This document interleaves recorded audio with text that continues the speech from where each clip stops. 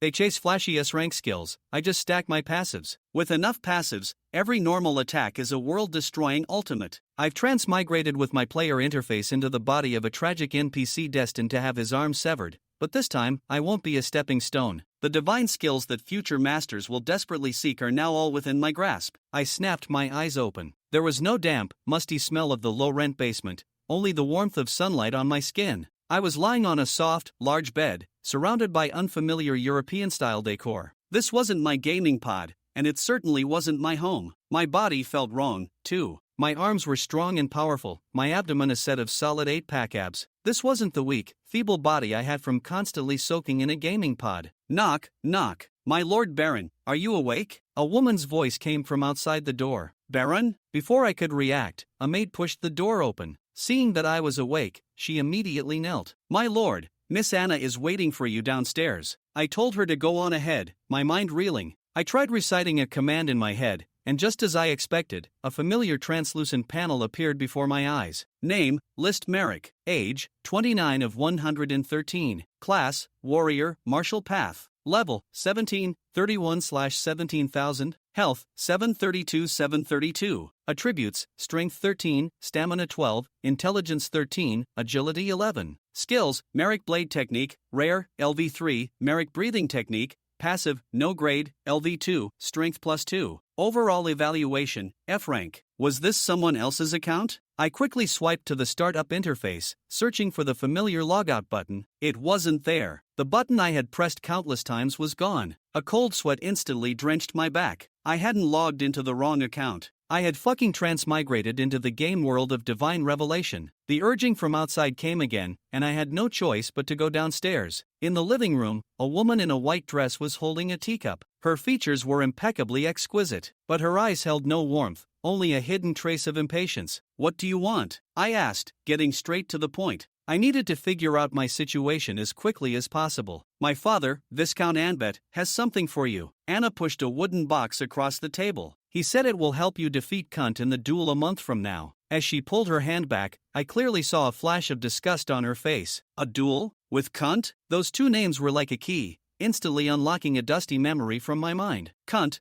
the future Duke Will 3. Anna, his future wife, and also one of the major bosses in the game's second story arc, Ghost Bride Anna. And I, List Merrick, was the tragic NPC from the game's lore who, for Anna's sake, dueled Quint, had his arm severed, fell into despair for a decade, and only then mastered his ultimate technique to become the one-armed blade master. So that was it. I had traveled back to a time before the game's plot began, and I had become the ultimate stepping stone. What's wrong? Scared? Anna's tone was mocking as she saw my silence. I ignored her provocation. Right now, nothing was more important than saving my arm. After Anna left, I immediately had the maid, Lillian, find me history books about the city. Will Duchy, Lucian Kingdom. Everything matched the game's background lore in my memory. I had truly arrived in the era of the second story arc, an era before the players had descended. This was a golden opportunity. I slapped my thigh in excitement. Others didn't know, but I knew perfectly well. In the early stages of divine revelation, players chased all sorts of flashy active skills and hidden classes. But in the late game, the ones who truly dominated the world were the martial path users, and the strongest among them were the technique-based players who had maxed out their passive skills. Those passive skills could break attribute caps,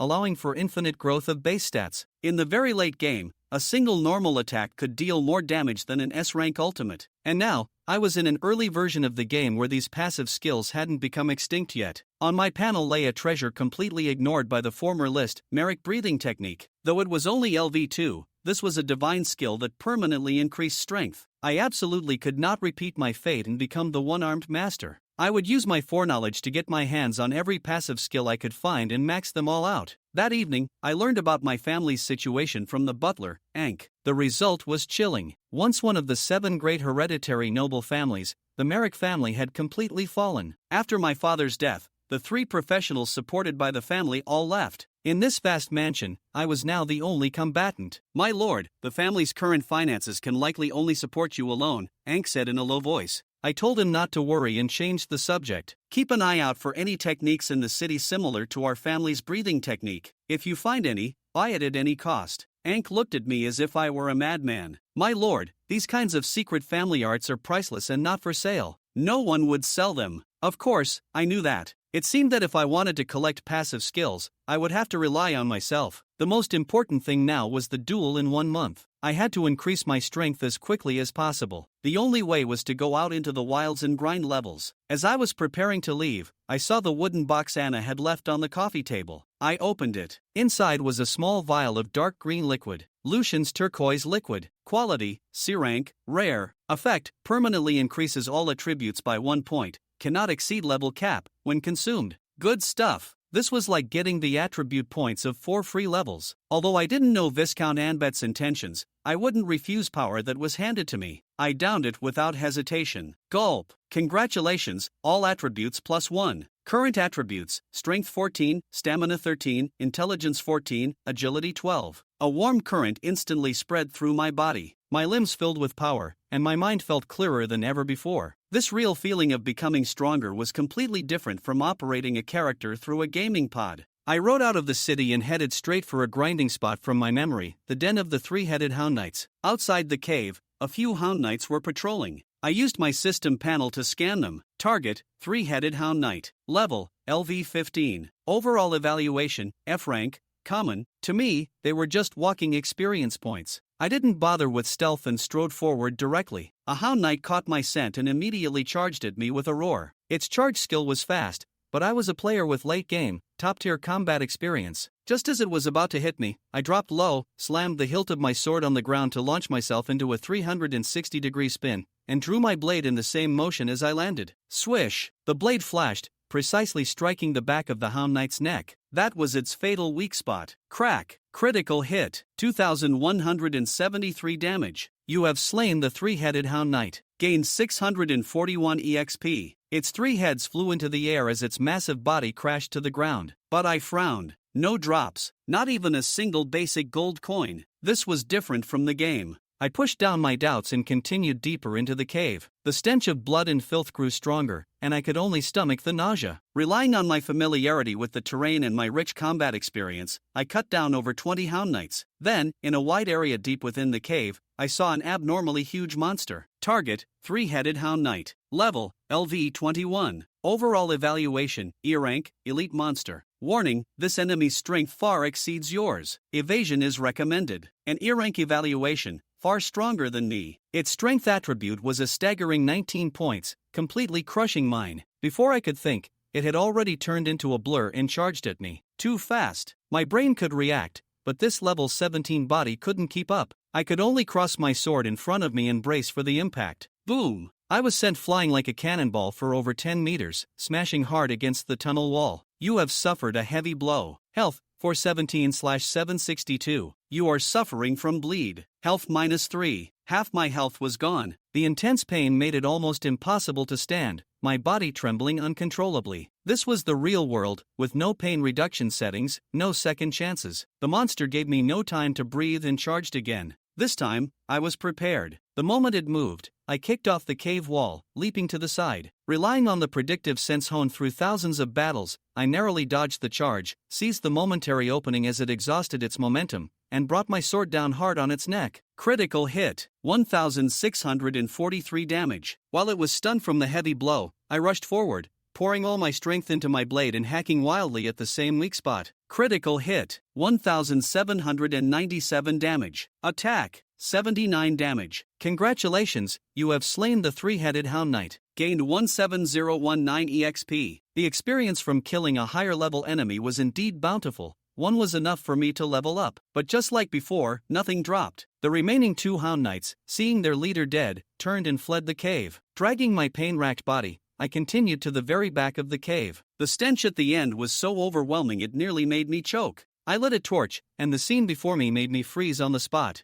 There was no treasure chest. What greeted my eyes was a small mountain piled high with human corpses, severed limbs, rotting carcasses, skulls picked clean. This was a living hell, a slaughterhouse. So, this was the true face of divine revelation. It wasn't the sanitized virtual world that the operators had presented. This was a cruel world where monsters truly massacred humans and fed on them. In that instant, my detached, gamer mentality was shattered. I wasn't just playing as List Merrick, I was List Merrick. The moment I finally recognized and accepted this new identity, the system's notification sound chimed. Congratulations, List Merrick. You have triggered a main quest. Accept? Main quest, rebuild the glory of the Merricks. Objective, spread the fame of the Merrick family throughout the Wool Duchy and the Lucian Kingdom. Rewards, Stage 1, Wool Duchy, 5 free attribute points, 2 million EXP, 10,000 gold coins. Stage 2, Lucian Kingdom, 10 free attribute points, 5 million EXP, 100,000 gold coins, and 1 resurrection chance. Note, user's current resurrection chances, 0. My heart seized when I read the last line. Resurrection chances, 0. My fight with that E-rank monster had been a true dance with death. One mistake, and I would have been truly dead. This cruel world didn't even give me a chance to make a mistake. I took a deep breath, staring at the mountain of corpses and blood before me, my eyes hardening with unshakable resolve. Accept quest. Baron, I will go find Dr. Blake right away.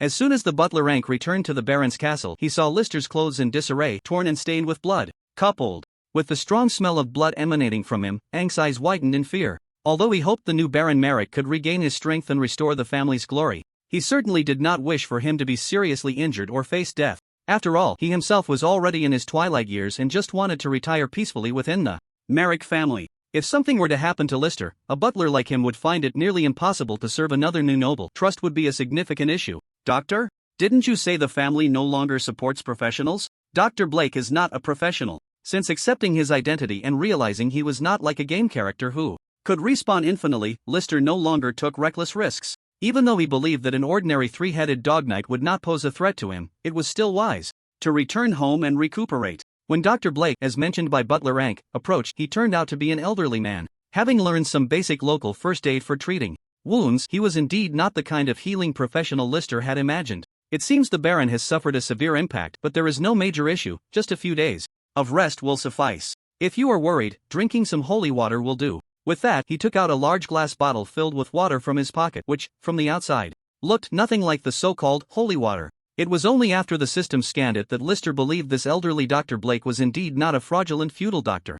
Obtained low-level healing water from the church, effect slowly restores health and stamina. Lister did not use it immediately. His health was recovering well in the room, at a rate of 20 points per hour. A good sleep should suffice, and he could save the low-level healing water for later use at the three-headed dog base. Inside the room, the history book of the Lucian Kingdom remained open on the table, untouched. At this moment, Lister opened the system panel. Remaining experience points 41,210. Without hesitation, he clicked on the Merrick Sword Technique. Merrick Sword Technique LV3 LV4 11231/40,000 precisely strikes the target, dealing 417,525 based on strength attribute bonus damage. Although he knew that the most important foundation was the improvement of the Merrick breathing technique, the current pressure for survival was significant. The damage increase from skill upgrades far outweighed the benefits of passives. Even if he wanted to grind monsters for experience, he had to enhance his skills first to be able to deal damage. Lister slept particularly soundly this time, waking up to find it was already the next evening, having slept for nearly 20 hours. Aang had prepared provisions early as per his instructions. However, just before he was about to leave, Aang, with a worried expression, asked, "Baron, have you received a task to exterminate monsters? Shouldn't you take it easy? Although, considering the Merrick family's reputation, the duel certainly won't endanger your life." But the old butler was also concerned about the duel a month later, and understanding the situation, he wisely chose not to continue. Lister understood in his heart that since the duel was witnessed by Duke Will too, it would certainly not endanger his life. However, being injured or embarrassed was not guaranteed. Getting hurt in a duel was almost inevitable. Why don't you stay home and train instead? In this world, the native professionals level up naturally through training, with long-term practice. Alternatively, they could use various potions or rare materials for a quick boost. Aside from that, there were no other rapid methods to enhance strength. Exterminating monsters was merely a way to hone practical skills. Lister was different. Although killing monsters did not yield extra items, he still gained the experience points that players were supposed to have. This was his only shortcut to quickly enhance his strength before the duel. No need to say more, I have my own decisions on this matter. Do you really think I would be inferior to that Quint? No. My lord is strong and will certainly not be defeated. The old butler felt that Lister was being overly optimistic, but naturally he had a different line of reasoning in front of him, especially seeing Lister's confident demeanor. As long as Duke Will was around, the Baron would not have to worry about his life. At this moment, Lister shook his head, finding it amusing. He had already made his stance clear, yet the old butler, although on his side, only dared to say he wouldn't be defeated, rather than defeating the opponent. From this, it could be seen that his prestige in the Merrick family was indeed not high, let alone the Merrick family's current reputation in the Duchy of Will. If it weren't for the Baron's fame from previous lives still lingering, he would probably be even more desolate. Butler Rank, aside from the matter of the inheritance method last time, you have been keeping an eye on Miss Anna and Cohen's information for me recently, especially regarding Cohen's activities in the city. After saying this, Lister rode away again, leaving only the butler Rank with a complex expression. He didn't think Lister wanted to understand his opponent more deeply. Instead, he believed Lister wanted to keep an eye on his rival, preventing Cohen from having overly intimate interactions with Miss Anna while he was away from the city. Once again, he arrived at the familiar hills. The three-headed dog lair he had destroyed the night before had not respawned. The dead bodies were still scattered on the ground, and some had even been gnawed on by unknown monsters. This made Lister's heart sink inexplicably. Logically, the game's respawn should cycle every 24 hours, but it had long been over 24 hours since he last hunted the three-headed dog guarding the entrance of this outer cave. If he wasn't mistaken, the monsters in this world wouldn't respawn infinitely every 24 hours like when the game was first opened. Once eliminated, they were gone for good. Now he could only pray that there would be a few more three-headed dogs in this area, at least enough for him to level up. Puff! The dull sound of blades cutting into flesh echoed again in several caves in this area. Lister was much more cautious this time than yesterday. Even if the three-headed dogs were several levels lower than him, he would first attract their attention and then strike decisively at the right moment. He tried to conserve his stamina to hunt more. The LV4 Merrick swordsmanship had indeed improved significantly. Although the damage on paper had only increased by less than 100, the damage here would also be amplified based on his own strength. Coupled with the critical hit to the back of the neck, it was practically a massacre of the three-headed dog knights for Lister. At the same time, he noticed that the number of human corpses in this area was also increasing. If one searched carefully through the pile of bodies, some valuables could still be found, but it was simply too disgusting. Lister didn't have the time to rummage through various dismembered remains for a few copper coins. 3 hours later, Lister had cleared a total of 3 caves in the outer area. Remaining experience points: 62643. Congratulations, your Merrick breathing technique has improved, and your Merrick swordsmanship has improved. Merrick breathing technique LV2 LV3 1/30,000, additional strength plus 3 Merrick. Swordsmanship LV4 LV5 1/50,000. Precisely strike the target, dealing 537 635 based on strength attribute enhancement. Damage. New Merrick swordsmanship extension skill Merrick draw slash. Using the Merrick draw slash, you can perform a wide-range circular slash against nearby enemies. Note, this skill cannot be actively upgraded. Damage increases with the level of Merrick swordsmanship. With certain damage and circular slash range increases at every LV5 and can receive strength attribute enhancement. Whew. Lister let out a long breath, feeling dirtier than yesterday, with his clothes stained with blood. However, his face was filled with excitement. He had finally unlocked the draw slash. Although it couldn't deal a fatal blow to the three-headed dog knights in one hit, it was still a great AoE attack method when surrounded. For martial arts professions, such AoE skills are quite rare. This is also why many martial arts players keep the Merrick sword technique for later stages. Its level may not be high, but it is at least sufficient when facing small monsters. For Lister, this draw slash is a symbol of the Merrick family's techniques being passed down. Both its symbolic and practical significance are crucial. Have you heard? Recently, it seems that a professional has been spotted in the Kaya's area on the east side of the city. Quick, tell me more. My brother is a guard for a merchant caravan, and he heard that while passing through the Kaya's area, a cave on the outskirts where the three-headed dogs gathered was wiped out. Really? That's great news. Then your brother's caravan must be doing well lately. If that professional could clear out the entire three-headed dog den, maybe a new trade route could open up. Hiss. One bearded man wanted to continue speaking, but upon catching sight of Lister, who had just ridden into the city, he immediately gasped and fell silent. Even though Lister was draped in other clothing that concealed his blood-soaked leather armor, the stench of slaughter still clung to him, making it hard to ignore. Even the outer city guards' first reaction upon seeing Lister was to draw their swords. The surrounding civilians seemed to have noticed this uninvited guest and hurriedly distanced themselves from him. Little did they know that Lister was the very professional they spoke of who had wiped out the three-headed dog cave. In fact, he had already cleared out more than one cave, with a small area around the outskirts already secured. My lord, ever since you and Lord Cunter agreed to the duel, Lord Cunter has not seen Miss Anna. Miss Anna hasn't been out lately. I've heard she has taken a liking to painting. For this reason, Viscount Ambert has recently hired a painter to teach Miss Anna how to paint. Lister was having his meal while the butler Ank relayed the investigation information he had requested. However, this information was not what Lister was primarily focused on. He was not his former self, nor was he some lovesick fool with any other thoughts about Miss Anna. That day, their brief encounter clearly showed that she was not an easy person. A woman who would provoke a duel that could cost him an arm in the future deserved a lesson, if he had the chance. Therefore, he was not concerned about the relationship between Cunter and Anna. He had Ankh investigate Kunter to grasp the specifics of his strength. As for Anna, he was merely curious and kept an eye on her. However, upon hearing Ankh's words, Lister keenly sensed that Kunter, the Duke's son, didn't seem to care much for Anna either. It had been 4 days since Anna last met him and 5 days since their agreed duel. Although it wasn't a long time, a man who would duel over a woman wouldn't go this long without seeking her out at least once. Is there anything else besides this information? For example, some specifics about Kunter's strength and the situation within the Duke's family, etc. My lord, our family is short on manpower for investigating the Duke's family. It might be difficult. Ankh's face showed difficulty. Lister's safe return eased his anxious heart, but the subsequent in-depth investigation tasks made him headachy again. This was the Duke's family. How many forces in the city dared to investigate another family's information? Forget it. Just keep an eye on things, Lister said, knowing that his own family had long since fallen and not wanting to put too much pressure on the old butler Ankh. But, my lord. Seeing Ankh hesitating to speak, Lister urged him to continue. It's like this, my lord. While other information about the Duke's family is hard to come by, some news about Lord Kunter has already been rumored among most families in the city. You might not have paid much attention before. Oh, tell me more. Lister swallowed the last piece of beef, wiped his mouth, and stopped eating, looking with great interest at Ankh beside him. Although this widely known news in the city might not be entirely true, it helps him understand his opponent better. Lord Kunter is said to be the least favored youngest son of the Duke, and also the last heir of the Duke's family. Why is that? Lister kept pondering in his mind. The memories from the later game expansions couldn't be wrong.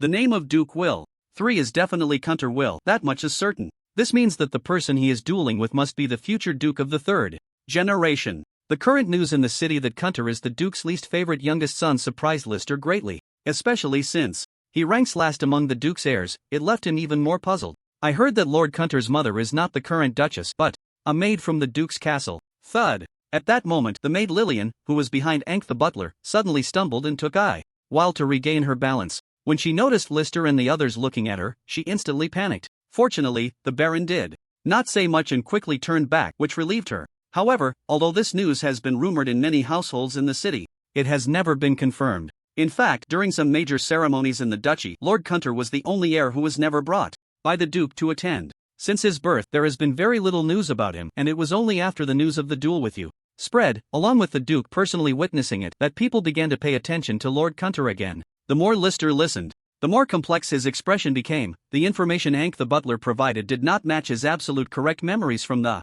game at all. Currently, Duke Will's son Kunter was still obscure and even not valued or favored by Duke Will II. Logically speaking, a Kunter raised in such circumstances would be too timid to even think about dueling over a viscount's daughter, let alone risk making a fool of himself. How could a dignified Duke's son behave like a wastrel? He would likely be even less favored by Duke Will II, right? Yet, Duke Will II indeed agreed to be the witness of this duel, making the matter almost known throughout the city. Even many forces from the border of the entire duchy were paying attention to this duel. Lister felt a layer of fog enveloping him, especially the behavior and news surrounding Duke Will II and his young son Kunter seemed somewhat unusual. It felt as if this duel had been premeditated for a long time. The only thing Lister could currently judge was from the side of Viscount Ambit. At least Viscount Ambit should genuinely lean towards him, even willing to marry his daughter to him. Otherwise, the rare turquoise liquid that increased all attributes would not be given to him. Lister speculated that it was likely because Kunter, the youngest son, was not favored by Duke Will II.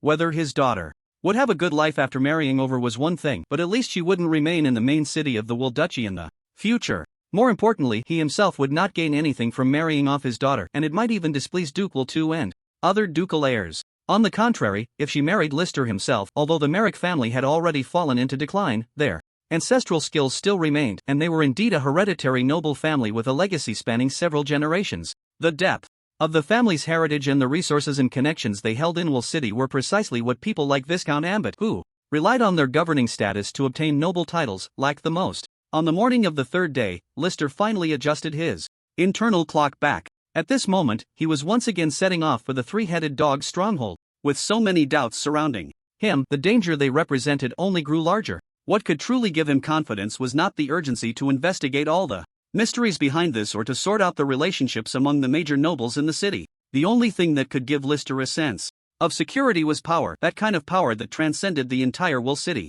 And this power, of course, meant that the three-headed dog's cave would once again suffer. The outer part of the cave had already been occupied by a few new three-headed dogs, though not in large numbers. At this moment, Lister had truly confirmed that in the current world of Divine Awakening, monsters would not respawn. Bang bang bang. With a sharp flash of white light, several three-headed dogs around him fell to the ground. Lister did not let his guard down and hurried forward. The knife technique in his hand sliced cleanly towards the napes of these three-headed dogs, ultimately severing their heads from their bodies. After 2 consecutive days of hunting three-headed dogs, Lister was exceptionally familiar with their various attacks. Indeed, their intelligence was low. They couldn't even coordinate to attack him together. They were directly injured by his single-handed draw and slash. Although the Merrick knife technique was not particularly flashy at the moment, this draw and slash was indeed quite cool and practical. It was no wonder that during the second act, most martial artists who wielded knives loved to learn this move.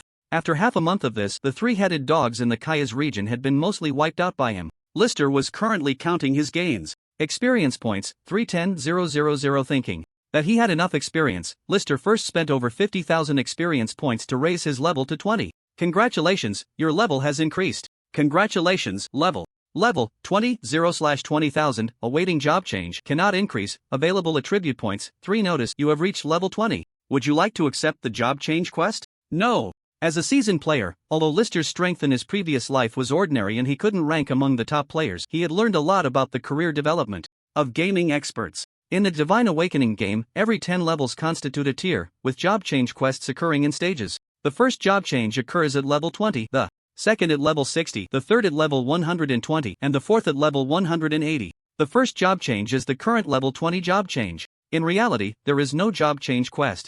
Only from the second job change onward are there corresponding difficulty quests. Levels cannot be increased before the job change. Lister's current level already belongs to the second tier profession, but since he had not completed the job change, he could only remain at the second tier and could not break through to the third tier. As for the professions, after the job change in Divine Awakening, they are diverse and will adapt the job change quests based on the skills and attributes of each character before accepting the quests. Therefore, when discussing game professions, they are generally divided into several major categories, such as martial arts, machinery, and supernatural abilities, etc. Many people might obtain exclusive professions, even rare professions recognized by the system. However, the rarity of a profession merely indicates that it is uncommon, with fewer players pursuing that path, and it has nothing to do with strength.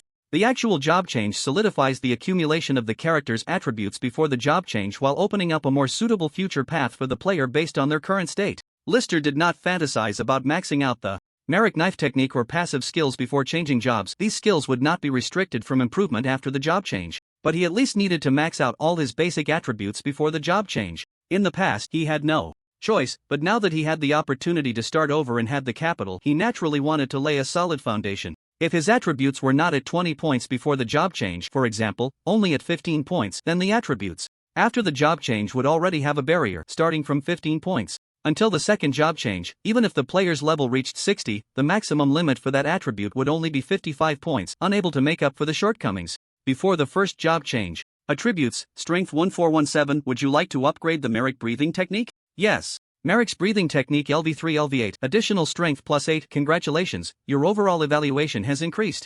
Overall evaluation, FD. Looking at the D-level overall evaluation in front of him, Lister felt a surge of excitement. Before his transmigration, his character level in Divine Awakening was 180, and his fourth job was Cosmic Source Swordsman. Despite the high level, his four-dimensional attributes barely exceeded 120 in strength, while the other attributes hadn't even surpassed 100. Every time he changed jobs, he ended up much weaker than the top players, and he couldn't make up for it. After several job changes, he was already half useless. Not to mention that his profession belonged to a semi-psychic, semi-martial arts category, forcibly switched from the psychic system to the martial arts system during the fourth job transition. He could truly be considered a real loser, with an overall evaluation consistently hovering at E rank. This overall evaluation was a determination of the character's current class strength. Simply leveling up without enhancing combat power would only lower the overall evaluation. A higher overall evaluation also indicated that the player's current level of strength was greater and that they had the capability to fight above their level. Moreover, if this overall evaluation was higher than that of the enemy, the system could detect more information about others. Before his transmigration, List had played games for 17 years without ever achieving a D rank evaluation, and now it was his first time reaching D rank. Even among monsters, D rank already represented elite level monsters. It was likely that this wave of evaluation reaching D rank was mainly due to his additional 8 points in strength attributes. Adding his original 17 points, he had a total of 25 points in strength, breaking through the current level barrier of level 20. At the same time, his own four-dimensional attributes were not yet maxed out if he could continue to enhance them. Reaching B rank in overall evaluation should not be a problem. In his previous life, most game masters had an overall evaluation concentrated around B rank, while only the top few hundred players on the server could reach A rank. In terms of monster evaluations, B rank represented a boss-level creature, while A rank was a true lord-level boss. Achieving above B rank indicated that the four-dimensional foundation had no weaknesses and definitely had its strengths. Chirp, chirp, chirp. Just as List was immersed in the joy of his improved overall evaluation, a low chant came from afar. At the same time, a strong smell of blood wafted through the air.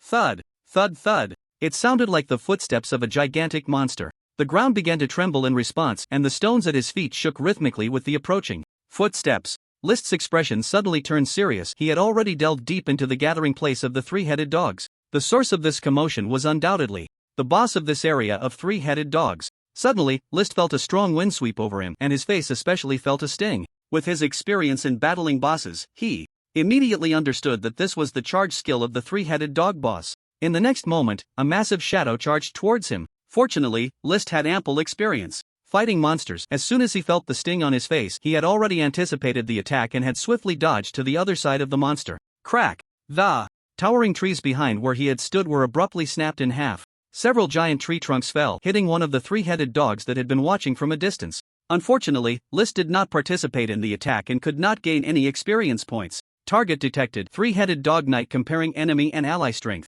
Scanning results obtained. Level, LV26 Health, 15019/15996 Stamina. Attributes, Strength 24, Intelligence 7, Agility 17 Skills, Charge, D rank, LV17, insufficient data for scanning. Overall evaluation, D, Elite level. Warning, this enemy's strength exceeds yours. It is advised to avoid direct confrontation. Indeed, this was the only three-headed dog boss in the area, and its overall evaluation was also rarely at the elite level, although its level was only 5 levels higher than the E-rank three-headed dog he had encountered. Earlier, the overall evaluation represented the opponent's strength. Just the health was 5 times greater, and the various attributes and skill levels were worlds apart.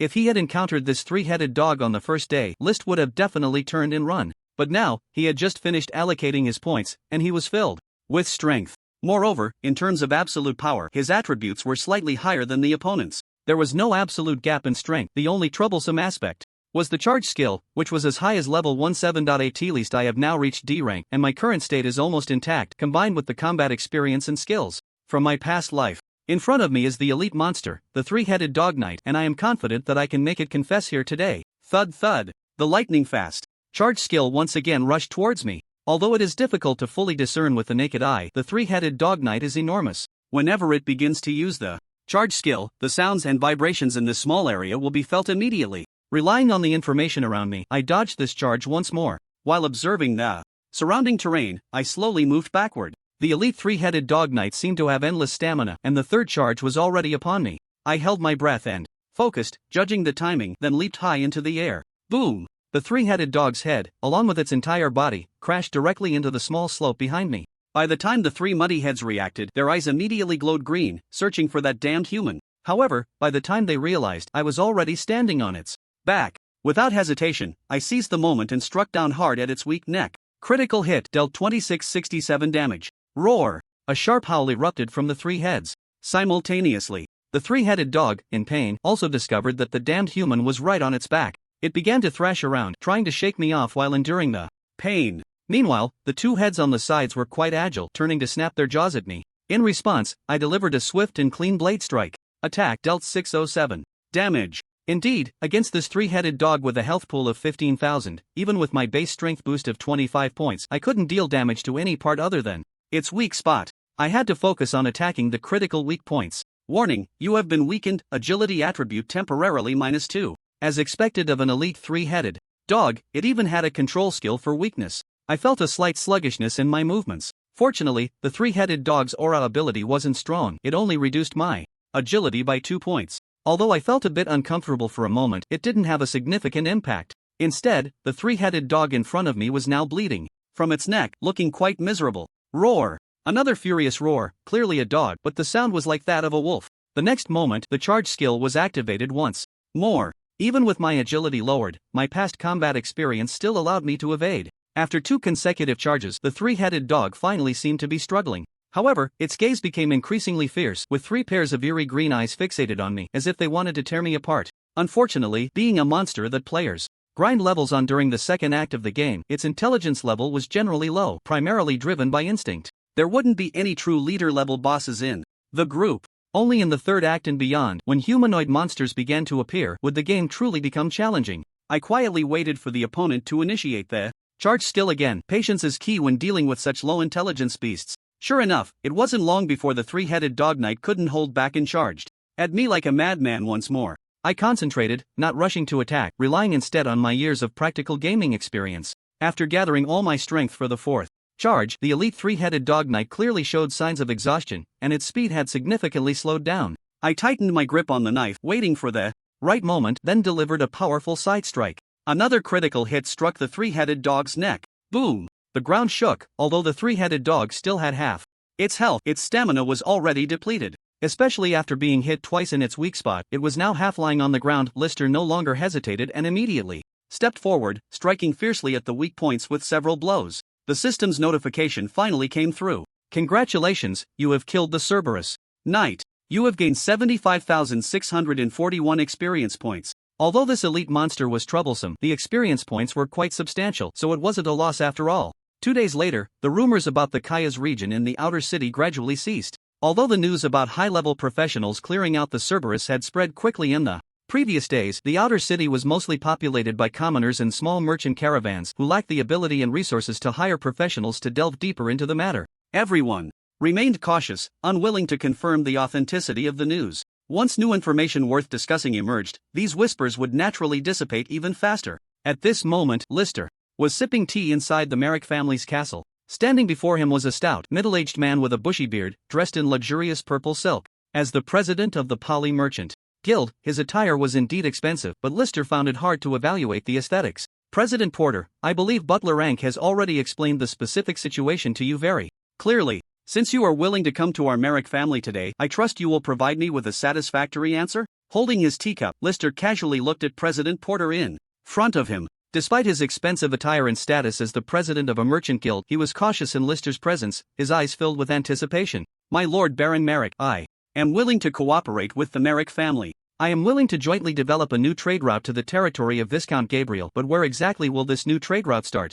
Please sit down and have some tea first. Seeing that President Porter was perceptive, Lister invited him to take a seat. After all, the identities of both parties were different. The Porter Merchant Guild had no subordinate relationship with other nobles in War City. The guild itself was not large, which was also the reason they had not been absorbed by other nobles. Logically speaking, the Merrick family was at least a hereditary baron in War City and had their own merchant guild or caravan in the past. However, under the old Baron Mel, there were hardly any left. After the old baron's death, the three professionals who followed him left, and the entire guild naturally fell apart quietly. This was also one of the reasons the Merrick family could not afford to support other professionals. The family's finances had deteriorated completely, relying solely on the old foundation passed down over the years. Apart from a small copper mine, there were no other sources of income. Of course, the decline of the Merrick family's business was also why President Porter had the opportunity to catch Lister's attention today. Despite the Merrick family being at the bottom among the 7 hereditary professional families in the Duchy of Wirren nearly in decline, in the eyes of other nobles and major forces in the city, a dead camel is still bigger than a horse, and there were still many willing to attach themselves to them. Let me first tell you the route of the trade road. Starting from the outer city, passing through the eastern Kaya's region, you will reach the territory of Viscount Gabriel. Ahem, Kaya's region? President Porter had just picked up his teacup, savoring the tea from the baronial family that had been passed down for many years in the city. The taste was indeed different, and he was even considering trying to purchase some for himself. However, upon hearing Lister's words, his eyes widened in shock, and he nearly choked on the tea, almost unable to swallow it. Cough. My Lord Baron, you must be joking with me. The Kaya's region is the dwelling place of the Cerberus. No merchant guild has dared to pass through there for many years. Rest assured, since I dare to say this, there is a reason. The Cerberus in the Kaya's region has already been cleared out by our Merrick family. Upon hearing this, President Porter could only marvel at the strength of the Merrick family. He had anticipated, the long-established family of professionals, despite their current decline, still possessed a strength that set them apart from other nobles. However, the old Butler Rank's expression changed dramatically at this moment, and he became completely unsettled. Although he had followed orders and brought in the clean-backed Polychamber of Commerce for Lister, as well as mentioned the new trade route, he had no idea about the news of the three-headed dogs being eradicated in the Kaya's region. The Merrick family currently had only Baron Lister as a professional, lacking the capability for such a feat. His face was filled with anxiety and worry, convinced that Lister was deceiving President Porter across the table. This trade route is still not widely known to outsiders, and I have already made an agreement with Viscount Gabriel. As long as you are willing to affiliate with our Merrick family, we will split the profits from the trade with Viscount Gabriel's territory 70-30. Although Viscount Gabriel belonged to the Duchy of Will, his geographical position was not ideal. Originally, the three-headed dogs inhabited the area, requiring a long detour to reach, making it a remote part of the duchy. Now that Lister had wiped out the three-headed dogs, the geographical position naturally became advantageous. Viscount Gabriel's territory also produced low-level magical plants, which were the main raw materials for low-level potions. After Lister had eradicated the entire pack of three-headed dogs, he had already gone to Viscount Gabriel's territory. Having reached an agreement with the Viscount, the trade route was now jointly controlled by both parties. Lister simply lacked a suitable chamber of commerce, which is why he sought out President Porter of the Polychamber of Commerce. The major profits would naturally belong to the Merrick family, with the remaining 30% going to the Polychamber of Commerce. After all, it was currently an exclusive trade route, and even 30% was enough for the Polychamber of Commerce to thrive. As for whether other families would intervene in the future, it could only be said that the remaining 6 major professional families' chambers of commerce or caravans were not interested in such a trivial trade with a mere viscount's territory. Meanwhile, some other nobles and families were still intimidated by the Merrick family and did not dare to compete for their share. Lord Baron Merrick, if the three-headed dogs in the Kayas region have indeed been eradicated, I am willing to represent the Polychamber of Commerce and promise to serve the Merrick family in the future. President Porter had long wanted to align himself with the prominent families in Will City. Now that he had received the olive branch from Lister, he was eager to affiliate, and the two sides quickly reached an agreement. With the relationship between them strengthened, President Porter felt much more at ease. Under Lister's guidance, he shared a lot of information about the Duchy of Will. However, this information did not involve the upper nobility, only various chambers of commerce and some customs from different regions. My lord, I have heard rumors in the city that you have an interest in Miss Anna, the daughter of Viscount Ambit. Is it about the duel? Lister did not answer the question directly. No matter who he told that he had no thoughts about Miss Anna, no one would believe him. Explaining would be pointless. Yes, and my lord, I actually have some other news. I don't know if I should tell you, my lord.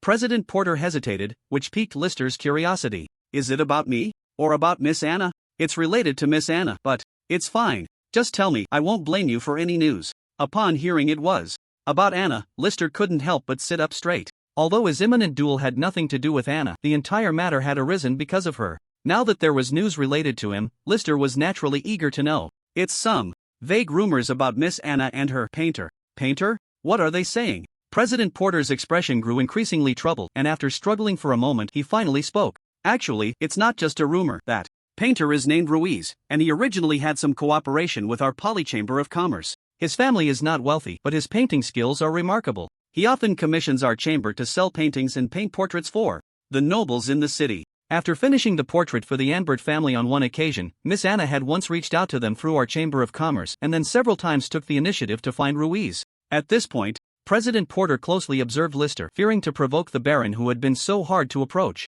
Fortunately, Lister did not appear angry. Aside from a slight furrow of his brow and occasional flashes of contemplation, this Baron was much calmer than he had imagined. He did not seem like someone who would impulsively duel the Duke's son over a woman. Are you suggesting that Anna has feelings for this painter? Seeing Lister's calm tone, President Porter finally relaxed and nodded. Indeed, there were some private feelings. After this incident, many in our chamber envied that kid Ruiz. They thought he had won the favor of the Viscount's daughter and that there would be new developments. President Porter did not finish his sentence. In fact, he himself had placed bets on Ruiz at that time, hoping to leverage Ruiz to connect with Viscount Anbert. But then, things gradually became complicated. When did they start interacting? About half a year ago. So the painter hired by the Anbert family recently. That's right. It's Ruiz. Lister had also recalled that the butler and had mentioned it to him not long ago. He said that Miss Anna had recently developed a love for painting and the Viscount had hired a painter to teach her at home. Unexpectedly, it was this Ruiz? Lister's mind was racing.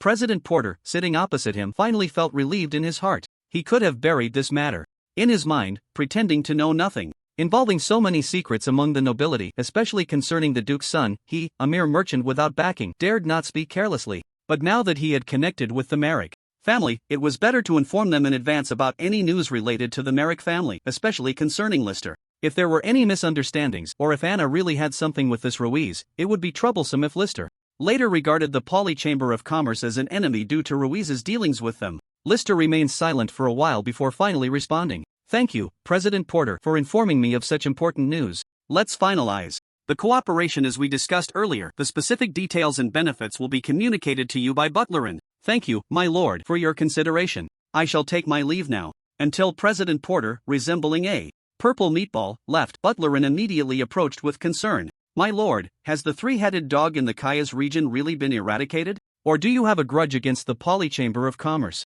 Butlerin had been holding back for a while and finally dared to ask Lister. He even suspected that Lister wanted the Poly Chamber of Commerce to go to the Kayas region to meet their demise. Of course, it has been eradicated. The Poly Chamber of Commerce has already allied with our Merrick family. What grudge could I have against them? Seeing Lister so certain, Butlerin thought that Lister had recently witnessed high-level professionals clearing out the Kayas region. Even though he knew Lister often left the city and returned home covered in blood, he was unwilling to believe that the three-headed dog's lair could be cleared out by Lister alone. After all, that was too far-fetched. Of course, Lister at this moment did not understand his old butler's line of thinking and was still pondering about Anna. Since President Porter had brought this up, it indicated that Anna indeed had a past with this painter named Ruiz. There must be some private feelings, and this timeline was earlier than when he inherited the Baron title and pursued her. Could it be that unable to escape his past self, he sought out the Duke's son, Quint, to take the fall? To have them duel? No. Regardless of who won the duel between him and Quint, Anna would surely be married off to the other by her father. If she really liked this painter and had a past with him, she certainly wouldn't resort to such a desperate measure.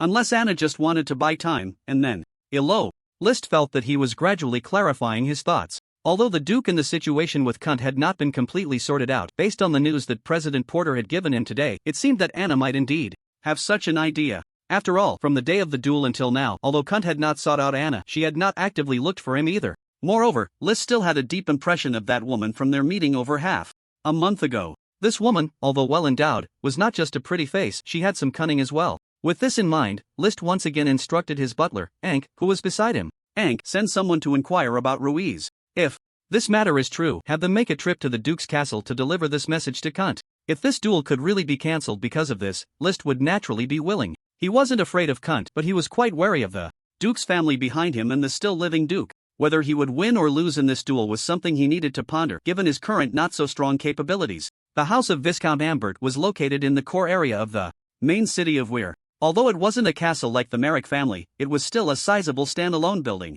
In the studio on the second floor, which had recently been tidied up, Anna was looking at the painter Ruiz with an expectant expression. How do you think my painting is coming along? I've really put in a lot of effort this time. It's quite good. If you pay attention to some details, the painting will be even more vivid. Ruiz, who was about 1.7 meters tall and slender, was already picking up a brush to touch up Anna's painting as he spoke. His fingers, long and well-defined, held the brush with a focused expression. His azure pupils and sharp jawline indeed exuded a certain personal charm. With just a few strokes, he added a few strands of soft sunlight to the painting, instantly bringing life to the otherwise mundane garden scene. Anna loved Ruiz's artistic talent in painting, and she also admired his focused expression while he worked. As expected of you, Ruiz, no matter what painting it is, once it's in your hands, it becomes completely different. Anna nestled closer to Ruiz like a little bird. In the quiet studio, the young couple soon embraced each other.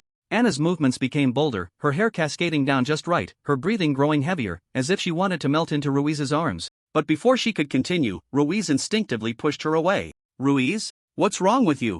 Seeing the flash of tension on Ruiz's face, Anna understood and gently advised, don't worry, once List and Quint duel, we will leave the Duchy of Weir together. Just like we planned before, we'll find a beautiful place to live. By then, no one will be able to stop me from marrying you. Hearing Anna's words, Ruiz put down the brush in his hand, and the fear and worry on his face became even more apparent. Anna, can we really escape? I've noticed that in the past few days, Viscount Ambert's gaze towards me seems to have discovered something. You're overthinking it. I know my father well. He just doesn't like my painting, so he also dislikes you. Moreover, he is currently focused on climbing up to the Duke or the Merrick family. Even I am just a tool for his family's development, so he has no time to think about you. Anna was right about this. Viscount Ambert was the financial officer of the duchy, and his daily work was already quite cumbersome. Not to mention that now most of his thoughts were on family development, as he aspired to become a new hereditary noble with a legacy of professionals. If it weren't for Lister and Quint, even Anna herself wouldn't be valued by Count Ambert, let alone the mere painter Ruiz. Yet no matter how much Anna tried to explain, Ruiz remained in a bad mood. Can't we reconsider this? Just the two of us leaving the city. The outside world isn't as safe as the Duchy of Will. What do you mean? Anna, who had initially appeared love-struck, suddenly changed her demeanor. Even with her strong filter for Ruiz, she could hear the hesitation in his words, her gaze coldly fixed on him. I mean no harm, I'm just worried about your safety. Ruiz had long begun to regret his decision. Although he liked Miss Anna, his feelings weren't particularly deep. After all, they had only known each other for about half a year. If he were to speak his mind, he might value the Ambert family behind Anna more than Anna herself. His initial hope was to marry Anna and become part of the Count's household. But when the unexpected visitor in town, Lister Merrick, set his sights on Anna and relentlessly pursued her, Ruiz had already lost half of his heart. Who would have thought that Anna would initially reject Lister's advances so firmly for his sake, and even prepare to elope with him after learning of her father Count Ambert's intentions? From that point on, things spiraled out of control. The real Anna was far from the innocent face she showed when they were together. On the contrary, she was quite cunning. Under Lister's persistent pursuit, she devised a plan to flirt with the Duke's son, Quint, and then incited a rift between him and Lister. Ultimately, this led to a citywide uproar, igniting a duel dispute. She was preparing to elope on the day when the entire city would be drawn in by the duel. Ruiz's initial hope of marrying the Count's daughter and stepping into the Count's sight suddenly transformed into a highly difficult and dangerous elopement. At the same time, he would offend three major powers, Count Ambert, Baron Merrick, and Duke Will. I tell you, if you back out now, I might just face family punishment, but your life. Humph. Anna, I really didn't mean it that way. I'll definitely be ready then. Let's practice painting first. As soon as the topic of painting came up, Anna's anger dissipated significantly, and she nodded silently. Ruiz finally breathed a sigh of relief. This was the one thing that could make Anna listen to him. He took out a fresh sheet of paper and began to draw.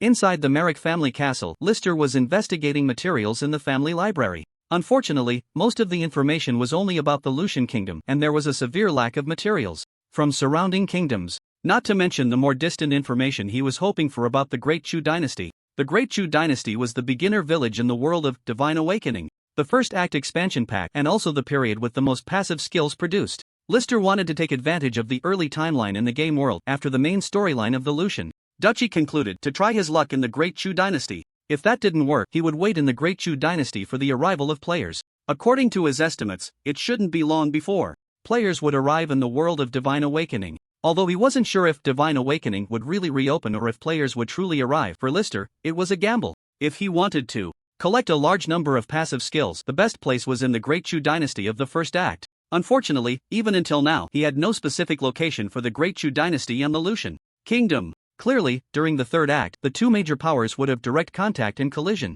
Tap tap in the library, the old butler Ank walked slowly up to him. Lister put the book he was holding back on the shelf. He would wait until later to try his luck in the Lucian kingdom regarding the Great Chu dynasty. He nodded at the old butler, signaling him to speak. My lord, the Duke's castle has shown no response. Still nothing? Is it certain that Cunter is in the Duke's castle? Has the news reached him? The news was passed to Lord Cunter's personal attendant in the Duke's family, so it must have reached Lord Cunter. But Lord Cunter hasn't left the castle since Duke Will II announced the witness duel. Could it be that the Duke has confined Lord Cunter? The old butler speculated to himself, though the likelihood of this guess seemed low. Such significant news, List had simply not spread it yet. In reality, this was a tremendous scandal. List was the only heir of the Merrick family, and he himself didn't care much about face, which was somewhat fortunate. The Duke's family was the ruling power of the Wool Principality, and the Duke's son dueling over a woman was already quite disgraceful, lowering the status of the Wool Duke family. Not to mention that this woman actually had a lover outside and could be ready to run away at any moment.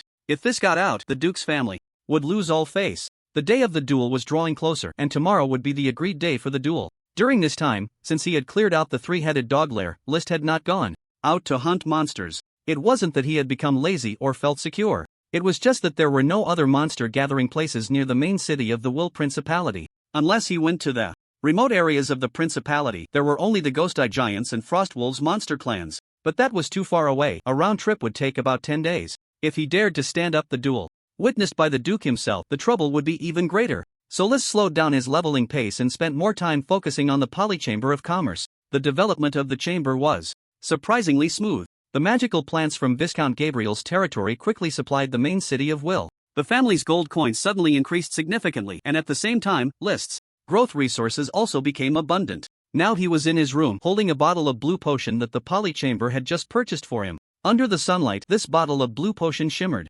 with an unusual dazzling luster. Congratulations, you have obtained the Remington Potion quality, C grade, rare, effect. Drinking it permanently increases one's intelligence and Agility attributes by 1 point. Note: attributes cannot exceed level limits, and the potion becomes ineffective after being consumed 3 times, although it was not as good as the turquoise liquid that could increase all attributes by 1 point. The Remington potion could be consumed 3 times. Comparatively, it provided a greater boost than the turquoise liquid. Of course, the price was also higher. This small bottle of potion was worth over 1,000 gold coins, which meant that the Merrick family's income from the new trade route for more than half a month would be spent on it. Fortunately, although the Merrick family was down on its luck, they still had some savings. At the same time, the polychamber was quite considerate, secretly subsidizing a lot for the potion they purchased for List. This bottle in List's hand was already the 3rd one he had received during this period. In the meantime, he had continuously purchased and consumed other potions, and the Merrick family's savings had been greatly depleted in a short time, almost running out. He gulped down the potion, and the familiar coolness and clarity returned to his brain, making his body feel relaxed again. Attributes: Strength 18. Stamina 16, Intelligence 1718, Agility 1516. Indeed, leveling up by fighting monsters was not as effective as directly using potions. No matter where he went, money and resources were the fastest shortcuts to enhance strength. With a large number of precious potions boosting his attributes, List's 4-dimensional attributes were gradually approaching the level barrier of 20 points. This also indicated that the day of his first promotion was getting closer. "My lord, Cunter has left the castle." Butler Rank hurriedly knocked on the door and entered to report the news. "He came out? Where did he go?" Looking at the direction, it should be the home of Viscount Ambet. Finally, he had come out. Tomorrow was the day of the duel. Could it be that Cunter was really confined by Duke Will 2 before his? Soon as he came out, he hurriedly rushed to the Ambert family. Could it be that he was overthinking? "Have someone keep an eye on Cunt and report to me immediately if there's any new information." With that, Lister stood up and headed to the training ground of the family castle. He had just upgraded his 4-dimensional attributes, and he still needed to adapt to his strength for tomorrow's duel. The Merrick family's training ground was actually right in front of the castle. Generally, large families would use this land to plant gardens, but the Merrick family used all the land to build a training ground. In the city, counting the Duke of Wiles family, there were a total of 8 old established professional families, and only the Merrick family practiced martial arts with blades, requiring a large area for swordsmanship training. Other professional families naturally had their own separate training grounds. Swish. The C-grade, rare quality family heirloom sword was indeed easy to handle. Practicing the Merrick sword technique felt exceptionally smooth and light. Lister's current Merrick swordsmanship was still at LV5, and he hadn't allocated any more points. However, the movements produced by this set of sword techniques were quite loud, and with the passive enhancement of the LV9 breathing technique, his 27 points of strength attribute had already reached the limit of a level 27 professional. Even though the skill level was not high, its actual power far exceeded his current level. Suddenly, Lister stopped practicing the Merrick sword technique, and his expression became serious. Slightly bending forward, he held the sword horizontally across his chest, the starting posture for the Merrick drawcut. He saw a strange man suddenly crossing over the outer wall of the Merrick family castle from the side and quickly approaching him. Just as Lister calculated the distance and prepared to draw his sword, the approaching stranger greeted him first. "Lister, long time no see." The stranger in front of him wore a light purple silk robe, with a deep purple cloak draping from his shoulders down to his ankles. The front of the robe was densely embroidered with golden threads, the specific pattern indistinguishable, but the garment looked very luxurious. The man had a high nose bridge, sunken eye sockets, and a head of short golden hair that shone brilliantly in the sunset. Standing nearly 6 feet 3 inches tall, he had a strong and powerful build. Dressed in purple as well, the president of the Poly Chamber of Commerce wore it in a way that was hard to critique. Yet this young man in front of him wore the purple noble aura to perfection. "What? You don't plan to talk to me before the duel?" Upon hearing this, Lister immediately scrutinized the other person closely. It turned out that this young man was his opponent for tomorrow's duel, the son of Duke Wall 2, Cunt Weil.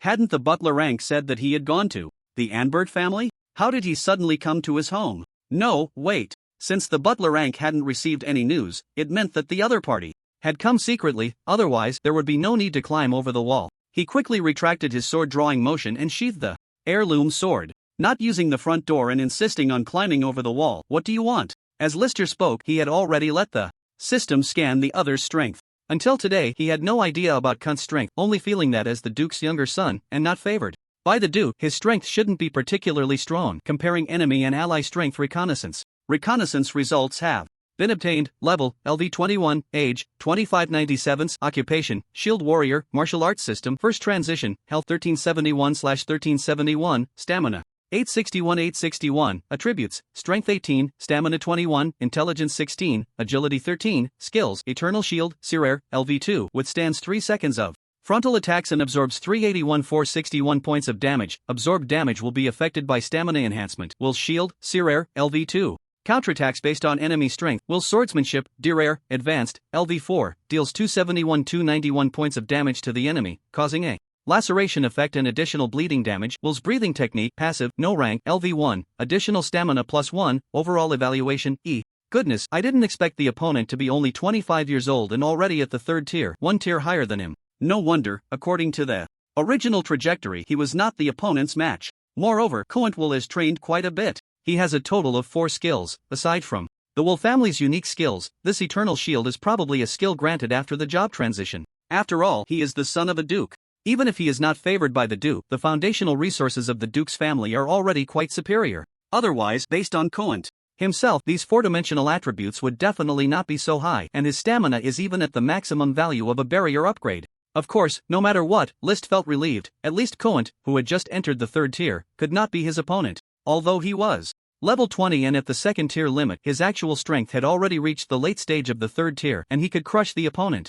with basic attacks. Not to mention that the opponent's skill levels are not high. He probably focused more on professional training and neglected the honing of skills. The overall evaluation of combat power is only E level, which is indeed not to be feared. However, the fact that the Will family's inherited profession is something List did not expect. It turned out to be a shield warrior. This shield warrior profession, although belonging to the martial arts system, is at the bottom of the martial arts hierarchy and was even collectively denounced and kicked out of the martial arts category by players in the later stages. The reason is simple. In the early stages, shield warriors can fight and tank, and can also shield counter. But in the later stages, the Galaxy era is almost all humanoid bosses, and being mediocre makes them nothing but Iron Waste, a super health pack, and the lowest ranked existence in the martial arts system. The only thing that surprised List was that the Will family really had the passive he was looking for, and it was a basic stamina passive. Although Quint had broken into the Merrick family, he was not in a hurry to explain anything at this moment. He did not treat himself as an outsider at all, appearing very calm, though his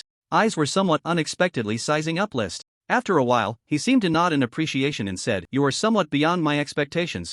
I didn't expect that this month you not only didn't go looking for Anna again, but also diligently practiced the family sword technique. What surprised me the most is that you actually discovered the affair between Anna and Ruiz, and it even reached my ears. Was it the day after the duel was set that you discovered their affair and then realized it?" Quint counted List's recent actions. Aside from the information about clearing the 3-headed dog outside the city, almost everything was within his investigation. List was not surprised by this. If he could gather information about the opponent would naturally gather information about him. However, the demeanor of this Duke's son, always appearing as a superior or a controller, made him somewhat uncomfortable. Clearly younger than him, and with ordinary strength. If he were still the original List, the opponent would indeed have that capital. As for now, the situation had long since reversed. "So, you already knew about the relationship between Anna and Ruiz?" List patiently inquired of the other party. Although the other party's attitude made him uncomfortable, it was not the time to rush. If he really wanted to teach the other party a lesson, there would be plenty of opportunities in the duel arena tomorrow, and now the most important thing is to clarify Quint's purpose for coming to see him tonight. Of course, a mere daughter of a finance officer, do you really think I would be interested in her? It's just that she's being clever, thinking she can use me to hold you back. If she weren't useful, heh. Speaking of Anna, Quint's expression immediately turned disdainful, and a hint of severity flashed in his eyes. As expected, the future Duke of Will 3 could never be a fool who would duel for a woman. The information about the future expansion pack that he knew was indeed correct. "So, you are deliberately causing trouble for our Merrick family? Since it wasn't for the woman Anna, the outcome was already clear. The other party was targeting him, or rather, the Merrick family behind him." "Yes, but the one causing trouble for your Merrick family is not me. It's my father, Duke Will 2. Quint maintained a polite smile, quietly observing Lister across from him. Seeing that he showed no signs of panic, the smile on his face grew more pronounced with appreciation. He had initially thought that Lister, the last heir of the Merrick family, was a good-for-nothing who only had eyes for women, but unexpectedly, he had some brains and reacted quite quickly. Since he could awaken at a critical moment and not be blinded by love, such a person was indeed worth his attention. However, although Lister's face was calm at this moment, his heart had quietly sunk. Over the past month and a half, he had predicted countless possibilities for the cause of this duel incident, and now that the answer was revealed, it was the worst guess he had considered. The one causing him trouble was not just the mere son of a duke, Quint, but Duke Will 2 himself. If that were the case, the time left for him to grow was limited. "So, is it the Duke who wants my life? My father has not thought about taking your life. Whether you live or die makes no difference to him. It's just that the Merrick family has no reason to exist. In his eyes. I believe you understand the reason. Although it targets your Merrick family, the actual goal is not your family, but rather, your family happens to be in decline. What Quint said, Lister quickly grasped. The current situation in the Duchy of Wool was dominated by the Duke's family. Following them were the new nobles surrounding the Duke and the 7 old professional families led by the Count Connor family. During Duke Wolai's time, he chose to coexist peacefully with his old brothers, the 7 professional families. But by the time of Duke Wool II, it was clear that he was not satisfied with the forces within the duchy that were subtly transcendent and did not fully obey his commands. The 7 professional families were all within Duke Wool II's sights. The Merrick family was already the fastest declining among the 7 professional families and the easiest to suppress. From Duke Wool II's perspective, the purpose of eliminating the Merrick family was obvious. It was to warn the remaining 6 professional families to see if the others would express their loyalty in the coming time. If not, a larger-scale internal strife in the Duchy of Wool was imminent. In that case, why are you telling me all this? Tonight, Quint's few words had already allowed Lister to completely understand the power factions within the duchy that had confused him for a month. However, he still couldn't fully determine Quint Will's stance. Is that even a question? If I listen to my father in everything, how could the title of Duke Wool III possibly fall to me in the future? Even if my professional talent is not inferior to my older brothers, among the 6 heirs, I am the one he dislikes the most, and the resources I receive are the least. If it were truly as he wished, I would either die in the future or be relegated to a small noble in the borderlands. So you plan to unite as 7 families and secretly resist Duke Wool II? List was certain that according to the world's inertia, Quint would eventually become Will III. However, how could a mere heir like Quint, who was not favored by the Duke, possibly have the strength to contend with the other heirs? Thus, the power that could ultimately overthrow or overshadow the other heirs would undoubtedly come from forces outside the Duke's influence. Within their principality, and the 7 major practitioner families were naturally Quint's best choice. I understand. Then what about tomorrow's duel? As it stood, he and the Quint before him were not in an adversarial state. In fact, they were more like potential allies. The main focus of tomorrow's duel was actually Will II, as it was merely a means to slap the 7 major practitioner families in the face, marking the beginning of their actions against them. Quint Will, when mentioning the duel, seemed unconcerned, casually expressing his original thoughts. I initially planned to seriously injure you or sever an arm to show my father, but now I've changed my mind. Quint Will looked at him with an appreciative gaze, as if he were a person of higher status. The setting sun cast its afterglow on his golden hair, the interplay of light and shadow giving his face a somewhat divine and epic aura. As long as you submit to me and become my follower, I promise to leave only a small mark on you tomorrow, and I won't truly harm you. Once I truly become a duke, I can help your Merrick family become a stronger practitioner family than ever before. To be honest, if List didn't have the player panel and truly had no support, turning to Quint Will, the future Duke III, would indeed be a good choice. Although he was merely painting a grand picture for now, List knew better than anyone that the grand picture he painted could be realized in the future. Unfortunately, List was no longer the List Merrick of the past. Not to mention that his current strength far surpassed Quint's, but just his main quest of restoring the glory of the Merrick family could not allow for any further hiding. Faced with Quint's expression, which had already confirmed that he would follow him, List could no longer tolerate his overflowing confidence and immediately spoke up. You're thinking too much. I will never follow anyone in my life. He didn't say anything harsher, not only because List's actual interests aligned with the other parties. More importantly, List had some requests from him, and it was better not to make their relationship too tense for now. Unfortunately, Quint before him did not appreciate it. The admiration and expectation on his face instantly retracted, replaced by a look of astonishment, as if he had misheard. Have you thought this through? If you don't follow me, I won't show mercy tomorrow. His attitude remained arrogant, as if he were certain that his strength surpassed List's, appearing to have him at his mercy. To some extent, Quint was indeed a third-tier practitioner, and he could still sense that List's basic aura was weaker than his. The gap of 1 tier in the actual native world of divine awakening, especially in these first 2 acts, was still quite significant. Although their interests aligned, Quint's currently extremely arrogant demeanor made List unable to resist, retorting, "Stop dreaming. I won't follow your father Will II today, let alone you. I hope your sword is sharper than your mouth in tomorrow's duel." Quint Will was momentarily choked by his words. Fortunately, years of lurking in the Duke's castle allowed him to change his expression quickly. He soon adjusted his emotions and looked at List with a calm demeanor. The earlier appreciation of a higher status was gone from his eyes, replaced by a desire to teach List a lesson. However, he ultimately chose not to act but instead turned and climbed over the wall to leave. The day of the duel arrived. The entire populace of the Wool Principality, whether in the inner city or the outer city, was fully focused on this duel. With 2 hours left until the duel, the only dueling platform in the city was already surrounded by spectators. Many commoner families from the Outer cities seemed to be celebrating, coming to watch with food and drink in hand. It wasn't that they particularly hated either side, in fact, for the commoners present, they despised all nobles. They were envious and jealous of the noble youths in the city who lived lives completely different from theirs from the moment they were born. Now, in this duel, they naturally hoped for a fierce fight, wishing for either side to be defeated. The old butler rank had been waiting outside Lister's bedroom early this morning, looking worried. When Lister finally emerged from his room, he hurriedly informed him of the news from the city. "My lord, you are finally out.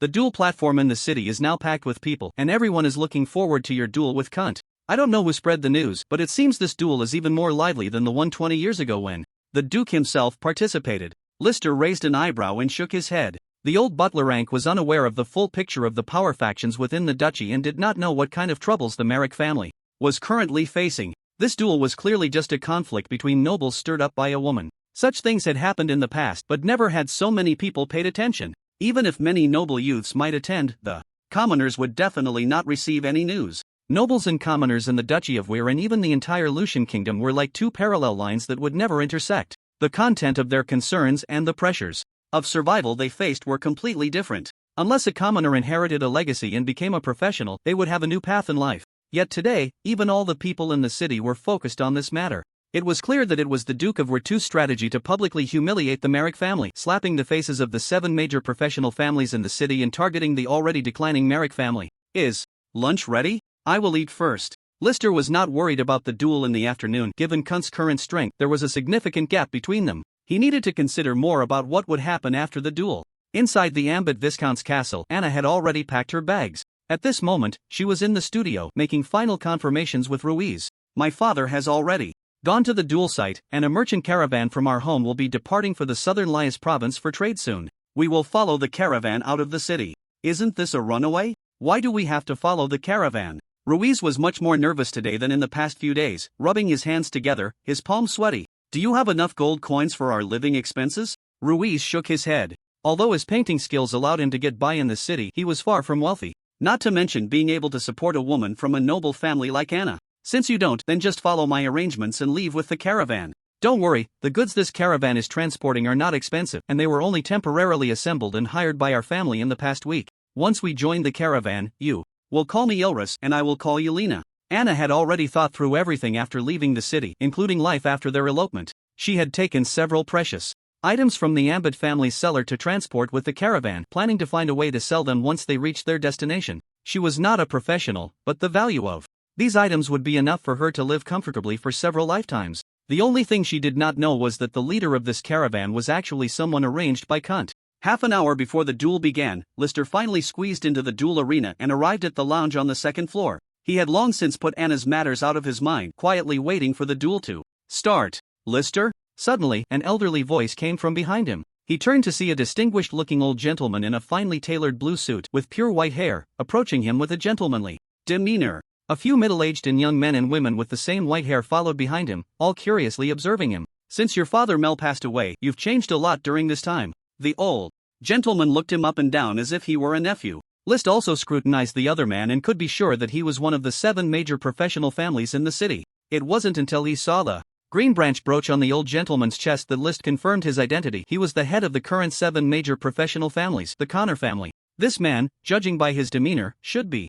the current patriarch of the Connor family, Count Liard Connor. Unable to resist, List sent out a reconnaissance probe towards him, comparing enemy and ally strength. Reconnaissance results obtained, level LV 39 profession, nature envoy, mage class, health, 1909 stamina, attributes, skills, insufficient reconnaissance data, overall evaluation, see warning, this enemy is extremely dangerous, it is advised to stay away. Goodness, he really is the Count Connor, the leader of the 7 major professionals in the city. List wasn't surprised by the level. NPCs in the second act of the expansion pack were capped at level 40. So whether it was the Lucian Kingdom or the Will Principality, as long as the third act expansion pack hadn't opened, the highest level he could encounter was 40.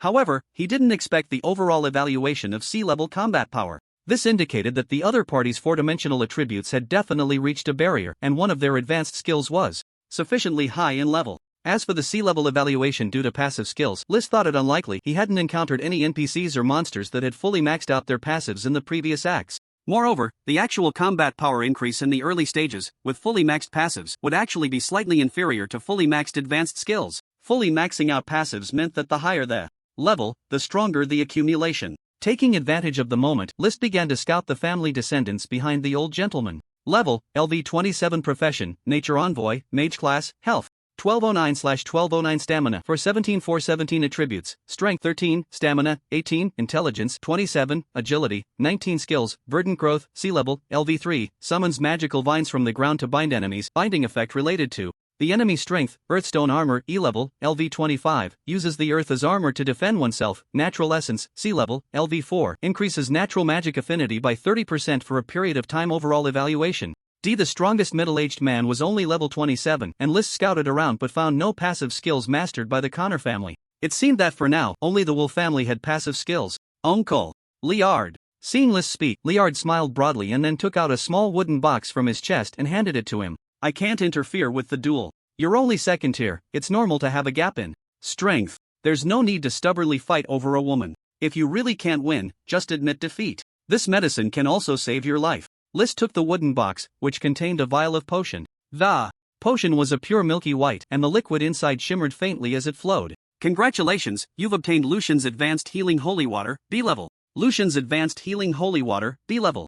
After consumption, immediately immune to all negative effects, restores 50% health. Note, this potion's restorative effect is limited to professionals below the second transition, the higher the level after the second transition, the weaker the restorative effect. A B-level exceptional quality potion right off the bat? This Count Connor is quite generous. From what he understood, the price of potions of exceptional quality was at least tens of thousands of gold coins, and they might not even be available for purchase. It seemed he truly was part of the camp of the 7 major professional families. Even if the Merrick family had only him left as a true professional, Count Connor still acknowledged him. At this moment, several groups of people had already entered the vicinity, all following behind Count Connor. Many of them were eyeing the potion in Lister's hand with envy. It seemed that the Count's public gift of this potion had other implications. At the very least, it was a signal to several other prominent families of professionals that he would not abandon his alliances. He wouldn't even give up on the Merrick family, let alone other families. Time quickly approached the agreed-upon moment for the duel. As Lister left the lounge to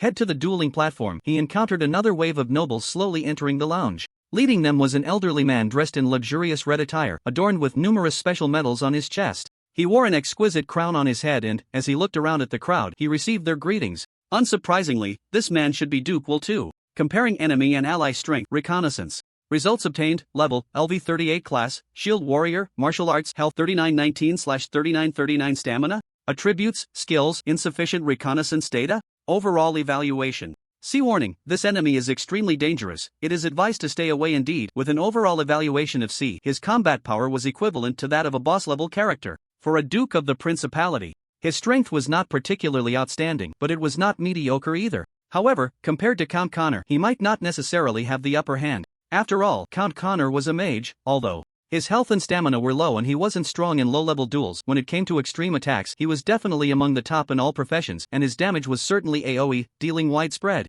harm. In contrast, while the Shield Warrior was strong in one-on-one combat, he was not particularly remarkable in large-scale wars. Lister stood still, waiting for Duke Will 2 and several other Duke heirs to approach before he moved again. As expected, compared to Count Connor, Duke Will 2 showed no intention of engaging with him. He silently walked past Lister, never once casting a glance in his direction. The dueling platform of the Wool Principality was built from massive stones, reinforced with various seals. It was rumored to withstand forces up to the 5th tier, making it absolutely solid. Opposite him, Quint had stepped onto the dueling platform a moment earlier, clad in a complete set of silver-white heavy armor. Helmet, breastplate, belt, greaves, armguards, gauntlets, boots, almost every vital and key area was covered. Lister used the system to scan again and found that Quint's health was nearly double what it had been during yesterday's scan. Additionally, this heavy armor brought him a negative attribute, reducing his agility by 2 points. However, wearing this heavy armor, he indeed looked quite formidable. His already robust physique appeared even more valiant and fearless under the armor's enhancement. In contrast, Lister wore the Merrick family's leather armor, which, although of the same grade as Quint's equipment, looked much lighter. The silver-gray fitted leather outfit, combined with Lister's height of 1.85 meters and his rare black pupils and pure black short hair in the Principality, made him seem quite mysterious and intriguing. In the lounge, under Duke Will 2's signal, a knight clad in silver armor outside the dueling platform immediately announced, I hereby declare the duel between Lister Merrick and Quint will officially begins. At this moment, Lister slightly bent forward, gripping the hilt of his sword at his side with one hand, showing no eagerness to attack. The low-tier shield warrior was akin to an iron turtle, having a significant advantage in one-on-one duels. Moreover, with the opponent possessing a shield counter skill, rushing to attack would only give Quint the opportunity to seize the moment. Quint, holding a sword in his right hand and a massive shield in his left, began to close the distance towards Lister step by step. His confidence in his third-tier strength led him to underestimate Lister, who was only at the second tier, believing he could easily crush him. Until they were less than 5 steps apart, Quint suddenly charged forward, even clad in heavy armor and wielding a massive shield. His speed of charge was still not slow. Unfortunately, compared to the three-headed dog, his charge speed was rather sluggish. Lister merely waited for the right moment, took a small sidestep to the right, and dodged the opponent's thrust. Indeed, the swordsmanship of a shield warrior appeared to him as child's play. Not only was the speed lacking, but the direction of the strike was also not fierce enough, falling short of expectations. Quint, missing his strike, did not lose heart. With a smooth turn, he followed up with another thrust. Unfortunately, Lister again evaded with a small sidestep. "Is dodging all you can do?" Quint asked Lister with some disdain. Although he had failed to land a hit twice, Quint merely thought Lister was slippery, possessing only the ability to evade. He did not believe the opponent was particularly strong, nor did he think Lister could keep dodging indefinitely. The audience outside the dueling arena erupted in a chorus of boo, dissatisfied with the lack of excitement in the battle. Such fierce duels between nobles were rarely seen, and now that they had the chance, everyone wanted to witness a bloody confrontation, not this lackluster exchange. In contrast, the expressions of the many nobles in the lounge varied. Count Connor was standing beside Duel II at that moment. After seeing Lister deftly evade twice, he immediately sensed that Lister was no ordinary fighter. At the very least, he was not the ordinary second-tier warrior he had thought. His combat instincts were frighteningly high. He had initially believed that Quint, a third-tier fighter, would easily defeat Lister, a second-tier professional, and that the outcome was merely a matter of time. He had even considered how to intervene if the opponent got too aggressive. Now it seemed he had jumped to conclusions too early. This duel was not the one-sided affair he had imagined. Even the heads of several other professional families showed surprise at Lister's recent agile evasion. It was hard to imagine that the lone heir cultivated by a family as fallen as the Merricks actually had some real strength.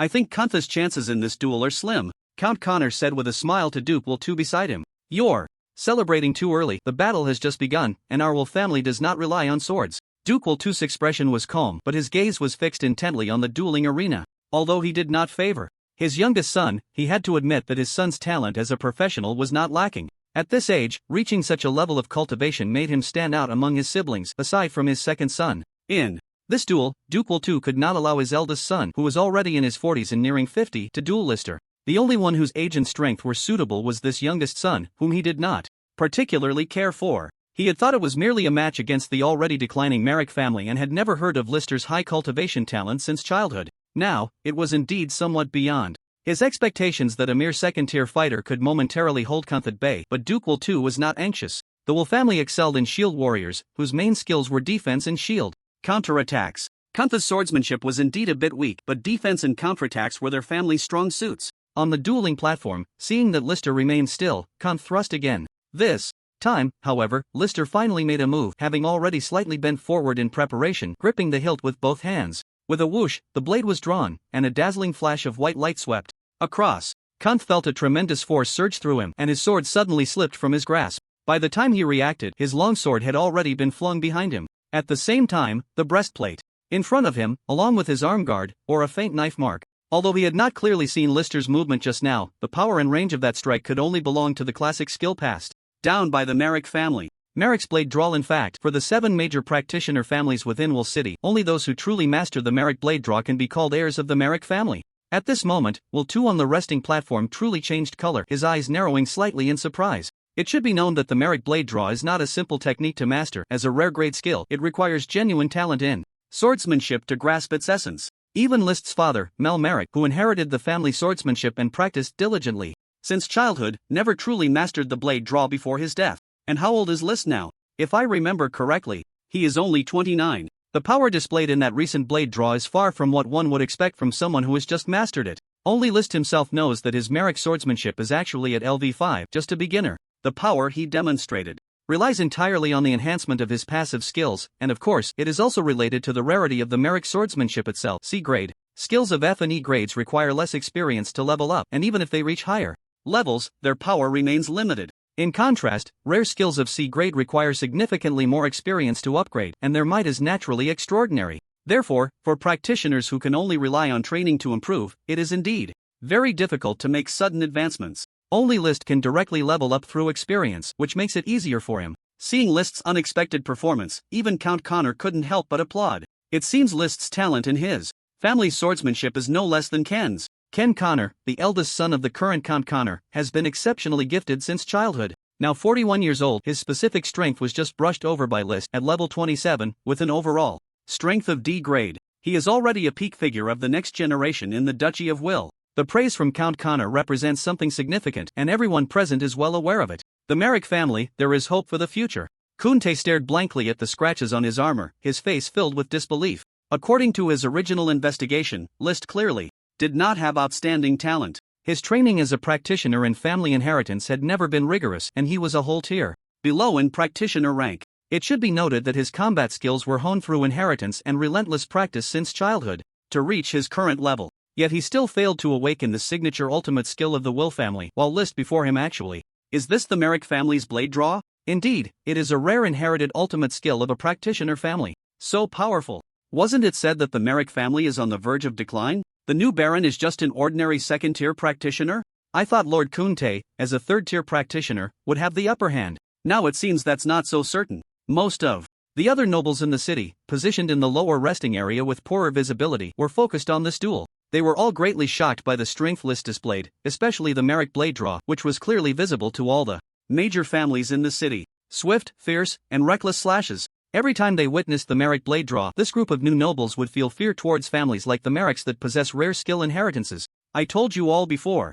Kunte is the least favored son of Duke Will. How strong could he possibly be? List is the only heir of the Merrick family. He just doesn't show it usually. How could his true strength be as pathetic as you all imagine? At this moment, Viscount Ambit was laughing heartily, finally having placed his bet right. To be honest, he initially chose List over Kunte simply because List was the only heir of the Merrick family. Knowing that Kunte was not valued by the Duke, the family inheritance skills and resources would surely be discounted. Although the Merrick family is gradually declining, their inheritance has not been severed, and he vaguely suspected that List was not as inadequate as everyone thought. More importantly, the Merrick family now only has Lister. Once his daughter Anna marries him, it's not impossible to scheme for the rare inherited skills of the Merrick family in the future. Of course, this is just a delusion buried deep in the heart of Count Ambit, which he has never shared with anyone. Looking at Lister's flowing black hair and his powerful sword skills, Count Ambit buried his inner covetousness even deeper. He hadn't even considered that his daughter was currently escaping the city with Ruiz and their merchant caravan.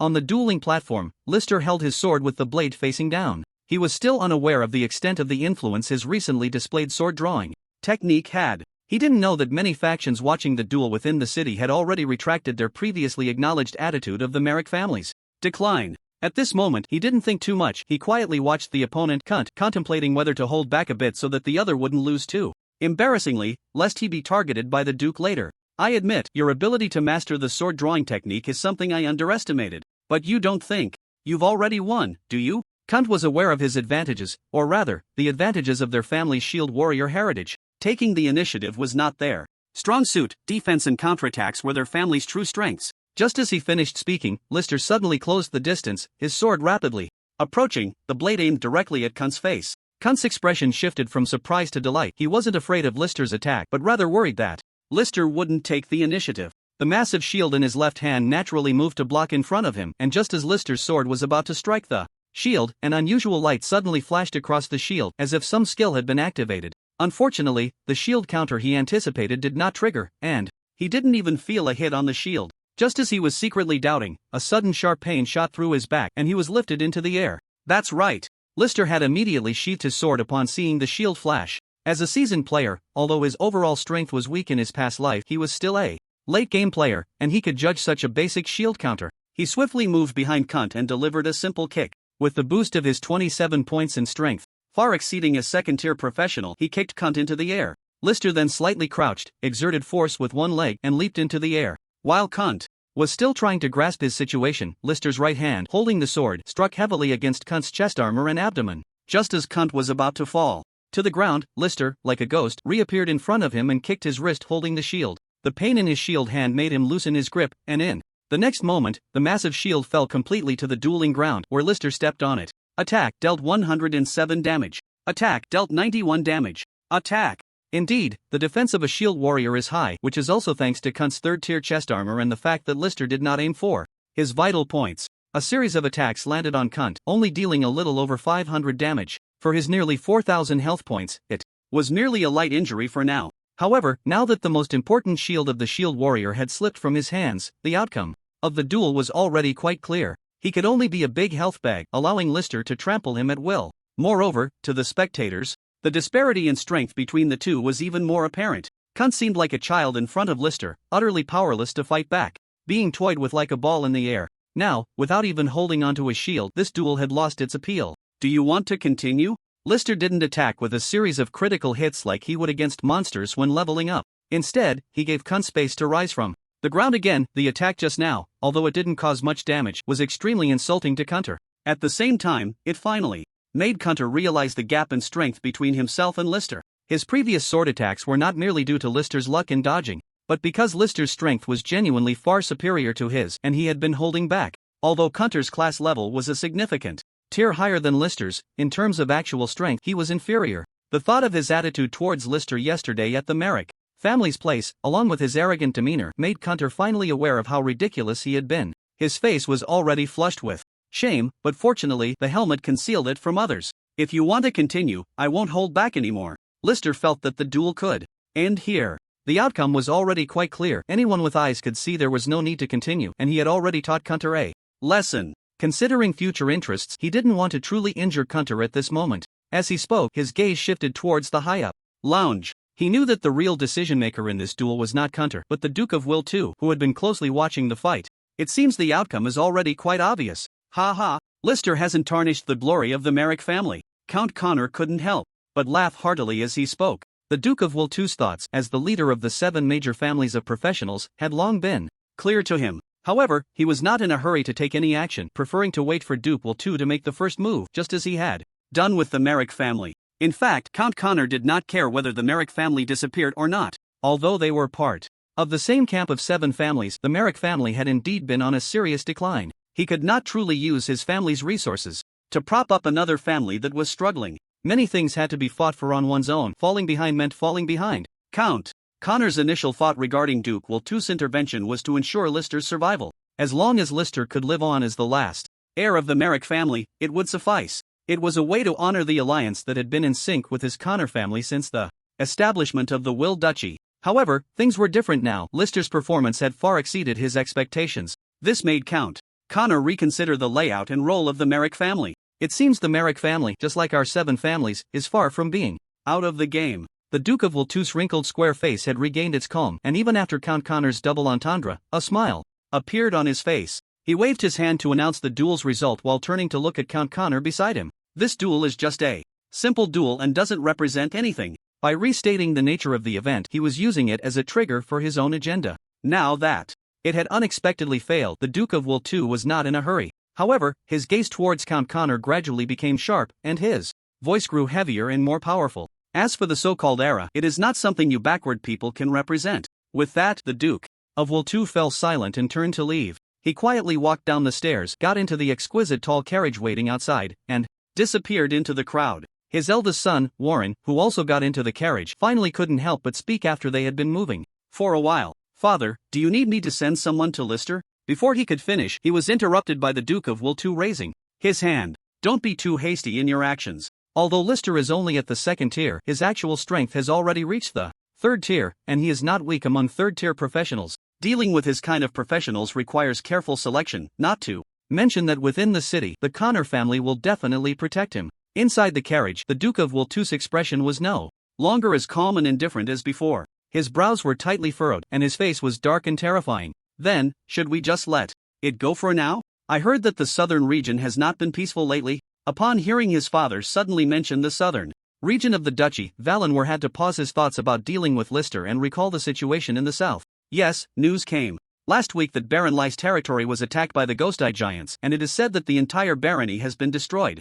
When we return, inform Quint he will be the new baron of the newly established Baron Ly's territory. Hearing this, Valinor was first taken aback, then his face could not hide his joy. It was clear that his foolish brother Quint's failure in this duel had completely disappointed their father and led him to give up on him. One less competitor for Duke were 3. Even though Valen had never considered his youngest brother a threat, it was certainly better to confirm his exit in advance. Also, send a mission to the Merrick family, instructing Lister to eliminate the Ghost Eye Giants. Father, are you sure Lister will accept the mission? The members of the 7 great families do not have the habit of following the Duke's orders, do they? The Ghost Eye Giants in the southern region are a third-tier group. The extermination mission is dangerous and it is inconvenient to be far from the main city. The 7 major professional families in the city have always been different from the new nobility, executing the Duke's orders without reservation. Valen did not think Lister would foolishly accept such a thankless task. Tell him that as long as he can eliminate them, I am willing to elevate the Merrick family to hereditary viscount.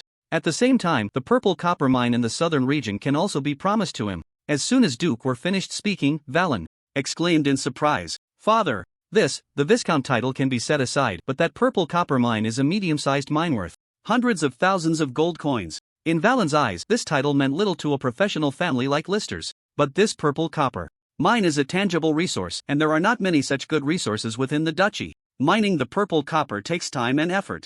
It only yields about 10,000 gold coins a year, and even if Lister wants it, he has to wait until he can eliminate the Ghost Eye Giants. The carriage soon arrived at Duke Weir's castle, and Valen quickly got off, eager to arrange matters for Kunter. Seeing his eldest son, who was already in his 40s yet still lacked cunning, leave in such a manner, Duke Weir too couldn't help but call out to him and reminded Valen once more. Before Kunter leaves, select a few strong professionals from the family to follow him. Yes, Father, I'll have Kylina accompany Kunter. She is about to break through to the 4th tier, and with her around, the Ghost Eye Giants won't be able to harm Kunter. As soon as he finished speaking, Valen hurriedly entered the castle to deliver the news. Watching his eldest son leave, who was already over 40 yet still so naive, Duke Weir too silently shook his head. He arranged for professionals to accompany Kunter, not to protect his youngest son. Since they were both in the Lai territory, and Kunter had just been humiliated by Lister, how could he allow Lister to smoothly eliminate the Ghost Eye Giants with high-tier professionals at his disposal? By then, if Lister died in the southern region, no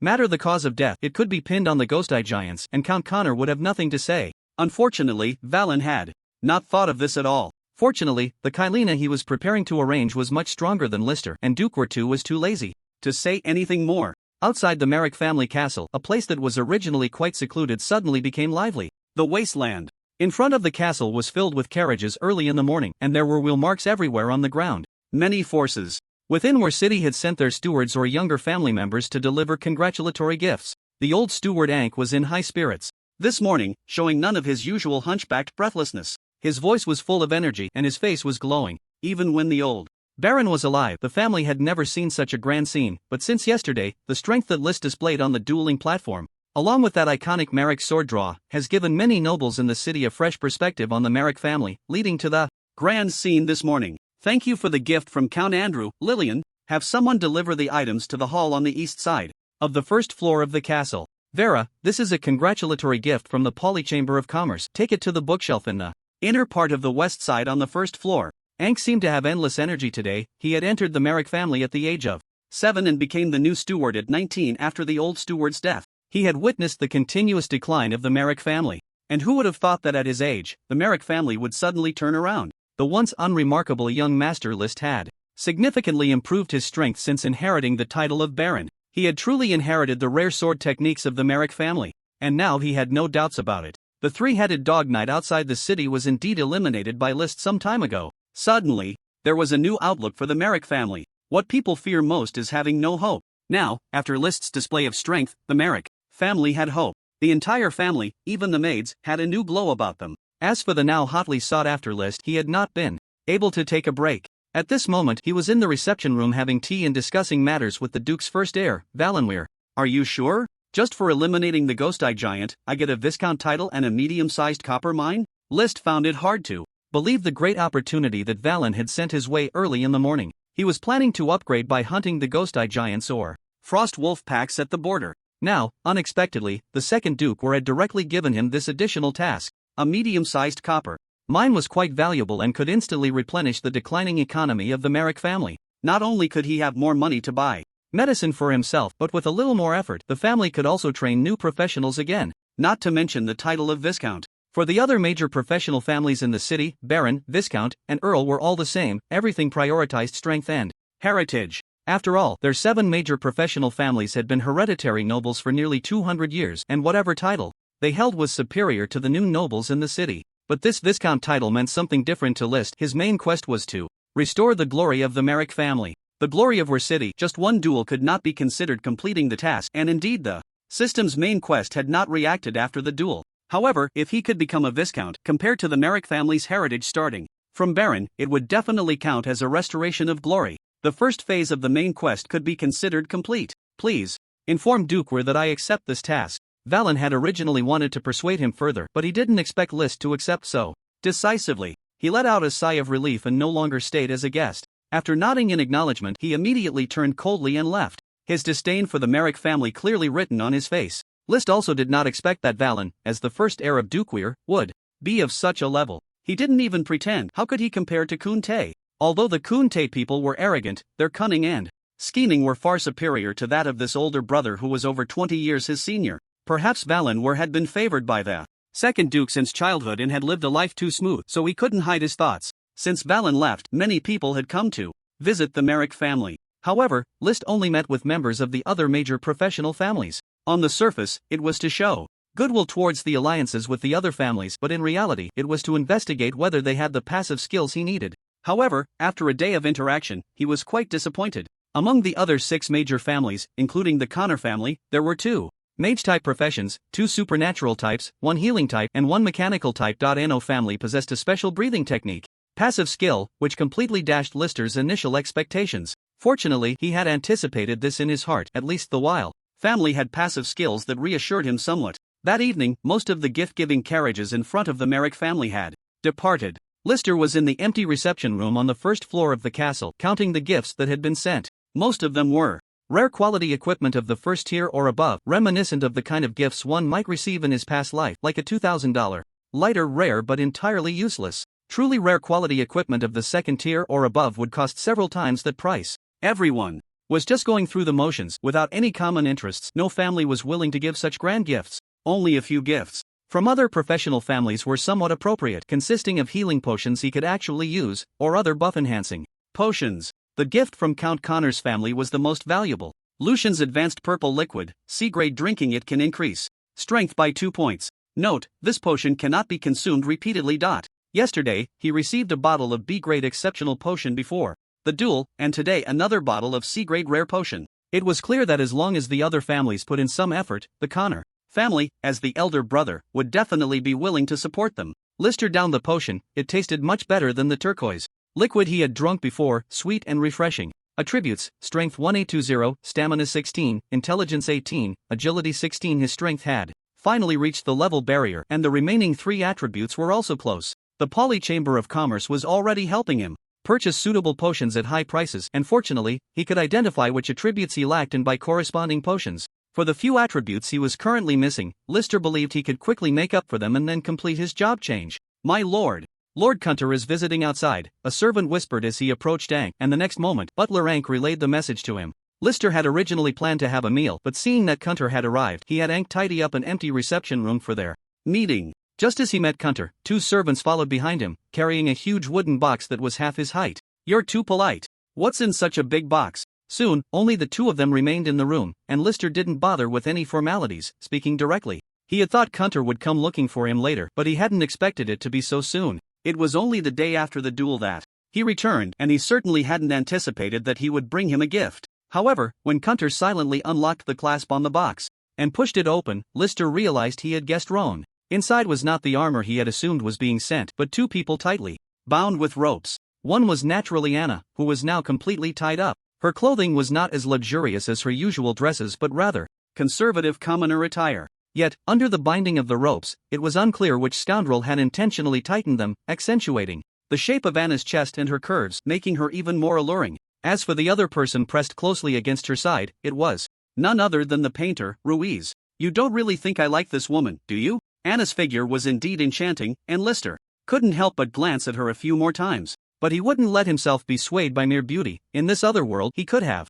anyone he wanted at any time. Even the maids in his house were all at his disposal. "I'm just fulfilling the results of the duel." When Kunter faced Lister again today, the superiority he had displayed during their previous conversation was completely gone, and that sense of arrogance had vanished entirely. His voice was somewhat hoarse, giving off a much steadier impression. "These 2 took advantage of our duel yesterday and left Wall City with the merchant caravan. Although the plan was good, it underestimated me a bit too much. Currently, Viscount Anbert is still searching for Anna's whereabouts. Whatever you want to do, I won't disclose it to anyone. No wonder List hadn't heard from Viscount Anbert today, who should have come to congratulate and present gifts. It was clearly the moment to place bets and reap the rewards. It seems his daughter has run away, and he can't explain it to him, so he's looking for her everywhere. As he spoke, Quint tossed him a vial of potion. Sleep potion of Mare's Tail. Antidote relieves the sleep induced by Mare's Tail. Looking at the two people bound tightly in the wooden box, their breathing was unusually slow and steady, completely undisturbed by the conversation. It seems they were under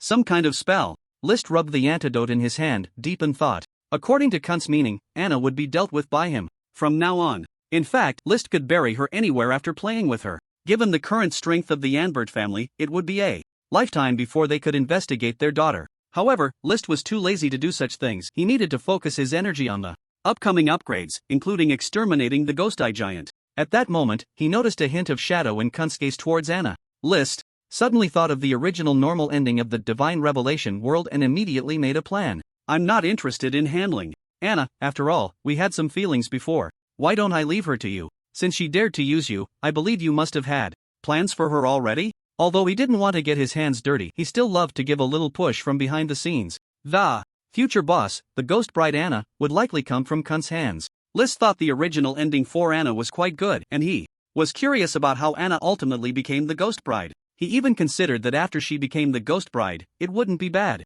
to level up with her. Alright, since you can't bring yourself to do it, I'll handle it. Don't worry, I guarantee she will pay the price for her own offenses and ignorance. Indeed, Quint had already thought about how to deal with the two. It was just that due to losing the duel, he reluctantly handed Anna over to List. You didn't come today just because of Anna, did you? List was now waiting for the other party to speak. He hadn't intentionally inflicted serious injuries on the opponent during the duel, and even when speaking earlier, he had been patient and left room for maneuver, all for a reason. However, he really had nothing to discuss with the originally arrogant Quint. Now, after being taught a lesson in the duel, Quint looked much more agreeable. There's another piece of news I need to tell you. Quint paused here, his emotions somewhat complex. But in the end, he let out a breath as if he had accepted the outcome. Tomorrow, I will set off for the Rai territory to become the new Baron there. List immediately understood Quint was temporarily out of the game. Under normal circumstances, he had completely lost the possibility of competing for the dukedom. Of course, in reality, before Duke Will 3 officially inherited,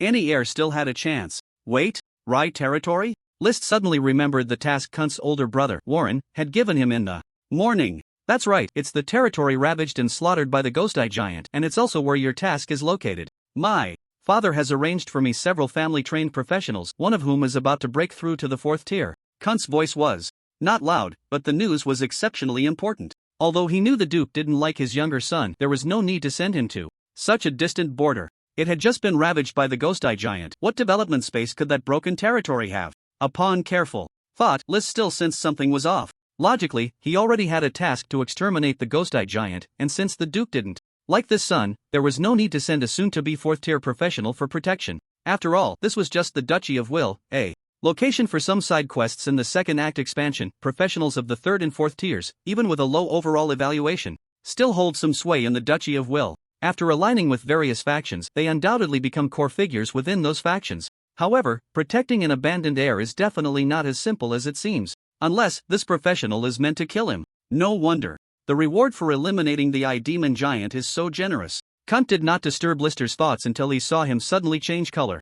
Before speaking, you figured it out, didn't you? Now he wants to use me as a pawn again. After all, the humiliation you gave me in the duel arena was quite significant. So what do you plan to do? Once we reach the Lie territory, will you send this professional to kill me? Lister's gaze was fixed intensely on Quint. He felt somewhat helpless, ever since he learned about the series of situations behind him and the Duke's attitude towards him. He realized that the time left for his growth was very limited. He just didn't expect it to be this urgent. Perhaps originally, Will 2 really hadn't intended to kill him. As long as he knew his place, after the demise of the Merrick family, Lister could continue to survive. Just like in the original expansion pack, Lister Merrick, aside from losing an arm, was indeed living well. But now he had openly struck the face of Will 2, the Will family, and this temporarily disinherited Duke's son in front of the entire city. He had said that the morning's task felt like it was delivered right to his heart, but it turned out to be a setup aimed at him. Ha! Do you think I would give up on competing for the title of Duke now? If I kill you, how can I still leverage the power of the 7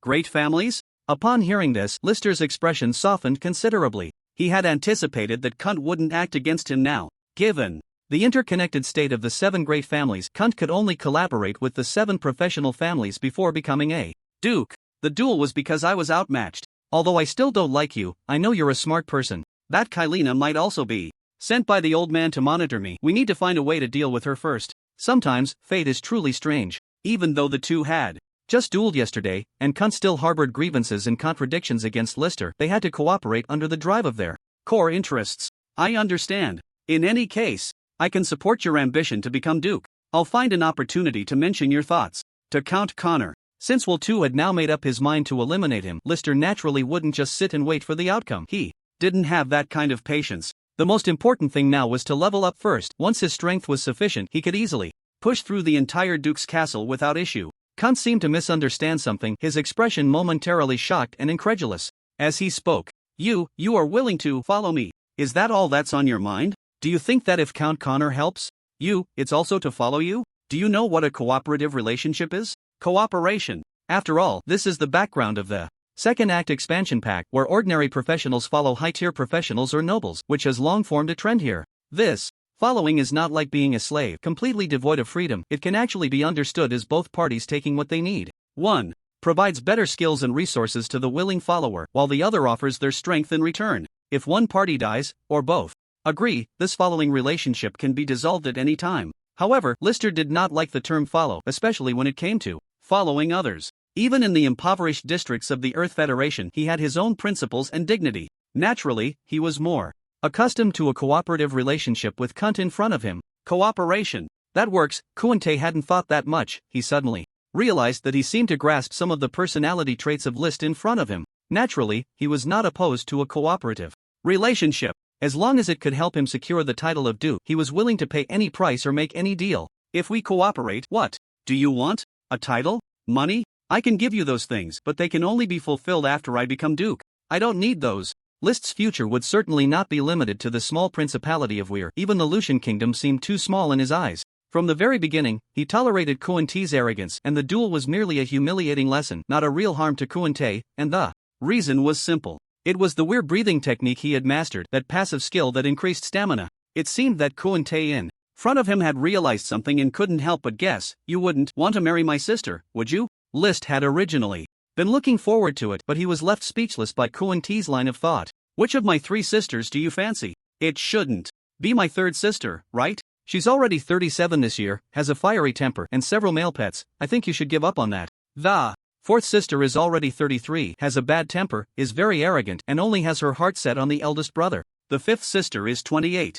This year, very gentle with people, and quite suitable for you, but her figure can't compare to Anna's. Quint seemed to misunderstand something and began to introduce his 3 sisters to List as if he were recounting family treasures. There were a total of 6 children of Weir 2, 3 boys and 3 girls, all of whom were one of the legal heirs to the Duke. Of course, in reality, to inherit the title of Duke, the level of the practitioner was essential. According to some rumors in the city, only Weir 2's eldest son, second son, and third daughter had a real chance to inherit the title of Duke. Stop. Who told you I want to marry your sister? List really couldn't listen any longer and quickly interrupted, feeling that Quint had misunderstood him quite deeply. Really not? Then who do you want to marry? Don't worry, as long as I can become Duke, I'll help you with any woman's affairs. Quint was also a bit confused at this point. List in front of him was the most special person he had ever encountered. Not wanting a title, not wanting money, the only thing he could think of was women. Considering List's previous pursuit of Anna, including what he had just said about not being able to bear to act against Anna, Quint believed he was not wrong in his guess. Forget it. Let me be straightforward. I want a heritage skill from your Weir family. That's impossible. The rare shield technique of the Weir family has never been passed on over the years. Quint's voice suddenly rose. He probably never thought that what List wanted was their family's heritage skill. In this regard, Quint still had a bottom line, at least. For now, he could not accept it. Every family of practitioners with rare skills cannot possibly pass on the foundation of their family heritage to others. Are you going to teach the Merrick sword technique to others? The fundamental difference between ordinary practitioners or civilian practitioners and their true heritage practitioner families is the skills they inherit. Only practitioners with rare, C-level, skills can form a family heritage that can be called a practitioner family. I know this is difficult for you, but what I want is not your family's rare shield technique. What I want is the breathing technique. I think that shouldn't be too difficult, right? List realized that rare skills were off the table. At least in the entire principality, all rare skills were the unique inheritance of each family and could never be given to anyone. Breathing technique? You want the breathing technique? Not our family shield technique? Quint was increasingly surprised. He really didn't expect that what List sought would be this unremarkable breathing technique. According to what he learned from his father when studying family skills, he was unclear about the exact origin of their family's breathing technique, but in the end, it was named after their family. The effect is there, but it's not a high-level skill. He has practiced for many years without much gain, and his father has never paid attention to how well he practices his breathing technique. He never expected that what Lister wanted would actually be this technique. Could it be that this breathing method has some hidden significance that he doesn't understand? After a moment of contemplation, he finally nodded in agreement. Sure, but we need to wait until we deal with Kylina together. Not fully understanding the function of the breathing technique, he thought about how he had practiced for so many years without any results. In the end, Quint decided not to dwell on it any longer and buried this matter in his heart, prioritizing his goal of becoming a duke. Originally walking into the Merrick family with a heavy heart, Quint left with a smile on his face. Although the duel had ended in disgrace and he had been expelled from the city by his father, there were still many benefits. At least for now, the 7 major families of practitioners in the city would surely believe what he said and be willing to join him in a faction. Lister, a practitioner with considerable potential, had achieved a secret collaboration with just a simple breathing technique. Thinking about how he had finally taken the first step towards competing for the title of Duke, Quint felt much lighter as he prepared to set off for the Lai territory the next day. Lister was not slow either. On the day Quint left, he had already packed his luggage and contacted the Polychamber of Commerce to prepare for departure. The southern border of the duchy is located at the southernmost tip of Wer Duchy, right next to the Whitaker province. Although the Lucian kingdom had not yet become an empire like it would in the future, it actually covered a vast area, ruling over 3 duchies and 8 provinces. Lister hurried along the way and still arrived at the territory of Viscount Recton, adjacent to Lai territory, by the evening of the 5th day. The barons and viscounts granted by the duchy actually have similar land areas, roughly the size of a town. However, barons are considered small towns and are not very wealthy, while viscount territories are relatively much richer. The Lai barony has now been occupied by the Ghost Eye giants, so Lister could only settle in the neighboring Viscount Recton for the time being. This was also Quint's first stop. In the town center's market, Lister strolled with his 2 attendants behind him. As expected of a border area, most of the market was filled with daily necessities, food, and strong liquor. Unlike the main city of the duchy, where one could find artworks, decorations, and various books for sale, the market was mostly filled with taverns. After passing the 3rd tavern, Lister finally found the place he was looking for. Sir, what can I get for you? A staff member greeted him as soon as he entered a storefront with a sign hanging for the Porter caravan. There were not many places to settle in the shop. The floor was lined with flour, farming tools for cultivation, and so on. Only a few items like black bread were available on the shelves as ready-to-eat provisions. Lister instinctively felt he had come to the wrong place. Is this the base of the Polychamber of Commerce? The staff member silently assessed Lister's obviously noble attire and the aura given off by his 2 attendants, as if he had guessed something. That's right. Are you Lord Merrick? This is indeed a base established by Lord Porter. If you wish to take something, please show your token first. Lister took a rolled parchment from one of his attendants and handed it to the staff member. The so-called token was actually a signed parchment. It recorded the items to be taken, and at the bottom there was Lord Porter's handwritten signature along with the special seal of the Polychamber of Commerce. The staff member first felt the texture of the parchment, then compared the signature and seal. After 10 minutes, he asked Lister to wait outside while he went to the back of the shop to bring out a small wooden box. My lord, here is what you requested. Please check. Although there were not many practitioners supported by the Polychamber of Commerce, they were doing quite well in business. At least in the vicinity of Wer Duchy, most noble territories had a base, allowing for simple storage and retrieval of goods. The 2 attendants only began to move the box after List nodded, following him as they left. They finally settled in a standalone house near the streets close to the castle of Viscount Recton. This house had been prepared for List by the Merrick family, who had been informed by Viscount Recton before his departure.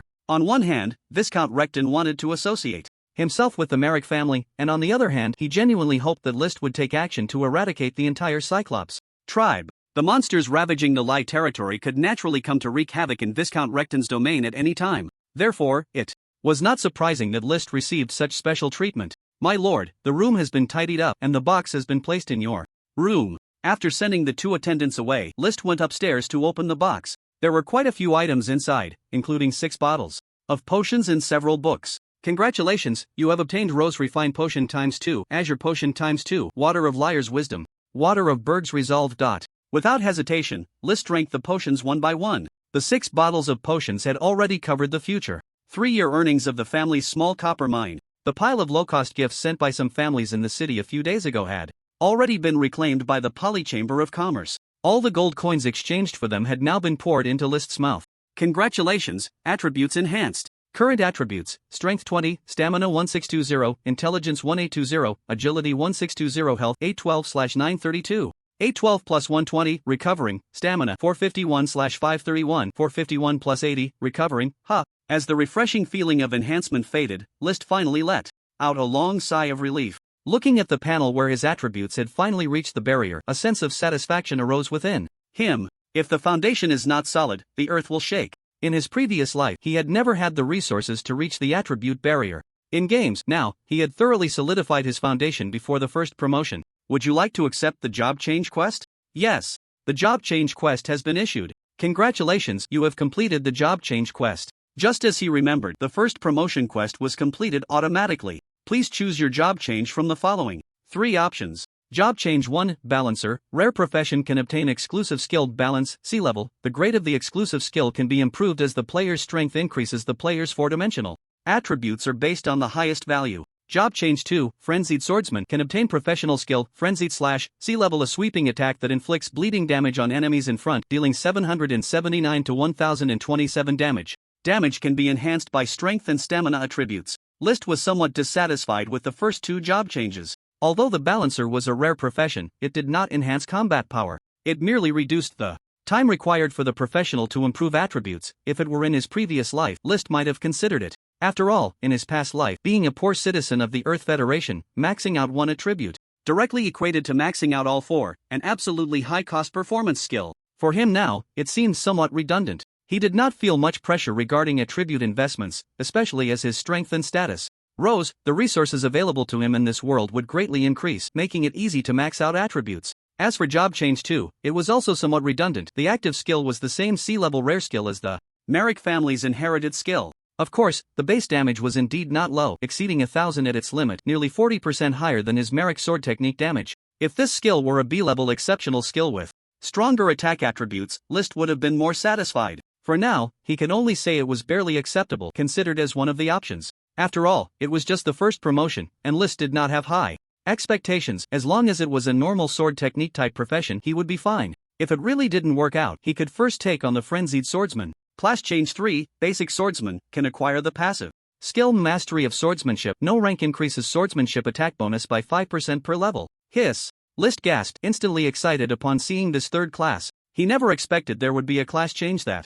granted a passive skill. What was there to hesitate about? He immediately chose Class Change 3. Rare classes, balanced classes, all paled in comparison to this Basic Swordsman. In List's eyes, this Basic Swordsman was the true rare class. Mastery of Swordsmanship was the divine skill of swordsmanship classes, an exclusive skill for technique-based fighters. At this moment, a flurry of fragmented memories suddenly surged in List's mind. The memories were all about training with a sword. Although these training memories were not his, they quickly integrated into his mind, and he gradually became the owner of these memories. The time it took for his mind to assimilate the memories felt long, but in reality, it was just a moment of days. When List finally regained his senses, he found himself gripping the Merrick long sword at his waist, feeling somewhat different from before. The moment he grasped the sword, he could faintly sense the timing of the blade, gaining an extra perception of the sword, feeling a lightness as if it were an extension of his own body. The system's voice also echoed at this moment.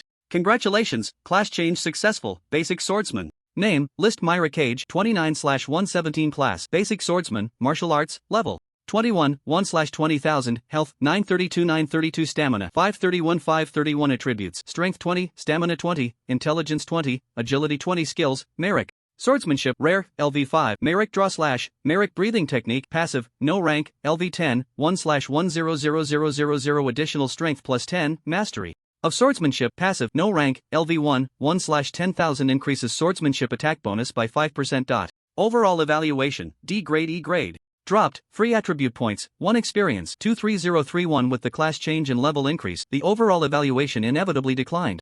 However, this was of no concern. List's potential had significantly increased. Before reaching level 60 for the second class change, the 2 passive bonuses were already enough for List to far surpass ordinary people in the second act of this world. As for after the Second class change. The effects of his passive skills would further showcase the strength of a late-game fighter. Within the territory of Rai, List ventured inward alone. The two attendants remained temporarily at the territory of Viscount Recton. After all, they were just ordinary family attendants, not trained professionals. If they followed List inside, he would have to divert his attention to protect them. This so-called extermination mission would ultimately turn into a solo task for him. In just 2 hours that morning, List had passed through 3 villages. The villages were already deserted, but it didn't seem like they had been attacked. All the houses were intact. Along the way, there were low wooden structures, arranged in a unique architectural style. Some houses even had a bit of flour and grain stored inside. It was likely that these villages were on the outskirts of the Rai territory, and upon receiving news of the one-eyed giant's attack, the inhabitants quickly fled. After wandering around the outskirts for a while, List gradually began to explore the inner areas. Finally, he encountered a few scattered one-eyed giants. Target discovered, Cyclops, comparing enemy and ally strength. Results obtained.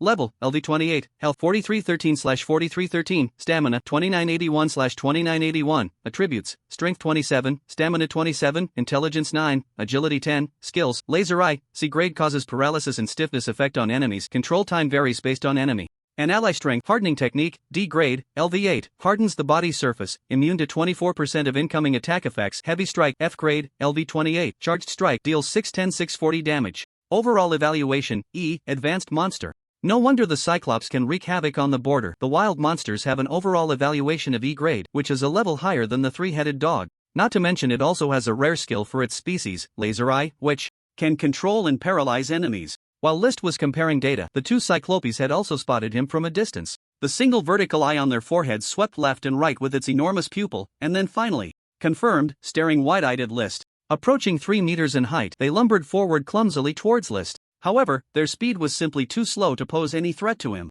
Although he hadn't faced the monsters in this area of the Duchy of Weir in his previous life, he had seen some strategies. The introduction of the Cyclops was certainly included in those strategies. Their overall strength was not strong, but one could not let their guard down. The most troublesome aspect was the control skill of the single eye, which was not an area of effect skill. Instead, it required a ray to be emitted from the eye to hit the enemy for the paralysis effect to take place. As for that weakness, it was naturally very obvious, right on that eye. List deftly dodged 2 attacks from the laser eye. Then, with a powerful strike, he drew his sword. Attack, dealt 447 damage, dealt 461 damage. List's strength passive was now at level 10, totaling 30 points, which is the maximum strength for level 30, plus a 5% damage increase from sword mastery. Dealing over 400 damage with a single draw was quite satisfying. After all, this Cyclops also had built-in damage immunity and was a high stamina, high defense monster. Being able to deal this damage was already remarkable. After testing the damage, List did not delay any further.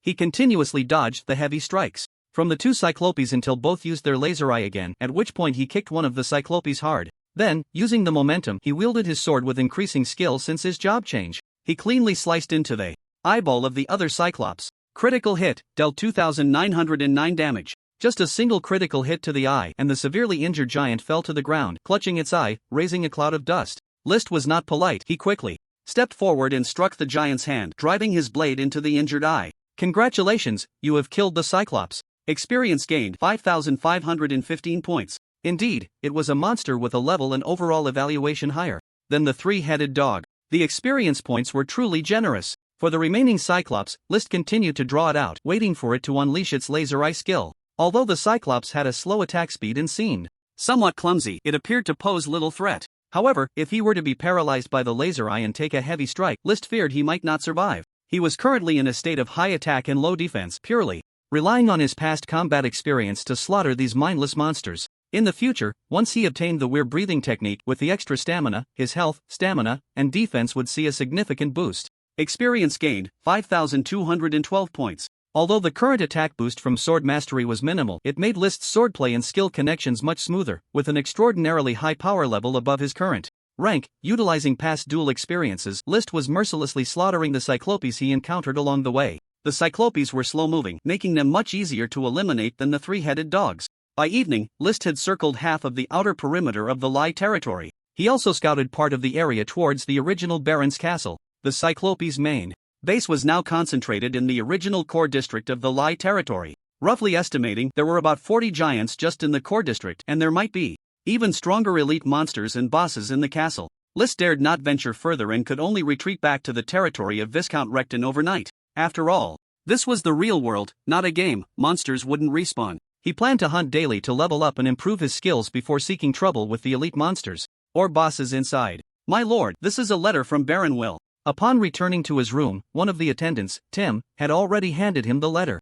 Among the two attendants who accompanied him, List had a deeper impression of Tim. After all, he was the grandson of Butler Rank who had entered the castle 2 years ago, and recently, Butler Rank had shown intentions of training him to take over as the butler in the future. This title was quite novel. List hadn't expected Quint to arrive at Recton so soon. Although he had set out a day earlier, List had only traveled light with 2 attendants. Quint, on the other hand, had brought several carts of various belongings, essentially moving in. The speed at which he arrived was beyond List's expectations. Do you know where Baron Will is staying? He asked the attendant while opening the envelope. Although the Duchy of Will had paper and pens, most were used for civilian and private communication. In business or formal occasions, sheepskin scrolls were still more common. They are staying on the west side of Viscount Recton's castle, that is the old castle of the Recton family. After all, he was the son of a duke. The treatment that Viscount Recton afforded Quint was far superior to his own. List pondered briefly and then focused on the contents of the letter. Kylina, heavy armored warrior. Wields a great sword, strength tier 3, about to reach tier 4. Liu's, mind mage, skill, healing, strength tier 3. Angti, puppeteer, strength tier 3. Maintain contact at all times. The 3 will not act for now. Contact Count Connor as soon as possible, at most within 3 months. There were no pleasantries as he immediately divulged the information about his guards. It made sense. If List were truly ordered by Quint to be secretly eliminated by the 3, they would certainly return to the main city of Will. At that point, Quint would become an enemy on the path to becoming a duke. Quint must have received a hint from Will too that these 3 would only stay for 3 months, or rather, they would definitely act against List after 3 months. Of course, such a long gap was more than enough for List. Once he dealt with this wave of Cyclopes, the 3 should pose no threat. However, for safety's sake, he decided to go upstairs and write a letter to Count Connor.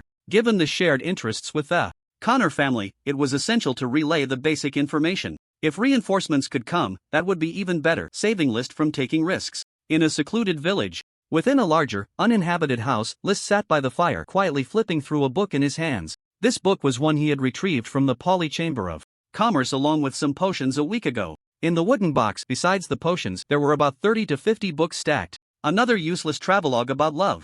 List shook his head, accurately tossing the book into the fire before him. Whoosh puff. The previously faint embers flared up in an instant, and the book was quickly engulfed in flames. Picking up another book from beside his feet, List no longer held much hope. Over the past week, he had cleared the outer Cyclopes, and to save time for his upcoming level up, he had decided to stay in the outer village for the time being. List's experience points were naturally increasing rapidly, and he temporarily maintained his level at 26. Most of his experience was allocated to the passive skill of sword mastery, which was now at LV12, soon to catch up with the LV14 of the Mel breathing technique. The higher the level of these passive skills, the more experience was required to upgrade them, so there was no rush for the time being. At least, compared to those in the original world who truly improved through training and cultivation, his speed was absolutely unimaginable. While hunting monsters, List did not forget his next target mission, the Great Chu Dynasty. This prompted the Poly Chamber of Commerce to collect some geographical records or personal travelogues. Every night during his rest, he would take out these books to read.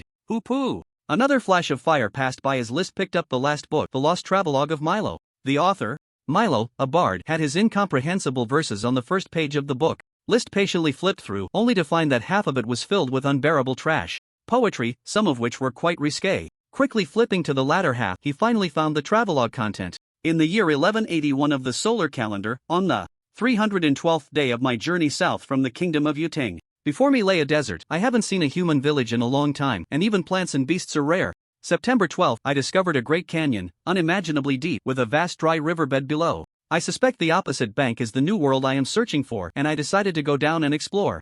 September 13th, I finally reached the bottom of the canyon, but this riverbed is just too vast. I will definitely reach the opposite bank.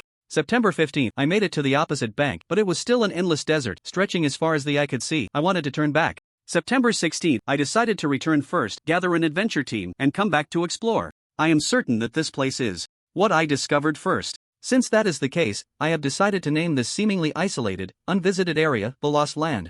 The Lost Land. As List read this, his brows gradually relaxed. He didn't expect that the last travelogue, which he had the least hope for, would actually surprise him. It shouldn't be wrong. I've finally found it. He repeatedly browsed through Milo's notes while recalling information about the Lost Land. The Lost Land was the background of the Third Act's expansion pack in the game, and it was the main battlefield where the two great nations of the East and West fought. During the Third Act, the entire Third Act expansion pack was about the contact and war between the Great Chu dynasty and the Lucian Empire. According to the game's progression, the war ultimately ended with both sides ceasing hostilities. As for the main reason for the ceasefire, it led into the Fourth Act's expansion pack, which focused on the exploration of this lost land. Beneath this lost land lay the remnants of a vanished alchemical technological civilization. List had a general understanding of the overarching background of all the expansion packs, including the future trajectory of the world of Divine Awakening. However, he was not familiar with the actual map locations. As a player, he had access to a mini-map teleportation arrays, and even, to save time, would commit suicide to return to the city from long distances. But now that List had truly entered this world and become a native, he naturally lost those advantages. Although he had participated in the war between the two nations back then, it was essentially a process of teleporting to the Lost Canyon, death, then teleporting again. He only knew the relative positions of the two nations regarding the Lost Land, including the location of the central battlefield. Specifically, he had no idea which direction to take from the Lucian kingdom to reach the Great Chu dynasty. However, now List had detailed information. At least he knew that the other side of this Lost Land was the Great Chu dynasty, finally giving him a specific direction. At that moment, List continued to browse the content that followed in the book. Unfortunately, there were no further records about the Lost Land after this travelogue.in. The travelogue of this bard from Milo, it is mentioned that an adventuring party was to be formed, but in the end, they lingered in other kingdoms and never returned to the Lost Lands. Of course, this information is already sufficient for List. He hasn't heard of the Yating kingdom for now, but since it is a kingdom, there must be records about it. After the one-eyed giants are exterminated, List will specifically seek out this information. The alchemical technology from the Fourth Act expansion is not urgent and can even be skipped, but he must go to the Great Chu dynasty as it relates to his passive skill endeavors. In the early morning, List had already packed everything and set off for the core area once again. Now, only this area of one-eyed giants remained to be eliminated. However, upon arriving at this place, List still felt a headache. In the past few days, while clearing the outskirts, he had indeed been to this core area and even tried to probe it. But the number of one-eyed giants in this area was too great. Over 40 giants were constantly wandering around the already dilapidated Baron's castle. Whenever they spotted an enemy, they would swarm together, and once they exceeded a certain range, they would return to their posts. Facing a one-time encounter with 40 one-eyed giants, List truly felt helpless. Under the rigid control of over 40 laser eyes, there was no room for anyone to fight back. The opponents didn't even give him the chance to take them down one by one. When List was truly playing the game, he could at least form a team, but now he could only solo. Faced with the current situation, for the first time he had the idea of training professionals within the family or recruiting them from outside. Just as List was preparing to return and plan carefully, a tremendous noise suddenly erupted from within the castle. Boom! The entire Baron's castle actually collapsed directly, and the already breached outer walls of the castle also toppled to varying degrees. The entire internal area seemed to have sunk several meters underground in an instant. However, the one-eyed giants wandering outside didn't seem to care, continuing to loiter aimlessly. At this moment, List was finally able to see the situation inside the castle through several collapsed walls. To be honest, he had long noticed that this wave of one-eyed giants was somewhat strange. Logically, these monsters generally live in natural environments. Even if one-eyed giants are social creatures, they wouldn't adapt to human dwellings. Even the massive Baron's castle was not suitable for this group of giants to reside in. But the fact was that this large wave of one-eyed giants had invaded the entire Light territory and primarily occupied the Baron's castle. List speculated that there must be something unknown or something that the one-eyed giants had set their sights on within the Baron's castle. In the distance, peering through a large area of collapsed wall, he could see that the internal garden, pond, and everything else had collapsed along with the main castle. In the center of the ruins, there was a spot where the ground was continuously bulging outward. Before long, a pair of enormous gray, hardened arms reached out from the rubble, followed by a series of sounds. A massive one-eyed head also emerged, until the entire body crawled out from the ruins. Unlike the giants outside, who averaged 3 meters in height, this one-eyed giant that crawled out from the ruins was at least 5 or 6 meters tall. Even from a distance, one could feel the pressure brought by this size. What truly caught List's attention, however, was a green crystal in the other hand of the one-eyed giant. Happy New Year! This glowing green crystal appeared exceptionally small in the one-eyed giant's hand, only about the size of 2 finger joints. But in reality, it was not small. Its overall appearance presented an irregular prismatic shape. The one-eyed giant held the crystal carefully, afraid of crushing it. Target discovered, Cyclops comparing enemy and ally strengths. Reconnaissance. Results have been obtained. Level, LV31, Health 10313/10313, Stamina 6981/6981, Attributes, Strength 31, Stamina 31, Intelligence 9, Agility 9, Skills, Laser Eye, C grade, LV10, causes area paralysis effect on enemies, control time. Varies based on enemy and ally strengths. Hardening technique, D grade, LV18, hardens the body's surface, immune to 54% of incoming attack effects. Heavy strike, F grade, LV31, charged attack, deals 636-70 damage. Overall evaluation, D, elite. Level, note, this enemy's strength far exceeds yours, please stay away. Congratulations, you have discovered the item, Turquoise's Associated Crystal. Turquoise's Associated Crystal, be great a byproduct from turquoise mines, slowly. Enhances various physical attributes over time. Note, players can immediately gain 10 free attributes and 500,000 experience points upon use. It was only at this moment that Lister finally understood why the Cyclops would suddenly attack and invade the entire Right territory. Logically, most monsters have fixed homes and territories and rarely venture out. Now everything was instantly clear. It seemed the Cyclops had sensed the turquoise veins in this area. Although the monsters from the previous scenes lacked intelligence and their combat awareness was not particularly sharp, they had an extraordinary perception of certain natural minerals, especially items beneficial to themselves. The turquoise veins are a raw material for rare potions like Lucian's turquoise liquid. For the Cyclops, although it couldn't craft high-level potions like humans, the turquoise from the veins could slowly enhance its own attributes. However, the effect and speed were not as good as that elusive Turquoise's Associated Crystal in its possession. A level 31 monster already belonged to the 4th tier, and with its overall strength being D-level elite, although Lister could attack it in absolute strength, the actual gap in power was significant. Not to mention that over 10,000 health points, even the Laser Eye skill was different from ordinary Cyclops, actually having a range paralysis effect. Lister wouldn't dare say he could take down this boss in a 1v1, let alone with over 40 small monsters outside. After observing for a while, although he was reluctant to part with this Turquoise's Associated Crystal mine, he could only retreat for now. A few days later, in the territory of Viscount Recton, Lister's residence finally welcomed a distinguished guest. Lawson Connor, the eldest son of Count Connor and the provisional next heir of the Connor family. Lister warmly welcomed Lawson into the house. With his signature pure white hair and a gray-brown robe, he appeared to be a serious middle-aged man. His face showed signs of fatigue from the journey. This was not their first meeting. Lister had already encountered Lawson during his duel last time. At that time, he was the strongest behind Count Connor. Sir Lawson, this is a special red tea I obtained from the territory of Viscount Gabriel, infused with a bit of magical plant. Please have a taste. As the first heir of the Connor family, he could generally refer to the other party as Sir.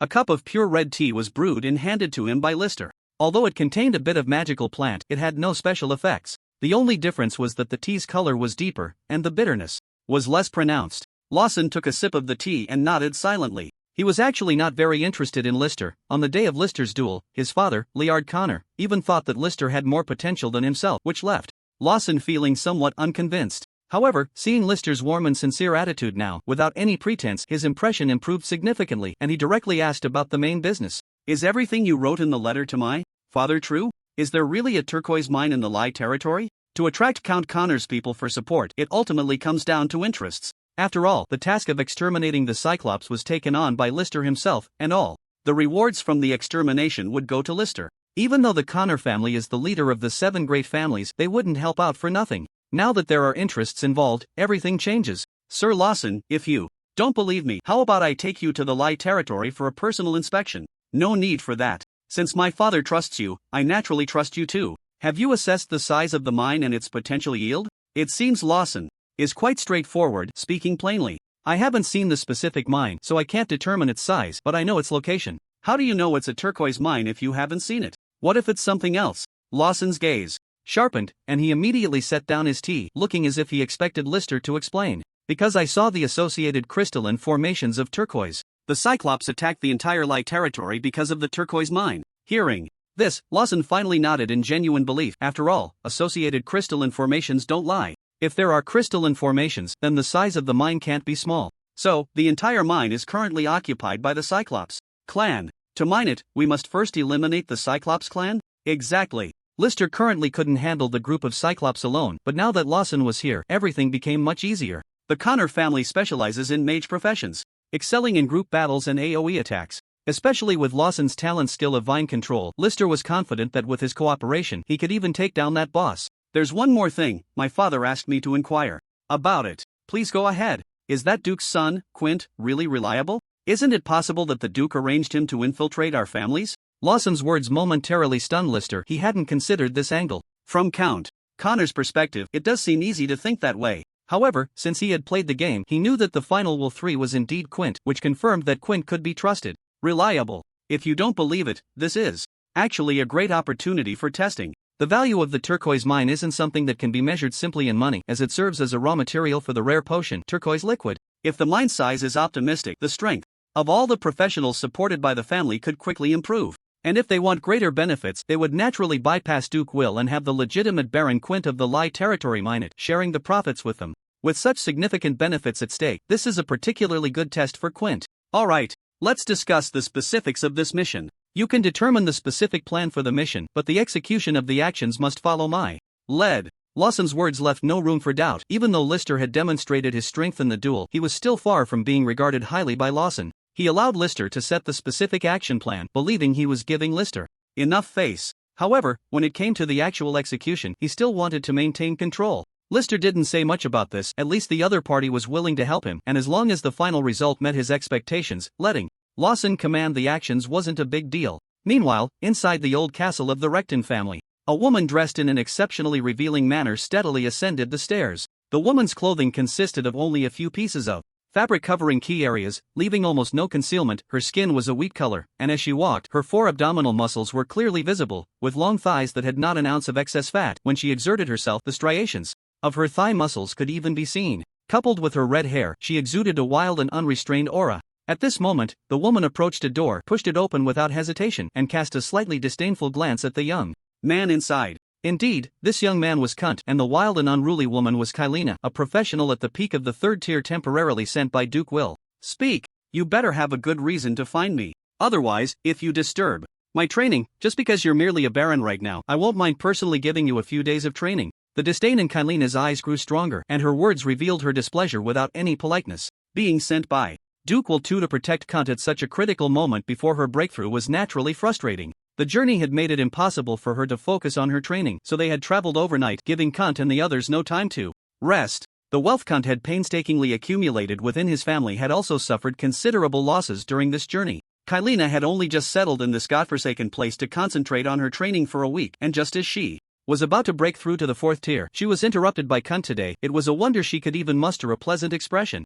She was a follower of Duke Will 2, not Quint. She was well aware of the situation in the Duke's family, and she had no desire to linger here with someone like Quint, who had already been eliminated early on. I happened to receive an important piece of news and thought you might be interested, Kylina. If that's the case, then I won't disturb you any longer. Even though she was deeply displeased, Quint still wore his signature polite smile. Humph. Spit it out. Do you think I want to spend my life in this dump with you? Kylina's temper was as explosive as her figure, and her deep voice was hard to ignore. Being sent by Duke Will 2 to this wretched place to protect Quint, she naturally guessed there would be another task. Since Quint sought her out, it must be related to that task. The sooner she completed it, the sooner she could return to Will's main city, rather than staying in this place that lacked both strong liquor and good meat. Quint's right fist was already tightly clenched by his thigh, and after taking a deep breath, he managed to calm down somewhat. According to the information I received, Lister has discovered turquoise in Baron Lie's castle. Turquoise? Kylina's previously disdainful attitude became much more serious at this moment.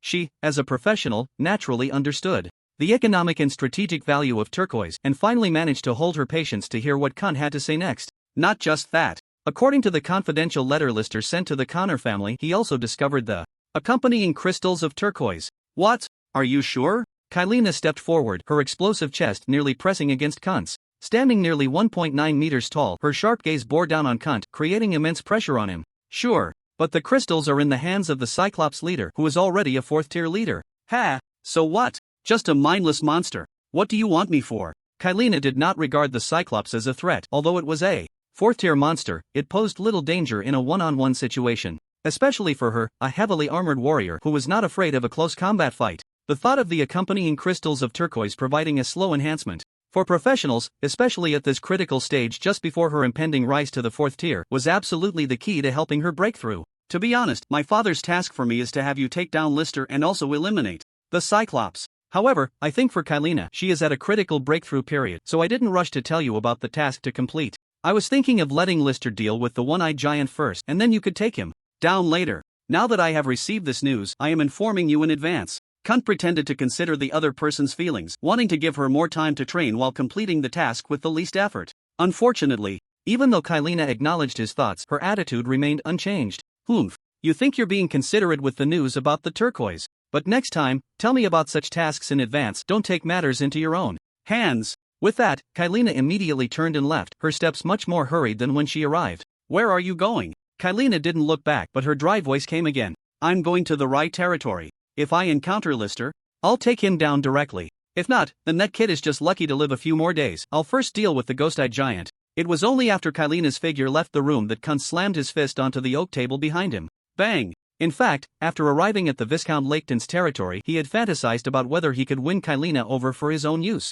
Now, after their first formal communication, Quint had already given up on that idea. Continuously facing setbacks with Lister and Kylina had made Quint much more awake. For a professional, the true desire lies in the thirst for power and the admiration for the strong. If he wanted someone to follow him, at the very least, his own professional strength could not fall behind. Are you sure that Kylina will come? From a distance far from the Baron's castle, Lister, Lawson, and another professional were observing from a room. This professional was trained by the Connor family, named Simmons, and his profession was shield warrior. The advantage of being a family-trained professional is that the skills and profession can perfectly match the family members. Simmons had already reached level 32 after his exploration, belonging to the 4th tier professionals, 1 tier higher than Lawson and Lister. However, his attack skills were not outstanding. Although he was a shield warrior, he was essentially a pure meat shield for the Connor family, used to absorb damage. With the combination of Lawson and Simmons' professions, hunting this one-eyed giant alone was not a big problem. However, Lister was prepared to resolve all threats today using their strength.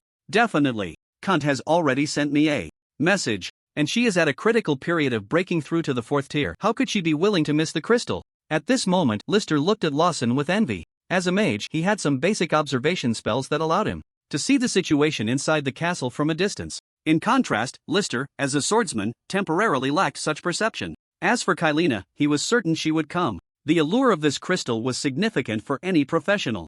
Lister was also willing to reduce his share of the turquoise mine to secure the rights to this crystal. For Quint and the Connor family, cultivating talent through the turquoise mine was far more valuable than a single accompanying crystal. As for Lister, although he also had the intention to cultivate professionals for his family, he prioritized himself more. She's here. Lawson's gaze was fixed on the direction of the castle, his expression tense, continuously reporting the situation.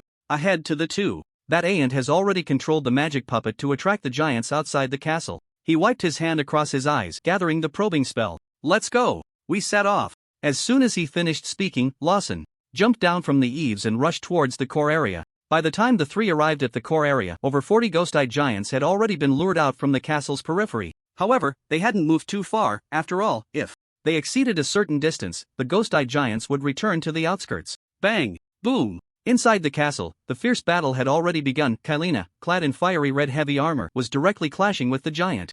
With ghostly eyes, the mind mage, Liuz, was on the sidelines, constantly dodging attacks while healing Kylina and providing various auras. Wait! Lister stopped Lawson and Simons, who were eager to jump in. They still have a fight going on.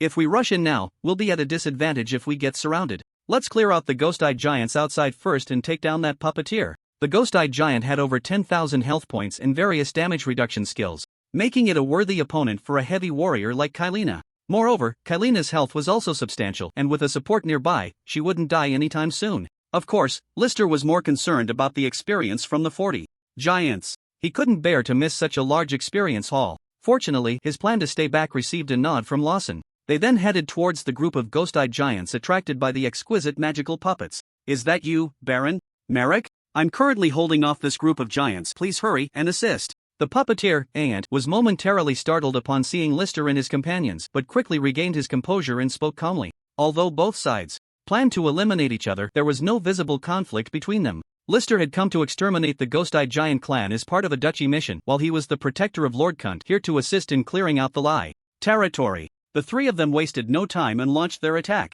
Clang! A direct strike with a sword slash took down several nearby ghost-eyed giants. Lawson also made his move, forcefully slamming his nearly human-height magic staff into the ground, which stood upright. A low chant of magic echoed in their ears, and a wave of magical energy enveloped the area ahead. The vast expanse of land before them seemed to soften instantly. In the next moment, a massive amount of vines burst forth from the ground, rapidly entangling and controlling all the ghost-eyed giants within the range. Attack damage dealt -915, enemy is bleeding -19. Indeed, when it came to large-scale battlefield monster grinding, the mage was the most efficient. As a popular class that had been consistently strong throughout the game Divine Awakening, it certainly had its merits. If it weren't for the rise of martial and mechanical classes in the later stages, magic classes could be said to have remained strong from start to finish. Stab. With both sides controlling the situation, Lister now chopped down monsters as if he were hammering stakes, facing no difficulty at all. His blade sliced cleanly and precisely into the eye of the ghost-eyed giant. Critical hit, damage dealt 2771. Congratulations, you have killed a Cyclops, gained experience 6,631 points. Congratulations, gained experience 5,612 points. Simons, acting as the tank, was currently helping everyone take down the ghost-eyed giants. Just as he was about to finish off an enemy, Lister's figure suddenly appeared like a ghost. Unbeknownst to him, he also struck with his blade, killing the ghost-eyed giant just before Simons could land his attack. After one or two times, Simons didn't say much. After all, they were teammates. However, this had happened more than a few times, and just moments ago, Lister had nearly grazed his scalp with his heavy blade while slaying the ghost-eyed giant. Lord Lister, what exactly are you trying to do? Not only was Simons bewildered, but even Lawson, watching from a distance, was confused. It wasn't just Lister's strange actions that seemed to indicate a peculiar obsession with slaying monsters, always rushing in at the last moment to deliver a final blow to the dying giant. He was also astonished by Lister's combat prowess. His strikes were swift and decisive, and while each blow seemed like a mere ordinary attack, when it landed on the ghost-eyed giant, it felt as if every strike was a full-powered hit. A weaker ghost-eyed giant would die from a single strike to a vital point. A stronger one would only require an additional blow, which was truly beyond his comprehension. From his current judgment, List's swordsmanship attack damage far exceeds that of an ordinary Tier 3. In fact, it could almost rival that of a Tier 4 professional. But just half a month ago, List was merely a Tier 2 professional. His swordplay, while equally crisp and fierce, was nowhere near as powerful as it is now. An absurd thought suddenly surged to the forefront of his mind. Could it be that what father said was not wrong? Is List really stronger than his own professional talent? I just couldn't hold back. Why don't you take a break for a bit? In a while, you'll be the main force in the battle inside the castle. Having stolen someone else's monster, List naturally had a very good attitude. While letting Simons rest, he continued to weave through the ghost-eyed giants that were already tightly controlled by the vines. The vines indeed reacted differently. The more the ghost-eyed giants struggled, the tighter they became entangled. Only one or two of the higher-level, more resistant ghost-eyed giants were not overly disturbed, but they were still being toyed with by the magic puppets. The blade light flickered continuously between the vines and the ghost-eyed giants, and large numbers of giants fell like weeds. Finally, with List's final slash, all the Cyclopes were defeated. Experience gained, 7,516 points. Experience, 251,422 points, a full 250,000 experience points, truly a bountiful harvest. List did not hesitate at that moment. He still had to fight against Kalina and the ghost-eyed giant boss inside. The experience was immediately reset to 0 and added to the swordsmanship mastery skill. Swordsmanship mastery LV1 to LV14 1/140000. Swordsmanship attack damage increased by 70%. Instantly, a wealth of insights about swordsmanship practice flooded his mind. Finally, the levels of swordsmanship mastery and breathing technique were brought to the same level. Congratulations! Your overall evaluation has improved. Overall evaluation, E-level D-level, at level 26, relying on 2 passive skills, his strength returned to D-level, and List felt very satisfied at this moment. Lord List, Lady Kalina is currently engaging the ghost-eyed giant leader. Could you please come with me? Aant approached List calmly, feigning composure as he spoke. However, before he could finish his sentence, his gaze swept to Lawson behind List. The moment he saw Lawson, Aant's expression froze, disbelief written all over his face. As a follower of Duke Will, he naturally had a good understanding of the major forces within the city, especially the Connor family, which was second only to the Duke's house. He hesitated, unsure whether to bring Lawson into the castle to fight. After all, Kalina's original mission plan was simply to kill List. He had no authority to decide on taking action against Lawson Connor, the next heir of the Connor family. Moreover, if Lawson were to die, he could only imagine the upheaval it would cause in the Duchy of Will. While Aant, the puppeteer, was still hesitating, Lawson signaled to List with his eyes. Unbeknownst to them, vines had begun to spread behind Aant. In fact, Lawson had never lifted the lush green spell, and before Aant could react, the vines quickly wrapped around his body. As a puppeteer, his physique was even more fragile than that of a mage. The bleeding effect and basic attack from the vines alone were unbearable for him. Sir Lawson, what on earth are you doing? I am a follower of Duke Will. Before he could finish his sentence, a blinding blade light flashed in his eyes. A dizzying sensation instantly overwhelmed him. It felt as if he could see his own body. But why was his body headless? The harsh words naturally did not cause the three to budge. Aant was merely an ordinary follower of the Duke, unable to discern the specific situation in the city, especially regarding the attitude of Will II towards the 7 great families. He naively thought that List and Lawson would refrain from attacking due to Duke Will's name. In fact, both sides had long since lost count of how many times they had clashed in secret. Inside the Baron's castle, Kalina's armor had several dents. Although she usually wore revealing clothing, almost akin to being completely naked except for a few key areas, the heavy red armor she donned for battle was fully equipped from head to toe.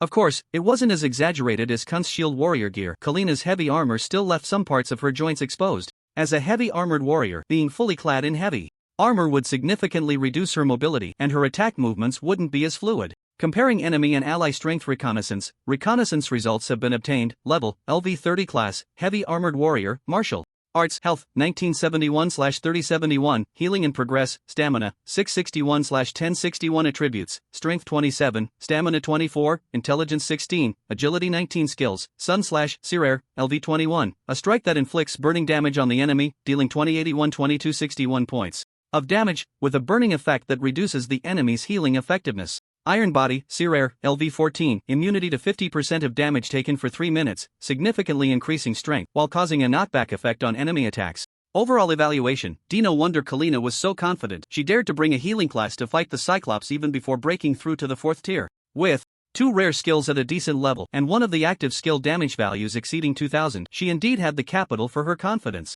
Kalina charged at the Cyclops again, and the surface of her giant sword suddenly glowed with fire. In the distance, Liu's cast another aura on Kalina, and her sprinting speed suddenly increased. The Cyclops also seized the opportunity to attack, with 2 laser beams shooting out from its enormous pupils. Compared to ordinary giants, this boss-level small boss had significantly stronger skills. Not only were the laser beams thicker, but they also fired much faster, and could activate the laser beams against all enemies simultaneously. Kalina elegantly dodged this attack, but behind her, Liu's, who was busy casting the aura on Kalina, failed to evade in time and was instantly hit, becoming paralyzed. Fortunately, the damage from the laser beams wasn't high, it was just the paralysis effect that was troublesome. The Cyclops wanted to deliver a heavy blow to deal with the annoying Liu's behind, but Kalina's giant sword had already slashed in front of it. The giant, with its dry, massive arm, blocked the attack, and the giant sword fiercely struck into the Cyclops' shoulder.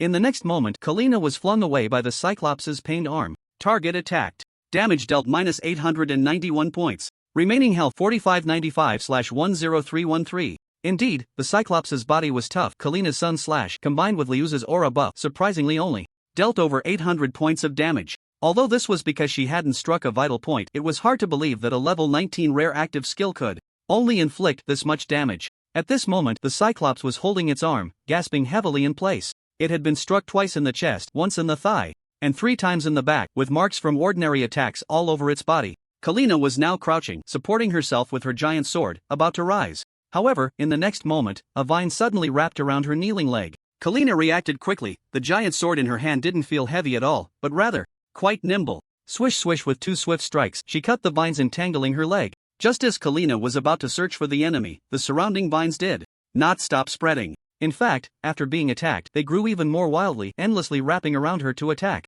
Liu's, hurry up and give me a speed boost. With another horizontal slash, Kalina braced against the vines and began to run and dodge within the castle. Baron Lai's castle covered a considerable area, but for Lawson, casting a spell that encompassed the entire castle was more than sufficient. Even the vines were more cunning than Lister had imagined, managing to extend from the walls and ensnare Kalina once again. Liu's, where are you? Kalina's temper flared. She was already struggling against the Cyclops, and now her anger surged even higher. After glancing at Liu's at the far end, she realized something was wrong and stopped her futile cursing. A silver figure had already dashed in front of Liu's, and in the next moment, a sharp flash of blade light cut through the air. Liu's, entangled by the vines, remained motionless, his head instantly severed from his body.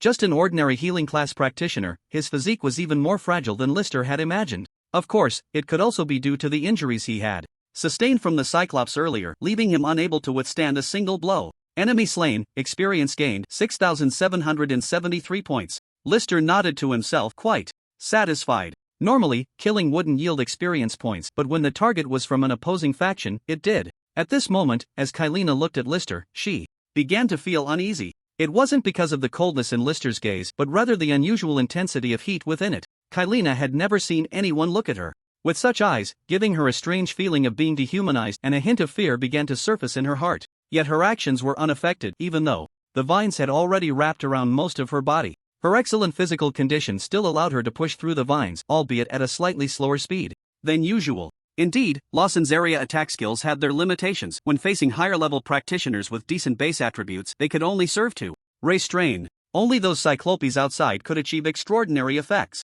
Are you Lister? With a long sword in hand, clad in silver leather armor, and with black hair and eyes, Kylina recognized him immediately through some features from her memories, despite this being their first meeting. Seeing Lister nod, the fear and strangeness in her heart vanished in an instant, replaced by rising anger and absurdity. I thought you were just lucky enough to live a few more days. I didn't expect you to dare seek me out. Ha ha. Kylina was so enraged that she laughed, a sudden white glow emanating from her body. Although the vines continued to wrap around her, they lost their control at that moment. Ignoring the Cyclops on the other side of the castle still struggling against the vines, she charged at Lister with her massive sword. Clang! The giant sword did not strike Lister but was blocked by Simmons, who had also joined the battle with his massive shield. Kylina missed her attack and was about to continue, unafraid even if she faced two opponents. But in the next moment, a commotion came from behind her. Kylina's reflexes were sharp. She turned and blocked with her giant sword. There stood Lawson, covered in rock armor, resembling a rock giant, his size comparable to that of the Cyclops, ready to kick her from behind. Lawson Connor? No wonder there are these annoying vines. It was only at that moment that Kylina realized who her other enemy was. She had suspected that a member of the Connor family might be involved today. Generally speaking, members of the Connor family rarely had the opportunity to showcase their power in the main city of Weir, and the family as a whole was quite low-key, so she hesitated to confirm until she saw Lawson's face. In that case, you three will die here. Kylina had no intention of calling for a ceasefire or easing the situation. She didn't even suggest they deal with the Cyclops together first. Of course, even if she had, it would have been pointless. Once Kylina's actions began, they could not be halted. Since Lister and the others chose to strike at her first, their intentions were quite clear. If they dealt with the Cyclops first and Kylina managed to retreat, all news from here would surely leak out. By then, Duel would have found an excuse to take advantage of the situation and do many things, leading to endless troubles. The three of them naturally prioritized dealing with Kylina. As for the Ghost-Eye Giant, even if it escaped, what difference would it make?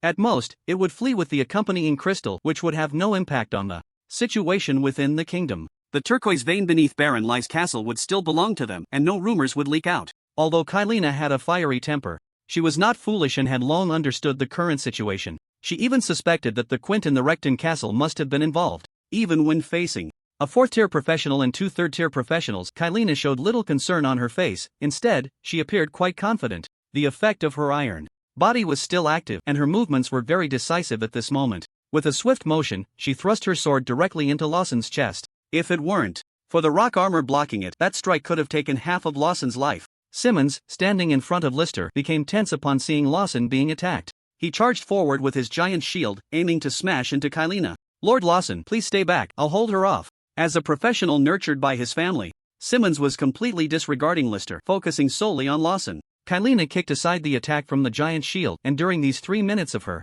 iron body, she was more than capable of handling this fourth-tier shield warrior without falling behind. Taking the opportunity, Lawson retreated a distance, and his wand once again plunged into the ground, first activating the Nature's Essence skill to enhance his magical affinity and power. Immediately, the vines in this area began to grow wildly once more. Unfortunately, for Kylina in her current state, the recoil from her iron body rendered the control effect of the vines nearly ineffective. This made Lawson's expression darken. He had thought that with Simmons' cooperation, defeating a mere third-tier professional who had yet to advance to fourth tier would be a piece of cake. Reality, however, slapped him in the face, forcing him to abandon his underestimation of Kylina. Simmons' skills were primarily defensive, and his vines had no effect for the time being, not even managing to injure Kylina. For a moment, Lawson found himself at a loss and ultimately prepared to engage in close combat. Although he was a mage-type professional, Lawson was an anomaly within the Connor family. He had maxed out his skills in rock and earth armor, capable of both taking hits and dealing damage, making his survival ability far superior to that of an average mage.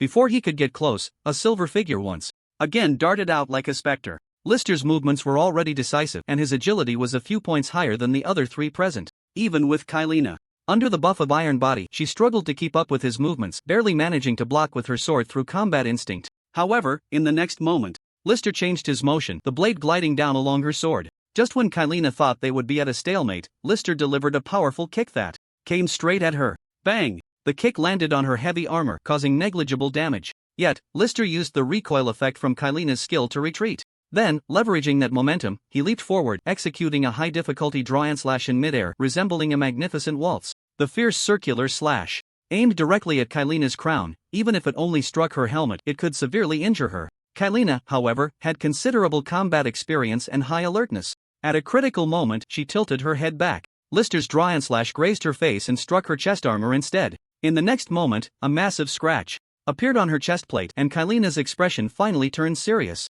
Even through the armor, she felt a sharp, burning pain in her chest, accompanied by shortness of breath and tightness. This left Kailina somewhat incredulous. After all, she was still in the state of iron body. She was immune to 50% of the damage, plus her heavy armor and her own defenses. Even without the iron body, it was rare for a typical third-tier professional to deal such a heavy blow to her dai in front of her. Lister not only had a straightforward attacking style, but his skills were also far superior, especially his knife technique, which, despite him being only a third-tier practitioner, was stronger than any fourth-tier knife master she had faced. How could this be possible? The more Kailina thought about it, the more uneasy she felt. Looking at Lister's unusually eager gaze directed at her, a strange fear began to rise in her heart. Attack dealt 317 points of damage. After executing a quick draw slash, Lister steadied himself on the ground but couldn't help shaking his head inwardly. With a level 14 breathing technique passive plus 26 points of base strength, he had a total of 40 points of base strength, along with a 70% increase in knife damage. He hadn't expected to only deal 300 points of damage. Even if the opponent had no 50% immunity, it would only amount to 700 points. Lister wasn't too satisfied. At that moment, he considered that since he didn't have a better knife technique at the moment, perhaps he should level up the Merrick knife technique a bit more. Just then, a sound of something slicing through the air suddenly reached him, and Lister's reflexes kicked in as he instantly jumped back. A beam of laser light shone down on the spot where he had just been standing. The ghost-eye giant seemed to have regained quite a bit of its strength, with its health now back to 5,500 points. The sudden 4 laser beams hit 3 times, a true indiscriminate attack.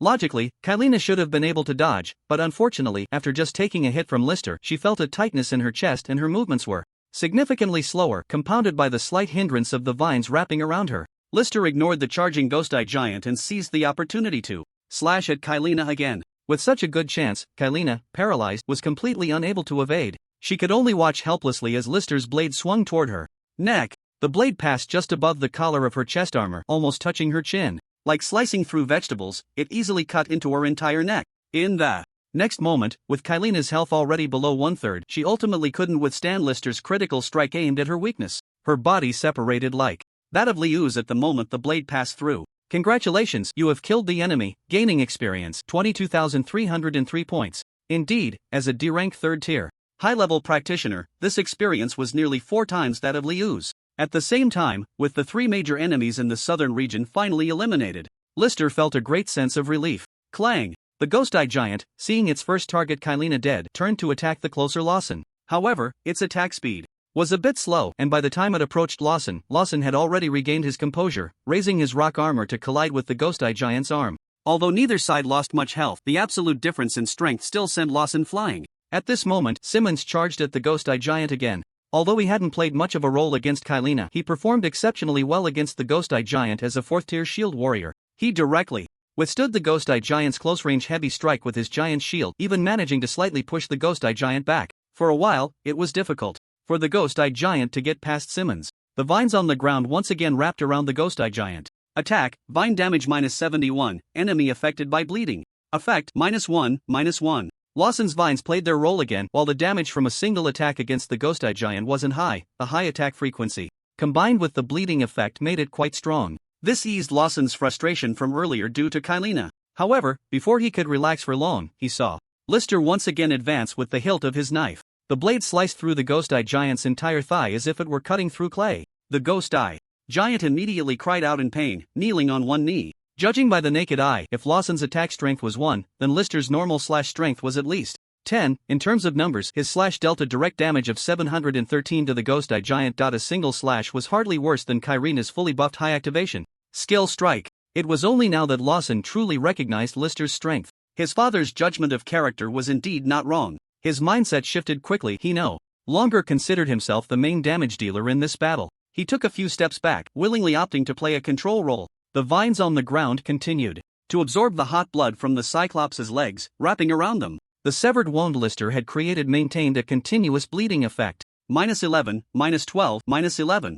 Just from the damage numbers appearing, the bleeding effect of the vines on the knife wound was nearly 5 times higher than before. Hiss, ugh. Muffled cries of pain escaped the Cyclops' mouth one after another. The large pupil on its forehead became moist. Even though they were not of the same race, the others could feel the Cyclops' agony. The three of them grew increasingly vigilant. A fourth-tier elite monster could be extremely dangerous if it retaliated when close to death. Sure enough, the Cyclops, still howling in pain, had already activated its laser eyes again. Simmons in front had no intention of dodging. As a fourth-tier pure tank warrior, dodging was not an option in Simmons's combat choices. He raised his massive shield to block, allowing the laser to hit him directly, and the paralysis effect activated instantly. Seeing that only Simmons was affected by the paralysis, the Cyclops clenched its fists, the muscles in its arms bulging prominently. It slammed down towards Simmons's head with a charged strike, and Lister could even hear the sound of air being shattered by the punch. Boom! Simmons took the charged punch. With his giant shield, his face suddenly changing color. Even he had to admit that this Cyclops boss's attack was much stronger than he had anticipated. With this charged punch, even in a good shield stance, he couldn't confidently say he could take several hits. Just as he was thinking this, the Cyclops' next punch came crashing down again. Simmons was still in a daze and could only brace himself with the shield. This time, after taking the hit, he was knocked back several meters. There was no time to adjust his stance before the third punch came barreling down. The Cyclops' signature 3-hit combo, after the laser eye control, was a series of 3 charged heavy strikes. If it weren't for Simmons, the shield warrior, being there today, Lister estimated he would have struggled to take even 2 punches. Just as the third punch was about to land on Simmons, the muscles in the Cyclops' fist suddenly relaxed and the attack halted. Lister had appeared in front of the Cyclops, at some point already leaping into the air. The blade in his hand resembled a crescent moon, glinting coldly, and he slashed a massive gash across the Cyclops' eye. Critical hit, dealt 2,309 damage. Remaining health, 1898/10313, bleeding.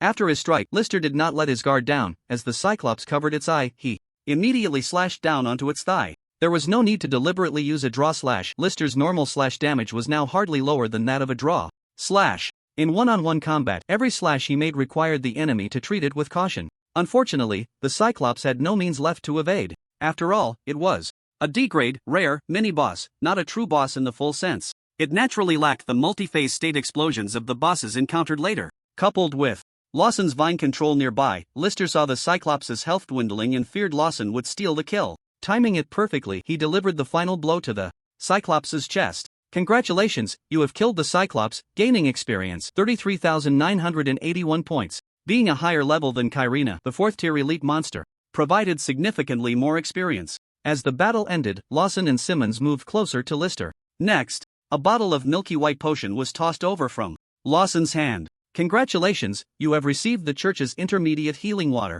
Church's Intermediate Healing Water, E-level slowly restores 20% of health within 3 hours.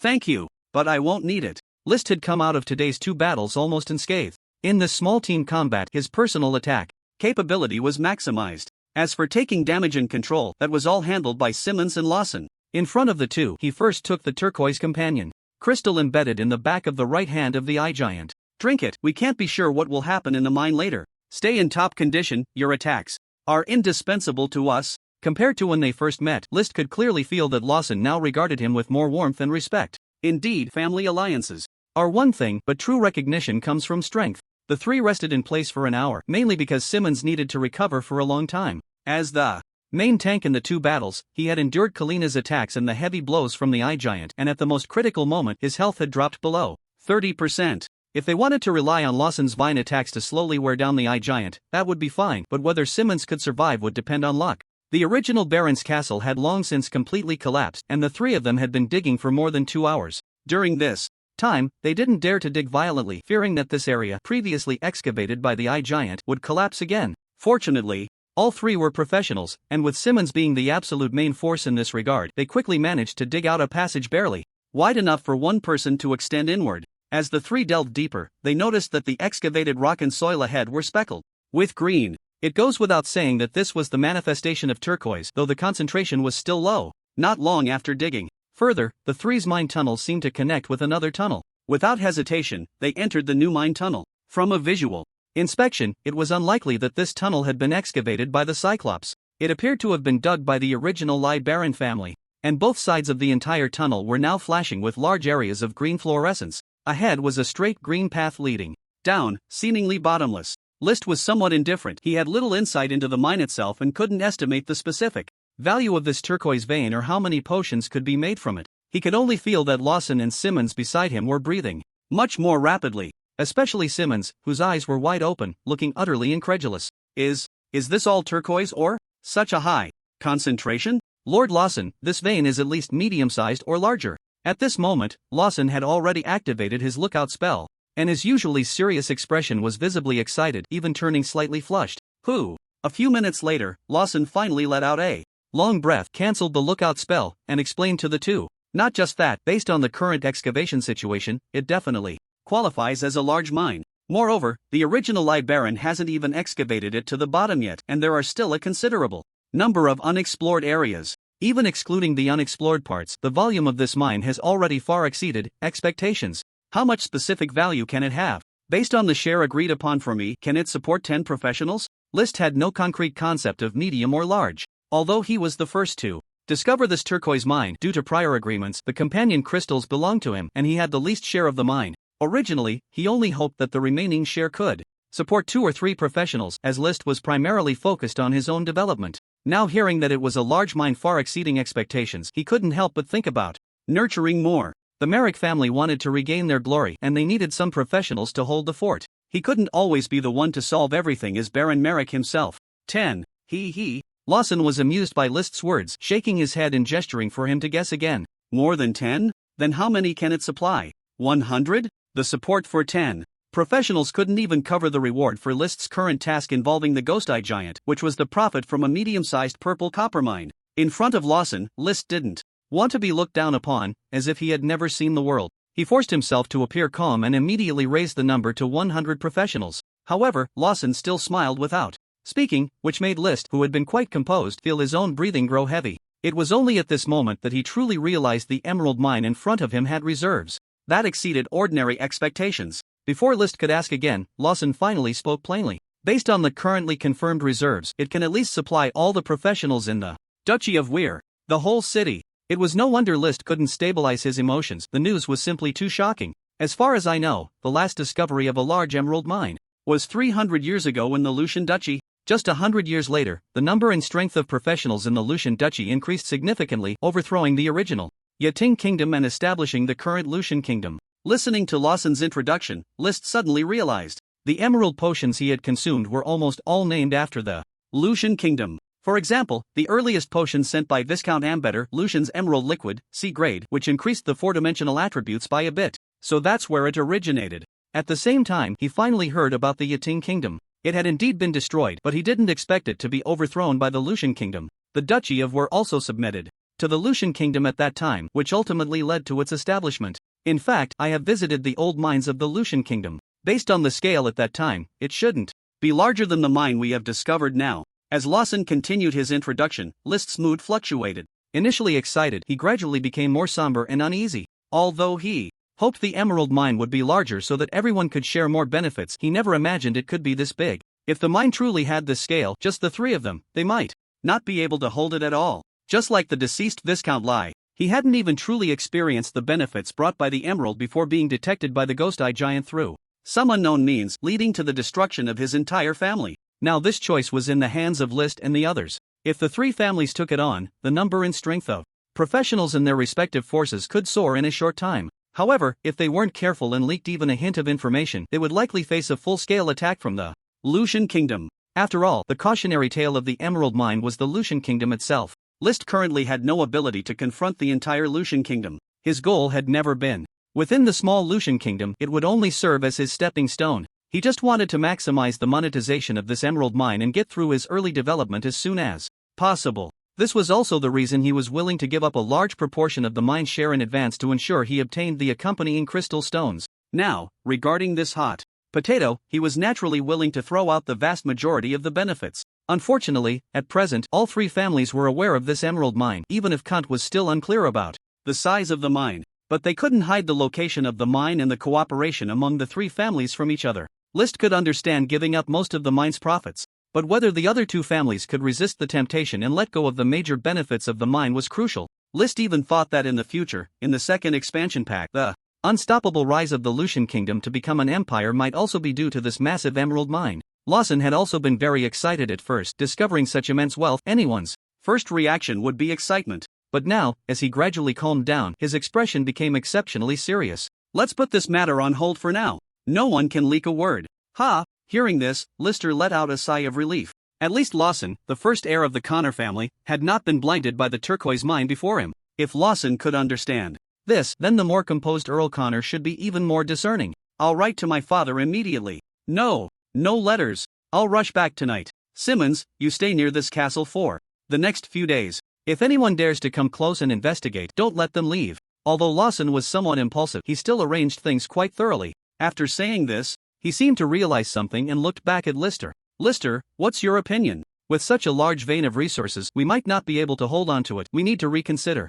It was only because Lister had shown his strength that Lawson began to overlook him, but now he was asking for Lister's opinion again. I have no problem, I just want the accompanying crystals from this turquoise, no matter what. Alright, this is indeed part of the agreement. Upon hearing this, Lawson readily agreed, quite pleased. Compared to the massive turquoise mine before them, the accompanying crystals were nothing. And what about Quint? 5 days. Give me 5 days. If all goes well, my father will come here personally to discuss with you. Lister thought for a moment and finally nodded in agreement. Given the current situation, the best response was to delay. Among the three factions, the strongest was the Connor family, especially since Earl Connor could directly contend with Duke Will's strength. As long as Earl Connor maintained a basic level of calm judgment, it was highly likely that this mine would seek out the royal family of the Lucian kingdom. By then, even if Quint got carried away, it would be of no use. Of course, based on Lister's understanding of Quint, he was also a smart person, but he feared that Quint, being young, might not be able to keep his composure, which could complicate matters.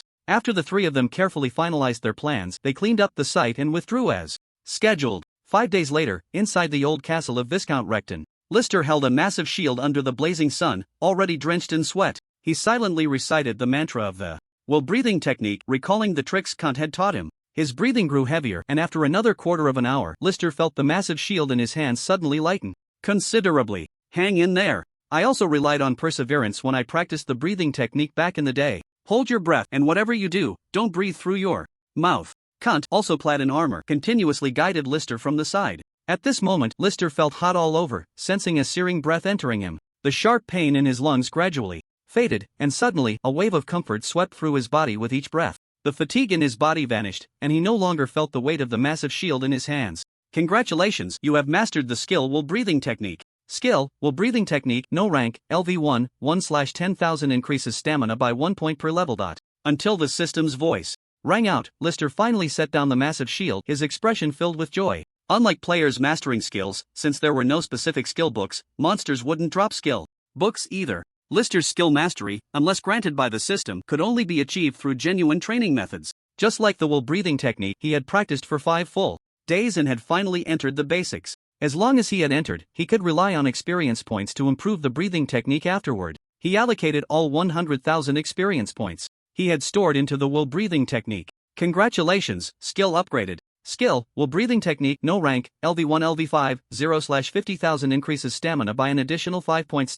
Congratulations, overall evaluation has improved. Overall evaluation, DC. How about that? I didn't go back on my word, did I? I don't know why you want to learn this breathing technique.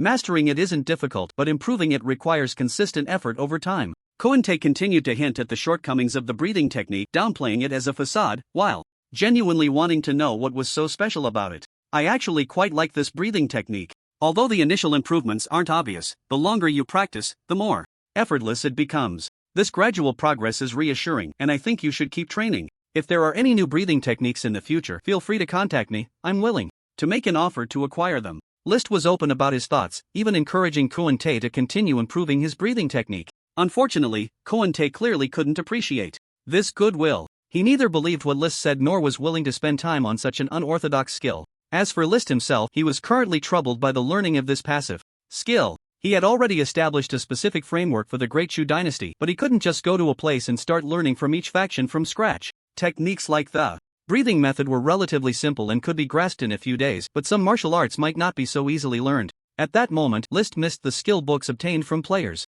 defeating monsters and completing quests. With the timeline of the Great Shu dynasty still unclear, he hoped that he would soon arrive there and that the world of Divine Awakening would welcome players. By then, the system would unlock the currently greylocked auction house and gain public screen, allowing his passive skill ambitions to be realized. Alright, I'll contact you if I have anything. It's already the 5th day. You should have said something about the mine by now? Lawson hasn't returned for a day, and you've been holding back? What kind of reserves are we talking about that has you reacting this way? Since List returned last time, Quint felt a sense of relief. Especially after seeing the corpses of Kylina, Lucy, and others, his mood improved significantly. However, one question weighed heavily on his mind: the output of the mine. List refused to say anything, only telling him to wait a few days. This made Quint secretly speculate that the output must be astonishing, otherwise, it wouldn't have taken this long. Now that it was the 5th day, he couldn't help but ask again. We've waited so many days. What's a little longer? The person should be arriving soon. Sure enough, not long after, a servant hurriedly approached from the distant gate. My Lord Baron, there are guests visiting. Quick, open the door and bring him here. Quint was initially just excited, quietly watching as the gate opened and Lawson walked in. However, when he saw that there were actually 2 people, and Lawson was following another person, he was momentarily confused. After taking a closer look at the leading figure, he hurriedly stepped forward to greet them. Quint, List, long time no see. Uncle Leah Day. Count Connor, hello. Why are you here in person? Could it be that this mine is truly a medium-sized one? Even now, Quint only dared to guess it was a medium-sized mine. The turquoise mine held significant strategic importance, providing far more assistance to professionals than others, and was considered a crucial raw material for directly enhancing their strength. Currently, there was only one large turquoise mine, personally controlled by the Lucian royal family. He couldn't even dare to imagine that the mine they discovered this time would be a large one. It wasn't until a quarter of an hour later that Quint's face turned red, his ears felt like they were bleeding, and his eyes widened in shock. In the castle's reception room, he couldn't help but exclaim,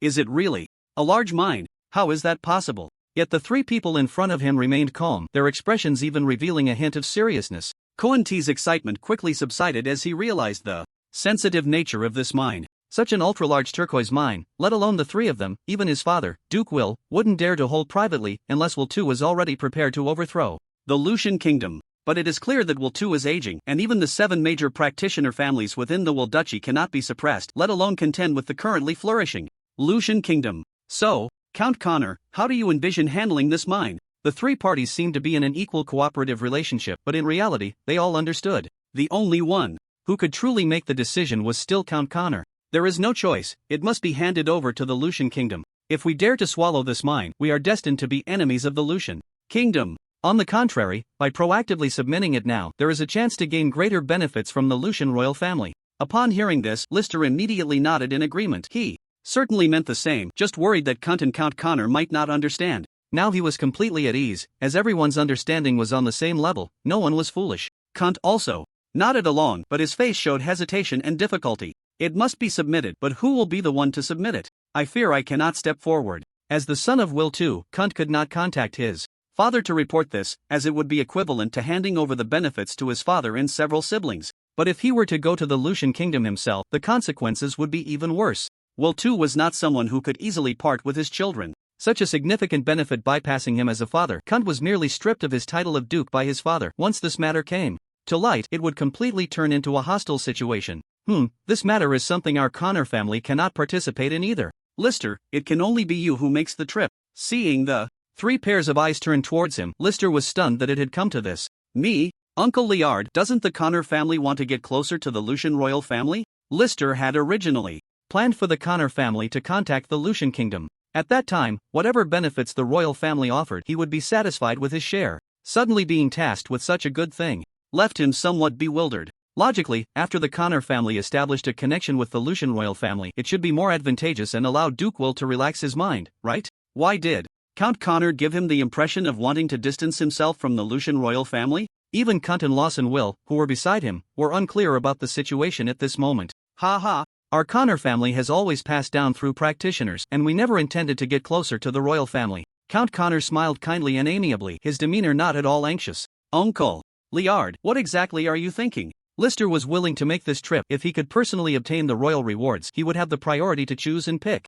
especially since his main quest required him to gain prestige in the Lucian kingdom. Building a good relationship with the royal family was naturally something he would be more than happy about. However, when this matter seemed to fall from the sky like a pie, it made him feel unreal. Often, things he couldn't understand might hide unknown dangers behind them, making him hesitant to agree easily. Seeing this, Count Connor shook his gaze towards Lister somewhat surprised. Merrick's swordsmanship is relentless. I didn't expect you, Lister, to be quite cautious. Your character is completely different from your father and grandfather. He glanced at Quint beside him, hesitated for a moment. Ultimately, Count Connor did not dismiss him and slowly began to explain. Let me put it this way, among the 8 major families in this land, our Connor family has always been stronger than the Will family. But in the end, it was the Will family that became the Duke, and the first Duke will never regarded our families as enemies. What do you think is the reason? That's right, the title of Duke was something our Connor family intentionally yielded, and the other families also recognized this. Before Lister could respond, Count Connor continued to elaborate. The history he spoke of regarding the establishment of the Duchy of Weir and the events surrounding it generally corresponded with the history in the family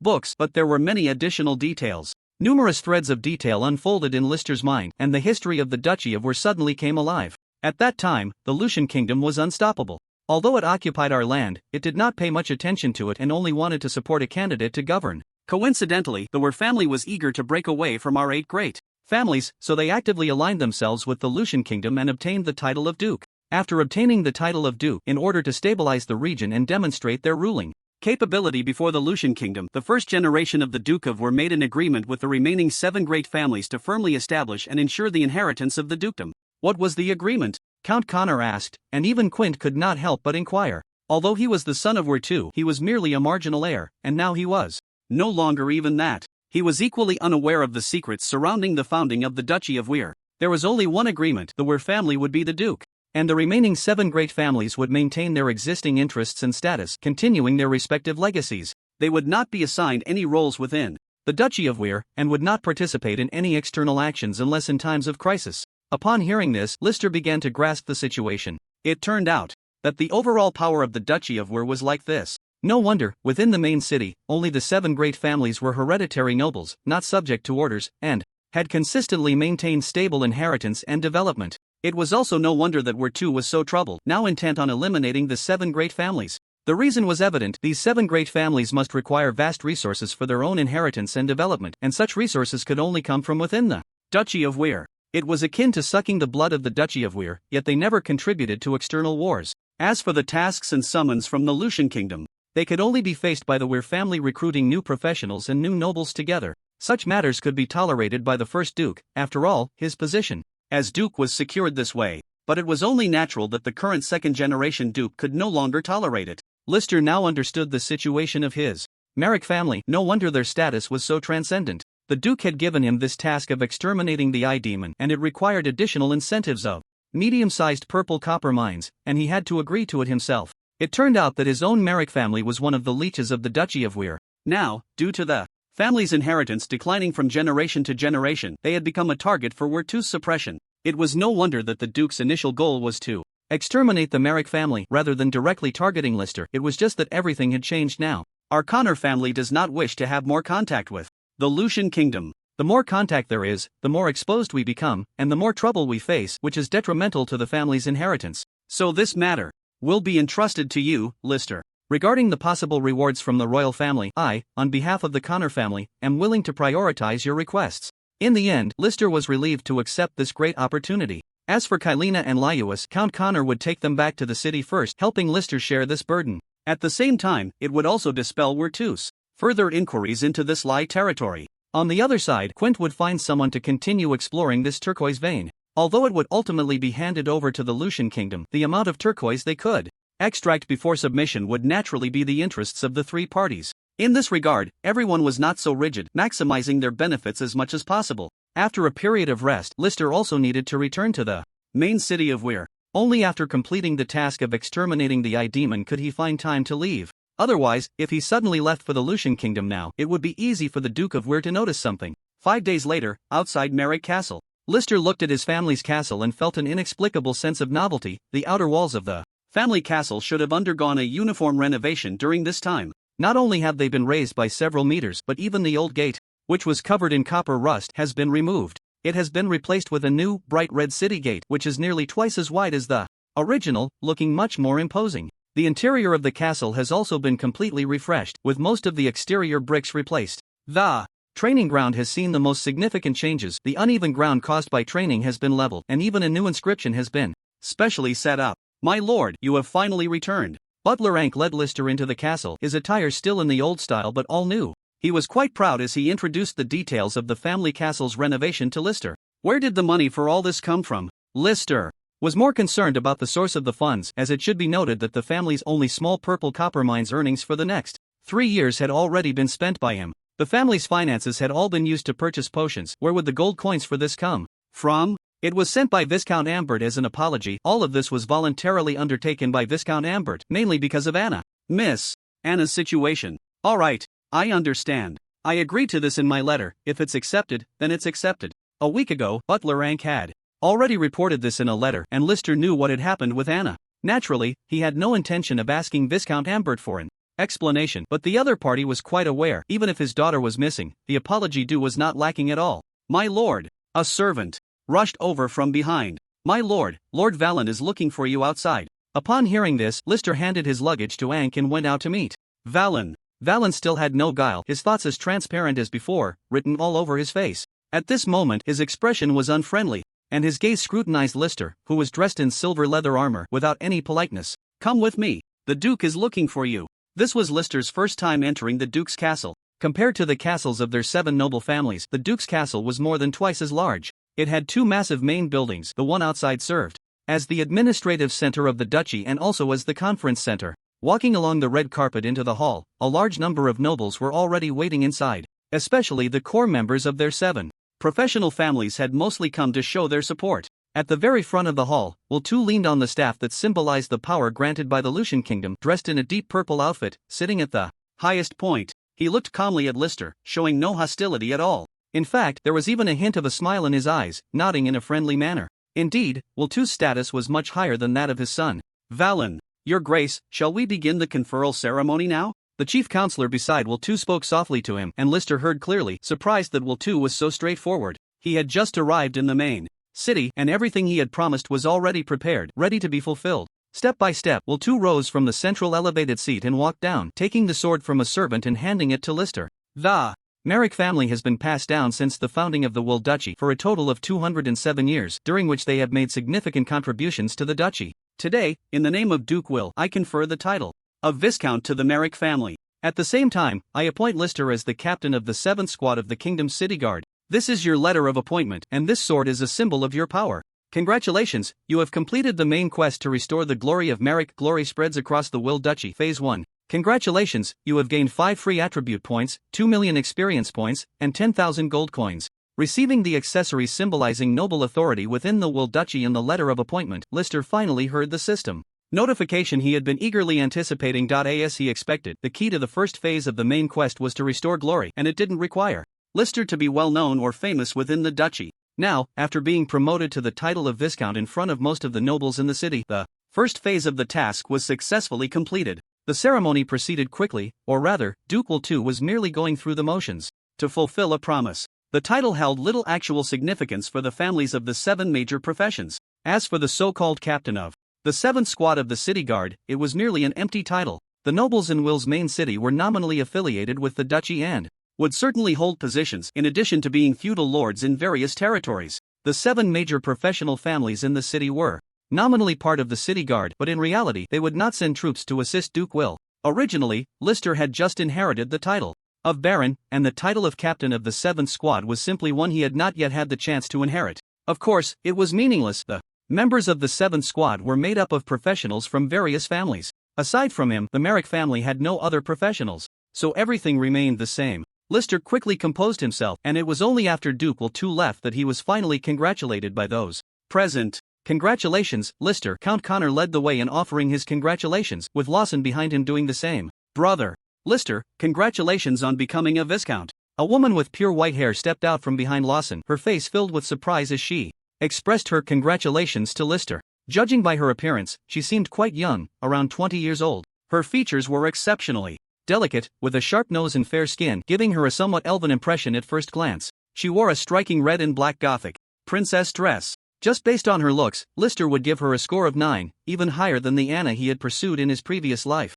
Thank you. Who are you? The woman's expression changed dramatically upon hearing this, looking incredulous. Brother Lister, it's me, Erica. You don't recognize me? Erica. Lister suddenly recalled, this was the girl that Butler Rank had mentioned, the one Baron Mel had encouraged his previous self to pursue from the Connor family. Ha ha, I was just joking with you, I didn't expect you to come today. While speaking, Lister took another careful look at Erica Connor. After a system scan, her professional level was only 16, with an overall evaluation of F showing no outstanding qualities. Aside from her stunning looks, from a professional perspective, she was utterly lacking. However, Lister was still somewhat puzzled, at least from the perspective of finding a woman, looks should come first. To be fair, the previous Anna was not as beautiful as Erica. The difference in their pure looks was quite obvious. Erica's face was exquisitely proportioned. It wasn't until Lister's gaze slowly drifted downward that he finally noticed the clue. It turned out she was flat-chested. Remembering Anna's fiery, devilish figure after being bound in his memories, Erica gave off a feeling of pure beauty, one to be admired.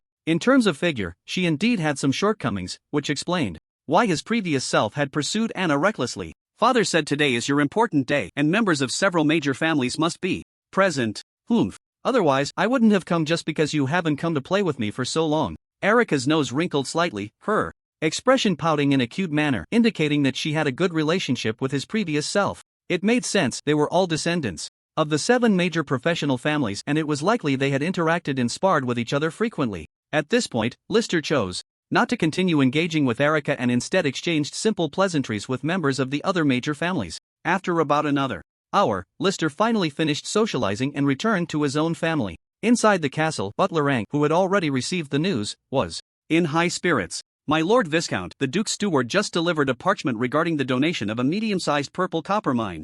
Well, the location is in the southern region, and then there are our family's industries. You can send someone to start mining. If there aren't enough people, just pack it up and give it to the Polychamber of Commerce. Also, go help me find some books related to the Yating Kingdom. Back in his room, Lister began to ponder the recent Viscount ceremony. Will too was quite straightforward about it, ensuring that both the minerals and the title were secured. It's no wonder he held considerable prestige among the new nobility. Just his credibility alone was impressive, not the kind of leader who merely painted grand visions. However, the reasons behind Will II's elevation of the Merrick family to nobility were worth contemplating. He didn't mention Lister's slaying of the Ghost Eye Giant tribe at all, merely recounting the historical achievements of the Merrick family, vaguely defining their merits before promoting them. Just this point likely left many new nobles feeling dissatisfied. They fought tooth and nail to earn their noble titles, while for a family like Lister's, it seemed like they could have it whenever they wanted. After a moment's thought, Lister decided not to dwell on it. It was merely a tactic of Will II to exacerbate conflicts. As long as there were no immediate lethal moves, it was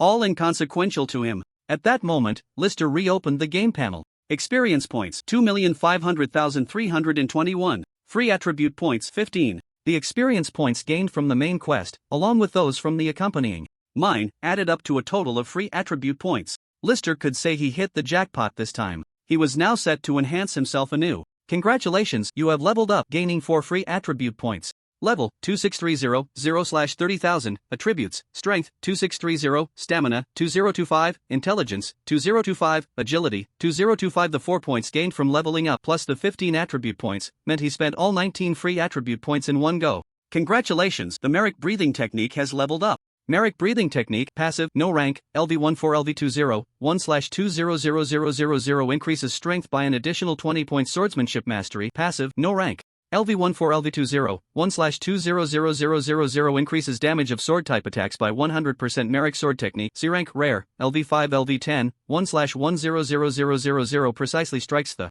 target, dealing 867 10 15 based on strength attribute bonus, damage. Note, the range and damage of the draw slash have been enhanced.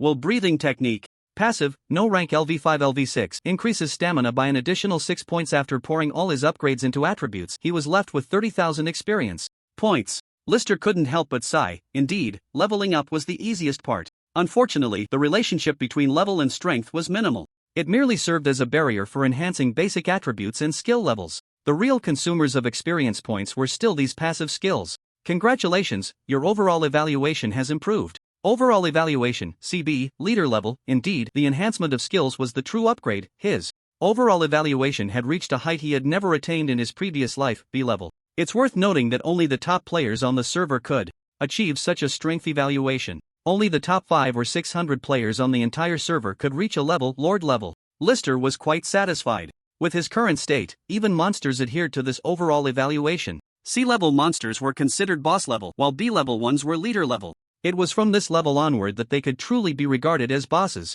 One could say Lister had already become a third-tier humanoid boss, with his strength advancing by leaps and bounds in a short time. On his desk lay a total of 7 books, all concerning the Yoting Kingdom. Lister realized that one of the important tasks of his journey into this game was to read. The chronological order of each expansion's content needed to be sorted out, otherwise, it would be difficult to match it with his fragmented game memories. Opening the most orthodox official record book, Yoting Kingdom, Solar Calendar 707-1233. According to the timeline, the Lost Land was discovered about 50 years before the fall of the Yoting Kingdom. In 1225, it waged war against the Lucian Duchy, which lasted a total of 9 years. The Yoting royal family was destroyed, and the Lucian Duchy claimed the throne. Currently, in this part of the Western continent, everything traces back to the Ahija Empire, which marks the beginning of the solar calendar. Hundreds of years later, the empire completely fractured, dividing into 17 major kingdoms and 41 duchies, all under the chaotic period. With so many nations, wars were inevitable, lasting a total of 140 years, leaving only 3 independent kingdoms and 5 major duchies. The Yoting Kingdom was one of them, but unfortunately, it was ultimately destroyed by its affiliated Lucian Duchy. To this day, the situation has changed dramatically. Only 2 of the 3 major kingdoms remain, namely, the Lucian Kingdom and the Talon Kingdom, along with 7 other independent duchies. The independent duchies differ from the Weird Duchy, which is an affiliated duchy of the kingdom, essentially equivalent to a province of the Lucian Duchy, albeit with slightly higher independence.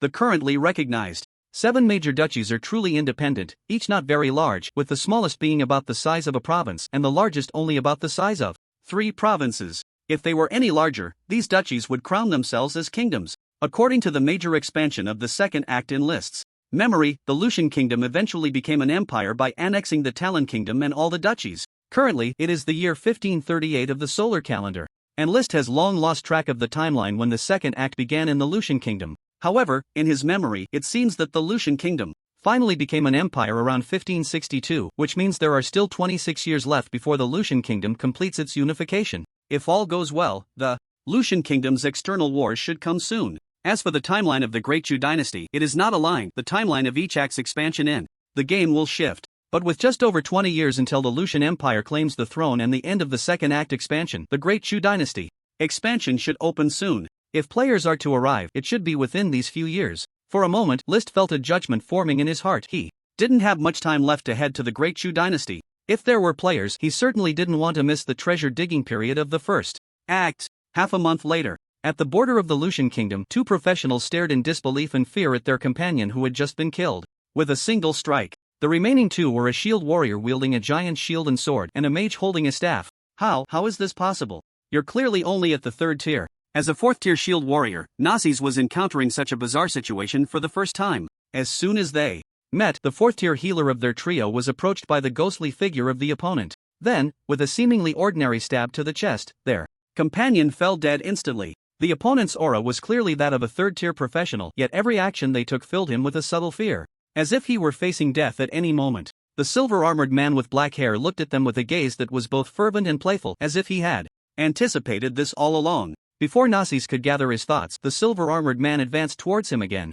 Seizing the moment, their companion, Trissy, unleashed an extreme fireball spell in an instant. As expected of a 4th-tier professional's fireball, its color approached blue, and as it was cast, it rapidly expanded. Ultimately, it grew to several meters in diameter, completely engulfing the silver-armored man's figure, causing Trissy to instinctively breathe a sigh of relief. However, before she could relax for long, as the extreme fireball spell gradually dissipated, the silver figure seemed to have suffered no harm and charged straight towards her again. A horizontal slash came down, blocked by the massive shield of Nazis in front of him. The blade seemed unstoppable, slicing through the giant shield in one stroke, splitting it in half. Immediately following was another slash. Although List could clearly see Nazis' movements, the latter's body did not react quickly enough. Behind him was the mage, Trissy, who could only barely raise her hand to block. Nazis thought that as a shield warrior he would at most suffer a cut to his wrist armor, and that the opponent's downward slash didn't seem particularly special. However, in reality, that strike severed his arm along with the wrist armor, and in the next moment the blade turned again, flashing towards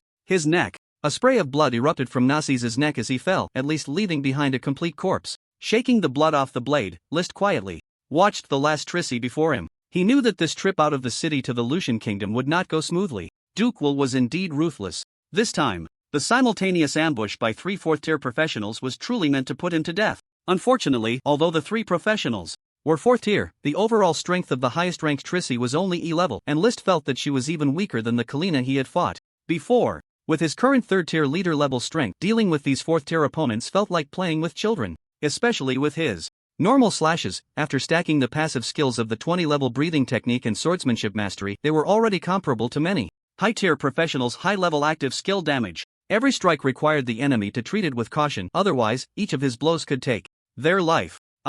I was actually forced. In front of List, Trissy's eyes suddenly turned pitiful. Her movements were not slow, she loosened her already thin dark green robe from the chest, revealing her ample assets. Blocked only by a small red lingerie, the exposed white skin, combined with her beautiful face, was indeed eye-catching. Seeing that List did not continue his attack for a moment, Trissy thought her tactic had succeeded. Her magical power was ready to burst forth, and her only instant-cast fireball spell was prepared, just waiting for List to come a little closer and make a move before triggering.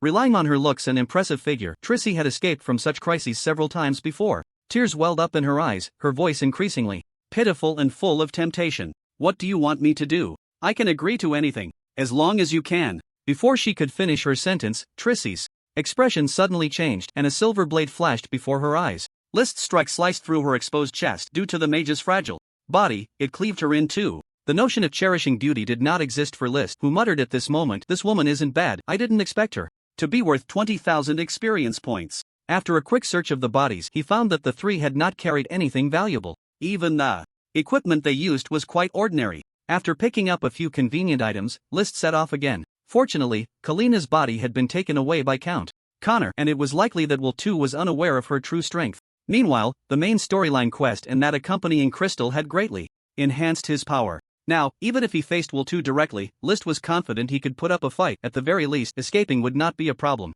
He paid no mind to these trivial 4th-tier professionals. A few days later, List finally arrived at the royal city of the Lucian Kingdom, Bode City, also known as Bode Royal City. The territory within the Lucian Kingdom was familiar to List as he had traveled through it. Standing outside Bode City, he felt a sense of nostalgia. Although he hadn't teleported back to the game in a long time, this royal city served as the player's base for the second act, and he naturally knew a lot about it. However, the Bode City he knew was from over 20 years later, and he had no idea what the current royal city looked like. After paying a gold coin to enter the city, the atmosphere inside indeed resembled List's memories. Ding ding! The still somewhat rudimentary steam train slowly moved through the city, serving as public transportation. The steam tricycle of the wealthy also passed in front of him. The main road had several dedicated tracks, including lanes specifically for horses like List's. The roads were not clean, on the contrary, they were somewhat muddy. Along the tracks, there were dedicated cleaners at intervals, clearing blockages and garbage. The area near the city gate was often the most stressful zone for workers. The nearby civilian houses were a large expanse of stone and wooden structures topped with thatched roofs. Very few of the common children were playing. Most were either helping their families with work or studying. The sound of steam engines echoed throughout the city. Indeed, compared to the incredibly traditional medieval duchy of Weir, the kingdom of Lucian, especially the capital city of Bode, had already entered the steam age. Coupled with the alchemical technology inherent in this scene, it created a rather magical steam alchemy dynasty. Before his crossing, List had only regarded this place as his birthplace. Had it not been for some errands, he would never have engaged with it in detail. Now, everything before him truly immersed him. Riding into the city. The further he went into the inner city, the better the environment became, and the cleaner the ground was. The clock tower, church, school, civil hall, tax office, factories, and a series of urban constructions appeared before him. Many places deviated from List's memories. On one hand, he hadn't remembered much, and on the other, this was the royal city from over 20 years ago. It wasn't until he revealed his identity as a professional and entered the inner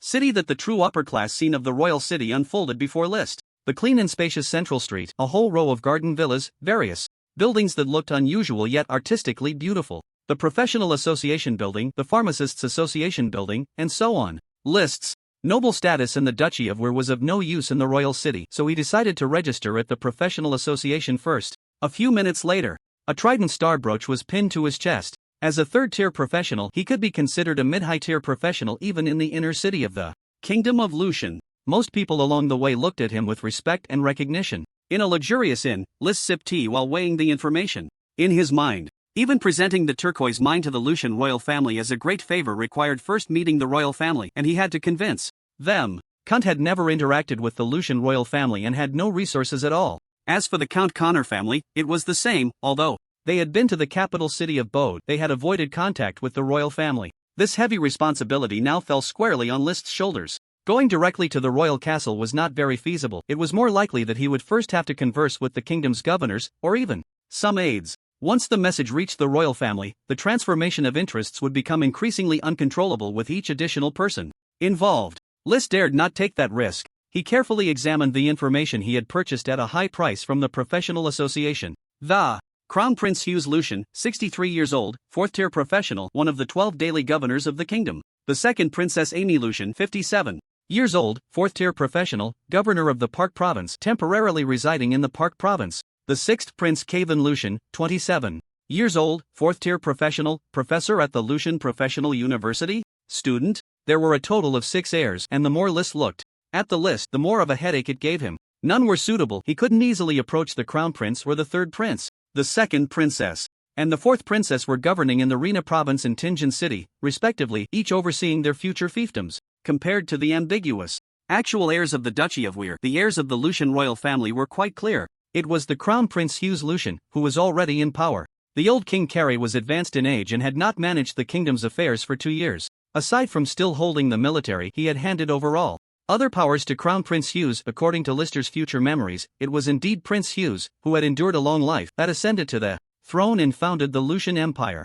As for the remaining 5 princes, they resided in the Thalan Kingdom, serving as hostages during the peaceful period between the Lucian and Thalan kingdoms. The Thalan Kingdom also had a prince studying and living in the Lucian Kingdom. After some consideration, Lister's only option left was the 6th prince, Kevin Lucian. To be honest, Lister wasn't this lucky in his previous life. His level and strength were low, unlike the top players who had received royal quests. Therefore, he had never interacted with the royal family, and even if he had, he probably wouldn't have paid much attention, as they were just NPCs to him at that time. However, Lister was somewhat puzzled. Although he had never interacted with the royal family, he recalled that there were only 5 heirs in the Lucian royal family. He had never heard of this extra Kevin Lucian, yet he was familiar with the name, as the clearest memories he had before his transmigration were from the 8th and 9th acts of the game. During this period, there was a well-known cosmic force, the Church of Mechanical Truth, whose bishop was also named Kevin. However, his full name seemed to be Kevin Deer, and many mechanical players loved to join this sect. In reality, it wasn't a truly righteous church. In the context of the time, it could be considered a cult, disregarding everything for the sake of truth, even causing a galactic explosion. They could be seen as true terrorists, though for game players, it didn't really matter. Just as there were those who wanted to save the world in the game, there were also those who wished to destroy it. After all, the main storyline would progress according to the player's game progress. Even if you wanted to destroy the entire universe, you had to have the strength to do so first. He cast aside these thoughts, suspecting that his memory might be incorrect, since the 6th prince existed and was a long-term teacher and student at the professional university. He was one of the royal family members Lister could most easily interact with. His target quickly locked onto Kevin Lucian. The Lucian Professional University originally stemmed from the Lucian Academy. It was a place for the children of nobles and high-ranking professional families to study, pledging loyalty to the Lucian Kingdom upon graduation. Of course, this was back then. With the development and expansion of the Lucian Kingdom, the demand for professionals had significantly increased. National wars, plundering, and everything else required the participation of professionals. In this world, professionals represented both class and power. Thus, the Lucian Duchy made a significant reform, transforming the Lucian Academy into the Lucian Professional University. It began to accept anyone with talent, regardless of status, allowing them to study at the Lucian Professional University. Initially, it still primarily catered to the royal and noble children, with a few wealthy merchants' children being accepted to train as professionals. However, now, the Lucian Professional University had truly become a university primarily focused on enrolling common students. As long as students had professional talent, they could attempt to enroll in the Lucian Professional University. Those with outstanding talent even received scholarships and royal student loans. It could be said that the current civilization development of the Lucian Kingdom had far surpassed that of other kingdoms and duchies of this era. This was also one of the reasons why the Lucian Kingdom was able to annex such a large area and eventually establish the Lucian Empire. The professional university before him was not much different from Lister's memories. The character he had previously played had also learned many advanced skills from the professional university. Looking around, the only building that differed from his impression was the experimental building. "Sir, where are you from?" "The Duchy of Weir, the Merrick family." At the gate, a student on duty for work study was registering Lister for entry. Upon noticing the badge on Lister's chest representing a 3rd tier professional, the student's attitude became quite polite. "Entry requires the consent of the person being visited. May I ask who you are looking for?" Is it really necessary to have a visitor? Can't it just be a tour? Sir, I'm sorry, but the University of Professionals does not allow tours. List never expected such a rule. Originally, players controlled game characters by directly entering the school as if they were all unified students of the University of Professionals. Entering the school was naturally not a problem, it was something everyone was used to. Now, he had become a visitor instead, and he didn't expect that even with his status as a third-tier professional he couldn't enter directly. Aren't you here to visit your relatives? Actually, I wanted to visit Professor Carvin. I wonder if you could make it convenient for me? A small bag of gold coins was already handed over. He didn't know if this gold would be effective. For now, this was all he had. Sir, if you just want a tour, why not consider it as visiting me to enter the school? There's no need to fabricate a non-existent person like Professor Carvin. This first-tier ability student couldn't resist the temptation of the dozens of gold coins List offered. Seeing that List was indeed a high-tier professional from a vassal duchy and that the Lucian kingdom was not currently engaged in foreign warfare, after weighing the risks, he still wanted to earn this money. Alright, but I really just want to visit Professor Carvin. Doesn't your school have this professor? Or is Carvin a student? He thought someone like Carvin, a royal member, should be quite famous at the university. When he mentioned the name, the other party should have recognized it. To his surprise, this student seemed completely unaware, which made List pause, not having initially mentioned the other party's surname. Logically, the high-priced information bought from the professional association should not be wrong. Could it be that the information at the time, professor, student, was something even the association didn't dare to confirm about Carvin's identity? Sir, are you really looking for someone? I haven't heard of a Professor Carvin among the school's professors. If it's a student, I'll need to use the communicator to help you check what their full name is. I only know he's called Carvin. I really don't know the surname. Could you please help me check? In this strange situation, List ultimately buried the surname of the Lucian royal family, feeling that this sixth prince was somewhat more mysterious than he had imagined. He began to doubt whether he had targeted the wrong connection with the king and was already considering waiting for an opportunity to meet other princes through other means. The student in front of him pulled out a palm-sized black mechanical crystal from the duty room behind him, which had some strange buttons on it. After a series of operations, the crystal lit up and a black light shone on the paper below. About a minute later, the crystal returned to its original black color. Meanwhile, new text had already been printed on the paper. List knew that the University of Professionals had some special creations, including unique mechanical communication stones for each student. He had encountered this system-distributed item in the second act, a half-mechanical, half-alchemical creation. However, players communicated through the system's friends and private chats, including the game's public screen. He thought these creations in the university were merely to enhance the immersive experience of the game. It wasn't until he was in the real game world that List couldn't help but marvel at the wonders of these creations, somewhat like a mobile phone from another world. Sir, I'm sorry, it seems there really is a Professor Carvin at the school, named Carvin Deer. His office is on, the top floor of the laboratory. That rundown place? The student in front of him looked puzzled after seeing the information from the mechanical crystal. He had never heard of this Professor Carvin. Logically, professors' offices should be in the administration building, so how could this one be in the most unusual top floor of the laboratory? List's confusion and shock were no less than that of the student in front of him. Carvin Deer, how could that really be the name? Shouldn't it be Carvin Lucian? Instead, Carvin Deer matched the cosmic celebrity from his impression of the 8th Act expansion, the founder of the Mechanical Truth Church, the super wanted criminal. This is the future big shot known as the Mad Mechanic and the Truth Mechanic. Originally, he only found the name of this Prince Lucian familiar and amusing. Unexpectedly, after coming to the Practitioner University, he suddenly realized that the other party even shared the surname of Dare. At this moment, Lister felt a chill in his heart, a strong sense of unreality washing over him. He couldn't confirm whether this name was a coincidence or if it really belonged to the same person he had in mind. Could it be that a celebrity from the cosmic powers of Act 8 truly emerged from the Lucian kingdom of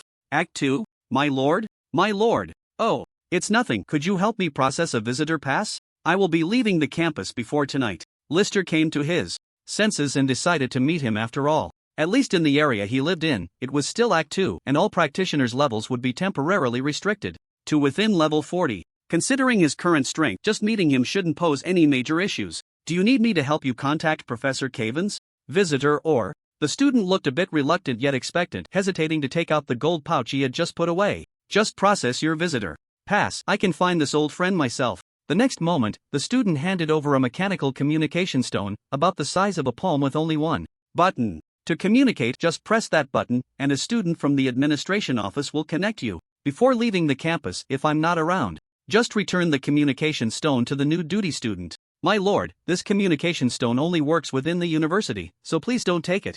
Outside, on the top floor of the laboratory, Lister realized he had never been there before. Or rather, the most memorable part of the entire practitioner university for players was the training ground. Some common skills were either learned from skill books or acquired under the symbolic guidance of various professors in the training ground. Knock knock. Hearing some movement inside the room indicated that someone was there, so Lister simply knocked on the door. After waiting for a moment, he could still hear metallic mechanical sounds from within, but no one came to open the door. It wasn't until he knocked again that he heard a somewhat annoyed voice from inside. Step, step. Finally, a hurried sound of footsteps came from behind the door, and it swung open. However, the next moment, the man who opened the door had already dashed back into the room. About 1.8 meters tall, with a standard build, he was dressed in a form-fitting silver mechanical suit, intensely focused on a massive machine that was half his height. If nothing else, this man was Kevin Lucian. Lister stepped into the room, not daring to approach any closer, and closed the door behind him. He saw that the central area of this massive machine seemed to be a special alchemical energy core structure, surrounded by very complex mechanical extensions and inscriptions. At that moment, the entire core was visibly overflowing with energy, and it was vibrating strangely, as if it were about to break free at any moment. Kevin was completely absorbed in staring at the core, his hands leaving behind afterimages as various special mechanical parts continuously built themselves outward from the core.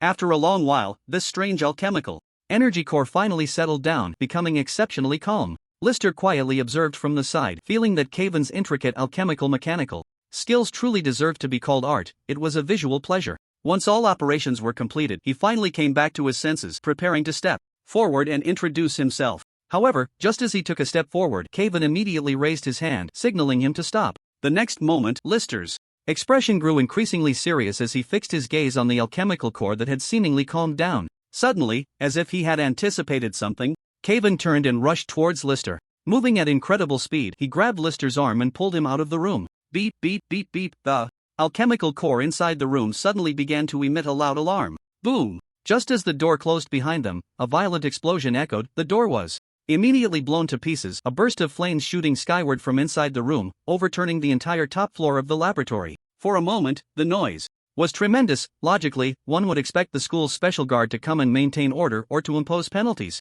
However, after a long while, no one arrived. Not even the professors from several floors below reacted. No one came in at all. So, is this an alchemical bomb? Lister murmured. Fortunately, he had hidden quickly enough and had not sustained any serious injuries. This is the core of the mech I developed. You interrupted the process just now, causing the 17th experiment to fail again, Kevin said calmly, looking at Lister with an expressionless face. Alchemical core, 37,411 gold coins. Mechanical parts, 3,417 gold coins. Facility repair costs, 231 gold coins. Total loss from this failed experiment, 41,059 gold coins. As the interrupter, you bear the main responsibility and must compensate me 70% of the costs, totaling 36,953 gold coins. I will send you the complete list of materials later. Do you have any objections? Kevin showed no signs of regret, irritation, or the expected displeasure. Instead, he was unusually calm, even taking the time to calculate compensation, which relieved Lister.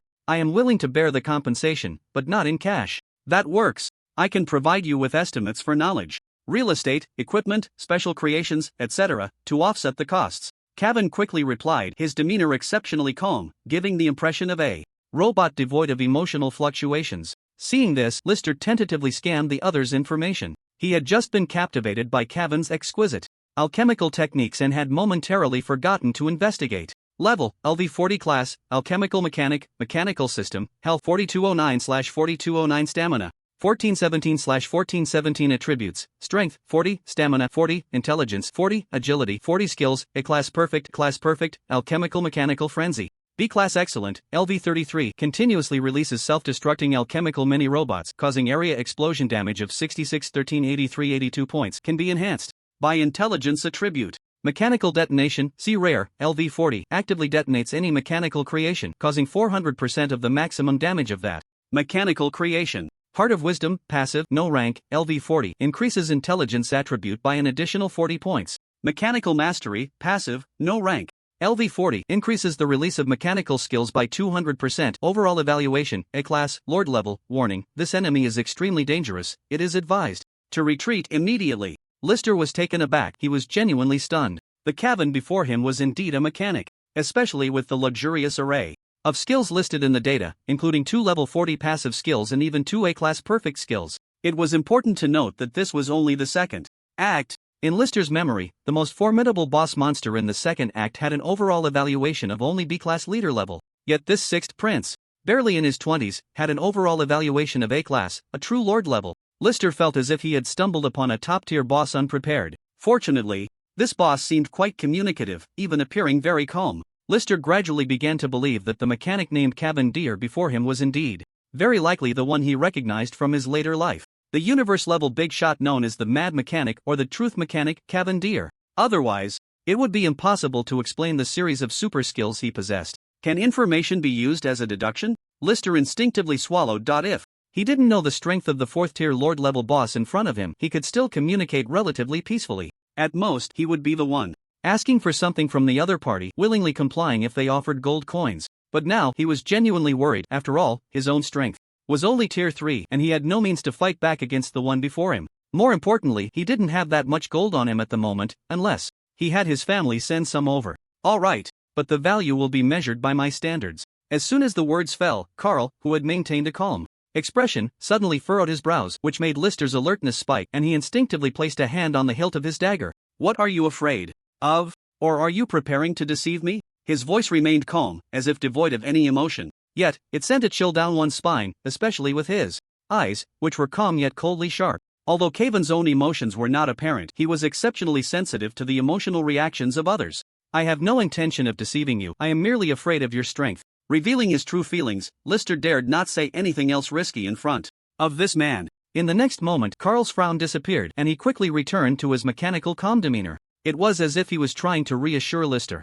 When he spoke again, there is no need to fear, I am merely an explorer seeking the truths of the world, believing in the supremacy of truth and advocating for equal exchange. I have no intention of attacking you, and your strength is not weak, you simply lack in certain aspects of power for now. Although the Cavan in front of him exceeded expectations in strength, he indeed did not possess that much aggression, even surprisingly reasonable. As for his own power, it far surpassed tier 4, but in other attributes, he hadn't even reached tier 3. Since they had already met, Lister decided to tentatively discuss matters with this individual. Regarding intelligence, there is a piece of information I need to confirm with you, otherwise, I will have my family compensate you with gold. That sounds reasonable, go ahead and ask. Cavan was inexplicably easy to talk to, but the location of their conversation was still in front of this ruin, which made Lister feel a bit strange. Are you Cavan Deer, or Cavan Lucian? I am Cavan Deer, but Cavan Lucian can also be considered. Me. Which one are you looking for? As expected, this was pretty much what Lister had anticipated. The person before him was indeed the sixth prince he wanted to find, most likely the one who had already made a name for himself in the universe during the 8th act. Regarding intelligence, I hope to converse with you in your royal identity. Up until this point, Lister had not noticed anything unusual, thinking that Cavan Deer was merely a pseudonym favored by the sixth prince. However, Cavan Deer suddenly spoke for himself. Looking for you. As he spoke, his head suddenly twitched violently, his eyes rolling upward, and his whole body began to tremble. A sense of eeriness flooded Lister's mind, and he felt a chill at the situation before him once again. Fortunately, it wasn't long before Cavan's convulsions ceased. When he looked at him again, Cavan's expression suddenly became animated. The calmness that had previously characterized his face was gone, replaced by a look of confusion and unease as he scrutinized Lister. I am Cavan Lucian. I seem to not know you, right? A bold guess filled Lister's mind at that moment, or rather, it was no longer a guess, it was the truth. The Cavan Lucian before him was mentally ill, or at the very least, a person with a dual personality. The dominant personality was likely the somewhat timid and weak-looking Cavan Lucian, while the secondary personality was that mechanical overlord, Cavan Deer. No wonder Cavan Deer's expression rarely changed when he spoke, resembling a robot. It seemed the secondary personality's emotions could not be conveyed through his face. In the later stages of the game, regarding Cavan Deer's title as a super mechanic, Mad Mechanic, it now appeared that this madman title was not unfounded. I don't know, but I have very important information to tell you concerning the future development of the Lucian royal family. I hope you can pass it on to the king. The royal family's development?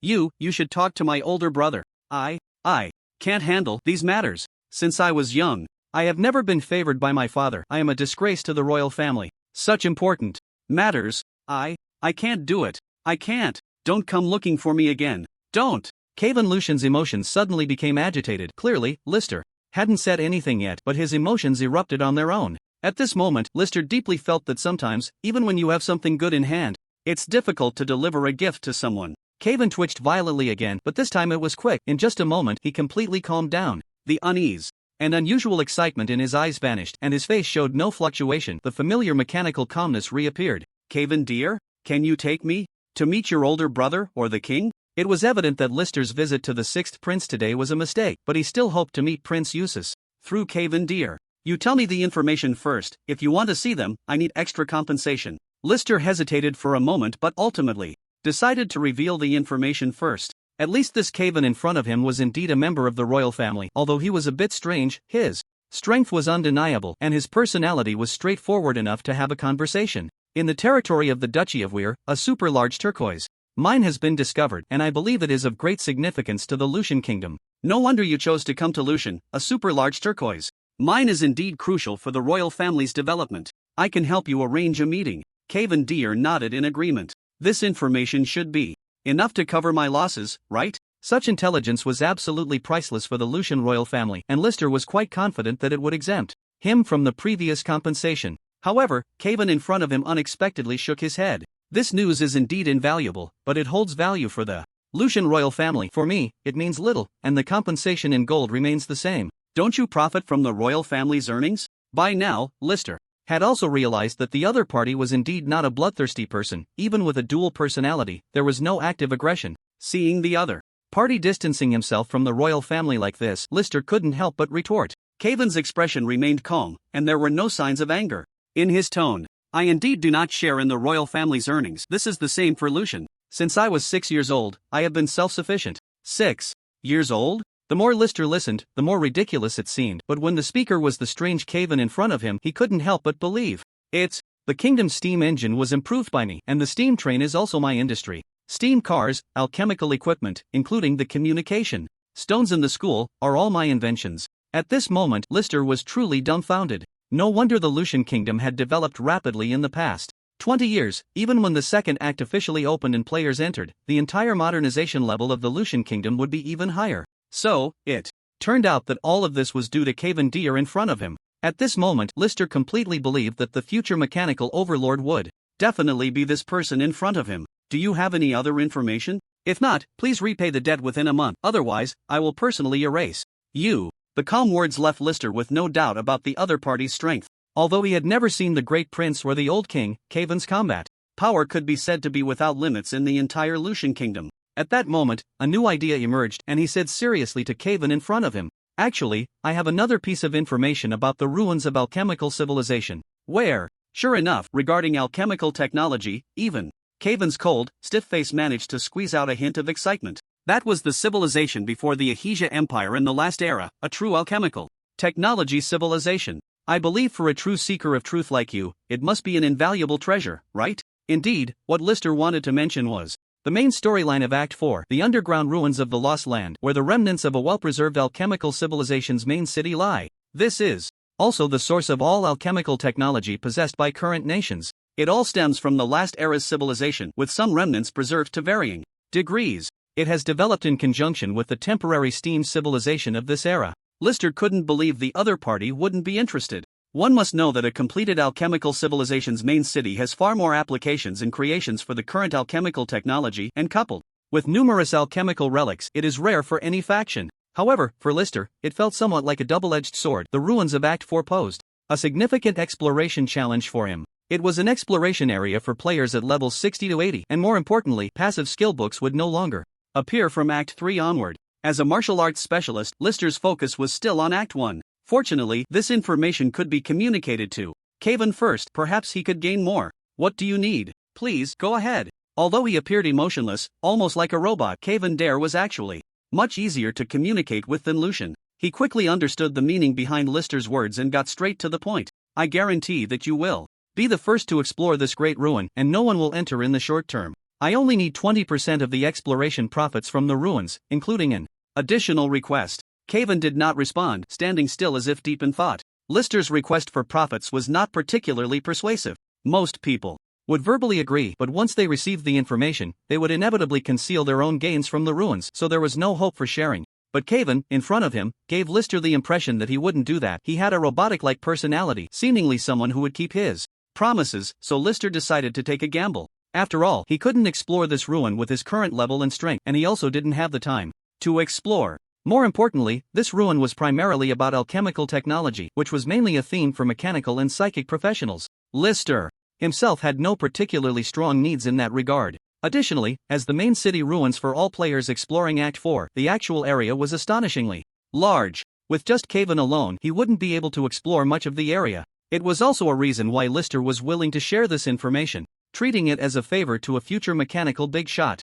After a long while, Caven seemed to have made a decision and spoke again. I agree, but the agreement must be for the ruins of the last era's alchemical civilization, and the ruins must indeed have a complete main city as you mentioned, otherwise, all cooperation terms will be void. I agree. Lister extended his right hand, and Caven seemed to have guessed the meaning of Lister's gesture, though he hesitated. After a moment of hesitation, he finally reached out to shake hands. The location is on the southeastern side of the Lucian Kingdom, about 2,500 to 3,000 kilometers away, where there will be a massive canyon. The canyon along with the riverbed below is called the Lost Land, and beneath the riverbed lies the ruins of the alchemical city. Once Lister finished sharing the information, Caven took out a communication stone from his pocket. Soon, a dedicated guard and construction team arrived, as if they had been ready at any moment. Upon arrival, the guards cleared away the debris from the explosion, and the construction team quickly repaired the roof. This place, which often faced disasters in the eyes of students, once again experienced an unexpected calamity today. That night, Lister dressed himself properly and headed towards the royal direction of the city of Bo. Cavender's efficiency was higher than he had imagined. They had just finished their conversation in the morning, and by that evening, the message had already been conveyed, asking him to come and discuss in person. The royal residence is located in the very heart of the city of Bode, a true city within a city. List held the pass issued by the sixth prince, moving smoothly past the central council hall at the front, where many officials were still working overtime. The deeper he walked, the quieter the surroundings became. Excuse me, is this the residence of Lord Merrick? It felt as if he had entered the true core of the royal residence, with a row of grey armored guards guarding a special entrance. In front of the guards, a man dressed in a black butler's outfit recognized List the moment he saw him. After Merrick presented the pass, this man led them further inside. List. Outside a palace door, Carvin stood quietly, playing with a special 26-sided alchemical cube in his hands. When he saw List approaching, the cube suddenly vanished from his grasp. Follow me. The interior of the palace was not as resplendent as one might imagine. On the contrary,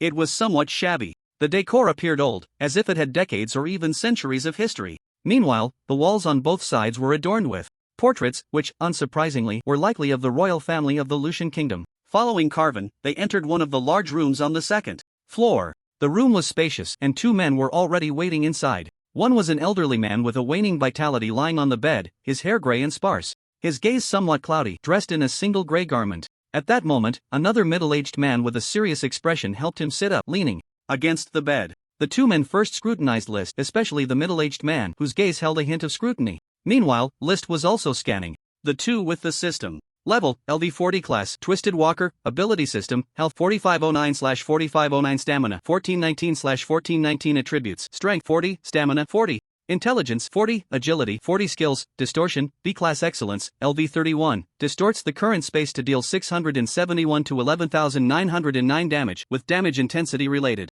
to the degree of spatial distortion. Unyielding Heart, B-Class Excellence, LV40, temporarily increases all resistances and significantly boosts defense, restoring 20% of health. Heart of the King, B-Class Excellence, LV40, temporarily increases damage and defense of allied soldiers. Overall evaluation, B-Class. This was the information of the middle-aged man, Prince Hughes. His level was also 40, at the top tier, with 3 main B-Class skills, both of which were fully upgraded. Indeed, he was powerful, possessing a rare group buff skill. Coupled with his rather unique spatial abilities, it was no wonder his overall strength was rated B-Class. The old king on the bed was also level 40, but his attributes had weakened. The lifespan of a class holder is limited before the second transition. As one ages, physical attributes decline, which is also the reason the old king handed over power early. Class holders are more sensitive to their own condition and lifespan. At this moment, List breathed a sigh of relief. Indeed, individuals like Carvin were rare in the second act. At least, the strength of the Lucian royal family met List's expectations, with the highest overall evaluation being B-Class. Old King Carrie had now shifted his gaze away from List, focusing more on Carvin beside him. So you are now Dare? Carvin nodded, not shying away from anything. Indeed, with his strength, it should be the royal family that ought to be cautious and fearful. A lord-level mechanic could single-handedly take down an entire army. Carvin alone could probably annihilate the entire Lucian kingdom. Although Lord level sounds just one tier above leader level, the actual strength difference is vast. Is Lucian doing well? Does he still come out often? Very rarely, unless I pull him out. He hardly comes out anymore. Calmly responding, King Carrie's already aged and lifeless face now bore an additional layer of reluctance and concern. Father, let's discuss Cavan later. We should talk about important matters first. It seemed that the court royal members were all aware of Cavan Lucian's situation. Moreover, the sixth prince was already being downplayed, and the second personality, Cavan Deer, did not like to use the Lucian surname. It was no wonder that in the end, the entire Lucian royal family only acknowledged 5 royal members. The turquoise mine, huh? You decide. I'm getting old, you won't need to consult me on such matters in the future. King Carrie showed no interest in the turquoise, while the eldest prince, Hughes Lucian, appeared somewhat anxious, clearly placing more importance on the turquoise mine. The old King Carrie closed his eyes to rest, and it was then that Hughes spoke seriously. How did you discover the vein? I was originally sent to eliminate the Ghost Eye Giant, and then I found that the Ghost Eye Giant had associated crystals of turquoise. Lister briefly explained the whole story to Hughes, feeling quite hopeful about what kind of reward he might receive from the royal family. Hughes listened intently, asking detailed questions about certain specifics, even inquiring about the details of the battle. Until Lister finished recounting everything, Hughes's expression did not match Lister's expectations. He remained serious. Since you discovered the turquoise mine, why didn't you inform Duke Will first? Did you sense he had ulterior motives? Or is he in contact with other countries? The 3 consecutive questions caught Lister completely off guard, and he was naturally unprepared. He had thought that the Lucian royal family would immediately be overjoyed upon hearing about the turquoise mine. Who would have guessed that the old King Carrie, being of advanced age, was completely indifferent to such matters? Although the eldest Prince Hughes valued it, he was extremely wary of Lister. His words seemed to question Duke Will, but in reality, he was pointing at him. Since the eldest prince is not at ease, I will return to the principality and inform Duke Will first. No need. I have long heard of the 7 great families of your Will Principality. In the past, I did not like you, but today you did nothing wrong. Although the eldest Prince Hughes appeared to be middle-aged, he was actually over 60. His face was well maintained, with few visible wrinkles, but his nasolabial folds were very deep. He gave off a much more serious and imposing presence than old King Carrie. At this moment, Lister began to understand. It seemed that the Lucian royal family had long been aware of the situation in the Will Principality. They had early on developed a dislike for the faction represented by Lister and the 7 great families. With a little thought, Lister could comprehend. From the royal family's perspective, while they hoped for some unrest within the Will Principality, they preferred it not to be the kind of posturing exhibited by the 7 great families, which were almost semi-independent, not even responding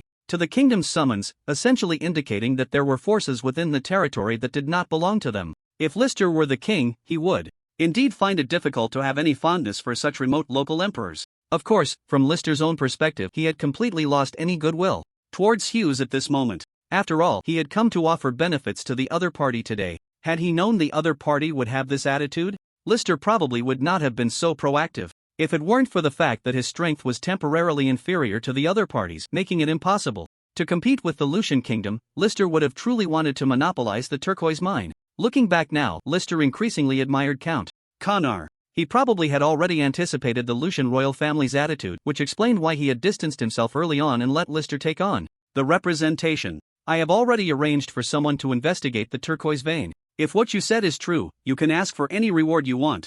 After Hughes finished speaking, he changed the subject. How much do you know about the Great Chu dynasty that you and Cavan mentioned? I don't know the specifics. I only know from the records that there is such a great dynasty on the other side of the Lost Land. The information about the Great Chu dynasty was part of what Lister had disclosed due to another request he made with Cavan. Among them, there were also tentative plans regarding his continued main storyline quests in the Lucian kingdom. Although the value of the Lost Lands was significant for Lister, it was more about leveling up and farming monsters. Moreover, the underground alchemical civilization would remain unknown to the Lucian royal family unless Cavan disregarded their agreement and informed them. Thus, Lister indirectly tested the waters with news from the Great Chu dynasty. Records? What records? A travelogue by a bard. You believe there's such a grand dynasty based solely on a travelogue? Hughes looked at Lister with a strange expression. He still couldn't fathom what this young man was thinking. Unlike the style of the 7 noble families of the Weird Duchy, it felt as if this Merrick's thoughts were not confined to the Weird Duchy. At that moment, there was a weighing of options, and the atmosphere began to grow heavy. Cavan stood to the side, seemingly uninterested in the conversation. The 26-sided cube once again appeared to materialize in his hands, his wrist performing complex maneuvers to scramble and restore it. Of course, this time Lister saw clearly. that the 26-sided cube was taken from his wrist bracelet, ultimately becoming the cube he was holding at an unusual angle. Since you are willing to explore, I agree to give you a small team. At the same time, I will grant you the status of a representative of our Lucian Kingdom's delegation. If you truly find this grand dynasty, you will represent our kingdom in extending goodwill first. Make sure to record information about the other nation and any resources that may be useful to our country. If you can indeed achieve a favorable outcome, I promise that when you return, I can offer you even greater rewards. After saying this, Hughes gestured to the attendant waiting outside, signaling that today's discussion was over, and led Lister out of the palace. As they hurried along, Lister finally let out a long sigh of relief once they exited the palace. Although the process had been somewhat convoluted and his relationship with the royal family had not drawn as close as he had anticipated, the outcome was smooth. The turquoise mine had informed the royal family, and the Lucian Kingdom had acquired a new official status. At the same time, he could now engage with the Great Chu dynasty more openly. Although the Great Chu dynasty was part of the first act's expansion pack, theoretically, the overall NPC level should not exceed level 20. Logically, Lister's entry into the Great Chu dynasty would be akin to facing an ultimate boss, leading to a chaotic slaughter. However, in reality, the first act's expansion pack was set in the territory of Jiangling Prefecture of the Great Chu dynasty, governed by the Marquis of Courage. All players operated within the Jiangling Prefecture. It would not be until the third act, during the Great War between the two major nations, that players would encounter the full extent of the Great Chu dynasty. Lister could ascertain that the NPC levels in Jiangling Prefecture would be suppressed, but he couldn't guarantee the levels of NPCs in other regions. He could either sneak into Jiangling Prefecture and wait for players to arrive in this world, or, as he was doing now, come to the Lucian Kingdom under the guise of a diplomat. With the title of a diplomat, Lister would undoubtedly gain noble status in the Lucian Kingdom, significantly advancing the second phase of his main quest.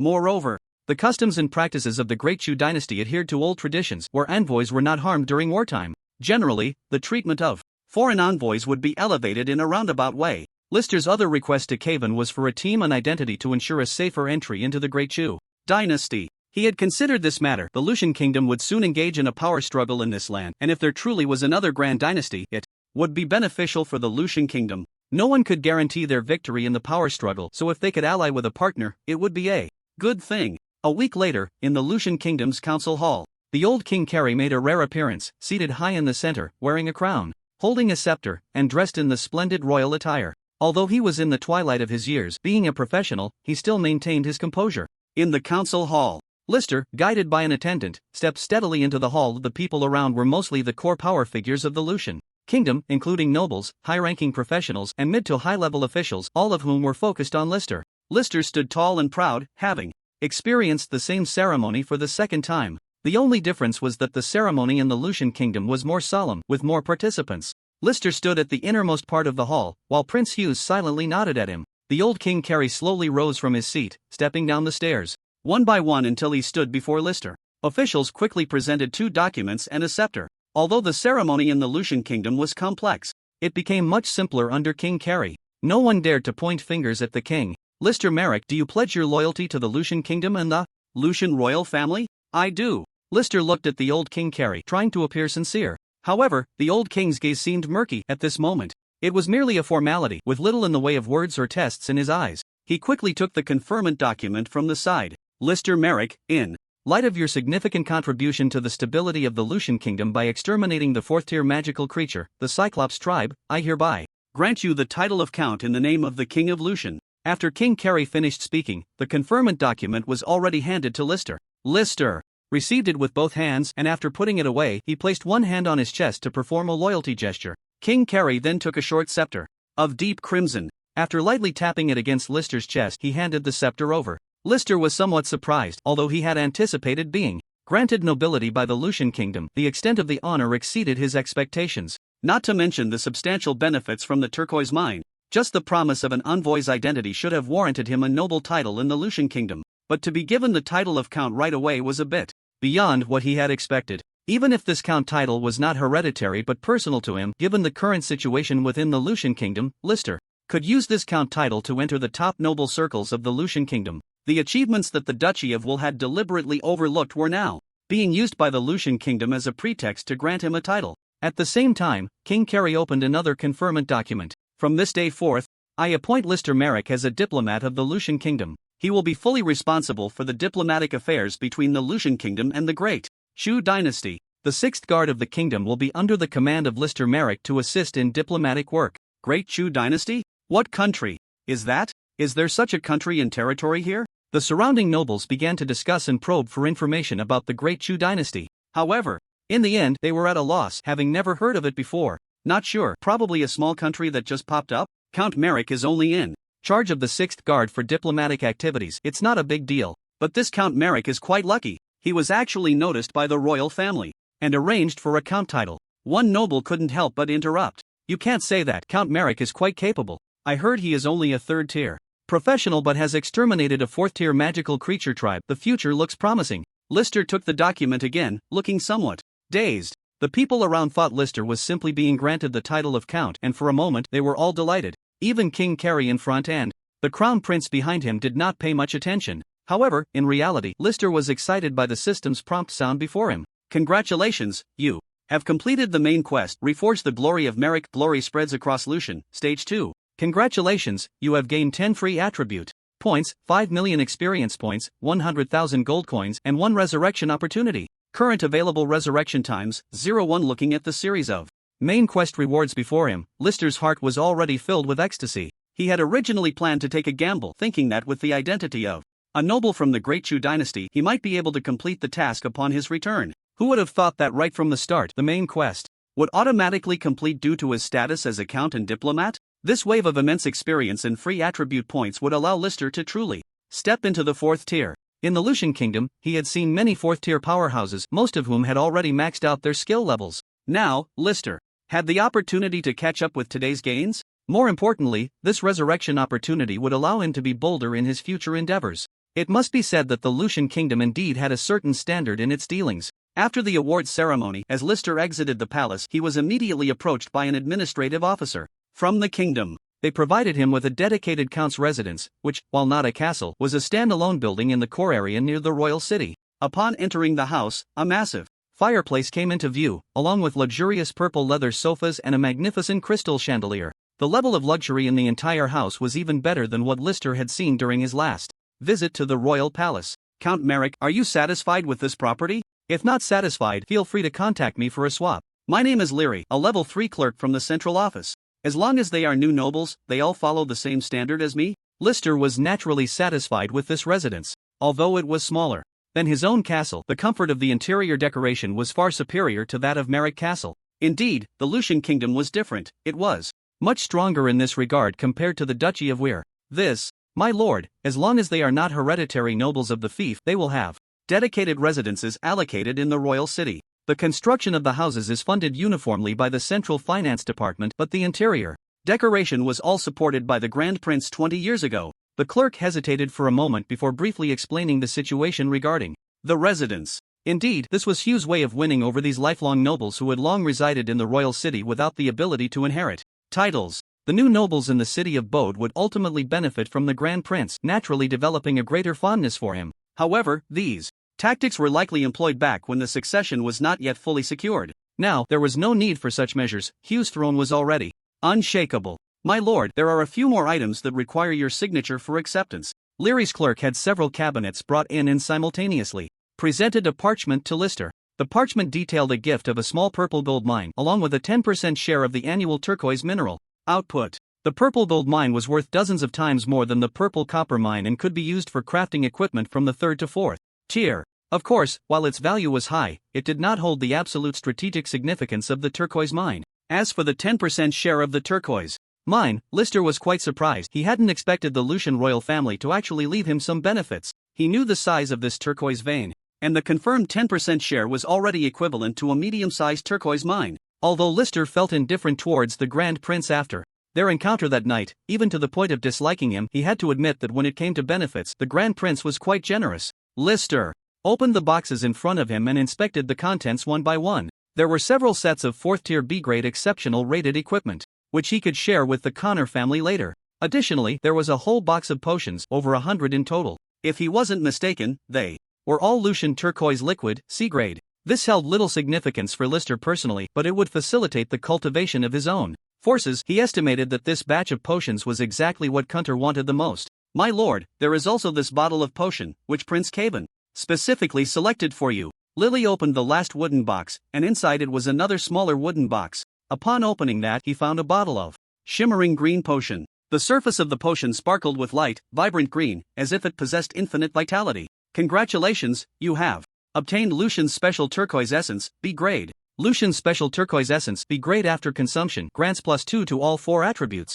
Note, this potion can be consumed repeatedly but becomes ineffective after the second transition. Indeed, it was a special essence, just the +2 to all 4 attributes, totaling 8 points of free attributes, was astonishing. Not to mention that the potion could be consumed repeatedly. It was no wonder that the royal family members had all their attributes maxed out. A nation that had mastered the turquoise mines for hundreds of years truly excelled in the development of turquoise. In the capital of the Weird Duchy, Lister rode with a group of professionals, making a grand entrance from the outer city to the inner city. The luxurious accommodations in Lucian's royal city were intoxicating, but Lister's thirst for power was even greater. After just a 2-day stay to experience it, he was returning to the duchy today. The crowd around him consciously made way for Lister's group. The looks directed at him were filled with a mix of anger and fear. Although Lister had recently been promoted to Viscount in the Weird Duchy and seemed to be well known, this was only among those with a certain status within the duchy. For the lower-class citizens, the mere fact that he was a noble made it hard for them to voice any good opinions.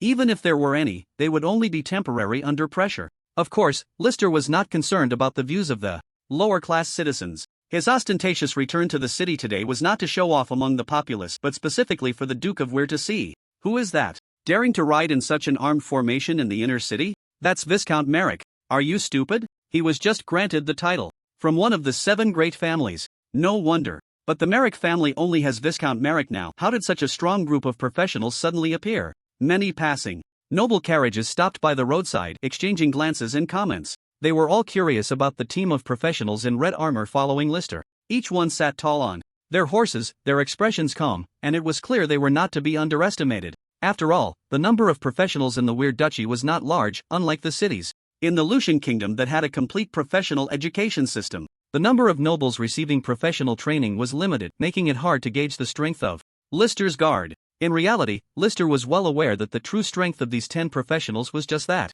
The Lucian Kingdom's guard was a force left by the old king for each heir, serving as both a protective detail and a show of power. The 6th Prince's Guard was naturally called the 6th Guard, originally established with nearly 100 professionals. However, the 6th Prince, Carvin, had long lost his claim to the throne and had no desire to inherit it. His lack of attention to this guard led to its gradual decline since its establishment. In contrast, the guards of the other heirs had been well nurtured and developed. When they later went to their newly granted territories, their guards would be there most advantageous support in quickly mastering local power. Carvin, however, had no need for any of this. He was essentially the same type of person as Lister, prioritizing his own strength and development. Now, only 10 professionals remained in the 6th Guard. Apart from the leader, who was a 3rd-tier professional, the remaining 9 were all 2nd-tier professionals. This guard had long been on the fringes of the Lucian Kingdom and was the least desirable to join. Before Lister took over, this guard had already been slated for disbandment by the first prince, Rias. Many nobles in the kingdom mistakenly believed that Lister's command of the 6th Guard indicated that the Great Chu dynasty he was about to engage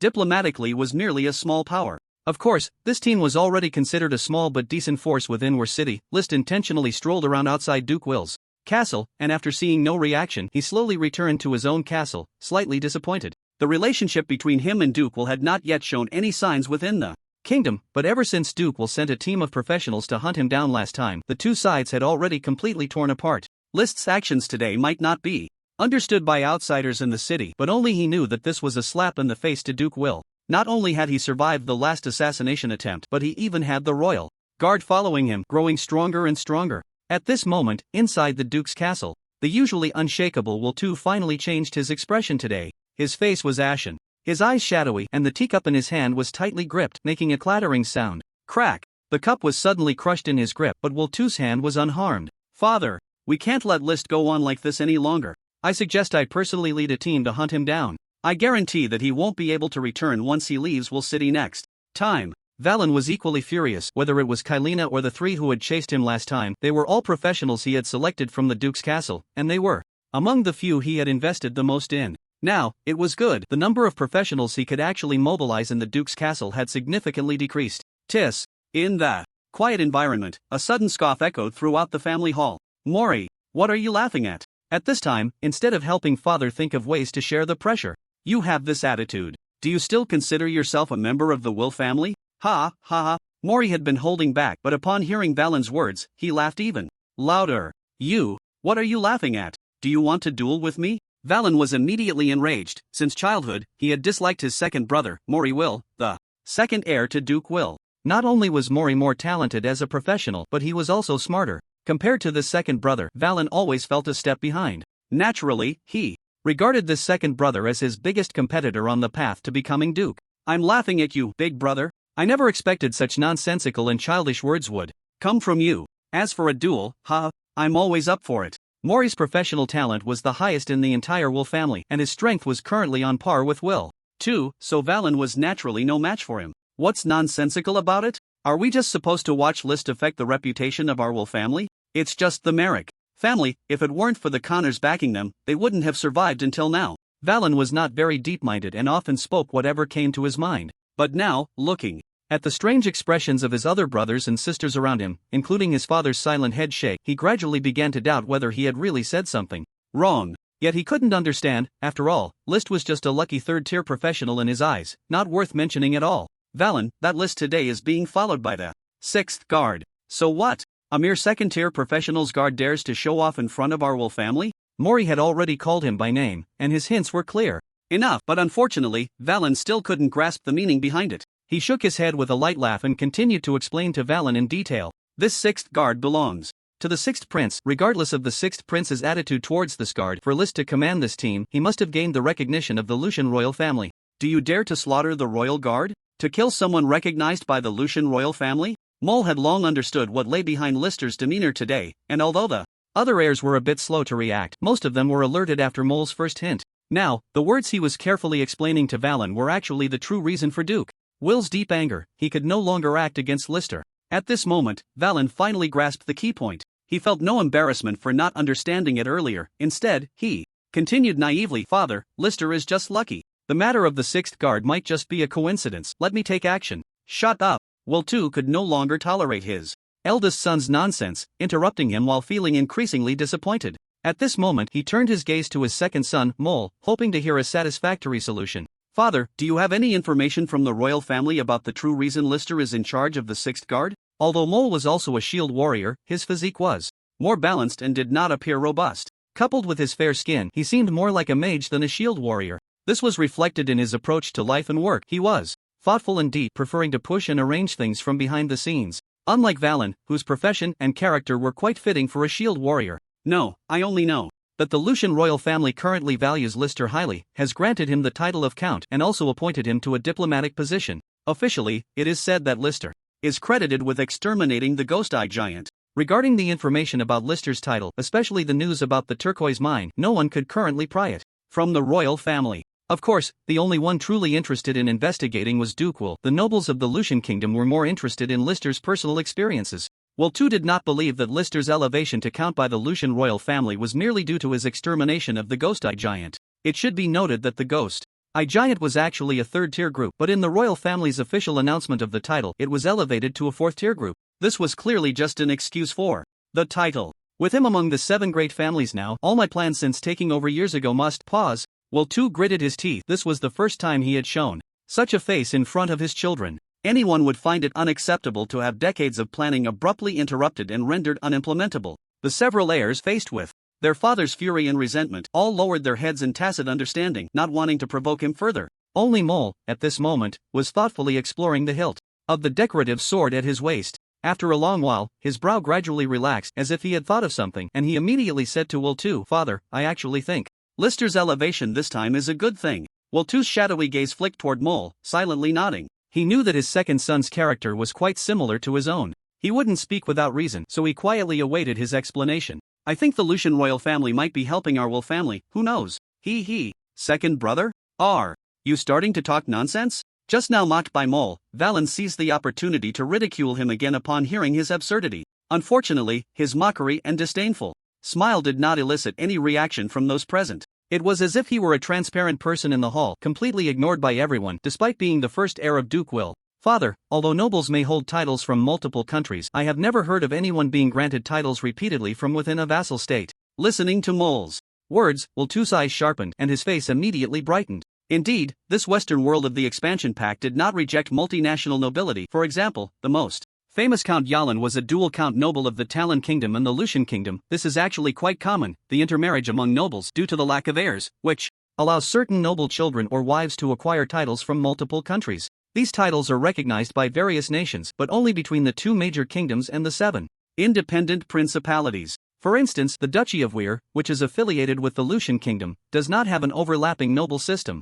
The nobles within the Duchy of Weir are not recognized by the Lucian Kingdom. Generally, in cases like Lister's, the noble status within the Duchy of Weir would automatically disappear. After all, this count has already pledged allegiance to the Lucian Kingdom in name alongside the Weir family, so it is inherently invalid for him to lower his status and pledge allegiance to the Duchy of Weir. Since Lister is already a lifelong count of the Lucian Kingdom, the noble status and treatment of the Merrick family within our Duchy of Weir should be revoked. Father, you only need to graciously express your congratulations and clarify this matter. The Merrick family doesn't even need us to intervene. The outcome will ultimately be as we expect. As for Count Lister himself, since he wants to go to the Great Chu dynasty, we should just encourage him to set off early. Mori's thoughts were indeed clear and crucial, directly targeting the nominal status to erase the Merrick family's position within the Duchy of Weir. Even if Lister still clung to the 7 practitioner families of the Connor family, it was actually of little significance. In the future, he would be more involved between the Lucian Kingdom and the so-called Great Chu Empire. From a certain perspective, the Weir family was somewhat overthinking it. Since the moment Lister accepted the title of Count from the Lucian Kingdom, the threat of the Merrick family to the Weir family had already vanished. It was only at this moment that the Duke of Weir finally regained his former calm. However, his gaze lingered on his second son for a long time, the admiration buried in his eyes making Valen beside him seethe with jealousy. A week later, Lister was observing the congratulatory gifts sent by various families within Merrick Castle. Compared to the last time when he received gifts from the Viscount, this time the gifts were much more substantial. What everyone sent were not trivial trinkets but genuine, costly gifts. Various precious healing potions, protective gear of grade 3 and above, and so on. Once the news of the Count title from the Lucian Kingdom spread, Lister found that he was far more welcomed within the Duchy of Weir than he had imagined. Even the Duke of Weir's castle sent a congratulatory gift, another bottle of B-grade healing holy water. At the same time, a notification was sent to Lister, informing him that since he had pledged allegiance to the Lucian Kingdom, all noble status and honors of the Merrick family within the Duchy of Weir would be revoked. Lister's identity and family would truly belong to the Lucian Kingdom. To this, Lister was somewhat surprised. He hadn't considered this outcome, but he quickly accepted it. At least for now, it wasn't a bad thing. For him, the main family quest had already been completed, and the noble status within the Duchy of Weir was now useless. Moreover, his current strength made it meaningless to stay in the Duchy of Weir. Instead, once he accepted this, Weir too would not continue with any covert actions. Lister would also be able to let go and head to the place he had been looking forward to since his arrival, the Great Chu dynasty. Knock knock. Come in. Ankh pushed the door open and reported to Lister. My lord, the protective gear you sent to the Connor family has been returned, including that box of potions. However, the 3-point share you mentioned has already been accepted by Count Connor. What about Quint? Everything sent to Baron Quint has been accepted, including the 3-point share you mentioned. Lister nodded upon hearing this, feeling a sense of relief in his heart. Finally, the distribution of spoils was over. He took 4 points from the 10% turquoise mine, while the remaining 3 points each went to Count Connor and Baron Quint. In the short term, he had nothing to miss. In the Duchy of Weir.at this moment, the second act of the Lucian Kingdom's campaign had yet to begin, and it was still early in the competition for the title of Duke. After resting for a week with the Merrick family, List had squandered the 5 million experience points and free attribute points he gained from the main quest. At this moment, his level had risen again, finally reaching level 40. Attributes: Strength 40, Stamina 31, Intelligence 31, Agility 31, Merrick Breathing Technique, Passive, no rank, LV2030, Additional 30 points to Strength Swordsmanship Mastery, Passive, no rank, LV20 LV30, 1/300000 150% increase in damage for sword type attacks. List temporarily set aside the enhancement of the Will Breathing Technique, preparing to keep his level at 40 for now. After truly becoming a 4th tier, due to the successive enhancements of the 2 main passives, his overall combat power still remained at B level. List's true strength had risen to a new level, and now he was finally setting out on the journey to the Great Chu dynasty, accompanied by 10 guards from the 6th Guard. With a rough idea of the specific direction, the group made good time. In just over half a month, they had already arrived at the location described in the Milo travelogue. Meanwhile, on the afternoon of their arrival at the Lost Land, an unexpected system message suddenly came through. Closed beta announcement. Closed beta announcement. In order to better prepare the game Divine Awakening for its official open beta, the game will officially open a data-wide closed beta starting today, lasting 3 months, with a total of 300 slots available for the closed beta. Announcement: player characters are now open for registration, with the birthplace set in the first act of the Great Chu Dynasty, Jiangling Prefecture, in a random location. Announcement: the auction house has been opened. Announcement: the game public screen has been activated. Announcement: the inventory has been initiated. Stand by for rest. A series of announcements rang in List's ears, and the entire team temporarily halted in the lost land. Within the game system panel, a series of previously gray, disabled functions were finally unlocked. List's heart surged with joy. There were players. If there were no players, his passive skill endeavors would be difficult to continue, but now he finally saw a glimmer of hope. He also began to experiment with the inventory and other newly opened functions. But before he could revel in his excitement for long, a series of warnings suddenly appeared before him. Warning: registered anomalous life forms detected. System check in progress. Automatically reported to the mainframe. Crimson text appeared before his eyes. It was the first time he had seen such a red warning. Initiate Plan 1, delete this player character. The cold system prompt echoed in his ears, and List's heart rate skyrocketed. He had thought that the arrival of players was a good thing, but who knew it would lead to an identity check, and they were directly trying to erase him. Initiating deletion. Deletion failed. Warning: this life form belongs to an anomalous universe. Reported to the mainframe again. Mainframe Zone 71 has taken over personally. Judgment: List Merrick character established by a non-federal citizen cannot be deleted as an anomalous universe entity. Record: closed beta bug 001, NPC character error caused by anomalous lifeform, repairing. List felt anxious at this moment. In just a few minutes, nearly 100 red warning messages had popped up on his already limited system public screen. Fortunately, the game mainframe could not erase him, which eased his tension considerably. Soon, another announcement came through the system panel. A new player game character has been re-established for List Merrick character awaiting naming. In the real interactive power area, this NPC will automatically gain player character communication and trading functions, while other functions will be permanently deleted. Notice: closed beta bug 001 has been fixed. A series of announcements finally passed, and List took another look at his player panel. Name: Lister Merrick, NPC, to be named. Player character: note, please name this player character. First, this name is only for public screen communication and auction house transactions. Lister was still unclear about his current situation, but since it was for public screen communication, he hesitated for a moment and inadvertently typed out the three most familiar characters. Naming successful: Chen Xinhao. Although he didn't expect to be able to travel back, Lister still hoped that his past could leave some mark. Note: minimap function has been activated. Warning: this player has left the internal test area. File created. Bug number 007 established. Lister realized that his existence was entirely a bug. After a series of repairs, his minimap displayed clear markers, with a flashing red dot in the southwest indicating Jiangling Prefecture. This was good news. He was also unclear about the temporary location of the Great Chu Dynasty, and he could only charge forward blindly. Now that he had a specific direction, he suddenly had a target, reducing the risk of adventure. Once the system completely calmed down, Lister stood up again, set off again. As he mounted his horse, a group of guards immediately gathered and set off in the clear direction led by Lister. At that moment, a message popped up on the game public screen. Is anyone there?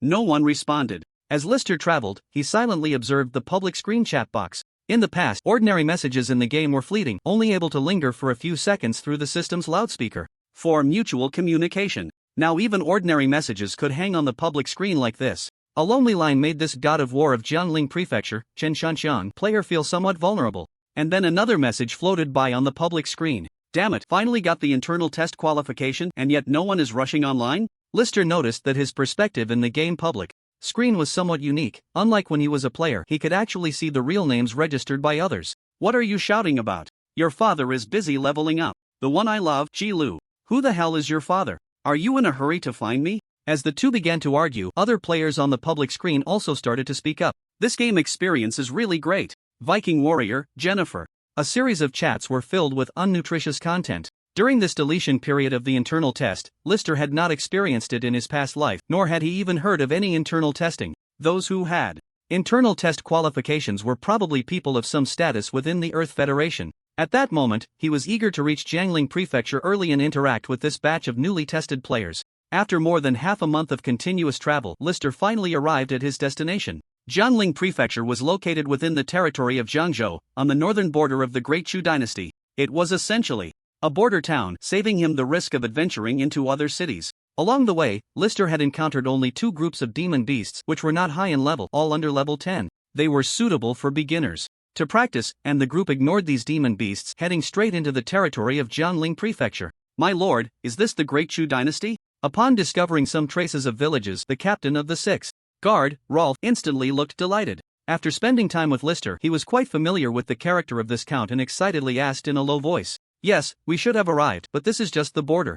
My lord, this is too incredible." Hearing their conversation, the members of the 6th Guard behind them were all filled with joy. The reason was simple: they had thought that following Count Lister meant they were in a semi-exile state. Finding this almost non-existent Great Chu dynasty, they never expected that such a place really existed. The village they had just passed, with its architecture completely different from Lushan and the surrounding countries, made them unable to contain their excitement. This was a great achievement. Once they followed Lord Lister back, there would surely be great merits waiting for them, and the rewards at that time need not be mentioned. However, the guards had not fantasized for long. When the sounds of fighting came from not far away, Lister suspected it might be a player brawl and eagerly led the team to investigate. But as they got closer, he sensed something was off. The fighting was intense, not a simple one-on-one duel. Sure enough, when they fully approached, they discovered two groups of people engaged in a fierce battle. The attacked side wore matching blue robes, with over 20 individuals protecting two horse-drawn carriages in the center. The other group, dressed in grey burlap, resembled mountain bandits and were the attackers.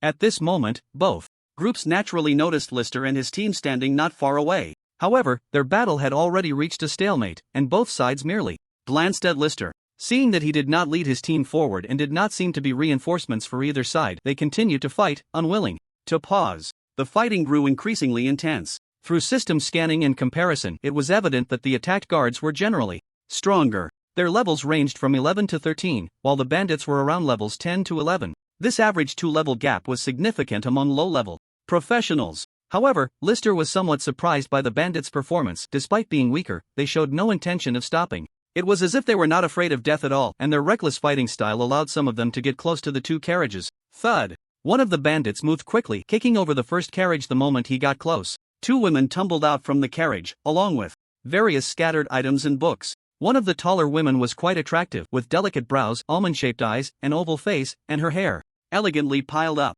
Dressed in a green outfit, she exuded a unique charm typical of Eastern women. Compared to the beauties he had seen in the Lushan Kingdom, Lister personally preferred the looks of such Eastern women. Even if this woman might not match the nearly perfect beauty of Erika, her aura was equally captivating. Behind her was a woman in green, dressed much more simply. She was likely the green-clad woman's maid. "Sir, should we?" Lister raised his hand to interrupt Rolf's suggestion behind him. No rush. To him, both groups were like ants he could easily crush. However, it was not in his character to be a hero saving a damsel in distress. He did not want to get involved in matters without benefits, so he chose to quietly watch the two groups fight. As the second carriage filled with goods was kicked over, precious items scattered everywhere. The bandits' desire to attack suddenly diminished significantly as they were drawn to the wealth on the ground, searching for something while still fighting. One of the bandit leaders seemed to finally spot a target. He picked up a scroll from the ground, unrolled it, and his eyes widened in surprise and disbelief. Then, somewhat intentionally, he glanced in Lister's direction.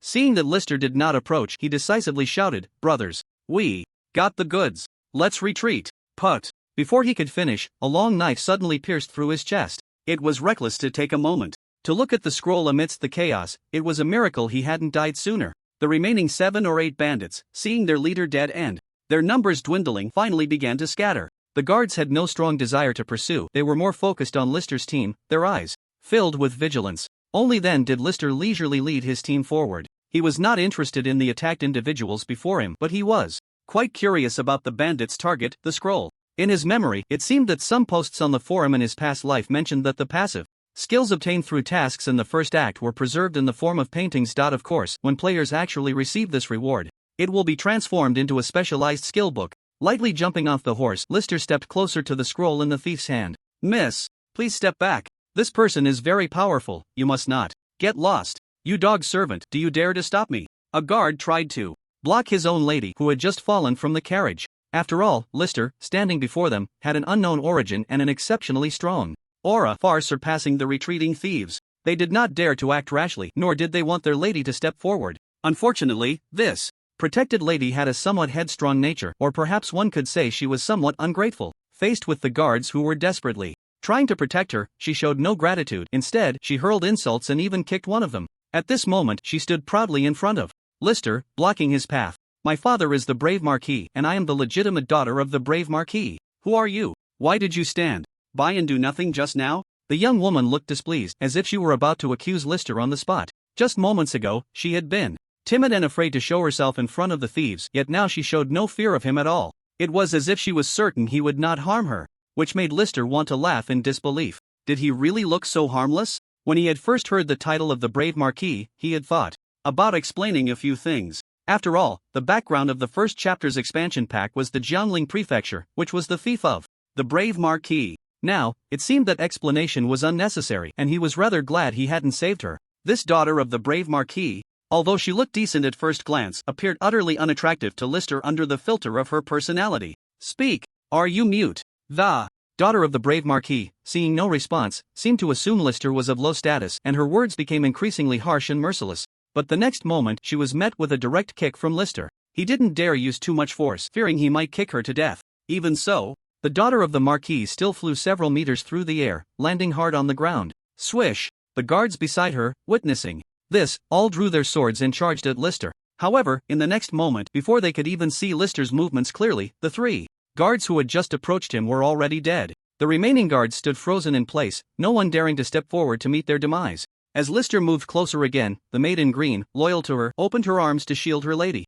Cough, cough, cough. The daughter of the Brave Marquis now felt a sharp pain in her abdomen, her chest felt tight, and she coughed incessantly, spitting out a lot of blood. When she secretly glanced at Lister, the pride in her eyes was completely gone. Instead, her face was filled with terror, and her eyes held a deep resentment. Lister had indeed lost control for a moment, thinking about his current strength. The mere Jiangling Prefecture had no one who could rival him, so he decided not to hold back any longer. However, considering he still had to stay in Jiangling Prefecture for a while, he chose to spare her life. Don't come any closer. Seeing Lister step forward again, the daughter of the Brave Marquis was even more terrified, and even the hint of resentment vanished. It wasn't until she saw Lister stop in front of the thief leader and bend down to pick up the scroll that she finally breathed a sigh of relief. Unrolling the scroll, it revealed a beautifully composed landscape painting with a suspended greatsword in the center. Congratulations, you have obtained the Huangting Sword Technique Visualization, pseudo. Huangting Sword Technique Visualization, pseudo, passive, no rank, mastered. Cannot be enhanced, see through the illusion, ultimately reach the reality. Sword type damage carries an additional 1% true damage.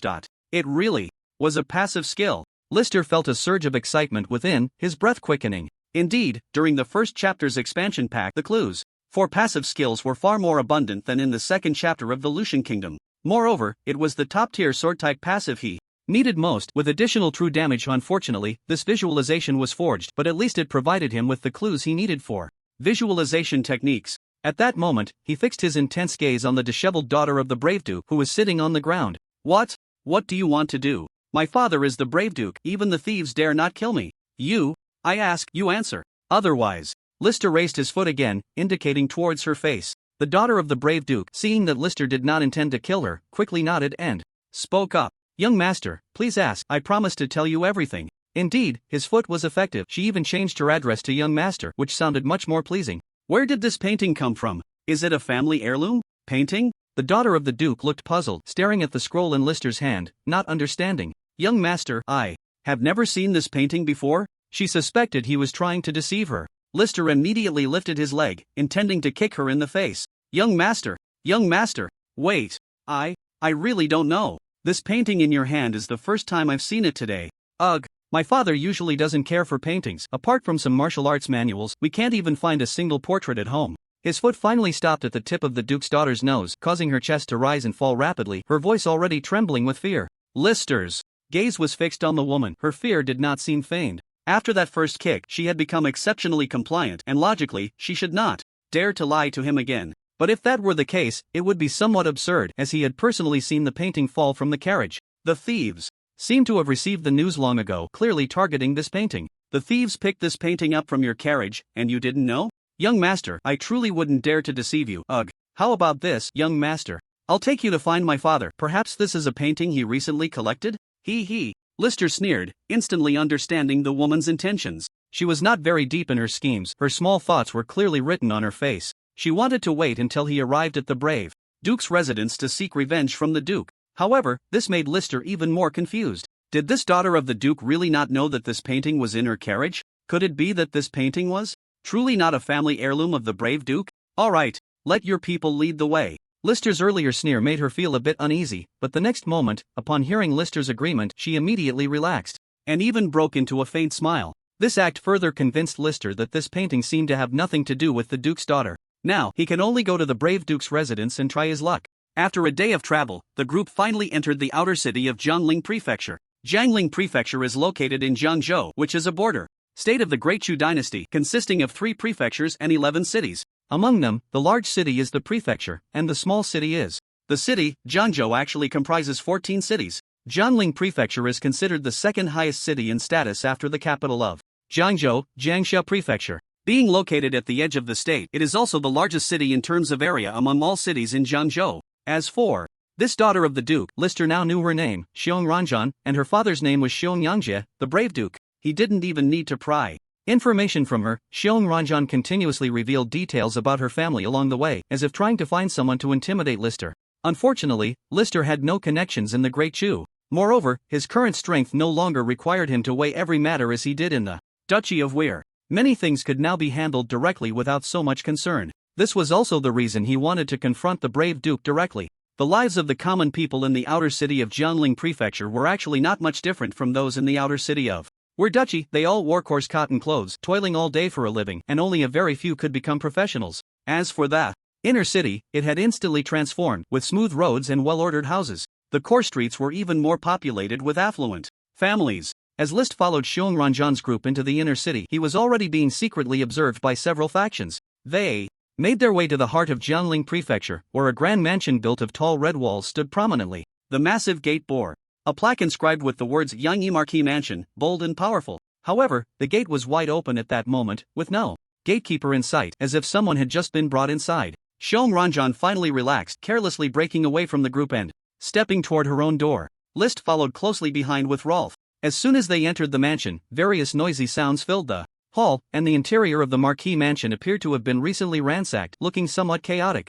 When List got closer, he saw 2 groups of people in the hall. One group, dressed in blue uniforms, was clearly from the Yangyi Marquis mansion. The other group wore long robes with a black base and green patterns, topped with black caps, and carried standardized long knives at their waists. The leader of this group was dressed in a blue flying fish outfit, wearing a special official hat and a long sword at his waist, and he was sternly shouting at a middle-aged man across from him. Lord Xiong, this must be your legitimate daughter, Xiong Ranjan. It seems I have wronged you earlier. If that's the case, I will have my men finish the search and leave immediately. I won't disturb your mansion any longer. Li Tongji, I have never offended you. Could you please point me in the right direction? Why have you come today? The Yangyi Marquis, dressed in a crimson formal robe with an exquisite jade pendant at his waist, had thick brows and big eyes, with a few wrinkles at the corners. His straight nose gave him a ruggedly charming appearance, but at that moment he looked helpless and worried, watching helplessly as the Jinui commander, Li Fu, turned his home upside down. Xiong Ranjan was even more pitiful. Before she could complain to her father,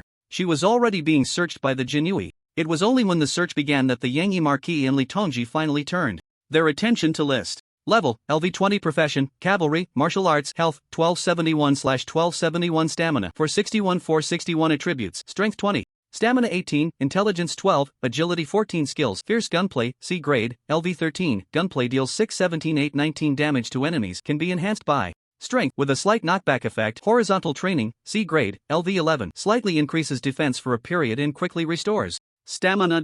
Overall Evaluation, D. Is this the strength of the Yangyi Marquis? In his previous life, List had never encountered the Yangyi Marquis during missions. Although he knew the other party's level was not high, he didn't expect the overall evaluation to be only D. Indeed, a novice village is just a novice village. With an overall level like that, List was still somewhat incredulous at this moment, unable to help but scan the Yangyi Marquis again. It wasn't that he doubted the Marquis' low strength, but rather that the Marquis' skills did not include the Huangting sword technique visualization. There wasn't even a pseudo-visualization, and he wasn't even using a sword, but rather gunplay. Could it be that he really had the wrong person? Was the Huangting sword technique visualization truly unrelated to the Yangyi Marquis mansion? Gathering his thoughts, List discreetly looked again at Li Tongji beside him. Level, LV 40, Class, Ironheart Swordsman. Martial Arts, Health 1271/1271, Stamina 461. Attributes, Strength 33, Stamina 39, Intelligence 32, Agility 24, Skills, Ironheart. Sword Technique, C grade, LV 27, Sword Technique deals damage 17-71-21-91, can be enhanced by Strength attribute, immune to some self-control effects while using this technique. Bullseye Visualization, Passive, No grade, LV 9, additional 9 points to Strength attribute. Overall Evaluation, D, Level 40? List immediately confirmed that this Li Tongji was definitely not from Jiangling Prefecture. As expected, the local forces within Jiangling Prefecture were temporarily restricted to level 20. He did not dare to confirm the force levels in other regions of the Great Chu dynasty, especially in the imperial city. According to his memory of the order in which game forces appeared, the complete emergence of the Great Chu dynasty occurred in the third act, and it was in a state of war with the Lucian Empire. By that time, the maximum profession level was limited to 60, and there were still 20 to 30 years before the third act began. Roughly estimating, the level might also be limited to 40, and would not exceed 60 at most. At this moment, the valiant Marquis stepped forward and, somewhat puzzled, addressed List. "Young master, may I ask what brings you to my Marquis 8? Today? From your attire and that of your guards behind you, you should not be from our Great Chu, right?" He could sense List's powerful aura, even though his daughter had entered. Looking disheveled and was currently being searched, he was in a bad mood but still maintained politeness while speaking. After sizing up List and the specially made red armor of Rolf from the Lucian kingdom, he instinctively guessed. List's face, with black hair and black eyes, actually had an Eastern appearance. As for Rolf, his appearance seemed more westernized. Of course, in the game, it was said that the Earth Federation, due to political correctness, did not have obvious distinctions in the races and appearances of all Force characters. Even the Great Chu dynasty had groups of people with pure Western features. Therefore, the valiant Marquis's judgment of the two's identities was most intuitively based on their attire. List's family heirloom silver wallet was rather difficult to distinguish, but upon closer inspection, the craftsmanship did not resemble that of the Great Chu. Rolf's specially made red armor was even more obvious, with a completely different style. "My name is List Merrick, a count of the Lucian Kingdom and an envoy of the Lucian Kingdom, here to visit and establish diplomatic relations with the Great Chu dynasty. I encountered this young lady being attacked, seemingly because the painting she had caught the attention of the thieves, so I escorted her home." At this point, List had already determined that the other party did not possess the Huangting sword technique visualization. If they did, it would be impossible to escape the system's skill investigation. He simply brushed over the matter, more to indicate his identity as an envoy. "Attacked? When did this happen?" Before the valiant Marquis could speak, Li Tongji, who had previously stopped paying attention to List, seemed to sense something and quickly stepped in front of List, bypassing the Marquis. "Just yesterday. May I ask if that painting was taken by the thieves?" His tone was urgent and his eyes were somewhat flustered. List had just suppressed his curiosity about the Huangting sword technique visualization, but seeing Li Tongji's expression, he felt that a clue might have emerged again. "I have it in my hand. This is the painting that was taken by the thieves that day." Since it was just a fake visualization, List responded quickly. Li Tongji opened the painting, and his gaze immediately sharpened as he glanced at the valiant Marquis behind him. At this moment, his expression turned serious, and he drew his long sword, commanding everyone. "The item has been found, confirmed to be at the valiant Marquis's residence. Everyone fall back." The members of the Jinui immediately stopped and gathered behind Li Tongji. "Li Tongji, what exactly is this painting on the young lady? What brings you here today?" The valiant Marquis was still in a fog, his expression puzzled. Until now, he only knew that this painting was something sought by Li Tongji, but he was still completely unaware of its specific purpose. My lord, there's no need to pretend to be confused with me. Very few people know about this item, and today it was found in your residence. No need for further words." Seeing Li Tongji lift his leg to leave, the courageous Marquis dared not let him go so easily and quickly stepped forward to stop him. Li Tongji, you can't hastily conclude the origins of this painting. The one who truly presented the painting today is this foreign gentleman, and it has nothing to do with my daughter." Indeed, the courageous Marquis sensed something was off about the painting. Li Tongji kept emphasizing that the painting was found in his residence, making it seem like he was trying to smear him. He immediately shifted the blame on to Lister. Upon seeing this, Lister's eyes narrowed. They were indeed from the same family. The courageous Marquis appeared dignified and righteous, but when it came to critical moments, he had only this little ability. Are you starting to slander the envoy of our Great Chu?" Lister hadn't expected that he wouldn't even need to explain, as Li Tongji had already spoken on his behalf. As he pondered, he felt that things were becoming increasingly strange. Logically speaking, it was unreasonable for Li Tongji to help this Marquis of Great Chu instead of assisting him, the foreign envoy. Not to mention the actions taken after entering the room, which seemed directed at Xiong Ranjan. It was as if they were determined to label this painting as belonging to the courageous Marquis's residence. "I will continue to investigate this matter. Marquis Xiong, I suggest you stay quietly in your residence for a while. I have no right to take you. Everything will wait for the imperial decree." After saying this, Li Tongji flicked the hem of his official robe and left with his team without looking back. That afternoon, Lister had already settled in an inn in the inner city with his team. He initially thought that Xiong Ranjan would report to her father, and he would have a slight interaction with the courageous Marquis to intimidate him. However, the entire courageous Marquis's residence was completely uninterested in him. The foreign envoy, and his own residence was in chaos over the painting issue, desperately seeking connections. With nothing to do, Lister continued to scroll through the game public screen. Wild coordinates 12xx, 32xx, level 11 Minotaurs. Any brothers want to team up? Looking for leveling partners? Any friends want to join? Most of the messages were still about teaming up to hunt monsters. At the beginning of the game, players primarily focused on familiarizing themselves with the monsters. Few went to NPCs to take chances on quests. After all, the game Divine Awakening had made an announcement. All side quests in the city were completely random, determined by the timeline of the expansion pack's background. Essentially, it was based on the development of world events in the game that randomly provided quest demands. NPCs willing to give tasks would do so, while those unwilling simply wouldn't give players any quests. Therefore, aside from specific main quests, most players were more focused on leveling up in the wild, knowing the weaknesses in advance. Damn, brothers, I think I've stumbled upon a hidden boss. Are you bragging again? God of War brother? Looking at the first player to go live in the internal test on the public screen, God of War of Jiangling Prefecture, Lister's interest was piqued. A hidden boss? Could there be experts over level 20 in the city? Who the hell is bragging? I even received a side quest from the hidden boss. Look, I took a screenshot. A picture of an NPC was quickly posted on the public screen, and Lister was indeed familiar with this person. It was Li Tongji, whom he had just seen at the courageous Marquis's residence. The screenshot also showed the series of that appeared when he detected Li Tongji. After all, Li Tongji was level 40, and it was strange for this God of War of Jiangling Prefecture, who was only level 9, to gather information. Soon, the quest information was also posted on the public screen. After all, it was a data wipe internal test, and currently, all quest rewards and player levels would be deleted. Therefore, some information was relatively transparent and shared among internal test players with little infighting, as it was temporarily meaningless. Upon seeing the name of this quest, Lister was instantly delighted. Side quest series, The Turmoil of the Lost Imperial Treasure. First ring task: find the whereabouts of the thief who attacked the legitimate daughter of the Marquis of Yangyi, Xiong Ranran, outside Jiangling City. Task reward: 1000 experience, 10 gold coins. It turns out that this Huangting sword technique visualization is actually an imperial treasure. No wonder it is the Jin Yiwei's deputy commander from the imperial city, Li Tongji, who is responsible for this task. It's also no surprise that he shows no courtesy to the Marquis of Yangyi, giving him no face at all. However, the doubts in his heart remain. There are still many aspects of Li Tongji's current behavior that are hard to explain, including the fact that the visualization image is clearly a fake, yet Li Tongji did not carefully discern it today, forcefully attributing this image to the Marquis of Yangyi's residence. So, where exactly is the real visualization image? Now, at this moment, Li Si is somewhat suspicious. Could it be that Li Tongji himself has hidden this treasure visualization and then framed the Marquis of Yangyi? This fake image, could it be that Li Tongji had someone replicate it himself? Inside Jiangling Prefecture, at the city gate, a man dressed in grey cloth armor, carrying a rusted giant sword on his back, is handing a silver coin to the city gate guard with a pained expression.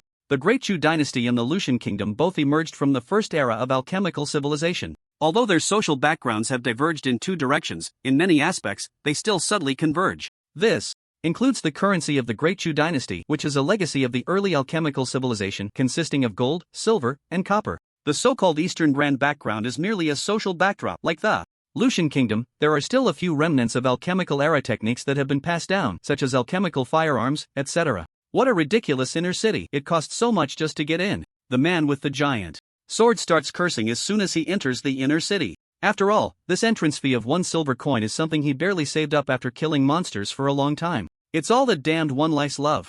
Not following the martial ethics. He already let me kill him once, yet he still blocks my door, forcing me to come and poke at this task system first. Just wait until the official open beta. If he hasn't changed his name by then, I swear I'll choose a combat class and take him down. That's right, this man is the God of War of Jiangling Prefecture, Chen Shanxiang. After entering the game during the closed beta, he wanted to choose a healing class that could be supported by others. After all, it was a closed beta, and he fantasized about how being in a healing role would be more popular, allowing him to observe the game's situation behind others. However, when he actually entered the game, he was dumbfounded. There were only 300 slots available. Most of those who love leveling up are lone wolves or just form a shield. Healing in this early stage of combat can slow down the pace, especially since they aren't fighting bosses. This left Chen Shanxiang's healer role in a cold spot, and he ultimately had to bear the burden of wielding the giant sword to kill monsters himself. Fortunately, at the beginning of the game, it was all about relying on basic attributes to deal damage, so leveling up was just a bit slower. Who would have thought he would encounter one life's love, a level 7 swordsman he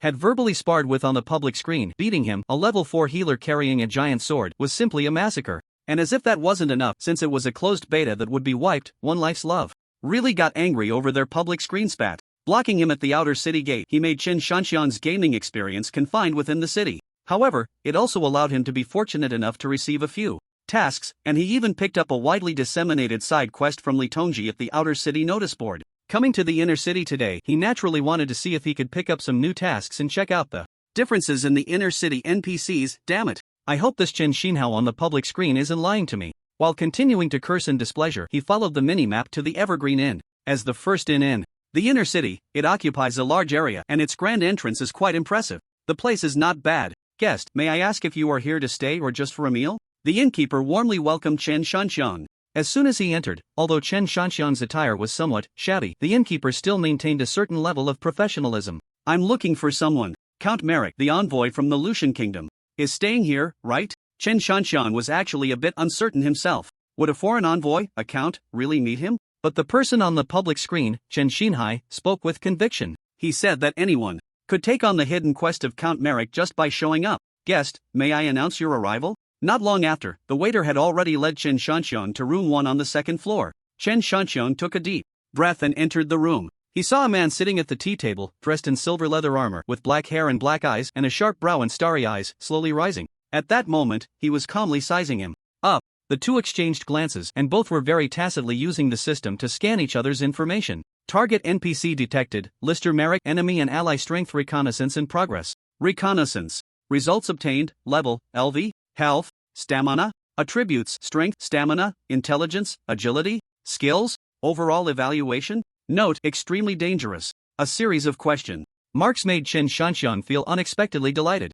He calmly took a screenshot and then posted it on the public screen, specifically tagging Chen Xinhai. Bro, you're something else. This really is a hidden boss. Damn. Extremely dangerous. What level of big shot is this? At least level 20, right? No, I've encountered a level 19 NPC in the outer city, and the prompt was just the strength gap is too large, it is advised to stay away. This NPC is truly a hidden super boss. I said God of War brother, is it because you're too weak? Otherwise, how could you not see a single attribute? A series of discussions had already started flooding the game public screen. After a brief glance at Chen Shanxiang's information, Lister closed it. There was really no need to look further. A level for healer had nothing worth evaluating. He was now smiling at the dazed Chen Shanxiang in front of him while also opening the game public screen to watch. Indeed, when facing players, his information displayed as Lister Merrick. But when sending messages on the public screen, it would automatically convert to Chen Xinhai, saving him the trouble. God of War of Jiangling Prefecture, Chen Shanxiang. Lister spoke up to interrupt the other from continuing to look at the public screen, but as soon as he opened his mouth, he was a bit stunned. He realized he had subconsciously called the other by his real name, but the voice that came out was God of War of Jiangling Prefecture. Was this what they called the system's correction for NPCs?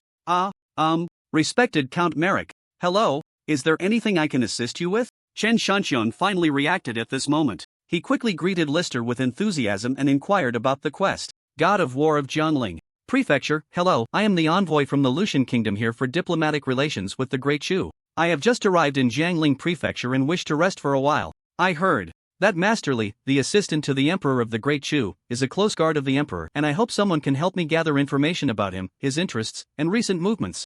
Congratulations, you have received the side quest information gathering for the Lucian envoy. Count Merrick of the Lucian Kingdom wishes to establish a connection with the Emperor's close aide, the commander of the Imperial Guard, Li Fu, for better diplomatic activities and thus needs you to collect information about Assistant Li. Quest duration, unlimited. Quest reward, 1 gold coin. Do you accept the quest? At this moment, Chen Shanxian cupped his hands in a bow to Lister. Although the gesture was not very graceful, the intention was clear. Count Merrick, I will definitely help you gather information about Assistant Li's interests. Seeing this, Lister no longer replied and nodded to indicate he could leave. After all, it was his first time issuing a quest, and Lister had figured out the necessary process for quest issuance. All that is needed is a rough task description and confirmation of the task reward. The rest will be handled by the system. On the public screen, Chen Shanxian, as always, posted the task. Brothers, this task is a blood profit. Entry fee 1 silver coin, task. Reward 1 gold coin, 100-fold income. Have you lost your mind? Can you even gather information on Li Tongji?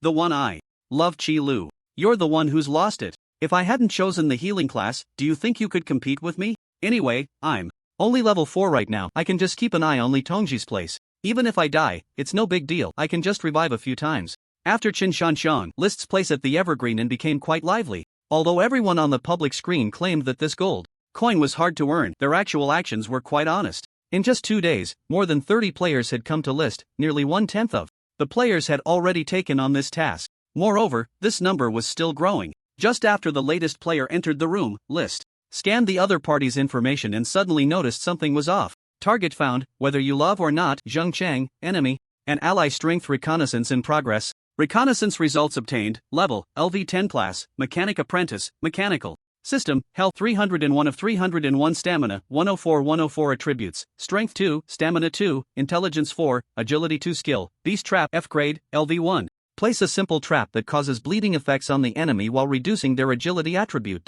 Overall evaluation, F. This player's attributes were fine, but immediately after, another system scan message popped up. Target found, unknown enemy and ally strength. Reconnaissance in progress. Reconnaissance results obtained, level, LV33 class, rogue, ability system, health 2501/2501 stamina, 904 attributes, strength 17, stamina 25, intelligence 33, agility 33 skill, extreme stealth, a grade, LV31, enter shadow form 4. 180 seconds, simultaneously releasing an aura that reduces the opponent's perception by 62%, affected by intelligence attribute and opponent's attribute. Hidden power, B grade, LV33, completely conceal one's presence, with a 90% chance to steal one item, and a 33% chance to steal a specified item from the opponent. Note, limited to inanimate objects. Shadow stealth, B grade, LV33, overall evaluation, C. Did a thief sneak into my room? List was chatting with the player while pondering internally. This thief's level was not low, and it seemed they were not from Jiangling Prefecture.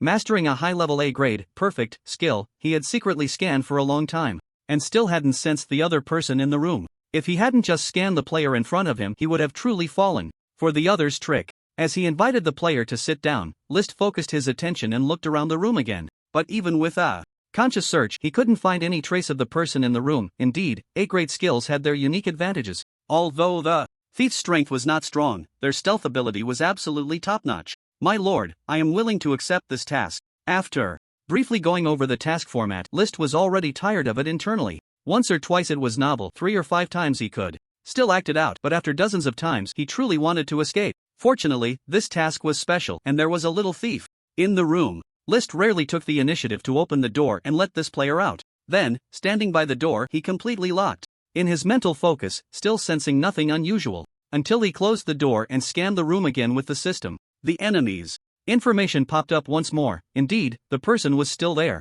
Pretending to be relaxed, he waited for a while, yet still did not see this thief leave or attack him. To it seemed that this was not an assassination attempt, but rather a theft. As a foreign envoy, it was normal for so many people to come and go in his room these days, and it was to be expected that a thief would pay a visit. However, this thief's abilities seemed to be somewhat beyond the norm. List truly could not sense the other party at all, which left him feeling somewhat helpless. If he were to face such a situation in battle, even if the opponent's strength was not great, he would inevitably take a hit before finding an opportunity to counterattack. What are you looking for? In the silent room, List spoke up somewhat abruptly, as if he were talking to the air. Although he knew the other party was hidden for 180 seconds, if they decided to leave as time was running out, List was not confident he could catch them. At the same time, he considered that the thief's skills might actually be useful to him, so he decided to get straight to the point. At that moment, the thief Wu Yan, who was stealing items from List's luggage by the bed, paused, feeling a surge of alertness. After all, she was an experienced thief, and she calmly turned to look at List behind her.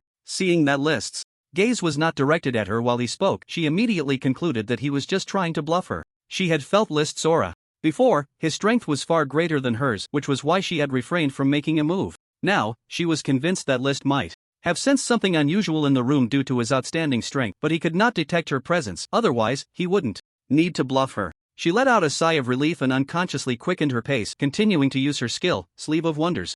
Logically, although the probability of stealing a designated item was not high, there should at least be a 1/3 chance. However, today was unexpectedly disappointing. After 7 consecutive attempts with Sleeve of Wonders, she still had not found what she wanted. This made her doubt whether the item was even with List. Can you show yourself and talk? Don't worry, I mean no harm, I just have something I would like to ask for your help with. If possible, you can choose any item in my room and I will give it to you directly. Players could only help themselves gather information about Li Tongji. What List most wanted to find out was whether that visualization diagram was indeed with Li Tongji. He had always felt helpless, and his last resort was to force his way in with strength, but even if he got in, he might not necessarily find the diagram. Now, with the appearance of this thief, List had found a new possibility. However, this thief was highly alert and remained unmoved. Seeing this, List stopped speaking and focused his attention solely on the window and the door in front of him. After all, his intelligence attribute was not low, and at the moment the thief prepared to leave through the window, he immediately sensed the fluctuation of her aura, and the blade in his hand was drawn out.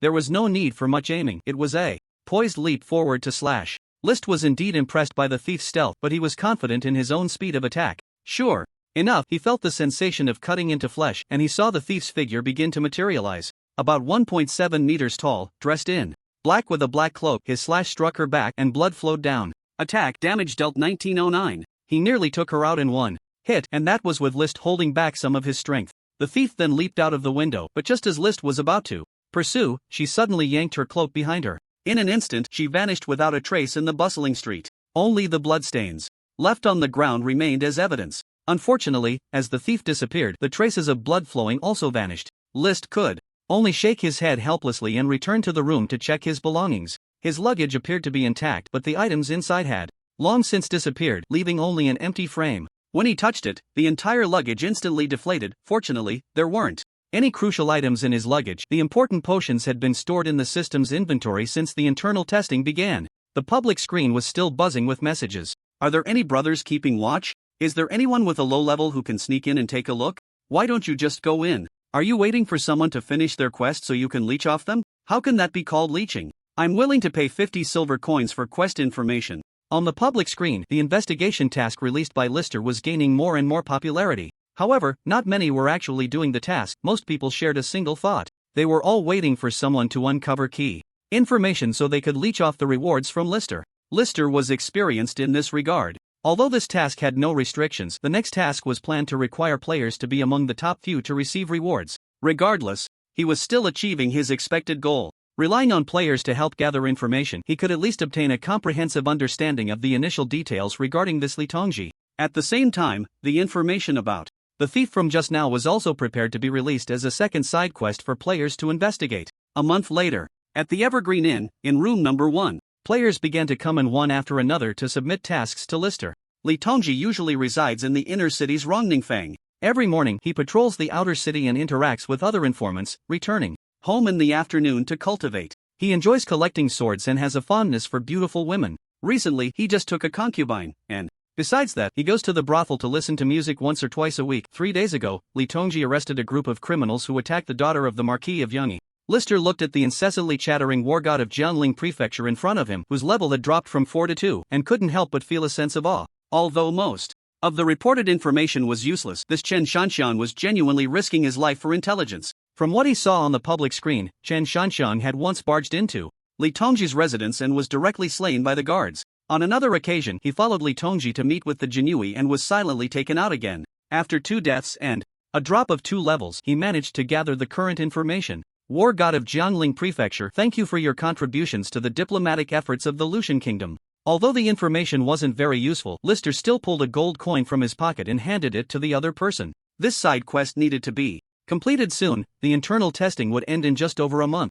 Lister still had some credibility. He was currently one of the 2 hottest hidden bosses on the public screen, the other being Li Tongji, of course. To continue attracting players to gather information after the public release, Lister decided to start settling rewards for players who came to submit tasks from today onward. Recently, the Yangyi Marquis' residence had surprisingly calmed down. Li Tongji had yet to take further action regarding that painting. Everything seemed to be brewing beneath the surface, waiting for the outcome of the confrontation between the two. However, Lister himself was a bit anxious. He didn't know when the Imperial Edict would come down, nor did he know if there was indeed a genuine visualization drawing at Li Tongji's residence. For now, he couldn't leave. The real damage effect of the Huangting sword technique visualization was too tempting, and Lister was determined to have it. Fortunately, it was currently the player internal testing phase, so he decided to spend this spare time learning how to better become an NPC and familiarize himself with player interactions. My lord, thank you for your generosity. He didn't know where Chen Shanxian learned his rhetoric, but his politeness in front of him was a stark contrast to his usual and the boss demeanor on the game's public screen.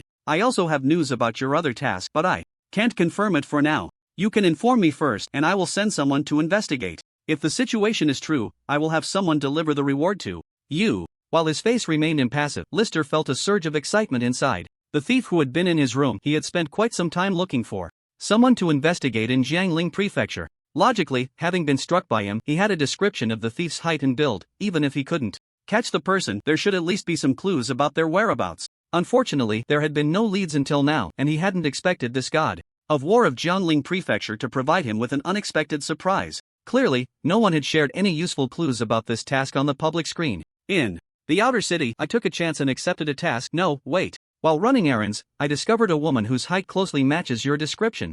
The task I accepted was mainly to help buy various medicines for replenishing energy and blood. I understand. Thank you for the information. I will confirm this within the next few days. Please wait in the city for a while. Once Qin Shanshan left, Lister hurriedly began changing his clothes. After much thought, he finally took off his family heirloom leather jacket and changed into a local gray robe. His main purpose for going this time was still negotiation. He didn't want to scare people away by being fully armed. Of course, he couldn't leave his sword behind. As long as he had a blade, 90% of his strength was with him. After wandering around the outer city for half a day, Lister finally found the so-called Shanyatang near the city wall. From the outside, it was quite spacious, overall resembling a courtyard. The main gate was open, and he could hear the sounds of children playing and chasing each other inside. Indeed, this Shanyatang was different from what Lister had imagined. It was actually an orphanage. At this moment, it seemed that a child inside had spotted the unfamiliar Lister, and the sounds of play began to quiet down. A woman in the courtyard noticed this and walked towards him with a worried expression.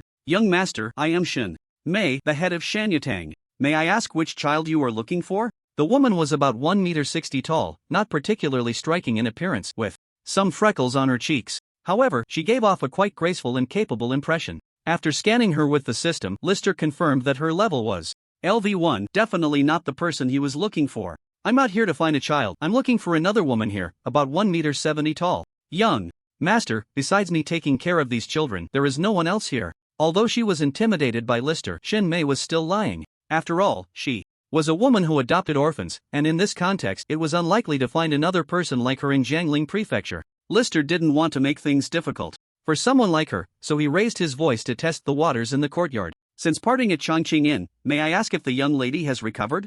If possible, I would like to meet with the young lady, otherwise, I can't guarantee whether Shanyatang can continue tomorrow. Is everyone in your Aleutian kingdom like you, lacking in morals? A voice filled with anger came from inside. A woman in a black robe had already approached Lister. Her face was still covered by a black silk scarf, but her height and general build matched Lister's impression. At this moment, he scanned her with the system again and confirmed that she was indeed the thief. Young lady, if we're talking about lacking morals, isn't it more appropriate to call you a villain for breaking into my room to steal? I didn't intend to blame you today, I just wanted to talk to you, but you've been avoiding me. Bah! I am a rogue.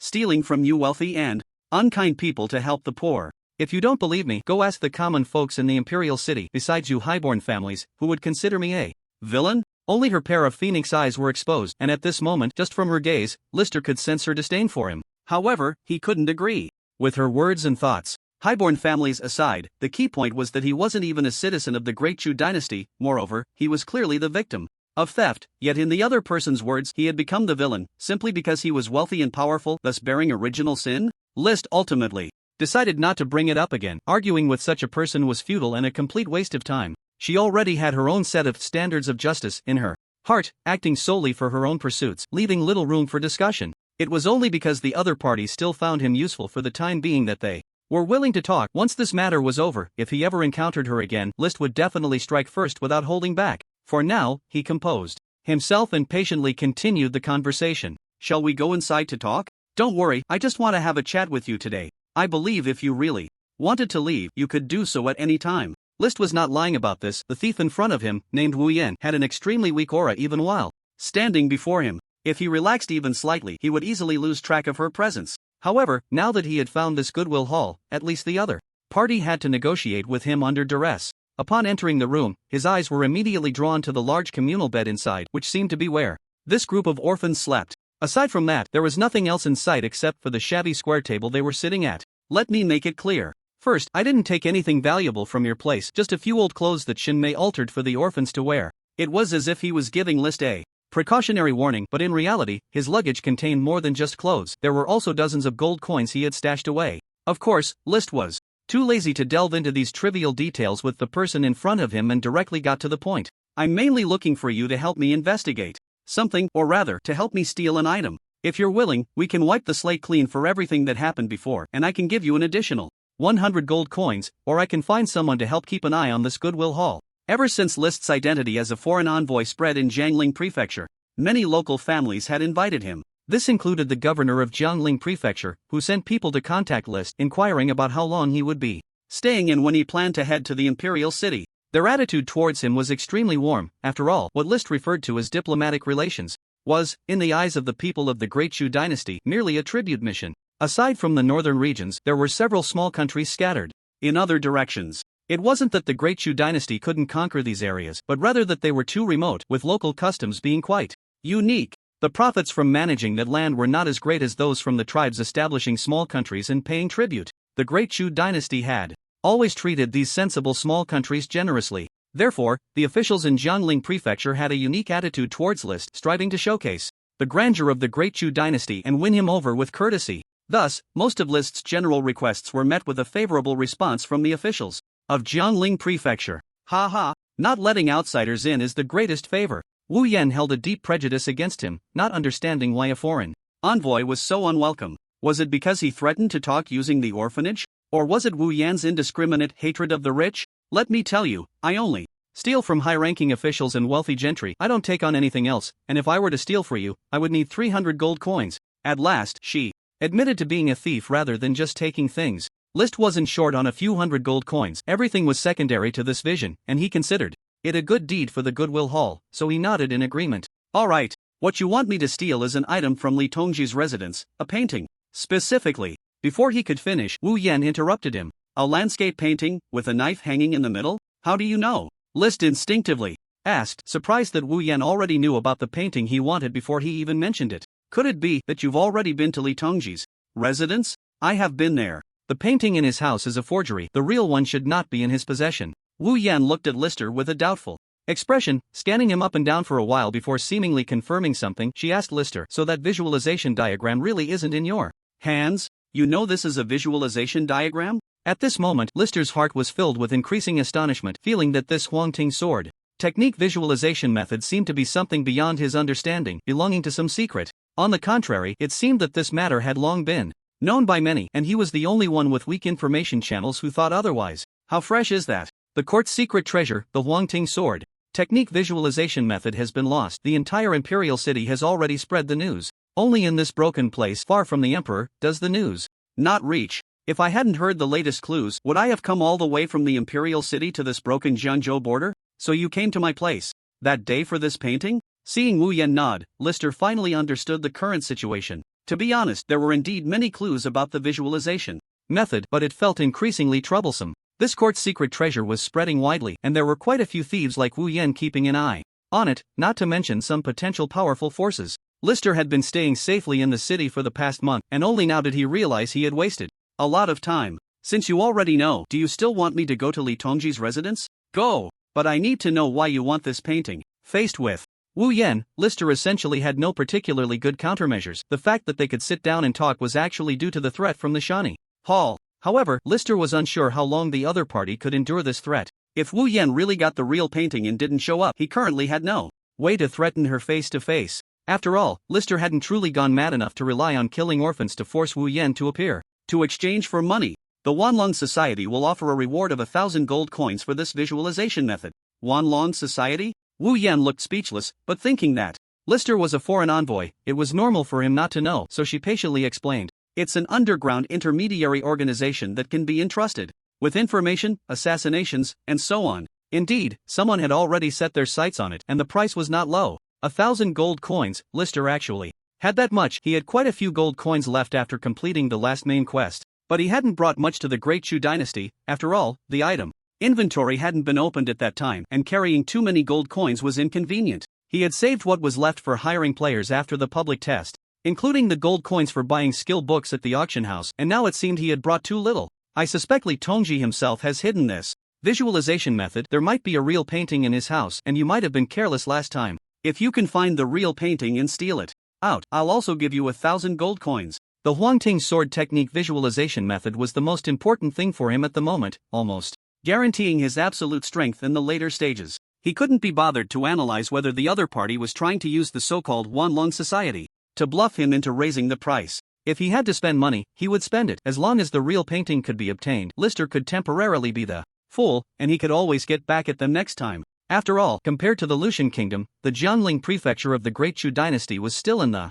first expansion pack period, and at least the costs weren't as high as he had imagined. 1,000 gold coins was already the price for stealing a royal secret treasure, and compared to the expenses during the Lucian Kingdom, it could definitely be considered a bargain. Are you sure? Do you have that much money on you? Wu Yan looked completely unconvinced. After all, she had been to Lister's residence before. With the skill sleeve universe used multiple times, there were only a few dozen gold coins in the house, and now he was talking about 1,000 gold coins. It was hard for her to believe. I am an envoy of the Lucian Kingdom.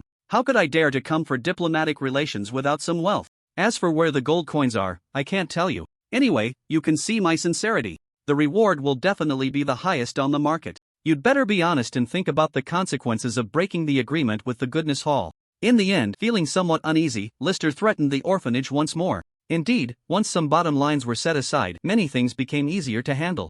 Initially, after some communication, Wu Yan had a slightly better impression of Lister. At least Lister's attitude was relatively sincere, and he was straightforward. But now, after being threatened like this, her expression turned cold again. Since I, Wu Yan, have promised, I will naturally fulfill it. The reward will be, as I said before, 300 gold coins. But I warn you, this is the last time I will let you use the Goodness Hall to threaten me. If there's a next time, I guarantee it will be the end for you. Lister completely disregarded the half-hearted counter-threat. His true combat power was something that even an average level 60 professional might struggle against, let alone the Wu Yan before him. The only concern was the power of an entire dynasty, which posed a threat not only to him personally but also to his future development plans. Fortunately, he was currently doing well within the Great Chu Dynasty, and his move to obtain the ambassadorial identity from the Lucian Kingdom had gone smoothly. In the Evergreen Inn, in Room 1, a woman dressed in black stealth attire suddenly appeared before Lister. He slowly set down the teacup he was holding, calmly raised his hand to gesture for her to sit.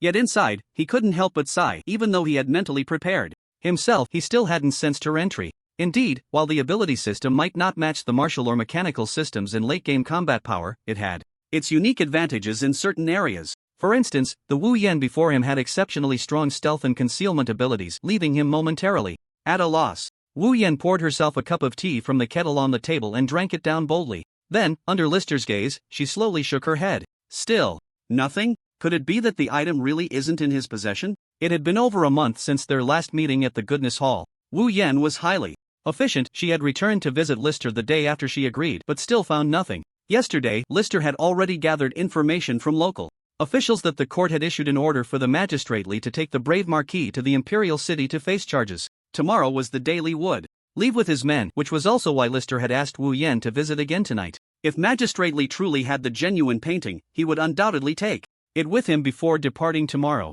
Aside from that fake painting, there's nothing else. Lister nodded helplessly. If even a thief like Wu Yan could discern the authenticity of the visual representation, there was no reason Magistrate Li wouldn't be able to. Could it be that he really intended to bring a fake painting to the Imperial City with the brave Marquis? If the Emperor discovered it was a fake, it would be him who suffered the consequences. Reflecting on the first act of the game's official open beta, although the brave Marquis had not appeared in Jiangling Prefecture, he had not been sentenced to death either. After all, Jiangling Prefecture was the fief of the brave Marquis, a fact that had not changed since the end of the first act. Could it be that this Magistrate Li truly lacked the ability to discern authenticity? Would he end up being misled in the court instead? After downing 2 more cups of water, Wu Yan spoke again. Regarding the visualization method, I will continue to help you keep an eye on things in the martial world. If it succeeds, the reward will still be as originally agreed. As for the genuine painting at Magistrate Li's place, although I haven't seen it, I did find several letters exchanged with Inspector Yang. What did they say?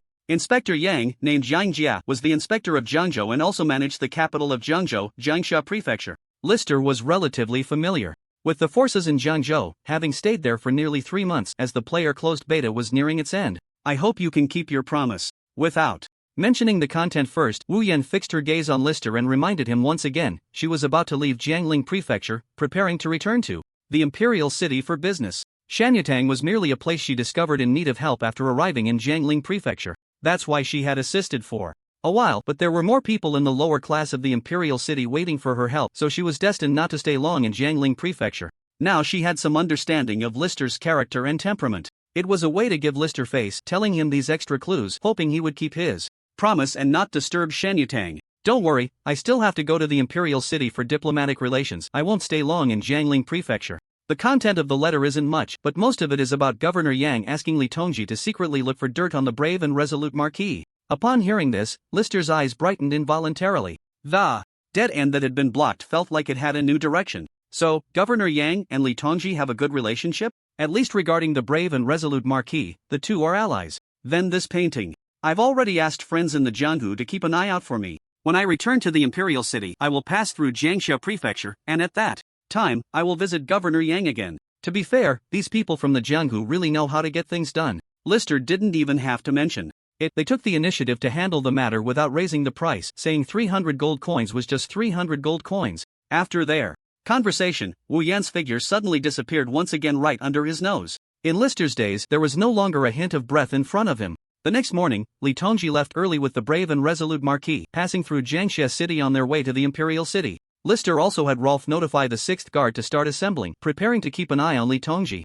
All the way to the Imperial City. That afternoon, half a day behind Li Tongji, Lister set off from the Evergreen Inn with the 6th Guard. At this moment, the system announcement suddenly appeared. Announcement: the internal test is about to end. Thank you to all players for your support and help during the internal testing of Divine Awakening. At 2400 hours tonight, all internal test player characters will be deleted. Announcement: the internal testing and debugging of Divine Awakening has been completed. The official open beta will start in 3 months. We hope players will pay attention to the Divine Awakening official website and forum, and we welcome everyone to continue supporting Divine Awakening during the open beta. In the game public screen, players were discussing fervently. The Federation game is pretty good, but it's a bit too open, and the tasks are a bit hard to complete. At lifelong love, you bastard, if you dare to change the name during the open beta, I will definitely kill you then. God of War of Jiangling Prefecture. What a joke. You think I would be afraid if someone blocked at my door? Don't forget to carry that broken giant sword of yours during the open beta. Little healer.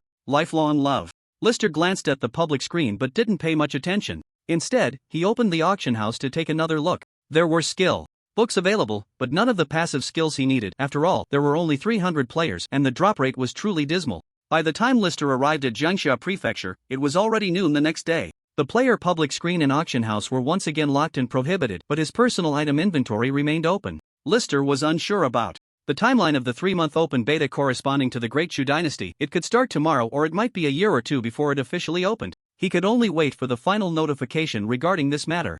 Jiangxia Prefecture is located in the southern part of Jiangling Prefecture, also a border city with vast outer territories, and exploring to the extreme leads to the Lost Lands. However, compared to the tranquility of Jiangling Prefecture, the journey to Jiangxia Prefecture was anything but peaceful. There were hordes of monsters, and Lister and the others had slain quite a few along the way, especially in the area near the city gate, where monsters were densely concentrated. Most of the monsters were around level 10 to 20, but some individual monsters exceeded level 30. This confirmed to Lister that the official opening of the server shouldn't be too far off. After all, the main storyline of the first act in Jiangling Prefecture was to defend against the impending monster tide. The situation in Jiangxia Prefecture now feels extremely severe. To be honest, even Li Site believes that the demon beasts will attack the city at any moment. The guards at the city gate are meticulously checking everyone, even the envoys. Only when opening the city gate do they act quickly, their eyes fixed on the seemingly gathering tide of demon beasts not far away, fearing that they might take advantage of this moment. Fortunately, everything remains calm. Inside the city, the outermost residential houses are already empty. In the 3 streets closest to the outside, hardly any citizens dare to live there. Most people have gathered near the inner city wall, as this is undoubtedly the safest place they can find in case the demon beasts really attack the city. The governor has ordered that no one is allowed to enter the inner city without permission. The guards of the inner city crossed their 2 spears to block Li Site and his companions. Many citizens around looked at them with strange expressions. Since last week, the entire Jiangxia city has been on high alert, and they are all curious whether these oddly dressed envoys can enter the inner city. I am an envoy from the Lucian Kingdom to the Great Shu Dynasty. Please inform Governor Yang, Li Site said. Upon hearing that he was a foreign envoy, the guards immediately softened their attitudes, and after a brief discussion, one of them went to report while allowing Li Site and his companions to enter the city. The population in the inner city is now even denser, with many people sleeping on the streets. Many are not dressed well and appear disheveled. They should be residents who originally lived in the outer city, having some connections that allowed them to receive news in advance and enter the inner city. But those connections are limited. Li Site hurried towards the center of the city, and his status as an envoy allowed him to smoothly enter the governor's office. Since it was just a simple meeting, Governor Yang did not receive them in the court but in the backyard of the official residence. By the time Li Sitae and Rolf entered, there were already quite a few people inside. Li Tongji and Marquis Yang were also in the backyard at this time. Governor Yang, dressed in a scarlet official robe, appeared to be around 50 years old, standing about 1.7 meters tall and somewhat plump. Upon seeing Li Sitae approach, he wore a proud expression. "I am the governor of Zhangzhou, Yang Jia. Is your esteemed envoy, Count Merrick from the Lucian Kingdom?" "Hello, Governor Yang, my name is Li Sitae Merrick and I am indeed the ambassador sent by the Lucian Kingdom to establish diplomatic relations, wishing to go to the imperial city, but I encountered Jiangxia Prefecture and came to inform you. As an envoy, it is natural to notify local officials of the route to the imperial city. If anything were to happen on the way, the responsibility would fall on the locals, which serves as a form of protection for the envoy." Of course, Li Sitae came purely to meet Governor Yang and see if there would be any clues. "Count Merrick, unfortunately, due to the demon beasts outside the city, you will have to stay in Jiangxia City for a while." "Are the demon beasts that serious?" "Yes. Jiangxia City is still relatively better. The tide of demon beasts further south is even more terrifying. For the safety of your delegation, it would be best to wait until this tide of demon beasts passes. At that time, Li Tongji will also go to the imperial city and can escort you there. Whether to stay or not is not Li Sitae's main concern. The governor's office will be secretly searched by Wu Yan, and he mainly wants to keep an eye on Li Tongji. After all, he is the one who will ultimately need the emperor to report back. If the vision truly appears, Li Tongji will definitely receive the news, or rather, Li Sitae still suspects that the vision is indeed with Li Tongji. At this moment, Governor Yang's words hit the nail on the head for Li Sitae, who would be more than happy to travel with Li Tongji. "Count Merrick, you can temporarily stay in Jiangxia City. Once the tide of demon beasts passes, I will escort you to the imperial city." Seeing Governor Yang speak, Li Tongji readily agreed. Having achieved his goal, Li Sitae was now preparing to take his leave, planning to observe the situation in the city while also waiting for news from the rogue Wu Yan. However, before he could leave, a soldier burst in a panic. "Lord Yang, it's bad. The monsters outside the city have suddenly started to riot and are rushing towards the city walls. Please give the order to increase the troops immediately." "What? So soon? Quickly order General Zhou of the city guards to lead a team to support and send someone to light the signal fire to notify the nearby cities." Faced with the sudden situation, although Inspector Yang's expression was grave, he issued orders in an orderly manner. At this moment, Li Si was also quite surprised, his expression complex. Logically speaking, this shouldn't be happening. The monster tide attacking the city shouldn't have started until after the public test, right? As the main storyline of the first act, how could it have already begun now? Could it be that his presence as a variable has changed the course of this divine awakening world? "Lord Yang, since the monster tide has erupted, I naturally won't stand by. I will take my men to assist General Zhou at the outer city." Li Tongji's expression was serious as he cupped his fists towards Inspector Yang and hurriedly left. "Lord Yang, resisting the monsters is a major matter for the defense of humanity. Since I have encountered Jiangxia Prefecture, I am willing to lead my guard to assist. Count Merrick, perhaps you should rest in the inner city for now? Rest assured, with General Zhou and Li Tongji here, a mere monster tide will certainly pose no threat." Hearing Li Si's willingness to help, Inspector Yang, who had been somewhat proud, now had a much friendlier attitude.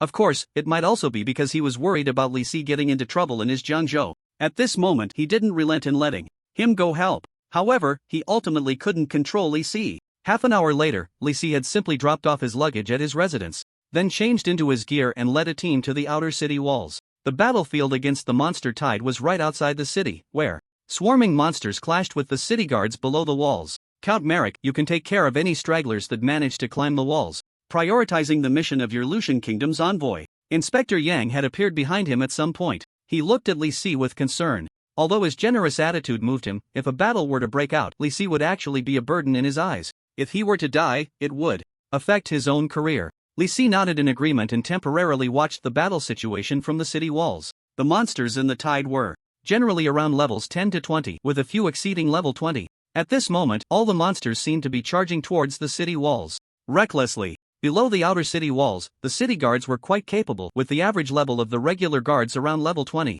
Defending against monsters that were a few levels lower was relatively easy, but their sheer numbers made them wary. The Jinui led by Li Tongji also had levels around 20, but their overall strength was stronger, generally rated between D and E. At this moment, Li Tongji led the charge at the forefront, his fierce swordsmanship creating a zone around him where almost no monsters could approach. As for General Zhou of the city guards, he was even more impressive. Level, LV40 class, Cavalryman, Martial Arts, Health 3271/3271 Stamina 1461/1461 Attributes, Strength 37. Stamina 40, Intelligence 21, Agility 34 Skills, Cloud Piercing Spear Technique, B grade, LV 31. Spear Technique causes area damage of 2771 3491. Can be enhanced by Strength with a slight knockback effect. Morale Boost, C grade, LV 7. In battle can increase the life limit, stamina limit, and attack power of allied warriors by 14%. Bullseye Visualization, Passive, No grade, LV 22. Additional 22 points to Strength attribute. Overall rating, C grade. General Zoe was also level 40, with overall strength surpassing that of Li Fu. As a gunslinger, he charged into the tide of demon beasts on horseback as if entering a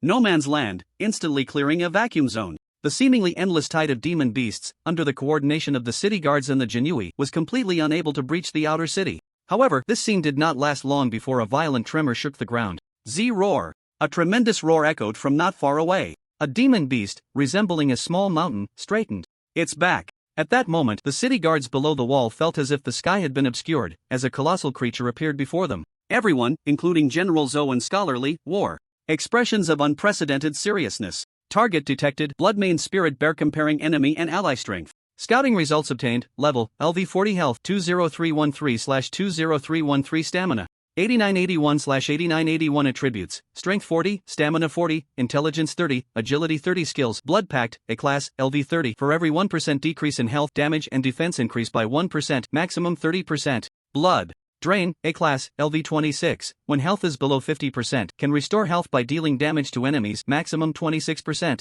Frenzy charge, B class, LV 36. Charges forward to attack enemies, dealing area damage of 3069 to 3504 points. Can be enhanced by strength attribute. Tough skin, B class, LV 40. Increases own defense by 80% for a limited time. Note, armor is not included in the enhancement range. Overall evaluation, B, boss level.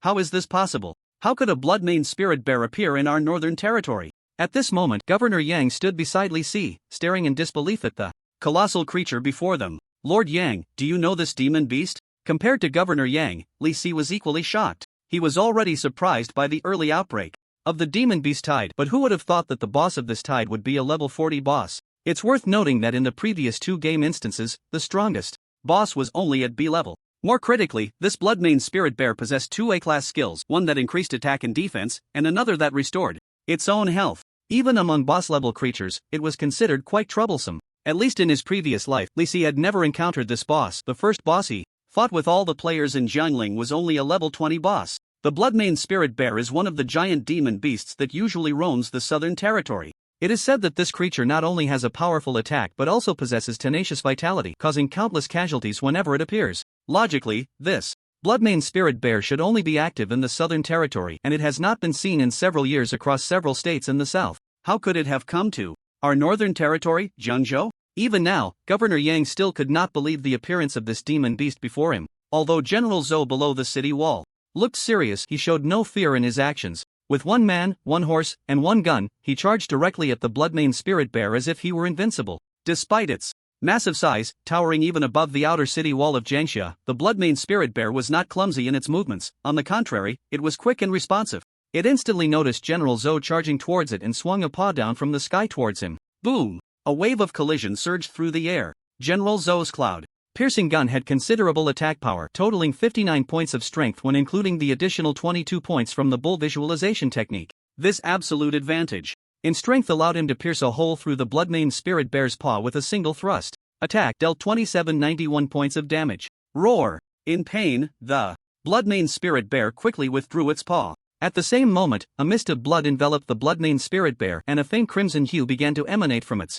body. If nothing unexpected happens, it should be the activation of its blood pact skill. Sure enough, a surge of blood energy emanated from the Bloodmane Spirit Bear, its aura suddenly much stronger than before. Thud thud thud. The Bloodmane Spirit Bear charged towards the city wall, its massive body moving rapidly, causing the ground to tremble once more. During the charge alone, many beasts had already perished beneath the bear's feet. Fortunately, these beasts were only at a dozen levels, with 2 low experience points, which was also why List had not rushed to intervene, instead choosing to observe along the city wall under the guidance of Prefect Yang. As the Bloodmane Spirit Bear approached, its frenzied charge skill activated, and its enormous paws swiftly struck down towards the city guards on the ground. These level 20 guards simply could not withstand a blow from the Bloodmane Spirit Bear. Once hit, they were instantly turned into a mist of blood. Damn beast! A furious roar erupted from General Zhou, and another rapid charge commenced. Watching his elite soldiers suffer heavy casualties from the bear's area attack, he could no longer hold back. He thrust his spear directly into the bear's hind leg, while on the other side, Li Tongji had also closed in on the Bloodmane Spirit Bear without anyone noticing. After a few agile maneuvers around the bear, he lunged straight for its face, his sword aimed directly at the bear's eye. Unfortunately, Li Tongji's strength was still lacking. He was far inferior to General Zhou, let alone the Bloodmane Spirit Bear. The bear merely lifted its head slightly, and the iron heartsword only grazed its cheek beneath the eye. Attack dealt 1781 damage. As the Bloodmane Spirit Bear winced in pain, its paw came crashing down, landing solidly on Li Tongji. He was sent flying through the air, crashing against the city wall before falling to the ground. With just that one blow, his health was nearly depleted. If it weren't for his luxurious court equipment, he would have been killed on the spot. Although both were level 40, the disparity in their overall evaluations was significant, placing them in entirely different leagues. Lord Li, the Jinyui began to retreat, pulling back the front line while doing their utmost to protect their lord. At that moment, a wave of well-equipped soldiers surged out beside List. There were quite a few of them, and unlike the soldiers fighting at the city gate, this batch of city guards all carried quivers on their backs. City Guard Team 1, 2, 3, follow my orders. Retreat. City Guard Team 4, 5, follow my orders. Fire arrows. Under General Zhou's commanding voice, the soldiers still engaged in battle immediately fell back, while countless arrows rained down from the city wall towards the tide of beasts, especially the Bloodmane Spirit Bear. Attack dealt 44 damage. Attack dealt 37 damage. After 3 rounds of concentrated fire, the Bloodmane Spirit Bear was now riddled with arrows, and its health quickly dropped to 50%. The expressions of those present relaxed considerably. They could all feel the bear's aura weakening. Although Prefect Yang's level was low at just 15, he still had a basic understanding of the battle situation. He nodded repeatedly, feeling a significant weight lift from his heart. It was clear that if this concentrated fire continued, even the Bloodmane Spirit Bear would not be able to withstand a few more rounds. Only List's expression remained unchanged, showing no signs of relaxation. He understood the bear's strength. The real battle had only just begun. Sure enough, in the next moment, the bear's fur suddenly bristled, its flesh tightening, as the rough skin skill activated. With an 80% increase in defense, combined with the defense boost from the Blood Pact, the damage from the arrows against the Bloodmane Spirit Bear plummeted. Attack dealt 3 damage. Attack dealt 2 damage. Attack, miss. The damage dropped from double digits to single digits in an instant, and many arrows could no longer penetrate the defenses, bouncing off the Bloodmane Spirit Bear instead. General Zhou furrowed his brow at this moment. As a general of the city guard living in the northern border of Jiangzhou, he had little experience with beast tides, let alone the appearance of such a giant beast, having never fought one before. After this round of combat, he was surprised to find how troublesome this Bloodmane Spirit Bear was. Just moments ago, he thought it was nothing special, that a few rounds of concentrated fire would be enough to take it down, only to be slapped in the face the next moment. Seeing that the arrows could not inflict any damage, he immediately called for a halt to the shooting. Charge! With a single gun and horse, he launched another assault. Once again, he thrust his spear forward with fierce dominance, while the Bloodmane Spirit Bear responded with a powerful paw strike. General Zhou had expected to repeat the earlier scenario of piercing it with a blood hole, delivering another heavy blow to the beast. However, upon contact between the spear tip and the bear's paw, he immediately realized something was wrong. The spear in his hand could not pierce this creature at all. Originally, relying on the brute force of the bull breathing technique, his strength far exceeded the 4th tier, allowing him to attack the Bloodmane Spirit Bear. But now, the bear had entered its second phase, the fully realized state, and the spear could only barely engage in a mutual injury with it. Attack inflicted 301 points of damage. As for the damage to the Bloodmane Spirit Bear, it suddenly dropped to 300 points. Instead, General Zhou himself was knocked back by the recoil of the strike, losing 509 health points. Watching the bear's originally brown pupils turn blood red, Lister understood from the city wall that this was the activation of its blood contract skill. Its aura visibly strengthened once again, and its injuries rapidly healed as it trampled the beasts beneath its feet. For a moment, General Zhou's expression was exceptionally grim. Beside him, Governor Yang no longer had the earlier ease, staring darkly at the Bloodmane Spirit Bear, yet feeling helpless, he could only keep asking the scribe beside him, "Is there any city nearby that can come to our aid?" Governor, aside from Jiangling Prefecture, the remaining cities in Jiangzhou have all been attacked by beasts to varying degrees, among which Yang interrupted the scribe's words directly, asking the main question. What about the reinforcements from Jiangling Prefecture? When will they arrive? Sir, have you forgotten? The brave and resolute Marquis is still in our prefecture. Without the Marquis's intervention, no one can mobilize the troops from Jiangling Prefecture. Damn it! This Marquis is indeed a jinx.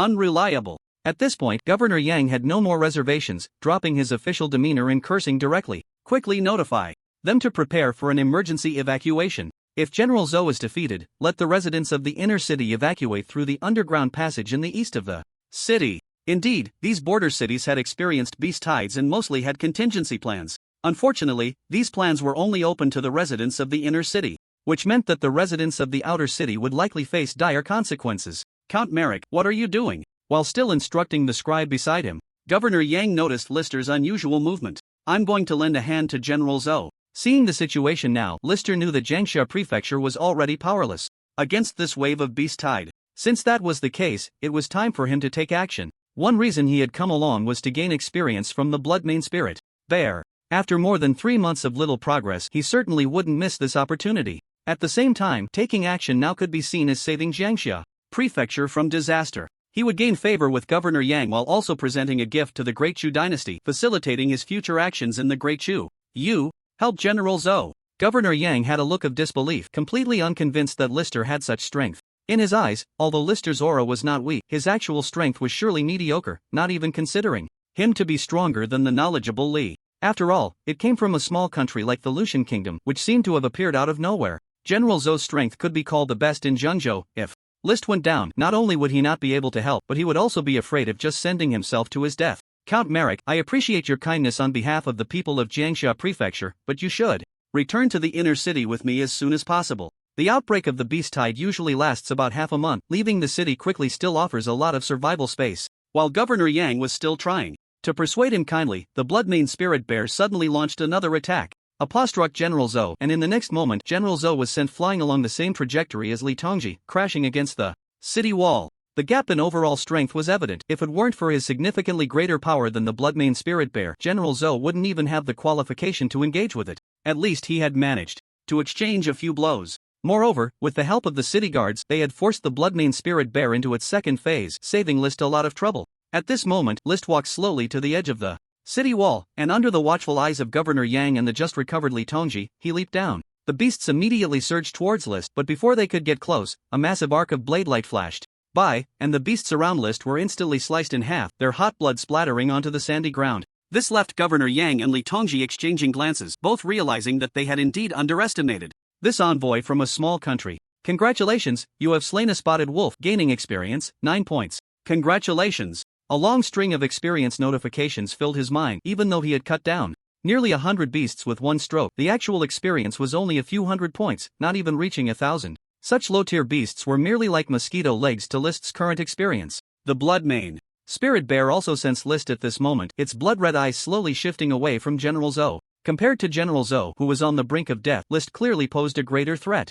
It raised a paw and struck towards List, who wasted no time and charged forward with his blade. Watch out! General Zhou's warning came from a distance, and the Bloodmane Spirit Bear's movements suddenly accelerated. But in the next moment, everyone was dumbfounded. List's seemingly ordinary strike was shockingly sharp, as if it faced no resistance at all, slicing directly into the bear's flesh. Attack dealt 1409 damage, additional true damage 70 points. With a base strength of 40 points, plus an additional 30 points of strength and a 150% increase from his swordsmanship. Even if List's Merrick blade technique wasn't highly leveled, the base damage was around 1500. However, with all these passives stacked, this strike could deal at least 7000 damage. Even with the Bloodmane Spirit Bear's 2 skills stacked, providing over double defense, the strike still took nearly 1500 points of its health. If it truly possessed the Huangting blade technique visualization, this strike would have high true damage, potentially taking away most of the Bloodmane Spirit Bear's life in one blow. Bloodmane Spirit Bear health 8654/20313. The Bloodmane Spirit Bear, in pain, retracted its paw, but unfortunately, it was a bit too late. Half of its paw hung limply from the cut, clearly already half destroyed.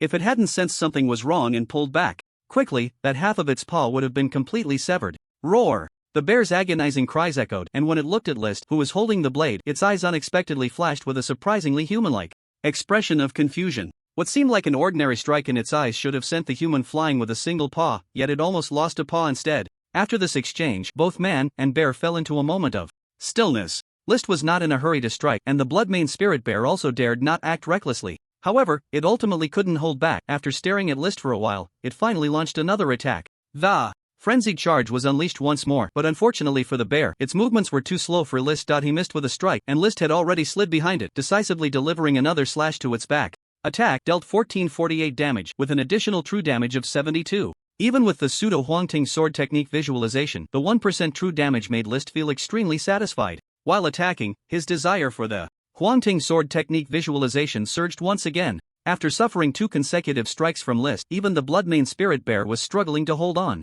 The blood energy covering its body had already turned a deep crimson, barely recovering from its injuries by stepping on some nearby monsters. However, List was not going to give it that opportunity. He executed another draw and slash right where he stood. The few low-level monsters around him were instantly cleared, and the Bloodmane Spirit Bear took another heavy hit. Roar! It let out a desperate roar, as if it had completely lost its reason, raising a foot to stomp towards List. Although the Bloodmane Spirit Bear had tough skin and strong attack damage, its actual offensive methods were limited. The skills it used were just a few, mostly direct physical attacks. Its movements were agile, but to List they were all openings. The more it attacked, the more opportunities it gave List. A simple step back allowed him to dodge the strike and then deliver another blow to his opponent. Bloodmane Spirit Bear HP 4908/20313. Seeing its health decreasing and its breath weakening, List did not dare to let his guard down. The monsters from the previous scenes, although relatively low in intelligence and easy to kill, did not mean their strength was weak. The Bloodmane Spirit Bear only needed to land one hit to severely injure him.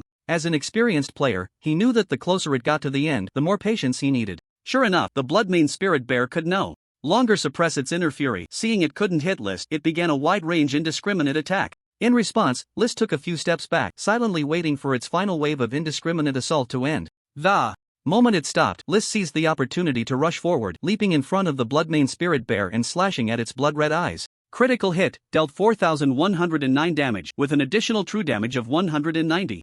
Boom! The Bloodmane Spirit Bear fell backward, finally on the brink of death. Seeing it still had some health left, List quickly delivered a final blow, fearing that someone might steal the experience. Congratulations, you have killed the boss Bloodmane Spirit Bear. Gained 186763 experience points. Indeed, the experience from a level 40 boss was substantial. As the Bloodmane Spirit Bear died, the densely packed monsters around began to retreat like a tide. List, thinking that even a mosquito's leg is meat, delivered another draw and slash to the monsters that had yet to escape. Experience points flooded the screen once more, but it seemed there was a fish that slipped through the net after this draw and slash. List looked up and saw a demon bull. Although it was bleeding profusely and severely injured from his strike, its speed of escape suddenly increased. Seeing the appearance of this monster, List felt an inexplicable sense of familiarity. After careful recollection, he remembered that this was the final boss, the Diamond Demon Bull from the first act of his previous life. A guess surged into his mind. Could it be that the plot had not changed, but the monster tide in Jiangling Prefecture had yet to begin?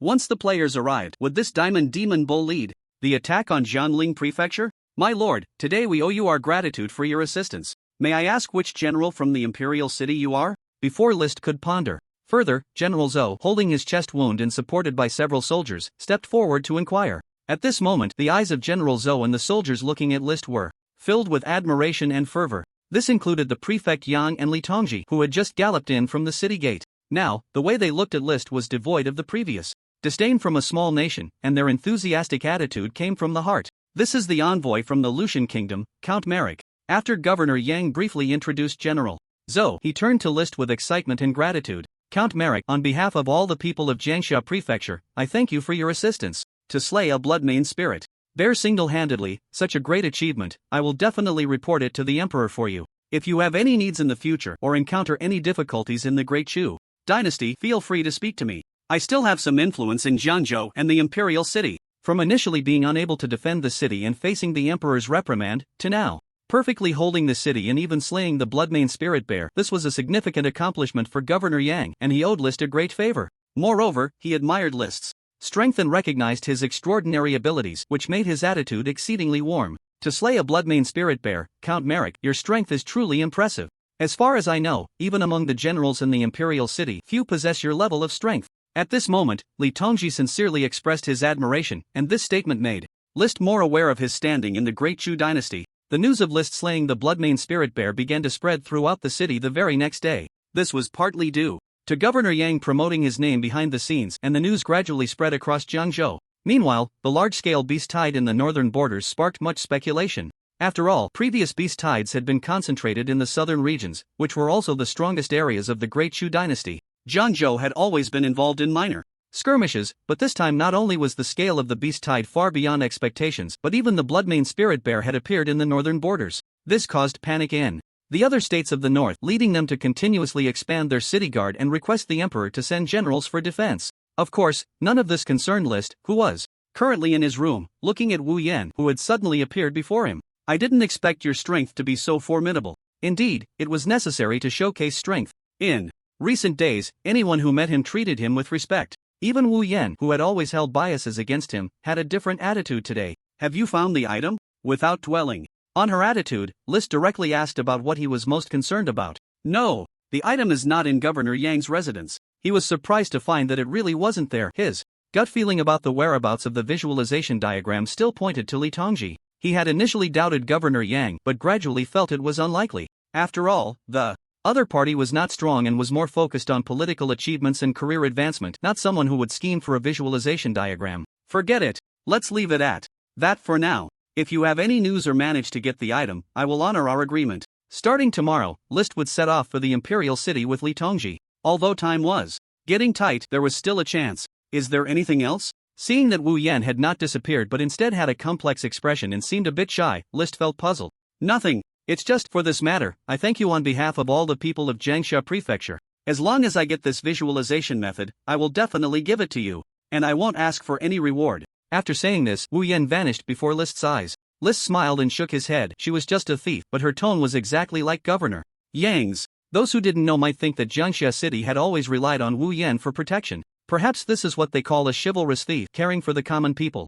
It's a pity that in List's eyes, her insistence on chivalry was ultimately a minor path, and in reality, it was far less important to the common people. Half a month passed in the blink of an eye, and List finally arrived at the Imperial City with Li Tongji and his group. The Genie Wei truly lived up to its reputation as the intelligence agency of the Great Chu dynasty. They passed through various cities without any hindrance. Transportation was also arranged hastily by officials eager to send this group of troublemakers away. Count Merrick, I must return to report, so I will take my leave here. Regarding your diplomatic relations, an official from the Honglu Temple will be looking for you. If all goes well, you should receive a summons within the next few days. Seeing Li Tongji clasp his fists in greeting, Li Site, though unwilling in his heart, still nodded calmly and watched him lead the way out. Over the past half-month, he had been closely monitoring this Li Tongji and had secretly conducted a few tests. However, he had not discovered any unusual communications on the other side's part.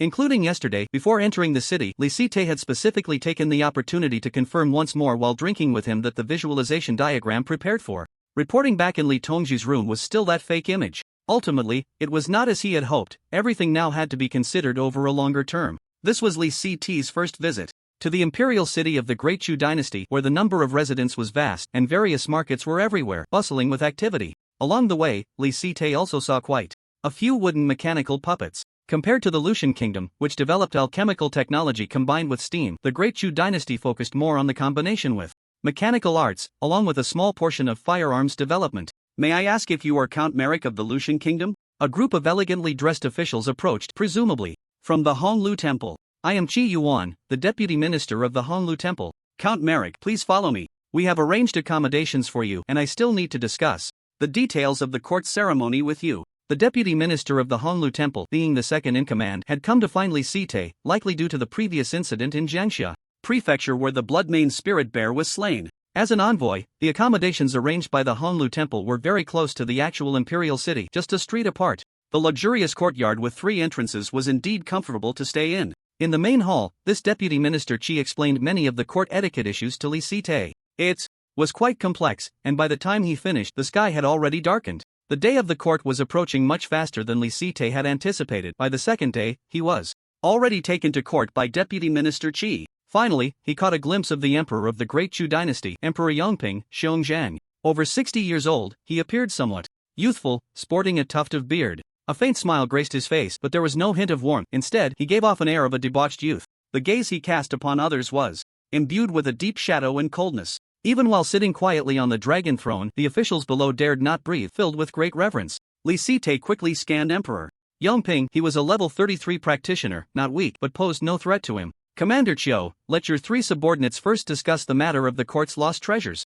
After saying this, Emperor Yongping began to squint, propping his head with one hand on the dragon throne, appearing quite bored. 2 officials from the Jingyue, one of whom was a Qianshi immediately stepped forward to begin their report. It was only at this moment that Li Site learned that there were actually 3 treasures lost by the court. The Huangting sword technique visualization method was just one of them, along with the Jiuxiao sword technique and the Xian Tai inner armor. Meanwhile, the 3 thieves, Duke Yangyi, Earl Wei Yuan, and Earl Yangqing, were already kneeling in the center of the grand hall. Li Site looked on with increasing confusion. These 3 were not nobles from the same state, yet they conspired together to steal the court's treasures? Just thinking about it seemed impossible, not to mention the coordination. The action itself would be difficult. 3 nobles from different regions, abandoning their fiefs, uniting to steal these 3 treasures, it sounded almost absurd. Yet, no minister in the hall spoke up to refute this. In fact, a few of them seemed to tremble uncontrollably, making the situation seem even more perplexing. Li Site did not believe that the court officials of the Great Chu dynasty were of such low caliber. At this moment, he suppressed his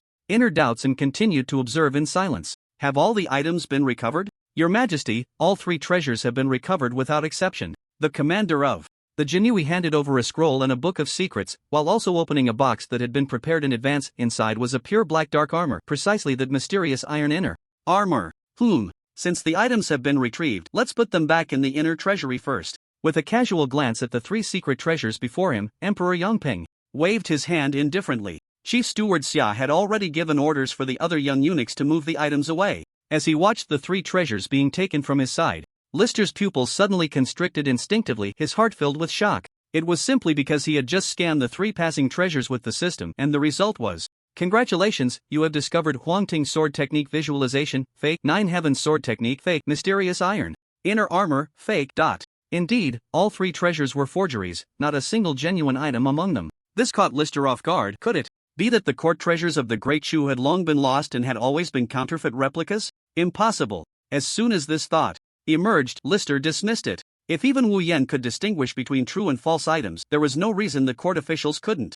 Recalling how Li Tongji had stubbornly attributed this painting to the Duke of Yangyi, and how none of the court officials present had spoken up. Until now, a bold guess surfaced in Lister's mind. Could it be that all of this was a self-directed play by Emperor Yongping, using the forged 3 treasures to convict the 3 people before him? So Li Tongji must have known from the start that the Huangting sword technique visualization was a fake scroll. Thus, none of the officials present spoke up for the 3, clearly all aware of the truth. However, according to this speculation, there was one point Lister couldn't figure out. As the emperor of the Great Chu dynasty, why only target the 3 border nobles? Couldn't he just come directly? Was it necessary to go through such a long detour? Or was it that Emperor Yangping's true intention was not on these 3, but on something else? Your Majesty, there are many oddities regarding the court treasures. The Duke of Yangyi and the other 3 are soldiers from the border who have long fought against the beasts. I humbly request you to be lenient with them. Suddenly, a voice abruptly rang out in the hall. A young man in bright yellow clothing knelt before the 3,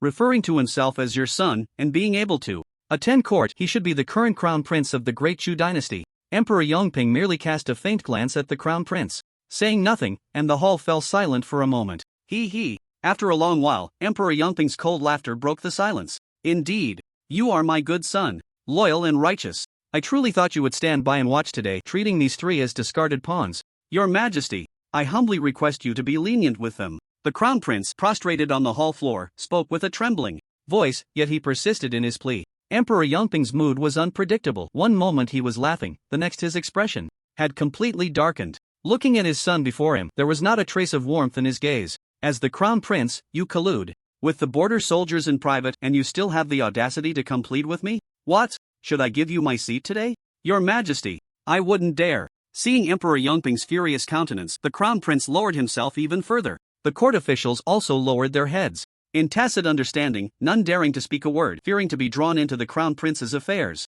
I gave you so much time before. Why didn't you come to plead with me? Now that you are here in the hall, it is already too late. Come here. Seize the military tokens of the Duke of Yangyi, the Marquis of Wei Yuan, and the Earl of Yangqing, and hand them over to the local governor for custody. These 3 will be detained first for reflection. Whenever they come to their senses, they may come to see me. Watching Emperor Yongping dispose of the 3, Lister suddenly connected it with his own memories. No wonder that during the first scene, although Jiangling Prefecture was the territory of the Duke of Yangyi, no one had ever seen him. It turns out that the Duke of Yangyi had been imprisoned in the imperial city all along. After disposing of the 3, Emperor Yongping's anger quickly subsided, his expression turning indifferent again, and he raised an eyebrow at the chief eunuch Xia beside him. Immediately bring the crown prince back to the Eastern Palace. Without my command, he is not allowed to step out of the Eastern Palace. At this moment, Lister had somewhat figured out the entire situation. It seemed that this crown prince had crossed the psychological red line of Emperor Yongping and had some connections with several noble families from Bianzhou.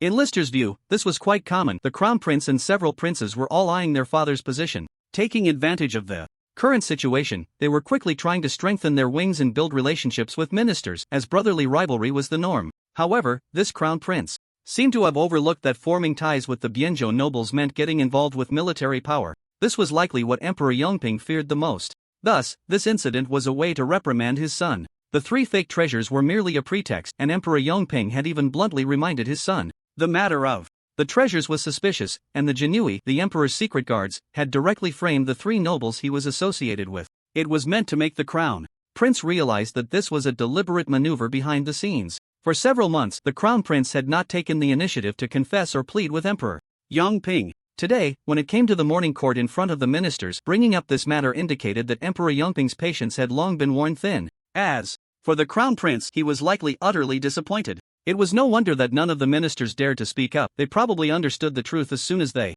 investigated. They knew this was the emperor educating the crown prince, and given Emperor Yongping's current good health, no one dared to say much. However, the situation outside was entirely different. Discussions revolved around how audacious the 3 nobles were and how they coveted the court's treasures. Moreover, in the martial world, this had stirred up a bloody storm due to these 3 treasures. Who would have thought that in the end, all 3 were fake treasures? Even Lister himself had been played around. Indeed, even in this world of divine awakening, the closer one was to the center of power, the clearer things became. Only then could he achieve his own goals more efficiently. Which one is Count Merrick from the Lucian Kingdom? On the dragon throne, Emperor Yongping still wore a nonchalant expression, but his voice sounded a bit more lively than before. Your Majesty, this is Count Merrick, Qi Shaoqing introduced, leading Lister to the front of the hall. The complex ceremony discussed yesterday was of no use at all. Your Majesty, I am Lister Merrick, an envoy from the Lucian Kingdom here for diplomatic relations with the Great Chu. Now, observing Emperor Yongping up close, the wrinkles on his face appeared more pronounced, but after all, he was a 4th-tier practitioner, in good spirits, and far from deaf. I have heard that Count Merrick's swordsmanship is extraordinary, having single-handedly slain the Bloodmane Spirit Bear. Is this true? Emperor Yongping leaned back on the dragon throne, his eyes narrowing as he scrutinized Lister. It is indeed true, but at that time, I was not alone. General Zhou from Jiangxia Prefecture and Lord Li Tongji also assisted. Oh, I didn't expect you, Lord Li Tongji, to have contributed so much in Jiangxia Prefecture. Seeing Emperor Yongping look at him, Li Tongji's face turned excited, and he deeply thanked Lister in his heart. He stepped out again from behind Commander Chiu. Your Majesty, I only had a brief encounter with the Bloodmane Spirit Bear at the beginning, but I was by no means a match for that beast. In the end, it was Count Merrick's astonishing swordsmanship that saved the entire populace of Jiangxia City. Lister gave him face, and naturally, Li Tongji reciprocated by praising Lister again. It seems that indeed, Count Merrick, you have made great contributions to our great Chu. We will discuss the rewards later. I still have some questions, and I hope Count Merrick can enlighten me. Your Majesty, please ask. Since Yang Jie from Jiangzhou sent word to me about your heroic efforts, I had the officials of the Honglu Temple investigate the kingdom of Luxian. However, according to the historical records of the Honglu Temple, including inquiries made by officials in some small countries in the southern border, there has never been any mention of this kingdom around the Great Chu. Is it possible that the kingdom of Luxian has just been established, and it's located in the northern border? The northern regions of the Great Chu are mostly desert, and the small countries that pay tribute are generally in the south. In fact, life is not easy. They must fend off the outbreaks of beast tides while also paying tribute every year. Your Majesty, the kingdom of Luxian I come from is not within the territory currently known to the Great Chu. Oh, please elaborate. Upon hearing this, Emperor Yongping's expression grew increasingly interested as he took the soup offered by Chief Steward Xia and sipped it with great enjoyment. In fact, if you head north from Jiangzhou and the Great Chu, you will see a vast canyon after crossing a stretch of desert. We, the kingdom of Luxian, have named it the Lost Land. Only by crossing the Lost Land and heading further north can one find the kingdom of Luxian. Of course, one might also find the kingdom of Talent and 7 other principalities. Ding! The bowl of soup in Emperor Yongping's hand was suddenly set down, and he straightened his slouched posture. Are you saying that there is another continent to the north of the Great Chu dynasty? And that your kingdom of Luxian is just one of the countries on this continent? Exactly. Does the area of the kingdom of Luxian match that of the Great Chu dynasty? How many powerful individuals like you are there? His impatient questioning made it clear that Emperor Yongping was intensely interested at that moment. The kingdom of Luxian should be about 7 or 8 times the size of Jiangzhou, and there are quite a few powerful individuals like me, some even stronger. Lister replied calmly, his mind involuntarily conjuring the mechanical face of Cavan Deer. The next moment, Emperor Yongping suddenly burst into laughter. He, ha ha ha, ha ha ha ha. From a soft chuckle to a full-blown laugh, Lister felt somewhat bewildered. However, after the laughter, the look in Emperor Yongping's eyes made him feel increasingly strange. It was not the curiosity and exploration one would expect from an emperor hearing about a new continent. The joy on Emperor Yongping's face was not of the ordinary kind. It was an uncontrollable excitement and restlessness, with a hint of unmasked fervor in his gaze. The intent of invasion and plunder was evident, yet after observing closely, Lister found it odd that he also sensed a hint of relief from Emperor Yongping. In the face of the emperor's ecstasy, the courtiers present wore complex expressions and forced smiles in unison. I never expected that outside of our great Chu there would be so many great nations, so many powerful individuals like Count Merrick. It brings me joy. I truly wish to see it for myself. Your Majesty, I have come on this mission bearing a special treasure from the Kingdom of Luxian, the Luxian turquoise elixir, a gift for the Great Chu. I hope to establish an alliance and trade relations with the Great Chu. With that, Shi Shaoqing had already sent someone to present the potion that Lister had prepared earlier. Just a box of 10 bottles of C-grade potion. After all, he had come lightly to seek the Great Chu and wouldn't bring too many precious high-grade potions. Count Merrick, what effects does this potion have? It is just like the elixirs of the Great Chu. Drinking it can immediately and permanently enhance a warrior's personal strength, but each person is limited to 3 bottles, and further consumption will have no effect. Good. Excellent. At this moment, Emperor Yongping seemed to be in high spirits, his words and actions appearing somewhat frivolous. He showed Lister an unusual warmth and friendliness. In that case, on behalf of the Great Chu, I am willing to establish an alliance with the Kingdom of Luxian. Just as he finished speaking, a worried-looking minister at the front finally interrupted. Your Majesty, as for the tribute, let's leave it at that. No one from our Great Chu has ever set foot in the Lucian Kingdom, so we have no way to testify to what the country is truly like. Perhaps we should discuss the matter of alliance further? No need. Since the Lucian Kingdom can boast a powerhouse like Count Merrick, it must be genuine. This matter has been decided by me. The Prime Minister need not say more. Lister silently observed the court, noting that the power of the Great Chu dynasty was firmly concentrated in the hands of Emperor Yongping alone. Matters of foreign relations could be decided by his word alone. However, judging by the current demeanor of this Emperor Yongping, the alliance seemed to be as worthless as scrap paper. It was likely that the plot of the world of divine revelation would continue along the lines of his memories. Lister did not care about such a worthless alliance, as he was not truly inclined towards the Lucian Kingdom. This place was merely a foundation for him. Count Merrick intervened to save the people of Jiangxia Prefecture from the invasion of demonic beasts and brought the friendship of the Lucian Kingdom.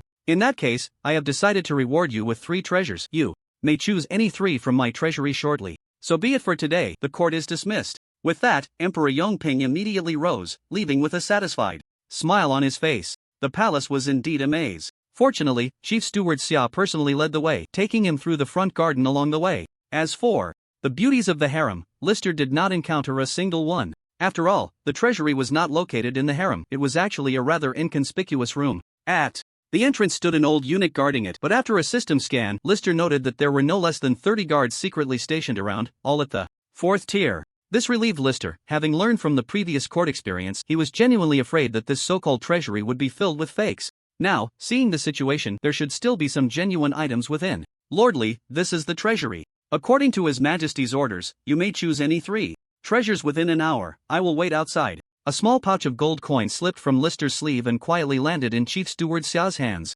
When in Rome, one must follow local customs and pave the way with money. Thank you, Chief Steward Xia, for leading the way. Please accept this small token of my appreciation. You are too kind, my lord. I dare not say much else, but today, concubine Yu is unwell, and I must visit the Imperial Medical Institute shortly. You may take your time selecting. Chief Steward Xia smiled warmly, looking quite pleased. Seeing this, Lister said no more and entered the treasury alone. Although the exterior was unremarkable, the interior was quite dazzling. The walls were covered with various equipment, all at the 3rd or 4th tier, with quality above B grade, excellent, and even a few A grade, perfect weapons and armor. In front of him were rows of shelves that resembled a library. However, what was placed on them was not just books and scrolls, but also boxes of precious elixirs. Among them, Lister noticed a wooden box to his right as he entered, topped with a scroll and books, which were the 3 fake treasures. Ignoring these, Lister walked straight to the scroll area. Since he had the opportunity to choose 3 treasures, he would focus on the visualization techniques. First, in the early stages of this world, what attracted Lister the most were the passive skills.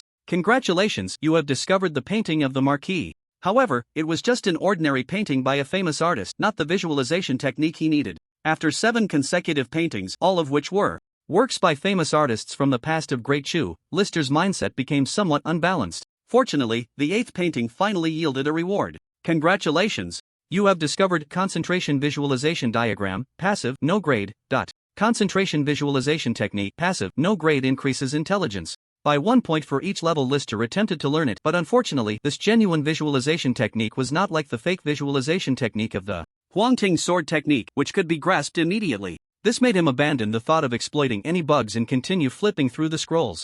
Inside, Shadow Step, Sword Heart Blade. Unexpectedly, this scroll not only contained breathing techniques but also inherited some martial arts abilities. After flipping through more than 20 scrolls, he finally found a genuine visualization method, prompting List to quicken his pace. Congratulations, you have discovered Bull visualization method, passive, no rank. Bull visualization method, passive, no rank, increases strength by 1 point for each level. Note, this method duplicates the effects of Merrick's breathing technique and cannot be learned. List had anticipated this. In his previous life, he learned through forums that passive breathing techniques with the same effects could not stack. This was also why he didn't covet the Bull visualization method when he saw it on General Zhou. After 2 more rows of scrolls with little to show for it, List's heart began to sink as he noticed the remaining scrolls were dwindling. Fortunately, when he opened the next scroll, a familiar landscape appeared, with a great sword suspended in the center, causing List's breath to quicken. He quickly initiated a scan with the system. Logically, the fake scroll should be in the wooden box outside, and this scroll should be the real one. Congratulations, you have discovered Yellow Court Sword Technique Visualization Method, passive, no rank.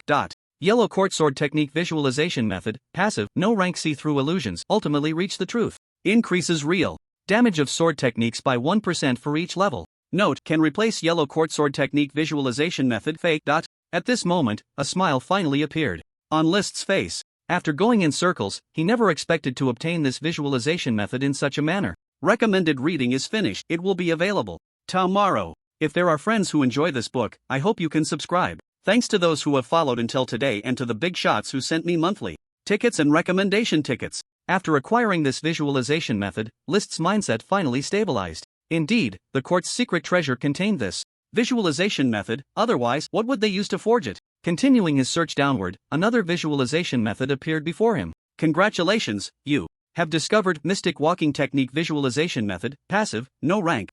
Mystic Walking Technique Visualization Method, passive, no rank, increases agility by 1 point for each level. Finally complete. Counting the initial concentration method visualization he found, List's missing intelligence and agility passives were all gathered today. He thought he would have to wait for the player open beta to obtain these passives, but unexpectedly, he got them all in one day. However, it had only been half an hour since he entered the inner vault. There was still time left, with 7 or 8 scrolls remaining, so he decided to finish them all. But as soon as he opened the next scroll, List's expression turned even more surprised. Congratulations, you have discovered Killing Intent Wave Visualization Method, passive, no rank.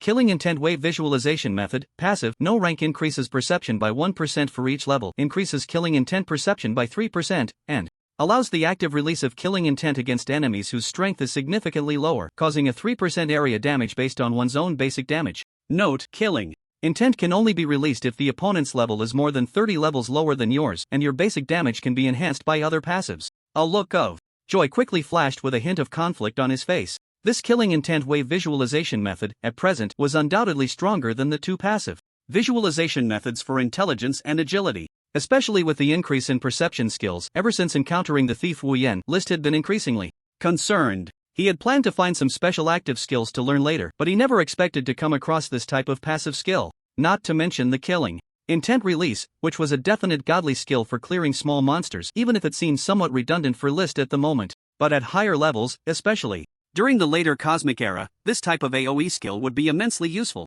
In the time that followed, List quickly finished looking through all the scrolls. Of course, there were no new surprises for him. The remaining dozen or so scrolls contained many visualization methods, but they were all basic 4-dimensional attribute visualization methods. There are 2 relatively special visualization methods: the Huangting Sword Technique Visualization Method and the Killing Intent Wave Visualization Method. However, there are a few items in the treasure area that List is particularly interested in. For instance, the Crystal of Extreme Transcendence, which can elevate an active skill by 1 tier, provided it does not exceed a rank. List is naturally dissatisfied with his family's Merrick sword technique, which he is only using as a temporary measure, thinking he will find a powerful active sword technique to replace it in the later scenes. Although rare active techniques appeared in The first two scenes, they were all low-level active techniques. Even the C-rank rare sword technique of the Merrick sword technique is already considered quite outstanding. By the last few scenes, there are numerous S-rank active techniques, and even SS rank techniques can be learned through some special tasks. This is also why List hasn't invested many points yet. If the Merrick sword technique were A rank, he would find a way to elevate it to a relatively high level.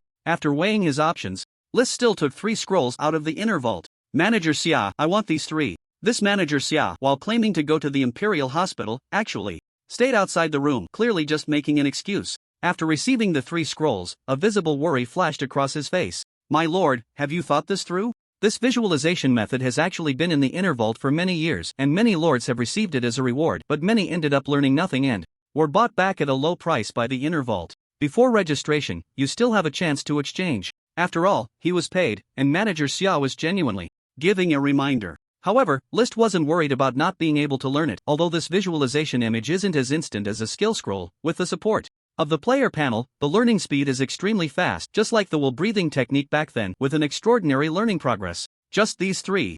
I've made up my mind. Then I will register it. Count Merrick rewards 3 treasures. Huangting sword technique visualization method. Killing intent wave visualization method. Xuanqing Ju visualization method. The number of passive skills that add to the 4 dimensions appearing in the first scene is relatively high, and there are many in the auction house and private trades. However, special visualization methods like Huangting sword technique are relatively rare. Even if players in the first scene do not know the preciousness of passive skills, the effects of those passives are still quite eye-catching. Any player with money would still purchase and use them. List is naturally focused on the Huangting sword technique and the killing intent wave. He is not in a hurry about passive skills related to intelligence, as they do not significantly enhance his combat power. As for the Xuanqing Ju, he originally thought to set it aside and obtain it later during the public test, choosing a more suitable treasure for now. However, after much consideration, he decided to prioritize the Xuanqing Ju. If he ends up unlucky and cannot obtain a passive skill related to agility, it would be awkward. At that time, he might have to force his way in or find someone to steal from the inner vault. Thinking of this, List was momentarily stunned. It seems the future isn't entirely bleak. However, he has more important matters to attend to, and this needs to be planned carefully. Now, with only 1 passive skill related to intelligence left, focusing solely on acquiring this one from the auction house shouldn't be a problem. After leaving the palace and returning to his residence, List's official task for this trip is considered more than half complete. He still needs to sign some paperwork with the Honglu Temple. Upon returning to his room, before he could even start learning the visualization methods, a system notification had already arrived. Public test announcement from today. The game Divine Awakening officially opens for a non-deletion public test, allowing player character registration. Birthplace, Great Chu Dynasty, Zhengzhou, Jiangling Prefecture. Announcement: the first scene expansion pack has been released. In the 16th year of Yongping, the Great Chu Dynasty is continuously under attack from waves of demon beasts, and Jiangling Prefecture is no exception, with demon beasts proliferating outside the city, disturbing the common people. Congratulations!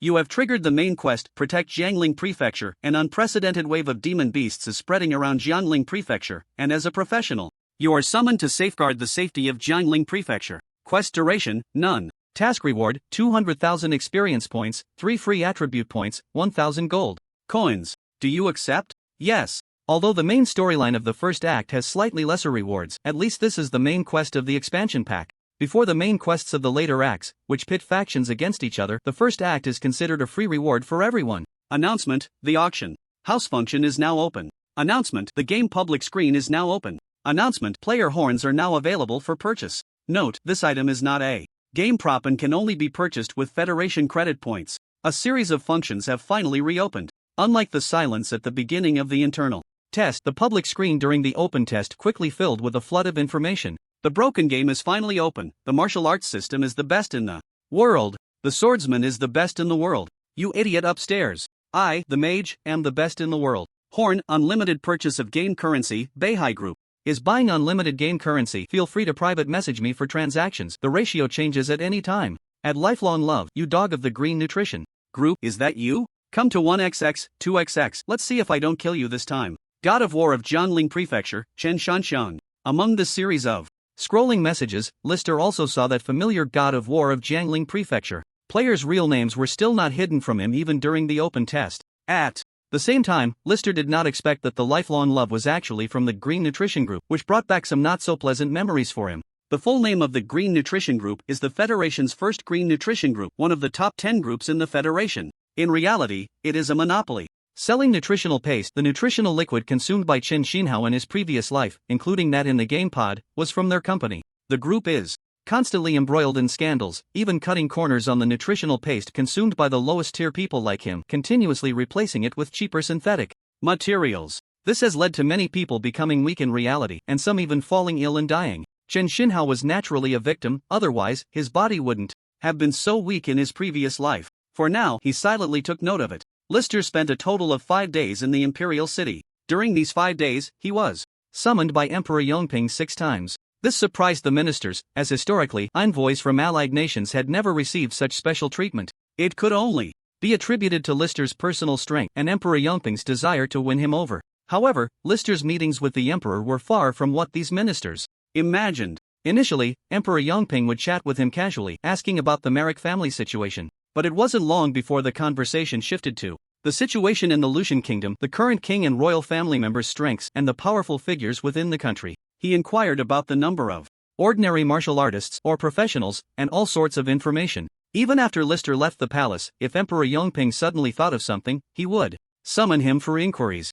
The intent of war and invasion was almost laid bare, yet the alliance agreement signed with Lister was ironically quite the opposite. Until the 6th time, which is today. He had already begun to hint at sending him away, hoping he would return to the Lucian kingdom soon, and that an envoy from the Great Chu would be waiting in Jiangling Prefecture to accompany him. Lister merely deferred, saying he would rest in Jiangling Prefecture for a while. After all, his own task had yet to begin. However, after he said this, Emperor Yongping's originally warm attitude towards him suddenly cooled significantly, changing his expression at lightning speed. This was also the reason he packed his bags that night and left the city early. Following the original route, after another half a month of travel, Lister finally returned to Jiangzhou, the outskirts of Jiangling Prefecture. The 3 visualization techniques in his hands had been learned during the fragmented time on the road, but the learning time was too short and the effect was not good. Only the Huangting sword technique visualization was learned and mastered first, likely due to the foundation of the pseudo-visualization technique. The remaining 2 passives could only be studied in depth once he entered the city of Jiangling Prefecture. In the past half-month since the recent server launch, Lister had been keeping a close eye on the auction house, and so far, 3 passive skills had been listed. Unfortunately, all 3 were strength-based passives, which were useless to Lister. Ultimately, they were all sold for less than 2 gold within a day of being listed. This eased Lister's mind a bit. At least during this first chapter, players were indeed not as focused on passive skills as he had anticipated, and the prices were quite cheap. What troubled him the most now was the issue of leveling experience. If everything went as he expected in the future, he would have at least 10 passive skills. Each level required a massive amount of experience, and he was already struggling with just 3 passives, having temporarily given up on improving the wool breathing technique. If he truly had more than 10 passives, the experience points would simply not be enough, and Lister was already starting to worry about where to find monsters to grind. The most critical point was that the monsters he had already killed did not respawn. Suddenly, a question he had subconsciously overlooked surfaced in his mind. The game had been live for over half a month, and even during the first chapter, there were officially more than 60 million players online, even if the number of players was minimal. With so many players, how could they level up if the monsters did not respawn? Scanning his surroundings, Lister's expression grew increasingly serious. They had clearly reached the territory of Jiangling Prefecture and were gradually moving closer to the city, yet it was so quiet around them. According to his memory, during the first chapter, the area outside the city was the main zone for players. Generally, aside from buying potions, trading, or learning skills and completing quests, players rarely stayed inside the city. Therefore, it was common to encounter multiple waves of players every few hundred meters, often engaging in battles with each other. But as he looked around now, he saw only a silent forest devoid of any signs of life, as if the game had never entered open beta at all. He abruptly stopped, realizing something was off, and quickly opened the system's public screen. Coordinates 2XX, 1XX, found a Minotaur. Is there a big shot who can team up to help? Selling a damaged iron armor, F-grade quality, plus 9 defense, private message if interested, can trade at the auction house or outside the city. Coordinates 1XX, 1XX, team needs a healer, any DD available? The public screen was bustling, messages flowing like water, with only the small horns managing to stay on the screen for a moment. Lister scrolled through numerous messages and found countless players reporting coordinates, many of which were near him, with one even just 3 meters in front of his current position. Yet, in his line of sight, there was not a single person to be seen, not even a ghost. A strange suspicion arose in his mind. Could it be that he and the players were in 2 different worlds? He was in the real world of Divine Awakening, while the players were actually in the true game world? This thought was quickly suppressed by Lister. It seemed unlikely. After all, during the closed beta, he had interacted with players in the inner city and had even assigned tasks. However, upon careful reflection, another doubt came to mind. He had also arrived at Jiangling Prefecture only after the closed beta began and had not seen any players outside the city at that time, but he hadn't been suspicious back then. There were only 300 closed beta players, so it was normal not to encounter anyone in such a vast area outside the city, but now it was different. Could it be that this strange phenomenon had actually existed back then? A strong sense of unease, born from the unknown, enveloped Lister's heart. He tried to calm himself and brainstorm. Could it be? The closed beta was the closed beta, so was it deleted at that time? Because of him being a bug, did they restart a new file for the open beta? A series of speculations flashed through Lister's mind, but none could withstand his scrutiny. Rest is over, return to the city. Lister's biggest doubt still lay in his interactions with players during the closed beta. Logically, he should have been able to foresee those interactions, so why did it now feel like they were in two mirrored worlds? He quickly gathered his team and rushed towards Jiangling City. All judgments must be concluded within the city. If there are still no players inside, Lister believes he and the players exist in two completely separate mirrored worlds after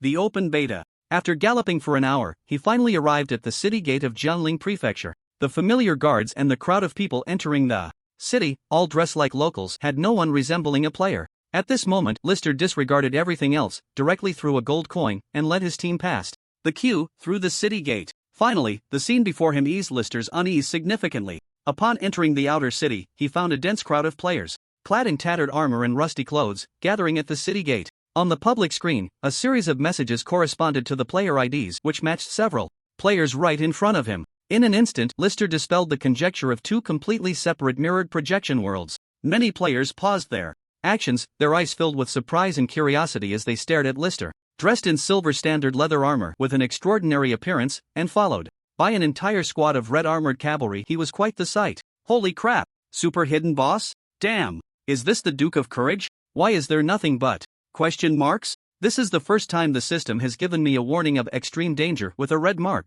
In just a short while, Lister's image was already captured on the public screen for everyone to gawk at. The highest NPC level in the city was only level 20, so players could gather some information. However, Lister was different. His attributes far exceeded the current stage, making it impossible to probe any details. At this moment, the god of war of Jiangling Prefecture spoke up on the public screen to explain. This is the envoy of the Lucian Kingdom, Count Merrick. I encountered him during the closed beta. He should be a neutral NPC. There used to be side quests, but it's hard to say now. Since no loudspeaker was used, this message flashed briefly on the public screen. Of course, many people saw this message and helped to flood the screen with comments. Lister hadn't had time to ponder further when another system notification arrived. System notification. System notification. Congratulations, you have been selected as a player skill mentor and can choose to teach C-level skill Merrick swordsmanship. Notification. Please set the player level and required gold for teaching. Congratulations, setting successful. You have become a player skill mentor. Unexpectedly, the original character's second act of becoming a one-armed sword master and skill mentor arrived at this very moment as he just entered the city. The player panel now had an additional function, skill teaching. Of course, the skills that could be taught were limited to Merrick's swordsmanship. Moreover, there were no specific requirements for teaching tasks. Lister could choose not to teach anyone this swordsmanship. As the crowd of onlookers grew, Lister closed the panel and hurriedly led his team to the Evergreen Inn in the inner city. After changing into ordinary clothes, he left the city alone to check again. Before understanding the general situation of this world, Lister had lost the desire to learn even the passive skills he once treasured. He opened the public screen while exiting the city once more. Outside the city remained empty, apart from the occasional merchant caravan and a few monster points on the public screen where monsters appeared. Lister encountered no players. However, once inside the city, whether in the inner or outer city, players were bustling about, creating a lively atmosphere. This made Lister involuntarily scroll through the announcement information from the historical closed beta. Minor tips wouldn't be saved for long, but major announcements, especially bug notifications, would always be retained. Until he scrolled to the first bug report, labeled 001, Lister began to ponder its implications. The so-called bug 001 referred to the NPC character he had established in Divine Awakening as an alien lifeform ahead of time. At that time, he carefully read through the repair results word by word once again. The player character for List Merrick has been re-established, and the character is awaiting a name. At the real interaction power zone point, this NPC will automatically gain player character communication and trading functions, while other functions will be permanently deleted. Most of the text aligned with what he had roughly imagined. The only term that List didn't quite understand at the time was real interaction power zone point, or rather, he didn't think much about it. He simply assumed that the areas where players could meet were what was referred to as real interaction zone points. Now it seems that this real interaction zone point should refer to the current inner city of Jiangling Prefecture, which is the base camp from the first act expansion. According to his memories from his past life, each act background would have a unique location serving as the main city or birthplace. Players would respawn in this area after dying, with Jiangling Prefecture in the first act and the Lucian Kingdom in the second act. If a new player joined the game in the second act, they would officially enter the game starting from the Lucian Kingdom. Could it be that the world of divine awakening he was in was not just a game? That he, as an anomalous life form, was actually a real life form rather than the electronic person he thought he was? Was the actual game an interaction between the universe of divine awakening and the Earth Federation universe within a specific area? Regarding this real interaction zone point, Liszt had no way of knowing for now and could only make simple judgments based on his current understanding. But in any case, some of the inner doubts were finally resolved, and his unknown unease dissipated by more than half. Now, he was more focused on further exploring this post-open beta world, especially understanding the rules within this real interaction zone point. Based on his past experience, within the base camp, or rather the real interaction zone, players could not actively attack NPCs. Liszt hadn't tried it himself, but there had been players who specifically posted on the forum that even attack skills aimed at NPCs were impossible to execute. They truly could not be used. As for players attacking players within the base camp, the action restrictions would disappear, but the cost was high.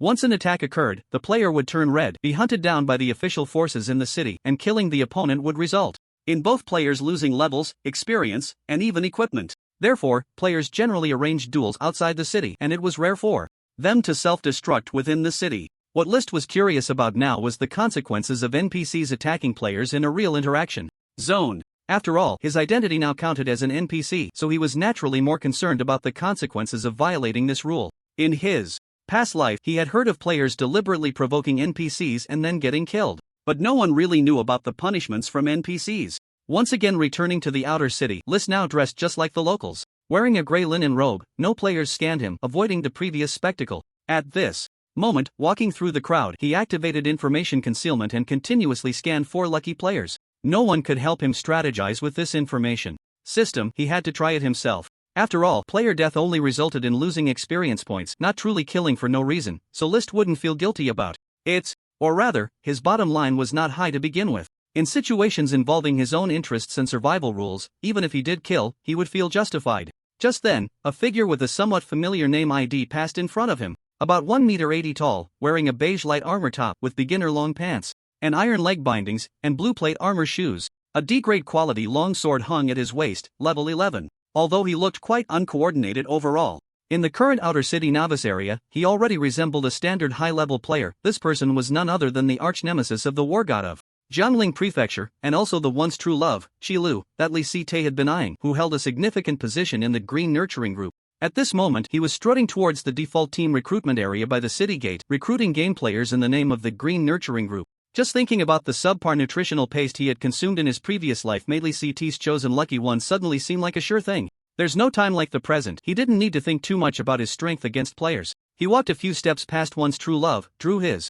knife, made a horizontal slash, and left. His movements were fluid and unhesitating, and before the people around could react, Li Si-tae had already vanished. With all his passive skills, even wielding a trash knife, his damage was astonishing. Not to mention he was only cutting down a mere level 11 swordsman. The player of one's true love had been continuously posting recruitment messages on the system public screen. But in the next moment, a wave of intense pain hit him. In the blink of an eye, a warm, pure white light appeared before him, leaving him dazed in the initial resurrection area. It wasn't until he saw the notification on the system panel that he had been killed by the player Chen Xinha, along with the notice of his level dropping by 1, that he finally realized what had happened. After all, he had never thought someone would kill him within the city, nor had he been on guard at all. He was instantly furious, and the recruitment message he had prepared to post was deleted. Announcement at Chen Xinha: anyone who dares to kill me, just wait. My Green Nurturing Group will definitely not let you go. At this moment, Li Si-tae had already reached outside the city. The players around him had vanished, and only a few locals were queuing to enter the city.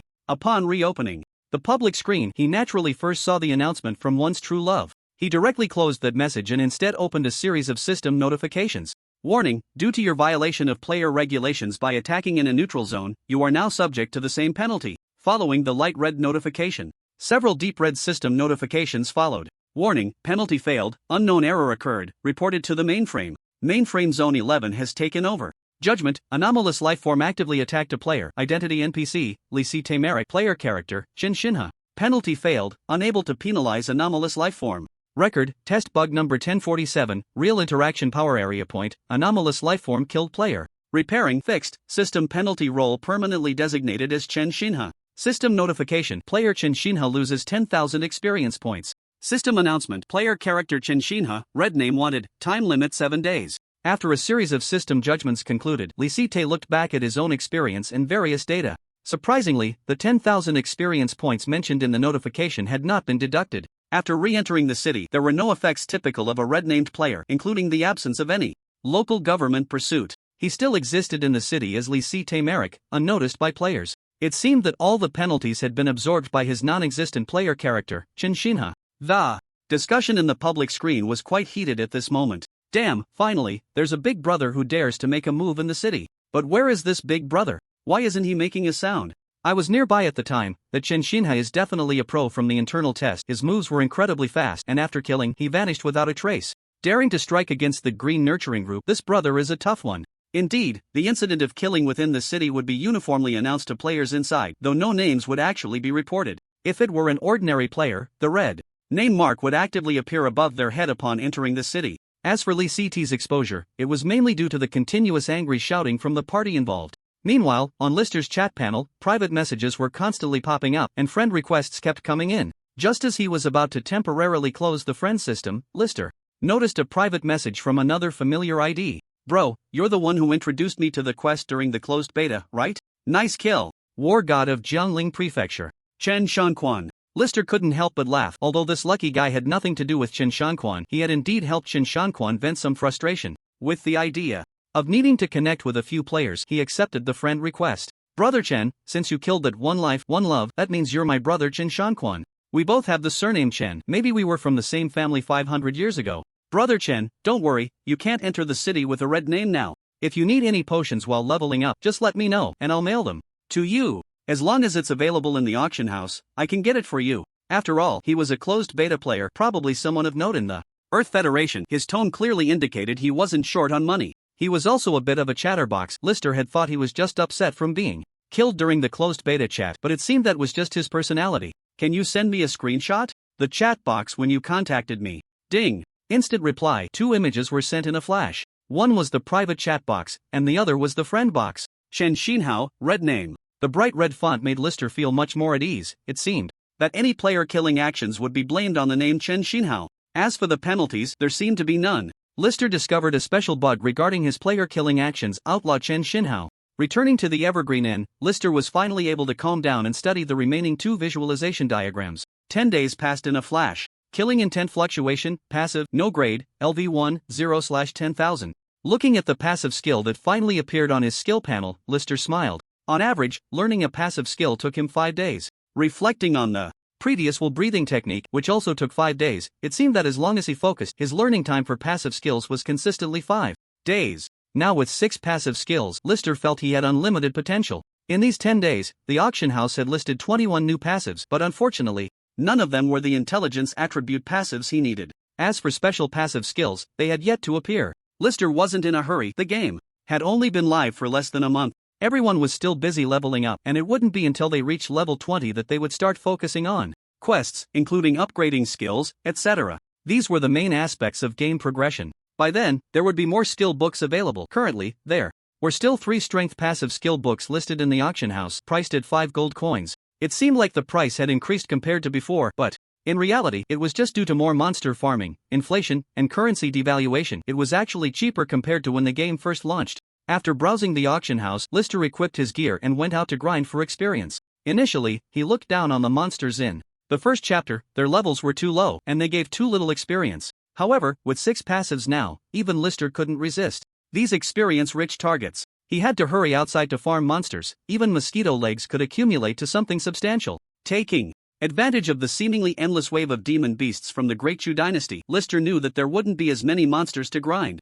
for experience when he returned to the Lucian Kingdom. At the outer city gate, there were quite a few players lying in wait. They were either seeking revenge themselves or had sent someone to do so, including players keeping an eye on him, Chen Shinhao. Unfortunately, ever since Chen Shinhao killed one life, one love, he seemed to have vanished. Outside the city, players hired by the Green Nurturing Group had already conducted several rounds of searches but still couldn't find any trace of him. This made the one true love quite angry, yet utterly helpless. He had never experienced such humiliation, as if he had struck with all his might but couldn't break free. He had already started looking for people in the Real Earth Federation, but there had been no news so far. Liszt swaggered out of the city. The guards at the city gate, seeing him leave, saluted him while holding their weapons. It wasn't because of his status as an envoy, but because he had single-handedly defeated the Blood-Mane Spirit Bear. They admired his strength and respected his act of saving Jiangxia City. Outside the city, Liszt casually opened the public screen, scrolling through the constantly floating coordinates for team monster hunting. Although the outside world was not the same as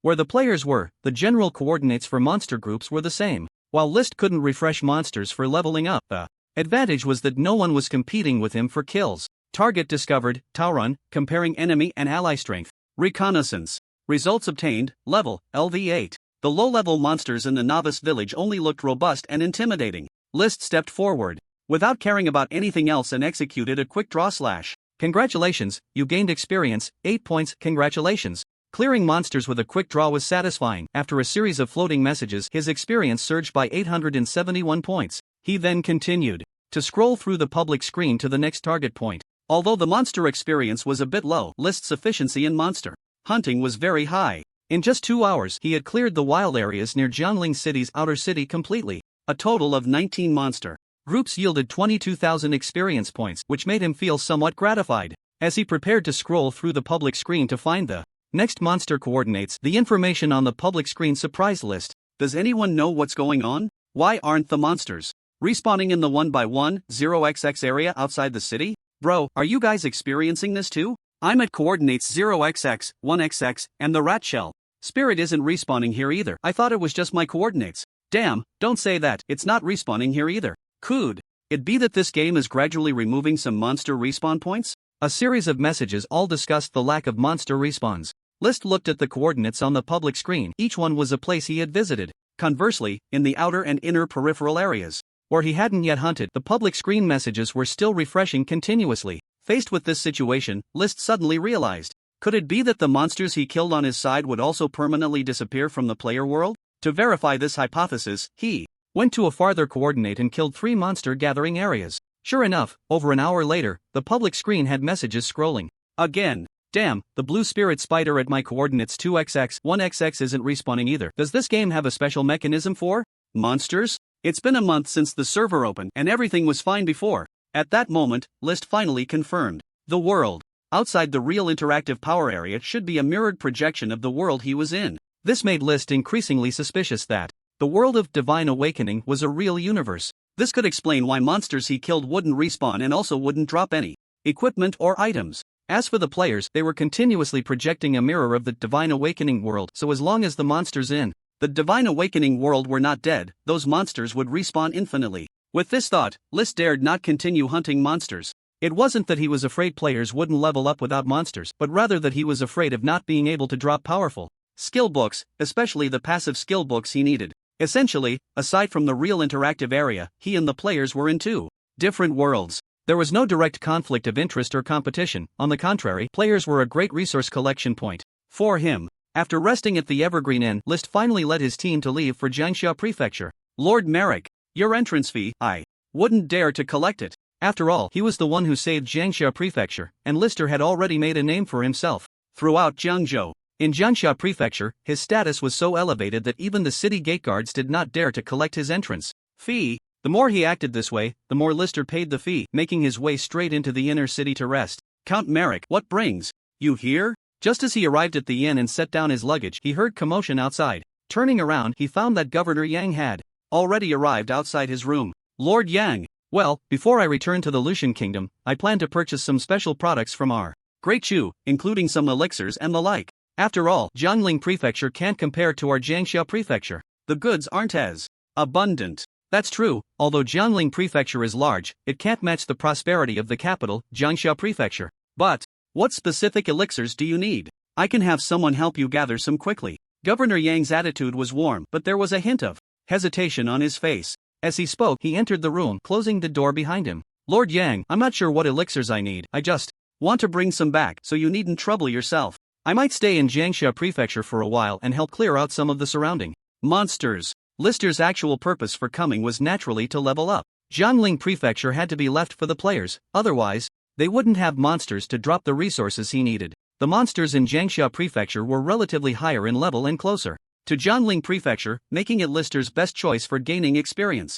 Upon hearing this, Governor Yang's expression became quite serious. He stepped closer to Lister, lowering his head and speaking quietly. Count Merrick, I actually welcome you to stay here. However, the Emperor, he issued a secret decree to me last week. He instructed me to inform the governor of Jiangling Prefecture to urge you to return to the Lucian Kingdom as soon as possible. The Emperor Yongping is really quite anxious. Lister had only returned to Jiangling Prefecture for a short time, and they were already thinking of sending him away. He probably wanted the envoy to figure out the route to the Lucian Kingdom quickly. Lister clasped his hands and looked at Lord Yang. Thank you, Lord Yang, for your discreet care during this time. Although the secret decree was directed at Lord Yang, Lister had not been pressured by the governor in Jiangling Prefecture. The reason for this was obvious. Lord Yang had definitely suppressed it behind the scenes. Well, no need to thank me. I owe you more for the recent Monster Tide incident. I can only suppress this for another half-month at most. Beyond that, I can't do much. You should pay attention to timing. Thank you, Lord Yang.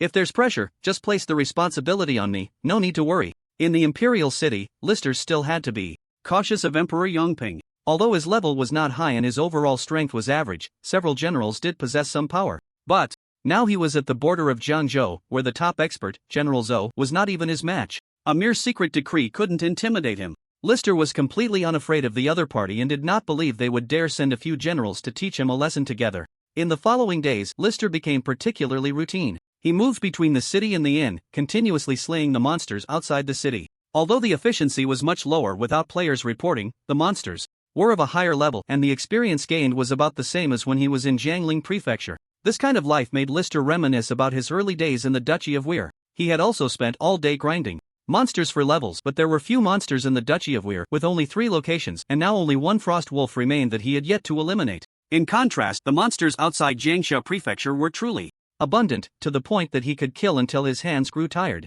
Sometimes, Lister couldn't help but wonder. Clearly, these were just 2 civilizations separated by the Lost Lands, yet the Lucian Kingdom seemed to have only a few monster gathering areas. Meanwhile, the monsters of the Great Chu dynasty were so numerous that it gave a sense of endlessness. Today, Lister was once again leaving the city, preparing to venture deeper into the outskirts. After 7 or 8 days of efficiently leveling up with his swift blade, the number of demon beasts had finally visibly decreased, at least in the outer areas where they had completely vanished. However, just a few steps out of the city, Lister felt something strange. It was none other than the fact that the outer area, which he had already cleared, had once again seen a significant gathering of the soul-breaking cattle demon beasts. Not rushing deeper, he took a moment to survey the outer area again, filled with confusion. He discovered that at least 1/3 of the area had, in just one night, seen a resurgence of demon beasts. The number of demon beasts he had previously slain in the outer area seemed to have replenished by more than half overnight. This made Lister begin to doubt. Could it be that the demon beasts he killed could actually revive? Perhaps it just took a bit longer? But that shouldn't be the case. Clearly, the 3-headed dog knights and the ghost-eyed giants of the Weird Duchy had not appeared again since he had eradicated them. Or was it that the demon beasts from the deeper areas had gathered here because there were no other demon beasts around? But the number that had gathered was just too large, wasn't it? Lister was increasingly perplexed. Could it be that the demon beasts of the Great Chu dynasty were truly endless? If that were the case, he would have to rethink his plans. There would be no need to return to the Lucian Kingdom, as the Great Chu dynasty was the best leveling point for him at the moment. A massive sweeping slash flashed by, and the last gathering of soul-breaking cattle in the outer area was eradicated by Lister in one stroke. After resting for a moment, he took a glance at the auction house, and his eyes lit up. He saw that new passive skill books had been listed, and it was exactly the concentration method he needed. There were 2 copies available, and among the various visualization methods that increase strength and stamina, these 2 were priced slightly higher, at 7 gold coins each. Unfortunately, it was not a direct trading model but rather a 24-hour auction format. Inside the charming inn, Rolf carried a large box of books into the room. My lord, here are the historical books of the Great Chu dynasty you requested, including those from the previous dynasty. Lord Yang said that the contents of the previous dynasty's historical books cannot be fully trusted. I understand. You can go out and rest now. Seeing that the auction house had new concentration method skill books, Lister decided to return to the city for now. After all, the auction format lasted a total of 24 hours, with the highest bidder winning. At This moment, there were still 21 hours left until the auction ended, and Lister planned to keep an eye on the auction house to place his final bid and ensure he secured one of the books. He intended to use this time to probe into the depths of the Great Chu dynasty. The situation with the demon beasts outside Jiangxia Prefecture had truly raised his suspicions. Meanwhile, the demon beast area he had eradicated in Jiangling Prefecture had already seen new demon beasts occupy it. What Lister was most concerned about was whether these demon beasts were truly endless, as this would determine his direction and stay for a considerable time in the future. He did not start flipping through the records of the Great Chu dynasty but instead began with the two preceding dynasties. The first was the Great Qian dynasty, established over 1,200 years ago. The information recorded about the emperors of each generation was indeed just as Inspector Yang had warned.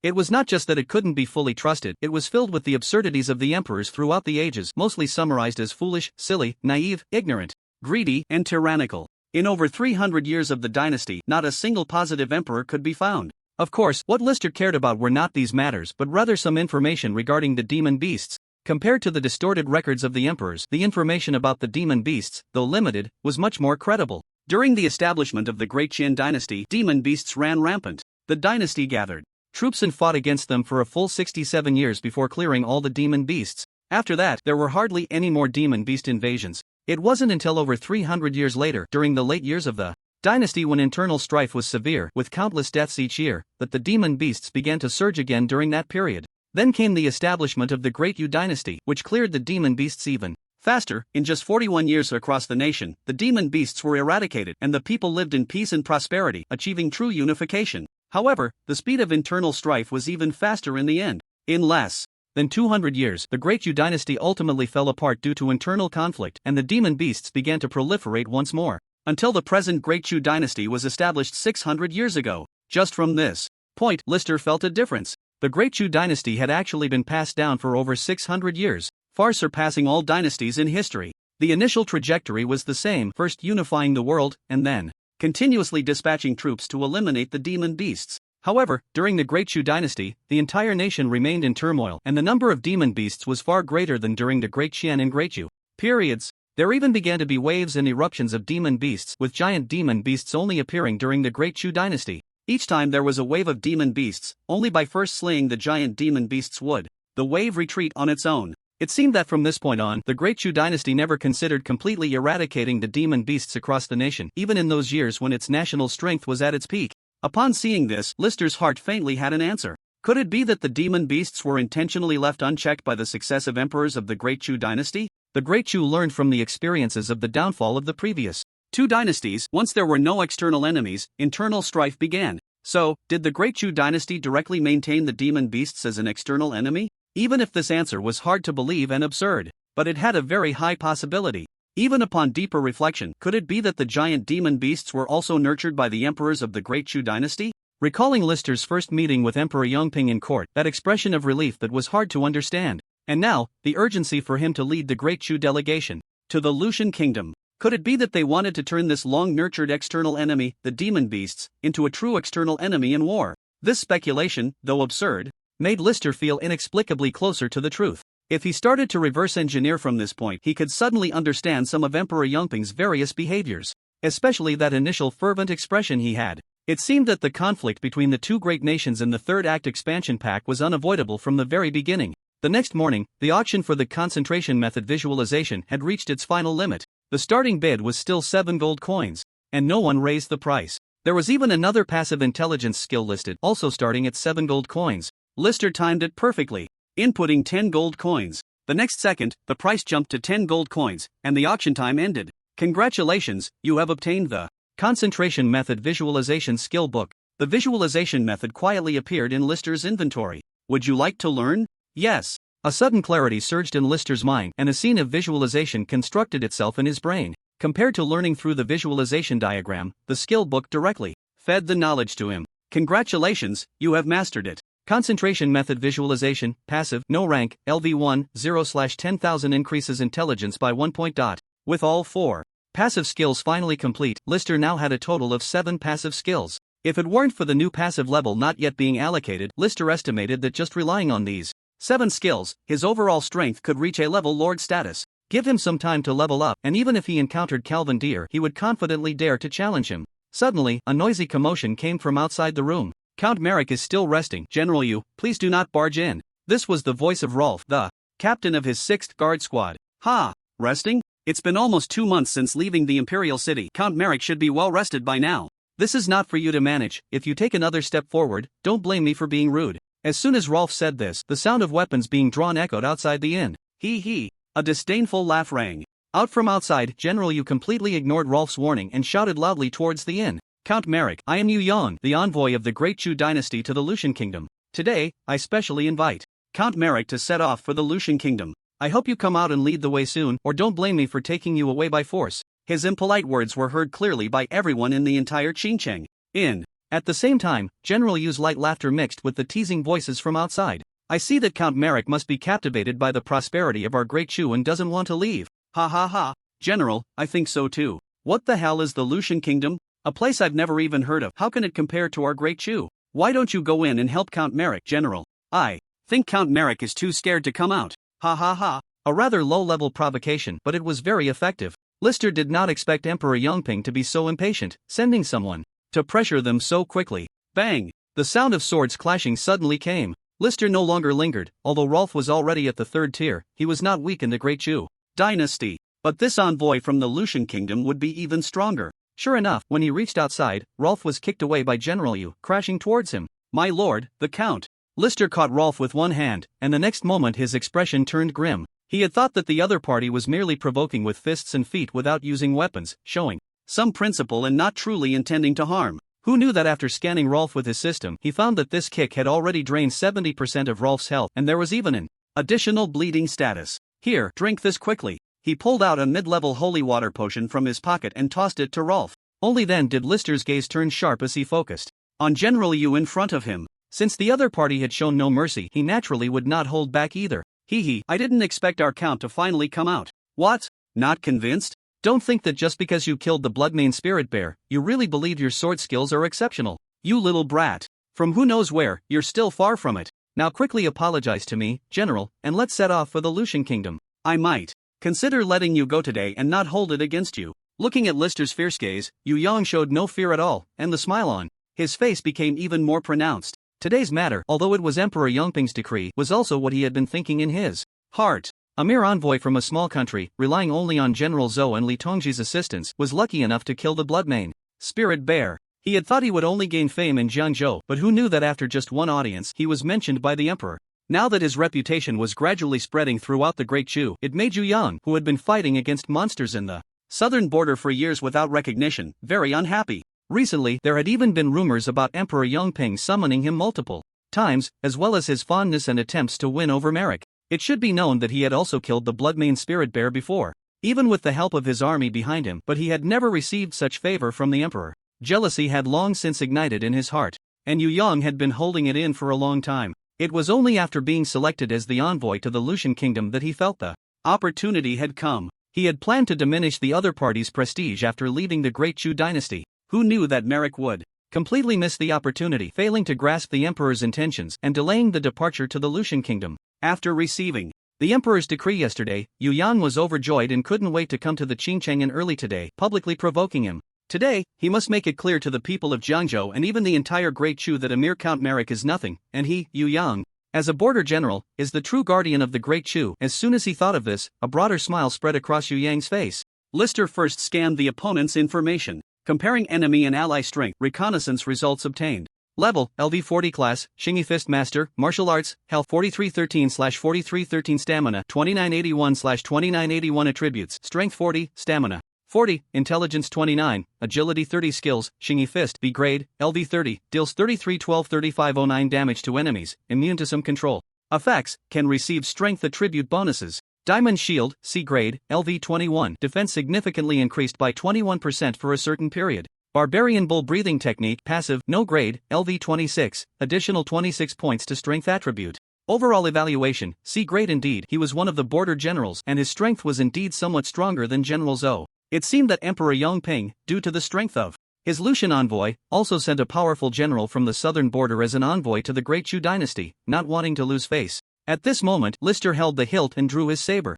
In front of Yu Yang, he calmly approached step by step, his aura instantly revealing itself. Ha! I didn't expect you to have some temper. Alright, I'll spar with you and see if your swordsmanship is really as strong as others say. Lister's actions were exactly what Yu Yang wanted. Defeating Lister in front of the crowd in Jiangxia Prefecture was something he had long fantasized about. He immediately took a horse stance, tightening the specially made black fist gloves in his hands, then assumed the starting posture of Shingy Fist. Just a few steps later, Lister was already in front of Yu Yang. The blade in his hand slashed diagonally upward from the lower left, the movement crisp and clean, appearing slow but actually incredibly fast. Yu Yang's expression tightened, and he couldn't help but think that this sword technique indeed had some skill, but it was still far from enough for him. He also threw a punch fiercely at Lister's blade. Since it was a hard clash, Yu Yang would not back down. However, when the blade truly made contact with his fist glove, Yu Yang's expression suddenly changed drastically. His fist. Today, he actually couldn't bring it down. He, who had always been confident in his fist technique and strength, began to doubt himself for the first time at this moment. Meanwhile, the blade in Lister's hand sliced through his black fist glove as if it were cutting through clay, a sharp pain shooting through his hand. But it didn't stop there. The blade continued to cut upward along his fists. Swish! Like cutting through a piece of paper, it directly severed Yu Yang's right arm along with the shoulder. A large amount of blood splattered onto the other members of the envoy beside him. At this moment, everyone's faces changed drastically. Shock, unease, fear, and other complex emotions intertwined on their faces. No one expected that such an ordinary slash would so easily sever General Yu's right arm. The excruciating pain of the severed arm made even Yu Yang unable to suppress a cry. It was only at this moment that he truly felt a deep fear from the bottom of his heart. The originally provocative thought of stepping on Lister to make a name for himself instantly turned to ashes. By now, he realized how ridiculous his original thoughts were. Count Merrick was definitely not just lucky, relying on General Zhou and the city guard's strength to barely slay the Bloodmane Spirit Bear. Now he truly believed that Lister in front of him could single-handedly slay a giant monster with one sword. Does it hurt? At this moment, the fierceness in Lister's eyes had disappeared, replaced by an incredibly strange calmness. At the same time, a rather indifferent concern came from his mouth, which seemed increasingly bizarre in Yu Yang's eyes. With no color left in his face, he supported the severed arm with his left hand, cold sweat covering his forehead, trembling all over. It hurts. No, it doesn't hurt. Unclear about Lister's intentions in front of him, Yu Yang hurriedly changed his tone when he saw the other party raise the knife again. Don't worry, it won't hurt soon. The emotionless, light words came again. At this point, Yu Yang completely understood Lister's meaning and panicked entirely. No, Count Merrick, hiss. You can't kill me. I am an envoy of the Great Chu. Unfortunately, the blade aimed at his neck reappeared before his eyes. There was no time to continue begging for mercy. He could only raise his left arm, which was originally covering the wound on his right arm, to block in front of his face. However, facing Lister's actual strength of 70 points and currently possessing 7 passive skills, how could he block it with just his arm? His left forearm was predictably severed, and along with it, Yu Yang's head. When it rolled to the ground, it was covered in blood, and his eyes, soaked in blood, were filled with fear. The other envoys around him all knelt down at this moment, no one daring to look directly at Lister. Drive! At this time, a group of people had rushed over from another direction. Leading them was General Zhou, who, upon seeing the scene before him, was momentarily stunned. It wasn't until Inspector Yang arrived at the scene that he dismounted, looking completely at a loss, following behind Inspector Yang. Count Merrick, why is this happening? Can't you spare his life? This has really escalated. Inspector Yang did not order General Zhou to arrest him, but rather, with a heavy heart, reminded Lister of the consequences of this matter. Lord Yang, this person provoked me first and injured my captain. I was just retaliating. But this, you're making it difficult for me. Inspector Yang should have arrested Lister, but he was still considering their previous relationship. Moreover, Lister had saved the entire Jiangxia prefecture, and it was he who had personally helped him gain fame. Now, if he dared to arrest Lister in Jiangxia prefecture, it would be even harder to handle. Lord Yang, you can just report to His Majesty as it is. Lister was not worried about the consequences at all. With his strength, he no longer needed to be overly cautious. Especially since he had already mastered 7 passive skills. Even if he couldn't acquire some remaining special passive skills, he was already strong enough to dominate with these. With that, what was there to fear? Not to mention the Emperor Yangping's desire for the Lucian kingdom. He would likely just accept it begrudgingly. Even if they wanted to deal with him, it would be after the envoys arrived in the Lucian kingdom. Sigh. Inspector Yang let out a long sigh at this moment, ultimately shaking his head. Count Merrick, I won't order your arrest. You should set off today and go directly to Jiangling Prefecture to reside. If there really is an imperial decree for your arrest, you can handle it yourself. In front of General Zhou, Inspector Yang ultimately moderated his words. However, Lister understood the implication. Jiangling Prefecture was the northernmost boundary of Jiangzhou. If Emperor Yongping really wanted to arrest him, it would be easy to escape. He then cupped his fists again towards Inspector Yang. To be fair, Inspector Yang was indeed quite considerate towards him. He had indirectly helped him once and the other party genuinely returned the favor. Of course, it couldn't be ruled out that the two in front of him might have already disliked General Yu. Lister ultimately did not want to make things difficult for Inspector Yang, so he simply set off back to Jiangling Prefecture. Inside the Changqing Inn, Lister leisurely browsed the auction house and the public screen, hoping for other passive skills to appear. In fact, there were relatively few passive skills other than the 4 dimensions available in the auction house. Most were still sold on the public screen, with private chat price negotiations. So Lister was now more focused on the massive amount of information cascading down the public screen. At this moment, a friend's chat box popped up. Brother Chen, are you taking any assassination contracts? No. Lister quickly rejected Chen Shanxian's message, not to mention that he was still busy searching for passive skills. Even if he weren't, he wouldn't bother getting hired for a mere handful of gold coins.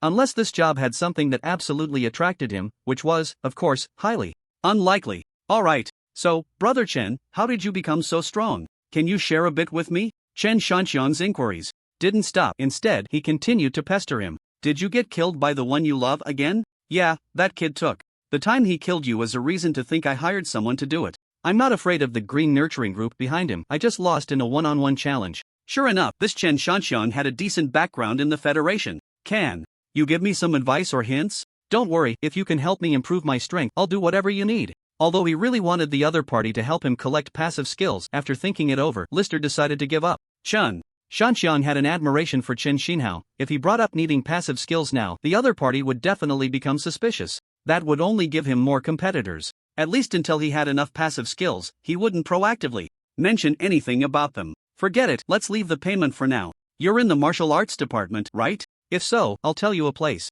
Yes, I'm in the martial arts department now. Brother Chen, go ahead. Chen Shanxian replied, quickly, looking like he was really holding his breath. The Evergreen Inn, do you remember Count Meilike? I remember. The envoy from the Lucian Kingdom. A super hidden big boss. Of course, I know that. You go to the inn to find him. After reaching level 10 as a professional, you can spend 5 gold coins to learn the Meilike sword technique, which is a C-grade rare skill. When you reach level 5, you'll also get a special skill, draw and slash. With nothing to do, Lister decided to try teaching the skill, acting as a skill mentor. Wow, a rare sword skill? Brother Chen, you're really generous. I owe you one for this. Whenever you need me, just let me know. In less than 10 minutes, Chen Shanxian was already outside the room. At this moment, he entered with a respectful expression and began his awkward polite speech again. Respected Count Meilike, hello. I apologize for disturbing you today. I wish to learn a sword technique, and here is the payment. Saying this, he took out 5 gold coins from his inventory right in front of him. Nodding silently, Lister glanced at Chen Shanxian's information.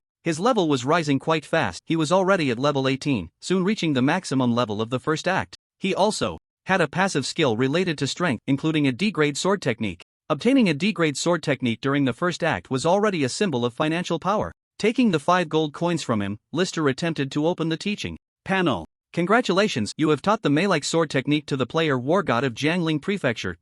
War God of Jiangling Prefecture, is there anything else? Seeing Chen Shanxian still staring blankly at the skill panel, Lister couldn't help but start to urge him to leave. But the next moment, a new system prompt arrived. Congratulations, you have gained 10 experience points from skill teaching. Congratulations, you have gained 20 experience points from skill teaching. At this moment, it was Lister's turn to be stunned. Could it be? He eagerly scanned Chen Shanxian's information. Sure enough, the level of the Meilike sword technique was just as he had thought. Meilike sword technique, C-grade, LV3, 1/30,000.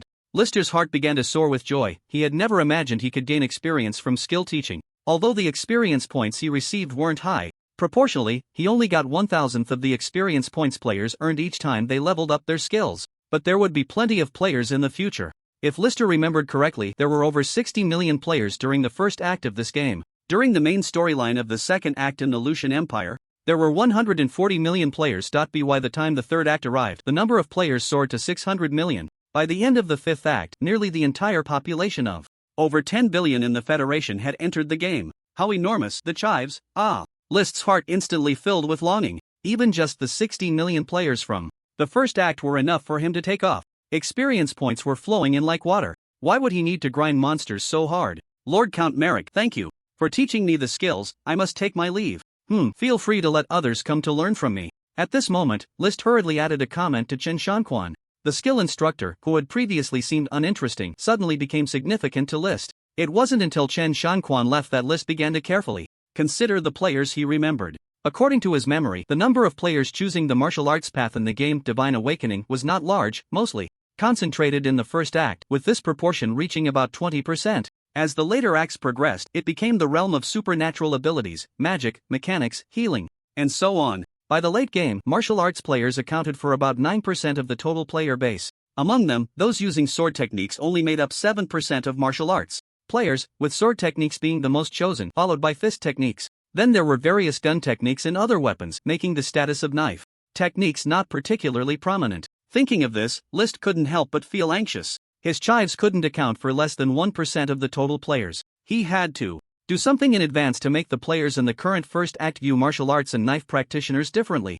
However, saying it was easy, but in reality, it was not. The strength of martial arts in the early stages was just that, with unremarkable attacks and a single attack range. The game had always been dominated by magic practitioners, who accounted for over 30% of the total players. Magic is the best in the world was not just a simple slogan on the public screen. As a profession that remained strong from the early to the late game, magic truly lived up to the players' expectations. Liszt's mind began to brainstorm on how to showcase the strength of knife technique players to the current 60 million players. Suddenly, an idea surged in his heart. In the room, Liszt opened the chat box for War God of Jiangling Prefecture. I've thought about it. Who do you want to kill? Brother Chen, are you willing to take action? It's a player recruited by the Green Nurturing Group. Named One Sword Opens the Sky, level 20, overall combat power D. Another instant reply. Liszt felt that Chen Shanquan was just like someone living in the public screen and chat box. Currently at the coordinates outside the city 1xx leveling up. As long as you can kill him once, the reward is 12 gold coins.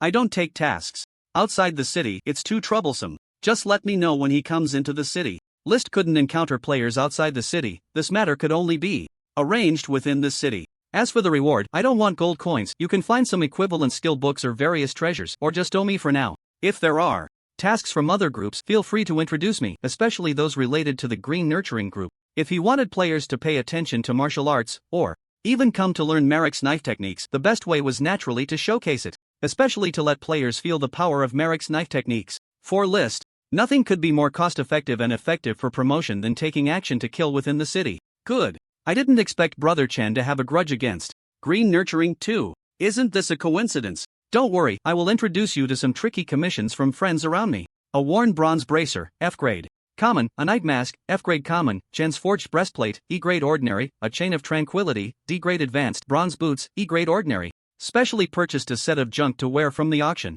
At this moment, Liszt looked somewhat out of place, but when he walked into the outer city among the players, he blended in so harmoniously, especially since among his strange equipment there were two relatively decent D-grade items which were a symbol of a skilled player. Along the way, many players' gazes were fixed on him. Fortunately, Lister had turned off information detection in advance, and even the private messaging function was disabled. This was manageable in-game, as player character information could be actively hidden. Including the top 1,000 players on the server leaderboard, at least one-third had their names and information hidden. Of course, in the eyes of Lister, this NPC, all players, even if hidden, had their actual information transparent to him, including their real names. Brother Chen, One Sword Opens the Sky, is about to return to the city. Are you sure you want to kill him in the city? You'll be marked red for 7 days. It's fine, I have a special item that can hide my red name in the city. He slightly revealed his uniqueness. After all, items in the game, Divine Awakening, were diverse and varied. His special habit of killing in the city needed a plausible explanation. No wonder.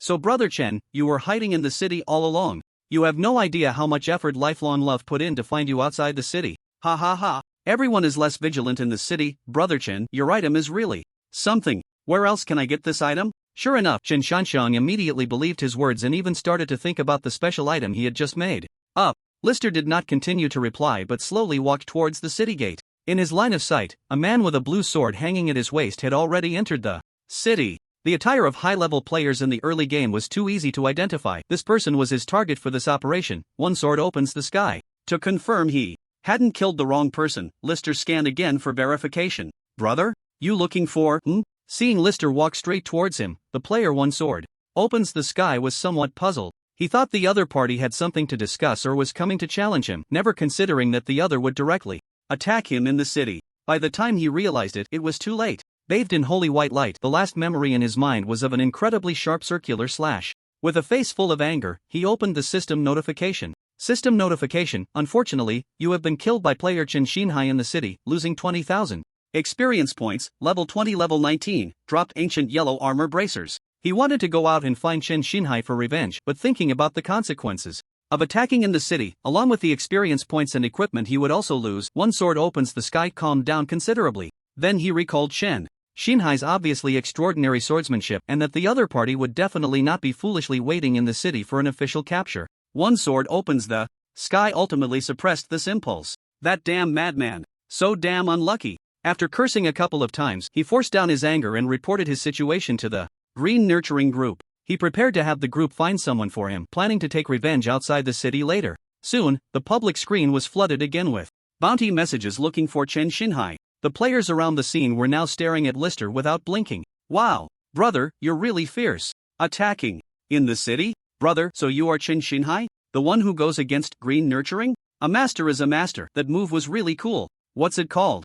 After all, they were players, and there was no fear regarding Lister's killing performance. They initially discussed his actions against Green Nurturing, but soon shifted their focus to his recently displayed flashy sword skills. Sharp, domineering, with a massive range of slashes, paired with the terrifying record of killing a level 20 player in one hit. Not only the players on site, but even the large group in the public screen was suddenly stirred up. Lister remained indifferent to this, offering no unnecessary explanations, and calmly walked out of the city under everyone's gaze. Even though his punishment was ultimately borne by Chen Shinhai, he still had to maintain a facade. For 5 consecutive days, Lister accepted a total of 11 assassination missions. These were contracts from various major groups targeting each other's players and henchmen. At first, he relied on Chen Shanxiang for introductions, but soon, as he continued to kill within the city and with the major groups constantly promoting him on the public screen, more and more groups and factions began to contact him privately for orders, making it impossible for him to keep up. Meanwhile, the information about Chen Shinhai being able to conceal his red name with special items had already spread among most players.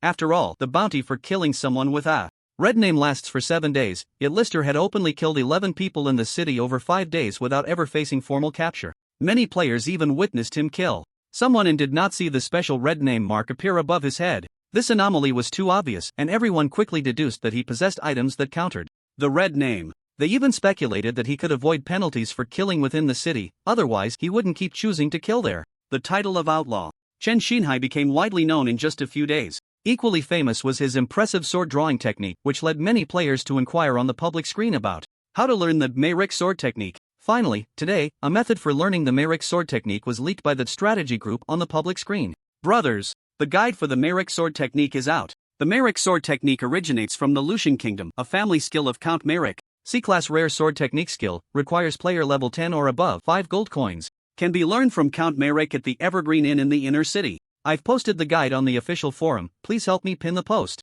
Seeing this news on the public screen, Lister felt quite gratified. He had been brewing this for almost a week, aiming to maximize everyone's curiosity while showcasing the damage and flair of the Meirik sword technique. It wasn't until today that he finally responded to some players in private messages under Chen Shinhai's name. He hoped that a player dedicated to strategy would spread this news. Finally, hard work paid off, and the information indeed reached these players. The signature skill of outlaw Chen Shinhai was a huge draw for the vast majority of players. Not to mention, the skill itself was a C-class rare skill. It was incredibly precious during the first act. C-class skills at the auction house would be snatched up the moment they were listed, with private prices even exceeding 100 gold coins. There was no market for them. Now, for just 5 gold coins, players could learn it from a special NPC, igniting everyone's enthusiasm. Once the public message was sent out, the entire Evergreen Inn was swarmed. Tens of thousands of players rushed into the inner city, nearly making the governor of Jianling think there was a riot. Seeing this, Lister quickly left the inn in the inner city and settled in a certain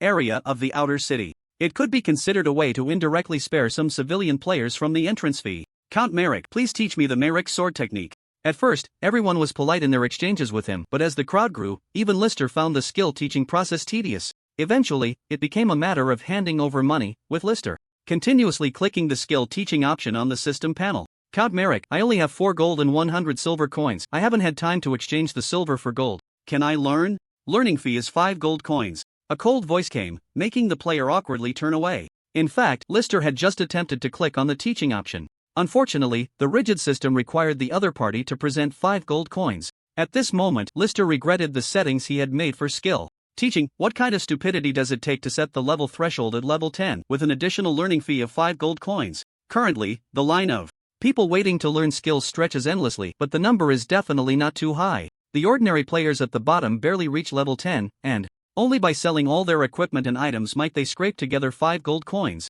But who would sell everything just to learn a skill first? Anyway, Lister feels it's unlikely. If he had known this would happen, he should have set the threshold at level 0 and 1 copper coin. He believes the number of leaks he could harvest would have multiplied. System notification. To better address the issue of skill instructors teaching skills, a new feature, batch teaching, has been activated for you. Suddenly being able to teach dozens or even hundreds of people at once greatly alleviated Lister's teaching pressure.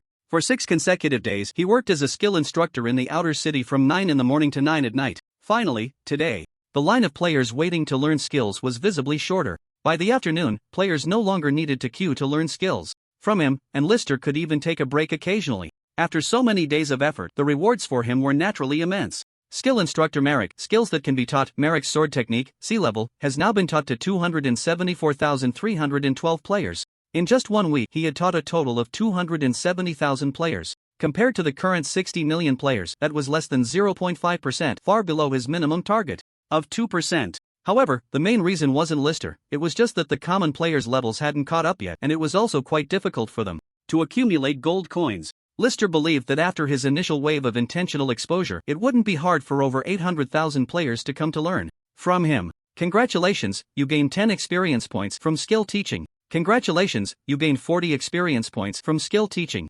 Remaining experience points, 8,952,932 points. Looking at the nearly 9 million available experience points in his experience bar, Lister felt a wave of satisfaction. Isn't this much faster than grinding monsters? It's even higher than the experience points from the main quest of reforging Marek's glory. All players who learned Marek's sword technique currently had an average level of LV3. The leaks hadn't fully grown yet. Once they continued to level up later, his experience points would see even greater gains. Brother Chen, I got a few skill books, do you want them? A message popped up in the friend chat box, and without guessing, he knew it was from Chen Shanxiang. Ever since Lister helped him a few times, Chen Shanxiang had been thinking of rewarding Lister, not wanting to owe him. Unfortunately, gold coins and federal credit points were useless to Lister. As for rare items, they were too scarce. Even Chen Shanxiang didn't have enough for himself, let alone to give to him. In the end, he was willing to part with skill books, sending him some of the collected skill books every few days for him to choose from, which suited Lister just fine. Currently, there were 4 skill books in the message box.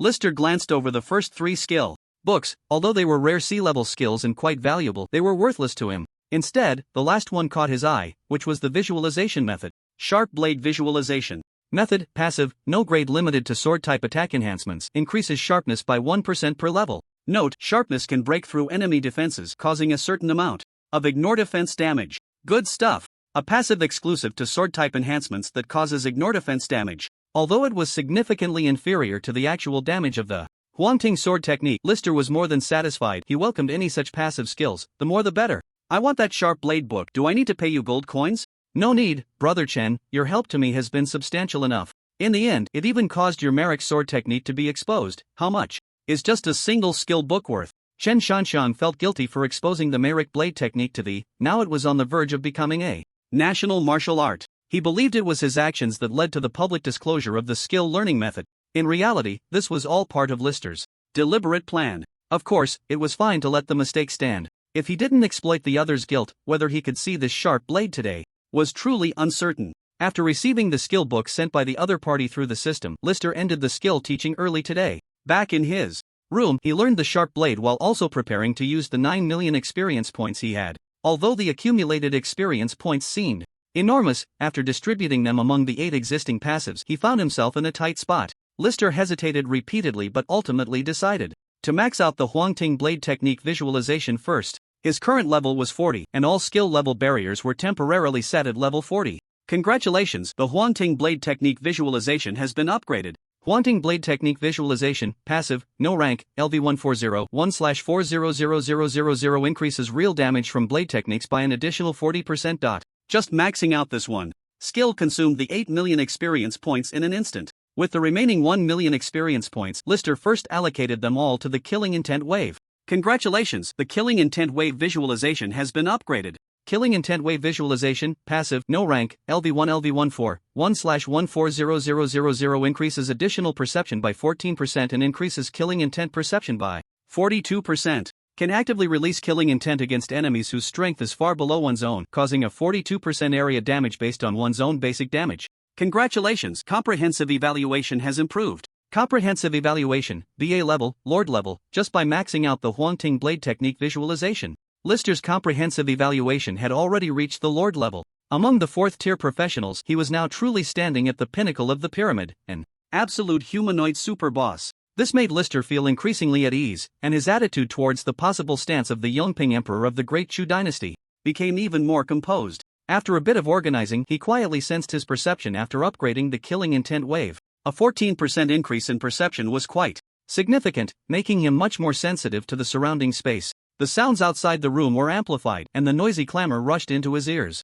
He could even roughly judge the movements of people outside. Lister's own reaction speed had also improved slightly. As for this special Killing Intent perception, Lister had not yet been able to experience it. Suddenly, a strong and unpleasant wave surged directly into his perception range. From a distance, it was several dozen meters away, and it was now steadily approaching him. The perception was extremely clear. This wave quickly entered the Evergreen Inn, and the originally lively inn fell silent. Which one? Is Count Merrick? A dry voice echoed in the inn, not loud, yet no one dared to respond. Relying on the Killing Intent wave, Lister clearly sensed the general commotion outside. Most of the guests in the inn transmitted waves of fear to him. As for the man who harbored Killing Intent towards him, Lister could feel his presence with exceptional clarity. Even without seeing him in person, he could keenly perceive his every move. Truly, this was the power of perception skills. At just level 14, it had transformed his perceptive abilities. He quickly raised the priority of the Killing Intent wave in his mind. With this passive perception, not only could Lister scout enemy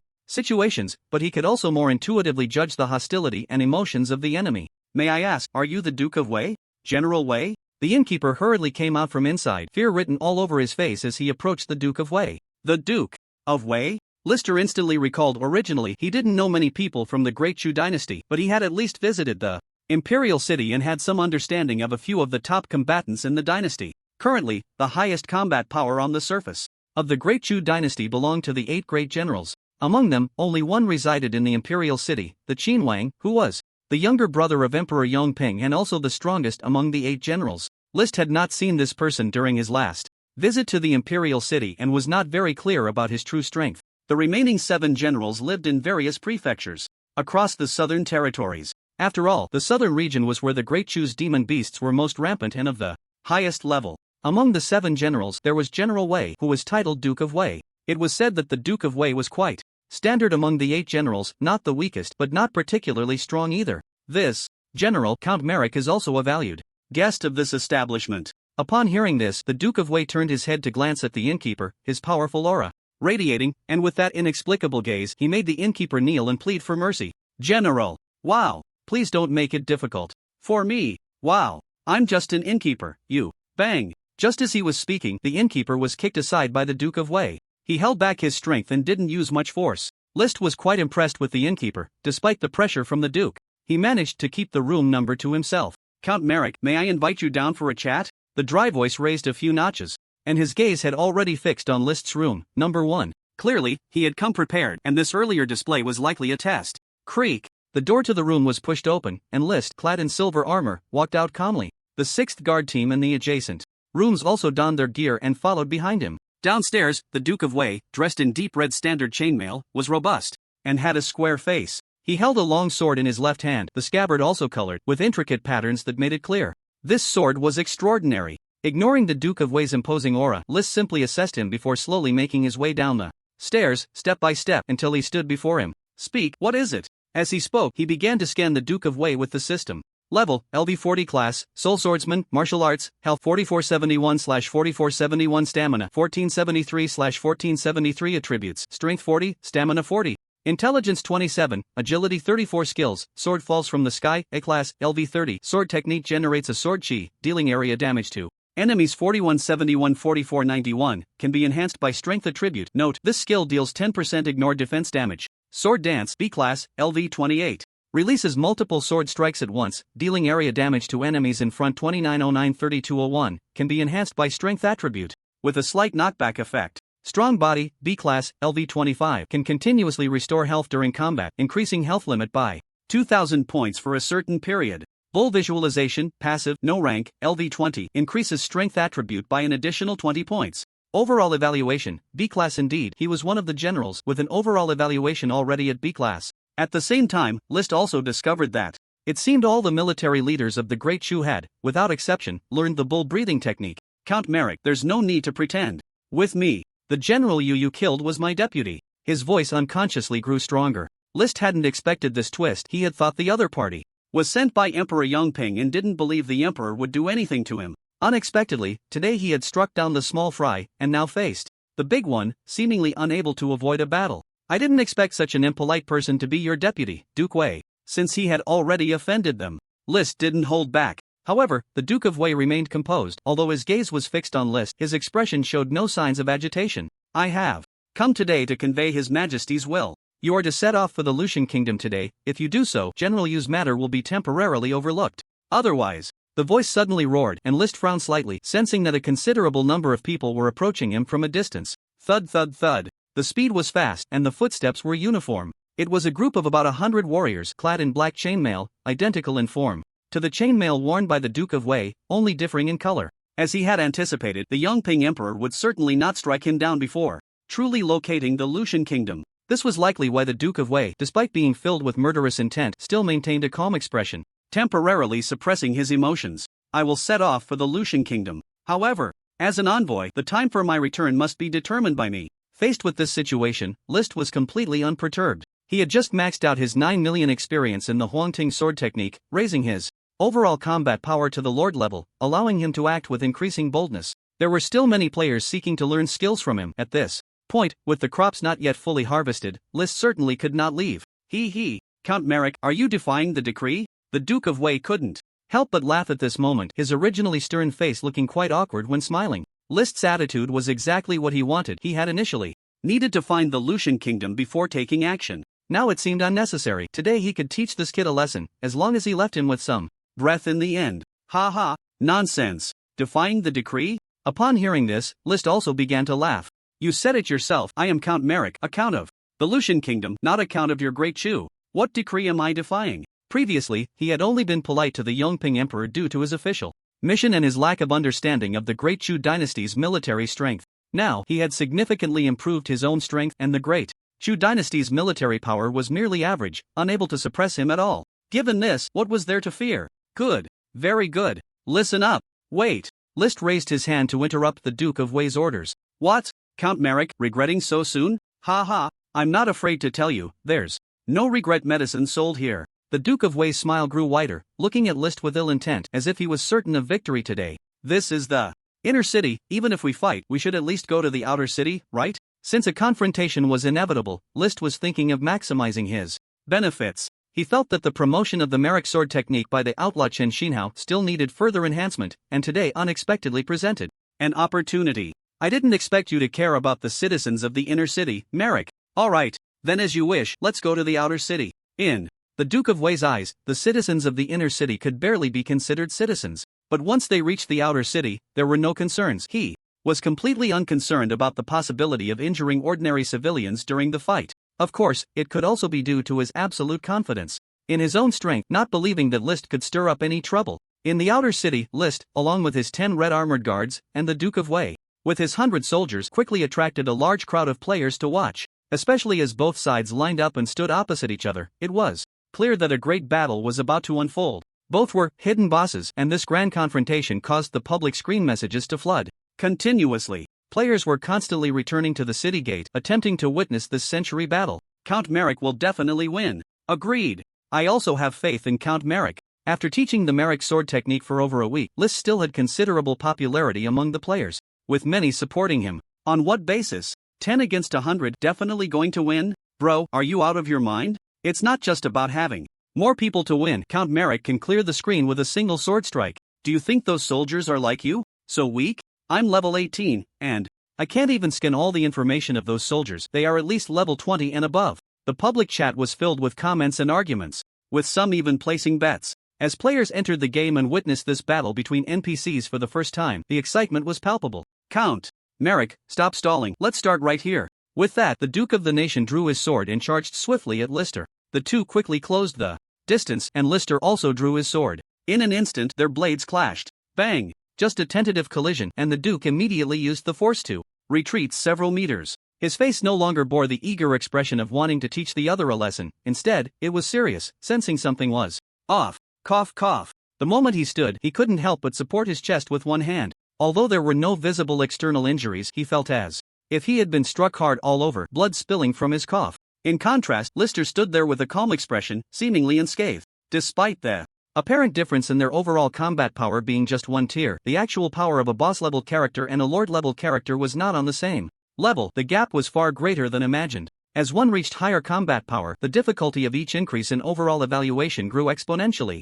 Attack dealt 973 points of damage, ignored defense damage 37 points, additional true damage 1480 points. A single strike had taken nearly 2,500 points of health, leaving the Duke with more than half of his health gone. At this moment, the Duke was questioning his life. This was merely a tentative exchange, and they hadn't even launched their respective attacks yet, and he was already in such a state. He quickly activated his strong physique, and after increasing his health cap by 2,000 points, he felt much better. What kind of sorcery is this? Even now, the Duke couldn't believe that the other was matching him with swordsmanship. Even though the force behind the opponent's strikes was indeed astonishing, it shouldn't have left him so severely injured. He thought he must have been caught off guard by a sneak attack during their exchange. Seeing that Lister did not respond, he dared not approach one-on-one again, and immediately waved his hand to command the soldiers behind him. All troops, listen up. Kill for me. Once the battle began, it was easy to get carried away. The Duke had no intention of sparing Lister's life at this moment. Instead, he was filled with rage, determined to make the one who used underhanded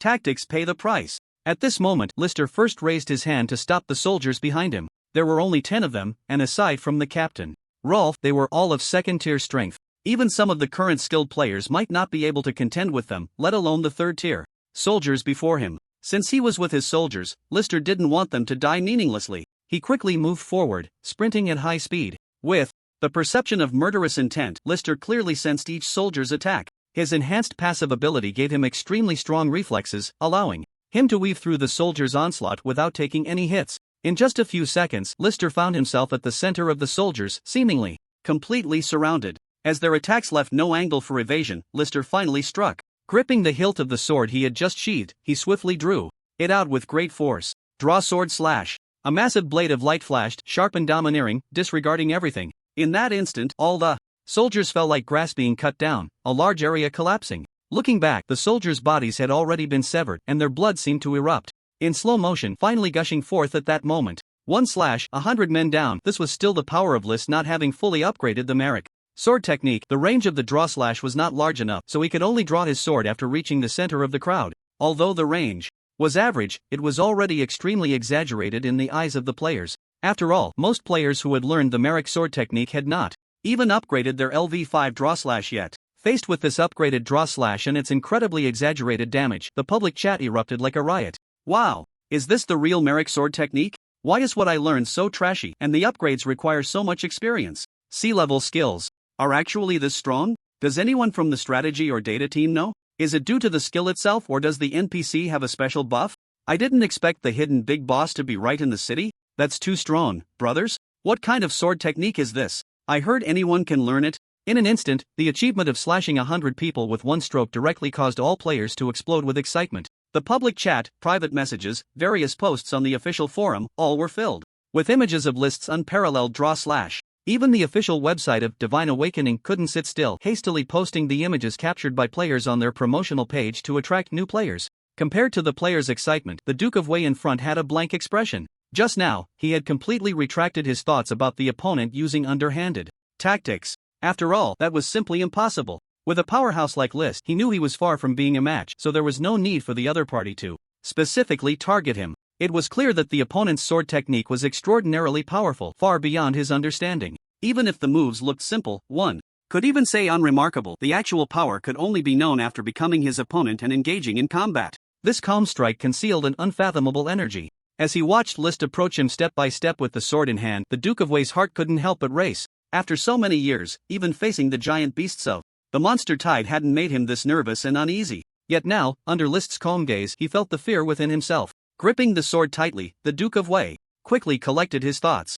Count Merrick, do not continue to be stubborn. I am the Duke of the Great Shu royal family. If you dare to kill me, the alliance we just established between our two countries will surely be void. His Majesty will definitely not treat this lightly like he did with General Yu's life and death. You List didn't respond at all, quietly closing in. The more this happened, the more the Duke of Wei's inner fear magnified. Ah! Ha! He shouted to himself, raising his sword and swinging it fiercely at List. The long, sharp sword energy rushed towards him. At high speed. A smile involuntarily appeared on List's face. He had been waiting for this move. After all, it was an A-level perfect skill, and the most dangerous thing about such professionals was their final counterattack. Fortunately, with the perception of killing intent now, every movement of the Duke of Wei slowed down in List's eyes. Facing this sword energy, List simply took a small step to the side and completely dodged it. Instead, the players watching the battle from behind suffered greatly. Several players were instantly obliterated by the sword energy, and when they looked up again, they were already at the resurrection point surrounded by holy light.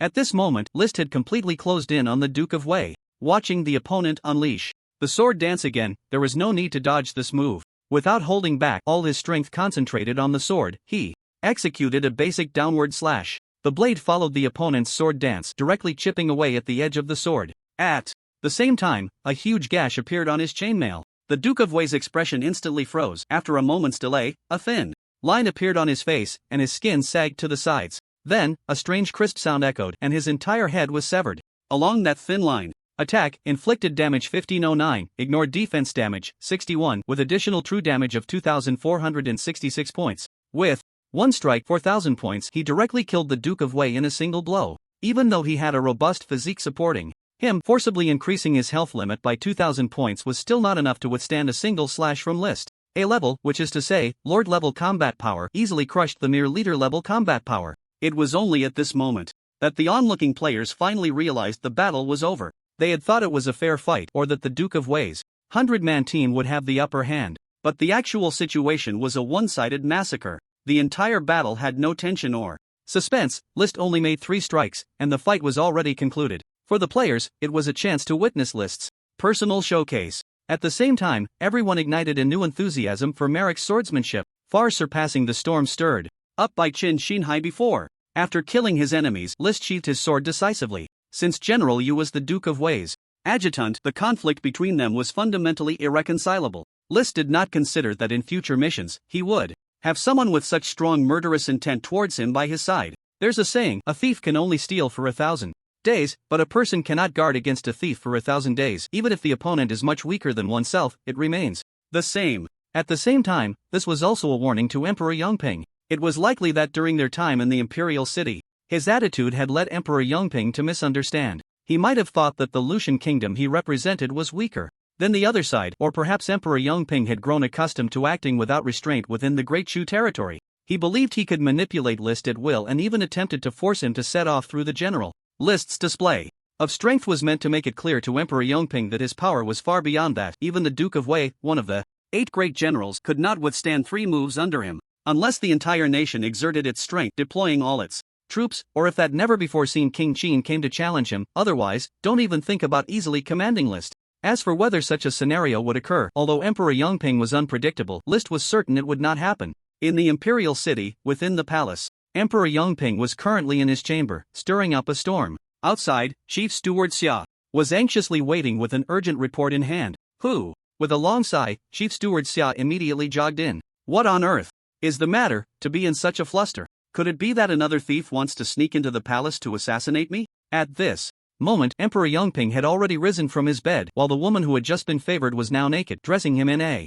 nightgown. Even though she had just been favored and her face was still flushed, her eyes revealed a strong sense of fear. Your Majesty, something terrible has happened. Chief Steward Xia's voice was sharp as he hurriedly handed over the urgent report. He hadn't even dared to read the entire report himself, let alone read it aloud to Emperor Yongping. At this moment, he consciously took a few steps back, constantly blaming List in his heart. Clearly, he had been a sensible young man when he came to the treasury before. How could he be so audacious? Emperor Yongping initially looked at the urgent report, standing there as if in a daze. Chief Steward Xia knelt before him, several times unable to resist glancing up, but he did not dare to interrupt. After a while, he gestured with his eyes to the concubine behind him. Your Majesty! Your Majesty! Ah! The concubine was suddenly kicked away by Emperor Yongping, crashing against the pillar of the chamber, unconscious. How dare he? I had already let go of the matter regarding Yu Yang, and now he dares to escalate it. He even dares to kill the Duke of Wei. Does he really think I wouldn't dare to kill him? Come! Hearing this, a man in a blue flying fish robe suddenly appeared outside, a blade at his waist, kneeling before Emperor Yongping. Have your men capture Merrick and bring him before me within 3 days. Just leave him alive. Your Majesty, the man in the flying fish suit did not take the order but knelt on the spot with a face full of worry. If Lister were present, he would surely recognize this person as Li Fu, the deputy commander of the Jinui who had previously appeared in Jiangling Prefecture. Your Majesty, Lister is a person of great strength with unparalleled swordsmanship. I have seen him in action. His sword techniques are not complicated, yet each strike is incredibly powerful. I and the Jinui are afraid. Go on. The Yongping Emperor's face darkened, his voice suppressing his anger. Afraid he is not someone we can defeat with a single strike. Li Fu had seen the urgent report before. It was he who had submitted it. He had witnessed Lister single-handedly slay a blood-maned spirit bear. Not to mention, his current achievements were even more exaggerated: 1 strike to kill 100 men, 2 strikes to slay the Duke of Wei. It should be noted that the Duke of Wei is one of the great generals. Within the Great Chu, there are only a few who can match him. Although Li Fu was the Emperor's hound, the strength of the Jinui is limited, and they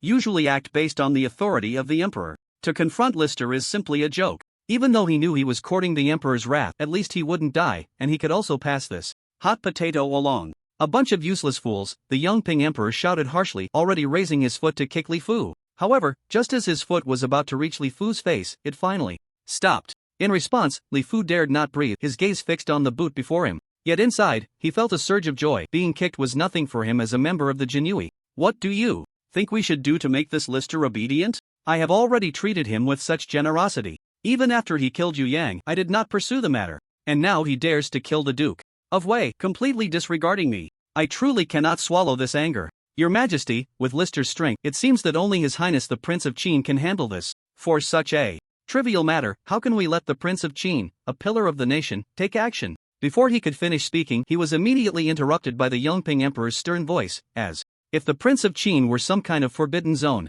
Li Fu had anticipated this and quickly spoke up. Then let a few great generals join forces or send in the army, otherwise, I fear I won't be his match. Li Fu's words were something the Yongping Emperor had already considered in his heart, he just didn't want to believe it. In his eyes, the Lucian Kingdom was merely another new land, with actual strength that was just SOSO, certainly not a match for the Great Chu dynasty. The reality, however, was that Lister dealt him a heavy blow. Just thinking about Lister's earlier words in court, that there were a few strong individuals in the Lucian Kingdom like him, made the Yongping Emperor, who had previously been indifferent, suddenly place much more importance on the Lucian Kingdom, truly recognizing their strength. Your Majesty, I believe Lister is merely lingering in Jiangling Prefecture, trying to investigate our Great Chu's customs and practices. But he will eventually want to return. In order to go to the Lucian Kingdom, I suggest we take our time. Once we find the Lucian Kingdom, we will have various means to deal with him, even exchanging him with the King of Lucian. If your Majesty is truly angry, then we should immediately send troops or let a few great generals go. Li Fu's suggestions were quite in line with the Yongping Emperor's thoughts, especially regarding the methods to deal with Lister later. Sometimes, it is indeed unnecessary to rely on direct means. Direct means require strength to be higher than the opponent's. Utilizing the psychology of the opposing king, or various covert methods, is actually the easiest way to kill someone. Let the Duke of Jingui go to Jiangxia Prefecture and stand by. Once Lister returns to his country, follow him immediately. Secretly instruct him to find the Lucian Kingdom and find a way to kill Lister at any time. In the end, Lister's strength made the Yongping Emperor relent. This is reality. In this ancient world where combat power can be extraordinary, even the Yongping Emperor cannot act entirely at will. The king of the Great Chu dynasty, Qin Wang, is indeed a particularly special figure among them. Although he is the younger brother of Emperor Yongping, his strength has long surpassed that of other great generals. If it weren't for his disinterest in the throne, he would have had a hard time not ascending to it back then. This is also the reason why Emperor Yongping is trying to minimize Qin Wang's presence. It's not that he is unwilling to kill his own brother, but rather that he simply cannot. Now, Li Ct's strength has suddenly reached a level where he can rival Qin Wang. For such a person to expend even more military power, even Emperor Yongping cannot bear it. Not to mention that the other party also possesses the information about the Lucian Kingdom that he currently needs. He cannot kill him before achieving his goal, as it would be of little significance. The Duke of the State, as the strongest among the 8 great generals aside from Qin Wang, Emperor Yongping is confident that the Duke of the State's strength should not be weaker than Li Ct's, and thus he does not dare to order the Duke to force the other party to return home, but instead secretly allows Li Ct's actions. As for the matter of the Duke of Wei, keep it under wraps in Jiangling Prefecture and publicly declare that the Duke of Wei and his deputy, General Yu, died in the Beast Tide. Do you understand? The deaths of both men were too sudden, and Jiangzhou is already a border area, so the news transmission is delayed. For long-term considerations, including for the face of Great Chu, Emperor Yongping ultimately changed his statement. I will carry out the order. After tomorrow, the news of the Duke of Wei dying while fighting the beasts will surely spread throughout Great Chu. Get lost. After the Duke of Wei was killed, Li Site, the governor of Jiangling Prefecture, and even Lord Yang, the inspector of Jiangzhou, remained silent and observed each other for a few days. It wasn't until the news from the imperial city arrived, stating that these men sacrificed themselves to resist the beasts, that the tense relationship between the two sides began to ease. Of course, compared to the past friendship between Li Site and Lord Yang, the two have now quickly severed ties. Especially on the surface, even though Emperor Yongping has not issued an edict to deal with Li Site, Inspector Yang does not dare to befriend Li Site as he did before, promoting his name. Many things are now understood tacitly by everyone. Of course, this is not a bad thing for Li Site. Being able to act freely in Jiangling Prefecture without anyone disturbing him is indeed rare. Not to mention that players have now elevated him to new heights. The strategy and data teams of players have already compiled relatively detailed interpretations of the Great Chu dynasty. In fact, this kind of information had been analyzed by someone through NPCs and in-game books when the server first opened and posted on the official website.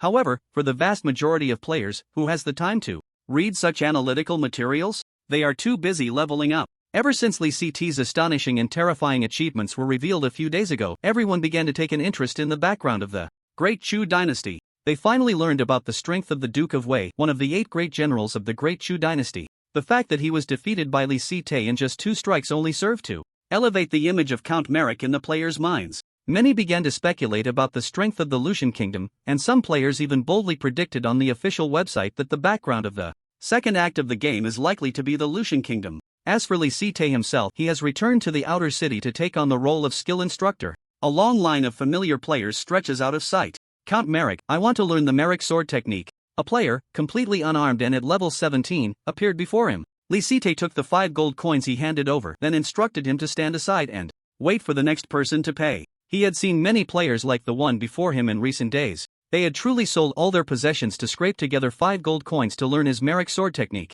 For civilian players, the originally C-grade rare Merrick sword technique is already quite attractive. Not to mention Li Site's recent record of slaying 100 with a single strike, even though they know full well that they might not wield the same power as Li Site. For most players, there is currently no cheaper way to learn a C-grade active skill. Moreover, if other players learn it and they do not, and they lack stronger skills, it is something that is hard for most martial arts players to accept. Batch teaching. Lister is monotonously teaching the skill acquisition function. During this time, not only martial arts players but even those from the supernatural and magic classes have come to learn. The game Divine Awakening is good for this reason. It is open and inclusive. Skills can actually be learned by any profession, but for the development of high-level players, wasting experience on skills outside their own profession is actually a detriment to themselves. Not to mention that after level 20, the job change is determined by the skills one has mastered and their basic attributes. But Lister doesn't need to remind them of this. The more greenhorns there are for him, the better. Skill Mentor Merrick. Skills available for teaching Merrick's swordsmanship.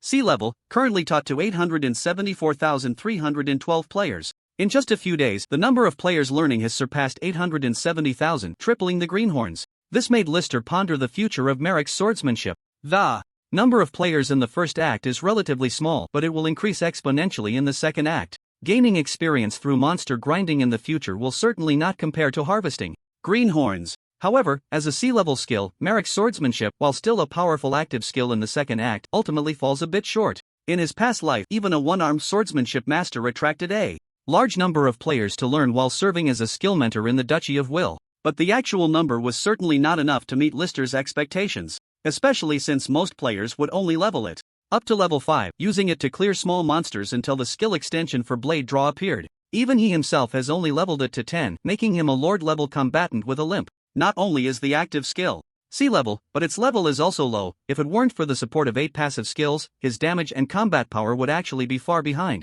In the second act, there are quite a few channels for learning C-level skills in the Lucian Kingdom, and the competitiveness of Merrick's swordsmanship will certainly not be as high as it is now. Thinking of this, Lister couldn't help but consider. Regardless, he will still be a skill mentor in the second act. Should he find an extreme crystal to upgrade Merrick's swordsmanship first? He could use Merrick's swordsmanship in the early stages to attract players while upgrading the active skill. To enhance his own combat power? C-level skills in the Lucian Kingdom are not particularly competitive. What about B-level? Or even A-level Merrick's swordsmanship? As long as there are enough players willing to invest in Merrick's swordsmanship, it would be a huge profit for him. To attract more greenhorns, an initial investment seems necessary. Immediately, while teaching skills, Lister began searching for rare items and Props in the auction house. Compared to the previous period, it seems that the top players have already reached max level. Quests and monster hunting have become frequent and efficient, and there are many more items. In the auction house, habitually, he first browsed through the passive skills. Sure enough, the number of passive skills has increased exponentially, totaling about 10 pages, with roughly over 100 books.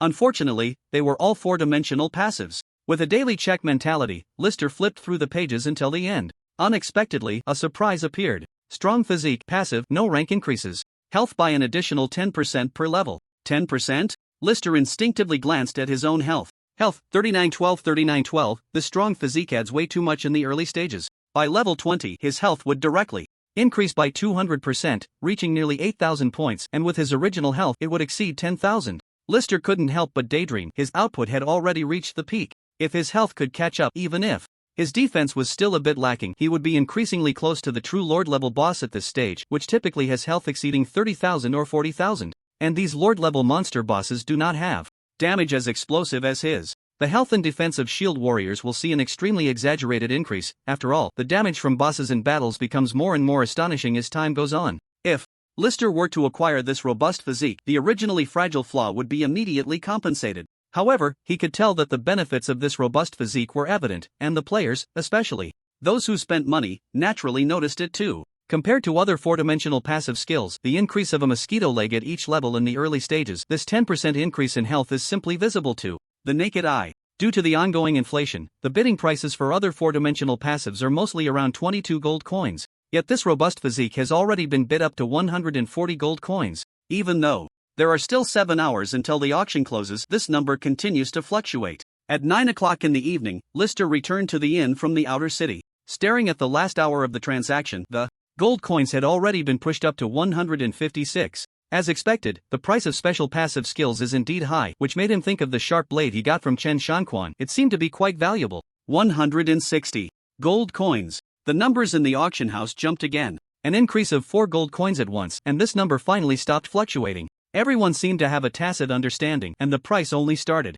to rise again in the last 3 minutes. 161 gold, 170 gold, 171 gold, 180 gold. It seemed that one side was determined to acquire this passive skill. Seeing this, Lister didn't continue to watch and directly raised the bid to 200 gold coins. This increase of 20 gold coins left the several parties eyeing this passive skill in the auction house somewhat stunned. This move felt much more extravagant than their wealthy bids. In the last minute, the price jumped again to 201 gold coins. Lister didn't hold back, immediately raising it to 300 gold coins. To be honest, Lister wasn't short on gold. He had brought nearly 10,000 gold coins from the Lucian Kingdom, not to mention the player gold coins he collected daily from teaching skills. 5 gold coins per person, with over 800,000 players, that totals over 4 million gold coins. It's no exaggeration to say he was as rich as a country. If it weren't for Lister scraping the gold coins from players, the inflation rate of gold coins in players' hands would be even faster. Watching the number jump to 301 gold coins, Lister took a moment to breathe. On the other side of the screen, a man in D-grade equipment was gritting his teeth, staring at the auction house. Damn it, you idiot, why aren't you raising the bid? Are you trying to mess with me? If Lister could see the other party's words, he would definitely recognize him at a glance, the one life's love from the Green Nurturing Group whom he had killed once. Among those who initially competed with him, there was also an old acquaintance, Chen Shanquan. At this moment, One Life's Love was furious, feeling that he had been tricked by this idiot who didn't understand the rules and raised the bid recklessly. Although this passive skill did look good, in his eyes, it was hardly worth 300 gold coins. Just now, he had been unable to resist trying to trick him after the other party raised the bid, but who knew the other side wouldn't engage? Time passed second by second, and One Life's Love looked increasingly grim. Money was just a trivial matter for him, the young master of the Green Nurturing Group, as he could always use credit points on the public screen to collect more. But the feeling of being taken for a fool was extremely unpleasant. Fortunately, in the last few seconds, the price of this passive skill jumped again. 500 gold. One Life's Love immediately breathed a sigh of relief, feeling triumphant as he cursed at the auction house interface. Idiot, I told you to raise the price with me. 500 gold for a lousy health boosting passive, haha. This is what happens when you mess with me. Thinking that he wasn't the fool after all, but instead had tricked the other side out of several hundred gold, One Life's Love felt a rush of excitement. The thrill of having outsmarted the opponent was even more satisfying than leveling up or killing in the game. Meanwhile, Lister was also in a good mood as he secured this passive skill. Gold coins were of no concern to him. Of course, it was better to acquire things with less funding. At this moment, he wasn't in a hurry to learn this new passive skill, as there was still an item at the auction house for Lister to continue bidding on. Extreme Radiance enhances an existing active skill by 1 tier. Note, no higher than B rank compared to the Extreme Crystal in the Royal Treasury. This Extreme Radiance, while slightly inferior, was quite suitable for upgrading the Merrick sword technique. However, the price was nearly double that of the passive skill. Currently, C rank active skills were available but had no market, with the average trading price temporarily rising to over 300 gold coins. As for B rank active skills, one had appeared, ultimately taken by someone on the public screen, reportedly for 400 gold coins. But that was early in the game. In terms of credit points, that price had already exceeded 1,000 gold coins now. The price of Extreme Radiance was hardly lower than that of B rank skills. After all, it was a designated skill upgrade, and the competition was much fiercer than for the passive skill Strong Body. In the end, Lister secured it for 1,600 gold coins. This made the young masters of several major groups gnash their teeth in frustration. Although they were unhappy, they were unwilling to be the fools, as collecting gold coins was not easy at this stage. A large number of players needed gold coins to learn skills from Lister, which kept the scarcity of gold coins persistent. Just thinking about the future, as the game progressed, there would be more and more powerful skills appearing. Skills like Extreme Radiance, which only reached B rank, ultimately held little significance compared to this price, so they gave up the competition. Securing 2 useful items in one night put Lister in a great mood. Congratulations, you have learned the skill Strong Body. Would you like to use Extreme Radiance on the Merrick sword technique? Yes. As Lister confirmed, the white spherical Extreme Radiance in his hand emitted a strong, blinding light flooding into his brain. The memories of the Merrick sword technique were suddenly overshadowed by another sensation. The technique felt roughly the same, but the speed and force of the strikes, along with some variations, had been significantly refined. The sensations of these sword techniques felt as if they were being re-imprinted in his mind, and he suddenly felt a much deeper understanding of the Merrick sword technique. Merrick sword technique, C rank B rank excellent, LV10, use sword techniques to accurately attack targets, dealing 1071 1298 points of damage. Can be enhanced by strength attributes, slightly reducing control effects when striking. Note, the speed and range of the draw slash have slightly increased. Feeling the new sword technique in his mind, Lister couldn't help but let out a sigh of relief.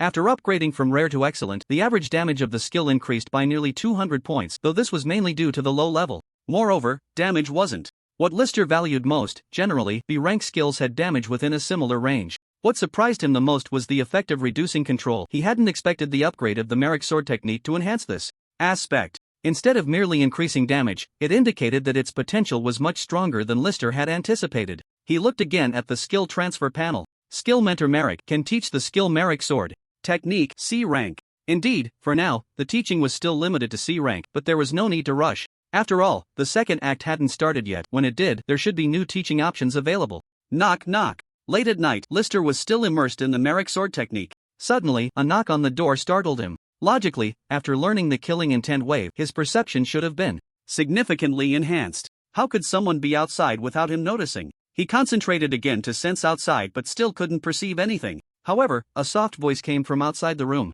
Is anyone there? Lister couldn't help but furrow his brow. It was this situation again. Could it be Wu Yen outside the door? Impossible. Wu Yen was clearly in the Imperial City, and the two had no intersection for the time being. The Wang Ting swordsmanship visualization method was also not present in the martial world, so how could he possibly come looking for him at this moment? More importantly, Wu Yen never knocked. He always appeared right in front of him. After hesitating for a moment, Lister got up from inside the room. He prioritized the fluctuation of killing intent again, thinking that after finishing this wave of harvesting, he would definitely max out this skill first. He opened the door, but there was no one outside. However, Lister finally sensed a faint breath fluctuation behind him through the killing intent. Close the door first. I'm not your enemy. Sure enough, the voice came from behind him. Lister instinctively closed the door and then turned to look at the person. Dressed in a red robe covered in spirit patterns, it was no ordinary item. It was at least rare quality armor of the 4th tier. The hair was tied up at the back of the head, and although the features were exquisite, it was hard to tell whether the person was male or female. The gaze involuntarily looked down, revealing no Adam's apple, a flat chest, but with delicate and fair skin, standing about 1.70 meters tall. Still unable to distinguish gender, it seemed androgynous. What left Lister even more helpless was the feeling the person gave him, which was indistinguishable from the original Wu Yen. Even standing right in front of him, if he didn't concentrate, he would subconsciously overlook the person's presence. But he had already learned the fluctuation of killing intent, so logically, it shouldn't be like this. He quickly scanned the person with the system, and Lister's expression froze. Target detected, unknown enemy and ally strength reconnaissance in progress. Reconnaissance results obtained, level, LV40 class.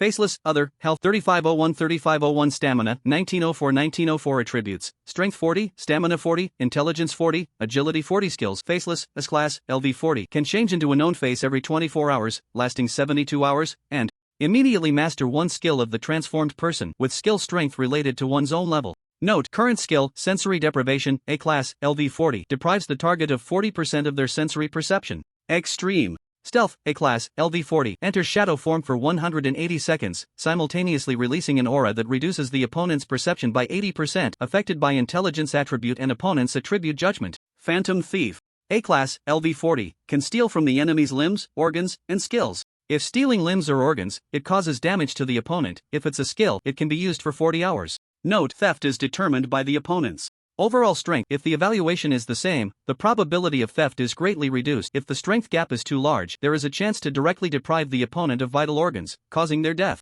Total 41 skills. Bone Shrinking Technique, C-Class, LV 40 changes body posture for a certain period of time. Concentration Visualization Method, Passive, No Grade, LV 30 increases intelligence attribute by an additional 30 points. Mysterious Walking Technique Visualization Method, Passive, No Grade, LV 30 increases agility attribute by an additional 30 points.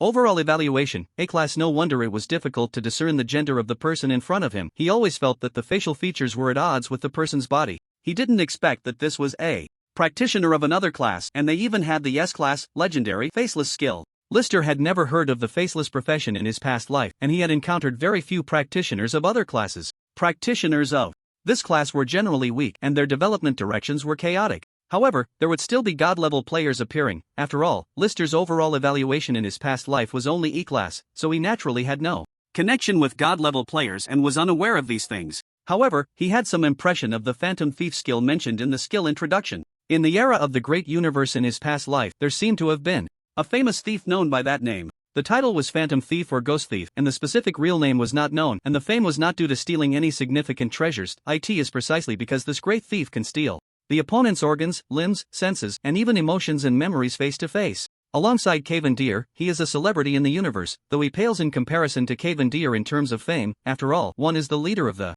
Mechanical God Sect, a true powerhouse. This cunning thief, however, is a lone wolf, and it is difficult for an ordinary person to encounter him. More so, it is due to his bizarre and hard-to-guard methods of attack that he has gradually become known. With Caven Deer's earlier appearance, Lister now suspects that the person before him is the cunning thief of later generations. Even if the opponent's cunning thief skill is only A rank and not as formidable as the legends suggest, it already bears the shadow of the future. You are very strong, no wonder you could kill the Duke of Wei. The woman before him, judging by her voice, let's assume she is a woman. At this moment, she is also scrutinizing Lister, seemingly having a specific way to assess his strength. Both parties are rated A rank, and Lister does not dare to underestimate her. He is confident in his attack. The opponent's Lord-level combat power is certainly not his match. But when it comes to methods, he fears he might not be able to evade her. His vigilance is at its peak, constantly sensing her through the fluctuations of killing intent, not daring to relax at all. Unfortunately, she does not seem to harbor any killing intent towards him, so Lister can only use the most ordinary perception, struggling to keep his gaze fixed on her.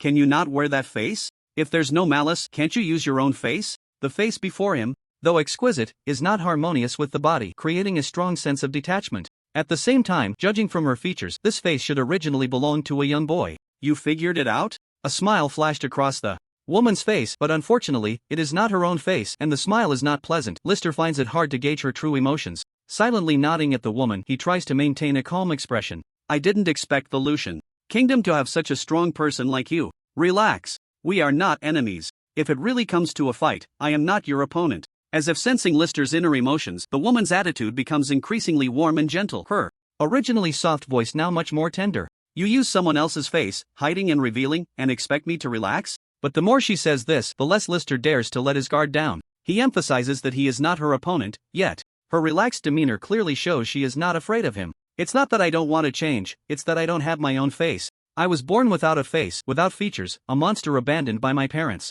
When she speaks again, her voice takes on a softer tone. It wasn't until I was 3 years old that I discovered I could become someone else's face. This face belongs to my first friend. I use it the most, so it should count as my face, right? You take your friend's face as your own? How does your friend live now? Wearing someone else's face, her body structure also seems to have undergone changes. A person entirely made of falsehoods, speaking words that seem to carry genuine emotion, still gives off a sense of insincerity. At least, Lister shows no sign of trust on his face. Him? He died long ago. You killed him? He starved to death. The village was hit by a beast tide, only he and I hid in a small temple to escape. He gave me the little food we had, and in the end, he died. Lister remained silent, just from her ability to use the faceless skill to gain the opponent's sense deprivation, a rank. The boy behind this face must have had considerable strength, as starving to death sounds implausible. Based on the system's detection of her strength, he can't help but probe further. So you are not the king of Qin? Lister originally thought that an A-rank combat power of the Great Chu dynasty did not exist, or at least was not apparent on the surface.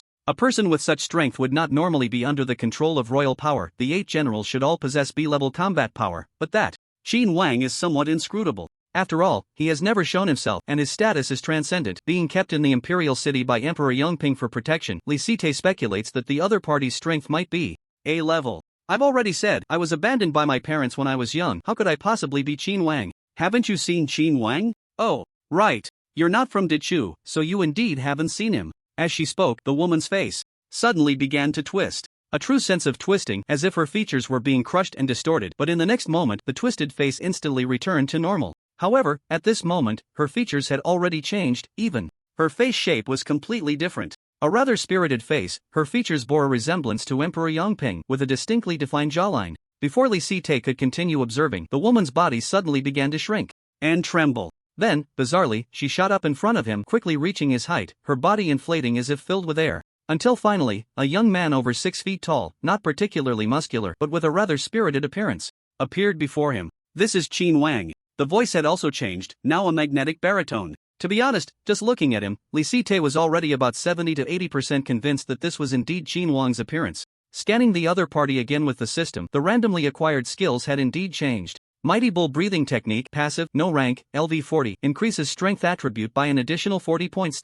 Now it was completely confirmed, the face before him truly belonged to Dichu's Qin Wang. But you guessed quite close, I am indeed sent by Qin Wang. I heard that there are foreign envoys with extraordinary strength, so I came to investigate personally. You are one of Qin Wang's people? If he can have you do things for him, how strong must this Qin Wang be? Li Site recalled the cosmic celebrities from the future world, and it seemed he had never heard of anyone named Qin Wang. Even those with similar titles or who might barely fit the description were non-existent. Of course, by the later scenes, this Qin Wang might have changed identities and powers, he just couldn't match up for now. Strength? His strength is not as good as yours, I can assure you of that. With Qin Wang's face, the voice suddenly became much more upright, giving Li Site the impression that the speaker was much more credible. Indeed, appearance is really important for a person. If that's the case, why are you still doing things for him? He is my junior brother, I'm just helping him out this time. Additionally, I was also entrusted by a junior sister, and I personally have a strong interest in you, which is why I wanted to meet you. Junior brother? Junior sister? After a brief exchange, Li Site became increasingly confused. The person opposite him was shrouded in many unknowns. Although every sentence was met with a response, he couldn't understand any of it. Facing what was likely a future cosmic celebrity, and with the other party showing no hostility towards him, Li Site remained cautious, but his attitude softened considerably. Qin Wang studied the mechanisms of the Mo family when he was young, and his main focus was also on mechanism techniques. Coincidentally, I was also studying at the Mo family back then, so I can be considered his senior brother. The mention of senior brother finally gave Li Site a judgment in his heart. It seemed the other party was indeed male. However, for such a person, gender seemed irrelevant. As for my junior sister, her name is Wu Yan, from a background of thieves. When she entered the thieving sect, I was also studying there, so I can be considered her senior sister. The mention of senior sister quickly overturned Li Site's previous assumptions. Realizing that gender was irrelevant to the other party, he decided not to dwell on it any longer. Instead, upon hearing the familiar name Wu Yan, Li Site couldn't help but ask, Wu Yan sent you to find me? What for? Before her passing, she entrusted me with many things, one of which is for you, and she asked me to deliver it to you. The Qin Wang in front of him spoke calmly, but his hands were not slow, as he pulled out a scroll from his bosom and handed it over. Lister took the scroll but did not rush to open it. Instead, he spoke with some surprise. Before her death? Wu Yan is dead? How did she die? He did not immediately doubt the authenticity of this news. Being in a remote place like Jiangzhou, Lister often received information that was outdated. His reaction to Wu Yan's death was more one of astonishment. He hadn't expected that before he could find trouble with her, she had already died? Considering her elusive ability to hide, he began to have doubts again. It was 2 days before you killed Duke Wei. After entrusting me with some matters, she went to the palace to assassinate the emperor and then was captured by the emperor's guards during the attack, ultimately dying in prison. She went to assassinate the emperor? Why? A perfectly good rogue suddenly decides to assassinate the emperor. Lister felt that a lot must have changed in the imperial city during his time in Jiangzhou. It seems she had heard some news about the emperor raising some monstrous beasts. I don't know where she got the information, but after finding me to entrust some matters, she went alone to the palace to carry out the assassination. Upon hearing this, Lister's heart stirred. It seemed his earlier speculation was correct. Emperor Yongping indeed had monstrous beasts under his control, otherwise the strange and continuous appearance of these beasts in the Great Chu dynasty would be impossible. Lister had already been about 60 to 70% certain when he reviewed historical texts, and anyway he didn't need to provide evidence for his own judgment. Now, combined with Wu Yan's actions, this matter was definitely true. He had originally thought that the path Wu Yan pursued was merely a minor one, but upon hearing that she dared to confront the emperor directly, he felt a sense of admiration for her courage. A rogue, indeed worthy of the title. It was just that her death felt a bit too sudden, leaving him with a sense of urgency. He opened the scroll with a sigh, and it was indeed not the Huangting sword technique visualization he originally sought. Congratulations, you have obtained the visualization of tenacity. Visualization of tenacity, passive, no rank increases personal defense by 10% for each level. Note, this bonus does not include armor defense but can stack with armor defense. Another visualization, and still one that Lister lacked in terms of defense. After waiting so long for the divine awakening, it felt like his luck had been particularly good these past few days, with various passive skills continuously emerging. Moreover, they were all useful or, rather, the most lacking aspects for him. With this passive, Lister felt that his passive skills were nearly complete. Although the collection of passive skills would continue, his mindset was no longer as urgent as it had been at the beginning. He had to consider more about the player's harvesting resources, otherwise he wouldn't be able to level up with so many passives. She said this isn't the visualization you were looking for, but she tried her best. It seems the Huangting sword technique visualization is no longer in the martial world. The debt owed to you by Jiangxia Prefecture has been repaid. It was indeed because of Jiangxia Prefecture that he had slain the Bloodmane spirit bear and saved the common people. Wu Yan, purely in terms of character, was truly commendable. She knew that her chances of returning from the palace were slim and still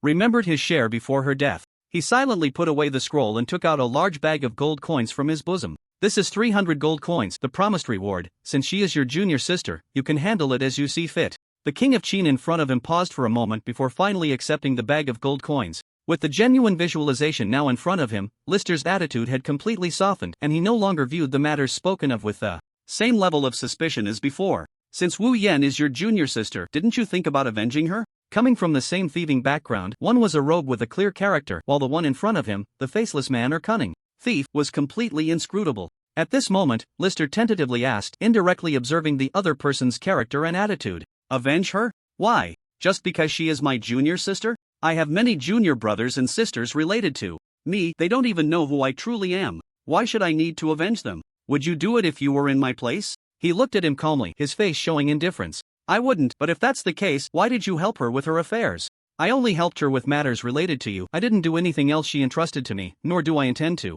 As expected, he was quite direct. List knew that the other party was not someone who adhered to moral principles. Especially with this statement, he gradually began to understand. This cunning thief in front of him was likely relying on the faces of others to learn skills from various factions, right? No wonder he had over 40 skills. If he had truly learned them under his real identity, who could have gained the favor of so many sects? Another guess surged in his mind. Does King Qin know who you are? He's not as clever as you. Looking at the smiling King Qin in front of him, List couldn't help but mourn for him in his heart. He estimated that up until now, not many people in the Great Chu dynasty knew about the existence of this cunning thief. After all, the vast Great Chu dynasty could even produce a future genius like Cavendare from the Lucian kingdom, so it was natural that they wouldn't be lacking in anything. List now suspected even more how many hidden figures like this cunning thief were still within the borders of Great Chu. If it weren't for the system, he wouldn't have been able to identify the other's identity at all. So why did King Qin send you here? For the Lucian kingdom, he's just as curious about your country as I am. I originally thought it was just a small country, but now I'm sure that with someone like you, the Lucian kingdom must be no weaker than Great Chu. The cunning thief in front of him said with a smile, expressing his judgment. List then understood that tonight's events were indeed due to his killing of the Duke of Wei. Some forces that had previously been indifferent were gradually surfacing. They were naturally very interested in the territory of the Lucian kingdom. Once you set off, I will blend into the delegation led by the Duke of State and go with you. I hope you can agree. If I say I don't agree, you won't follow me? List couldn't help but twitch his mouth. With the abilities of this cunning thief, blending into the delegation would be a piece of cake. Asking for his opinion was completely unnecessary. Well, if you don't agree, I won't follow you in the form of a delegation. No, let's go together as a delegation, but I still have some time before I set off. This future cosmic celebrity in front of him should still be kept grounded under his watchful eyes. Although the other party acted strangely, he could roughly guess the intention behind this visit. On one hand, he was already tired of Great Chu, and having reached a certain level of strength, he hoped to enter a new and broader environment. On the other hand, it was due to his own strength that he had earned this basic respect today. List didn't dare to say he could kill the other party or capture him. But if he didn't cooperate with certain matters, the current cunning thief wouldn't have any way to deal with him. The Lord-level combatants on both sides were indeed like a ceiling in the current world of divine awakening.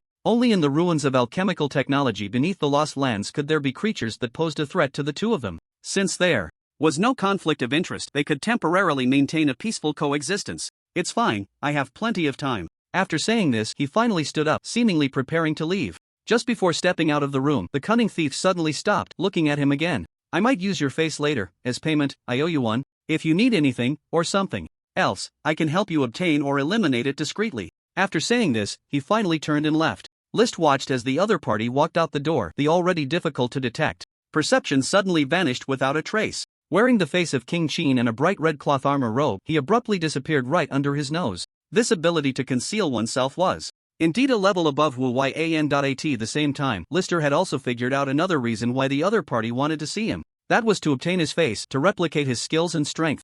The appearance of this cunning thief seemed merely an interlude in Lister's otherwise mundane life of skill teaching. Since that night they met, he had not seen her again. With her ability to conceal herself, unless she chose to reveal herself, it was nearly impossible for Lister to find her. He continued to stay in Jiangling Prefecture for about 2 months. It seemed that Lister's luck had run out. During this long period, he had only managed to buy a special passive skill at the auction house and had not found any other new passives. Fortunately, this passive was quite effective. Steadfast heart visualization. Immunity to all negative effects received increases by 1% per level. Note: immunity effect decreases if the negative effect's rank exceeds C level.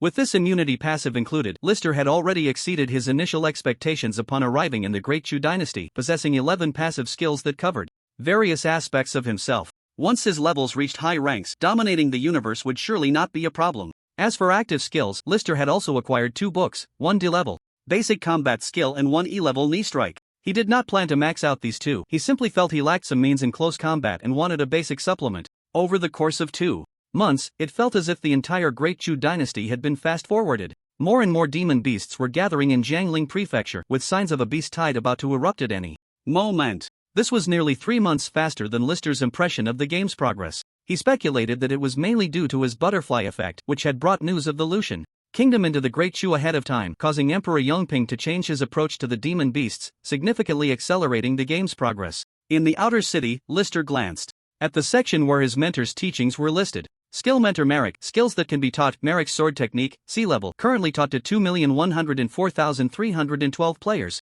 There should have been 60 million players, but according to the discussions among players on the public screen, there were currently less than 50 million players. Based on the current progress, the number of players in the first act would be fewer than in the previous life, and the game's end time would also be significantly advanced. Among the 15 million players, over 2 million had learned Merrick's sword technique, a ratio of 4.2%. This far exceeded the normal situation, where the ratio of swordsmanship specialists was about 1.3%, indicating a potential user base that had more than tripled. It could be said that the number of leaks in the first act had exceeded expectations. In recent days, not many players had come to learn Merrick's sword technique from him, and Lister spent most of his time in the outer city sitting idly, browsing the auction house. At this point, his continued stay in the Great Chu dynasty had little significance. Once the final wave of demon beasts attacking the city was settled, players would log off until the start of the second act. With this in mind, Lister decided to officially set off to leave the next day. That night, in the inn, Lister began to level up once again.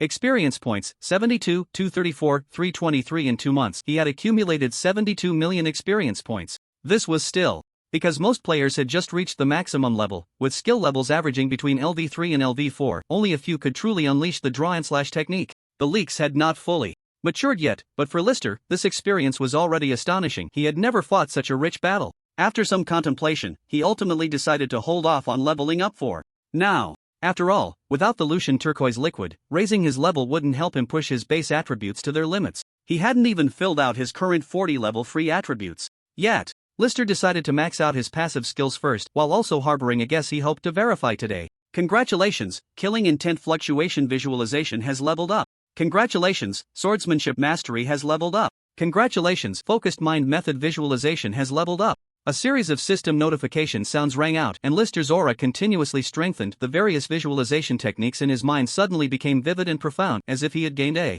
wealth of meditation experience out of nowhere. The hard-earned experience points were also plummeting rapidly. Before long, they were nearly depleted. Indeed, it's easy to spend but hard to accumulate. Name, Lister Merrick. Occupation, Basic Swordsman, Martial Arts, Level, 40, 1/40,000, Health, 19560/19560, Note, Health after Passive Bonuses, Stamina, 5431/5431, Note, Stamina after Passive Bonuses, Attributes, Strength, 40, Stamina, 31, Intelligence, 31, Agility, 31 Skills, Merrick Sword Technique. B-Class Excellent, LV 40, 1/400000. Precisely attack the target using sword techniques, dealing 45 71 52 98 damage. Can be enhanced by strength, slightly. Reduces control effects when striking. Huangting Sword Technique Visualization, Passive, No Rank, LV 40, See Through Illusions, Ultimately Confront Reality.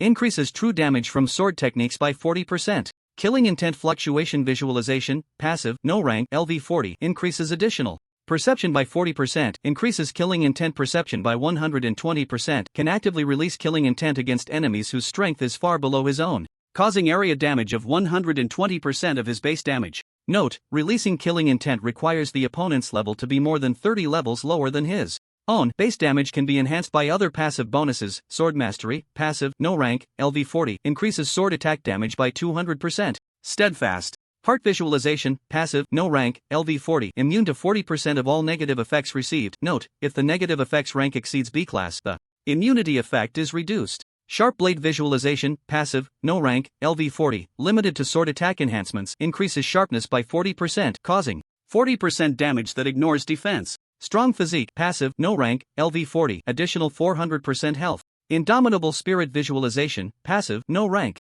LV 40, additional 400% personal defense. Merrick Breathing Technique, Passive, No Rank, LV 40, additional 40 points in strength. Will Breathing Technique, Passive, No Rank, LV 40, additional 40 points in stamina. Focus Technique Visualization, Passive, No Rank, LV 40, additional 40 points in intelligence. Mysterious Walking Technique Visualization, Passive, No Rank, LV 40, additional 40 points in agility.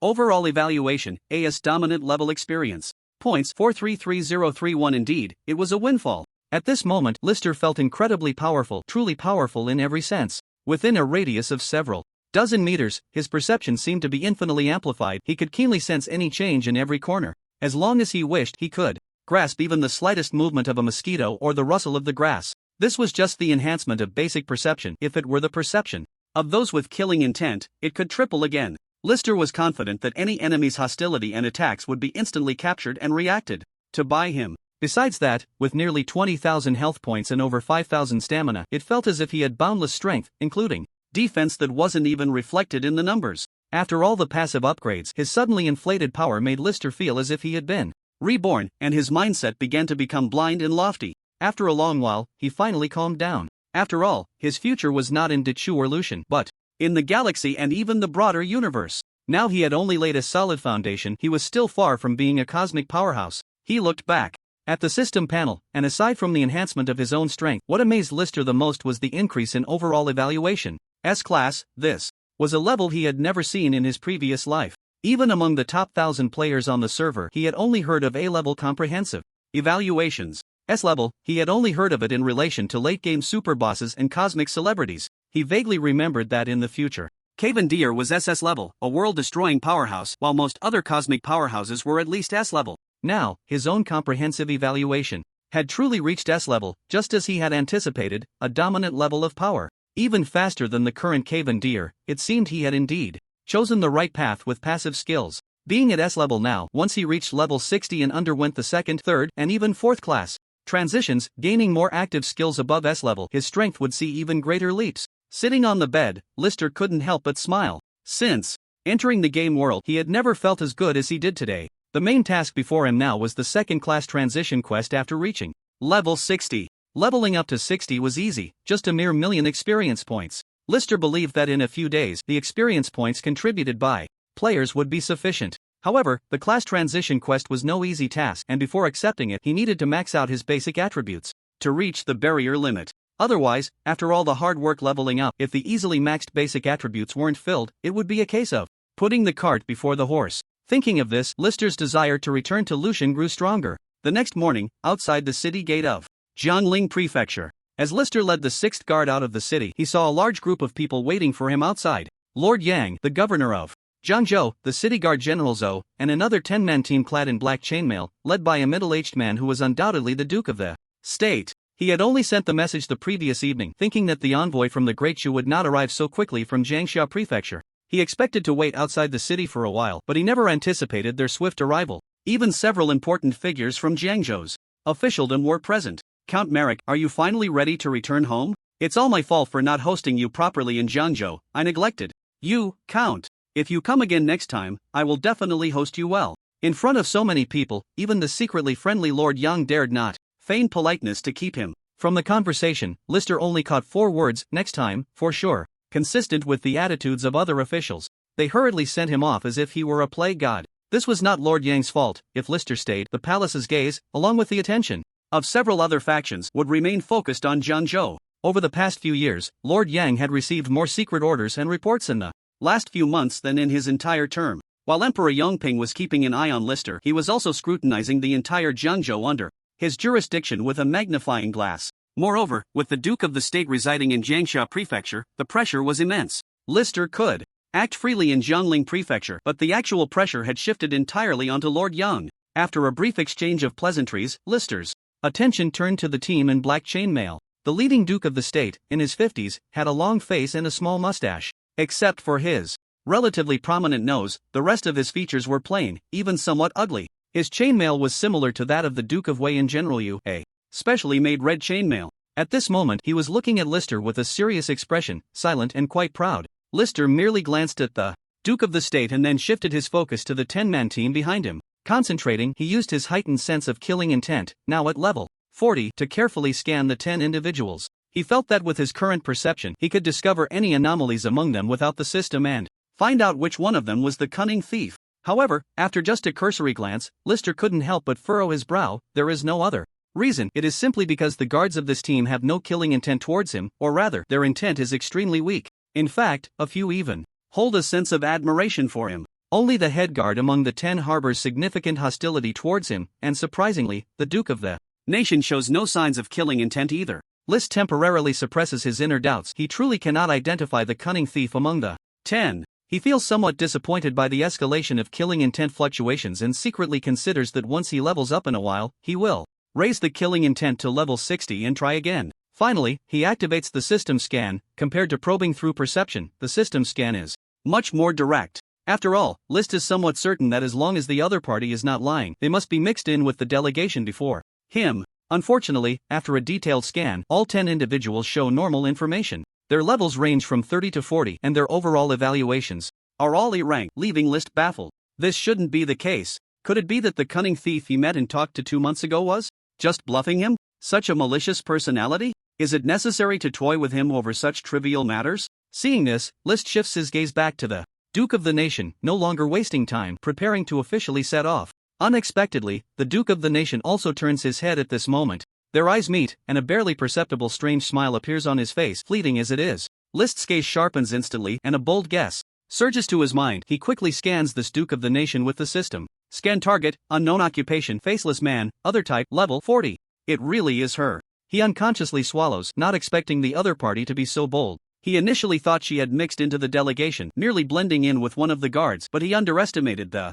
cunning thief's audacity. No wonder she would become a future celebrity in the universe. Her actions are equally unrestrained. She actually killed the Duke of the Nation and replaced him as the envoy of Dechu to accompany him. No wonder he felt no killing intent from the Duke of the Nation. Considering it from the perspective of the cunning thief, it indeed seems more advantageous to become the Duke of the Nation. She could directly meet and converse with King Lucian, obtaining accurate first-hand information regarding the national strength, including her own needs. However, this behavior truly exceeds List's usual thinking. Set off. Return to Lucian. He raises his arm and shouts, and after finding the person, List no longer hesitates. The red-armored guards behind him quickly form ranks, following his horse forward. The Duke of the Nation's team is no exception, soon aligning alongside List's team, with only the Duke himself lagging half a position behind List. Before long, as the two teams disappear from view, many officials outside the city let out a long sigh of relief. You have quite the audacity. List lowers his voice to communicate with this cunning thief, as the guards of the two teams are quite far from them.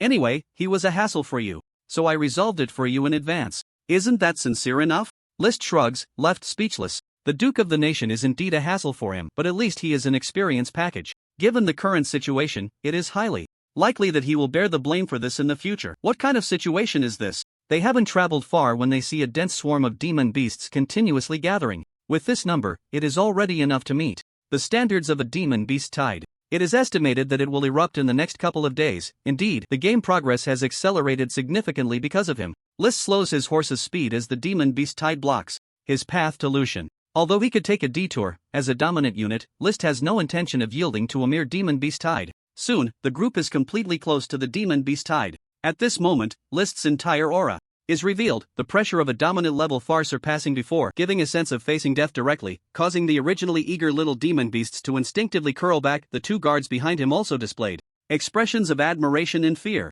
Even the Duke of the Nation beside him wore a serious look, no longer the relaxed demeanor from before. He muttered in disbelief, "It's only been 2 months. How did your strength suddenly become so strong?" Lister ignored this deceptive thief and continued to ride forward. Under the pressure of his overwhelming aura, the beasts in front of him retreated like a tide. Moo! A tearing roar echoed from not far away. The murderous intent sensed the approaching presence, which was over 100 meters away but closing in rapidly. In the next moment, a massive demon bull appeared before Lister. The bull, which had been charging, halted its steps the moment it saw Lister at the front. It looked at Lister with a puzzled expression, as if recalling something, and quickly glanced at the knife at Lister's waist. In the next moment, a strong fear appeared in its eyes, and its enormous body began to tremble slightly. Lister also remembered the creature. The sight of this diamond demon bull bore a large scar that extended all the way to its tail. He hadn't expected that the small leader-level beast, which had escaped during the slaughter of the Bloodmane Spirit Bear in Jiangxia Prefecture, had actually survived to Jiangling Prefecture.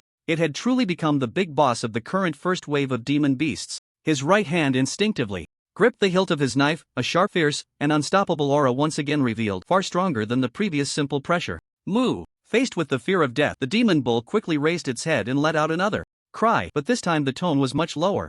Relying on the fluctuations of murderous intent, Lister could even hear the plea for mercy in its cry, and the murderous aura around him had long since dissipated. After all, it was the boss of the first wave of players. If he truly killed it, Lister feared that the situation of the first wave would change drastically. Now, being able to advance the world process quickly was not a bad thing for him. Just as Lister's gaze was fixed on the diamond demon bull, hesitating whether to draw his knife, a cacophony of footsteps approached. He saw the demon bull and the entire wave of beasts begin to retreat to the sides. A huge, wide path opened up right in front of Lister. The diamond demon bull had already moved to the side, kneeling on the ground with a look of submission. He hadn't expected this demon bull to be much smarter than the Bloodmane Spirit Bear, even putting on such a show. Seeing that the path had been cleared, Lister relaxed his grip on the knife, and his aura immediately retracted as he remounted. In the astonished gazes of those behind him, he led the way through the entire horde of beasts. Amidst the swirling yellow sand, Lister and his group weaved through. After experiencing the strange sight of the beasts giving way, they encountered no further dangers. However, the closer they got to the lost land, the more desolate and silent the surrounding area became. Only endless winds and sands swept through, and after spending more than half a month in such an environment, everyone felt as if they had been forgotten by the entire world. No wonder the canyon at the center was called the Lost Land. Is this the Lost Land? The one who spoke was Wang Yu, indeed the true name of that deceptive thief, plain and unadorned. During this time of communication, Lister had learned some of her past. Her biological father's surname was Wang, but unfortunately, he had not given her a name. She had indeed been abandoned at birth. The character Yu was one she had chosen for herself after becoming aware, hoping to always be happy. With the face of the Duke of the Nation, Wang Yu now looked at Lister with a hint of vigilance in her eyes. Compared to her previous carefree demeanor, now that she had witnessed Lister's strength again, she was consciously holding back a bit. After we pass through the canyon, we should reach Lucian in less than a month, Lister replied casually. Compared to Wang Yu, he had found the journey incredibly easy, and the situation for both sides had completely reversed. A vast canyon stretches endlessly across the desert, with a wide, dry riverbed below that evokes a sense of desolation. No one would expect that beneath it lies the ruins of an alchemical civilization from the First Era. As Lister spoke, his gaze inexplicably drifted down to the riverbed. He was somewhat curious about the current whereabouts of Cavendier, unsure if he was still in the alchemical ruins below or had already returned to Lucian. With a group of people around him, Lister couldn't personally investigate. Ultimately, he quickened his pace to traverse this lost land. System notification. Congratulations to the players for successfully repelling the beast. Tide and safeguarding the peace of Jiangling Prefecture, making a significant contribution to the stability of the Great Chu dynasty. Notification, your main quest, Protect Jiangling Prefecture, has been completed. Congratulations! You have received a reward of 200,000 experience points, 3 free attribute points, and 1,000 gold.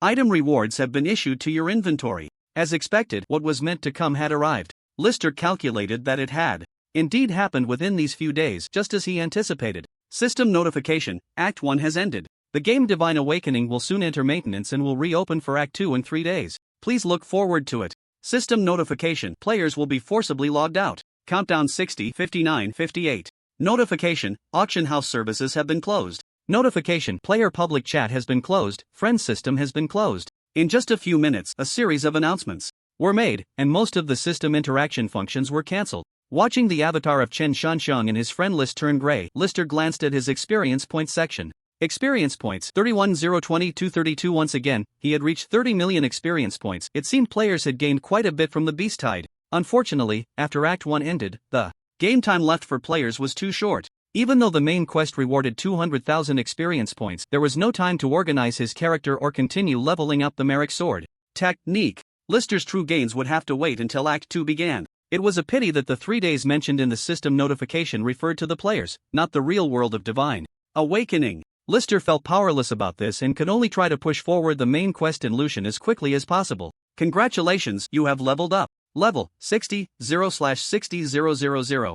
Reached the first transfer limit, cannot be upgraded. Can accept second transfer quest. Overall evaluation, SA Lord level. Congratulations, you have received a job transfer quest. Would you like to accept it? No. As he approached Lucian's territory, Lister no longer held back on his level. After all, his experience points were sufficient, and he directly leveled up to 60. Unfortunately, the increase in level only granted him an additional 20 free attribute points, and there was no overall improvement in combat power. In fact, his overall evaluation dropped from Overlord level back to Lord level. More than half a month later, he had finally returned. Looking at the familiar city of Bode before him, Lister couldn't help but feel nostalgic. He had truly integrated into the world of Divine Awakening, and after more than a year away from Lucian, returning now felt like coming home. Compared to his slight sentimentality, the members of the 6th Guard behind him were genuinely excited, with several soldiers already in tears. Even Rolf, who held the reins, had slightly trembling hands. It wasn't just because of returning home. For the 6th Guard, the rewards from this year-long mission had finally arrived. Is your Lucian kingdom currently at war? One you couldn't help but ask, looking at everything before him. It seems so. We'll know the specifics once we get to the palace. The outer city of Bode had changed significantly from before, with armored soldiers everywhere. The armor they wore was not of a completely unified standard, divided into various groups of different sizes. There were waves of a dozen or several dozen, and even groups of over 100. It seemed to be the result of soldiers from various local nobles gathering here. Many military buildings in the outer city have begun to be constructed, and from this perspective, it indeed looks like a place in the midst of war. However, this tense scene is limited to the outer city. Upon entering the inner city, everything remains familiar. Aside from the guards of the royal city, there are no soldiers moving about. The roads are still clean and tidy, and there are no military facilities in sight. The nobles continue to travel in steam tricycles or traditional luxurious carriages, and the pedestrians on the road do not seem hurried, mostly appearing leisurely. List smoothly made his way into the administrative area of the palace's front hall. After a few clerks reported, the news was relayed up to the king. Perhaps due to the current tense situation in the country, List waited a long time before finally being let in by a servant. This was List's second visit to the fortress area within the palace. Beside him, Wang Yu was curiously observing everything with a distinctly different style before them. It was not until they reached a room that resembled a side hall that List finally met the new king. Indeed, the old king, Carrie, passed away last month, and the former crown prince, Hughes, has ascended the throne. The entire process was uneventful, with no dissenting voices among all the royal heirs. Even though Hughes had only been on the throne for less than a month, he gave List a strong impression of change. In his 60s, he seemed to have been rejuvenated, full of vitality, even exuding a youthful vigor. At this moment, he waved for the two to sit down, and a nearby attendant quickly poured them red tea. So, you really found the Great Chu dynasty? Even with the Duke of State right in front of the new King Hughes, he still dared not believe it. His gaze kept assessing the Duke of State and the red chainmail he wore. Yes, it's just on the other side of the Lost Land. This is the envoy of the Great Chu dynasty, Duke of State, Chen Tuo.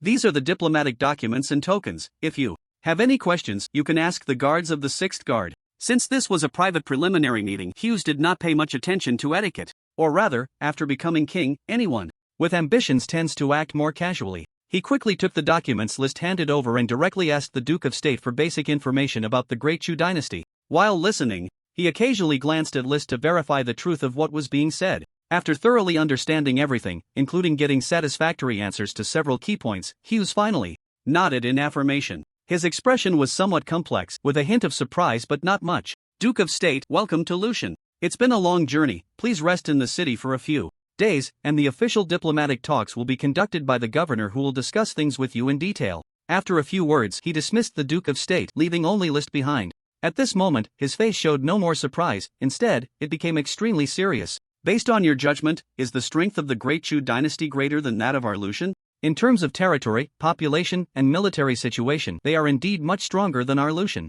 According to the original plan, the unified Lucian Empire would only be on par with the Great Chu dynasty. Currently, Lucian is merely a kingdom, which, in any aspect, is inferior to the Great Chu dynasty. I thought that even if the Great Chu dynasty existed, it would at most be comparable to our Lucian, but I didn't expect it to be so powerful. It seems that we don't have much time left in Lucian. When Hughes initially sent List as an envoy, he had already made plans. In his heart, he neither believed that such a country existed nor trusted List's claim that their strength could surpass his own. But if he could truly find the Great Chu dynasty, he could leverage their power. After helping his Lucian kingdom become a new empire, he could then turn back and swallow the Great Chu. The thought was beautiful, but the final outcome was beyond his expectations. After confirming that the strength of the Great Chu dynasty exceeded that of his own Lucian, all his previous plans were now overturned. Hughes could fully anticipate the future actions of the Great Chu. War was undoubtedly unavoidable. The only thing to be thankful for is that the two countries are far apart. Even if they were to send troops to battle, it wouldn't be now. However, that day will come sooner or later, like a sharp sword hanging over their heads. This is also the reason Hughes mentioned that time is running out. The Lucian kingdom needs to quickly annex the surrounding countries to have the strength to contend with the Great Chu dynasty. Is the country currently at war? Not yet. I was originally looking for an excuse to take action against the Haiti Duchy. It seems we can't be so conservative anymore. We need to declare war directly on the Tyrant Kingdom. Upon hearing this, Lister immediately understood Hughes's meaning. Declaring war directly on the Tyrant Kingdom is a rather aggressive move. Once the Lucian Kingdom gains the upper hand, the 7 independent duchies will inevitably side with the Tyrant Kingdom. It's as if the Lucian Kingdom is already prepared for a 1-against-8 battle. They must either press on with unstoppable momentum to quickly establish the Lucian Empire or fall into a stalemate. If the Great Chu dynasty sends troops, then the Lucian Kingdom would be in a precarious position. Lister silently observed Hughes across from him, showing no signs of fear on his face, and even a hint of excitement. It seemed that deep down he was actually looking forward to such actions. He had just initially planned to engage the Haiti Duchy for safety's sake. Now, with Lister's return from his mission, it was as if he had truly made up his mind to take the plunge. Regardless, you did an excellent job on this mission. I won't go back on my word regarding the reward. But what are your plans next? Have you thought about participating in the upcoming war? I can expand the 6th Guard and make you a general of the 6th Army. At this moment, Hughes could also faintly sense the powerful aura emanating from Lister, who seemed like a different person compared to their last meeting, and he tentatively extended the invitation. If you can achieve merit on the battlefield, I guarantee you a future as a duke. No. After more than a year on a mission, I plan to take a break for a while, and then I will return to the Wild Duchy. I might even go traveling afterward. Now at level 60, he had no interest in the war of the Lucian Kingdom. The so-called dukedom, whether it was just a grand promise or not, held little significance for Lister. What mattered most to him now was obtaining the special turquoise essence to quickly replenish his attributes and then complete his job change task. Even after the job change, his focus would still be on the alchemical ruins and the future galactic era. However, his words caused Hughes's expression to darken considerably. Your 7 noble families in the Wild Duchy really are all the same. In a way, Hughes's change in demeanor was similar to that of Emperor Yongping. Once things didn't align with his expectations, his attitude shifted abruptly. Forget it. After accepting the reward, just take a break for a while. But when you return to the Wild Duchy, I have a task for you. When he spoke again, it was no longer inquiring but rather issuing a direct command. Lister didn't mind. He would do as he pleased, and whether he completed it or not depended entirely on his mood. Once he left the palace, Lister let out a sigh of relief, feeling quite good. No matter what, the sooner the Lucian Kingdom's foreign war began, the better for him. Once the war started, it would signify the beginning of the second act. He estimated that he had helped the Lucian Kingdom find turquoise veins early on, allowing the country to quickly bolster its resources, giving them enough confidence to fight. Moreover, with Hughes just having ascended to the throne, it was indeed a good time for Lister. In his previous memories, the Lucian kingdom would have to wait nearly 20 more years before starting a war.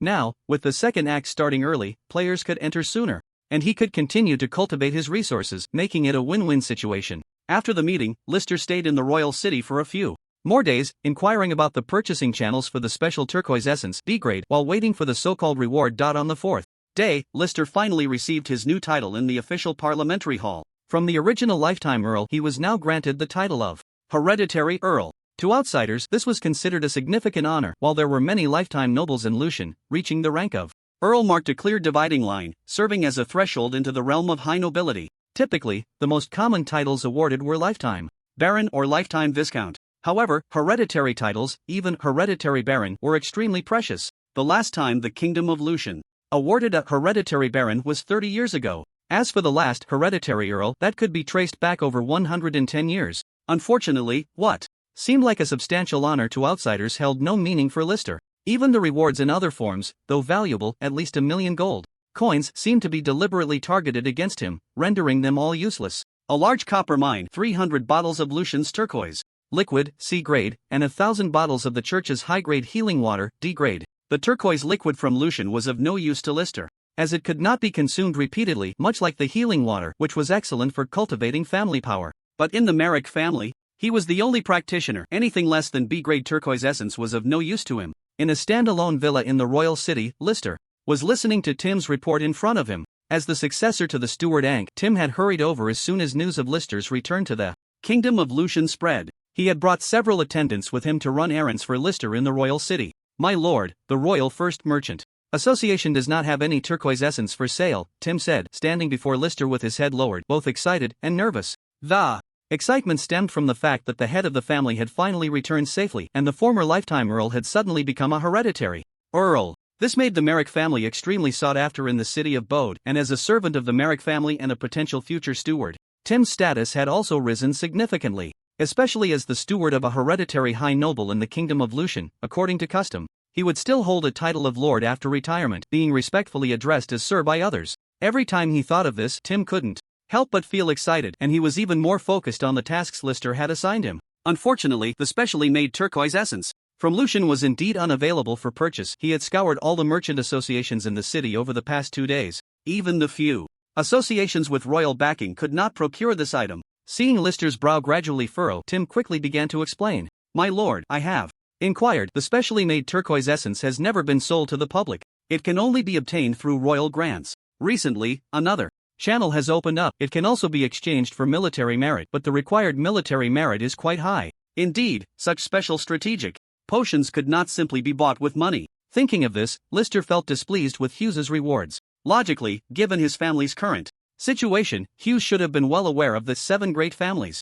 Yet, he sent these items of considerable value that were utterly useless to him. Even a bottle or two of the specially made turquoise essence would have been acceptable. Lister speculated that it was likely because he had refused to fight for the other party that the so-called rewards were deliberately targeted against him, failing to hit the mark. With this calculation in mind, he decided to take the initiative. Remembering what Wang Yu had originally said to him about owing him one, he turned to Tim and instructed, "My lord, the Duke of the State has arrived." Outside the room, Tim led the Duke into the study. Lister nodded at him and, while the attendants were serving tea and snacks, he personally lit the oddly shaped copper-gilded candlestick on the table. The dim room brightened considerably. It was only when Tim closed the door from outside that Lister turned to face Wang Yu across from him. "How's the matter of diplomatic relations going?" Wang Yu's face flashed with a smile upon hearing this. "Count Merrick, as one of the 7 great families of the Duchy of Weir, you shouldn't care much about so-called diplomatic relations, right? You've been inquiring about me?" List initially wanted to engage in small talk,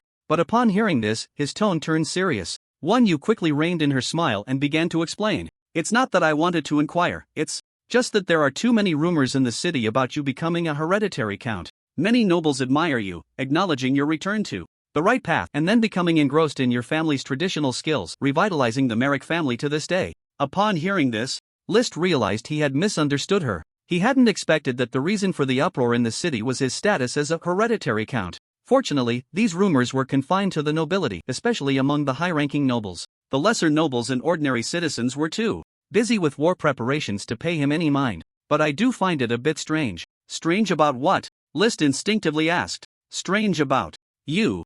Your news and past deeds don't sound like a return to the right path. The change seems too rapid. It feels somewhat detached to me, even to say, as if you've become a different person altogether.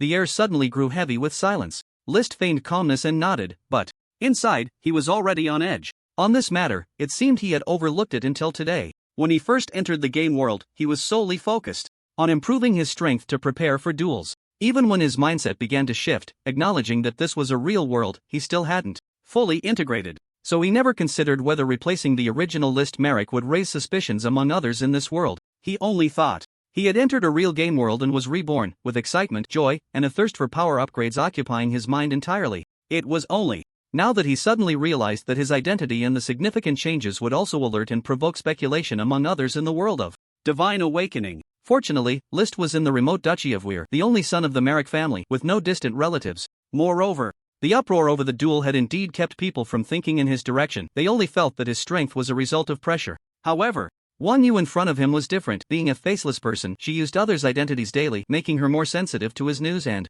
more likely to speculate in this direction. At this moment, Wan Yu did not sense List's unease and continued speaking to herself. Perhaps the rumors the nobles have been gathering are a mix of truth and falsehood, everything from your childhood training in the Merrick swordsmanship to the duel for Miss Anna and so on. Anyway, I think you must have hidden yourself since childhood, deliberately concealing your talents. Although her intuition was quite accurate, Wan Yu clearly did not believe it. After all, she had only interacted with the current List. Compared to what she had seen in the Lucian Kingdom, there weren't as many strong figures as she had imagined. Rather, List was already the pinnacle she knew. It was indeed easier to think that List had been hiding his talents, even if he still concealed them deeply now. It was hard to think in more directions. At the moment, she merely joked with List, then quickly returned to the topic of diplomatic relations. It's still early for diplomatic relations. It seems your King Lucian V intends to drag it out. Just right, I also don't want to return to Dachu too early, so I didn't ask and will just stay here. Thinking of the situation when he met Hughes a few days ago, List understood. It was a tactic of delay, holding back the envoys of Dachu to give Lucian more time for war preparations. However, Hughes wouldn't have thought that this so-called envoy of Dachu was no longer the real person. His actions just happened to align with her intentions. Forget it, let's not talk about this. Do you remember what you said before? You owe me one. Li Cte breathed a sigh of relief inwardly. Although he guessed that it wasn't really about him, it made him feel a bit flustered. But once he thought about how he was no longer afraid of the entire Lucian Kingdom's strength, he quickly relaxed. When he eventually entered the galaxy, in a completely new environment, the fact that he came from another universe would be even less likely to be discovered. He needed to get back to business quickly, not wanting to chat more with Wan Yu. Remember, but with your strength, can you still find something to ask me? The strong in the Lucian Kingdom are weaker than I imagined. Do you still have enemies? It's not about killing, I need some special potions from the royal family. Logically speaking, with Li Ct's strength, he could force his way into the entire palace. But thinking about the future, Cavendier, whose main personality was Cabin Lucian, he decided it was better to save face. This was also to better cultivate the players when they arrived later, at least not to tear the face off in front of them and become completely hostile. So you're asking me to steal? Just to be clear, I won't steal any ultimate skills. Wang Yu's serious words left Li Cte a bit dumbfounded. Aren't you Wei Yan's senior sister? Didn't you learn anything in the Thief's Guild? He almost blurted out Stealth Thief, but fortunately corrected himself in time. What I learned in the Thief's Guild wasn't Sleeve Universe but another ultimate skill. Li Cte scanned her information again with skepticism, browsing through her 40+ skills one by one. Just as she said, she hadn't learned Sleeve Universe, nor did she have any skills related to stealing items. The only stealing skill was Stealth Thief, which was actually an attack skill. This left him a bit stunned, and he couldn't help but recall. It seemed that in the game, he indeed hadn't heard of Stealth Thief stealing anything. More often, it was her bizarre methods of killing. Could it be that the renowned Stealth Thief in later generations really couldn't steal? I really don't have any ultimate skills for stealing, but if you know the place, I should be able to help you get the potions. In the royal treasury, since you don't have any ultimate skills for stealing, how can you help me get them? As soon as Li Cte finished speaking, Wan Yu's face suddenly twisted, accompanied by a contraction and twitching of her body. Soon, another middle-aged man with a high nose and blue pupils appeared before him. If Li Cte remembered correctly, this was Count Drew, one of the 12 daily governors of the Lucian Kingdom, responsible for overseeing daily rewards and punishments in the Central Council Hall. What do you need? I've been into the royal treasury, and there are indeed quite a few potions. Only then did Li Cte realize that he had fallen into a cognitive trap. This Stealth Thief only needed to change her face, there was no need to learn any stealing skills. The next afternoon, the entire city of Bode seemed to have received some urgent notice, going into lockdown. The city guards were conducting large-scale searches throughout the city, even in the inner city. Count Drew was also detained by evening and the entire family was arrested. It wasn't until night that some nobles learned that at this critical moment before an impending war, the royal treasury had actually been robbed, and the amount stolen was astonishing. About 1/3 of the strategic potions had disappeared, along with more than half of the items originally intended as military rewards for the war. At this moment, Li Cte was already on his way to the Duchy of Weir. His eyes were constantly checking the thousands of precious potions and various valuable items in his inventory. Wan Yu's theft efficiency was simply astonishing. It could hardly be considered theft. She directly ordered the clerks of the central office to transport the items from the treasury to the designated location overnight. As for why they didn't empty it out, it was simply because there were too few clerks on duty at night, which made the efficiency so high. After receiving everything overnight, Li Cte set off the next morning, and the bloody storm in the royal city was destined not to reach him. 67 bottles of Lucian's special turquoise essence, B grade. Lucian's advanced healing holy water, B grade, *119 bottles. Lucian's top quality turquoise essence, A grade, *9 bottles. Crystal of extreme transcendence, *7. A series of high-level potions, along with various royal treasured items, now lay in Lister's system inventory.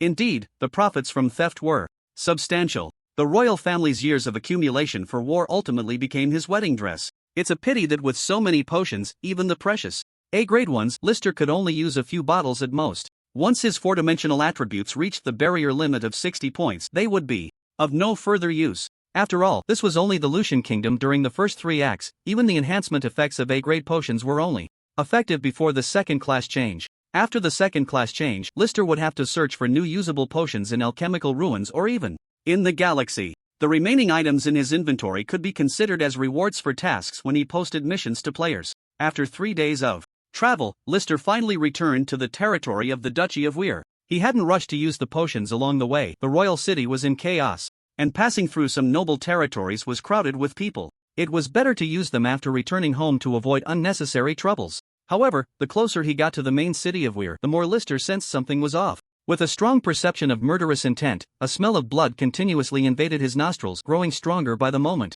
Sure enough, not long after, corpses began to appear outside the city. There were both professionals and civilian soldiers among them. Upon reaching the outer city, the city gates were wide open and all the guards were dead, with piles of corpses nearby. Lister stood outside the city, briefly scanning the bodies. Most were ordinary people, with only a few being professionals. Continuing to sense the situation inside the city, he noticed 2 groups of soldiers engaged in fierce combat. This made him ponder. Could it be that Quint had acted early? That would be too quick, wouldn't it? Where 2 hadn't even died yet. Was there really a need to attack the city now? Or was it an early assault on Lucian by another country? With doubts in his heart, he quickly rode into the outer city, where the once bustling residents had long since vanished. Looking around, the nearby streets were empty, with only piles of corpses. After a moment of sensing, Lister realized that the civilians were merely hiding inside their homes and in various inconspicuous corners of the city, too afraid to show themselves. As for the 2 fighting groups not far away, one was fully equipped, with coordinated attacks and strict discipline, clearly the Duke of Weir's army.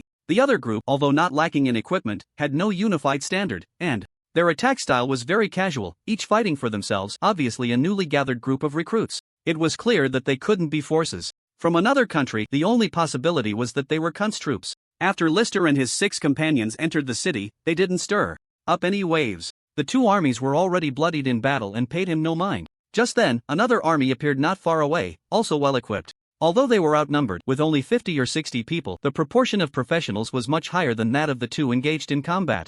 Suddenly joining the fray, the reinforcements were not from the Duke of Weir's forces but rather from another somewhat disorganized group that seemed to be retreating. Lister silently examined the insignia on this army's armor, and it turned out to be from the Connor family. Could it be that the duchy was indeed embroiled in infighting as he suspected? For such a large-scale conflict to occur, could it be that the Duke of Weir had died? Otherwise, given the Connor family's style, they wouldn't easily take action. But that shouldn't be the case. Lister remembered the task Hughes had given him that night, which was to urge Weir to gather 2,000 professionals to prepare for war in the city of Bode. Since Hughes could assign him this task, Weir, too, should still be alive.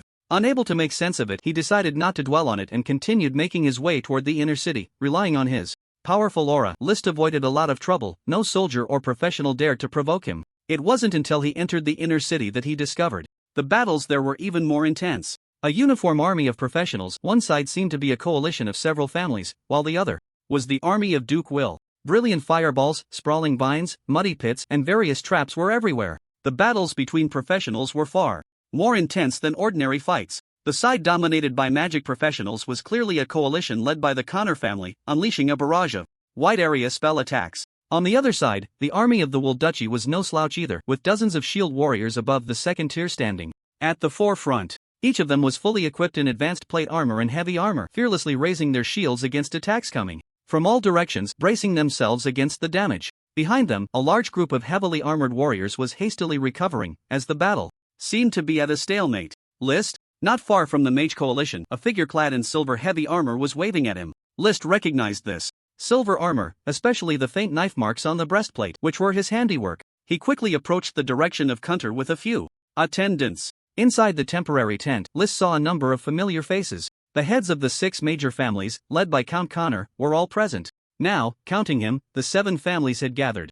Kunter had already removed his helmet, his golden hair plastered to his scalp due to sweat. His face was weary, with a few small scars at the corners of his eyes. He was no longer the handsome figure of the past, but he exuded a much more resolute and mature aura. What's going on in the duchy? Your father isn't dead, is he? Is this a rush for the title? List asked Kunter, his gaze shifting to Count Connor, who was sitting behind him. Dressed in a deep red robe, he held a glass of red wine, quietly sitting in his chair. He looked uninterested, lacking the usual warmth towards List, merely nodding slightly in acknowledgement. It's a bit premature, but not in the way you think. The Duke is dead. Really dead? List turned to look at Count Connor again, receiving another nod from him. He had thought that the early onset of war in the Lucian kingdom was already a major upheaval. He never expected the turmoil in the Wool Duchy to be even greater, and such significant news that even Hughes was unaware of. Kunter, who was only level 33 and had just stepped into the 4th tier, was already in the competition for the Duke's position. Knowing that List still had questions, Kunter nodded to the people in the tent and then pulled List into a separate tent next door.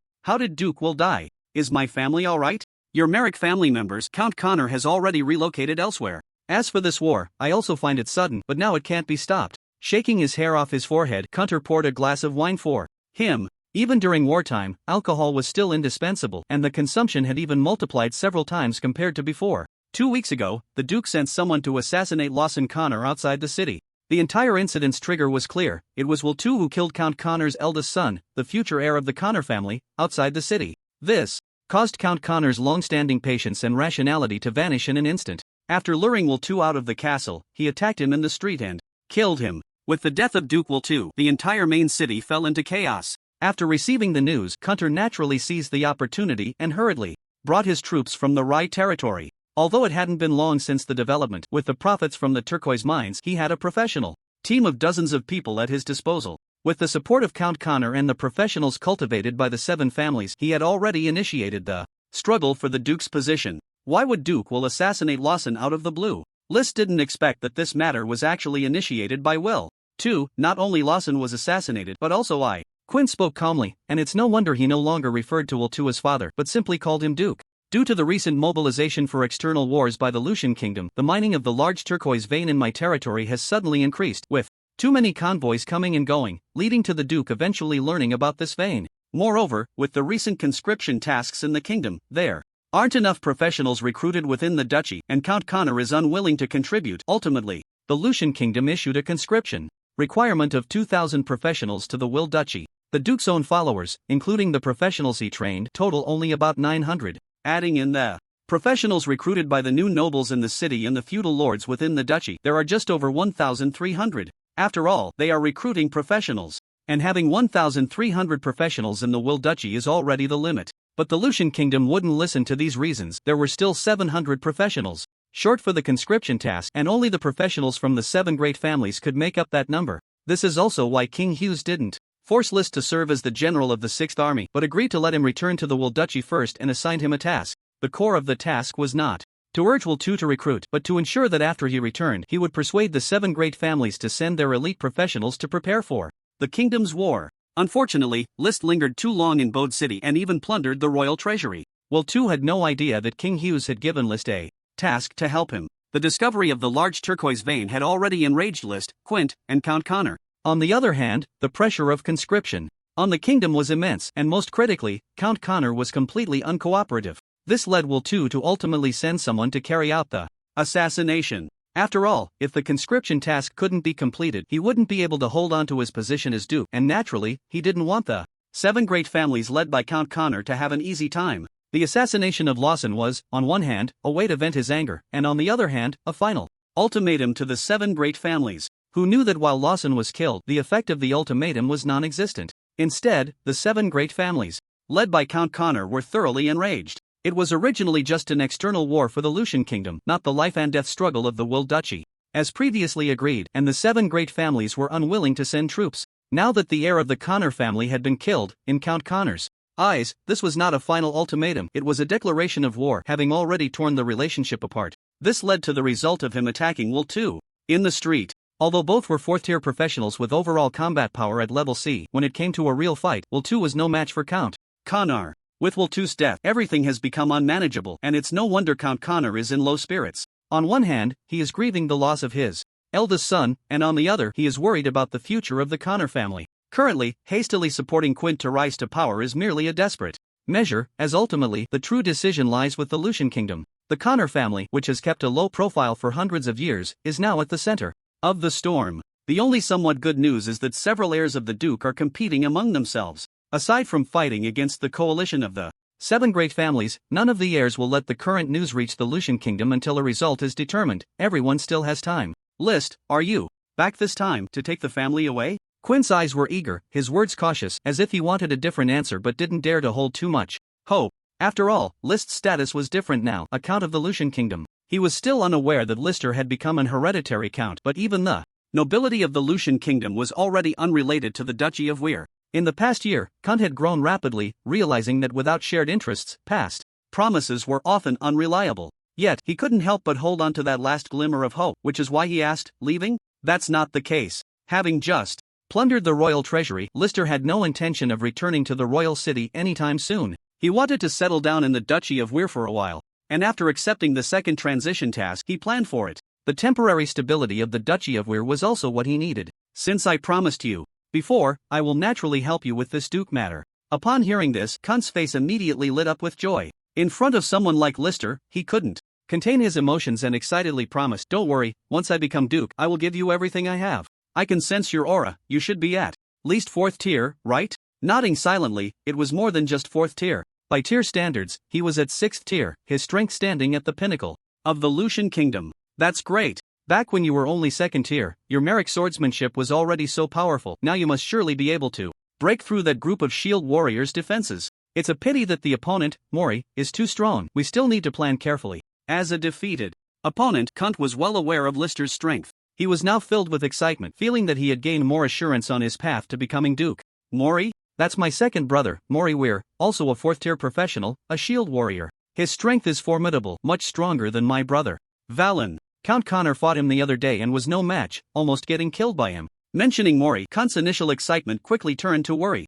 I only knew that Mori had a strong professional talent, but I didn't expect him to be this strong, hiding it so well. His strength must have long surpassed that of a duke. Currently, the opposing duchy army is also under Mori's command. If our coalition army is defeated, it seems the Duke Weir 3 will be succeeded by Mori. Lister had not heard much about this Mori Weir. The only members of the Weir family he had interacted with were Quint and Valen. He hadn't expected Mori's strength to surpass Count Connor, even nearly killing him. His overall strength was likely already at B level, not to mention within the Duchy of Weir, he could rank among the top in the Lucian kingdom. However, for him, it didn't make much difference. At most, it was just a stronger ant. Don't worry. I will help you deal with Mori. Quint silently nodded, thinking Lister was just trying to encourage him and didn't take it seriously. Even though he could sense Lister's profound aura far surpassing his own, he didn't dare to place Lister on the same level as Mori. He didn't even dare to imagine Lister being on par with Count Connor. Boom! The battle outside continued, and the brief intermission had just ended. A new round of fighting erupted again, and as Lister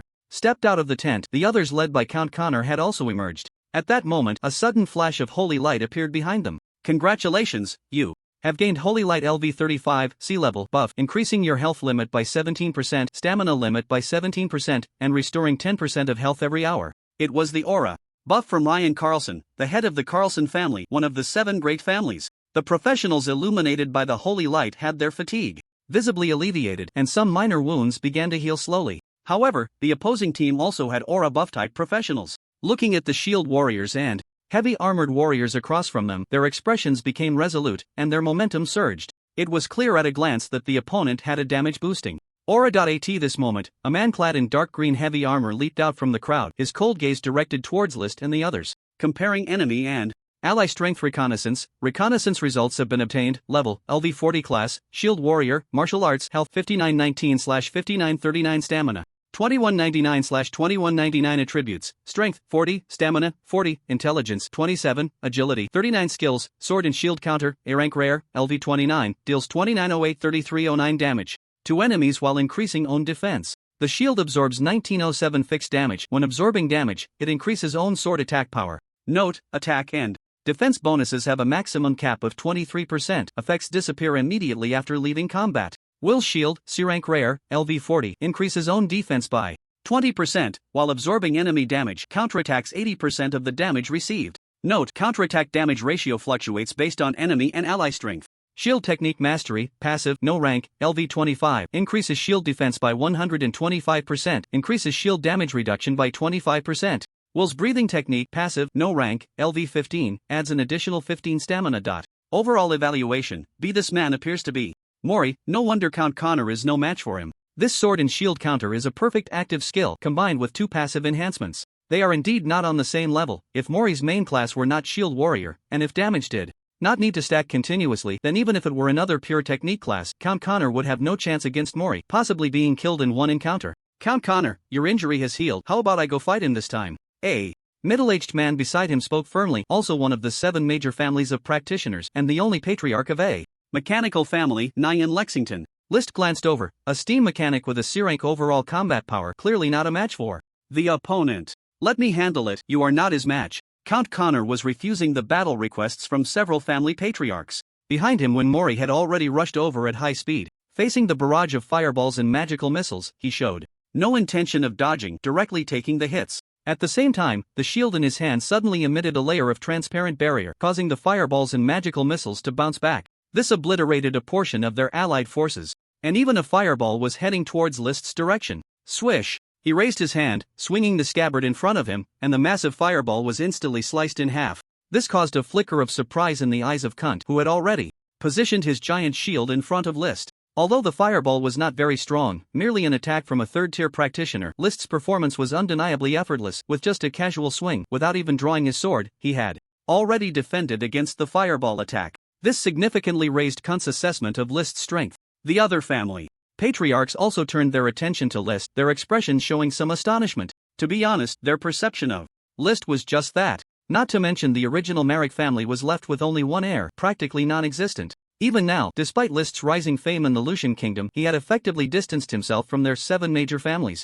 This was also the reason why, earlier in the tent, aside from Count Connor's reluctant exchanges, the others showed little interest in List. Now, this simple display of power had earned him the respect of the other family patriarchs. In this world, identity and status are always less direct than strength. At this moment, Count Connor had stepped to the front of his mage coalition. In List's perception, a surge of magical energy erupted from him, and the surrounding magical power instantly flocked towards Count Connor. It should be the effect of a high-level natural skill, C-level. Under everyone's gaze, the ground, which was already covered with countless magical vines, trembled. The area of the magical vine domain expanded once again, directly surrounding all the practitioners from both sides. The thick, developed magical vines, covered in thorns, shot up from behind Count Connor. They surged forward, dragging countless fragments of stone from the ground straight towards Mori. At the same time, a small patch of land beneath Mori had already turned into a quagmire, continuously sinking. As expected of a seasoned practitioner, several spells were cast purposefully at once. Today, Count Connor felt he was giving it his all.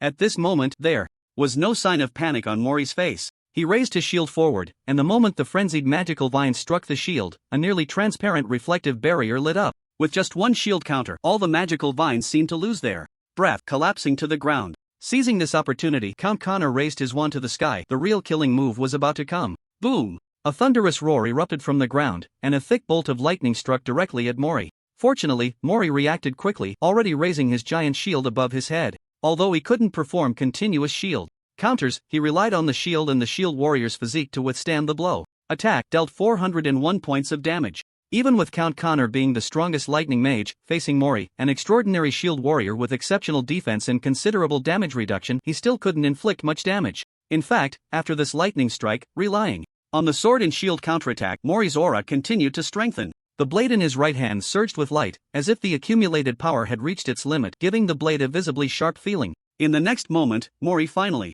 launched his attack. He hurled the giant shield forward, smashing it towards Count Connor. Without the burden of the giant shield, he easily pulled away from the quagmire and charged towards Count Connor as if walking on solid ground. The giant shield did not hit Count Connor but was blocked by his old acquaintance, Simmons, who also used a shield. Unfortunately, after taking the hit, Simmons was knocked back several steps. The other shield warriors beside Count Connor quickly moved forward to protect him. Unfortunately, their strength was insufficient, with an overall power level around E, and they couldn't withstand Mori's 2 sword strikes before falling dead. A vacuum area suddenly appeared beside him, even though Count Connor was already covered in rock armor. Facing Mori, who had closed in and had already charged his blade, he would certainly not be his match. In the blink of an eye, the blade pierced towards him, easily stabbing into Count Connor's rock armor. Looking at the incredibly hard rock armor, it crumbled like sand under Mori's swordsmanship, offering no defense at all. As the blade pierced about an inch into Count Connor's chest armor, just about to stab into his heart, Mori's expression suddenly changed. It was as if his blade encountered immense resistance and could not move at all. In the next moment, he saw a silver figure had appeared in front of him without him noticing. The hilt of his sword was firmly grasped by Lister, preventing any further advance. Feeling the absolute disparity in power between them, Mori's previously calm expression turned serious in an instant. Before he could attempt to break free again, he felt a sharp pain in his abdomen. The next moment, he was sent flying backward. Attack, dealt 101 points of damage. The LV1 knee strike, E-level, with a base attack of only 13 points, under the enhancement of Lister Merrick's breathing technique, had a total power increase of 81 points, causing the attack to surge dozens of times. Of course, due to Mori being a shield warrior with extremely high defense and damage reduction, it ultimately resulted in only 100 points of damage. However, the immense force still sent Mori flying. Lister, give me some time, I'll assist you in the attack. Count Connor knew that this was not the time for gratitude. He sensed the unusually strong aura emanating from Lister, even more powerful than that of Mori. He immediately recognized Lister's strength and wanted to assist him, leaving the main attack to Lister. Lister, why are you meddling in the affairs of our Duchy of Weir when you could be a proper Earl of the Kingdom? The speaker was not Mori, but Valenweir, who had just stepped out from the opposing army. The remaining 5 heirs of the Duke were now all present. Quint had also arrived in front of him, looking seriously at the few siblings before him. The Merrick family has always been one of the earliest guardians of our Duchy of Weir, so we naturally have the right to choose whom to support. Ha! Do those 7 families even deserve to be called guardians? They're just leeches clinging to our Duchy of Weir, and only a bastard like you, born of a maid, would think otherwise. As if amused by Quint's words, Valen shook his head while continuing to mock Quint. Collaborating with filthy rats in the shadows to kill your father, and now you dare to vie for the Duke's position.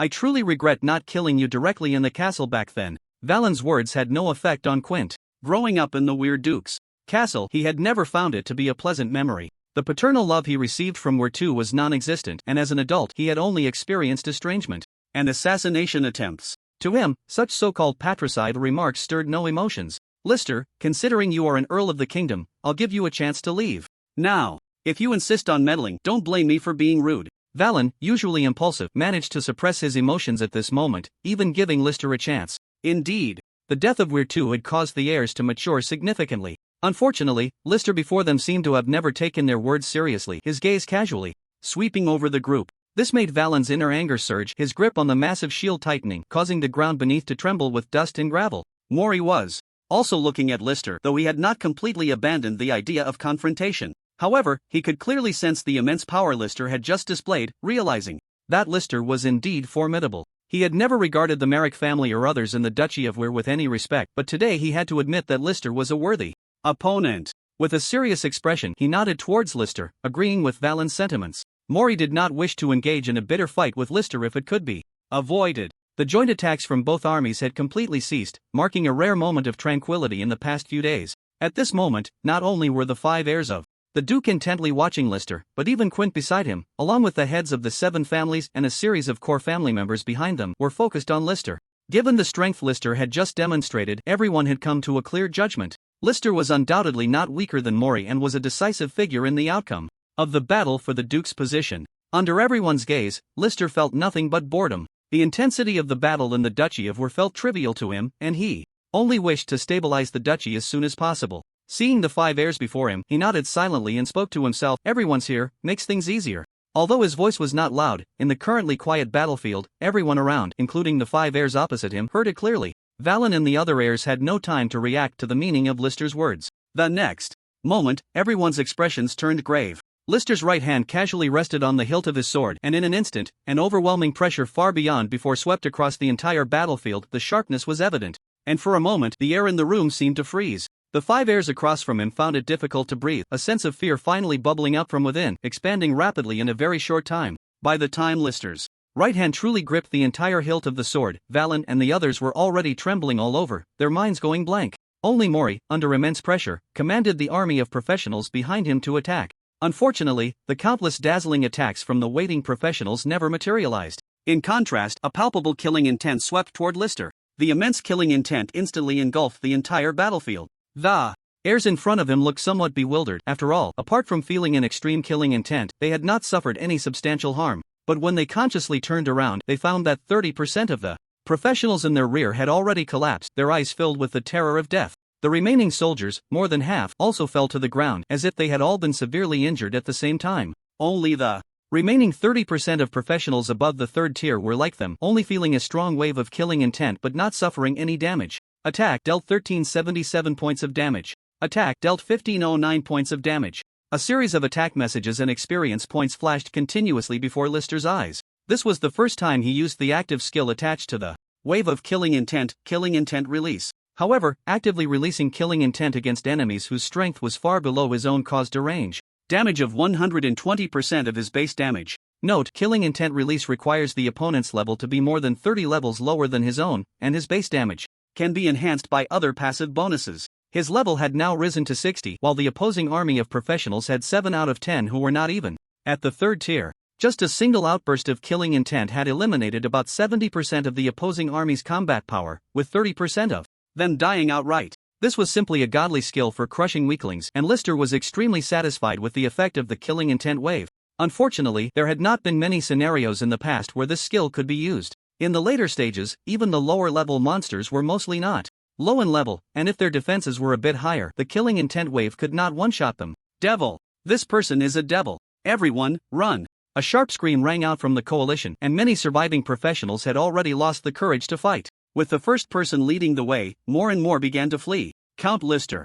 You. Seeing the tragic state of the army behind him, the attitudes of the heirs across from him changed drastically. One woman seemed to want to plead for peace or mercy. Unfortunately, Lister paid no heed to their words and had already drawn his sword. Seeing this, Mori and Valen quickly raised their massive shields in front of them, along with the remaining dozens of shield warriors. Behind them, they also stepped forward to raise their shields. After all, the shield warriors trained by the Weil family were significantly stronger than those trained by the Count Connor family. Lister swung his hand and executed a sword drawing slash. The B-grade and LV-40 Merrick sword technique's sword drawing slash was terrifyingly powerful compared to the past. The sword's momentum suddenly condensed into a line of silver light at the blade's edge, and the next moment it slashed toward the direction the blade was facing. Where the silver light passed, nothing could block it, as if the very heavens and earth before him had been cleaved apart by a single stroke. Holding his most trusted and solid massive shield, Mori, upon seeing this sword-drawing slash, felt no sense of security left. All he saw was a dazzling silver light flash by, and then his vitality began to falter. Breathing became difficult, and his thoughts slowed down. The only thing he felt fortunate about was that the massive shield in his hand seemed unharmed, as if it had withstood the attack, providing him with a sense of reassurance. The next moment, just as he intended to move the massive shield aside to observe the surrounding situation, he realized that his hand seemed to have lost all sensation. The coldness enveloped him more and more, and blood began to burst forth from his waist. His consciousness grew heavier, and Mori felt his upper body start to lean back. After a dizzying whirl in his mind, he looked at his severed lower half and the giant shield in his hand that began to split and fall, leaving him completely unresponsive. Wherever the silver light of Lister's blade passed, nothing was spared. Even if there were professionals in the army lying down, seemingly having evaded this silver light, they still faced immediate death due to the real damage assessment of the Huangting sword technique's visualization. Breaking through the illusion, one ultimately confronts the truth. The real damage attached to the Huangting sword technique's visualization could only be endured, not evaded. Until the silver light gradually dissipated into the horizon, the sound of breaking air by his ear finally faded away. The people behind Lister remained dumbfounded in place. This strike, far beyond their comprehension, even if not directed at them, still gave them an overwhelming sense of impending death, an incredibly strong feeling of oppression. Even Quint, who had always been obsessed with the title of Duke, showed no reaction upon seeing the 5 legitimate heirs before him all dead. He stared blankly at the completely annihilated coalition across from him, as if struck by divine punishment, shaking him to his core. In the end, it was Lister who took the initiative to look at Quint and softly spoke. "Quint, you can take care of the rest." After saying this, he scanned the crowd and slowly nodded. Only then did Lister leave with steady steps, heading towards the resting area of the tents. 2 hours later, inside the tent, Count Connor and Quint finally regained their senses and came to find Lister again, sitting upright. Before him, their gazes were completely different from before. Quint, needless to say, looked bewildered and surprised, as if he still couldn't believe Lister's strike. Even Count Connor no longer dared to regard Lister with the same eyes and attitude he had towards a junior. The two fell into silence for a moment before Count Connor spoke first. "Count Merrick, do you plan to stay in the Duchy of Weir?" "I will stay for a while, but in the future, I should travel to various places. It's hard to say." "Uncle Liard, you don't need to be so formal, just call me as you did before." Count Connor spoke and moved cautiously. The pain of losing a son had not yet passed, but the family's legacy could not allow him to remain immersed in grief. The strength of Lister before him was suddenly extraordinary. Even in the Lucian kingdom, he had never encountered a professional with such immense power. Seeing that Lister wished to stay in the Duchy of Weir, he couldn't help but suggest, "Lister, if you are willing to continue staying in the Duchy of Weir, our 7 great families will take you as our leader in the future." Quint, hearing this, looked inexplicably at Lister. In Lister's confusion, Quint also stood up, kneeling on one knee in a gesture of submission. "Lister, if you are willing to stay in the Duchy of Weir, I will inform the Lucian kingdom that you will take the title of Duke." The title of Duke, which he had long coveted, was now within easy reach. But after witnessing Lister's strike today, Quint's obsession with the title seemed to have suddenly dissipated. He finally understood what Lister had been pursuing all along. For the first time, he truly felt that only strength was the foundation of everything. Under extreme personal strength, the Duke or even the King of the Lucian Kingdom was nothing more than that, as long as he wished he could achieve it. Lister shook his head calmly and explained to Quint, "Quint, the reason I acted today was to help you obtain this title of Duke. What I pursue is not within the Duchy of Weir, so you need not worry." After saying this, he ignored Quint's hesitant expression and turned to Count Connor, saying, "As for the 7 great families, let Uncle Liard lead them. I have no interest in participating. But one thing I must remind you, the task of conscripting 2,000 professionals in the Lucian Kingdom will not be cancelled due to the death of Weir II. On the contrary, this matter falls on you, Quint.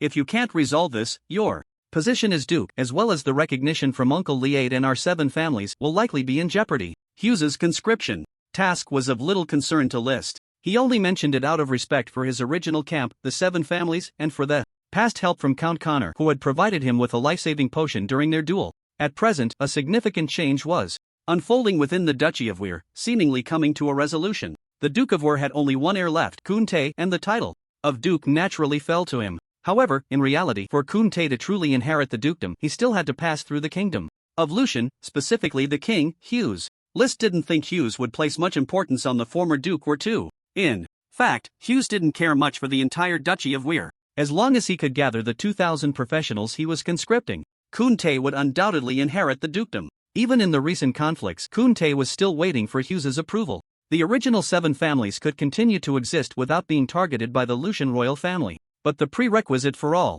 of this was to gather those 2,000 professionals. Given the current number of professionals in the duchy, the challenge of gathering them had once again fallen back on the 7 families. List's gaze turned to Count Connor, and he already had a suspicion in his heart. "I will persuade the 7 families to send professionals to battle, ensuring your ascension to the dukedom, Quint." Sure enough, he knew Count Connor would agree. After all, having killed Duke Weir II, he wanted to smoothly pass over this matter, and the only way to do so was to exert all efforts in the current external war of the Kingdom of Lucian, making it difficult to remain detached as originally planned. With the end of the great battle, order in the Duchy of Weir quickly resumed, under Quint's leadership. And with the support of the 7 families, the inner city stabilized first, and only then did the commoners in the outer city truly settle down. The world of divine awakening was ultimately one where strength reigned supreme. Commoners, lacking power and unable to become professionals, remained precarious in the face of great struggles. As for revolution and resistance, even if the commoners of the outer city of the Duchy of Weir banded together, they might not even be enough to form a complete professional team for slaughter. As for the challenge of gathering 2,000 professionals, List initially thought it would be a struggle for the 7 families, even requiring assistance from other friendly families. After all, the blade he wielded on the battlefield had resulted in the deaths of all the thousands of professionals originally gathered by the Duke of Weir. Aside from those who had fled early, there were hardly any professionals left in the duchy to be recruited. But in reality, this 2,000-strong team was assembled in just a week. List had underestimated the foundation of the 7 families. Except for his own Merrick family, which had truly fallen into decline, the other families had deep-seated hidden strengths. Especially the Connor family. List had not expected them to be one of the founders of the Adventurers Association. The Adventurers Association was an organization active across the entire Western continent, somewhat detached from national powers. It was mostly composed of civilian professionals, unbound and only accepting commissions. The Connor family had secretly nurtured and funded professionals who had been hired across various countries under the guise of adventurers, profiting for the family.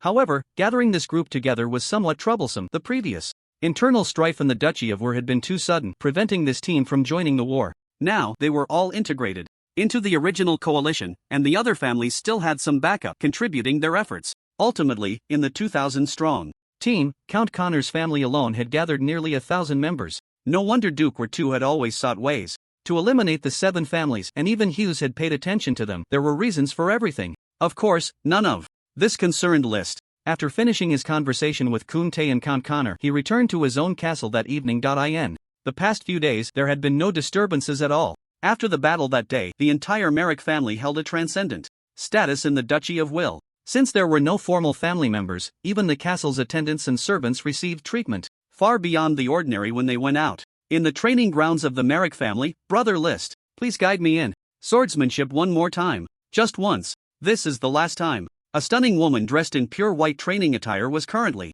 playfully tugging at List's arm. The woman was none other than Count Connor's youngest daughter, the marriage prospect that List's previous incarnation's father had once eagerly hoped to arrange. Erica Connor. Ever since the internal strife ended, Erica had been coming to the Merrick family castle every day to find List. Whether it was to deliver something or to use the excuse of guiding training, she was always there. To be honest, even though Erica had previously shown some affection for List, even to the point of liking him, she had never been this openly enthusiastic. Behind her current actions, it was highly likely that Count Connor had given his tacit approval or even encouraged her. Looking at Erica's exquisitely delicate face, reminiscent of an elf, and the deliberately affected tone she had adopted recently, List knew she was being intentional, yet that tone was indeed charming. Ultimately, List helplessly nodded and guided her once more. Unfortunately, Erica's talent as a practitioner was indeed average. Moreover, when wearing the training outfit, her underdeveloped chest was even more exposed. However, her waist, hips, and leg curves were quite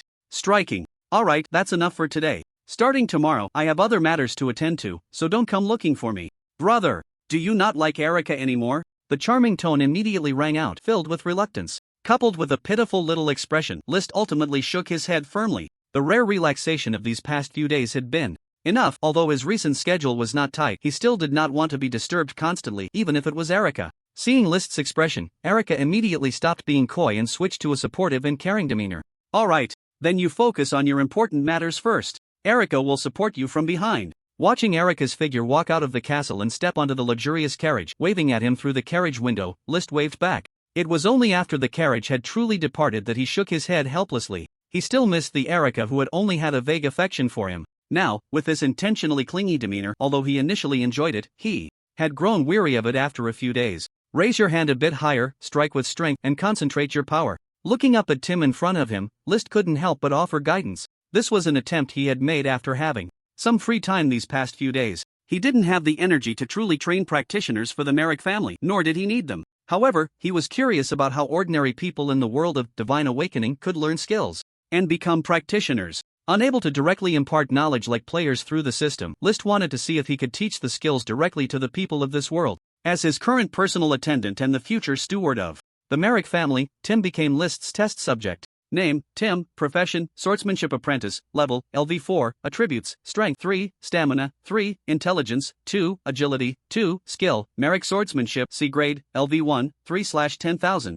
Glancing at the experience points for the Merrick swordsmanship on Tim, it had only increased by 1 point after 2 days of training. It seemed that his normal skill impartation was fine, but each person's talent as a practitioner varied. Tim clearly belonged to the category of those without talent. During these past few days, under his direct instruction, he had barely learned the Merrick swordsmanship. But that was where his potential ended. Now, the increase in experience points was as slow as a turtle's crawl. You should practice more when you have time in the future. Let me know when dinner is ready. Seeing the notification from the system panel, Lister lost all interest and turned to leave. In the study, the firewood in the fireplace crackled softly. Next to the Extinguished silver candlestick. A peacock feather pen stained with ink was carelessly tossed on the table. Lister leaned back in the specially crafted leather chair, his fingers lightly tapping on the walnut desk, watching the system notifications flash across the screen in front of him. System announcement. System maintenance has ended, the server is reopened, players are allowed to log in. Announcement. The second chapter expansion has been released. In the year 1539 of the solar calendar, the increasingly powerful Lucian kingdom is gradually becoming dissatisfied with the current situation on the continent. The ambitious King Hughes is actively preparing for war, aiming to initiate a grand unification war and establish a brand new Lucian empire. At this moment, you have arrived in the Lucian kingdom, ready to face new challenges. Announcement. Player's birthplace, Lucian kingdom, royal city, city of Bode, and randomly selected main cities within the kingdom. Congratulations, you have triggered the main quest. The rise of the Lucian Empire. The Lucian kingdom is about to launch a century war. Congratulations, you have been summoned by the kingdom as a professional, contributing to the path of the Lucian Empire. Quest duration, none. Quest rewards, 2 million experience points, 5 free attribute points, 10,000 gold. Do you accept? Yes. Still the free main. Quest rewards. Lister immediately accepted. The public screen was already buzzing with excitement. Damn official, do you know how hard it has been for us to wait for you these 3 days? I told you the second chapter would be the Lucian kingdom. Call me the Oracle. Damn it, I haven't even used the 200,000 experience points from the first chapter yet. After holding back for 3 days, I can finally spend it. With a large number of players logging in, the experience points from the rewards of the first chapter main quest were finally being used. Many players chose to invest points in the Merrick sword technique, and Lister's long stagnant experience points began to rise rapidly. For now, he set those aside and carefully read the announcements on the expansion. Information that was optional for players was something he couldn't afford to ignore at this point. The year 1539 of the solar calendar was indeed over 20 years earlier than the war he remembered. Judging from the current situation, the real interactive power area was much larger than the scope of the first chapter. Within the Lucian kingdom, there were only 11 cities that could be called main cities, consisting of 3 affiliated duchies and 8 core administrative cities of provinces. In his previous life, Lister had directly arrived in the city of Bode and hadn't taken the time to learn about the others in detail. Even players who arrived in other main cities would eventually gather in the royal city. From his current perspective, it seemed that the Lucian kingdom's external military operations still relied on itself. After all, players did not actually exist outside the real interactive area and would not affect the overall situation of the war. The first 2 chapters of the game were essentially a beginner's experience. The true impact of players would only become apparent when the 2 countries went to war in the 3rd chapter, requiring players to officially choose sides. Do you want to use the extreme crystal? Yes. Please select an active skill. Note, the extreme crystal can raise an active skill to a rank at most. Any level increase beyond that will be ineffective. User has selected Merrick Sword Technique B rank. Congratulations, the Merrick Sword Technique has been upgraded. A wave of memories of sword techniques surged in his mind, and compared to before, the Merrick Sword Technique in this memory had changed significantly. The moves were no longer fixed and rigid. Instead, there was a deeper understanding of the sword, a momentum of relentless advance. Countless memories emerged out of nowhere, covering Lister's original understanding of the Merrick Sword Technique. Congratulations, the Merrick Sword Technique has leveled up. Merrick Sword Technique B rank A rank, LV60, 1/600000. Use sword techniques to accurately attack targets, dealing 65, 71, 72, 98 points of damage. Can be enhanced by strength attributes, immune to most control effects when drawing the sword, and to some extent, sword technique attacks cannot be interrupted. Looking at the improvement of the Merrick Sword Technique, Lister nodded in satisfaction. The direction of the enhancement was control immunity, even leaning towards a tank-like approach, which was unexpectedly quite promising. He had never considered upgrading the Merrick Sword Technique in his previous life. Had he known it would have this effect, he would have definitely found a way to upgrade this skill to S rank. 4. Now, he was using the extreme crystal stolen from the Lucian Kingdom's treasury. A total of 7, and using stolen goods didn't hurt his heart at all. After checking his 4-dimensional attributes again, they had all reached 60 points after taking potions, hitting the level barrier limit. The only active skill fully leveled was the Merrick Sword Technique, while the others were all at LV1. After a thorough check, Lister finally clicked to accept the available job change quest. Each job change was a solidification of his 4-dimensional attributes, and the job change would adapt based on the player's current skill mastery and other factors. Lister didn't dare to hope for the same good luck in the second job change as he had in the first, continuing to get sword technique passives. But he was still quite devout, including only fully leveling 1 A-rank sword technique. Logically, the adapted second job class shouldn't be too bad. Congratulations, you have begun to accept the job change quest. Notification: basic attributes have been solidified. All Skills have been solidified, and you cannot upgrade existing skills until the job change quest is completed. Note: you can continue to level up skills and learn new skills before completing the job change quest. Congratulations, the job change quest has been issued. Lister Merrick's exclusive second job change quest, The Mystery Hidden in Alchemy, The Lost Civilization of Ruins, awaits a new unsealing. Specific requirements of the quest: first ring, total 1 ring, find the ruins of alchemical technology, search for 0/100 types of alchemical technology creatures, note, must be killed, explore 0/1000 types of alchemical technology creations, note, only need to record. Carefully looking at the exclusive job change quest, the second job change was indeed a task for level 60 players. In reality, it was during the fourth act of the players, which was the period of exploring the ruins of alchemical technology. Therefore, the job change quest was related to the alchemical ruins, which Lister had anticipated. However, he hadn't fully read through the exclusive quest when suddenly the quest text disappeared, and a series of warnings followed. Warning: system error. Quest issuance failed. Current error involves second job changers. Warning: special judgment of alien cosmic lifeforms detected. Reported to the main brain. Main brain Zone 71 has taken over personally. Again, the familiar Zone 71, Lister seemed to have encountered its judgment twice already. Scanning, the level of this alien cosmic lifeform has reached level 60, meeting the second job change standards. Job change quest is being reissued. Notification: according to the supplementary regulations regarding alien cosmos, job change quest issuance failed, system error. Error details. Acknowledged: job changes for alien cosmic lifeforms do not fall under the main brain system task issuance, re-establishing contact with the alien cosmos. Please wait. Notification: the alien cosmos is currently in a dormant state, independently judged by main brain Zone 71. Note: this judgment will be notarized. Judgment: Lister Merrick. The second job change quest for the alien cosmic entity life continues to be issued due to the current level of this life form far exceeding the main. Progress: the difficulty of the job change quest has been increased. According to the current civilization development process requirements, new tasks are being generated. Please wait. Notarization completed.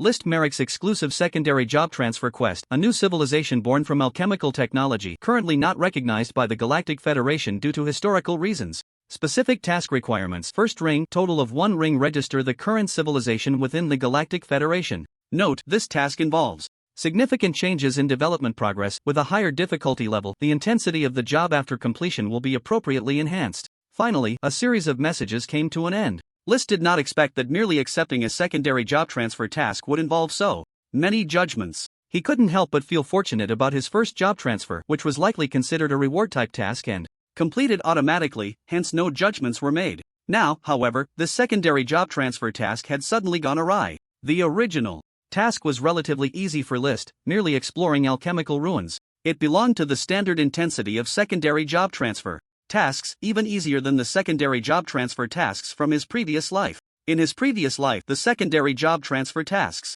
had 3 rings. Although the requirements for strength were not high, they were quite complex, being specific side quest events. Now, the task intensity had directly increased by 1 standard. Of course, List felt somewhat fortunate about this, at least after completing the task, the intensity of the job transfer would be appropriately enhanced. It seemed that being subjected to the so-called fairness was good news for him. Being able to solidify his foundation during the low-tier period was not a bad thing for him. High input and high return tasks were quite reasonable. However, the specifics of this task were truly difficult for List to comprehend. Just this one sentence, with no extra explanation, made the so-called registration feel like giving the current civilization an identity. He really did not understand the early progress of the world of Divine Awakening, as he was not a top-tier player on the server. The game progress was not something he pushed forward. He was just an ordinary player going with the flow. He only had a rough understanding of the general background of each scene in the game. For example, the war between the Eastern and Western nations in the 3rd act, and the exploration of the alchemical ruins in the 4th act.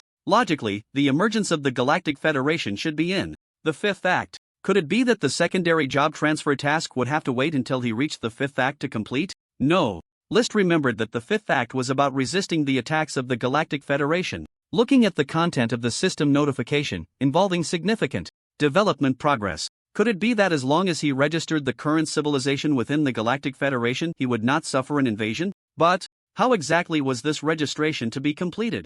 Under the bright candlelight, the liquid in the cup shimmered with a green glow. This was Agaz's ginkgo wine, personally delivered by Quint a few days ago. Originally supplied to the Lucian royal family, it was one of the most precious and rare wines in the country. The reason the liquid was green was simple. One of the important ingredients was turquoise liquid. After Quint sent a professional team of 2,000 to the city of Bode for battle preparation, he, the Duke of War III, was smoothly recognized by King Hughes. And just as List had guessed, Hughes held Quint in high regard. After all, the 7 great families that were two could not command were now being mobilized by Quint. Even if there were hidden circumstances, for Hughes, the most important thing was how much power he could mobilize from the Duchy of Weir. A more capable duke naturally aligned better with his interests. As a result, Quint received numerous rewards from King Hughes, and Agaz's ginkgo wine was one of them. There were fewer than 10 bottles of this wine, all stored in the Merrick family's wine cellar, with Quint not keeping a single bottle for himself. At this moment, List furrowed his brow, lifted his wine glass, and took a sip. The liquid slid down his throat instantly. It was easy to drink, with a refreshing and mellow taste. He could hardly feel the alcohol flavor, but a warm, slightly tipsy sensation quickly surged through his body. The wine was good, but the content of the book in List's hand was difficult to satisfy him. The information regarding the Galactic Federation involved in the job transfer task was simply impossible to grasp. He could only rely on the past development progress of the game in his mind, hoping for the alchemical technology civilization ruins. Since the Galactic Federation is an entity that only appears in the 5th act in his impression, he either has to start from the alchemical ruins of the 4th act or quickly push the plot to develop rapidly. After all, to register the current civilization, one must at least come into contact with the Galactic Federation. List suspects that the alchemical civilization of the previous era should have had some connection with the Galactic Federation, but the specifics are unknown. During this time, he found that there were almost no written historical records regarding the alchemical civilization in the historical texts he collected from his family and other families in the city. Only a few folk legends and stories from the time of the Ishizia Empire mentioned alchemical technology civilization.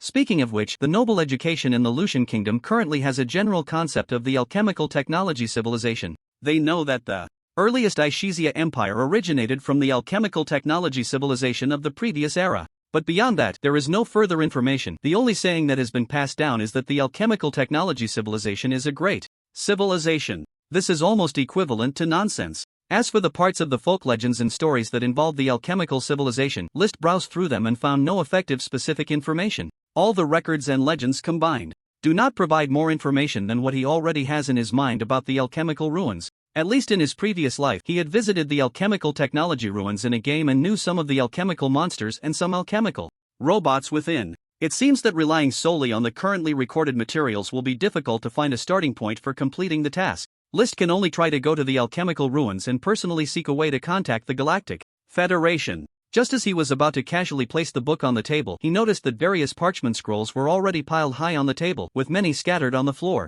Shaking his head silently, List shouted towards the door, "Tim." Soon, Tim, dressed in a black butler outfit, entered from outside. Although his professional talent is not strong, under List's guidance, he has become a professional and his spirit is completely different from before. The old butler, Ankh, officially retired yesterday. Logically, Ankh could still manage the Merrick family for a few more years. However, List noticed that Ankh has become somewhat inflated now. When the Merrick family was in decline, he could stabilize the family. But now that the family has truly prospered, and as he grows older, he has started to become a bit confused, secretly accepting many benefits from other families in the city. Considering his past contributions to List's family, List did not punish him and still granted him the title of Lord before sending him directly to the countryside. In contrast, Ankh's nephew, Tim, is indeed more to his liking at the moment. Before he could give any instructions, Tim was already bending down to help List pick up the books on the floor, while quickly categorizing and arranging the books on the table. "Is there any new news in the city recently?" "My lord, there is no specific new news, but there are increasingly more adventurers dressed strangely."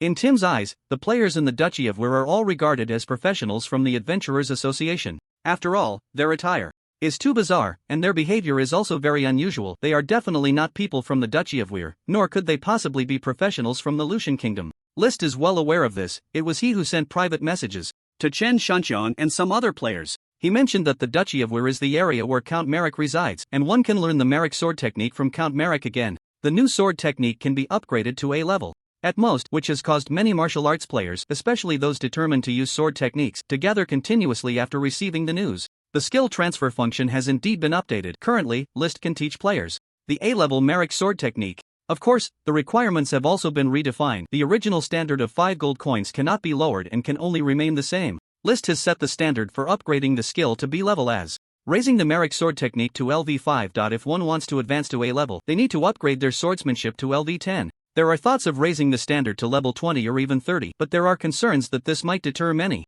players. Especially with the influx of over 10 million new players, these newcomers cannot be overlooked by List. Thus, the standard for upgrading swordsmanship was lowered, making it easier for players to use his Merrick swordsmanship to level up while continuing to improve their skills. As Tim tidied up, he seemed to think of something, a look of contemplation and hesitation crossing his face.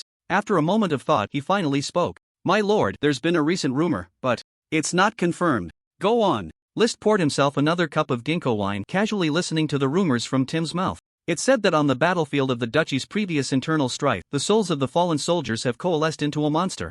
"Oh, what kind of monster?" Hearing this news, List became instantly interested. He had nearly slain all the monsters in the Duchy of Weir, and aside from the Frostwolves, there really weren't many left. Moreover, this was within the city, and he was quite curious. It's said to be a female ghost in a white wedding dress who appeared near the battlefield in the Duke of Weir's castle a few days ago, and then there's been no further news. "I suspect it might be some people in the city spreading this rumor in secret, perhaps targeting you, my lord." The thousands who died on the battlefield were all slain by List's blade. Ordinary civilians were unaware of the details, but all the nobles and some powerful families knew the truth. Many professionals shouted List's title of devil as they fled. Tim was worried that this female ghost was a rumor intentionally spread by certain individuals aimed at List, trying to tarnish the reputation of the Merrick family. However, without solid evidence, he hesitated to report it to him. "The rumor is about a female ghost? Is there any description of her?" "I've heard she has a beautiful figure, but there are no specific details about her appearance." After recalling carefully, Tim shook his head. At this moment, a smile involuntarily appeared on List's face. This female ghost must be Bride Ghost Anna, right? It was likely that after her death, her malevolent spirit had sought out Quint. He wondered how Quint had tortured and killed Anna to give rise to a specific monster boss from her malicious obsession. Based on his memories from his previous life, it was highly probable that Quint hadn't killed the Anna who became a vengeful spirit, but rather had used some unknown means to keep her trapped outside the city. List had initially considered killing Bride Ghost Anna to gain more experience points for himself. Now, with the experience provided by players, the experience Anna could offer was negligible. In his mind, it would be better to provide clues to the players, allowing them to repeatedly hunt her down, potentially gaining enough experience to upgrade the Merrick swordsmanship, which would indirectly benefit him. Given that there were already few monsters within the Duchy of Weir, the more List thought about it, the more he felt this approach would yield greater benefits for him. So, he decided to act. Starting the next day, outside the Merrick family castle, List began teaching skills while issuing side quests, truly maximizing the utility of Anna. The war in the Lucian kingdom was progressing rapidly. Just a week after the second act opened, it had already declared war on the Talon kingdom. The war was advancing like a hot knife through butter. In his previous life, although List was involved, he had focused solely on leveling up, completely indifferent to the overall war situation in the game's background. Now he realized that although the Talon kingdom and the Lucian kingdom were currently the two poles of the western continent, they had already decayed. Most of the noble armies within their territories were no match for the enemy, and the overall quality of the coalition of professionals was vastly inferior to that of the Lucian kingdom. Of course, this was inseparable from the support provided by the turquoise mines in cultivating professionals within the Lucian kingdom. By now, the war had been ongoing for more than half a year. If it weren't for the coalition of the seven duchies helping the Talon kingdom, the Lucian kingdom might have ended the conflict in just 3 or 4 months. It was indeed a scene of semi-welfare in the early stages. The rise of the Lucian Empire had long been predetermined. List paid attention to the war, but his main focus was elsewhere. He had originally worried that Hughes would seek him out to lead troops into battle again, contemplating when to strike to intimidate the opponent. Who would have thought the situation would unfold so smoothly that Hughes had no mind to pay attention to him at all? The enthusiasm of all the nobles in the Lucian kingdom was stirred up. It was clear to anyone that the transformation of the Lucian kingdom into an empire was an inevitable trend. Compared to the originally passive and somewhat reluctant nobles, now they were eager to summon all their families' forces to the battlefield. Each one hoped to seize military achievements, leaving List with little to do. While this was a relief, it also meant he had slightly less opportunity to cultivate players as resources. Watching the last player of the day leave with excitement after learning a skill, List prepared to pack up and return to the castle. Of course, before that, he opened the system's teaching page to check today's gains. Skill Mentor.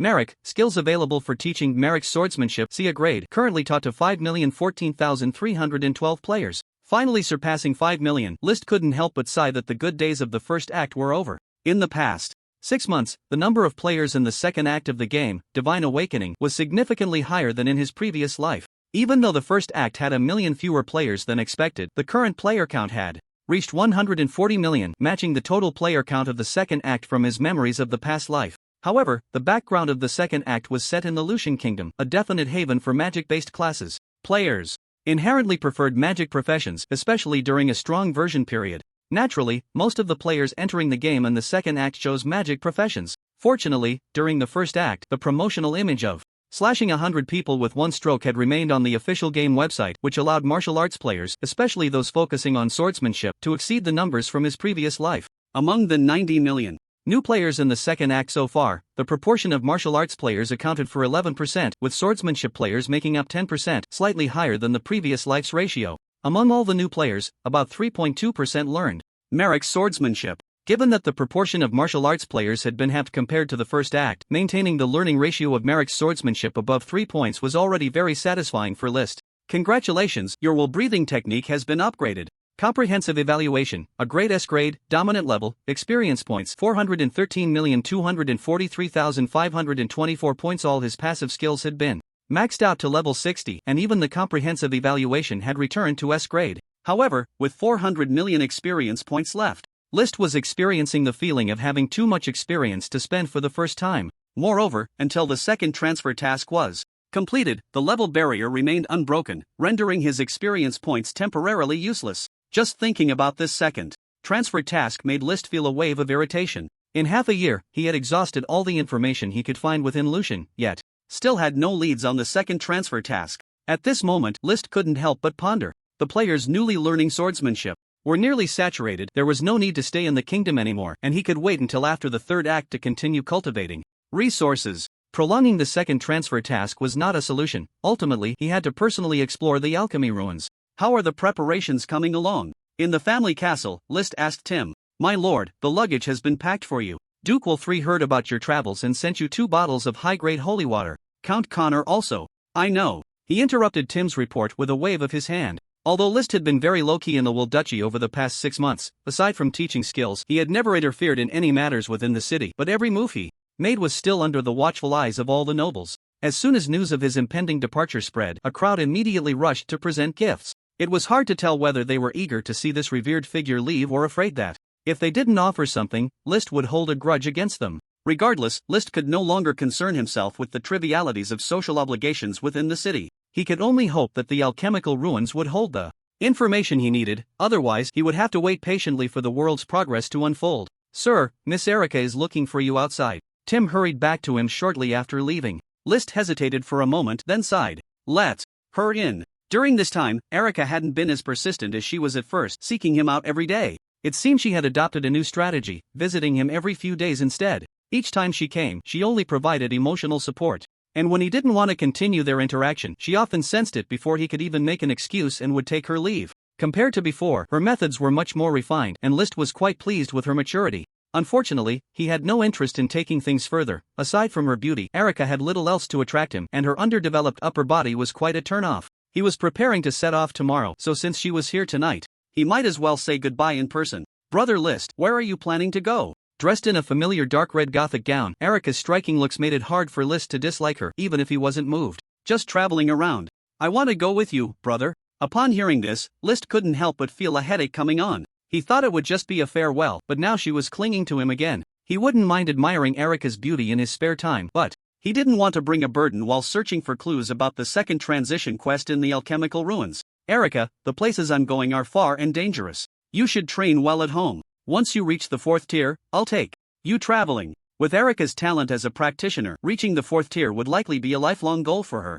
Clearly, she understood this, as her tone shifted to a more pleading one. No, Brother List, you're so strong. You can definitely protect me. I've already packed my bags. I'll be leaving with you tomorrow. Looking at him with determination, Erica spoke as if she had to go with him. This made List feel a bit uneasy, sensing that tonight's Erica was somewhat unusual. Judging by Erica's recent behavior, she had long passed the stage of relentless pestering, and her way of communicating with him had become much smarter. Why did it seem like she was reverting to her old ways today? Moreover, since he was leaving, Count Connor had already sent him a farewell gift, so it shouldn't have prompted Erica to act out and follow him. With a serious expression, he stared at Erica, hoping to dissuade her. However, upon closer inspection, the unsettling feeling in List's heart grew stronger. His killing intent had now reached level 60. If he sensed something was off, it certainly wasn't an illusion. He immediately activated the system to scan her, wanting to confirm her identity first. Comparing enemy and ally strength. Scanning results obtained, level, LV40 class, faceless, other.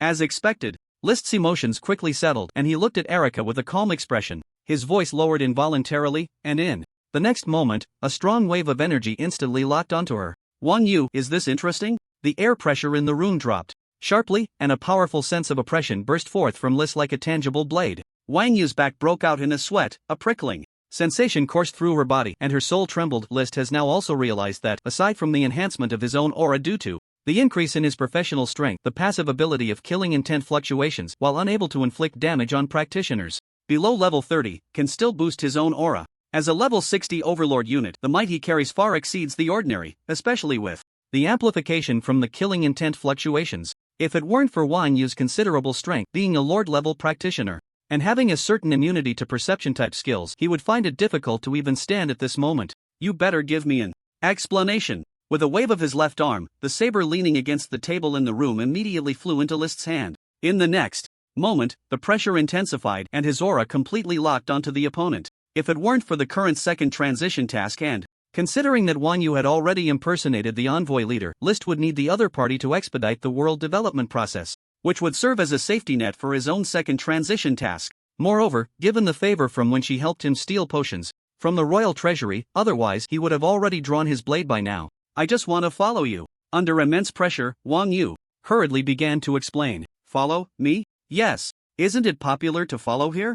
I want to be your follower. With the face of Erica, Wang Yu's voice had returned, still that familiar soft tone. Do you think I believe that? Last chance. The future cosmic celebrity, Phantom Thief, would follow someone else? List was 100% skeptical. It was clearly just her excuse to stall him. Moreover, even if one were to take a step back, who would dare trust a faceless person who could change their appearance at any time? Gripping the hilt of the saber, the pressure had reached its peak. Even Wang Yu couldn't help but show a flash of fear in her eyes as the blade before her seemed poised to strike at any moment. And in her current state of being locked onto by his aura, she certainly wouldn't be able to withstand it. I heard you were going to travel. It's true. I just want to follow you. Her voice began to sharpen, the pitch rising as if she were using all her strength to shout under immense pressure. Roar, haha. As List lowered his right hand gripping the hilt, a long-lost sense of relief washed over Wang Yu's body and she began to breathe heavily. So, tell me, why? Looking at List's still cold expression, Wang Yu dared not think too much and immediately replied.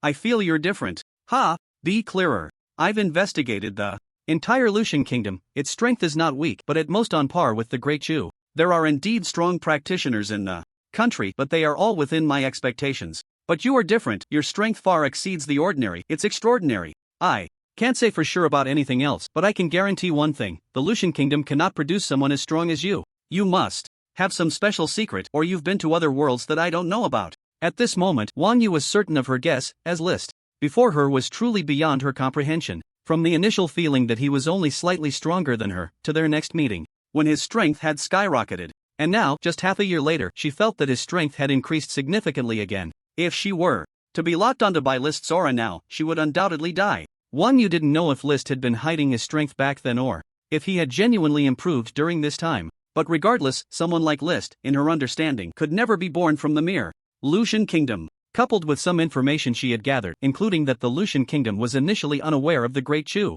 dynasty and that it was List who actively applied for the task with the king, Wang Yu was convinced that List must be hiding other secrets, with her greatest suspicion being that he knew of other, more powerful worlds. Hearing this, List understood the reason why the other party wanted to follow him. Wang Yu arrived in Lucian from Dechu, seeking a new world, hoping to break free from stronger shackles and learn more powerful skills. Unfortunately, the reality of Lucian disappointed her. Although it was indeed a new world, it was not the one she was searching for. When she heard that Lister was preparing to travel, she thought he was planning to go to another country, so she hurriedly joined him. Fearing he might refuse, she even changed her face to that of Erica. If she wasn't careful, Lister might not have noticed and would have used the system scan. That's just your guess. Regardless, you are still the Duke of the Nation. The Dechu envoy needs you to bring back the news. At this moment, Lister's heart was actually wavering.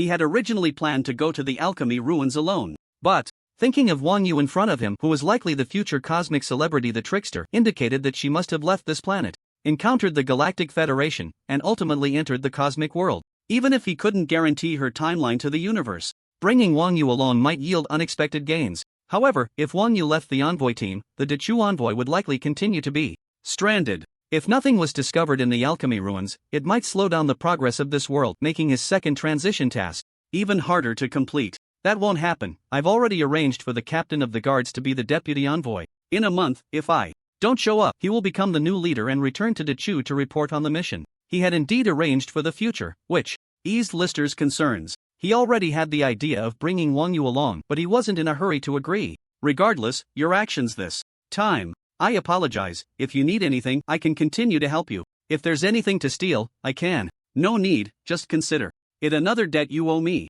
Lister interrupted her, which was exactly what he wanted. Although he didn't need anything at the moment, if he could reach the Galactic Federation, Wang Yu's help would be different. No problem. As long as you take me to the new world, owing 10 times is fine. Seeing this, Lister was about to agree when a curious thought suddenly emerged in his mind, prompting him to speak again. Not enough. I can take you along, but as a teammate, I need to know your specific situation. Sure. What do you want to know? Wang Yu was eager to comply with Lister's request without any hesitation. Your identity. I need to know your true identity or the full picture of your past experiences, not just what you originally said. Wang Yu's identity had always raised doubts for him. Lister felt that her experiences were not that simple. After all, she was a cosmic celebrity, so he decided to probe further. Okay, actually, what I told you before was all true. A hint of hesitation flashed across Wang Yu's face, but she ultimately spoke. It's just that some details were omitted.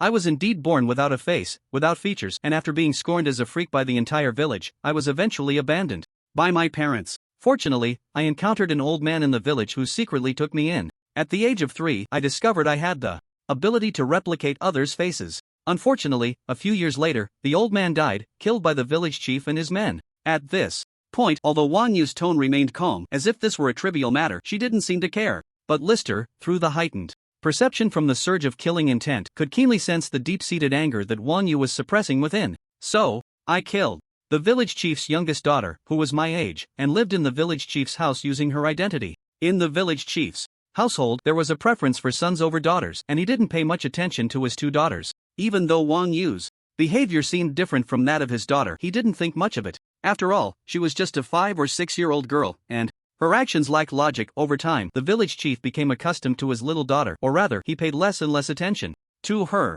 This was the true reason why Wang Yu could be abandoned and still grow up in the village. All the hatred had long been sown, and revenge was indeed unavoidable. What about the beast tide? And that friend you mentioned? The beast tide was deliberately lured by me, using corpses. Friend is the village prodigy who was taken as a disciple by a big gang in the county long ago, but the first person to befriend him was not me, but the village chief's daughter. During the beast tide, I originally just wanted him to survive. While hiding in the small temple, he even gave me his only food. But after I told him my entire experience, he called me a beast. More than half a month later, under the vast yellow sand, the figures of 2 horseback travelers appeared here. These 2 were Lister and Wang Yu. After learning about Wang Yu's experiences, Lister was truly convinced of the other's story this time. Although what was said before was not false, the omitted details changed the entire event significantly. At least for Lister, there were many points of suspicion. It seemed that Wang Yu was just a pitiful person who had survived a great disaster in the village by luck. Now everything became clear. Wang Yu was indeed still a pitiful person, but one who had already completed her revenge. Isn't this the Lost Land? Not far away, a huge canyon appeared once again. My destination is right here. Wang Yu couldn't help but feel puzzled. She was very much looking forward to this journey, truly believing there was another new world, a new continent. Who would have thought that it would indeed be here, completely different from what she had expected?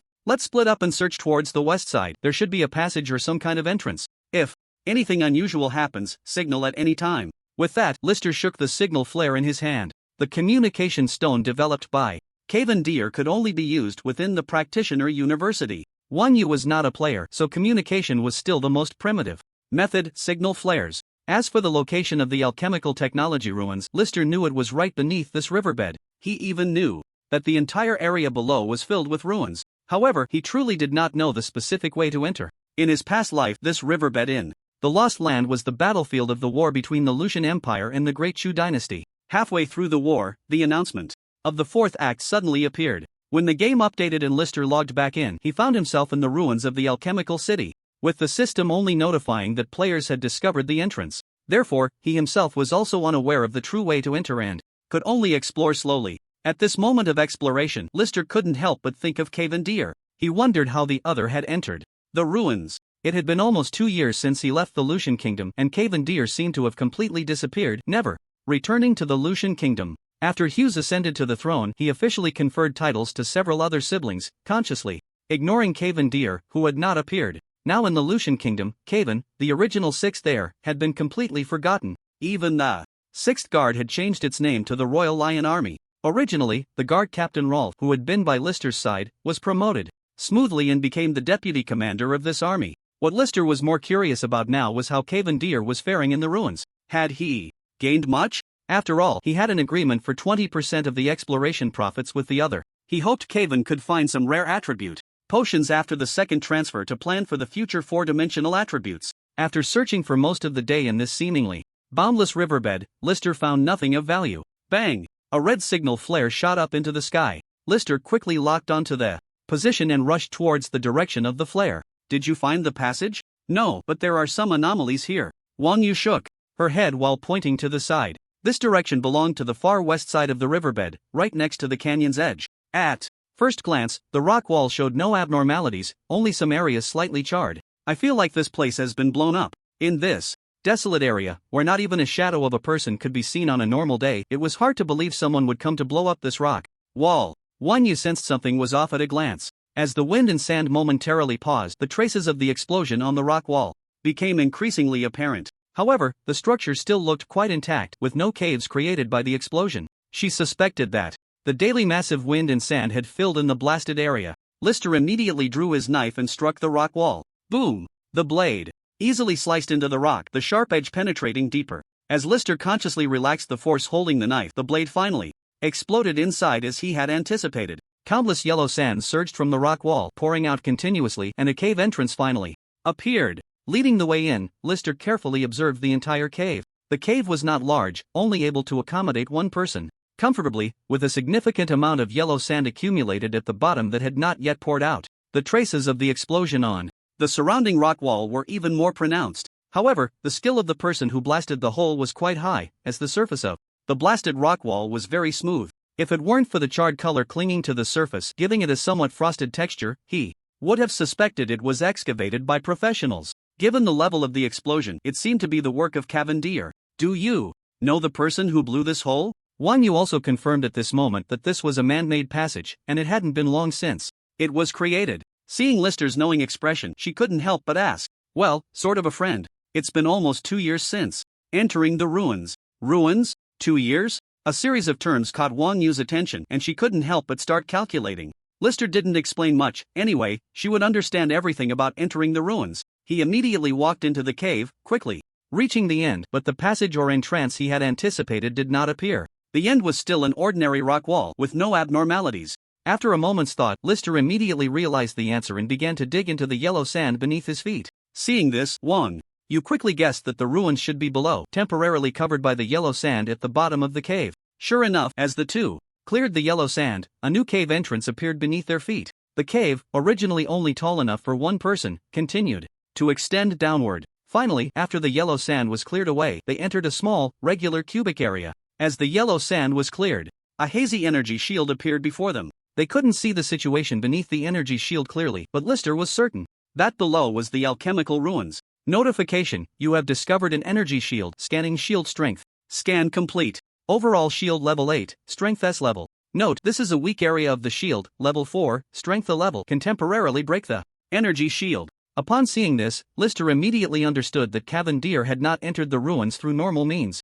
Instead, he had found the weak area and directly forced his way in. Seeing this, Lister no longer hesitated and raised his hand for another strike. The 4 square meter energy shield beneath his feet shattered like a spider web, opening a space with a diameter of 1 meter. Notification: the energy shield in this area has been breached. Estimated recovery time 1 hour 41 minutes 9 seconds. Beneath the shattered shield, through the narrow space, they still couldn't see the alchemical ruins clearly. All they could see was an endless darkness, as if there were additional means preventing direct external probing. Seeing this, Lister no longer worried about much. The system had already prompted him, and he jumped down directly. Wang Yu, seeing this, also followed without hesitation. Warning: a specific area has been breached by the user. In advance, determining whether to initiate the next scene. Determination failed, insufficient permissions, notifying the main brain. The main brain has personally taken over Zone 71, special error. The alchemical ruins have been breached by an alien cosmic life form.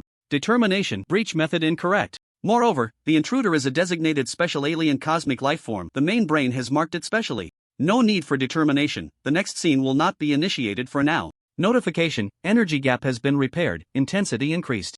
Inside the shield, Lister felt no sense of falling, keenly aware that the surrounding space was distorted. In the next moment, he was already standing on the ground, with Wang Yu appearing behind him, seemingly teleported over. The sky was gray, and the deepest part was darkness. In Lister's impression, the alchemical ruins were always in this environment, underground without any stellar illumination, and there was no simulated sunlight either. Scanning the environment in front of him, the familiar yellow sand was still underfoot. He bent down to pinch some sand, which was drier than the sand on the riverbed. There were no buildings, as he remembered, but various abandoned machinery, metal, and even irregular crystals scattered across the entire desert. It seemed he was currently outside the city, in the area where players farm monsters. The entire underground alchemical ruins were divided into two parts, outside the city and the alchemical ruin city. In his previous life as a player, Lister was directly teleported to Zone 30 of the ruin city. The entire alchemical ruin city had no distinction between inner and outer cities, consisting of 49 zones, with the core area being Zone 1, while the rest were functional zones.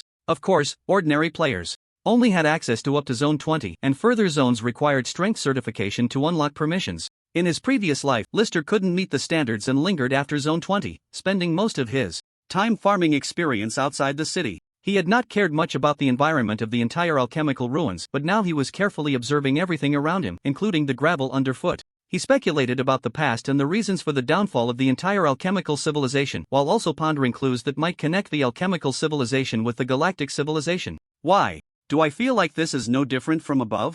Is there really a ruin like you said? At this moment, Wang Yu had already reverted to her youthful face, looking like she preferred this face in her daily life. The expression of anticipation she originally had diminished considerably. Faced with the sky full of yellow sand and the empty environment, a sense of disappointment inevitably flashed through her mind. The new continent was a new continent, but it still did not meet her expectations. However, in the next moment, Wang Yu's brows furrowed. Similarly, Lister's right hand was already resting on the hilt of his sword, his gaze fixed to the left front. Both of their perceptual abilities were extraordinary, and they had sensed movement in the distance at the first moment. Over 200 meters away, a patch of gravel was constantly shifting, and a dark red light flickered rhythmically from the gravel. They stood patiently in place, watching as a silver metallic sheen rose continuously under the flickering of the red light. Soon, a giant mechanical dog, about 2 meters tall, appeared in their line of sight. The mechanical dog did not look refined. It could even be described as rough, as if various silver and black discarded metals were haphazardly piled onto it. But from a distance, it had a strangely harmonious appearance, even possessing a mechanical rhythmic beauty. The red light flickered from the red crystal on its forehead, and Lister knew clearly that this was its energy core. Comparing enemy and ally strengths during reconnaissance. The reconnaissance results have been obtained. Target found: contaminated alchemy type C mechanical, K9, level. LV74 health, 70313/70313 stamina, 28981/28981 attributes, strength 70, stamina 71, intelligence 67, agility 74 skills, mechanical stealth B grade, LV51, can blend into the environment at any time in a mechanical wasteland, moving at an extremely fast speed, increasing own speed by 24% and reducing self-perception by 27%. Bloody Bite, B grade, LV49. Bite inflicts 3905-4204 damage to the enemy, causing a bleeding effect while restoring a certain amount of health to itself. Charge, C grade, LV30. Launches a fierce attack towards the enemy in front, dealing 2469-2704 damage. Can be enhanced by strength attribute, overall. Evaluation, C grade, boss level. The alchemy ruins belong to the background of Act 4, with monsters ranging from level 60 to 80. At the same time, the strength of the monsters is more defined than in other acts, with the overall strength of the Type C mechanical being C grade, easily discernible from the target's name. Wang Yu's expression was somewhat grim. Everything was truly as she wished, right in front of her. Was the stronger new world she had been searching for? Unfortunately, the power of this new world was somewhat beyond her current limits. Just this mechanical dog before her was not something her mere 4th tier combat power could contend with, even if her overall evaluation reached a grade. Although she did not possess the ability like Lister to scan specific information through the system, Wang Yu had her own way of judging the opponent's strength through perception. Just from the mechanical dog in front of her, she keenly sensed the significant gap in strength between herself and it. At that moment, her gaze turned to Lister beside her, and her tension finally eased. Lister was also frowning at this moment, looking at the mechanical dog with a calm expression. This mechanical dog posed no pressure to him, even with its health reaching 70,000 and its skill damage being extremely high. But in front of Lister, a level 60 overlord unit, it was still not enough to be taken seriously. Even without a second-class change, this mechanical dog posed no threat to him. What Lister was more concerned about was the mechanical dog's designation, contaminated alchemy mechanical. In his memory, all the machines outside the city were contaminated. but in his previous life he had never paid attention to these game details. Now, he needed to be vigilant about all the information, fearing he might overlook some important key details. Whoosh! The mechanical dog had already charged towards the two, moving at high speed, weaving between various abandoned machines and metals in the desert, quickly blending into the environment. While running, only the sound of mechanical gears grinding could be heard, as if all the abandoned machines in front were coming to life, rushing towards them. If it weren't for their extraordinary perception abilities, it would have been quite difficult to discern the figure of the mechanical dog among them. In the next moment, the mechanical dog leaped up, lunging at Lister to bite him. The jagged, sharp blades formed the teeth in the mechanical dog's long mouth. There was also a circular blade in its throat, spinning rapidly as if already prepared for cutting. Unfortunately, it was facing Lister. Just as it lunged towards Lister, closing the distance to less than a meter, a silver flash appeared. The blade instantly sliced through the mechanical dog's gaping mouth, severing all the blade teeth and the cutting blade in its throat in one clean sweep. This was the sharp effect.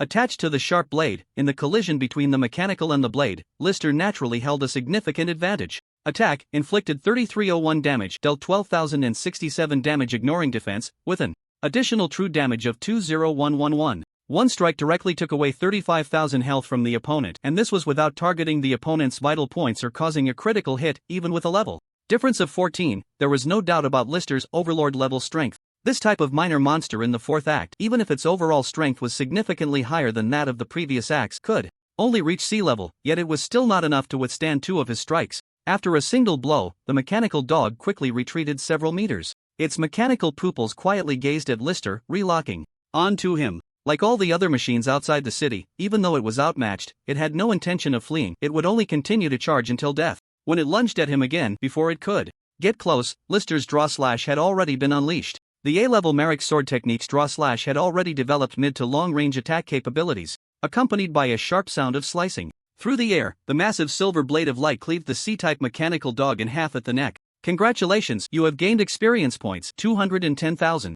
Although the experience points were substantial, Lister did not show any surprise on his face. Players were leveling up the Merrick sword technique at a decent pace, and his experience points were nearing 600 million, so he was not in need of experience at the moment. He moved closer to examine the now dead mechanical dog. With its death, the irregular red crystal on its forehead was no longer secure and was easily removed by Lister. Looking at it now, the crystal had turned colorless. It was indistinguishable from the other irregular crystals commonly found in the desert. Contaminated alchemical technology sea-level energy crystal, remaining energy 1%, depleted.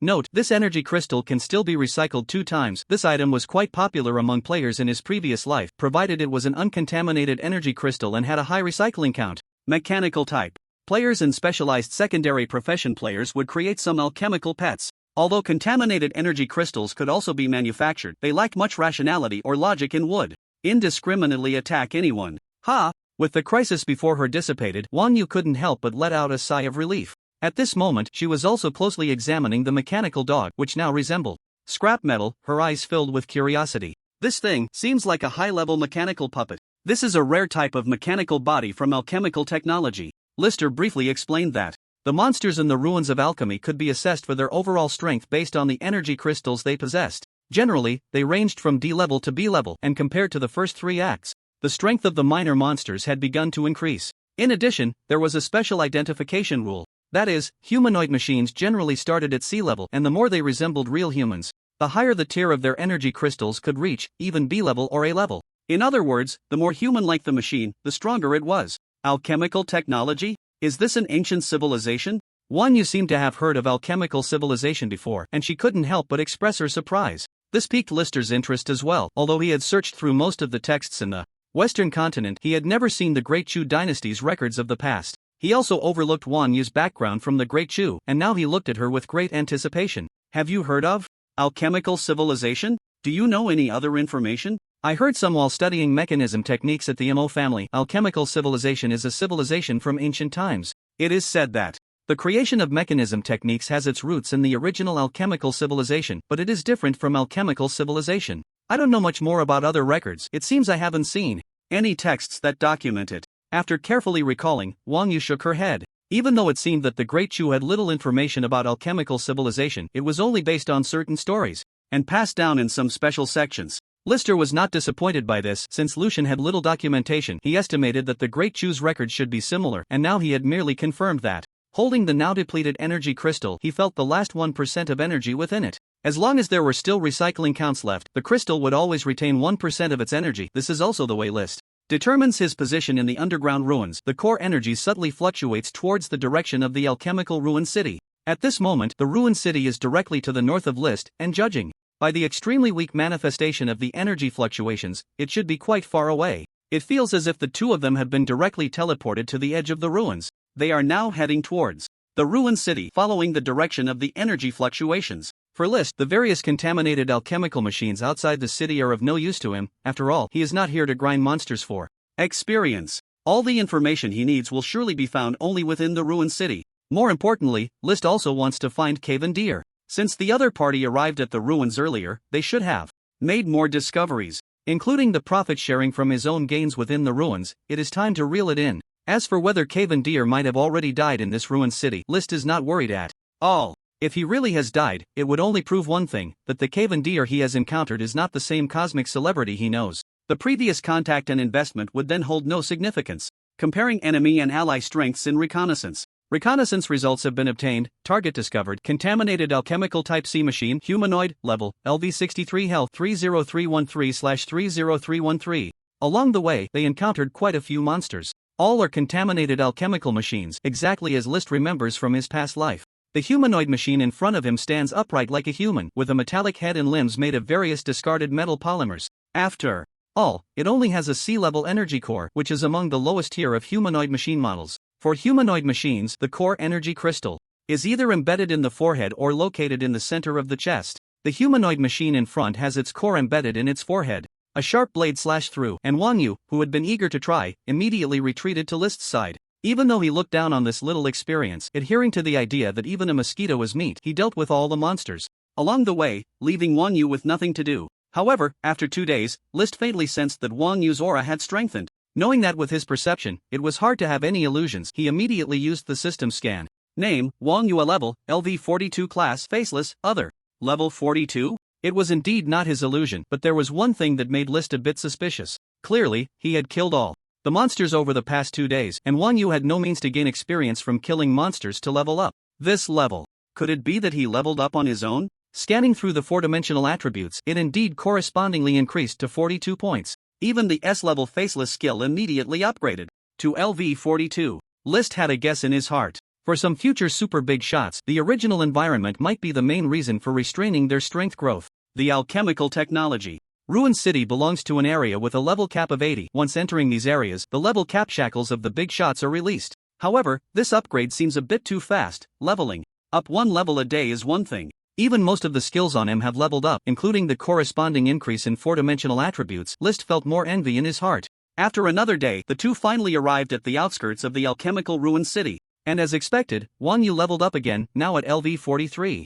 The outermost entrance of the alchemical ruin city is Zone 49. Although Zone 49 faces the city directly, there are no high walls for defense. Instead, it is protected by a specific energy shield. From the outside, it still appears pitch black, making it impossible to explore the true situation inside. Energy shield detected. Overall shield level 8, strength S level. It is of the same level as the energy shield above the entire ruins. Leading Wang Yu to the side, they entered the only entrance, in front of the familiar giant tungsten door. A green beam of light immediately flashed, scanning the two of them. Detection in progress. Please wait. A mechanical voice devoid of emotion sounded. Detection complete. Racial affiliation human, not belonging to contaminated life forms. Entry permitted. Boom. In the next moment, the massive smooth tungsten door rose from the ground. Before them appeared the cityscape of District 49. A city of reinforced concrete. Buildings sprang to life. The facades of the towering skyscrapers were already dilapidated, and the elevated light rail was riddled with rust. On the ground, aside from some tracks, there was nothing else. The only feeling it gave was one of cleanliness, no longer the yellow sandy ground they had walked on outside the city. However, the entire ruin remained dim, illuminated only by faint green streetlights. This city, somewhat cyberpunk in style, had no other neon lights. The main tone was green, as if that were the color of safety. List and Wang Yu strolled through, and their first impression of District 49 was still one of quietness. Unlike the previous situation where players were everywhere, the current District 49 had neither light pollution nor sound pollution. Just as they had not taken a few steps, the sound of running footsteps suddenly came from not far away. Two figures rushed towards them. Wang Yu was initially a bit wary, but upon seeing the green energy crystals embedded in their foreheads. She couldn't help but exclaim in surprise. Could they also be alchemical beings? They looked so much like humans. Comparing enemy and ally strength. Reconnaissance results obtained. Target detected, alchemical type B mechanism, humanoid, level, LV77, health 160214/160214. Compared to the low-tier humanoid mechanisms encountered outside the city, the two before them looked much more real, especially since the surfaces of these two humanoid mechanisms were wrapped in humanoid biological tissue skin, wearing special, tight-fitting suits made of white material. Just based on their appearance and attire, it was indeed difficult to discern whether they were real humans, truly worthy of being Type B humanoid mechanisms. Of course, List, with his past life experience, knew that there were no native humans in this ruin aside from players. Moreover, the exposed energy crystals on their foreheads and chests could be judged by anyone who had some understanding. Uncontaminated energy crystals appear green when in use. All mechanical life forms within the city used uncontaminated energy crystals. In later generations, some players could obtain these uncontaminated energy crystals through side quests. Target detected, human, not belonging to contaminated life forms, no need for elimination. Congratulations to both of you. You have automatically obtained residency qualifications within the city, currently allowing access to activity areas 2049. Here are your identity badges and the city action manual. Please keep them safe. With vacant, soulless eyes, their speech and behavior were quite polite. List was already accustomed to this, while Wang Yu still wore an incredulous expression. Their identity badges were quite forward, different from List's 9-digit badge from his past life. The two pieces in their hands had 3 digits, and the numbers were very clear, 002 and 003. This immediately confirmed to List that Cavendale should still be in the city. Otherwise, the badges in the alchemical ruins would be recycled, and they should have received badges numbered 001 and 002. A first warning has been issued to human residents 002 and 003, and the warning has been recorded and uploaded. Registration number LA000230X01. Warning content: please walk on the left side within the city. Just when he thought the other party was polite, they immediately spoke again, delivering that damned and familiar warning. List had also received the same warning when he first arrived in the alchemical ruins, a situation most players had experienced. The robots in the city all had management authority, capable of regulating player behavior and providing guidance. Of course, this warning can be ignored, but after 3 violations, credibility points will be deducted. Subsequently, the area available for movement within the alchemical ruins will continuously shrink, and in the most extreme cases, one could be completely restricted to Zone 49. Restoring credibility points is relatively easy. By killing the contaminated alchemical machines outside the city, one can gradually regain credibility points. In List's impression, the alchemical ruins primarily serve as an environment governed by mechanical life. The humanoid machines hold the highest authority level, or rather, they are the main power regulators. The overall technological level is significantly higher than that of the two countries, Lucian and Dichu. In this environment of mechanical governance, many rules are quite rigid. For instance, walking on the left, the decibel level of communication in public areas, and even prohibiting transactions in public zones, etc.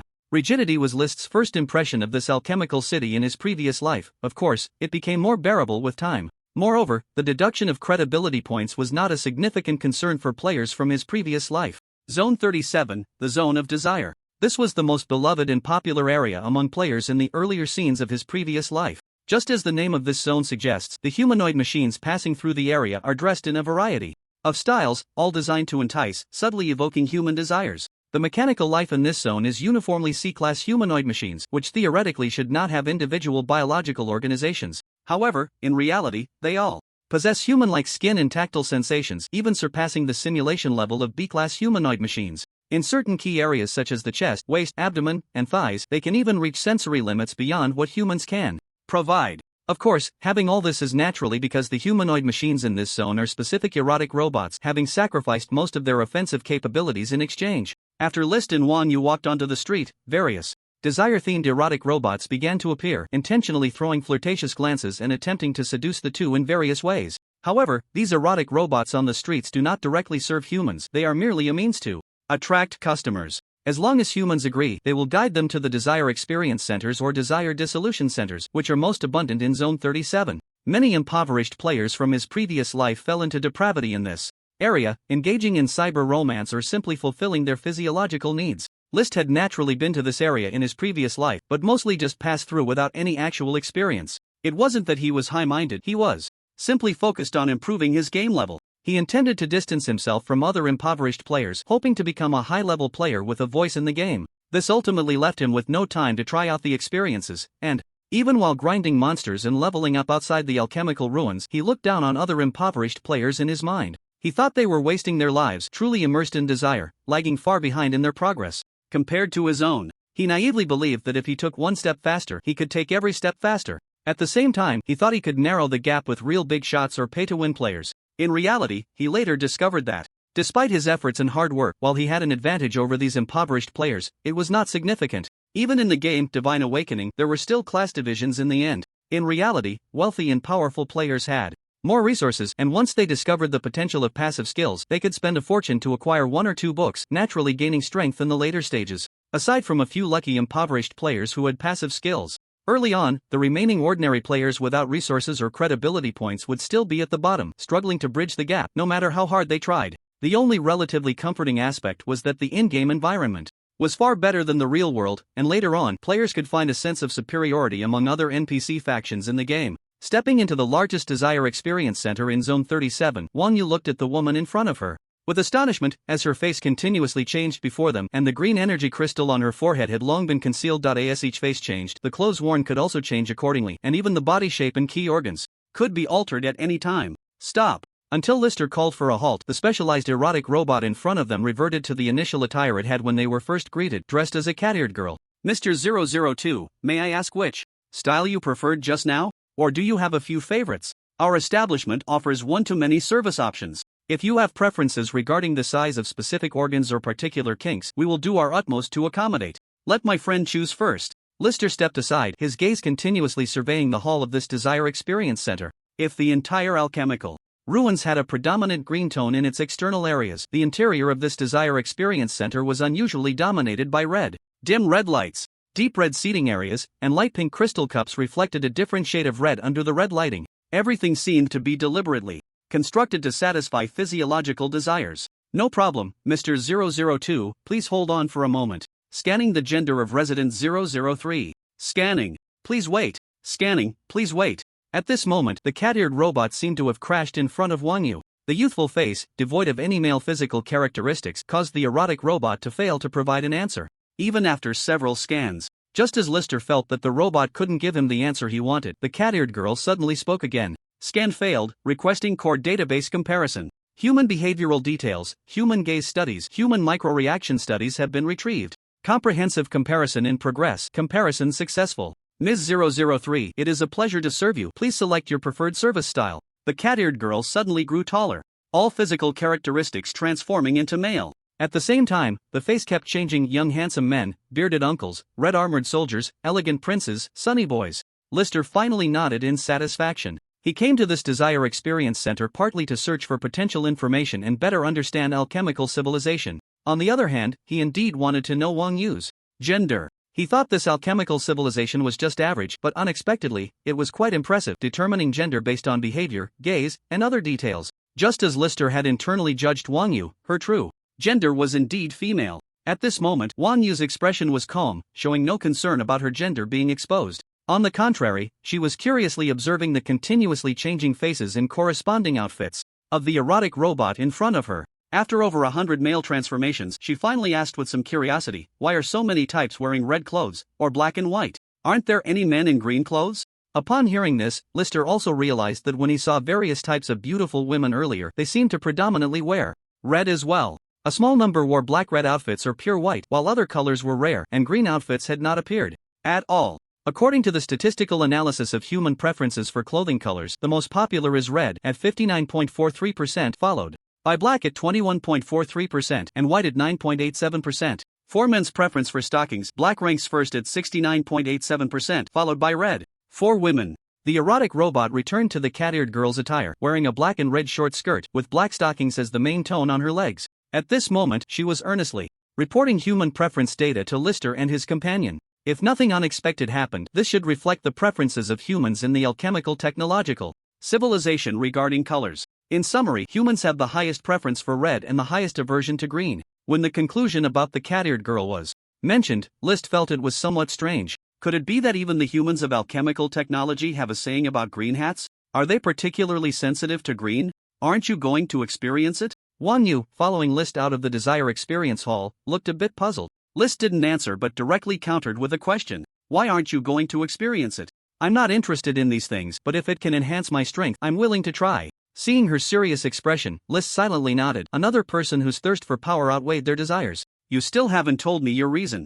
Because I have no money. Experiencing this requires energy coins, and we don't have any. Alright, let's hurry to the next area. Energy. Coins, the designated trading currency within the alchemical ruins, can only be used in the alchemical ruins of Act 4. The currency is relatively scarce and can be used to recharge energy crystals. It holds great appeal for all mechanical life within the alchemical ruins, as it is essential for their existence. Area 35 is adjacent to Area 37. It is List's second target area in the non-central zone, primarily focused on mechanical creation and maintenance, and it also houses an information library. According to his memories from his past life, the library in Area 35 is a hotspot for secondary profession players. This powerful secondary profession of alchemical machinery manufacturing can be obtained in this area. Additionally, most of the information stored in the library is related to alchemical machinery, allowing for rapid knowledge acquisition. Coupled with taking on some basic maintenance tasks, one can quickly level up their secondary profession. As long as the level is high enough afterward, they can use energy crystals to create mechanical pets and sell them to paying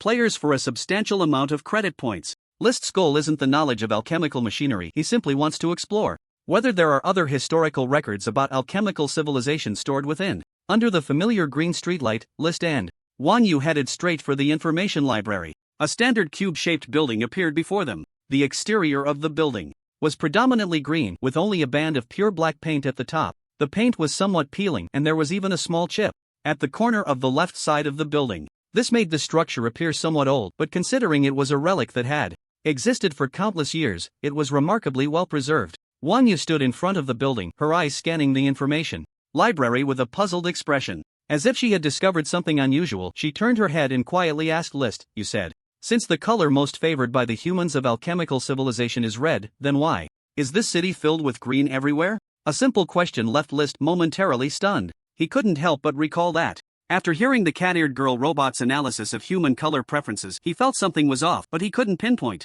exactly what. It turned out the strange point was here. Most humans of alchemical civilization clearly favored red, so why is the main tone of this only preserved alchemical ruin green? It's worth noting that just moments ago, the cat-eared girl mentioned that green is the color most despised by all humans. Yet, the green streetlights visible everywhere and the majority of the building facades adorned with green, with hardly any red in sight. Even the energy coins that List temporarily lacked were green. At the same time, thoughts about the color of the energy crystals of these mechanical beings surged into List's mind. Contaminated red energy crystals, while uncontaminated ones are green. Could there be some special connection here? Could it be that the main color scheme of this city is based on the aesthetics of these alchemical machines? No. List immediately dismissed this possibility. The alchemical mechanical beings he had encountered along the way, although their energy crystals were uncontaminated, still exhibited a unique mechanical rigidity in their overall logic and intelligence. Even if Lister acknowledged that the alchemical machines in the city exhibited a certain degree of autonomous awareness, this awareness was not strong. In other words, Lister was certain that these alchemical machines lacked any so-called aesthetic sense, preferences, and so on. Their actions were primarily driven by the need to maintain their energy recharge and the stability of this alchemical ruin. However, aside from this speculation, it was difficult to find any other reasonable explanation. Let's go in first. There might be the answers we seek inside. Suppressing these currently unexplainable doubts, Lister constantly reminded himself that the main focus was on gathering information. The colors might just be a coincidence. His primary goal in collecting information was to find a possible connection between alchemical technology and the Galactic Federation. Any information about the alchemical ruins that could be understood would be a bonus. If not, it could be skipped. No need to waste time. Scanning, Residence 002 and 003, entry permitted. The tungsten door rose from the ground, and Lister and his companion entered the information repository. It was incredibly quiet inside, and as the soft green lights illuminated the situation on the first floor came into view. Aside from a designated rest area, there was a storage area for information. The information was not stored in the form of books or parchment scrolls but rather in special green crystals. After retrieving a crystal, one could project text onto a flat surface and turn the pages using specific gestures. Besides the two of them, there were quite a few other alchemical machines in the repository, including humanoid, canine, and even exotic types, all searching for the knowledge they needed. Fortunately, the surface of each information crystal had basic text inscriptions for introduction. It seemed to stem from a lineage of written transmission. The script of alchemical technology, while slightly more complex than that of the Lucian kingdom, was generally similar enough to be readable. After half a day, Lister had reached the 7th floor of the top level. The information that he and Wang Yu had found downstairs was all about alchemical machine maintenance, alchemical machine manufacturing, energy crystal embedding, and other specialized knowledge. By the time they reached the 7th floor, the number of information crystals had suddenly decreased and there were no mechanical lifeforms to be seen upstairs. There was a thin layer of dust on the ground, as if no one had been there for a long time. Finally, the information crystals here contained the content Lister was looking for. The first information crystal, titled The Origin of Alchemical Machines, provided an overview of the origins of alchemical machines. Seeing that there was no one else around, Lister decided to project the text onto the wall behind him for reading. Alchemical machines originated from the great civilization of alchemical technology, one of the 2 proudest achievements of this civilization. 10 minutes later, Lister switched to the next crystal. The useful information for him was only in the introductory part, the rest was about the specific theoretical development of alchemical machines. At this moment, Wang Yu had also reached the top floor and was similarly browsing the information available. Lister spent the entire day immersed in this information repository. He finally gained a general conceptual understanding of the entire alchemical civilization. The 2 proudest fields of the alchemical civilization were alchemical equipment and alchemical machines. Alchemical equipment was designed for human use, aimed at empowering humanity. Alchemical machines, on the other hand, were entrusted to mechanical life forms to protect humanity on their behalf. In fact, this was somewhat similar to mechanical professions, but with one key difference: mechanical professionals had absolute control over the machines they created. All machines were merely tools for them, and their own strength would not diminish. Everything still depended on the improvement of the professionals themselves. Alchemical mechanical life forms, however, did not rely on human control and possessed a certain degree of independent consciousness. The rapid development of these 2 fields led to the birth of 2 extremely prosperous giant cities within the alchemical civilization, one focused on alchemical equipment and the other on alchemical machines. Ultimately, under the leadership of a genius in alchemical machines, the development of alchemical machines advanced by leaps and bounds. The city, primarily developed around alchemical machinery, has outshone others and has been established as the new capital of alchemical civilization. This is the alchemical ruin city where List currently resides. No wonder List feels that this city resembles more of a robot-governed metropolis, seemingly having little to do with the technology of alchemical science. Emotions became the main theme as the alchemical civilization advanced, leading to the rise of alchemical mechanical life. List quickly realized that the 4th act of the game was indeed a paradise for mechanical players, and it was in this act that mechanical professionals began to emerge. Unfortunately, even though he now has a general understanding of the overall strength of the alchemical civilization, he still lacks any relevant information about the Galactic Federation. Where are we going next? Outside the information archive, Wang Yu once again asked List. She had no specific purpose in this city, and her own strength was also improving steadily, maintaining a pace of leveling up once a day. So far, her level had reached 45. List gazed at the scene of various mechanical creatures lined up for repairs, the air thick with the smell of machine oil. Memories from his past life flooded his mind. He recalled that in districts 21 to 49, he had spent considerable time in all but the 37th and 35th districts. Part of these areas served human entertainment, while the other part was functional zones needed by mechanical creations, and he could confirm that none contained the information he required. As for the 37th and 35th, he had already completed his investigations there in recent days. Although he had gathered some additional information, it was still insufficient for him. After some thought, he decided not to wander around the outskirts and instead head directly to the Central District in search of answers. Let's go! We're heading to the Central District. The rusted light rail cabin finally stopped at the entrance of District 20. Since the 2 did not have the necessary permissions, the light rail could not take them further. Although the alchemical ruin city itself did not have a clear division of the 49 districts, in practice it was strictly divided based on individual strength. Excluding the core area of District 1, players from his past life referred to the first 20 districts as the Central District, while the remaining areas were considered non-central or sightseeing districts. List had never entered this Central District in his past life, nor had he participated in the permission assessment. He had only heard that the humanoid machines in the Central District were more intelligent. At that moment, a B-class humanoid machine approached them at the entrance. It was robust, dressed in a pure green uniform, with explosive muscles on its chest, giving off a rather intimidating presence. Detected residents 002 and 003. Scan results have been obtained. Permission not granted. Access denied. Hello to both of you, my name is Loot. Would you like to participate in the permission assessment? What are the specific criteria for the permission assessment? You both need to engage in a duel with our combat robots. The combat robots will assign corresponding permissions based on your specific strength. Starting from D-class permission, for each level you advance, you will gain access to 5 additional districts. The highest is B-class permission, which can grant one resident the same access rights, and this permission ultimately allows passage to District 3. Would you Like to participate in the permission assessment? As List agreed, the two finally entered the Central District, specifically District 20. What greeted their eyes were three giant buildings resembling stadiums. The mechanical life forms passing by on the roadside were predominantly humanoid and exotic, unlike the non-central districts, which mainly featured canine, feline, and bear-like forms. Aside from a few exceptions like the District of Desire, the hurried footsteps of the crowd were all headed towards these three giant structures. Resident 002, you will undergo the assessment first. Resident 003, please wait a moment. Lute wore a polite smile, though it appeared somewhat stiff. It wasn't due to a lack of flexibility in the muscles of his face, but simply because of the emotionless gaze in his eyes. This was the greatest difference between mechanical life and humans within the alchemical ruined city. The same time, it was also the reason why List felt the other party had a certain stiffness. Resident number 002, please choose your assessment method, public or private? What's the difference? This was List's first time participating in such an assessment. In his previous life, he lacked the strength and did not overestimate himself by joining. Naturally, he wouldn't browse online strategy posts about the assessment, focusing instead on the combat weaknesses of various alchemical machines. If it's public, other life forms will watch and place bets. At the same time, 3/1000ths of the amount you wager will be your reward. If it's private, there will be no audience or betting. List didn't expect that this assessment could actually be a gambling game. After a moment of thought, he continued, can I bet on myself? I'm sorry, to ensure the fairness of the competition results, you cannot place a bet. With an apologetic expression, Lute shook his head at List, his eyes still filled with a sense of emptiness, subtly giving off a feeling of disrespect. Of course, List had long since gotten used to it upon realizing the other party was an alchemical machine. I can't even bet on myself to win? In fact, he didn't have a single energy coin on him at this moment. List was more interested in probing and understanding the functions of the 20th district.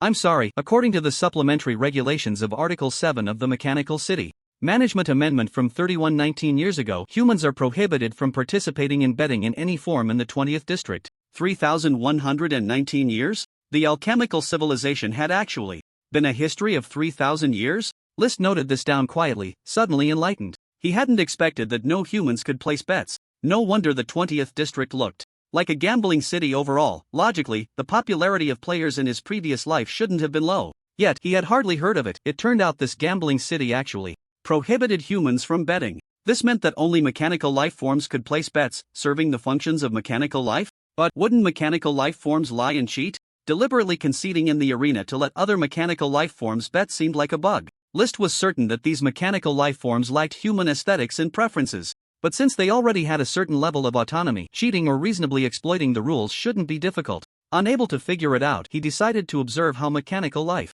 forms gambled. I choose public. Please select the assessment authority level, D, C, B. Level B. Assessment level confirmation, B level authority. Mandatory notice.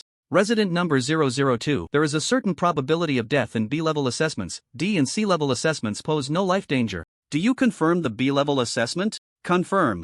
Arrangements have been made for you, please wait. In the center of the arena, List slowly stepped onto the stage. It was not a fighting octagonal cage, but a circular area nearly 400 meters in diameter, with the most primitive sandy ground beneath his feet. Looking up, there were nearly 10,000 seats for spectators, with various mechanical life forms continuously entering and taking their seats. A strange sense of incongruity surged in his heart. As a human, he was actually being used as a bet by mechanical life forms. Even though this was List's own choice, wanting to witness the spectacle of robot gambling, he still felt it was absurd. Now he had seen it. Countless cold machines sat silently in the audience, staring at him. The bets were all made with energy coins, the life source that all mechanical life forms relied on. For List, the B-level assessment posed a life danger, and the same went for those mechanical life forms on stage, wagering their lifespan. However, while the stakes were thrilling, the mechanical life forms displayed very flat emotions. Unlike humans, who would flush and shout excitedly while gambling, the mechanical life forms seemed like gentlemen attending a concert, quietly waiting for the final results of the arena.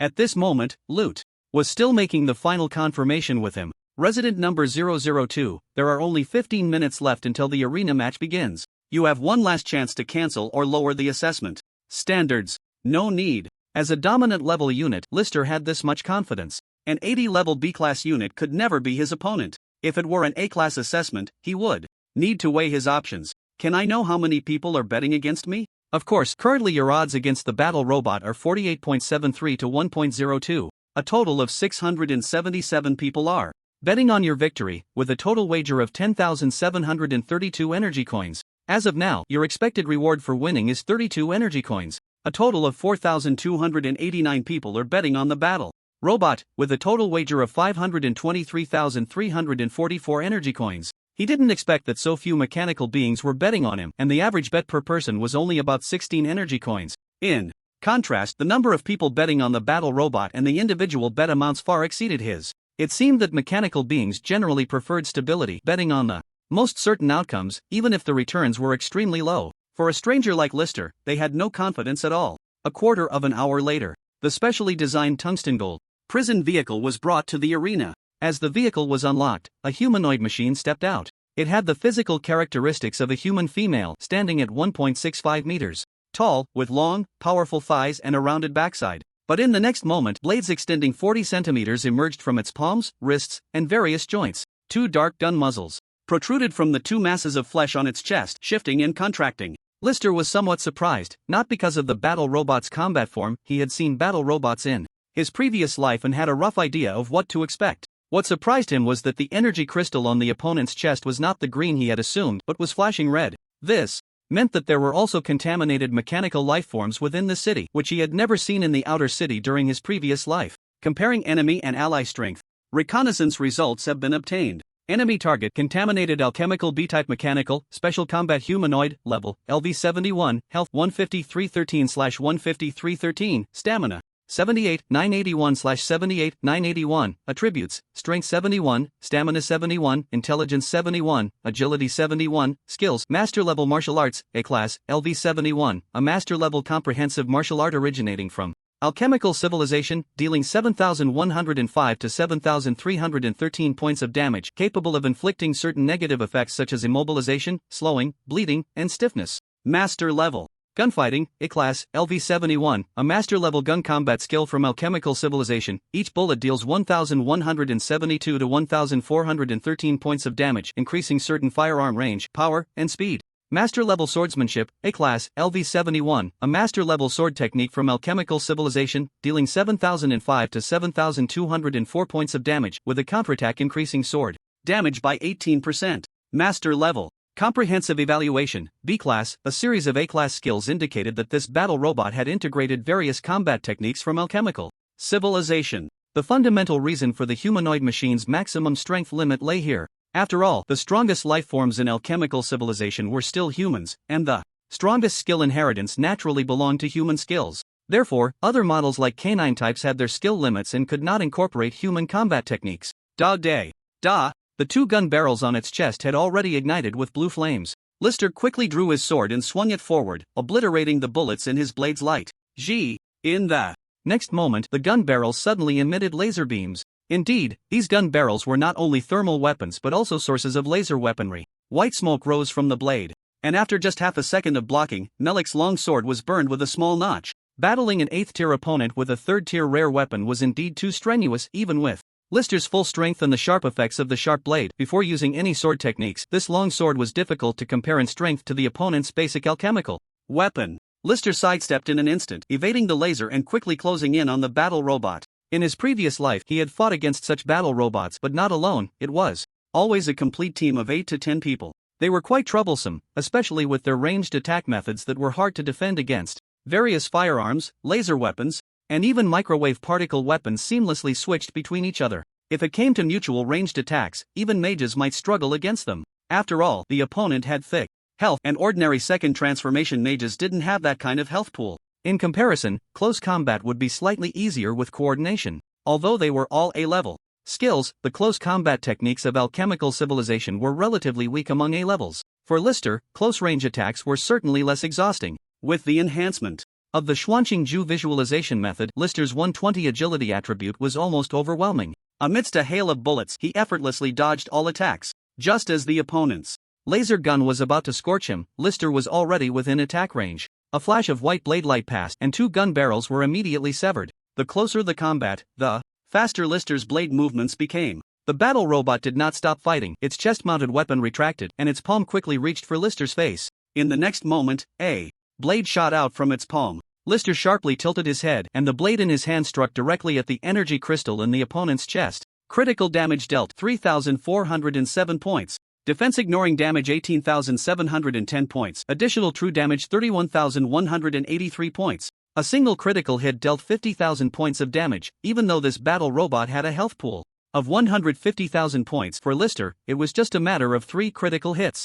A fierce gash appeared on the robot's chest, cutting through the energy crystal from its lower abdomen to the left shoulder, damaging the internal mechanical structure. In the next moment, the biological tissue automatically repaired the surface wound. If it were a real person, they would have already lost some combat capability. But for the battle robot, especially this contaminated one, it wouldn't stop fighting until its energy was exhausted. At this moment, some ranged attack methods began to retract as the internal damage rendered them temporarily ineffective. Instead, the master-level close combat techniques of alchemical civilization began to be employed. Bang bang clang. The combat techniques themselves were not difficult to deal with, but during the fight they could extend blades from their joints at any moment, which significantly enhanced the battle robot's combat skills. However, under Lister's malicious perception of killing intent, they were all child's play. He could keenly sense any movement. All attacks were visible beneath his eyelids, nowhere to hide. Good opportunity. Seeing the opponent's right knee thrust coming, the blade at that spot had just been severed by Lister's strike. He immediately responded with a knee thrust of his own. Boom! In the violent collision, Lister's knee instantly stiffened and felt somewhat numb. As for the battle robot, it had already been sent flying into the air. Damage taken, 1,371 points. Bleeding effect and stiffness effect received. Note, this effect is A-level, and the firm heart visualization method has immunity to 50% of the judgment but cannot fully immunize. Indeed, it was an 8th-tier battle robot. He hadn't expected the damage from a knee thrust to be so high, and he figured it was time to upgrade his 3rd-tier equipment. Fortunately, Lister's knee thrust was not easy to endure either. Attack dealt 13 points of damage to the opponent. Due to the difference in strength attributes, the knee thrust has triggered a knockback effect. The knee thrust, now upgraded to level 60, had a very small knockback probability, determined by the strength attributes of both sides. However, with the additional 60 points of strength from Lister's Merrick breathing technique, the difference in strength attributes was 49 points. The originally minuscule chance of knocking back had turned into over 80%. Gathering strength, he swung the blade in his hand as the battle robot began to descend. Due to your use of the Merrick blade technique, the remaining negative effects have been eliminated. The system's prompt followed closely as a silver flash swiftly cut through the chest of the battle robot, continuing to fly into the distance. An invisible wave appeared from the front of the audience, revealing a familiar energy shield. Whoosh! The silver flash collided violently with the energy shield, ultimately creating an extremely tiny crack. Yet, in the next moment, the energy shield had already auto-repaired itself. At the same time, Lister's figure moved forward like a ghost, and as the battle robot landed, he plunged another blade into the energy crystal embedded in its chest. Experience gained 442,332 points. Before him, the battle robot lay on the ground as if it had been shut down, completely plunged into silence. All the biological tissues that had been cut were no longer auto-repairing, and even began to age, slowly losing their vitality. Contaminated alchemical technology B-class energy crystal, remaining energy 1%, exhausted. Note, this energy crystal can still be recycled 97 times.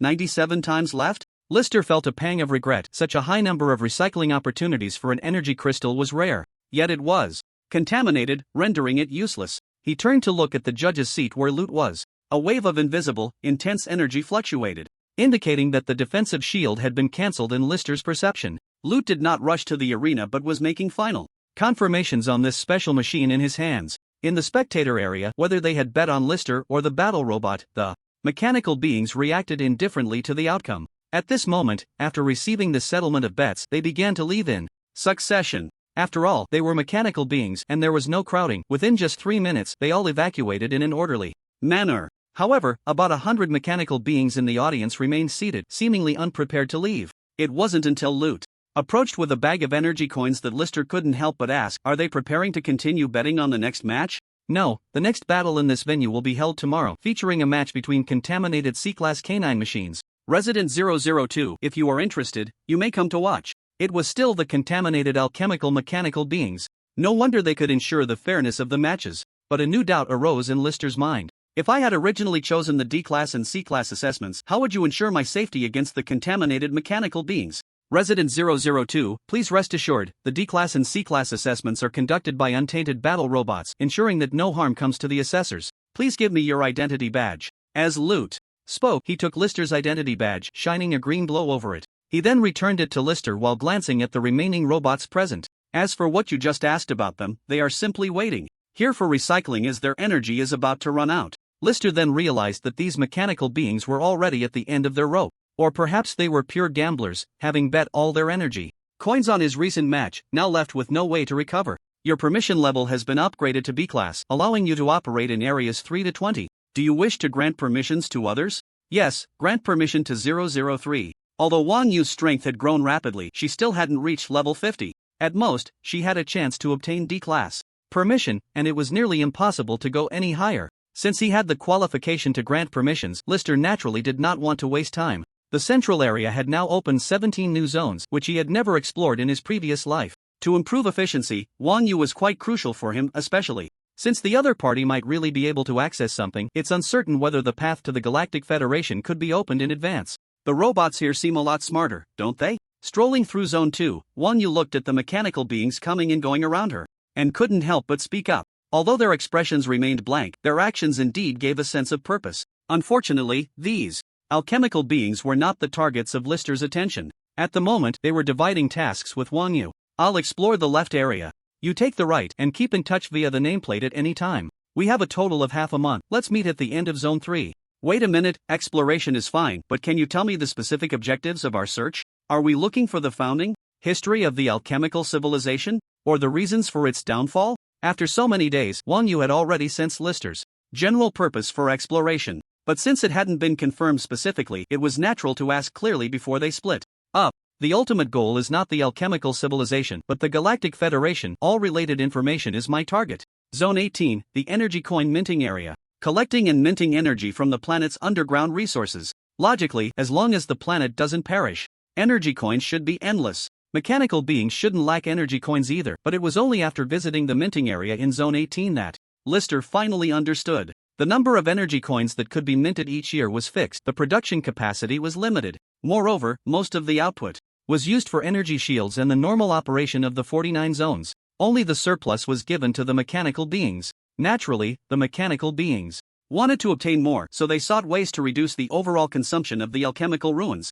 This was also the reason why the entire city appeared gray and dim, with only faint green streetlights illuminating the roads. It was no wonder that in his impression, these energy coins were only effective in the fourth act. In contrast, the gold coins from the previous acts could still be exchanged for local digital currency during the galactic and cosmic periods, even if the exchange rate was quite poor. After a rough tour, Lister continued to explore inward. Zone 15, the alchemical machinery research and development area.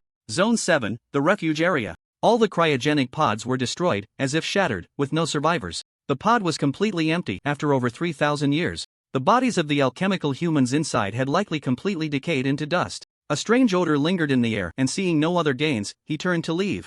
After about a month, Lister explored inward. In the central area, the functional zones that met human needs had significantly decreased, while the proportion of functional zones serving mechanical beings remained the same. At the same time, many functional zones that maintained the city's operation appeared. Although they were supposed to meet at the entrance of Zone 3, it was quite a coincidence that Lister ran into Wang Yu outside Zone 4. Her level was already LV70, and under his scan, he found her skill level was only 65, with basic attributes not yet reaching the threshold. It seemed that the period of rapid development had passed. Even though Wang Yu's level was still rising quickly, her overall strength needed to be supplemented by her upcoming active training. Upon seeing Lister, Wang Yu shook her head with some regret. There's no information about the Galactic Federation. As for the alchemical technology civilization, there's only one piece of information that's somewhat useful. That alchemical machinery genius, named Hoffman, is the creator of this alchemical royal city. Lister recalled a mention of an alchemical machinery genius in the previous information archives book, The Origins of Alchemical Machinery Development, including the exploration through the central area. This alchemical genius had been mentioned from time to time, and now he finally knew the true name. To create such alchemical mechanical beings, Hoffman was indeed a genius. Zone 4 was also a functional area. Upon entering, it resembled a factory-like park. Various mechanical arms and alchemical machinery parts were processed in different areas like an assembly line, blade, machine guns, alchemical microwave weapons, and so on. All the way here there are even weapons or accessories of combat robots. The periphery is filled with various types of alchemical mechanical parts production. List even saw a recycling area, where many energy-depleted mechanical lifeforms were sent in, and the outcome was self-evident. Various accessories were ultimately sent to the fortress at the very center. If nothing unexpected happened, this fourth district seemed to be a production or breeding area. Permission scan in progress. B-level permission, entry allowed. Please note, destruction, interference, or influence on the breeding area in any form will result in becoming public enemy number 1, with all permissions revoked and subject to elimination. It seems this is truly a birth area for mechanical life? Although it has nothing to do with List's purpose, he was still quite interested in the birth of these mechanical beings. Moreover, this 4th district seemed to be the only way to enter the 3rd district. Inside the fortress, a multi-layered and complex assembly line unfolded before him. Various alchemical mechanical parts were being assembled. Click, click. The sounds of mechanical parts snapping into place echoed in his ears, providing a somewhat soothing sensation. List stood on a half-suspended glass corridor where visitors had a fixed route for observation. Notification, energy shield detected, overall shield level 8, strength S-class. Sure enough, as he reached out, a layer of invisible energy waves appeared. With this level of strength, not to mention accidentally causing damage, even an ordinary professional would be unable to break this shield, let alone interfere with the production inside. The deeper he went, the more complete the assembly of the mechanical lifeforms became. Finally, colorless energy crystals were installed. But the mechanical lifeforms had not yet been activated. Alchemical sea-level energy crystal detected, energy 100%, remaining cycles 29. Remaining cycles 81. Ultimately, all lifeforms were transmitted to the last area, but this area was completely shrouded. Just like the sky outside the city, looking in from the outside revealed endless darkness, impossible to probe. The so-called breeding area turned out to have the most important secret that could not be known. The so-called visit was just a lonely visit. List realized why there were so few players who desperately entered the central area in his previous life. It seemed that most interesting exploration areas were in the non-central zones, and aside from some side quests, there was really no need to come to the central area. Is that a robot? At this moment, Wang Yu pointed towards the front of the black area. There stood a strange figure, about 2 meters tall, with a slim build, eyes closed, and quite regular features. Of course, what attracted List the most was his green hair. He was indeed not ordinary. Dressed in a brown and green mixed long coat, his aura suddenly elevated. Isn't there a green robot? Wang Yu couldn't help but question, surprised to see a mechanical model that didn't even exist in the Desire Sports Hall. Even List had to admit that this figure before him, despite being entirely green, could be considered handsome. Ha! A voice of astonishment came from Wang Yu beside him, and List couldn't help but furrow his brow. The reason was that the robot before them suddenly opened its eyes. The two had thought it was an unactivated mechanical lifeform. With green pupils, it turned its head to scan List and Wang Yu. That gaze, completely devoid of the dullness of mechanical life, was very spirited. List could even sense a hint of curiosity in the other's eyes. At the same time, the pores all over its body expanded and contracted, and the breath from its nose did not resemble the simulated state of mechanical life. It was too realistic. Could it be a real person? He immediately used the system to scan the information of the other party, comparing enemy and ally strengths in reconnaissance. The reconnaissance results have been obtained. Target found, Alchemy C-type puppet level, LV70 health 50313/50313 stamina 18981/18981 attributes, strength 60,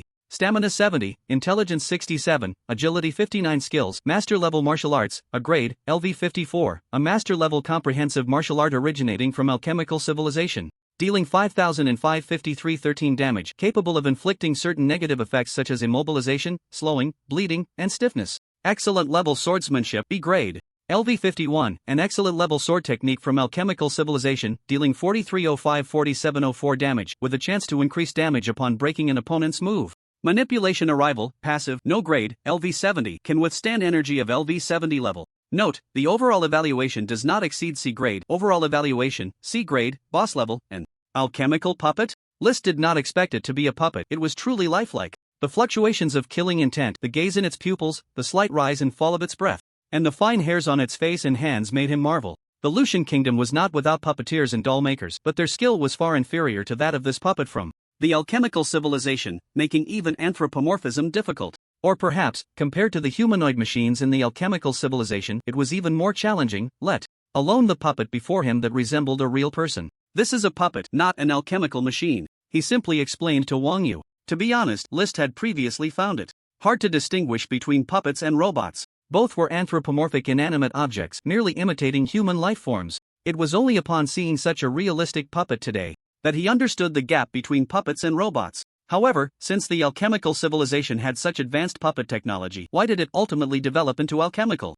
mechanical life? Was it that the manufacturing conditions for puppets were more stringent? Or was it that, in terms of potential, alchemical mechanical life forms had a brighter future? The alchemical puppet before him had now resumed its gaze at the area shrouded in darkness, simultaneously closing its eyes. Seeing that there was no more information, List and his companion continued forward. Indeed, the end of the 4th district was the 3rd district, and the 3rd district was a factory-type building just like the 4th district. Logically, List's B-grade authority only extended to the 4th district, and entering the 3rd district required a new authority assessment. In reality, he stepped in effortlessly, strolling through the factory without encountering any obstacles. However, within this factory-type building, there were no production lines, but from a certain passage, transparent energy shields appeared on both sides. On the other side of the shield was a whole row of alchemical puppets extending inward. Although the clothing they wore varied in style, they generally shared a common aesthetic. Most of the clothing was predominantly red, somewhat resembling the erotic robots List had seen in the Desire Experience Hall in the Desire Zone.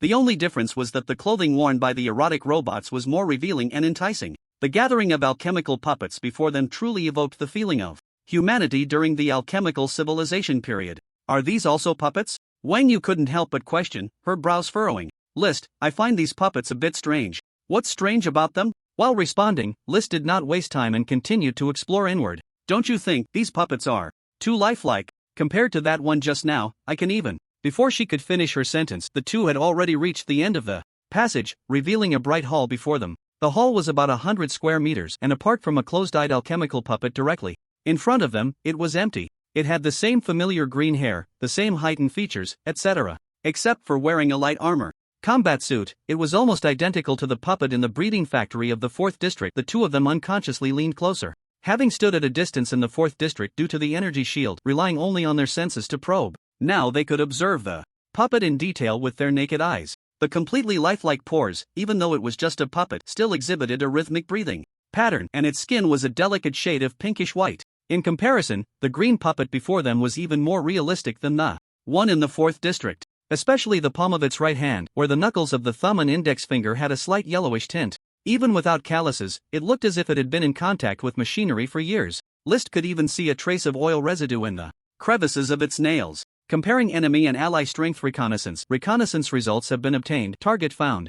Alchemical S-type puppet level, LV71 health 190313/190313 stamina 48981/48981 attributes strength 71, stamina 71, intelligence 71, agility 71 skills. Alchemical mechanical frenzy, S-class, LV71, continuously releases self-destructing alchemical mini-robots causing area explosion. Damage of 1061315382 points. Capable of stunning enemies. Can be enhanced by intelligence attribute. Note, cannot be used. Alchemical mechanical endowment, S-class, LV71, grants new sentience to all alchemical machinery, increasing health and stamina by 71% for a certain period, while also increasing damage dealt by all alchemical machinery by 71%. Note, cannot be used. Alchemical puppet endowment, S-class, LV71. Note, cannot be used. Master Level Martial Arts, A-Class, LV71, a Master Level comprehensive martial art originating from alchemical civilization, dealing damage of 7105-7413 points, capable of inflicting certain negative effects such as immobilization, slowing, bleeding, and stiffness. Master Level Alchemical Life Radiance, passive, no rank, LV71, significantly increases the base level and attributes of alchemical life forms. Created. Mechanical Mastery, passive, no rank, LV71, releases mechanical skill enhancements by 355%. Eternal Wisdom, passive. Manipulation Descent, passive, no rank, LV71, can withstand energy of LV71 level. Note, the overall evaluation does not exceed S-class. Overall evaluation, B-class S-class. Seeing the system scan results, List's expression suddenly became serious. Even though Wang Yu, beside him, and Caven whom they had met earlier, would eventually possess strength above S-class, they currently did not. Yet the puppet before them was the first true S-class monster he had encountered since entering the Divine Awakening world. In his previous life, it would have taken hundreds of thousands of ordinary players working together just to have a slim chance of defeating a boss of that caliber. Fortunately, the opponent was just a puppet, and a large number of S-class skills were unusable, so its strength should temporarily only reach B-class. This eased List's mind somewhat, and seeing the passive ability of alchemical life radiance, he couldn't help but speculate. Since this person could create alchemical life forms in the core of the hall, could it be that alchemical genius Hoffman? Just as the two were about to observe more closely, the puppet suddenly opened its eyes, its green pupils gazing at them. Crack crack, the puppet twisted its neck back and forth, its joints making strange noises as if they hadn't moved in a long time. In the next moment, the puppet's gaze fixed directly on List, a strange smile appearing on its face. A strong omen of murderous intent suddenly surged, and List's right hand immediately moved to the hilt of his sword. Sure enough, the alchemical puppet was charging. straight at him, but its speed was not particularly fast. With the enhancement of the murderous intent and his agility far surpassing that of the opponent, List reacted promptly, drawing his sword in a swift slash. The sharpness and slight sting of the blade's aura, perceived at close range, made Wang Yu instinctively take a step back. The alchemical puppet was not slow to react either. Immediately raising its arms to block in front of its chest, the incredibly sharp silver light swiftly swept across its chest, as if absorbed by the dark armor on its hand. The remaining silver light ultimately struck the energy shield behind it, shattering the shield's crystalline structure, which was then completely repaired in the next moment. Attack damage dealt 0 points, ignored defense damage 0 points, additional true damage 26,009 points.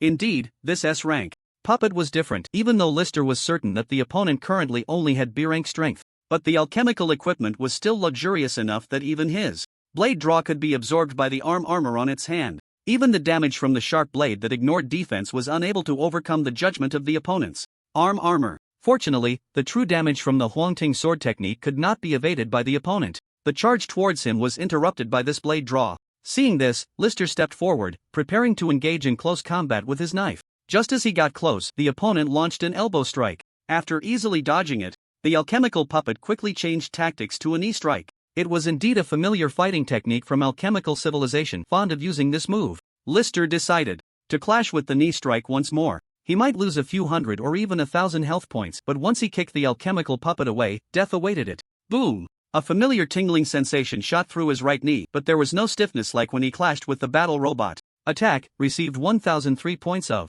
damage, inflicted with bleeding status. Note, this effect is A rank. The steadfast heart visualization has immunity to 50% of the judgment, cannot be completely immune. Attack, damage dealt 744 points, triggered knockback effect. To be fair, although this knee strike was an E-rank skill, it felt more comfortable to use than D-rank fighting techniques. It was simple and practical. Once the knockback effect was triggered, Lister would not give the opponent another chance to get up. He swiftly predicted the landing point of the alchemical puppet after being kicked away and slashed upward with his knife. The blade directly grazed the back of the opponent's chest armor, leaving a long, deep scar imprinted on the armor. Attack damage dealt 1910 points, ignored defense damage 15,536 points, additional true damage 25,849 points. This time, the slash landed solidly on the opponent, not absorbed by the armor, and the ignored defense damage still had a judgment. After the strike landed, Lister flicked his wrist, executing a flashy flourish. Then, he reversed his grip on the knife and aimed it directly at the neck of the alchemical puppet. The sharp blade cut through without obstruction, and the system's damage judgment immediately followed. Critical attack. Damage dealt 9,910 points, ignored defense damage 35,536 points, additional true damage 59,226 points. A single blow nearing 100,000 in critical damage directly killed the alchemical puppet. However, what puzzled Lister was that the kill notification from the system did not come, nor did the experience points increase prompt. Even the blade in his hand seemed unable to cut all the way through. In the next moment, a strong wave of energy erupted from beneath his knife. The alchemical puppet, which should have been slain, suddenly gripped the blade with both hands. At the same time, its drooping head surprisingly turned towards Lister, its green pupils staring directly at him, and a look of incredulous surprise flashed in its eyes. Faced with such a bizarre situation, Lister prepared to retreat, but the blade in his hand could not be pulled out. Despite having several points higher in strength than the opponent, he was completely unable to budge it, falling into a disadvantage. This set off alarm bells in Lister's mind, fearing that the opponent had a second phase. Burst. Clang. A crisp sound of the blade breaking echoed. Lister felt his grip loosen, and he immediately stepped back to create distance, now left with only the knife handle in his hand. Yet the alchemical puppet surprisingly stood up again, supporting its drooping head with both hands, looking quite satisfied as it gazed at Lister. Rescanning the opponent with the system, Lister's expression turned more serious than ever. Comparing enemy and ally strengths during reconnaissance. Reconnaissance results have been obtained. Target discovered. Alchemical S-type doll. Arrival state. Near-death trigger. Level. LV71 health 10412/190313. Rapid recovery.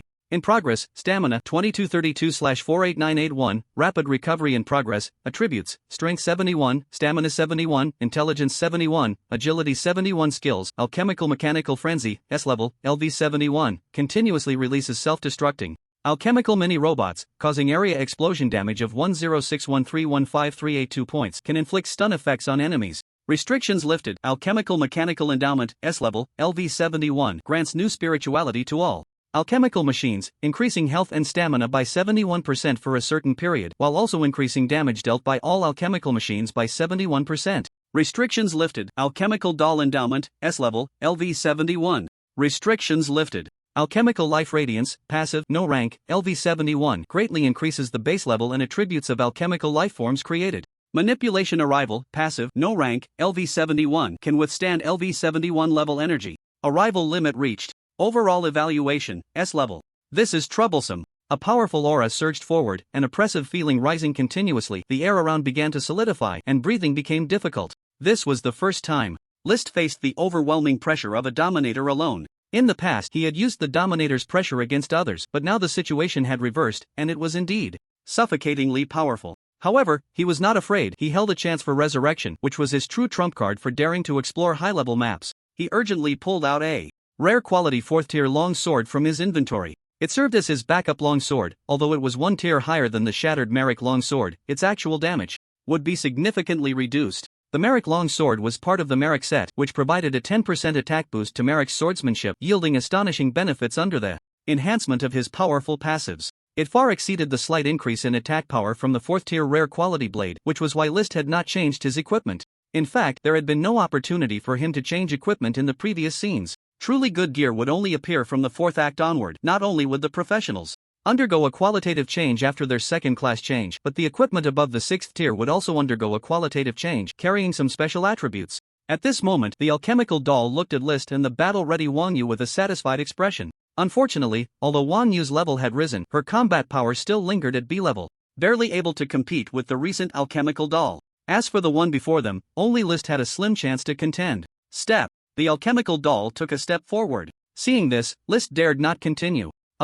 Noticing the opponent's health was about to surge back to 20,000, he quickly moved forward with his sword. Another draw slash. The sharp silver light surged forward with unstoppable momentum, striking out. Facing the incoming blade light, the alchemical doll did not raise its arms to block with its strange black gauntlets. Instead, it took another step forward, showing no defensive posture. Directly facing his slash, the silver light sparked violently against its chest plate, leaving another mark. Attack dealt 4,091 damage, ignored defense damage 16,981 points, has slain, true damage has transferred. Target. New target discovered, with true damage of 28,301 points. In List's view, the alchemical doll's health rapidly dropped to 0 points. Health 0/190313 special existence state. Even though the experience point notification did not come, he was certain that he had completely slain the alchemical doll this time. Meanwhile, the accompanying true damage could not be determined on the alchemical doll but was transferred to the target controlling that doll. New target detected, enemy and ally strength reconnaissance in progress.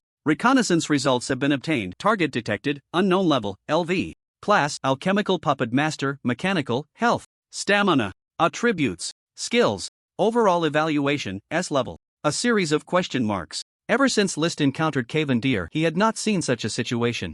Again. The fact that there was a complete inability to glean any information indicated that the opponent's level was at least 30 levels higher than his own, and their overall evaluation matched his. With such a high level, still maintaining S-level combat power, this was undoubtedly a fully formed high-tier overlord. At this moment, List held his blade and observed for a moment, feeling that the state of the puppet opposite him was somewhat strange. Clearly, it had already been slain by him, yet the aura of a dominator still lingered. This unknown overlord controlling the puppet was still present. Uncertain whether this special state of the alchemical puppet would lead it to attack him, List saw that the opponent remained still. Ultimately, he charged forward again. With his blade, when in doubt, striking was always the best answer. Just as the blade was about to strike, the alchemical puppet suddenly spoke. "Don't rush." As if it hadn't spoken in a long time, the puppet's voice was hoarse, as if something foreign was lodged in its vocal cords. At this point, List could no longer hold back his blade, nor had he ever intended to. Another nearly 30,000 points of real damage struck the overlord behind the puppet.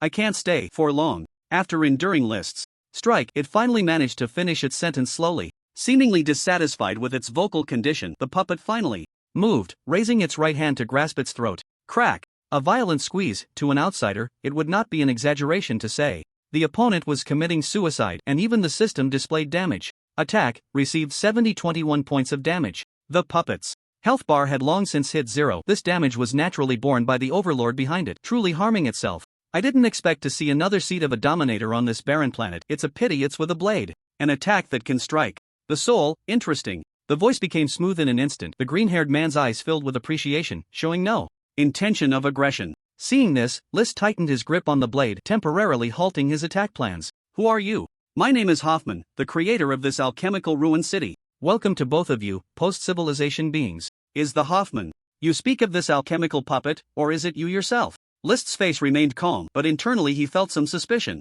Knowing that the genius mechanic Hoffman was a figure from 3,000 years ago, logically, a second transformation professional wouldn't have such a long lifespan. Only a third transformation professional might. Or perhaps the opponent was a special race, not bound by ordinary lifespan rules. It's all me. The puppet before you is made from my own human body. You turned yourself into. Then what about these puppets? Are they all made from real people? One you couldn't help but voice her disbelief, pointing at the long line of alchemical puppets behind her, questioning the being before her. In fact, she had already sensed some clues before the battle. Whether mechanical life forms or alchemical puppets, she could keenly distinguish differences due to her special profession. Indeed, they are all made by my own hands. It's been thousands of years, truly nostalgic. Although she had vaguely guessed that these puppets might be made from real people, hearing Hoffman admit it still sent chills down her spine. Even the one you had killed countless lives and had indirectly slaughtered a village, facing the act of turning living humans into puppets, she questioned whether she could do it. Not to mention the existence behind the puppet had turned itself into a puppet. Although List was equally surprised inside, he suppressed his emotions and tried to inquire about the information he needed. He had a premonition that he should be able to find answers regarding his second transfer task from the other party. Are you currently in the Galactic Federation? I'm still in the Galactic Federation for now. Then, just as List was about to continue questioning, the puppet across from him immediately interrupted his words. Young man with the knife, it seems you still have many questions. However, my puppet has been damaged too severely by you and will soon be unable to hold on. There is another mechanic inside who arrived before you. He should be your friend, right? He has been waiting for you for over a year, saying he had an agreement with you. If there are other questions, let him fix my puppet first. After saying this, the puppet's eyes closed, its head drooping back on the verge of separating from its body. The overwhelming pressure instantly vanished, and the air around them relaxed. At the same time, a mechanical voice echoed in the hall. Congratulations, residents 002 and 003, you have passed the assessment and obtained A-level permissions, allowing you to enter Area 1. Boom boom boom. The sound of massive mechanical gears turning erupted, and aside from the space where the two stood, other areas began to shift. The corridor that was once the entrance had completely disappeared, and a new path appeared on the other side. List did not hesitate and continued to explore forward. At this moment, he felt good. There was finally a clue regarding the Galactic Federation. This Hoffman, who survived from the alchemical civilization, resided in the Galactic Federation. Meanwhile, Caven Deer was likely waiting for him in Area 1. Ahead. As long as he could repair the puppet in front of him, he would be able to contact Hoffman again. At that time, he could truly focus on the matter of the registered civilizations in the Galactic Federation. After walking through the dim passage for a long time, he finally saw a new hall. List realized that the first three areas should be completely connected by a massive building. Permission scan, A-level permission granted. Area 2 is now open to you. Welcome to both of you. This is the home of Master Hoffman. My name is Tia, the butler of Master Hoffman. A sudden mechanical voice rang out in the hall.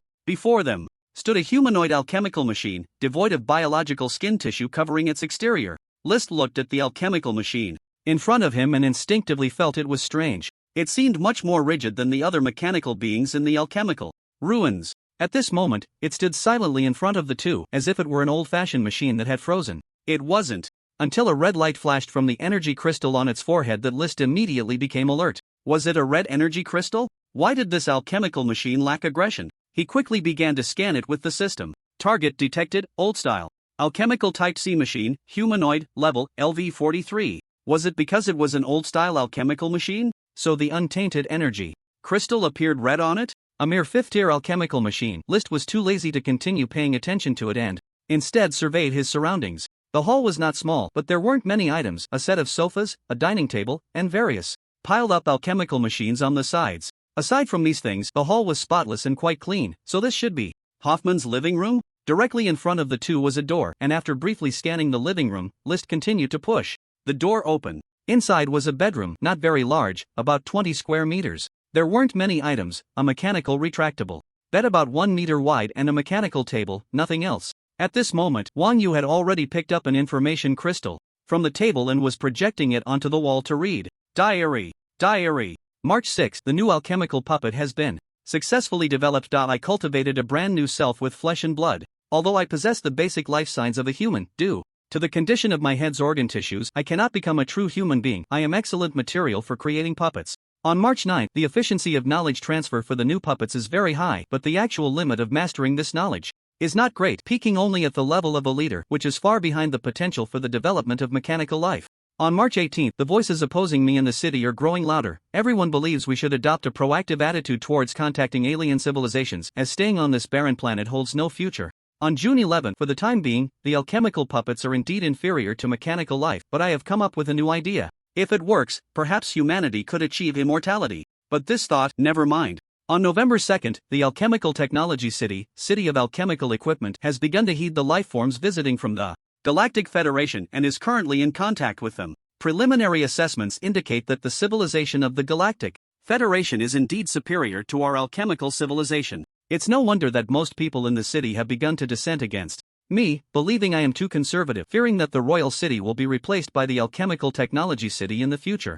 On April 9, I heard that the Technology City has already contacted the Galactic Federation, and the Federation has sent people to investigate our civilization, requiring a rating and registration. On April 11, the residents of the Royal City no longer trust me. A new round of voting will soon commence, and I will likely no longer be the leader of the Royal City. On April 19, due to the alchemical mechanical life of the Royal City, the Galactic Federation does not allow autonomous mechanical life forms. The investigation team has already left, and the acceptance of the alchemical civilization and registration has been cancelled. War is imminent. On April 20, so, am I truly the sinner of the alchemical civilization? On April 22, I didn't expect the blow to come so quickly. The gap in civilization is indeed too vast. Fortunately, I am still the leader of the Royal City and have not been dismissed in time. I have activated the energy shield and initiated emergency defense measures, hoping to survive this disaster. On April 23, with just a single strike, a canyon was cleaved open. Indeed, every path taken to the extreme possesses powers beyond imagination. The strong of the Galactic Federation are already in another dimension. Thankfully, we have the support of the strong from the Leviathan civilization. As long as the surviving humans of our Royal City stay quietly underground, we will not suffer further attacks from the Galactic Federation. On July 7, I have been dismissed, and most of the surviving residents of the ruined city have decided to enter hibernation, believing that in 1,000 years, they will no longer suffer attacks from the Galactic Federation. Of course, there are still a few residents who want to go out, unwilling to remain underground forever. On July 19, according to the wishes of the Leviathan Strong, the alchemical civilization has no future. New civilizations on this planet will be permitted, as long as they do not contact the alchemical civilization. I have accepted the invitation from the Leviathan civilization. Before I leave, I want to complete my attempts with the alchemical puppets. On December 9, indeed, human life forms themselves are the best material for alchemical puppets. I plan to turn my own body into a puppet to leave behind, as long as content torn away. The diary entries have reached this point. The relationship between the Galactic Federation and the alchemical civilization that he desperately searched for has finally been found. I didn't expect this outcome. The alchemical civilization had already attempted to register with the Galactic Federation. However, due to the alchemical mechanical life, it seems that civilizations with autonomous mechanical life forms are not accepted by the Galactic Federation, and are even completely prohibited from being hostile, leading to the eventual destruction of the alchemical civilization by the Galactic Federation. It's no wonder that after the fourth act, the main storyline remembered by List is to resist the coalition attacks of the Galactic Federation. It should be that after the players completed the exploration of the fourth act, the alchemical ruined city was thoroughly exposed and subjected to investigation and attacks by the Galactic Federation army. So, is this revenge? Wang Yu beside me quietly inquired. Originally, Wang Yu thought Hoffman was a heartless alchemy madman, but after reading the contents of the diary, he felt he understood a lot more. At this moment, Lister also recalled the 7th district he had explored, the refuge zone. All the cryogenic pods had been destroyed from the outside. He initially thought they had been damaged together while resisting an external crisis, with everyone inside dried up to nothing. It now seemed they had been controlled by Hoffman, ultimately turned into alchemical puppets, and then discarded on either side of the passage in the 3rd district. After finishing the diary, Lister turned back to look at the alchemical puppet that was following the two, its hands supporting its head. Even though its health was nearly depleted, the most basic actions of a puppet were not restricted. It must have been under Hoffman's control, following the two on his orders. He once again noticed the yellowing fingers and the grease in the crevices of the nails. He had sensed something was off before, but he never imagined this was a puppet made by Hoffman himself. No wonder so many skills were unusable, even those related to alchemical machinery and crafting. Everything was becoming clear now. As for the first alchemical puppet cultivated from Hoffman's own flesh and blood mentioned in the diary, it was most likely the identical puppet from the breeding zone.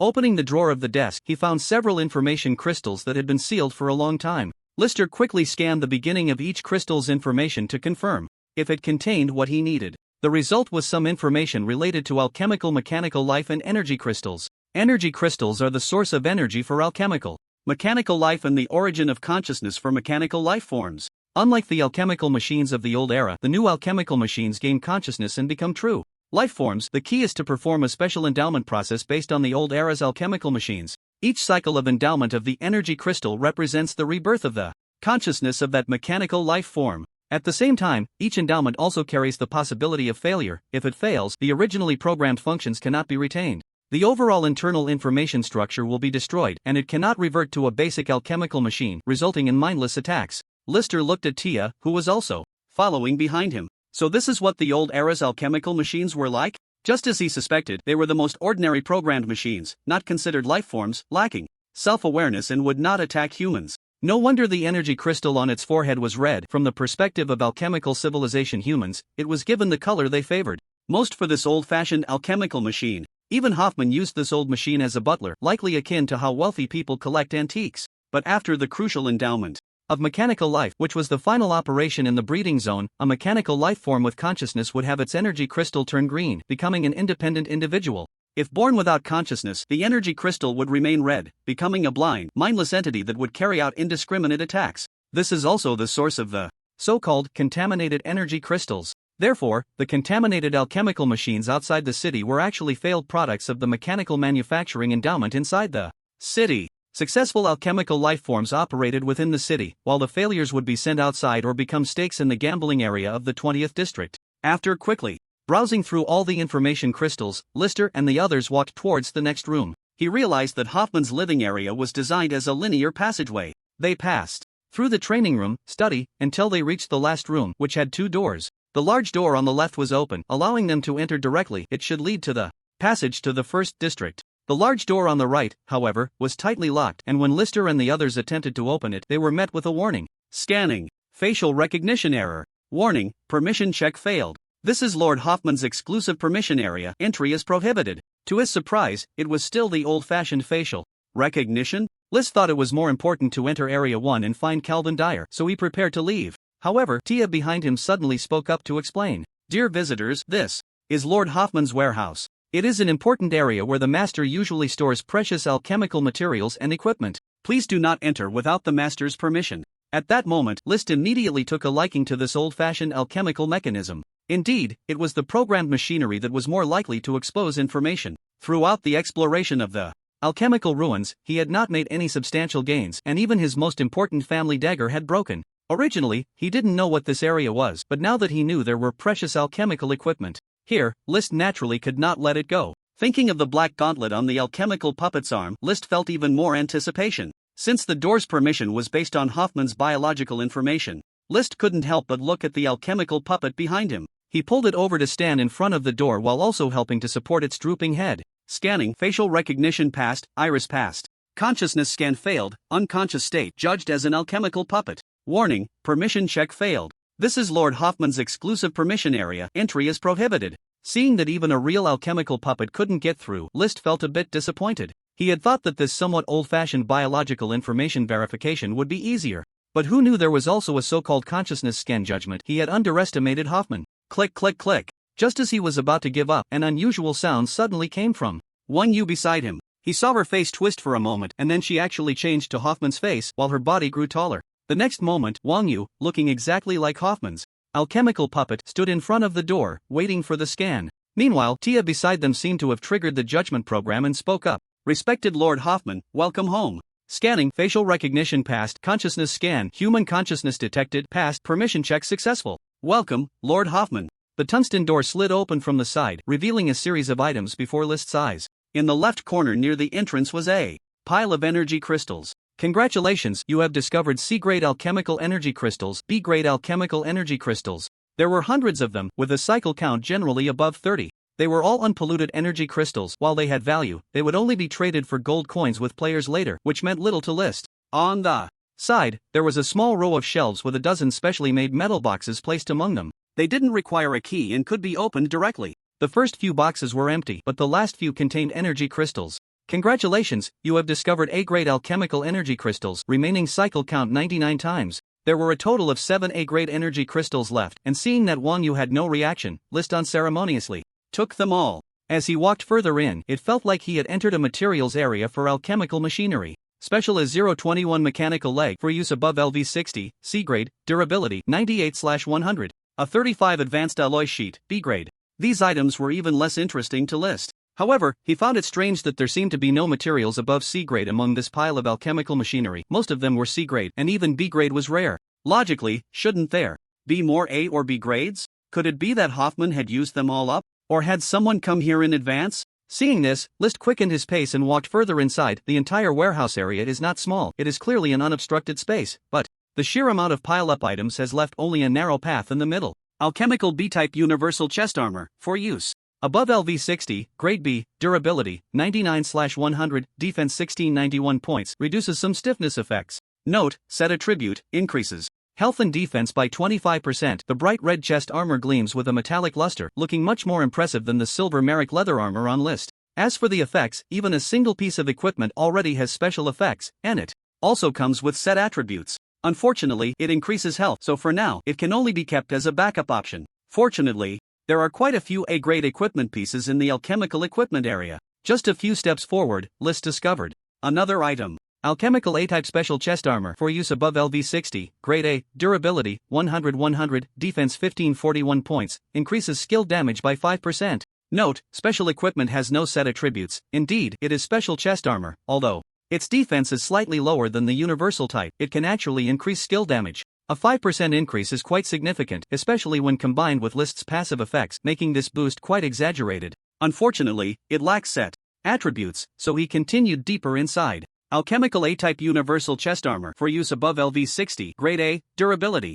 100/100, defense 2192 points, increases attack speed by 3%. Note, set attribute, when health is below 70%, absorbs damage from attacks for self-recovery, with a maximum recovery of 2% per instance. Alchemical A-type universal leg armor for use above LV60, grade A, durability 100/100, defense 1512 points, increases attack speed by 3%. Scanning through, he could gather 3 sets of A-type universal chest armor, each set consisting of 6 pieces. In total, that amounts to 8,067 points of defense, an 18% increase in attack speed, and a barely qualifying lifesteal effect for the second stage. While the damage increase is average for List, it significantly enhances his sustained combat ability. As for the A-grade special equipment, a complete set consists of 3 parts: chest armor, leg armor, and belt. In total, it provides 3,909 points of defense, 5% skill damage, 5% ignore defense damage, and 5% additional damage. After some thought, List directly equipped these 3 special pieces. For his skill-based development route, which focuses on sword techniques, attack damage is always more important than defense.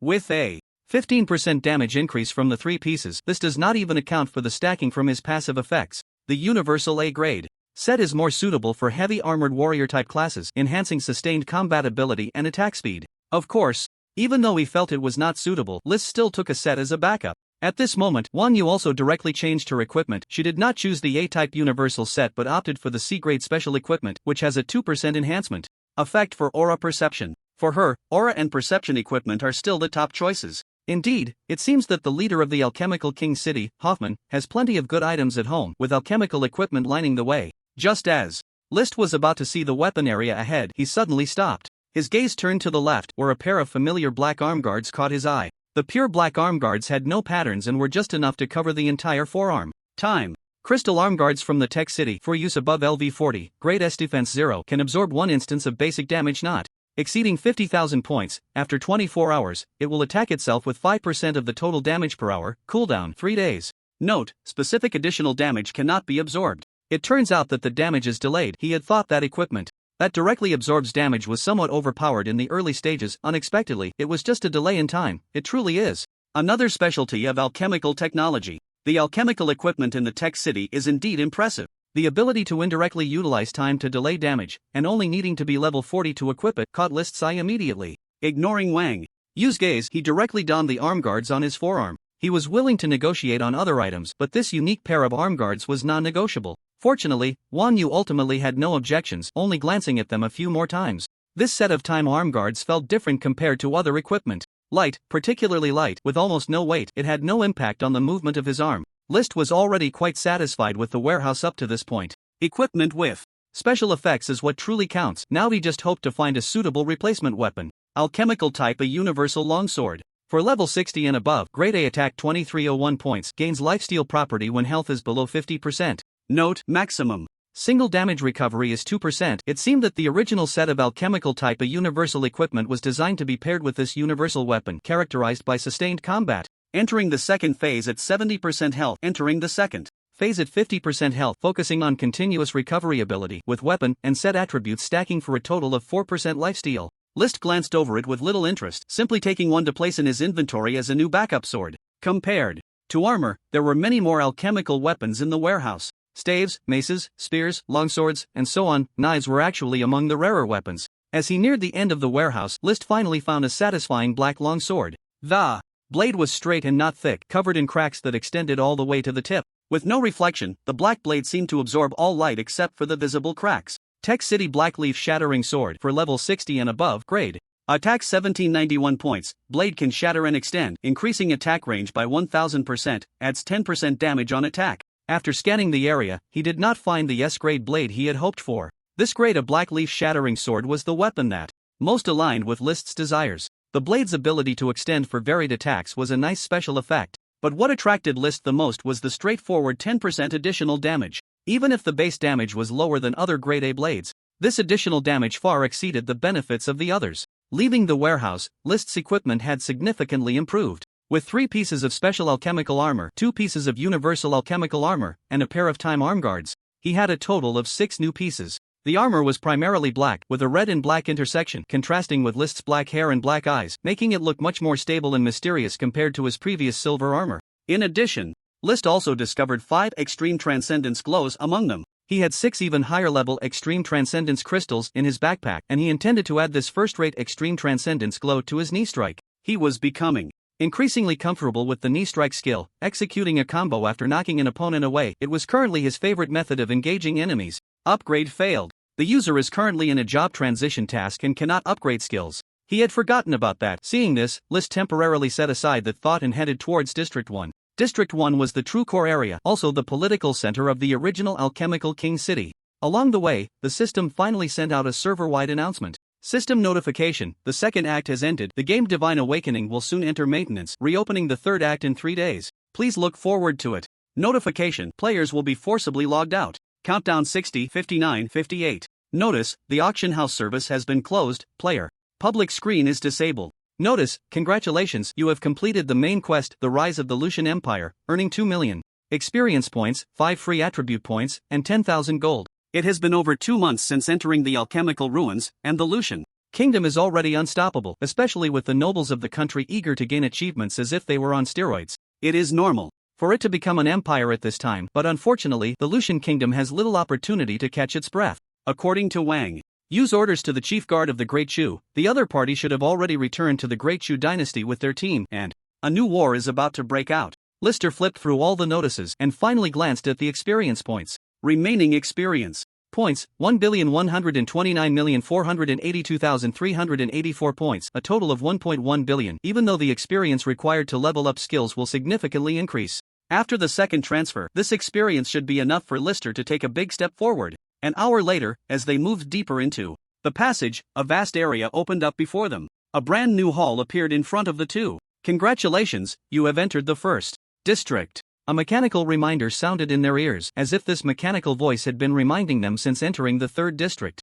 The entire hall was completely enclosed, covered by an energy shield, with no other entrances to continue through. The mechanical voice came again. According to the final proposal amendment by Leader Hoffman, an assessment is required before entering the governing area. As soon as the words fell, the central area in front of the two suddenly sank down. Crack, boom, boom. The sound of the entire building's internal area shifting echoed again. Soon, a gigantic mechanical giant was teleported in. The silver-gray metallic head was the first to reveal itself, and the dark golden patterned compound eye structure suddenly contracted into a hexagonal network. The familiar energy crystal on its forehead flickered with red light, and soon dark red data streams began to swirl deep within the compound eye's pupil, as if it had finally identified its attack target. The enormous armored body was composed of countless moving alchemical alloy plates with large spiral heat dissipation structures on both sides of the waistline. Compared to its body, the two mechanical legs appeared much weaker, but they were also made of various complex composite metals, engraved with various patterns. The moment Lister saw this giant, his original memories were instantly awakened. In his memory, the final boss of the fourth act, the alchemical mechanical giant, how could it appear in the first district at this moment? It should be outside the city. He had a deep impression of this mechanical giant and would certainly not mistake it. It had been a nightmare for almost all players in the fourth act. With extremely high defense, incredible speed, and all attacks being AoE, most players, even shield warriors, found it hard to withstand a single blow. More importantly, this alchemical mechanical giant was the first three-phase Overlord-level boss that players encountered. It could be said that only the top players from the entire server managed to wear it down in the end. Comparing enemy and ally strengths, reconnaissance results have been obtained. Enemy target, contaminated alchemical type A. Mechanical giant, level, LD80, health 370, 313/370, 313, stamina, 128, 981/128, 981, attributes, strength 80, stamina 80, intelligence 80. Agility 80, skills phase 1, 70% or above alchemical heavy cannon ground sweep, A class, LV80. Use the powerful alchemical heavy cannon on its body to conduct concentrated bombardment on enemies within range, causing area damage of 7,919 to 8,891 points. Magnetic pulse, A class, LV80. Use the powerful alchemical pulse on its body to cause area damage of 7,905 to 8,204 points. This attack has a chance to stun enemies within the range. Phase 2, above 40% overload operation, a grade, LV80. For a period of time, increase one's own defense by 80%. Significantly restore stamina, slightly restore health. All attacks deal an 80% damage increase and immunity to certain negative states. Phase 3, below 40% mechanical potential eruption, S-grade, LV80. For a period of time, increase all 4-dimensional attributes by 30 points. All skill damage ignores defense. Static mark, S-grade, LV80, all targets within a certain range will be marked. Marked enemies will enter a paralyzed state and after a certain time will be detonated by static electricity, causing 242232732 points of damage that ignores defense. Comprehensive evaluation, a grade, Lord level. After seeing the information scanned by the system, Lister's face was full of confusion. Shouldn't it be S-grade? Although he didn't have a deep memory of the earlier game progress, he clearly remembered the boss of the fourth act. Even when he kept his distance, he still died 3 times from the AoE skill. Could it be that this mechanical giant would evolve after this? Or was the mechanical giant boss from the fourth act in his memory not the one in front of him? Fortunately, no matter what, the mechanical giant in front of him, although powerful, was still a grade, which he could handle. A boss without passive skills. Had 4-dimensional attributes far inferior to his, with advantages only in health, defense, and powerful active skills. If it were an S-grade alchemical mechanical giant, it would be much harder to contend with than the alchemical puppet that Hoffman summoned. At least the maximum endurance of the alchemical puppet was LV71 strength. But that alchemical giant was an S-grade combat power at LV80. At this moment, the alchemical giant was fully activated, with its target initially locking onto Wang Yu beside it. The alchemical heavy cannon fired from its armored body. Although the target of the strike was Wang Yu, in this enclosed space of energy shields, it was almost indiscriminate damage. Fortunately, both of them had extremely strong perception, and the dense heavy cannon fire could not directly hit them. The explosive aftermath was all resisted by the newly equipped alchemical armor. Lister swung his hand for a blade draw. The blade light from the brand new black leaf splitter turned black, moving faster and sharper. The slash was accompanied by a sound like space tearing, sweeping past countless heavy cannonballs and then exploding in midair. The black light finally cut through the mechanical giant's chest armor, severing the 2 cannon firing ports, and the area 30 degrees to the left in front of Lister was free of any cannon fire. Attack, dealt 1209 points of damage, dealt 21,712 points of damage. That ignores defense, with additional true damage, 36,186 points. Indeed, the mechanical giant's defense was thick. Even with a higher tier new sword, the base damage could only exceed 1,000 points. Only the damage that ignores defense and true damage could truly strike the opponent. At this moment, Wang Yu had also reached Lister's side, in this rare safe zone. Before the mechanical giant could change direction, a large number of small robots suddenly appeared in front of Wang Yu. Each small robot was about 30 centimeters, densely swarming towards the mechanical giant to self-destruct. Boom! Attack, dealt 1,011 points of damage. Attack, dealt 1,109 points of damage. Attack! A large number of damage notifications popped up, and Wang Yu, facing Hoffman, was quite lucky. It turned out to be a replication of one of Hoffman's S-grade attack skills, Alchemical Mechanical Frenzy. The mechanical giant opposite was stunned by the first explosion from the small robots. After several seconds, the mechanical giant's health dropped to 260,000 points, below 70%, entering the second phase. As it broke free from the stun state, the energy crystal on its forehead flickered a deep red. Its entire metallic body, under the explosion's bright light, surprisingly showed a melting liquid texture. Attack dealt 209 points of damage. Countless self-destructing little robots were still charging forward, but unfortunately, the damage had suddenly dropped significantly. It was only because there were enough of them that the damage remained considerable. At this moment, the mechanical giant swung its left arm violently, and its speed did not slow down. Despite its massive size, in the blink of an eye, it was already in front of the two. Unfortunately, facing two enemies with extraordinary perception, the alchemical giant's attack speed was still insufficient. One Yu took a step back, narrowly avoiding a strike by pressing against the edge of the energy shield. Who hiss? Breathing heavily, the alchemical mechanical frenzy, as an S-class skill, consumed a tremendous amount of stamina to maintain. Now interrupted, he quickly began to recover his stamina. At this moment, List leaped forward, getting closer to the mechanical giant while dodging the sweeping strike. The long knife in his hand slashed forward in midair, and the next moment, the blade rapidly exploded, countless blade fragments extending forward in an instant. With 10 times the attack range, the foremost blade had already penetrated the mechanical giant's torso, and under the enhancement of the sharp blade's passive effect, it sliced horizontally across its entire body. Most of the internal long-range weapons were disrupted, but the external alloy surface had already reattached in the next moment. Attack dealt 401 points of damage, ignored defense damage 23,112 points, additional true damage 38,516 points. Ding ding dang dang. A series of sounds of blade fragments converging rang out, and the once lonely knife handle in his hand had already restored itself. List showed a look of surprise. He had not initially cared about the effect of extending the attack range with the blade, but he did not expect it to be so easy to manipulate. It was completely as he wished, and the effect was surprisingly good, especially when facing such a colossal opponent. In this small space, even wild slashes after the tenfold extension allowed him to hit the target. At this moment, the mechanical giant completely shifted its attack target to List. Its massive body moved within this not-so-large space, and its speed was not slow. As soon as it got close, it kicked straight at him. After all, it was a mechanical giant manufactured by the alchemical civilization, and its basic fighting techniques were the old routine. The enormous metal foot completely overshadowed List's head like a dark cloud, covering his view entirely. Fortunately, thanks to the fluctuations of killing intent, List was still acutely aware of his surroundings. He immediately took a step back and then kneed upward. Boom! A massive shockwave swept through the entire area with the sound of the impact. What was hard to believe for onlookers was that the small List had actually used the simplest knee strike to completely withstand a kick from the mechanical giant, which was far beyond his size and weight. Even in Wang Yu's already incredulous gaze, the alchemical mechanical giant seemed to have lifted off the ground by several centimeters, as if List's knee had sent it flying. Suffered attack, received 1,971 points of damage. Attack dealt 201 points of damage, strength check effective, caused knockback effect. Despite the mechanical giant's enormous size and high damage, it was all in terms of skill.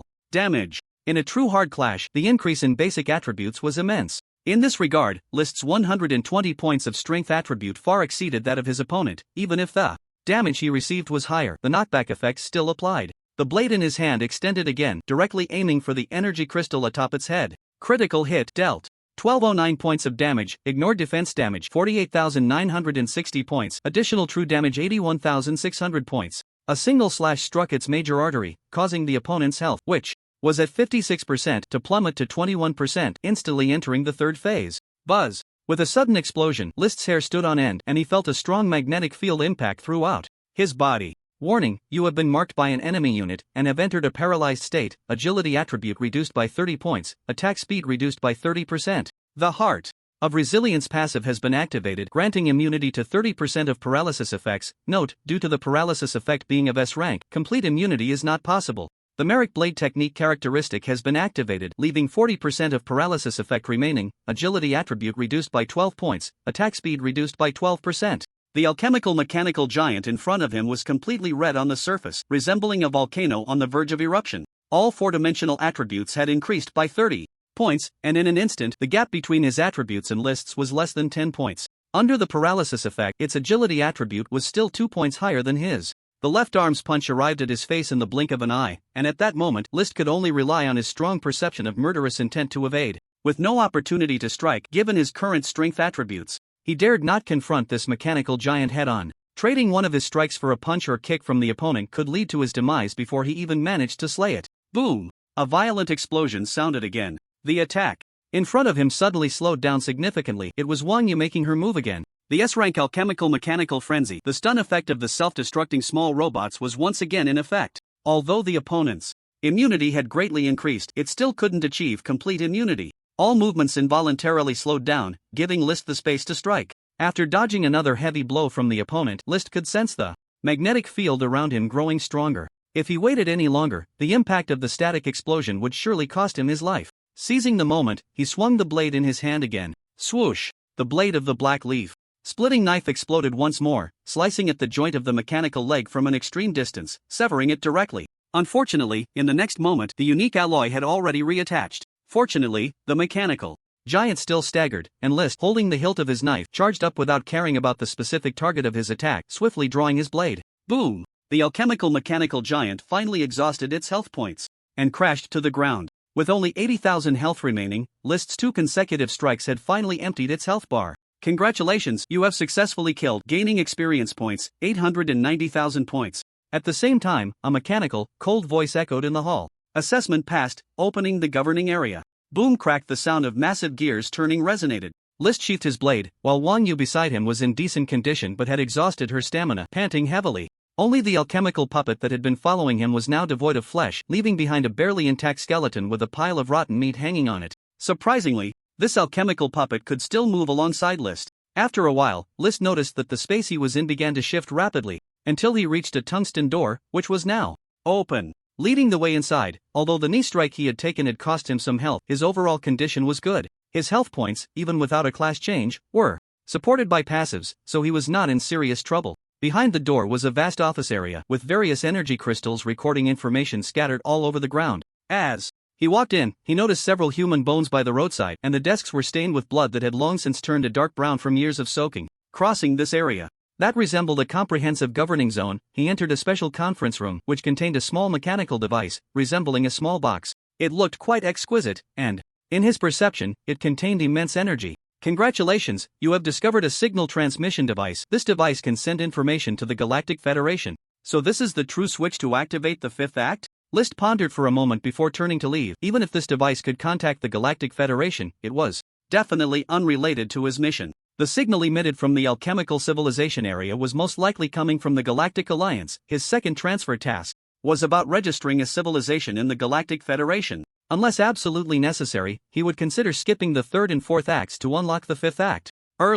Moving forward, he still encountered the council hall and several meeting rooms, until a moment came when Lister sensed the presence of human lifeforms and quickly headed in the direction he perceived. After passing through a dozen areas, he finally arrived in a new hall. This space was noticeably larger than the others, roughly resembling an area for representative voting within the city. Wang Yu's astonished voice suddenly rang in his ears. What? How? Is there a mechanical giant here? In front of Lister stood an alchemical mechanical giant almost identical to the one on the outskirts, right in the center of the hall. And the caven deer he had been searching for finally appeared before him, currently floating in the air. His hands moved like an artist, installing precise alchemical materials onto the mechanical giant. Every piece of alchemical alloy in his hands was of A grade, and there was also a pile of remaining parts at his feet. Lister suspected that all the A-grade alchemical materials in Hoffman's warehouse had been taken by Caven. He can actually create. Shoo! Lister immediately interrupted Wang Yu's astonishment, signaling for silence. He knew all too well what kind of personality Caven Deer had. It would be one thing if he were stronger than him, but just now, the system scan made Lister lose any thoughts of competing. Caven Deer was already level 80, with an overall evaluation of S level. Target found, Caven Deer level, LV80 class, life mechanic, mechanical, health, 82109/82109 stamina, 31417/31417 attributes, strength, 80, stamina, 80, intelligence, 80, agility, 80 skills, mechanical life bestowal, S level, LV80, grants consciousness, life, to the mechanical body, additionally elevating that mechanical life form by one tier. Note, the additional tier granting limit is the skill level cap. Mechanical detonation, S, LV80, actively detonates any mechanical creation, causing 800% of that mechanical creation's maximum damage as explosive damage. Note, detonation judgment is based on intelligence attribute, level, and overall combat power. Alchemical mechanical frenzy, S level, LV80, continuously releases self-destructing alchemical mini-robots. Mechanical control, S level, mechanical life affinity. Heart of Wisdom, passive, no grade, LV80, increases intelligence attribute by an additional 80 points. Mechanical Mastery, passive, no grade, LV80, releases a 400% boost to mechanical skill enhancements. Core Strike passive, no grade, LV80 increases mechanical attack damage by 80%, ignoring defense damage. Mechanical Perception, passive, no grade. Overall evaluation, S. Looking at the luxurious panel from the system scan, Lister felt an immense envy inside. In this world, true geniuses found it much easier to enhance their strength than he did with his cheat-like advantages. He still needed to harvest experience points from players to rapidly level up his skills. For now, he was still stuck on the second transfer task. And what about Caven Deer before him? In less than 2 years, he had only reached the alchemical ruins, yet his level skyrocketed to 80, and he had even automatically completed his second transfer. He transformed from alchemical mechanic to the new life mechanic. His original A and B grade skills automatically upgraded to S level, and he even comprehended several new S level skills. Of course, that wasn't all. What made Lister even more envious were the 2 new passive skills he had gained. It turned out that in the world of geniuses, passives didn't need to be learned, they could continuously comprehend new passives on their own. No comparison, no harm. Fortunately, he still had Wang Yu by his side. Compared to Caven Deer, Wang Yu's talent was clearly lacking, even if he eventually became a dominant force and a cosmic celebrity. But in Hoffman's previous commentary, the 2 dominant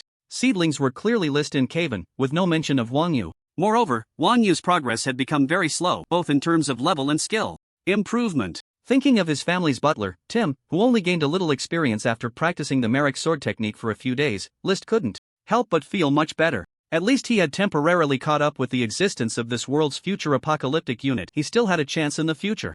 The installation speed was actually quite fast, despite the pile of parts below. However, just half an hour later, Caven was left with only the last piece of alloy metal in his hand. Click! The crisp sound of machinery locking into place echoed, and the assembly of this alchemical mechanical giant was completed seamlessly. It just hadn't been endowed with consciousness yet, as the energy crystal on its forehead remained completely transparent and colorless. Subconsciously scanning, List found that it was indeed as he had predicted. Congratulations, you have discovered an S-level alchemical energy crystal, with infinite cycles. The alchemical mechanical giant before him seemed to be the S-level boss he faced in his past life, rather than the one he had just defeated on the outskirts. He had originally thought the giant would be manufactured by Hoffman, but unexpectedly, the true creator was Caven Deer. Step back a bit. Caven turned to remind the 2, his familiar expressionless face showing even less emotional fluctuation now. List took a few steps back in response, while Caven extended his right palm towards the mechanical giant. A tremendous wave of energy erupted from him, with endless mechanical energy pouring out, continuously flowing into the S-level energy crystal in the giant's forehead. After about several dozen seconds, a massive surge of mechanical energy burst forth from the S-level crystal. The invisible mechanical energy waves impacted the entire hall. Fortunately, List and the other were far enough away, although the energy fluctuations were astonishing. They had weakened by the time they reached the 2, blocked by their alchemical gear. Phase 1 charging complete. A cold voice echoed from the mouth of the mechanical giant.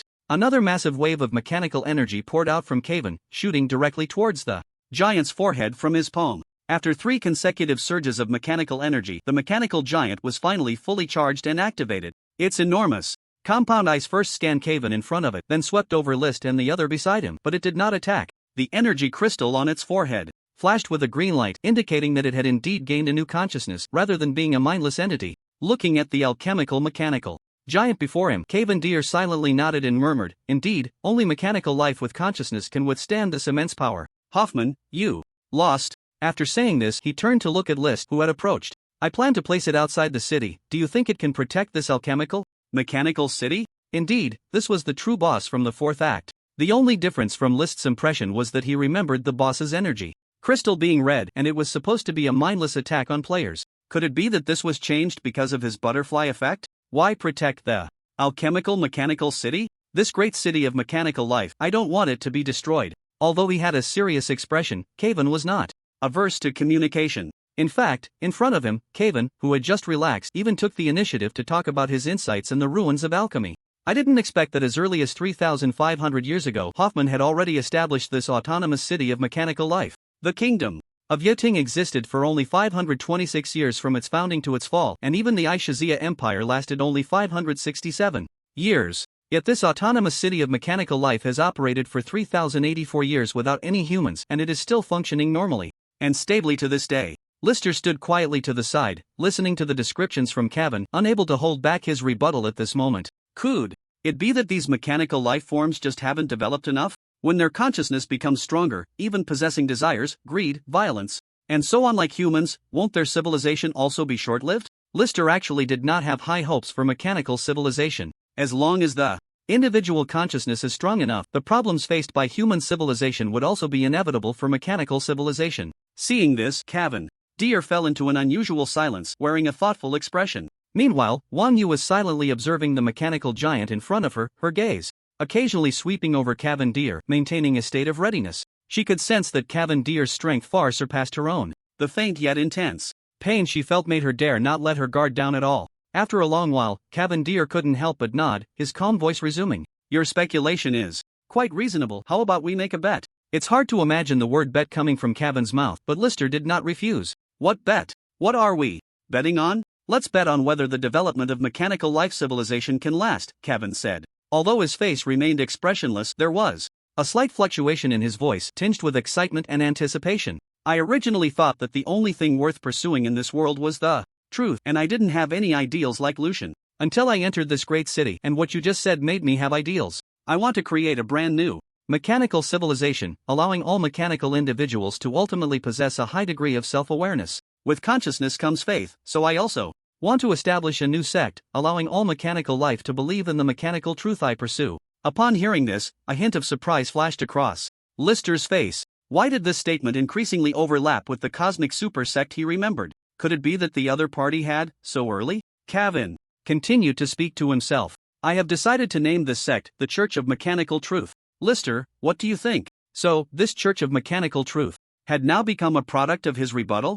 The Church of Mechanical Truth, as a super cosmic force in the later scenes, was also the faction followed by most mechanical players. Its influence goes without saying, but in reality, it was a super tumor in the universe. Very few in the universe actually referred to it as the Church of Mechanical Truth. More often, it was called the Mechanical God Sect or the Mechanical Cult. The event that truly made it famous across the universe was when Cavan Deer orchestrated a galactic explosion with the entire sect. He was a madman who really intended to blow up the entire galaxy. But fortunately, it was successfully stopped in the end. After this incident, all forces in the universe were forced to confront and acknowledge the existence of the Church of Mechanical Truth. At least no one dared to confront this cult head-on anymore, only daring to strike from behind. Lister did not expect that this crazy sect would actually arise from him. Even at this moment, Cavan was looking at him with a somewhat sincere gaze, as if seeking his opinion. I think it's feasible. I'll take that bet. What are the stakes? A moment of silence ensued, as both seemed to have not thought of any necessary stakes, and in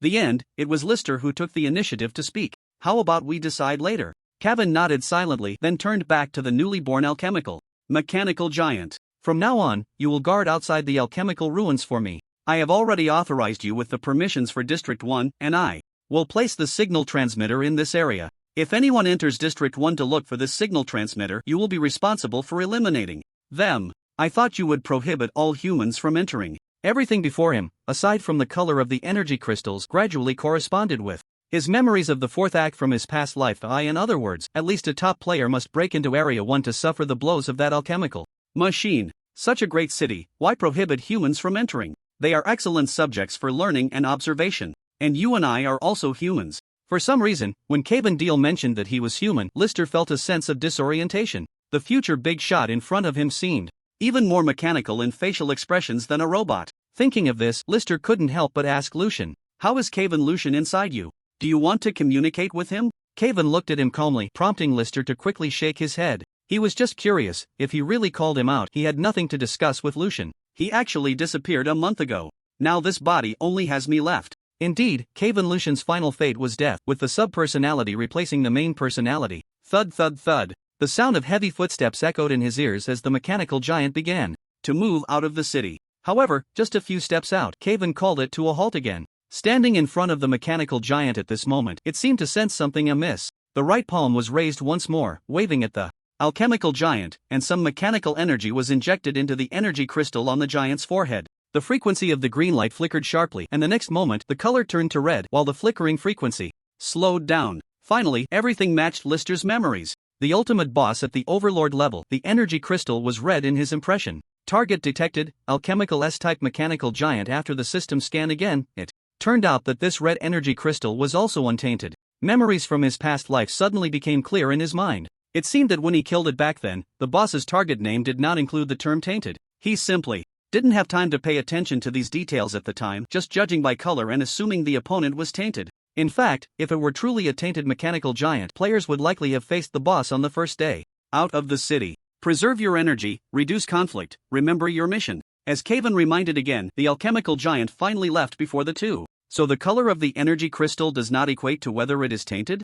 Of course. Kaven quickly answered. An energy crystal is just an energy crystal. Failure to endow it with consciousness leads to chaotic awareness within the machine, which is what we call a tainted energy crystal. As for the current red and green color division, it is based on Hoffman's preferences. He likes green, so all conscious alchemical mechanical energy crystals are green. After all this, it turned out that his inherent impression contained errors. The brightly lit hall fell completely silent at this moment. After reminiscing for so long, Lister brought up the main topic again. There's something that Hoffman entrusted to you. His alchemical puppet was killed by me in a confrontation. Now I may need your help to restore it, and I have other matters I want to ask him through the puppet. No problem, I also need to find him. In fact, if it weren't for waiting for you, I would have already contacted Hoffman to leave and enter the Galactic Federation under the identity of Leviathan Civilization. Wait for me? That's right, our agreement states that you will receive 20% of the spoils from the alchemical ruins. Lister had originally planned to discuss the alchemical ruins spoils with him after the matter of Hoffman's puppet, but he didn't expect Kaven to have truly remembered.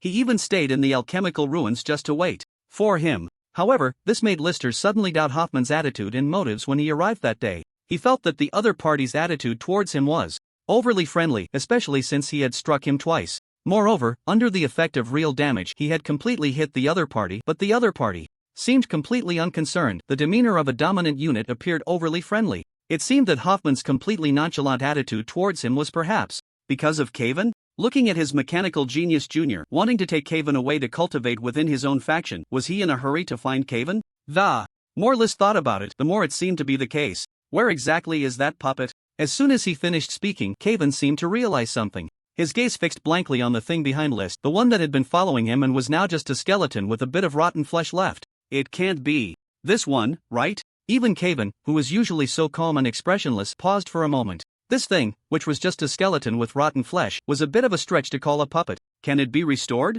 List's voice began to tighten. After all, this was related to the completion of his second transition task. If it couldn't be restored, he would have to rethink the path he had envisioned in his mind. At least half a year. Ha! He let out a sigh of relief. It was good that it could be restored. Half a year was fine, he could wait. The third act was probably about to start, and during this time he could cultivate some new talents. I've prepared your share of the rewards. The first one is in the warehouse of District 2. Everything inside is reserved for you. With that, Kaven waved the 001 nameplate in his hand towards him. Congratulations, you have obtained exclusive access to Hoffman's warehouse. Reserved for me? But I've already been to that warehouse. Looking at the permission notification that came through, List was at a loss for words. Why do you have direct access to the warehouse? So the S-Class energy crystal of the alchemical giant was also taken from there? As expected, the warehouse had already been visited by Kaven, just as he had suspected. Just thinking about the S-Class energy crystal with infinite cycles on the forehead of the alchemical giant made List feel regretful. The access that Hoffman granted me, I have a disagreement with him regarding the use of S-Class energy crystals. Seeing that List had fallen silent, Kaven took out a pure white spherical crystal from his hand. What I just left for you was a material reward, which is estimated to far exceed our agreed ratio of 20% in value. However, the most precious thing left by the alchemical ruins is still the knowledge that this city has left behind. This is the knowledge reward I recorded for you. Taking the special spherical crystal from Kaven's hand, which had little energy fluctuation, List immediately used the system to scan it. Congratulations, you have discovered Kaven's alchemical knowledge inheritance crystal. Kaven's alchemical knowledge inheritance crystal, A-Class. Using it immediately unlocks a secondary profession, granting a large amount of knowledge from the profession's inheritance. Note, once unlocked, you must choose one of the three secondary professions: Mechanical Maintenance Apprentice, Alchemical Synthesis Apprentice, or Alchemical Forging Apprentice within 24 hours. Once a secondary profession is unlocked, it cannot be changed. List had not thought about secondary professions before. In his previous life, he did not unlock a secondary profession in the game, as the improvement of secondary professions required knowledge, and for example, forging required actual time spent hammering. In the later stages, the resources for high-level knowledge and high-level equipment forging were extremely costly. The key was that there were many players, and some specialized in secondary professions without focusing on personal strength improvement. It was quite competitive. Upgrading a secondary profession was far less efficient than directly finding specialized secondary profession players, which was more convenient and cheaper. However, in this life, the game's progression spanned a large time frame, and it was uncertain whether he could find players at any time in the later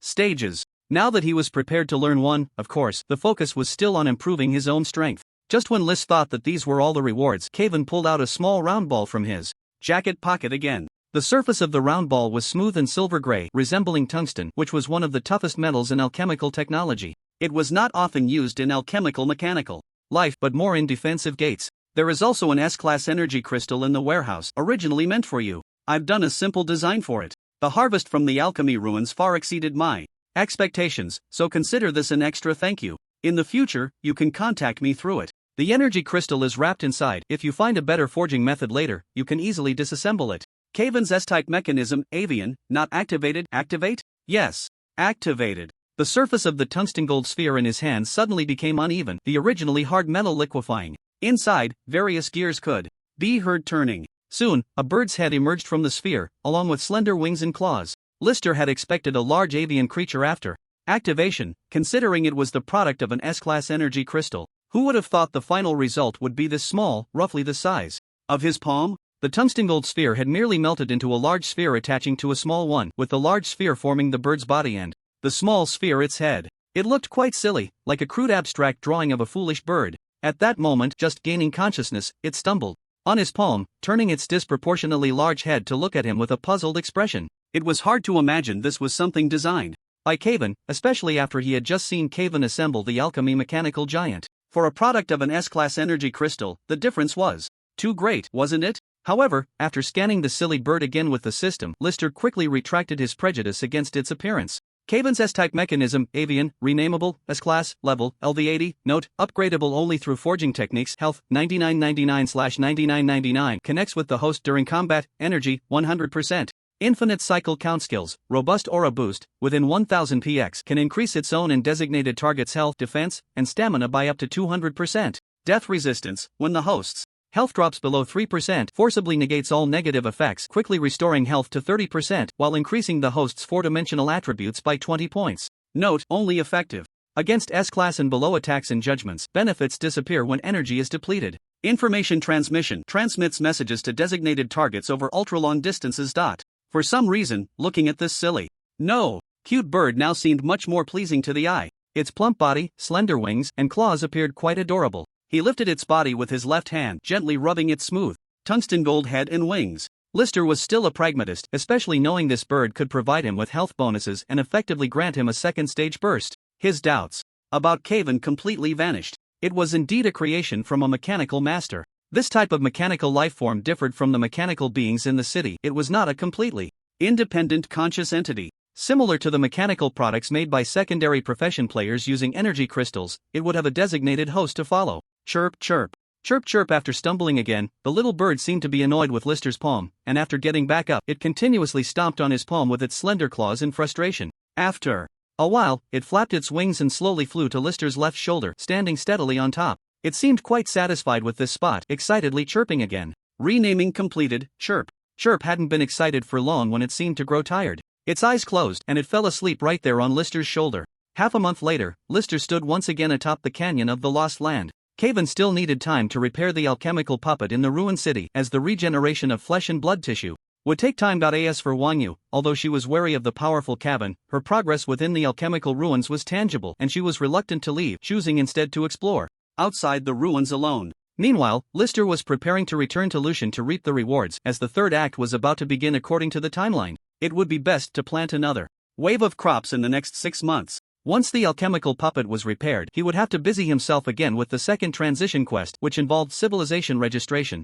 Would you like to use the Caven's alchemical knowledge inheritance crystal? Yes. Congratulations, your secondary profession has been unlocked. Please choose from the following 3. Alchemical Synthesis Apprentice. Without hesitation, after half a month of consideration, Lister made his final decision today. Excluding the less meaningful mechanical repairs, he had been most conflicted about choosing between alchemical synthesis and forging. Logically, forging would align more with Lister's interests, especially since he could upgrade Gigi himself after reaching a high level. However, considering the time and energy costs of leveling up a secondary profession, as well as the abundance of blacksmiths among players and in the universe, Lister ultimately decided to choose the synthesis master, a profession he had hardly heard of in his past life, and take a gamble. During his half-month stay in the alchemical ruins, he had reviewed some materials, and synthesis was a skill that relied heavily on luck. Comparatively, the cost of leveling up would be somewhat lower. Congratulations, your secondary profession has been unlocked. Cavan's alchemical knowledge inheritance crystal is being used. Knowledge infusion in progress.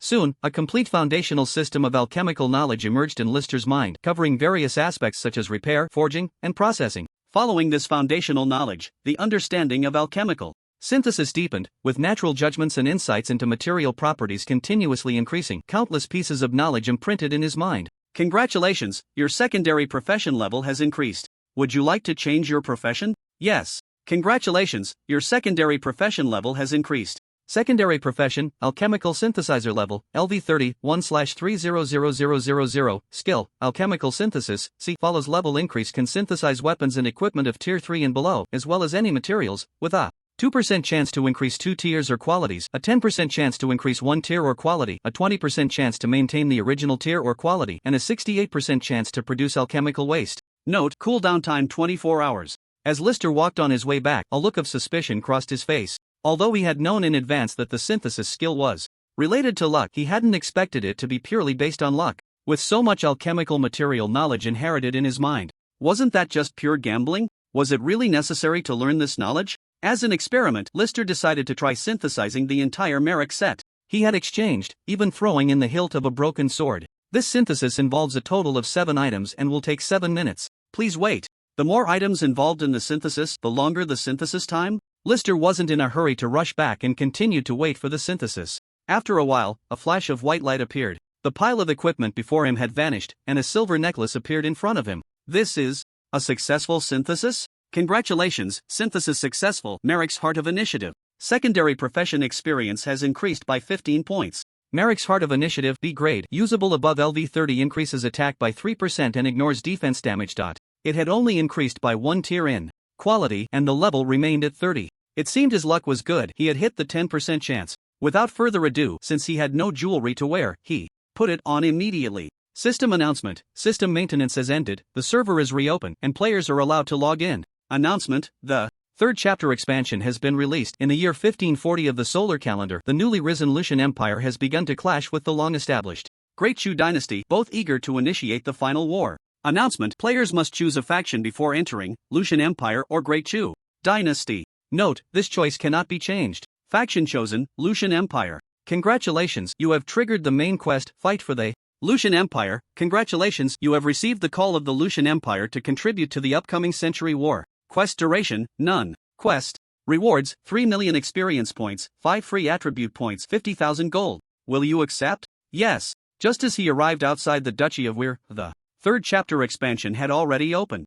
Under his influence, the progress of the first 3 chapters was remarkably fast. Of course, for players, the time difference was not significant. Lister had only played the game for 17 years in his previous life, but the world within the game had already spanned thousands of years. Once the expansion of the Galactic Federation arrived, even he found it difficult to push the timeline. The later it got, the more players were merely a fleeting moment in his divine awakening life. Starting from the third chapter, players truly have the option to choose factions. Finally able to exert influence in the world of divine awakening, the Lost Lands would soon become the main battlefield where players from both factions and professionals from both nations would clash. Of course, the third chapter was still fundamentally a welfare nature, and Lister remembered this very clearly. The war in the third chapter ultimately did not yield a result, concluding with a player discovering the method to unlock the alchemical ruins of the fourth chapter, after which it directly transitioned into the fourth chapter. Thus, the main quest rewards for the war in the third chapter were available to both factions, allowing them to receive rewards.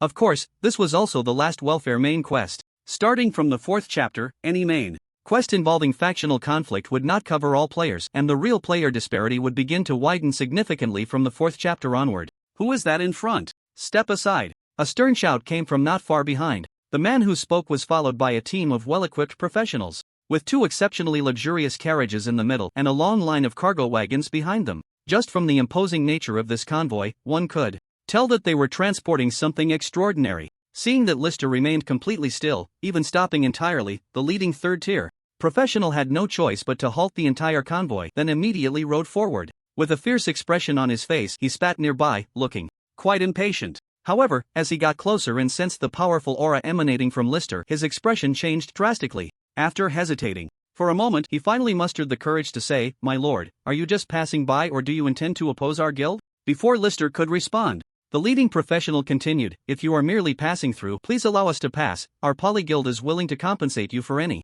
time lost." When he mentioned the polyguild, the man's tone rose sharply. His face was filled with pride, as if he expected to see something on Lister's face. Unfortunately, Lister remained calm and completely indifferent. This made the professional's expression grow increasingly serious. "My lord, your strength is indeed formidable, but it is impossible for one person to stand against our entire polyguild. Since you have appeared in the Duchy of Weir, even if you haven't heard of our polyguild, you should at least be aware of the Merrick Count family, right? Our polyguild serves the Merrick Count family.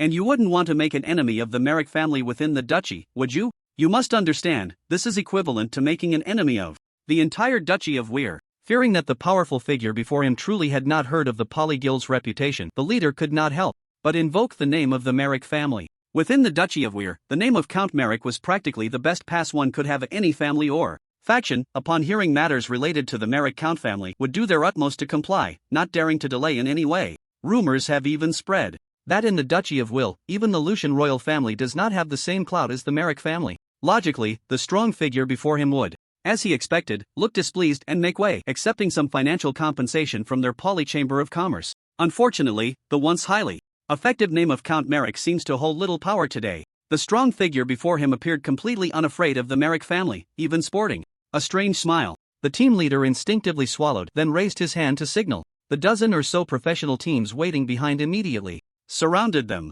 Their strength was not weak, and they all drew their weapons, showing no fear of the astonishing aura emanating from Lister. "I've heard of your Poly Chamber of Commerce. Is President Porter in the carriage behind?" Lister found it somewhat amusing. He hadn't expected the Poly Chamber of Commerce, backed by his own family, to have developed so robustly. He never imagined he would encounter the Poly Chamber's convoy in the woods outside Wool City. The area outside the duchy was vast, but there weren't many roads suitable for large caravans. This forest had only this one main road, and Lister had just been riding slowly, glancing at the announcement information, inadvertently blocking the way. "Do you know our President Porter?" The team leader's face was filled with suspicion, but facing Lister's powerful aura, he ultimately did not want to confront such a strong individual head-on. He let the other members of the team continue to surround Lister while he turned to inquire at the rear carriage. Soon, from the first luxurious carriage, a familiar rotund figure dressed in purple silk struggled to get down. Looking towards Lister, his round face wore an impatient expression. However, upon seeing Lister, his small eyes widened immediately.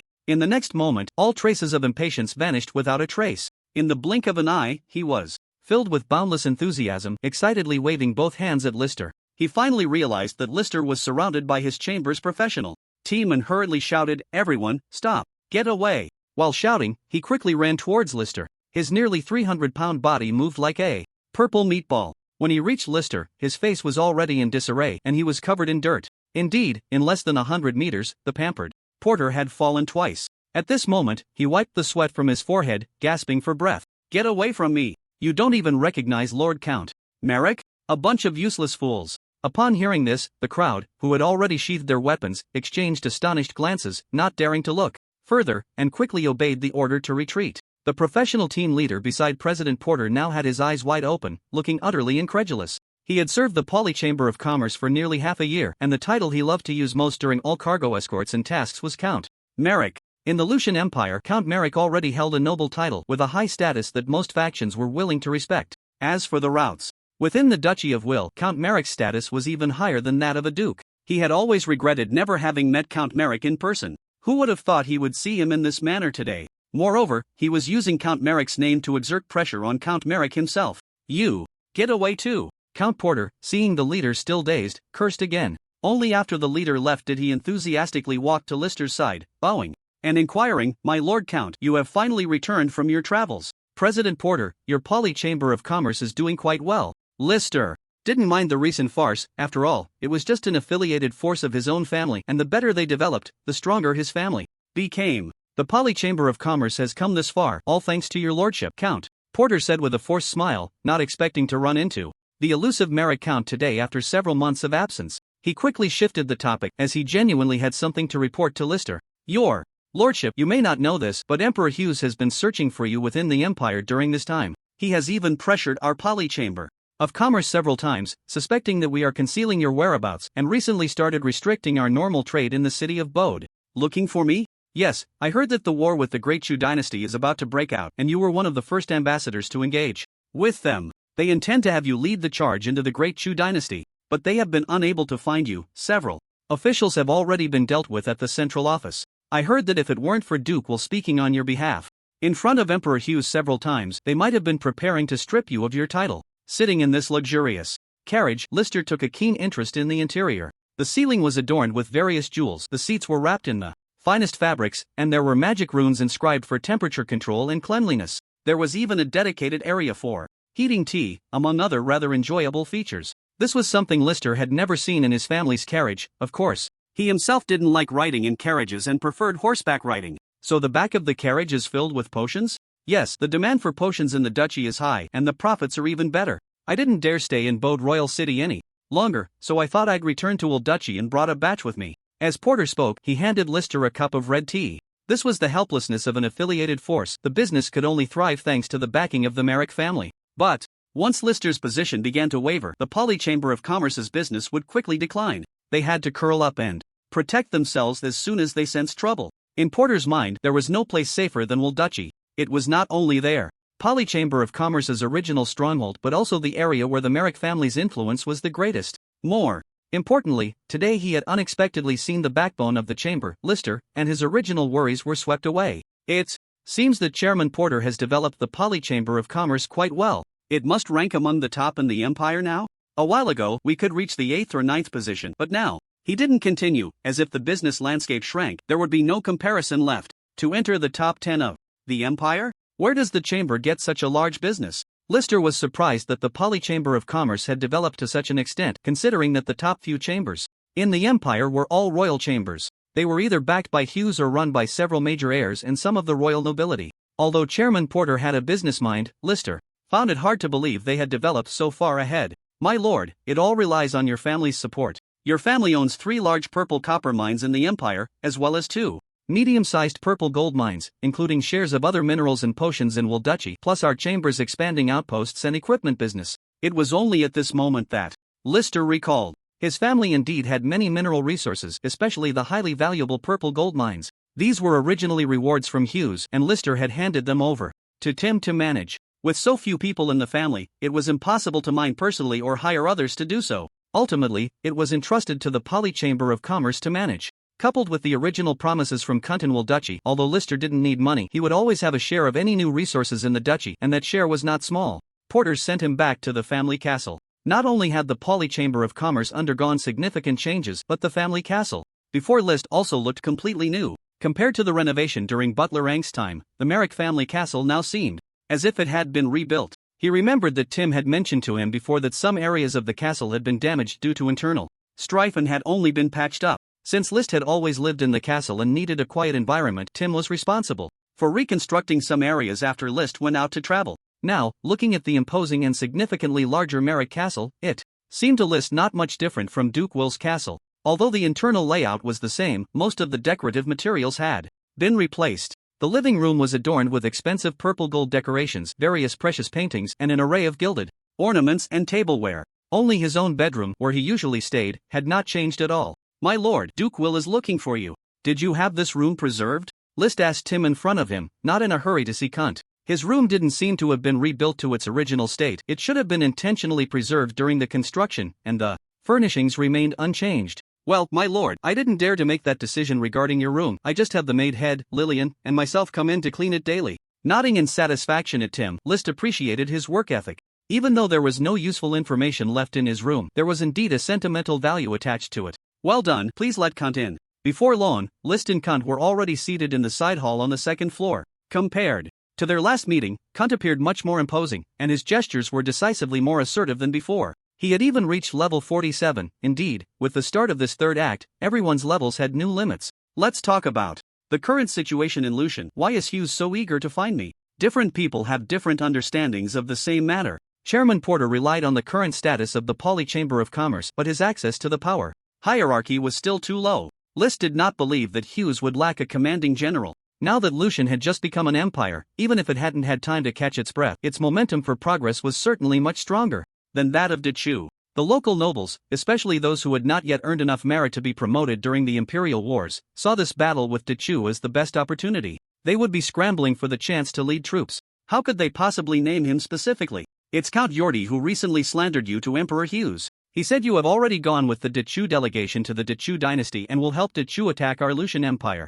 Who is this Count Yordi? List thought the matter was not so simple. Did they really think he had defected? Considering that Hughes' people couldn't find him within the empire, he initially didn't believe it, but it was indeed easy to guess in that direction. He is a general who achieved great merit during the war in the Kingdom of Tyrant and was granted the title of Lifetime Count after the war ended. He must be coveting or perhaps jealous of your Hereditary Count title, so this made sense. After all the hard work, he only received the title of Lifetime Count, while List was granted the title of Hereditary Count just for a trip to Dechu. The gap between the two was like heaven and earth, at least among the upper-class nobles of Lucian. 10 Lifetime Counts would be hard-pressed to compare with someone like List, a Hereditary Count. Not to mention that the Merrick family had been a professional family for hundreds of years, making it easier for them to be accepted by the old aristocrats compared to Yordi, who had risen to nobility through war. This Count Yordi played his cards well, spreading such news while List was at the ruins. Moreover, it seemed there was more to it. Quint continued. After the war, Emperor Hughes began to reassess the original royal treasury matters.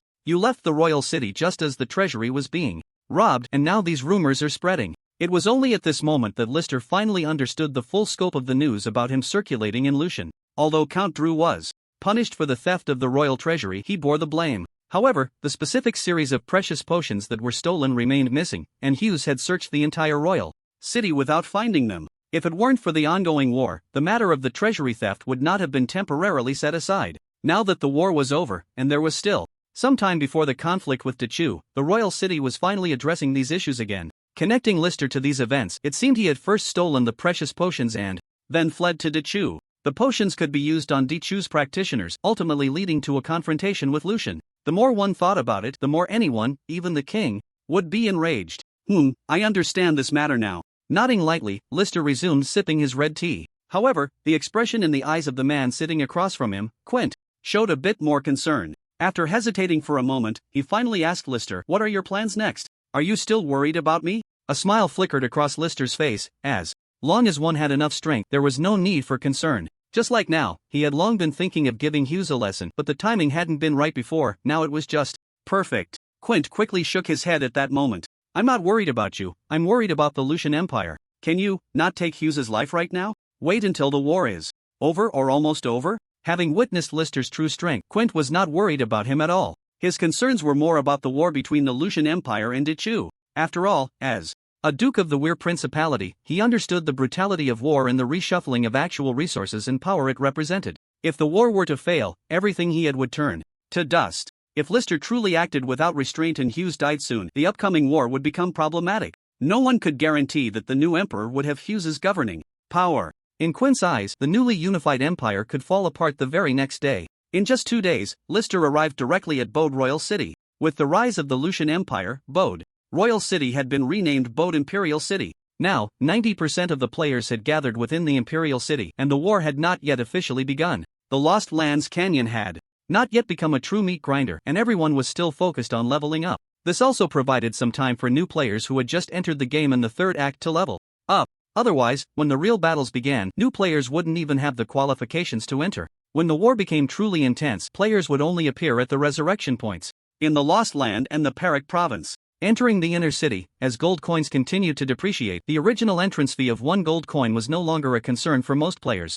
Players coming and going in the inner city especially loved to gather in the trading area, where a lively scene unfolded before him. Lister took a quick glance and continued toward the Imperial City. You are Lord Count Merrick?" The guard at the gate spoke with a slight tremor, fearing he had mistaken the person. Upon seeing Lister nod, he hurriedly led him straight into the inner palace. Compared to the grand renovations and reconstructions of the Merrick family, the Lucian Palace had merely changed its name to the Imperial Palace, with the interior decor remaining unchanged. The old reception hall greeted him, and right in front was Hughes. His face looked much older than before, but his spirit was more vibrant, exuding authority and presence. At this moment, he looked at Lister with a serious and puzzled expression. Having searched for him for nearly 2 months, Hughes had come to believe the rumors, convinced that Lister had gone to Dechu. Who would have thought that today Lister would suddenly appear before him? "Do you have something to explain? The royal treasury, or perhaps the relationship with the Dechu dynasty?" Now that he has become the emperor, Hughes's attitude is considerably more arrogant than before. His gaze towards Lister is filled with skepticism, as if demanding an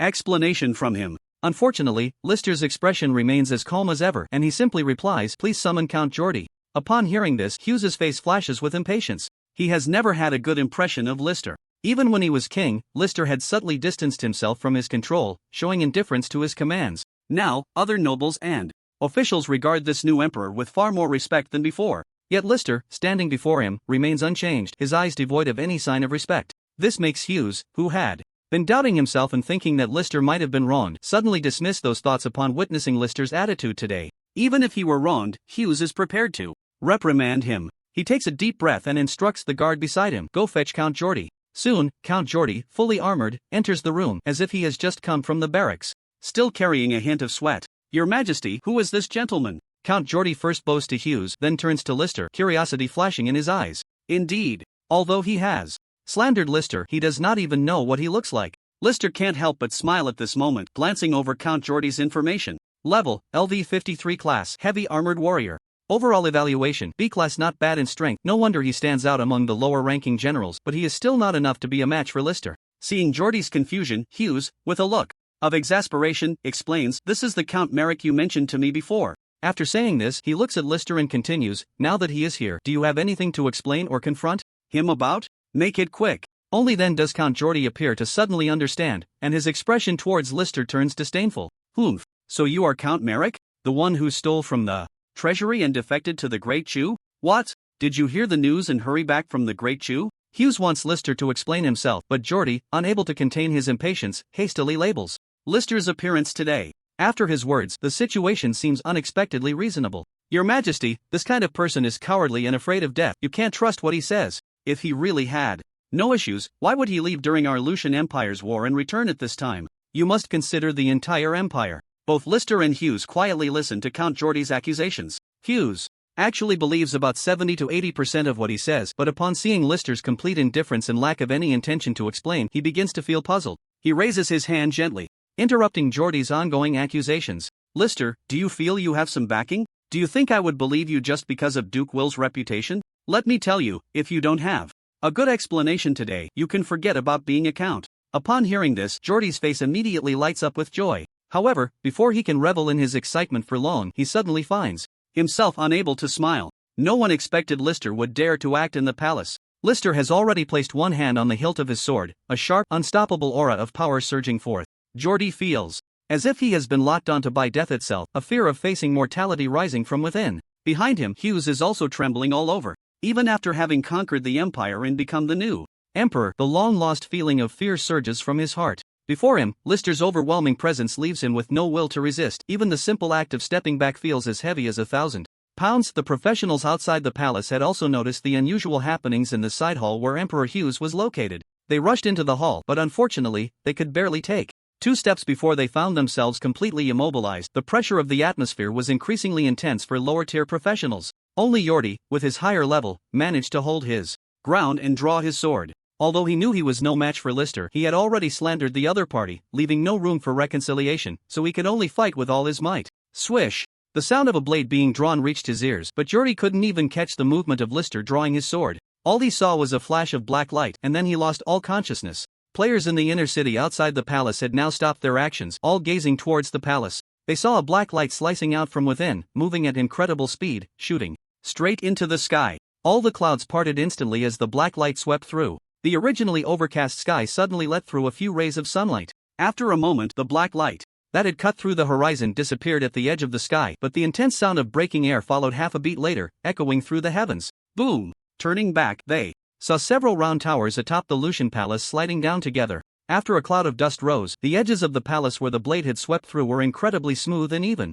In the game's public chat, countless messages flooded the screen. What the hell? Is there a civil strife in the Lucian palace? Is this a new coup plot? Which prince did it? Oh my! This is too intense. Does anyone know what profession skill caused this damage? Do we even need to guess? This must be an attack from a martial arts class using swords. Why does it feel so familiar? It's just like my Merrick's sword draw. You're not wrong. Could it be that Merrick Count is inside? Is he that fierce? Even taking on the new emperor? Damn! Are sword-wielding professions this strong in the late game? This is so cool. Is there a big shot with Merrick's sword? Technique maxed out? Come forward and share your experience. Where's the data team? Where's the strategy team? Respond, please. Inside the palace's side hall, Lister had already sheathed his sword. He had only taken Geordie's life and spared Hughes. It wasn't due to the persuasion from Quint the previous days, but rather because it was unnecessary. He had also received the main quest, and the 5 points of free attribute rewards were quite good. The two great powers battling in the Lost Lands was exactly what he had anticipated. Moreover, with the strike he made today, Hughes, with his wisdom, naturally knew what to do next. If he were to change to another heir, what if it was a reckless fool? That would only waste more time. At this moment, seeing Hughes still in a daze, Lister couldn't help but remind him, "Hughes, do you think it's necessary for me to do all this?" The outer hall of the Lucian Royal Palace also served as the office and conference hall for the 12 chief officials. At this moment, a few elegantly dressed nobles were coming out in small groups. Most had varied expressions, and it was only after stepping out of the palace that they began to communicate with each other. Why on earth did they suddenly promote Merrick Count to Duke? The last war's greatest contributor was only promoted to hereditary marquis. The emperor can't be losing his mind, can he? A plump old man in a purplish-red outfit had just attended the conferral ceremony and was still trying to grasp the situation. He found it hard to believe that Merrick had been made a duke. Among the high-ranking nobles of the Lucian Empire, Marquis and Count were considered a default tier of great nobility, while Duke and Prince were another tier, regarded as monarchs. Since the Imperial War, the Lucian Empire had not established any vassal kingdoms, maintaining the original 3 vassal duchies. Even when a prince failed to inherit the throne, they were first granted the title of prince, and only the next generation would be downgraded to hereditary marquis or hereditary count. Today, suddenly promoting Merrick to duke and designating the former Perak province as a new duchy territory was the first of its kind in the hundreds of years since the establishment of the Lucian kingdom. And this Duke Merrick is too arrogant, isn't he? He didn't even attend his own promotion ceremony. Lord Luster, are you really unaware? An old friend of Lord Luster shook his head in disbelief at the scene. Unaware of what? Seeing that Lord Luster truly didn't understand, he recounted the terrifying black light from half a month ago and the reason for the impending reconstruction of the palace. It was only at this moment that Lord Luster belatedly realized the matter, his face filled with incredulity. Are you saying this is all Duke Merrick's doing? The blade that Lister wielded that day ultimately could not be hidden from the scrutiny of the nobles. Soon, it became known throughout the empire, and Emperor Hughes was also reprimanded, indeed recognizing the situation. That day, in the very hall that was destroyed, he promised Lord Lister and made no further demands. Regarding the earlier slander from Count Jordi, there was no longer any doubt in his heart. After all, with Lister's strength, let alone stealing or defecting, he could have stormed the palace and taken it by force, even killing the emperor without anyone being able to stop him. Those so-called rumors had no basis. His power, which surpassed the limits of understanding, was the best proof. Seeing that Lister had no intention of harming him, Hughes immediately understood Lister's thoughts. Aside from the Lucian Empire, everything else was negotiable. Seeing Hughes's resolute attitude, Lister ultimately requested the resurrection point for the player's final war, with the Perak province as his fief, making it convenient for him to teach skills. As for the title, the significance of nobility was useless to him, and if he were truly a marquis, even if Hughes didn't mind, he would undoubtedly become the primary target for all future emperors after their ascension. Lister estimated that he was now in the last stretch of time in Lucian, so he thought it would suffice to ask for a marquis title. Of course, Hughes ultimately granted him the title of duke. In no time, what was originally just a rumor circulating in the Duchy of War gradually morphed into a version that reached the city of Bode. In the Empire, even if one offended the royal family, they could not offend Duke Merrick. Logically, this statement, which clearly belittled the royal family, should not have been spread, yet it circulated among all noble factions within the Empire. Furthermore, if the major powers within the Empire were to investigate deeply, they would find that this statement was actually propelled by the royal family itself. As the war approached, the Perak province, serving as the main military preparation area, saw an increasing number of professional teams stationed within it. At the same time, players began to gather, preparing to enter the major event of the third act. As for Lister, he was currently teaching player skills in the core administrative area of the Perak province. For new players, a rare skill costing 5 gold coins was still the most cost-effective even in this version. With the inflation of gold coins, the cheapest rare skills in the auction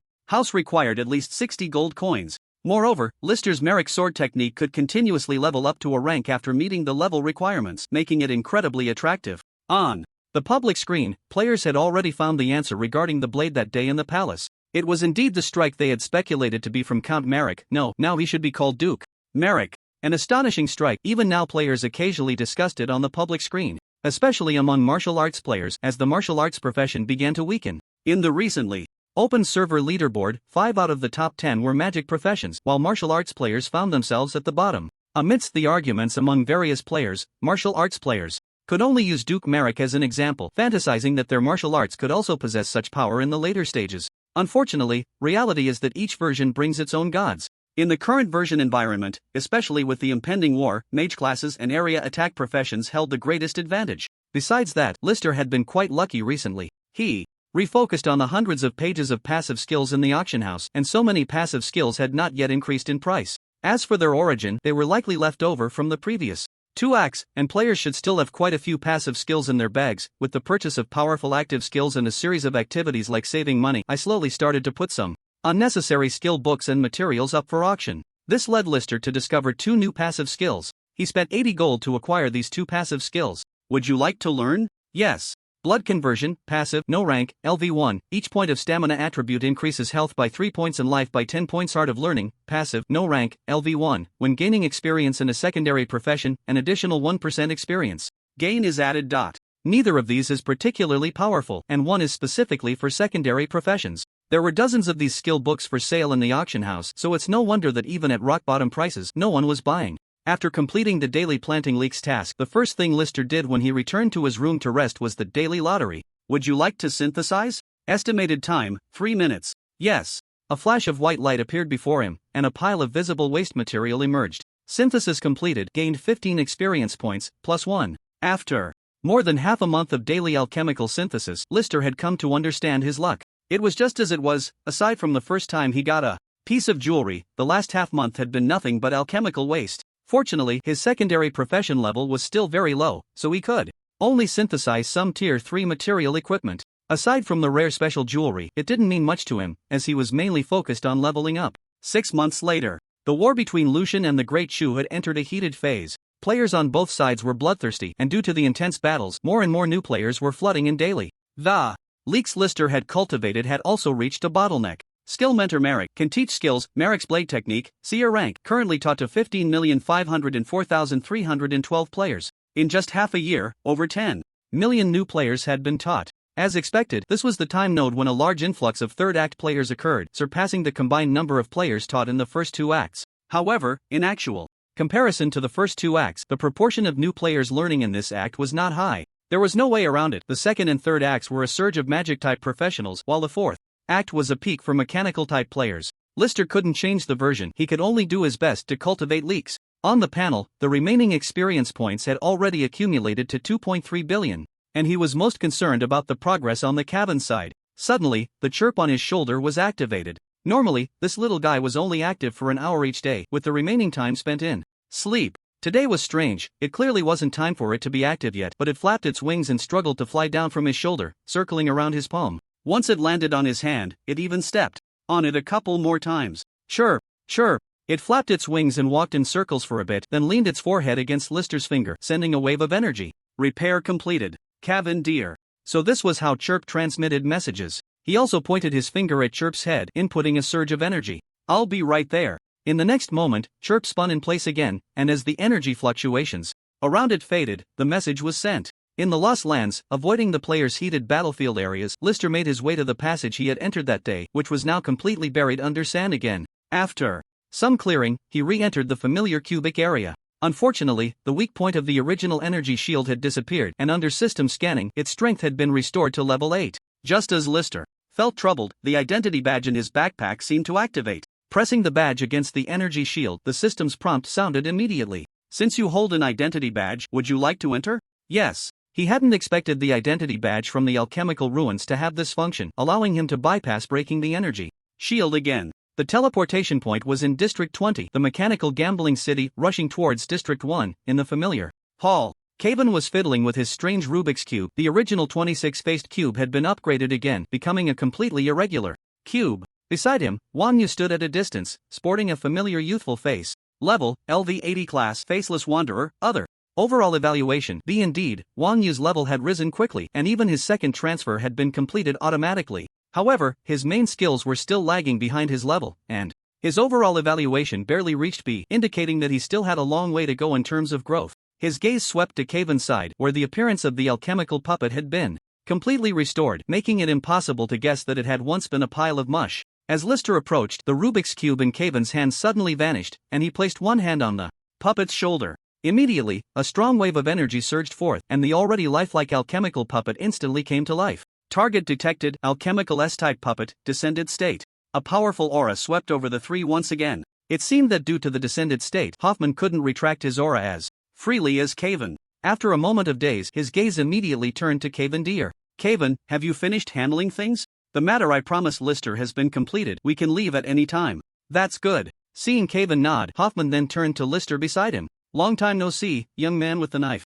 I didn't get a chance to ask you last time, your name is Lister? His attention had been completely on Caven until now, and only then did he greet Lister. As for Wang Yu, he was completely ignored. Lister Merrick. I remember you had something you wanted to ask me last time? Since I still have some time before I take Caven away, you can ask now. It was clear from Caven's response that it put Hoffman in a good mood, and he even took the initiative to give Lister a chance to ask questions. I want to inquire about civilization registration. Civilization registration? You want to go to the Galactic Federation, right? I see that you still have room for improvement in your strength, but this planet is indeed too barren. Your development will be much faster after coming to the galaxy. Unfortunately, I don't have any more slots available. With a glance, it was evident that Lister's current strength was still below level 80, and there was indeed room for improvement. However, in reality, Lister was stuck on his job transfer task and had no possibility of further advancement. At the same time, Hoffman had already refused Lister first, clearly indicating that the other party's goal was exactly as he had guessed, completely focused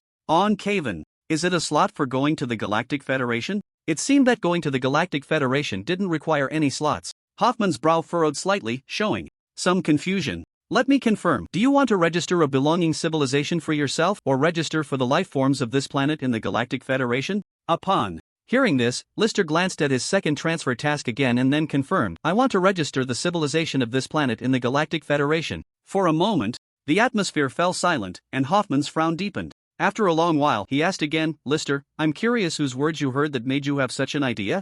In fact, if you simply want to go to the Galactic Federation, you don't need to register a civilization, even an undocumented person can go. On the contrary, once you register the current civilization, your identity in the Galactic Federation will be completely bound to this civilization. Hearing Hoffman's explanation, Lister quickly began to think. It felt like the other party was subtly reminding him. It seemed that registering the current civilization wasn't a good thing. Do you mean that I could have a better choice of civilization? Exactly. I originally thought you wanted a slot to join the Leviathan civilization like Caven. Unfortunately, I only have one slot available. But, for your strength, there are better civilizations to choose from. Upon hearing about the Leviathan civilization, Lister had some recollection. In his memory, the alchemical ruins were saved by a powerful figure from this civilization, and Hoffman ultimately joined this civilization, leaving the alchemical royal city. It seemed that Caven was also preparing to take this path, directly joining the Leviathan civilization. Mr. Hoffman, I just want to know how to register this planet's civilization. I don't need slots from other civilizations.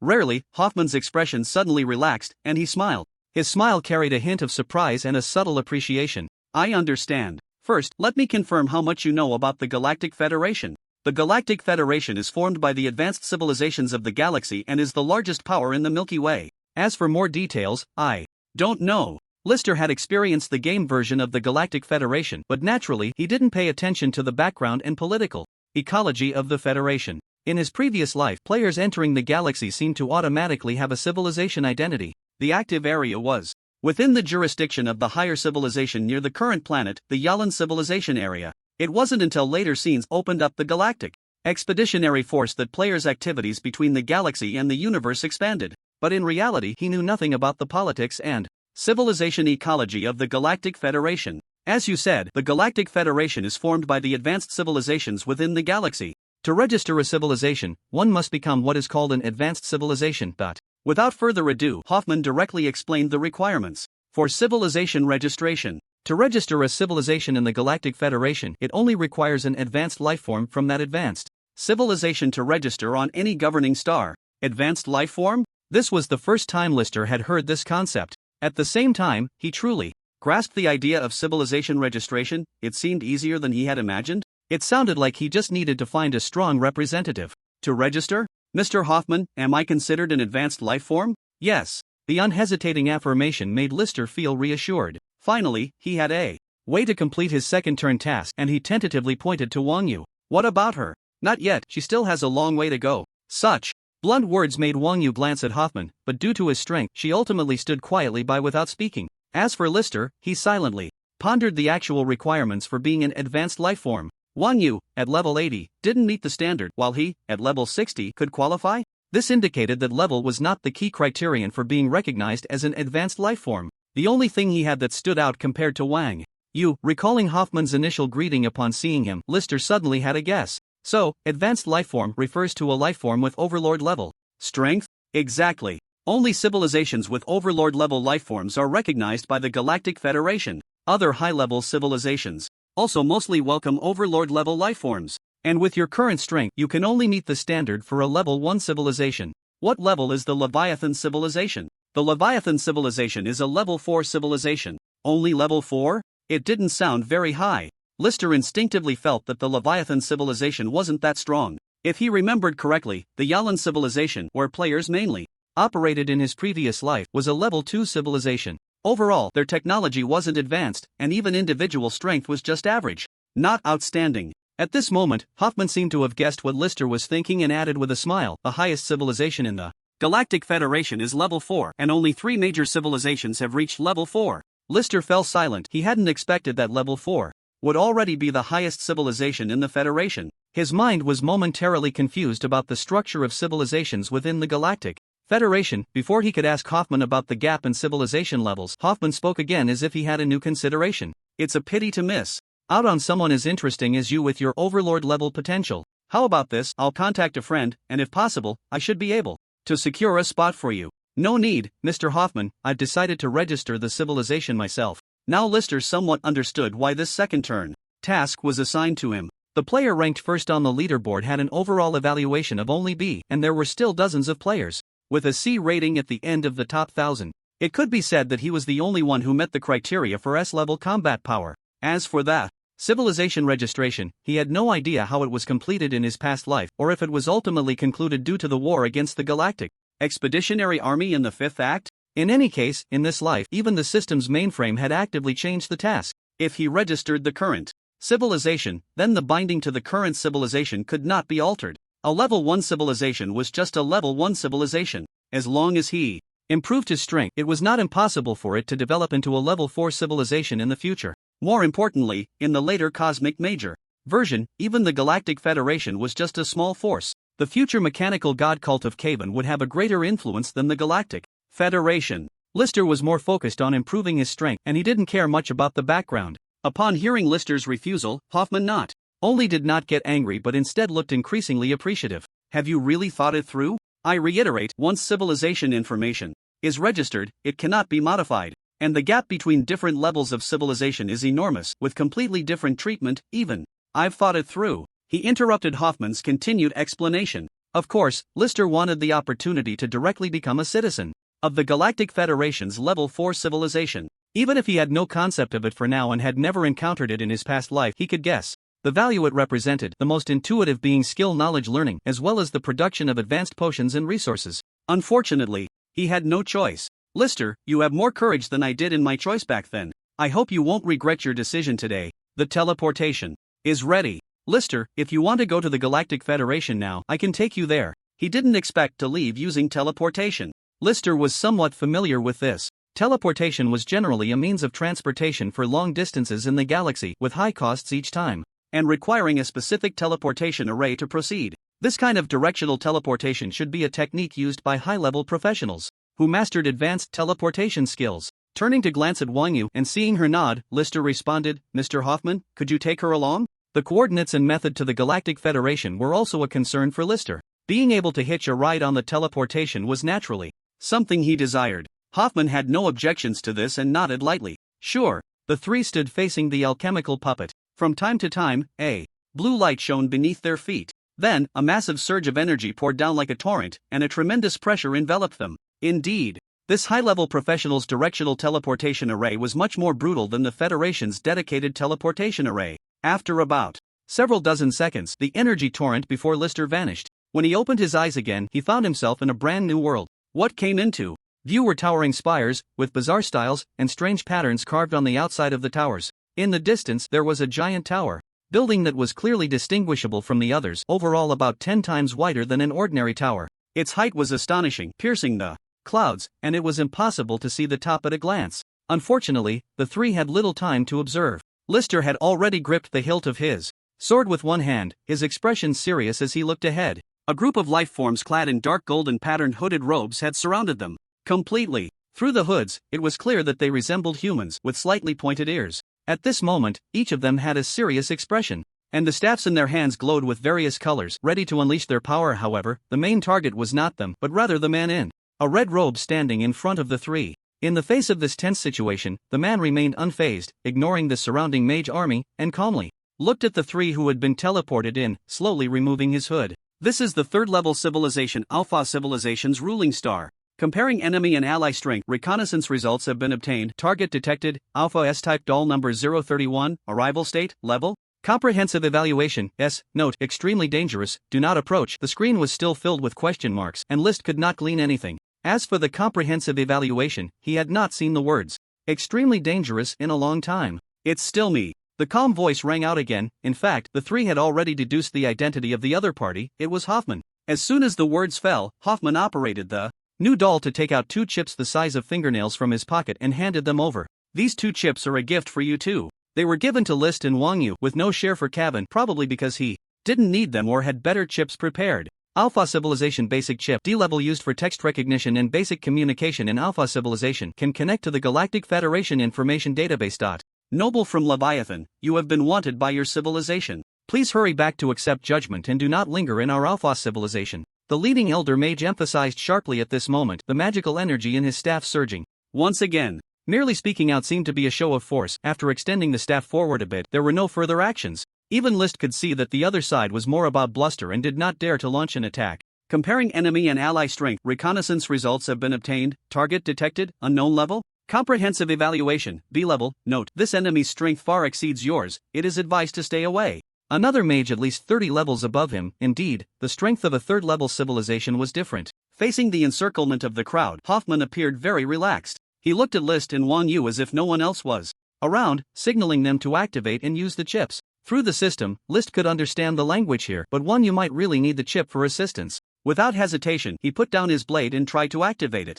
Activated. The chip merged into liquid the moment it was activated, entering his wrist and then solidified under the skin. The position was not completely fixed and could move to other areas following List's thoughts. The information of this chip duplicates the system records. The Galactic Federation's networking function has been replaced by the system. The system's notification sounded, and the just activated chip had already disappeared from his wrist. No wonder List didn't need any chips when he was a player in his previous life. It turned out all the information chips were fully covered by the player panel. Noble from Leviathan, please carefully consider what I just said. If you do not respond, we will take coercive measures. The old leader's tone rose a few notches, staring at Hoffman with a serious expression. Although the words were a threat, the actual posture sounded somewhat humble. Yet, what he received in return was Hoffman's disdainful chuckle. You Alpha Civilization? You dare to take coercive measures against me? Lord Hoffman, according to the records, you are already an S-level wanted criminal of the Leviathan civilization. According to the laws of the Galactic Federation, even if we execute you on the spot, we will not bear any responsibility.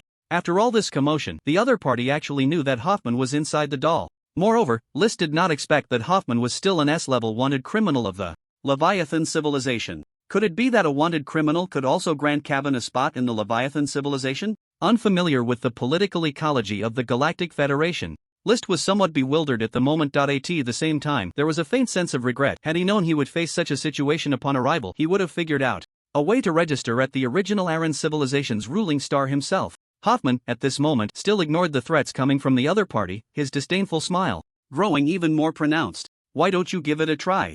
Listening to this provocative remark, Lister felt increasingly regretful. Although the other party seemed hesitant to take action, if this kind of goading continued, a confrontation was likely inevitable. Sure enough, the magic energy on the wands of the surrounding mages became increasingly active, as if it would ignite at any moment. Fortunately, the leading old mage scanned the crowd, suppressing the young mage's restless desire to act. What's wrong? Are you afraid now? Humph. Your civilization's grand mages didn't dare to come over. How do you think you can deal with me? My lord, our arcane civilization does not wish to be your enemy.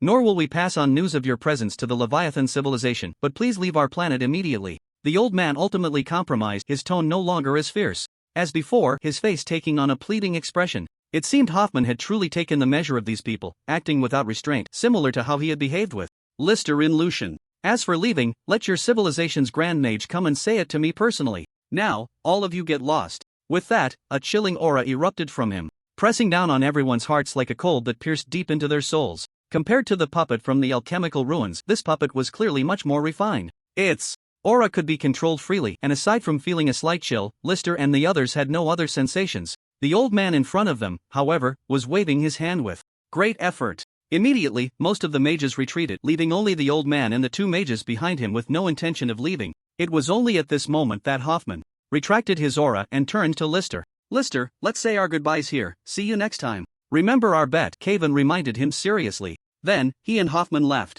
side by side, seemingly having already planned their next course of action. "You two follow at a distance, do not disturb them no matter what they do." Lister calmly looked at the old man in front of him, who was also staring back at him. Hoffman had left, but the two individuals sent by Hoffman were now in a bit of trouble. "What is your relationship with Lord Hoffman?" As he spoke, the old man had already walked up to Lister. The staff in his hand had long been put away. Without the magical fluctuations, it resembled a piece of dead wood, serving as the old man's walking stick. "Friends." Upon hearing this, the old man nodded, not doubting it. It was not surprising for someone to be a friend of Hoffman, who had been specially teleported. "My name is Martin. Which civilization are you from? What brings you to our arcane civilization's truth star?" "We are here to register for our civilization, hoping to join the Galactic Federation." While Hoffman could ignore and mock the other party, Lister and his companion did not have that kind of strength.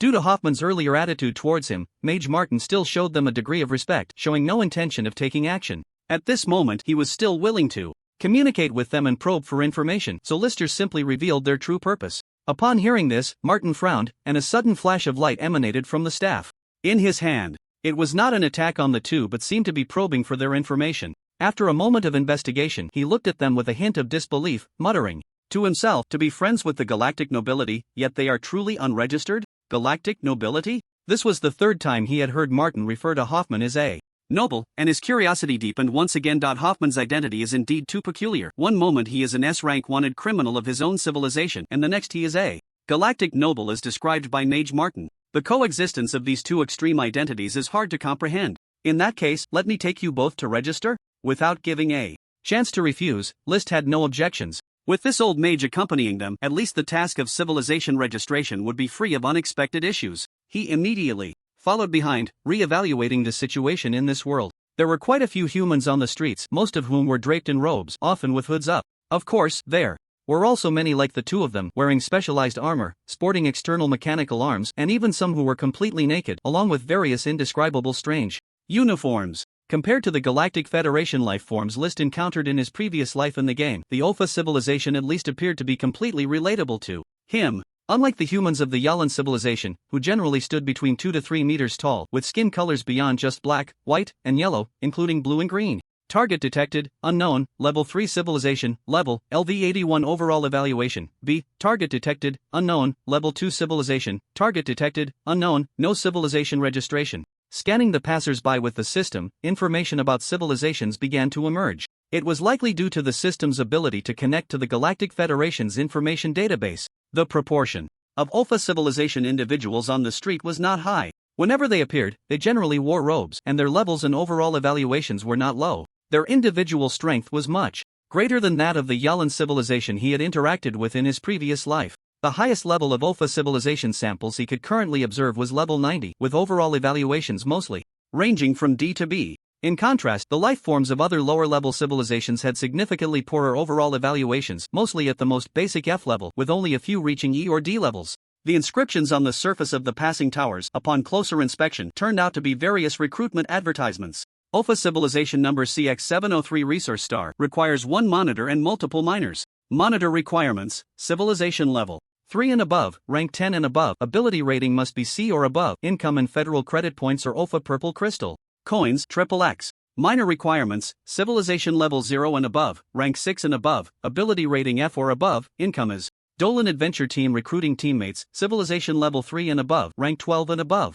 Unknown civilization explorer, no civilization restrictions, can accept black households, no rank restrictions. Glancing through, any job that seemed acceptable had a civilization requirement of level 3 or above. Discrimination was everywhere. It seemed that even the Galactic Federation was a class society. In his previous life as a player, List had not spent much time in the galaxy, just a few years of game time. Then he entered the era of the Cosmic Great Age, having no awareness of the internal class and civilization discrimination within the galaxy, but now he was suddenly feeling it. The sky was filled with various giant spherical floating objects, seemingly the public transportation of the Olan civilization's ruling star. It felt like they had arrived at a designated boarding point, and Mage Martin lightly waved his hand, causing one of the massive spheres to descend and stop in front of the three. A square door protruded from the surface of the sphere, and an engraved inscription flickered on the door. This transportation only serves lifeforms of level 3 civilization and above, or lifeforms with special permissions, boarding fee. It was unexpected that even public transportation had restrictions for lower level civilizations. No wonder this giant spherical transport had so few passengers, most just floated quietly in the air. Fortunately, Mage Martin directly waved his hand to grant them permission. Congratulations! You have obtained the Ofa Civilization Public Transportation Special Permission. Remaining time, 179 days 23 hours. The giant sphere flew directly towards the most central giant tower at a rapid speed. In just a few minutes, the three had arrived in front of the giant tower. The crowd entering and exiting the tower was now entirely clad in robes, as if it were customary in this area to wear robes as formal attire. The bizarrely dressed individuals seen earlier on the road had long since vanished, making List and the others appear out of place among the crowd. Many passers-by instinctively scrutinized them. Wang Yu kept her aura suppressed, mainly observing List. Her gaze was filled with disdain, mockery, and contempt for the lower-tier civilized beings, with only a few showing a flicker of sympathy in their eyes. You too, entry is prohibited. Without an appointment. A female mage in a red robe blocked their way at the entrance of the giant tower. Target detected, unknown, level, comprehensive evaluation, B level. Another high-level mage. That was completely untraceable. She looked young, but her actual lifespan was impossible to determine. How can we make an appointment? Please present the level information of your civilization. If you do not belong to a civilization, you cannot make an appointment. The woman wore a smile, but it was a smile that held deeper meaning, her disdain evident in her eyes. To register, one must make an appointment. To make an appointment, one must first have an identity. This was a deadlock, and List suspected that the female mage was deliberately obstructing him. Fortunately, the mage Martin behind them spoke up to assist. Let them in. Seeing Martin in his robe, the female mage's attitude became much more polite. Please present your. The magic energy flickered from the staff in her hand, but in an instant, it dissipated. The female mage's demeanor changed dramatically, and she respectfully said, Captain Martin, welcome, please enter with your friends. The Office for Civilization Registration and Identity Processing was located in the lobby on the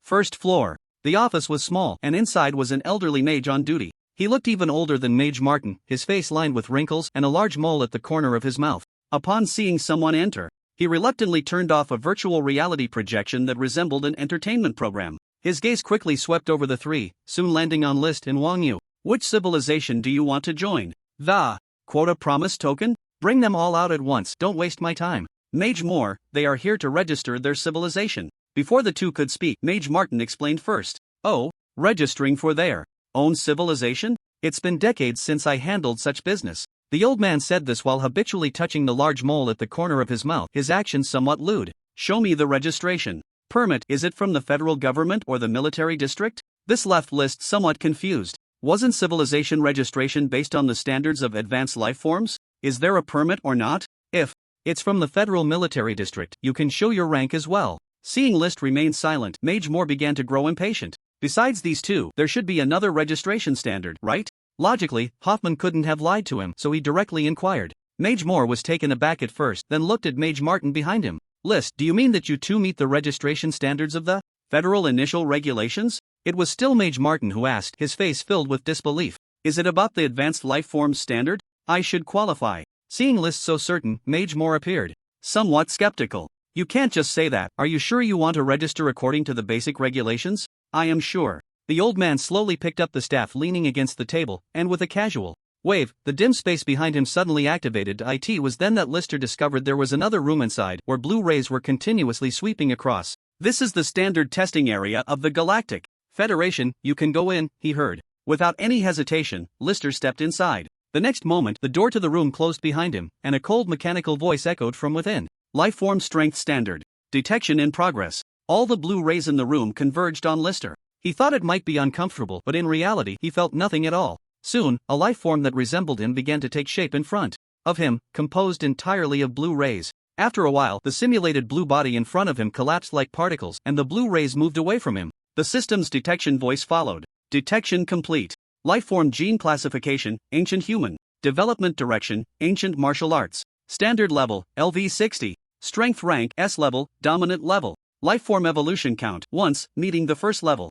Advanced Lifeform Standard. As he exited the testing room, the expressions of the few people outside varied. Wang Yu still looked puzzled. She wasn't particularly familiar with terms like dominant level, and her confusion only deepened. In contrast, Martin and Mage Moore appeared dazed, struggling to believe the results from the testing room. After a while, Mage Moore began to mumble to himself. How many years has it been? The last time I saw a dominant level prospect was about 140 years ago, right? While speaking, he hurriedly raised his staff and activated the data records of the testing room behind him. Lister glanced over the recorded information. There were 3 S-level lifeforms detected in that testing room. The first met the 0-level advanced lifeform standard, the second was at the 2nd level, and the third was him, meeting the 1st level standard. The time span was indeed quite long, with the last recorded instance being 142 years ago. He felt somewhat puzzled about the evaluation standards for these levels. However, at that moment, Lister wanted to get down to business quickly. Can I register now? His calm voice broke the strange atmosphere in the room. The 3 of them turned to look at him, and Martin also snapped back to reality, his gaze towards Lister now filled with fervor. You can, but are you sure you don't want to think it over? No need to think it over. Since I meet the standards, just register me. Upon hearing this, Mage Moore looked at him as if he were a fool. Are you really not going to reconsider? Not to mention becoming a galactic noble. At least the neighboring 3rd-level Lone Star civilization has been recruiting for the past few decades. With your dominant level, Mage Moore. Before Mage Moore could finish, Martin hurriedly interrupted. How can you push someone like Lister off to others? After saying that, he earnestly extended an invitation to Lister. Lister, although our arcane civilization is not currently accepting new citizens, we always have special quotas for dominant level prospects like you. If you are willing, I can apply to the Grand Mage right now for a spot for you. At this moment, Martin had completely realized he had mentioned friends of the galactic nobility. How could they possibly be simple black market individuals? It turned out to be a dominant level lifeform. Even if the level was still lacking, all civilizations would be eager to embrace a dominant level prospect. No wonder Hoffman was willing to be friends with him. He was confident that the Grand Mage would surely grant Lister a spot in the arcane civilization, and he might even gain credit for it. Unfortunately, Lister's response was beyond his expectations, shaking his head as usual. Thank you for your kindness, Mage Martin, but I just want to register for my own civilization. Lister, you need to think this through. With your current strength, registering in this civilization would only make it a Level 1 civilization compared to the resources we have in our Level 3 civilization. It was yet another earnest attempt to win over, as Martin had previously been wary of Lister. Now, he had completely lowered his guard, enthusiastically trying to draw Lister towards the Alpha civilization. Unfortunately, after a round of persuasion, the answer he received was still Lister shaking his head. Instead, the Mage Moore, who had only spoken during the initial persuasion, remained silent, as if he had already anticipated Lister's choice. Martin, forget it. With Lister's talent, he has a good chance of becoming a galactic noble. If he really wanted to join our Level 3 civilization, he would have done so long ago. With that, he raised his staff and waved it again.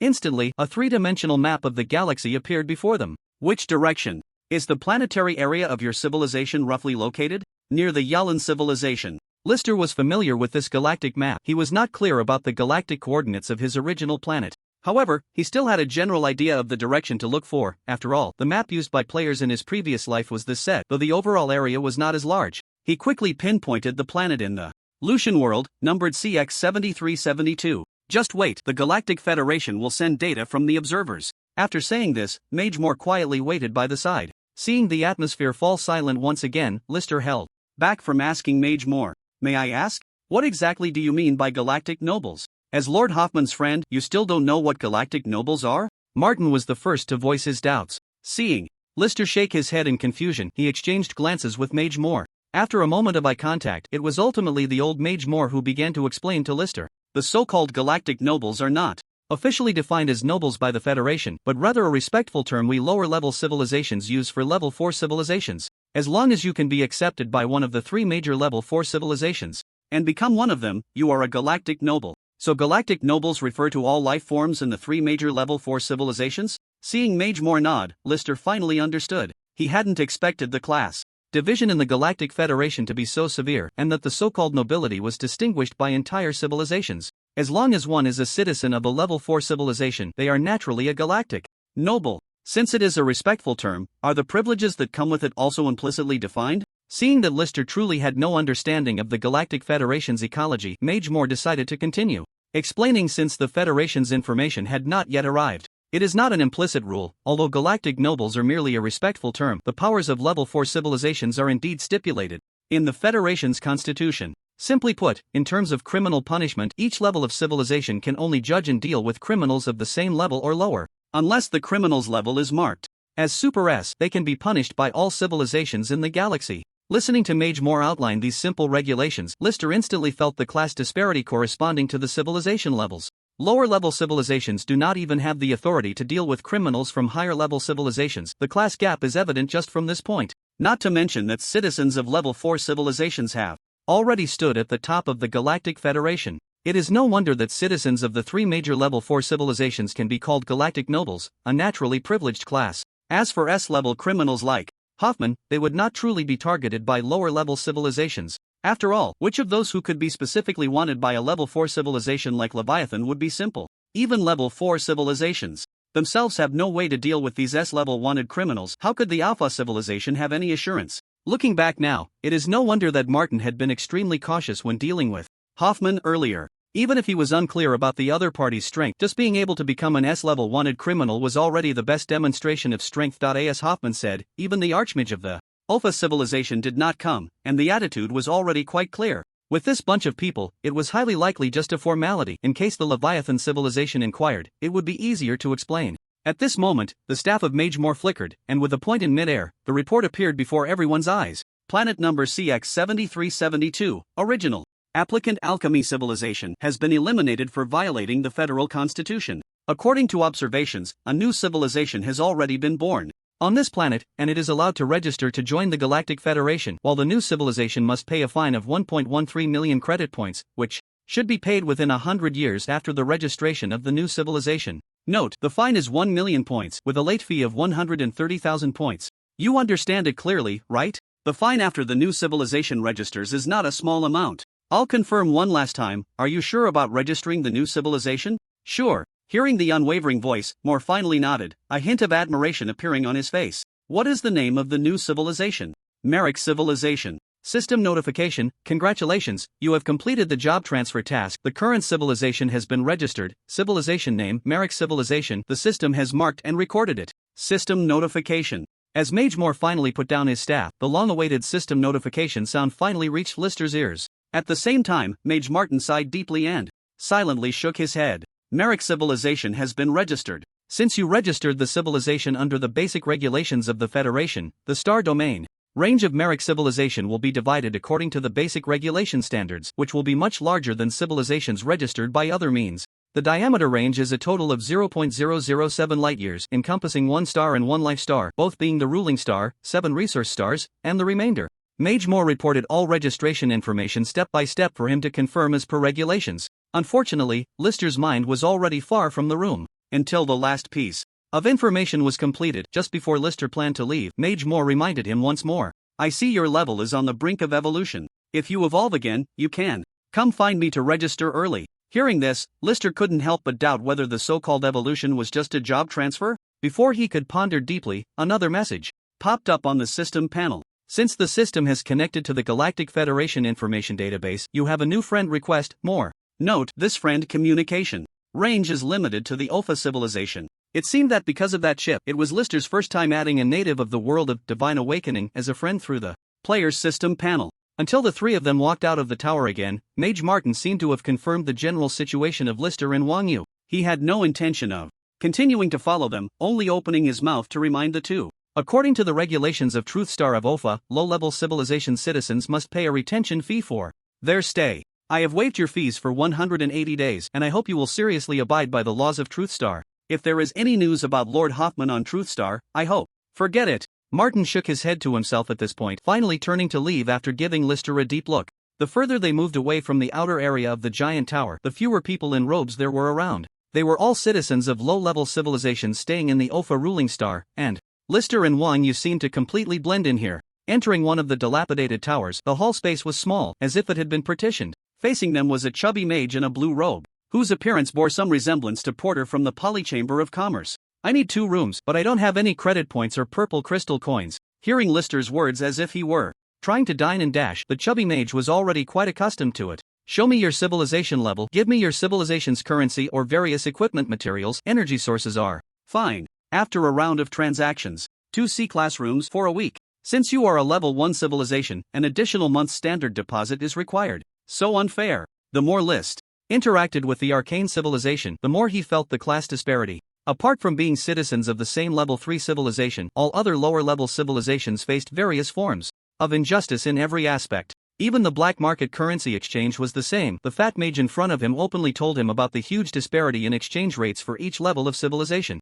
Even the housing deposit needed to be assessed based on different standard periods. List couldn't afford to think about these things for now and hurried upstairs to his tower residence. I need to rest for the next few days. You can act on your own. Contact me anytime if you need anything. After a brief exchange with Wang Yu, List turned and closed the door. The two of them could communicate online in most areas of the arcane civilization thanks to that chip, which saved a lot of effort. The C-class room was not very large, but it was relatively clean. List quickly opened the player panel and clicked on the job change task section, finally having time to observe and consider carefully. Congratulations, you have completed the job change. Notification: since the difficulty of your job change task exceeds the general standard, the intensity of the job will be appropriately increased. Note, this judgment has taken effect. Please choose your job change from the following 3 options. Job change 1, Dominator Blade Master, rare profession. You can gain the exclusive skill Dominator Body S-class for 60 seconds. Your attacks and skills cannot be interrupted, greatly immune to control effects and damage, and increase additional damage by 15%. Job change 2, Righteous and Evil Blade Master, rare profession. You can gain the professional skill Righteous and Evil Blade / S-class. You can switch between righteous and evil sword techniques. When releasing righteous blade attacks, deal 775 to 891 damage to the enemy while increasing additional damage by 15%. When releasing evil blade attacks, deal 775 to 891 damage to the enemy, increase attack speed by 10% and gain a 10% lifesteal characteristic, dealing 10% counterattack damage to the enemy. 2 rare professions in a row, and the skills offered were all starting at S-class. List felt a sense of certainty in his heart, especially the Dominator Blade Master's Dominator Body effect, which provided immunity to control and damage while increasing damage. Although it wasn't a passive skill, during the duration of the Dominator Body, it was essentially no different from a passive skill. The only thing that made List hesitate was the immunity to control effect, which seemed to overlap somewhat with the Merrick sword technique and the passive skill of Steadfast Heart. He looked forward to the last profession. Job change 3, Soul Blade Master, rare profession. You can gain the passive skill Priding Soul, passive, no grade, increases soul strength by 1 point per level. Note, soul strength is not included in the system information statistics. The stronger the soul, the significantly enhanced all skills related to oneself and the soul, and increases damage judgment level. Fairness special reminder, this skill enhancement has special requirements. Please choose carefully. Job change selected, Soul Blade Master. The system prompt sound immediately followed. For List, who might have hesitated before, there were no more extraneous thoughts after seeing the third profession. He was unclear about the standard of soul strength and had never heard of this information in his previous life. Just the passive skill of this rare profession was enough for him to be certain. Moreover, there was the so-called Fairness special reminder. List was not very clear about it, but being recognized by Fairness indicated that the uniqueness and rarity of this profession needed no further explanation. In the next moment of complete certainty, a severe stinging sensation surged through List's body. This stinging sensation first spread across every inch of his skin and then penetrated deep into his internal organs, and sweat quickly broke out all over him. At this moment, the stinging sensation grew even stronger, as if it were still deepening, something List had never experienced during his previous job changes and level-ups. Before long, the needle-like pain had spread to his brain, deepening while increasing in speed. An indescribable fear and shudder arose from the depths of his heart. This incredibly real sensation of pain seemed to pierce directly into his soul, yet the imagined intense pain did not come. Instead, a warmth that was hard to articulate surged into his heart. The pain throughout his body, under the soothing warmth that spread from the depths of his soul, was momentarily replaced by an overwhelming sense of comfort. Soon, the pain in his body completely vanished, and the warmth receded like a tide. Congratulations, you have completed the Soul Blade Master class change. Notification: due to your completion of the second stage class change, your health and stamina have significantly increased. Notification: second stage class change completed, all skill level caps removed, and the experience required for player level and skill level increases has risen dramatically. List glanced briefly, and all the skill level increases in front of him had skyrocketed tenfold, while the experience requirements for player levels had increased 100-fold, just as he remembered from his past life. Immediately, the 2.7 billion experience points he had stored began to be allocated for upgrades. Congratulations, level has increased. Congratulations, Merrick breathing technique has been upgraded. Name, List Merit Class, Soul Blade Master, Martial Arts, Level, 90, 1/90000000, Health 209560/209560, Note, Health after Passive Bonuses, Stamina, 105431/105431. Note, Stamina after Passive Bonuses, Attributes, Strength, 159, Base 69 plus Extra 90, Stamina 159, Base 69 plus Extra 90, Intelligence 159, Base 69 plus Extra 90, Agility 158, Base 68 plus Extra 90, Skills, Merrick Blade Technique, A-Class, LV90, 1/90000000, use blade techniques to accurately attack targets, dealing 65, 71, 72, 98. Damage, can be enhanced by strength, immune to most control effects when striking, and attacks can be interrupted to a certain extent. Knee Strike, E-Class. Robust Soul, Passive, No Rank, LV20, 0/20000000. Note, cannot be upgraded further, requires Soul Crystals for enhancement increases. Soul Strength by 20 points, enhances effects of soul-related skills by 20%. Huang Ting Blade Technique Visualization, Passive, No Rank. LV90, see through illusions, ultimately reach the truth. Increases real damage of blade techniques by 108%. Note, Soul Strength Bonus. Acquired. Killing Intent Wave Visualization, Passive, No Rank, LV90, increases additional perception by 108%, increases killing intent. Perception by 324%, can actively release killing intent against enemies significantly weaker than oneself, causing area damage of 324% of base damage. Note, releasing killing intent requires the opponent's level to be more than 30 levels lower than oneself. Base damage can be enhanced by other passive bonuses. Soul Strength Bonus acquired. Blade Technique Mastery, Passive, LV90, increases damage of blade attacks by 450%. Steadfast Heart Visualization, Passive, LV90, each level increases immunity to all negative effects by 90%. Note, immunity effect decreases if negative effects exceed A-Class. Sharp Blade Visualization, Passive, LV90, limited to blade attack enhancements. Increases sharpness by 90%, causing 90% damage that ignores defense.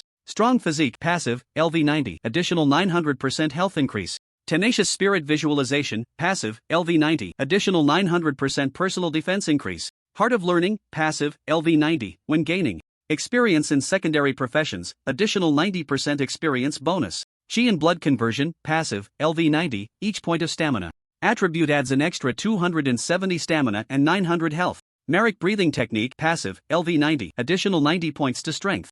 Attribute Will Breathing Method, Passive LV90, increases stamina attribute by an additional 90 points. Concentration Method Visualization, Passive LV90, increases intelligence by an additional 90 points. Mysterious Walking Technique Visualization, Passive LV90, increases agility attribute by an additional 90 points. Comprehensive Evaluation, S-Class, Dominant Level, Remaining Experience Points 23031. The accumulated experience points were wiped out in an instant. The level finally reached 90 and all passive skills were raised to level 90 at once. Only the new passive Thriving Soul seemed to be a special type of passive. Not only does it require far more experience points to level up than other passives, but after level 20, it is directly restricted. It cannot simply be upgraded with experience points and requires a special resource called Soul Crystal. This was something List had never heard of in his previous life. He was just an ordinary player, and such special high-level resources were completely unnecessary, so he naturally knew very little about them. However, this passive skill enhancement was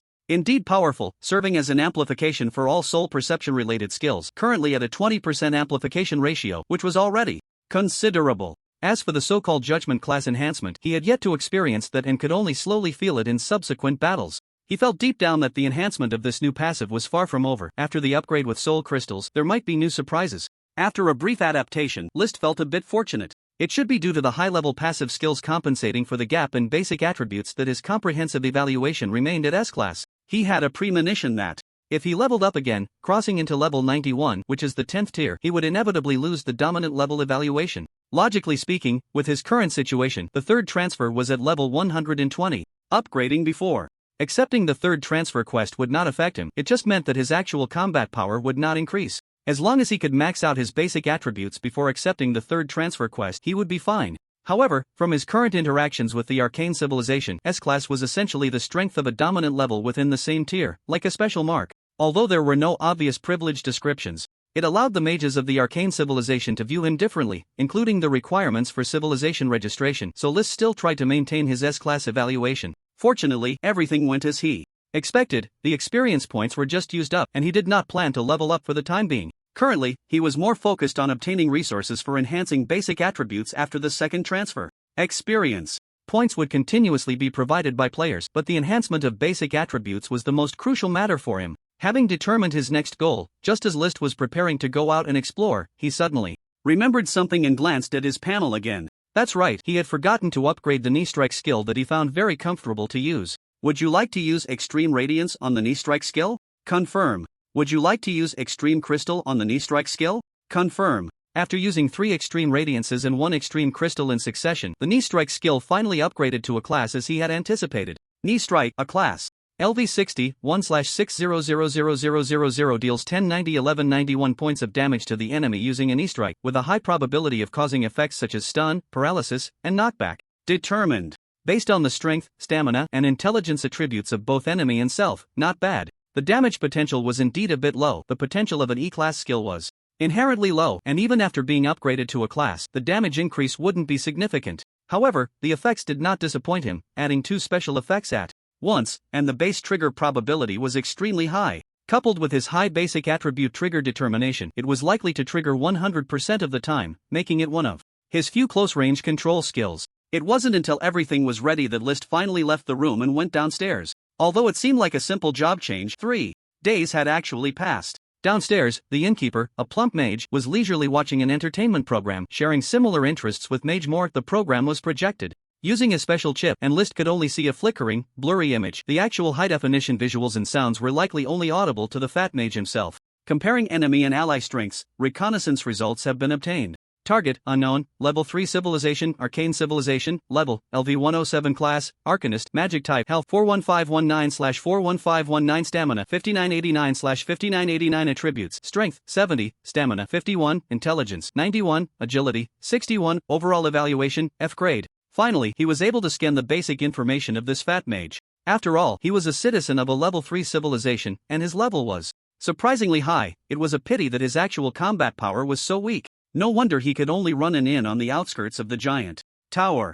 Based on his previous memories, during the 5th act, battles with the Galactic Expeditionary Force fell within the level 80 to 100 range. In the 6th act, during the activities of the Yalan civilization, the level range was between 100 to 120. As for the Arcane civilization, before him, it was a tier higher than the Yalan civilization, and its true combat power should be above level 120. Combining the reminder from the more mage in his memories from his past life, List suspected that the civilization level of the Galactic Federation was indeed related to the class transitions of living beings. An S-class life form before the first transition corresponds to a 0-tier civilization. An S-class life form after the first transition at level 20 corresponds to a first-tier civilization. An S-class life form after the second transition at level 60 corresponds to a second-tier civilization. Following this pattern, a third transition at level 120 and a fourth transition at level 180 should correspond to the true 3rd tier and 4th tier civilizations. If his estimation was correct, the Arcane civilization, as a 3rd tier civilization, would have advanced life forms with a combat power of at least level 120 S-class, with the highest limit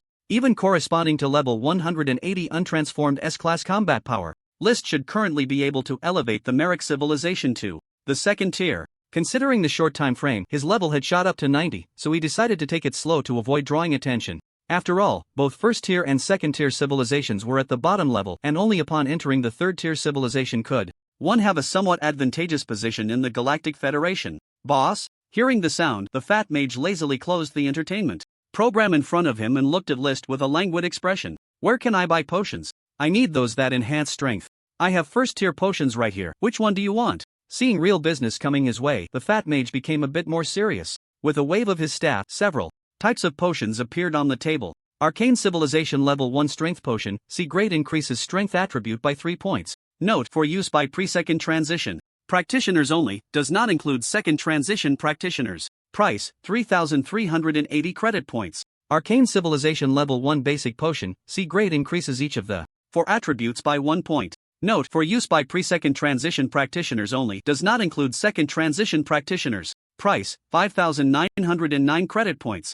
All the potions displayed were of no use to him. What left List speechless was that he even saw Lucian's turquoise liquid among the potions. Wasn't that what he had exchanged for the fat mage a few days ago? Now it was priced at 5,500 credit points, while he had only traded it for 400 credit points a bottle. Just a simple flip, and it turned into such a profit. Fortunately, he hadn't exchanged much at the time, just enough to cover his expenses. Don't you have any second-tier potions? The fat mage glanced at him curiously, then shook his head. Second-tier potions are only sold to citizens of second tier and above. You can't buy them. Again, this damned civilization barrier. List realized that the so-called advanced civilizations imposed restrictions on lower civilizations almost everywhere. This potion for enhancing strength was essentially a pathway for the strong of lower civilizations to rise, yet even this avenue for advancement was restricted. After cursing inwardly for a while, he couldn't help but continue to probe. What if I offer a high price? No way. The federal constitution does not allow it. Anyway, I don't sell here. If that's the case, you can try your luck outside, the fat mage said, shaking his head and ignoring him as if he had determined that Lister was not a target customer and the potions in front of him were quickly put away. He then reopened the entertainment program, crossing his legs and shaking his head while tapping his foot. Not wanting to grind it out in the inn, Lister directly left the half-abandoned tower. The streets were filled with citizens from various civilizations, and now he could finally scan the levels of most people. The levels generally ranged from 90 to 110, and since this area mostly served as a refuge for low-tier civilizations, it had a somewhat slum feel. So the overall strength of the people was not high, generally between F and D rank. Lister continued to explore in the opposite direction of the giant tower. He knew that the further he got from the center of this truth star, the more chaotic it would be, and the more likely he would find the black market. He envisioned. 2 hours later, there were increasingly bizarre life forms around Lister. It seemed that each had their own defined territory, and most of these beings knew each other. Only he was alone, stepping into this area for the first time, attracting quite a bit of attention along the way. With a perception of murderous intent, Lister could sense that all the gazes on him were, without exception, filled with malice. He couldn't say for sure about other things, but he could confirm one thing: he hadn't come to the wrong place. Not far away, a 3-meter-tall blue giant finally couldn't hold back and began to intentionally approach him. According to the system scan, it was also a level 1 civilization, level 97, with a comprehensive strength of C rank. Brother of the Merrick civilization, is this your first time here? The blue giant in front of him struggled to show a smile, a scar on his face stretching from the corner of his eye to the root of his ear. His already ugly face became even more nauseating when he smiled. It's my first time. I wanted to ask where I could buy potions? Looking at the large figure in front of him with interest, Lister also intended to test his own strength. In this mixed area, there wouldn't be any oversight from the Truth Star people, which was unexpectedly suitable. Ha ha, you can buy it here. Saying this, he fished out a vial of potion from his waist. Crystal of Wisdom from Rand increases intelligence by 1 point when consumed. Note, only usable before the first transition.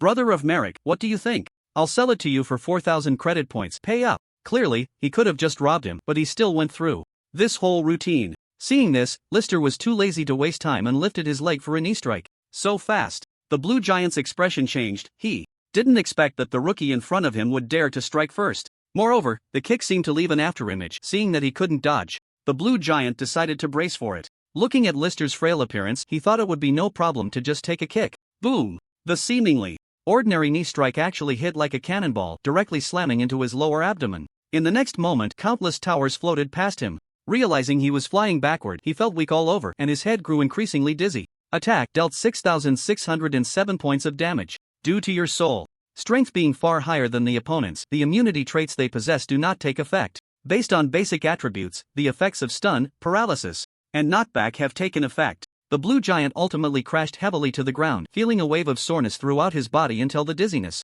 in his head faded. He then realized that his chest was being stepped on by a foot, with a black blade tip hovering in front of him. Understanding that he had encountered a tough opponent, he thought that the friends around him would come to help upon seeing the situation. However, when he met Lister's calm gaze, a piercing pain that struck at his soul swept over him. The aura emanating from Lister was like a true blade, constantly slicing at his soul. Lister himself also noticed that under the passive effect of his robust soul, his aura had become increasingly solid. At the same time, he could truly sense the subtle fluctuations of the other's soul deep within, providing a more intuitive intimidation. As for the group of restless people around, they had indeed wanted to step forward to help just moments ago. However, after feeling the explosive aura emanating from List, who was holding a knife, they had long since vanished without a trace. His strength might not be significant near the giant tower or within the arcane civilization, but in this area where low-tier civilizations gathered, even if his level was not high, his actual combat power was absolutely in a league of its own. The cold blade hung before him, and feeling the chilling aura from List, the blueskin giant was completely compliant. My lord, what potion do you want? I have some others. Here, show me everything. A calm voice rang out. The black blade moved away from his sight, and the blueskin giant dared not make any unnecessary movements. He immediately fished out a dozen vials of potions, even a few pills. Unfortunately, these were all potions from a level 1 civilization, useless. To him, is that all? My lord, this is all, really, all the potions I have are right here. Seeing List raise the knife again, the sharp aura surged into the depths of his soul once more. The fear from deep within his soul made the blue-skinned giant's voice tremble as he spoke. No level 2? My lord, level 2 potions can only be purchased by citizens of a level 2 civilization, and the Rand civilization I belong to is level 1. Seeing that the giant was indeed not lying, List continued to press him. Does this broken place even enforce that rule? My lord, you must be joking. Our place is also managed by big shots from the arcane civilization who would dare to violate the federal constitution. Upon hearing this, List realized he had been somewhat hasty. As the governing star of the arcane civilization, how could there truly be an unregulated black market? At most, it was just a policy of some big shot or ruler who preferred to turn a blind eye rather than strictly enforce the rules. The necessary civilizational barriers would naturally not be easily broken. From his current perspective, it was indeed not easy for potential individuals from low-tier civilizations to keep climbing up. No wonder Hoffman and Mage Moore looked at him with admiration and respect. They must have anticipated this situation long ago.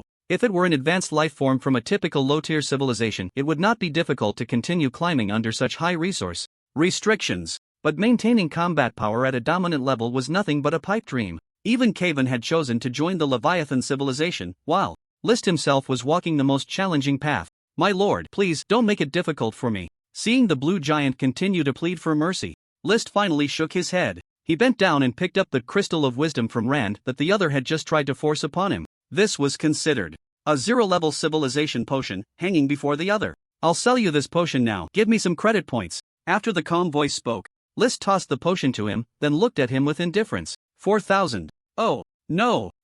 6,000. You have received credit points.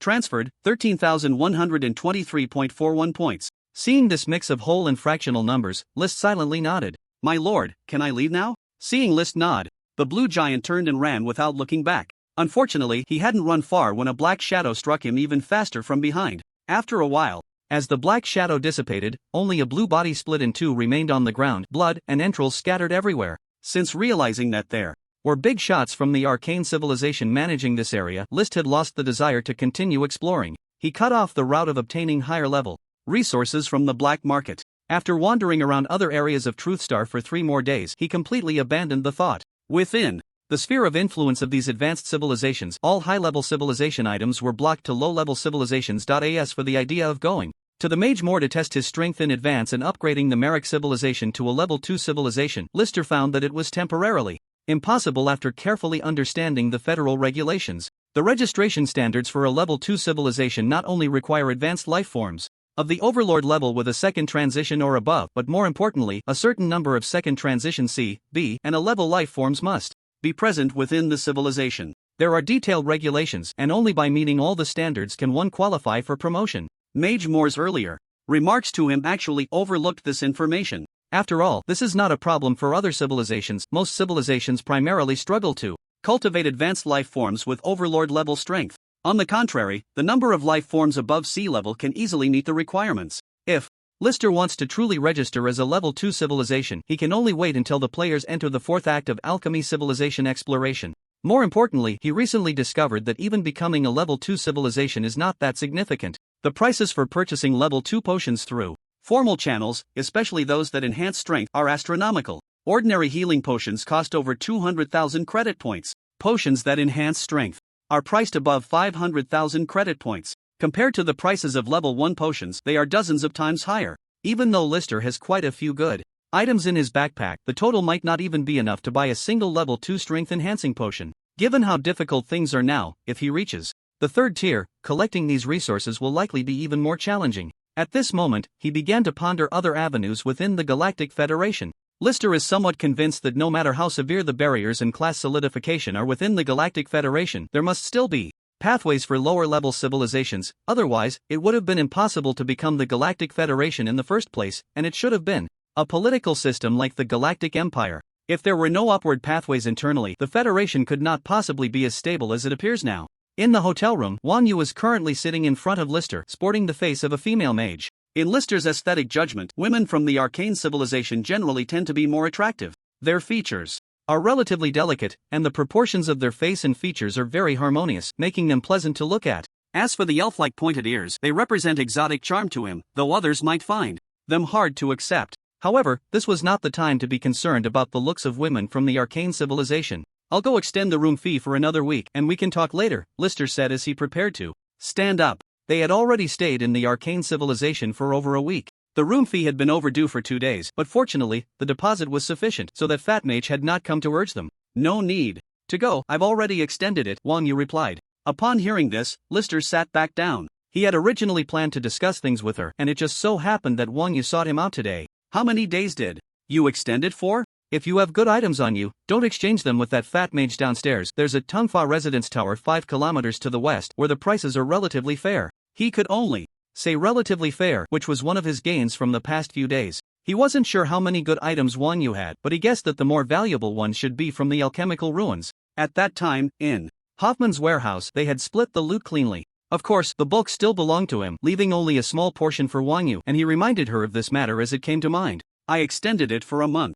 That long? Did you exchange everything you had? Lister's expression turned strange upon hearing this. This tower, despite looking half abandoned, had all its spaces converted into living quarters by that Fat Mage. However, the cost of living there was not low. A sea-level standard room cost 70 credit points per day. Paying for a month up front for 2 rooms meant spending 4,000 credit points at once. This was a bit too extravagant, exceeding his judgment of Wang Yu's wealth. Hearing him ask that, Wang Yu looked at him in confusion and said, "Isn't it just credit points? Are you really short on them?" As Li Site looked on in bewilderment, a system notification chimed in. You have received a transfer of 30,000 credit points from your friend Wang Yu. Can you tell me where you got those credit points? He had only managed to steal 13,000 credit points that time, while Wang Yu in front of him was handing out 30,000. That was enough to cover a year's stay at this inn. It shouldn't be from the meager savings of the alchemy ruins. It seemed her gains this week were much higher than his. At the coordinates XX on the southwest side, there is a special credit storage point. No personal information is needed. Access is based solely on biometric data.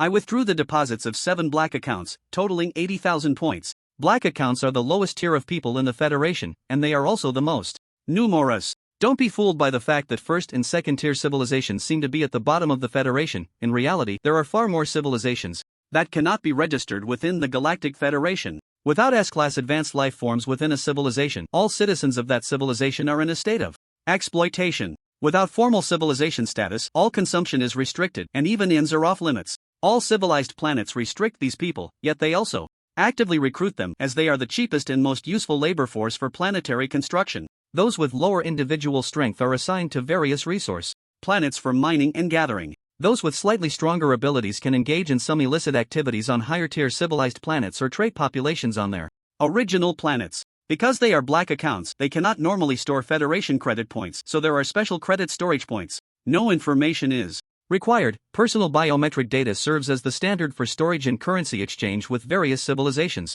After spending a few days here, Li Site had already realized that this special credit storage point was actually a force supported by the Galactic Federation behind the scenes. It was merely a further exploitation of black accounts. Although all work income provided is settled in credit points, in reality, black accounts cannot store credit points. They can only exist in this special storage point using biometric information, and when used, they must be exchanged for the currency of the respective civilization. The exchange rate is naturally exploitative, ultimately representing the unified exploitation of unregistered civilizations by all registered civilizations in the Federation. These 7 people are those I've been keeping an eye on. They are definitely dead, no problem there. If you still need more, this storage point is a bit dangerous. I should be able to find another one. Li Site quietly watched Wang Yu in front of him, feeling a sense of admiration in his heart. Indeed, a thief is a thief. This faceless skill may not be very aggressive, but its functionality is truly strong. It's just a pity that this skill cannot temporarily replace the registered civilization information of living beings. Otherwise, Wang Yu impersonating Hoffman would be able to walk all over the galaxy. No need for now. If you withdraw again, just be careful. Although it sounded like she could withdraw money from black accounts infinitely, in reality, this special credit storage point was backed by all the civilized forces of the Galactic Federation. The money from deceased black accounts originally belonged to the prophets of all civilizations in the Federation. If too much were withdrawn and noticed, Wang Yu would definitely be investigated. There's something I need to tell you. I plan to join the military. Not wanting to discuss the credit points any further, Li Site immediately brought up the main topic. During these days spent in the Opha civilization, he had indeed gained some insights. While he couldn't say he fully understood the overall environment of the Galactic Federation, he had already investigated a few general paths. For all beings under the rule of the Galactic Federation, there appear to be many developmental avenues on the surface. Federation companies, entertainment stars, associations, merchants, and so on, but in reality, each has its limitations. If the civilization's background is above Tier 3, it's fine, but once it's a low-tier civilization citizen, they won't get far on these paths. More importantly, these paths cannot break through the barriers and classes of their own civilization. In fact, there are only two real paths: government and military. In this, the government is a reserved area for the galactic nobility, and citizens of level 4 civilizations generally choose to pursue a political path, working in the federal government or in the governments of star systems above level 3. Those with capability eventually become federal legislators.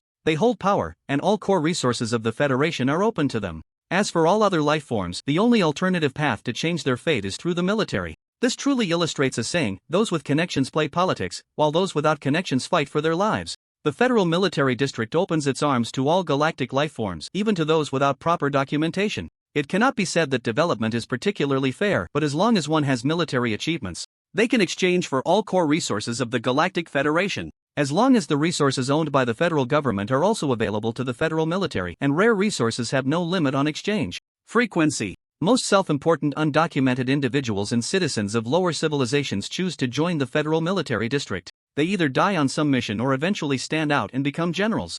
According to statistics, among the current 7 federal generals, there is one named Barun Leviathan. He originally joined the Federal Military District as an undocumented individual, continuously striving until he became a general. At the same time, he elevated his civilization, the Leviathan civilization, to a level 4 civilization. 7,000 years ago, he rewrote the history of the Galactic Federation, completely establishing the current pattern of the 3 major level 4 civilizations.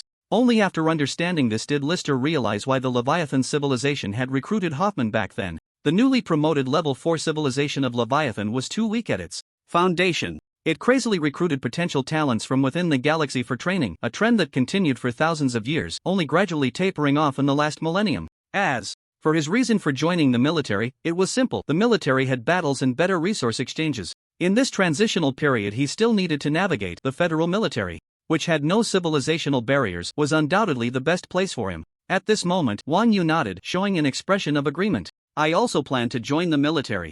Are you sure? As if seeing through Lister's thoughts, Wang Yu immediately explained. I can't change my civilization level for now, and even with credit points, I can't buy good things, so I can only go to the military. The recruitment office of the Opha Civilization Federation was almost at the far end of the giant tower. One had to pass through the black market area to finally reach the recruitment office. Logically, as a stationed office of the Galactic Federation, it should be operating inside the giant tower. Upon arrival, Lister discovered the real reason. The line for registration stretched endlessly, and a quick scan of the system revealed that most were undocumented individuals, which explained why the location was here, making recruitment more convenient. Get lost. Before Lister could queue up, he heard the recruitment office staff shouting angrily from the side. Although dressed in military uniform, his pointed ears indicated that he was likely a citizen of the Opha civilization. Comparing enemy and ally strengths. Reconnaissance results have been obtained. Level LV-97, Comprehensive Evaluation, E-level. It looked impressive, but in reality, the combat power was unremarkable. He was probably just an ordinary clerk. At that moment, he was dragging out a man who was less than 1.5 meters tall and had horns on his head, and he even added a kick at the end. He didn't really go all out. The man, kicked to the ground, was not angry but shouted again at the recruitment clerk.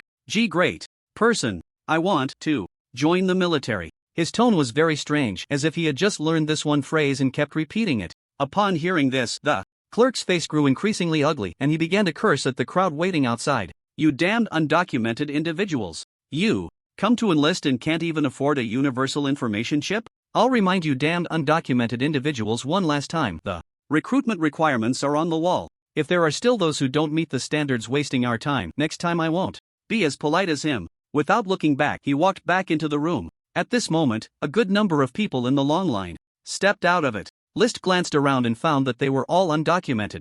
It seemed they hadn't even purchased the most basic information chip, which meant they hadn't learned the universal language of the Galactic Federation. Communication was a problem. It was strange that they even knew about the conscription requirements. After witnessing this farce, List also noticed the conscription requirements engraved on the outer wall of the tower. There was just one standard, level 6 or above, with no restrictions on combat power level. After all, it was about enlisting, so the level 6 standard wasn't too high. Sir, please go ahead. List did not reveal any aura, wanting to queue normally. However, his extraordinary equipment, not to mention Wan Yu's robe from the arcane civilization, made their presence stand out among the crowd of undocumented individuals. After one person in front stepped aside, more and more began to scrutinize List and his companion. When they found they couldn't glean anything, they quickly lost interest. The two of them managed to walk from the back of the line to the very front. Just then, a group of 10 entered the conscription office inside the tower. Level 7 meets the standard next.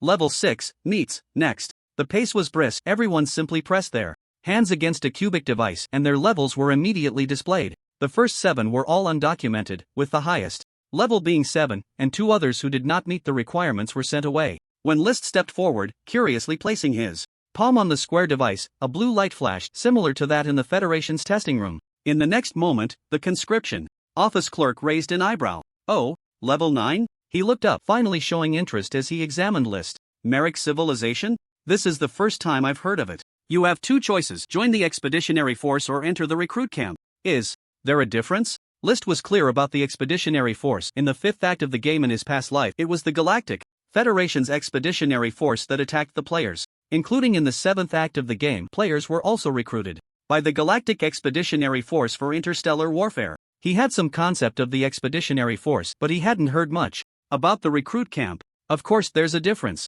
If you join the expeditionary force, you won't need to be tested. We'll notify you in a few days. If you join the recruit camp, you'll have to take another combat power test. You need to be E-level or above to enter the recruit camp. In the same blue laser testing room, List quietly observed the interior. It was much simpler than the testing room in the giant tower's civilization registration office, and the testing speed was also much faster. Before him, his familiar body replica appeared, and it wasn't until it collapsed and disintegrated like particles that List exited the testing room. At this moment, all 3 clerks outside had stopped their recording work, staring blankly at List as he walked out. Meanwhile, Wang Yu, who had yet to be tested, furrowed her brow even deeper. Outside, the display area clearly showed List's combat power information. Level 9, S-Class. As expected, the information obtained from the test was quite simple. When List approached the clerk who had tested him, his gaze quietly swept over him. The clerk finally reacted, his expression suddenly becoming enthusiastic. This, friend, you are actually S-Class? I have never seen someone with your potential before. Just as he had thought, this S-Class seemed to be a special standard. Even citizens of a level 3 civilization showed respect. Although it didn't go so far as to have the clerk call him sir, the other respectful terms in his speech were enough to reveal his attitude. Meets the standard, right? List asked in a calm voice. Of course. You certainly meet the standard. May I ask if you are willing to join the recruit camp? The clerk inquired again about his willingness, and it seemed that joining the recruit camp was not mandatory. List silently noted this point and then spoke up again. What's the difference between adding a new recruit camp or not? The Merrick civilization you belong to didn't inform you? As soon as the words were spoken, the clerk across from him seemed to realize something and immediately began to explain. I'm sorry, I didn't mean to bring up your relationship with your affiliated civilization. Seeing his expression, Lister thought for a moment and understood. It was likely that his level and strength already met the standards of a second-level civilization, but his affiliated civilization was still first level. Did he think he had fallen out with the entire Merrick civilization, intentionally not upgrading the civilization level? Lister was too lazy to explain this. After all, the Merrick civilization had only been officially registered for less than a month, so let the other party misunderstand. Let me explain to you first. The Federal Military District is divided into 2 main parts, the Army Group and the Expeditionary Force. Among them, the Expeditionary Force has the lowest recruitment requirements and the least restrictions on individuals, generally only engaging in simple contracting tasks. As for the Army Group, it is further divided into the Central Army Group and the Civilization Army Group. Joining the Army Group requires first undergoing training in the recruit camp, which is a necessary process for any true galactic life form joining the Federal Military District. Upon hearing this, Lister's expression became somewhat strange. After all this time, it turned out that the expeditionary force that players from his previous life fought against, as well as the expeditionary force that joined in the 7th act, were actually on the periphery of the Federal Military District's power. According to the clerk in front of him, the expeditionary force didn't even count as part of the Federal Military District? Just an outsourced mercenary group? I suggest you still participate in the recruit camp and join the Army Group. Although the expeditionary force has fewer restrictions, many resources from the Federal Military District are not provided. For a strong individual like you joining the Federal Military District, it should be for the precious resources. Right? I will join the recruit camp. Since it was linked to precious resources, Lister immediately made his decision. The clerk nodded and then began to input his specialized recruitment information. Compared to other undocumented individuals, the processing speed on his side slowed down significantly. Another 9th rank? Also, from the Merrick civilization? Another clerk who had been resting nearby continued with the recruitment process. After checking Wang Yu, an astonished voice rang out.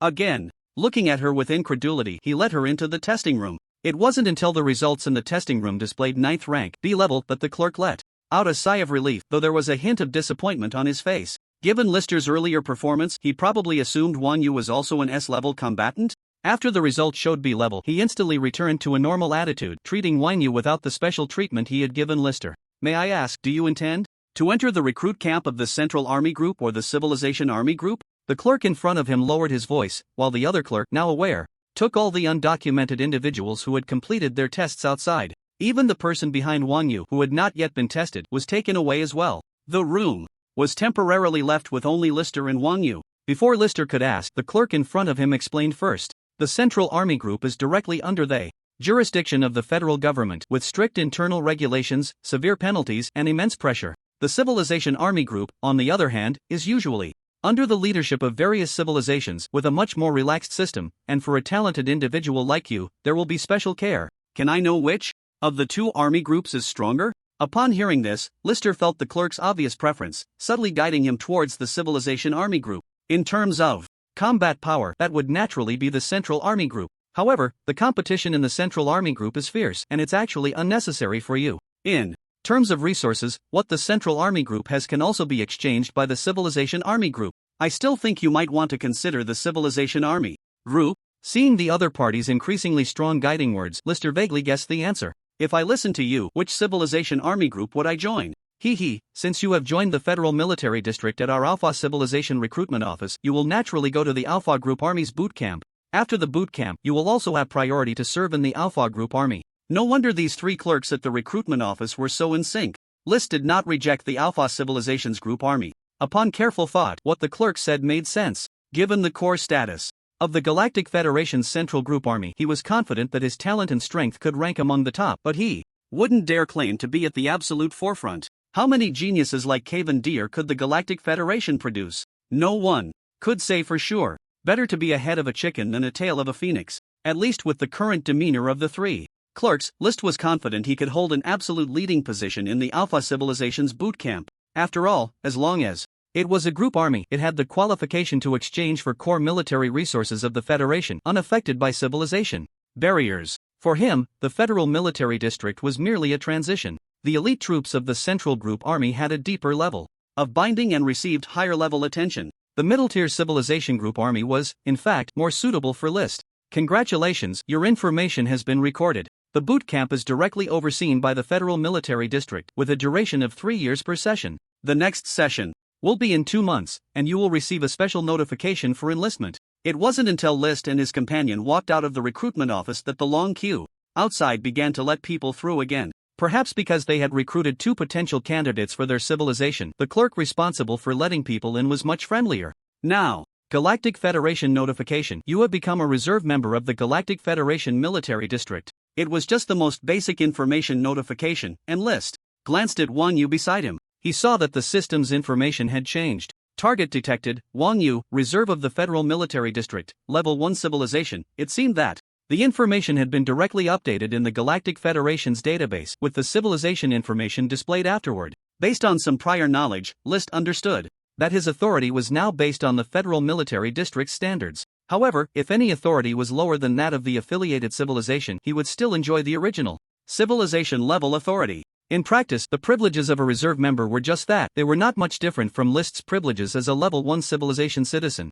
2 months passed in the blink of an eye. Just last week, the third act of the game Divine Awakening officially concluded. List received 5 free attribute points from the main quest settlement, just enough to keep all 4-dimensional attributes at 160 points. However, the opening of the 4th act didn't seem to be happening anytime soon. For players, it was a 3-day wait, but the time in the world of Divine Awakening was uncertain. Regarding this, although List hoped the players would continue the game to provide him with experience points, he had no way to influence it. After some organization, his current thoughts were focused on the Federal Military District's recruitment. Federal Military District notification, you have been selected for the Galactic Federation Group Army, and you must undergo a 3-year bootcamp assessment training beforehand. You have been assigned to the Alpha Group Army bootcamp. Please arrive at coordinate XXX within 3 hours to head to the bootcamp.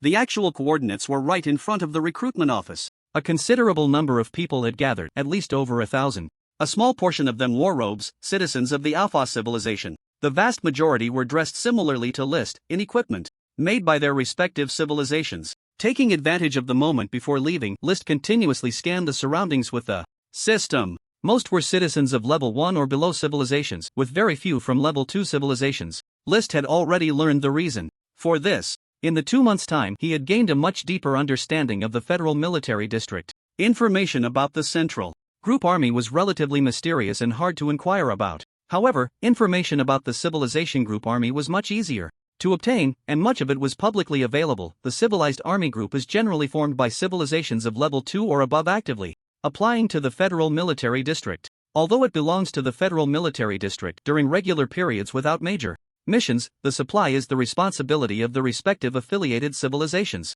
It is also permitted for the corresponding civilized army group commanded by the affiliated civilization to carry out simple defense tasks near the station point. This effectively grants a certain level of command authority during peacetime, although this authority must be approved by the Federal Military District. It serves as a means for various civilizations to willingly cultivate talent for the Federal Military District. In practice, once a promising candidate emerges from the military of any civilization, most will ultimately choose to enter the Central Army Group to gain greater advancement opportunities. Therefore, among the personnel in today's recruit camp, there are relatively few level 2 citizens, as most will participate in the civilized army group of their own civilization. A massive spaceship is currently hovering above everyone's heads. A beam of light sweeps across, and in the next moment, everyone has already entered the interior of the spaceship, heading towards the recruit camp. Planet W3909. A planet in a relatively barren area belonging to the Alpha civilization. It is also the site of the recruit camp for the Alpha Army Group throughout the years. Huge military facilities rise from the ground, far exceeding ordinary training grounds, with operation rooms, classrooms, medical rooms, and more. The outer area also features farms and ranches dedicated to supplying fresh food, as well as numerous entertainment facilities. Within this recruit camp area, it resembles a closed-off small country, with everything one could need. At the very center, continuing the architectural style of the Alpha civilization, stands a giant tower. At this moment, in the high-level conference room of the giant tower, a dozen men and women in military uniforms are seated around a table. The uniforms of the Galactic Federal Military District are uniformly black, better suited to the cosmic background environment, facilitating camouflage and combat. As for ranks, they are distinguished by insignia and shoulder patches. Among those seated, the lowest rank is captain, with the 3 at the front holding the higher rank of major. The expressions of everyone in the conference room are serious, and the overall atmosphere is solemn. However, in reality, it is not so formal. A major at the side is holding a soft-screen electronic document, angrily cursing with a flushed face, and his words are somewhat vulgar. These level 4 civilizations are really pushing it, aren't they? Asterisk. This has been going on for several rounds now. Last time it was the Leviathan civilization, and now it's the Beta civilization. The Beta civilization, along with the Leviathan civilization and the Witchcraft civilization, forms the 3 major level 4 civilizations of the Galactic Federation. The major, displeased, scratches at the top content of the document with his fingernail. It is glaringly the personal information of a reserve recruit from the recruit camp. Limhaven, level 11, a grade, affiliated civilization, Beta civilization. Major Early, what do you have to say? Do these level 4 civilizations completely disregard our Federal Military District? Do they think our military district is their federal government? Major Tokei is getting more and more worked up. As he speaks, his expression increasingly filled with righteous indignation. While gesturing to Major Early across from him, he also sneaks a glance at the major seated in the main position, observing his facial expression and attitude. The recruit camps of each army group are under the direct jurisdiction of the Federal Military District. Taking the Alpha Army Group as an example, although the recruit campsite is provided by the Alpha civilization and most of the camp's officers are long-term appointees from the Alpha Army Group, the one who truly holds the authority is the federal-appointed major at the front. The Federal Military District randomly selects a lieutenant colonel and a major from the Central Army Group to be fully responsible for the training tasks of the current recruit camp. Within 3 years, all officers in the recruit camp must obey the orders of this federally appointed major. The person in charge of this session of the Alpha recruit camp is Major Zigfi from the 39th Central Army Group. Tokei and Early appear to have a good relationship, and they also share similar appearances. Both have the characteristic pointed ears, indicating that they should belong to the Alpha civilization. Coming from the Alpha Army Group as Majors. As for Major Zigfi, he was transferred from the Federal Military District this morning. Since his arrival, he hasn't said much. He is not the type to enjoy socializing. At this moment, he completely ignored Tak's words and continued to look at the personnel information of the new recruits in his hand, his brow gradually furrowing. Seeing this, Tak continued to gesture to Early across from him. A raised eyebrow and a cough made quite a noise. The other captains in the conference room, however, sat still like blind men, acting as mere background figures. Early naturally received his companion's reminder and quickly shook his head. His hand gestured downward repeatedly, as if indicating Tak to continue looking at the information about this batch of new recruits. Tak, seeing this, skeptically continued to flip through the personnel list in his hand. The soft screen purchased by the new recruit camp of the OFA was not made of particularly high-quality materials. The soft screen in Tak's hand had already been marked with several cracks, but it did not affect the reading of the information. At that moment, he felt indifferent, not believing there was anything worth his attention from above. Until he flipped through dozens more pages, his brow suddenly furrowed. He saw that among the new recruit information was another galactic noble. Ian, 12th rank, A class, affiliated civilization, Merrick civilization. Major Tak pondered for a moment, and his brow quickly relaxed, the corners of his mouth slightly lifting, even a smile flashing across his face. Just as he was about to communicate with Major Early again, Major Zigfai suddenly spoke up. His voice was not loud, carrying a hint of surprise. S-Class? Merrick civilization? Major Tak immediately reacted, incredulously swiping at the soft screen in his hand, until he reached the end of the list of personnel marked as having potential above C-Class, and saw Lister's information. His expression brightened. Lister Merrick, 9th rank, S-Class, Merrick civilization. They really had S-Class talent coming to their OFA training camp? Does anyone know about this Merrick civilization? Major Zigfai asked the others for the first time. The already quiet office fell into deeper silence, with no one able to answer. Seeing this, Major Zigfai stopped pursuing further questions and began to ponder silently. Major Zig, do we need to report this new recruit list to the Federal Military District? Major Tak spoke up again, now lacking the initial indignation, sounding more like he was preparing to watch the show. Report? What needs to be reported? Major Zig did not understand Major Tak's meaning. Having finished browsing the list of potential personnel on the soft screen in his hand, he was willing to exchange a few words with the other party. Those two galactic nobles.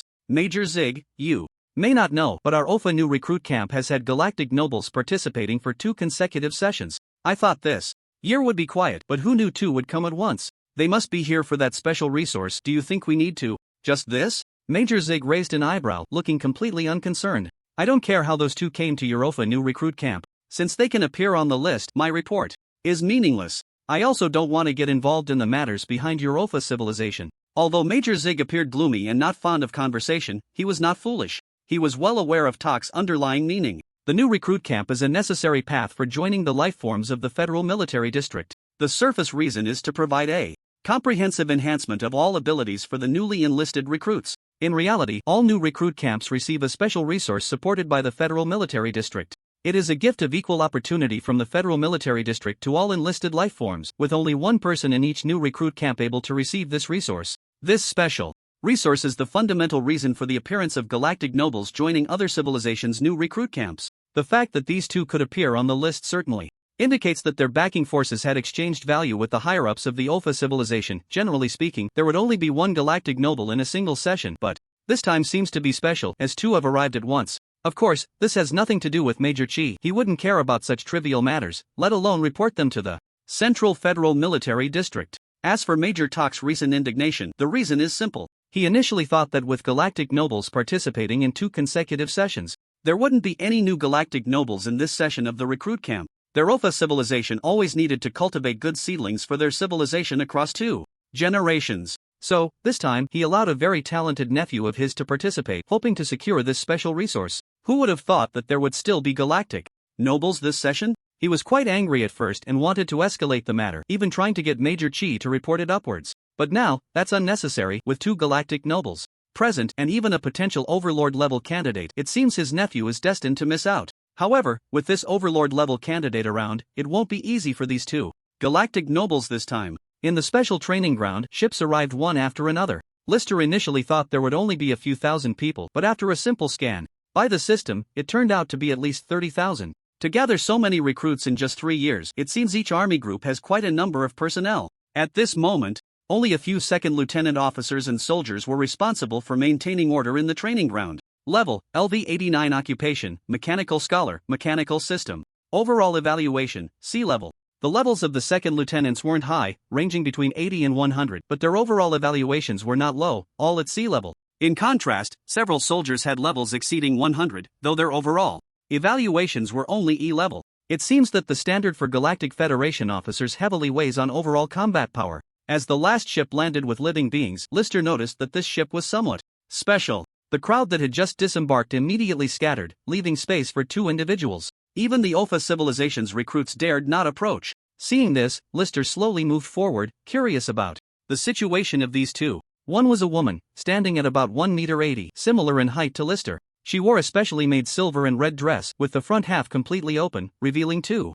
long, straight, fair legs to the crowd, while the back half of the dress trailed on the ground. She had a human face, with features even more exquisite and perfect than those of the Opha civilization. Compared to Lister's impression of the flawless Erica, she was even more striking. In terms of figure, she completely outshone Erica, exuding a strong sense of desire. Unfortunately, the expression on the woman's face as she looked at the crowd was filled with disgust, her eyes full of disdain. More of her attention was directed at the man not far beside her, radiating a strong sense of hostility. This made the already distant crowd retreat even further, daring only to steal glances at her. Target, unknown, Federal Military District Reserve, Level 4 Civilization, Beta Civilization, Level, LV-108 Occupation, Frost Telekinetic, Telekinesis System. Overall evaluation, a level. Quite impressive. An A-level combat power at the 11th tier. Lister wasn't confident he could secure a win against this opponent. The telekinesis occupation is also one of the more popular mid-tier professions, with considerable strength. More importantly, they are galactic nobles, so it's no wonder everyone is on edge. He then scanned the other individual nearby. This was a male, also human in appearance, but overall much more ordinary. He appeared to be in his early 20s, standing around 1 meter 80 as well. Unlike the dark golden patterned robes typical of the Opha civilization, this man wore a pure blue robe. Although he looked somewhat frail to the naked eye, Lister could sense the powerful aura he was suppressing through the fluctuations of killing intent. At this moment, facing the crowd's scrutiny, he looked calmly at everyone, showing no visible emotion. Compared to the other individual, he was much more polite and gentle, but unfortunately, the crowd still dared not approach. Target: unknown, Federal Military District Reserve, Level 4 Civilization, Witchcraft Civilization, Level, LV-119, Occupation, Shadow Wizard, Magic Type. Overall evaluation, a grade. Lister's expression became serious. Level 119, nearly the limit for a second transition, and an overall evaluation at a grade. Compared to that proud-looking woman, this one was indeed stronger by a tier. Although he could hold his own against a second transition practitioner with true damage, he certainly couldn't claim he could win against her. He felt somewhat relieved that he had listened to the clerk's persuasion and chosen this arcane new recruit camp. If this was the case here, the monsters in the army's new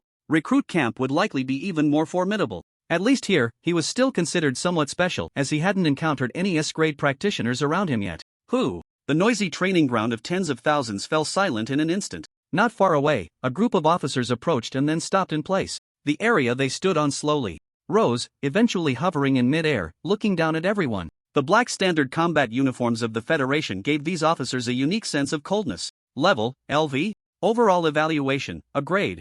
Using the system to scan the major in the center, Lister could still distinguish the basic military rank. Their combat power was also a grade, but the level could not be checked, including the 2 majors beside him. Only the captain next to them could be scanned, all above level 110, considered 12th tier practitioners, with overall evaluations also above a grade. It seemed that the strength of major level officers had a hard standard, at least exceeding level 120 for 3rd transition practitioners. Moreover, with overall strength evaluations at a grade, they were truly an elite group. Let me introduce myself. I am Major Siegfried from the 39th Army Group. This training at the arcane new recruit camp is fully under my responsibility. Major Siegfried, dressed in a black military uniform, had a serious expression. At this moment, his aura was fully revealed, like a fierce beast poised to strike, causing the already quiet training ground to hold its breath.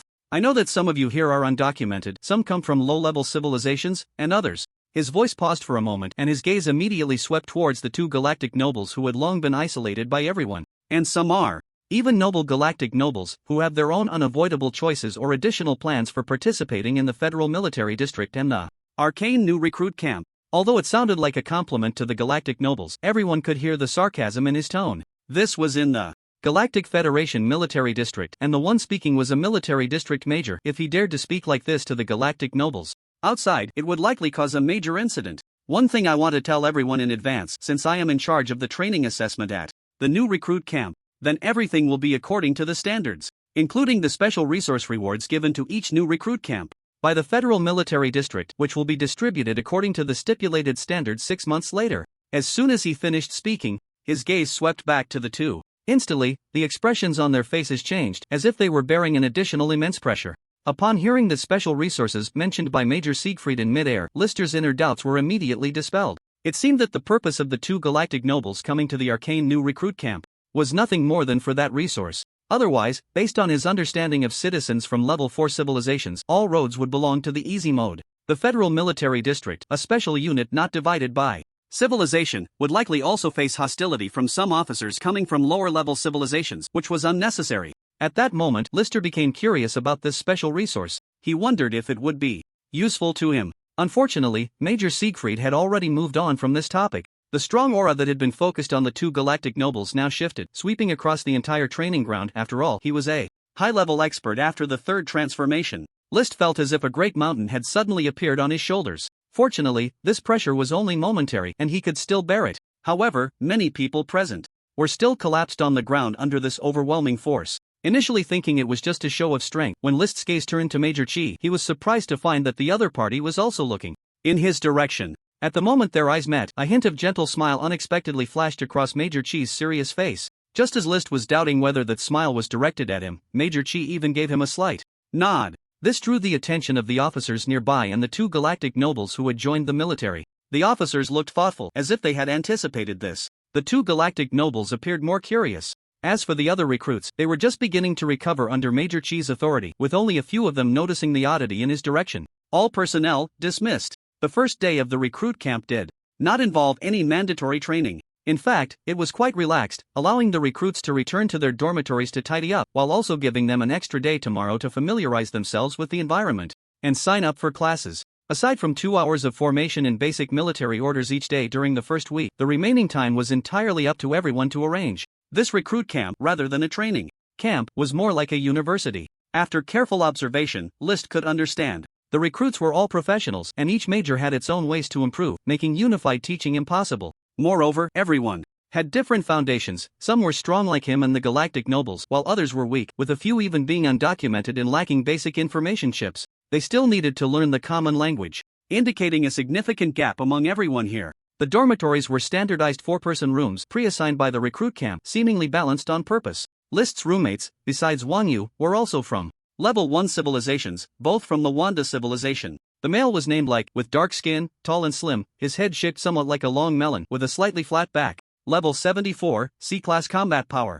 The other female was named Lana Ferguson, with white skin, also tall and slim, but her head shape was much more normal, and her looks were passable. Level 81, C-class combat power. These two from the Wanda civilization were quite easy to get along with, especially Like, who had strong social skills. Within just half a day, he had already sent several documents to the three of them via chip. Detailed breakdown of course selections, a list of items available for exchange in the military resource library, graduation requirements for the recruit camp, and so on. Like, where did you get this information? Lana, whose personality seemed somewhat introverted, only engaged more with Like. Seeing the detailed breakdown of course selections, a look of confusion crossed her face. Logically, since everyone was a recruit, there should only be a basic course selection information sheet. However, this detailed breakdown included information about the course instructors, ranks, and combat power levels, making it very comprehensive. A brother in the dorm downstairs contacted someone from the last recruit camp and bought it from him. Then let's pool our information points to transfer to you. No need, I only spent 2 points.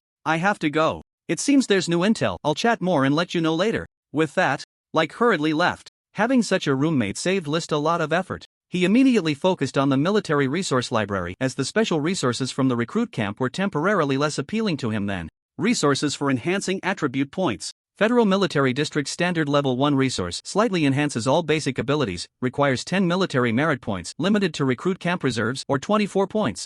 Federal Military District Standard Level 2 resource slightly enhances all basic abilities, requires 30 military merit points, limited to recruit camp reserves, or 260 points. Federal Military District Special Level 2 resource significantly enhance personal strength and physical fitness, requires 30 military merits, limited to new recruit camp reserves, or 280 points. Federal Military District Standard Level 3 resource slightly enhance, requires 6,800 military merits. Not currently open for exchange to new recruit camp reserves. He quickly found the potion he needed. The military resource depot was quite comprehensive, even opening up level 3 resources, but unfortunately, it wasn't prepared for them. It should be specifically for the officers and soldiers stationed at the new recruit camp. Fortunately, he didn't need it for now. The Federal Military District was quite considerate in this regard. During the new recruit camp period, even the material exchanges were heavily discounted, which was probably one of the benefits for new recruits. Seeing these resources, List felt a weight lift from his heart. At least his expectations before coming here had been met. Having a resource exchange channel was enough.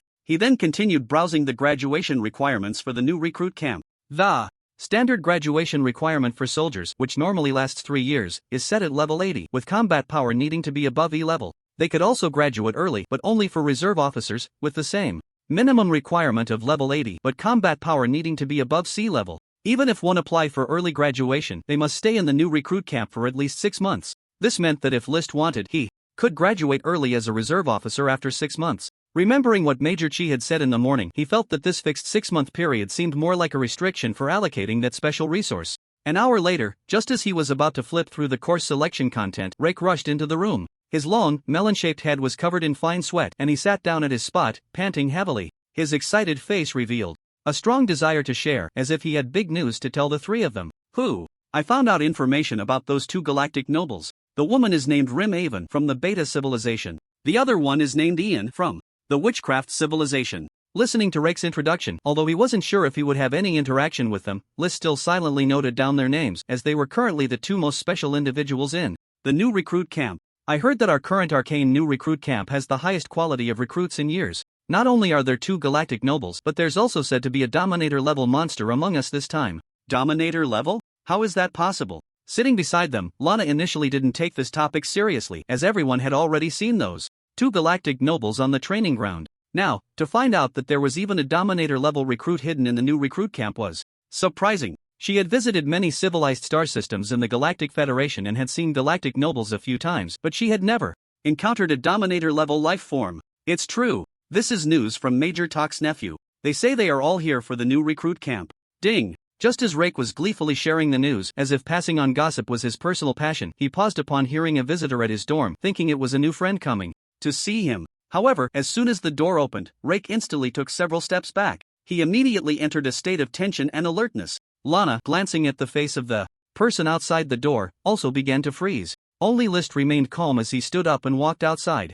He had sensed a familiar malicious intent approaching. If nothing unexpected happened, it was the malicious aura of the galactic noble Rim from the morning. The once noisy corridor was now silent. As Rim walked into this area, it immediately became empty. Even though the Federal Military District did not distinguish between civilization levels, most citizens, especially those without status, had long been accustomed to the class system of the Galactic Federation. They inherently felt fear towards galactic nobles, making it difficult to change their perceptions in a short time. Come out and chat? The straightforward invitation made List feel the killing intent emanating from the other party completely unmasked. However, in this rookie camp, at least for now, fighting was prohibited. Moreover, looking at Rim in front of him, List wasn't worried. What truly posed a threat to him was the more powerful Ian. Seeing the other party actively invite him, he nodded in agreement and followed her out. As List walked out of the room, following Rim, Rake and Lana instantly breathed a sigh of relief, as if they had just regained their composure. But in the next moment, recalling List's earlier behavior, their minds fell into a new storm of thoughts. They thought List might have already known this galactic noble or perhaps was someone serving the Rim family. However, these options were quickly dismissed by the 2 in their minds. Even if there were beings in the galactic noble family who were either recruited or serving them, their backgrounds should at least be of a level 3 civilization. List, like the 2 of them, was merely a level 1 civilization. Outside of the Federal Military District, it was unlikely that people of their level 1 civilization would be able to serve the galactic nobles. Suddenly, Rake seemed to realize something and immediately turned to Wang Yu. I just remembered that Overlord-level rookie seems to be from your Mayrick civilization. So List has a good relationship with him? Rim came to inquire about him? With his mind full of social interactions and information gathering, he hadn't matched that Overlord-level rookie with List until now. He even thought Rim would have the leisure to personally investigate a rookie's information. It was Lana who quickly realized something and proactively asked Wang Yu, how many people from your Mayrick civilization came to the Alpha rookie camp this time? 2. What? Hearing Wang Yu's calm tone, Rake jumped up from his chair. Even though his thought process was different from others, he had finally caught on. With trembling fingers, he pointed at Wang Yu. You can't be. Not me, the Overlord-level rookie is List, and his last name is Merrick, Wang Yu straightforwardly informed them without any suspense. However, receiving such astonishing news at once left the two somewhat petrified. Lana was somewhat better. Her introverted nature meant she didn't express much and simply sat there in a daze. Rake, on the other hand, was different. His mind went blank for a moment, and when he came to his senses, he began pacing back and forth in the dormitory. Shaking his head, he muttered in disbelief, "No, this is impossible. How could he be that overlord-level rookie? I actually, share a dorm with an overlord-level rookie? Then I just..." Surprised, confused, excited, and countless emotions intertwined in his heart at that moment. Meanwhile, List was following closely behind Rim. She had changed out of the specially made dress from the morning and was now wearing the standard black federal military uniform. It was hard to tell if it was her stunning figure or the fact that the uniform was a size too small, but he could see the black uniform clinging tightly to Rim's hips and legs, outlining her curves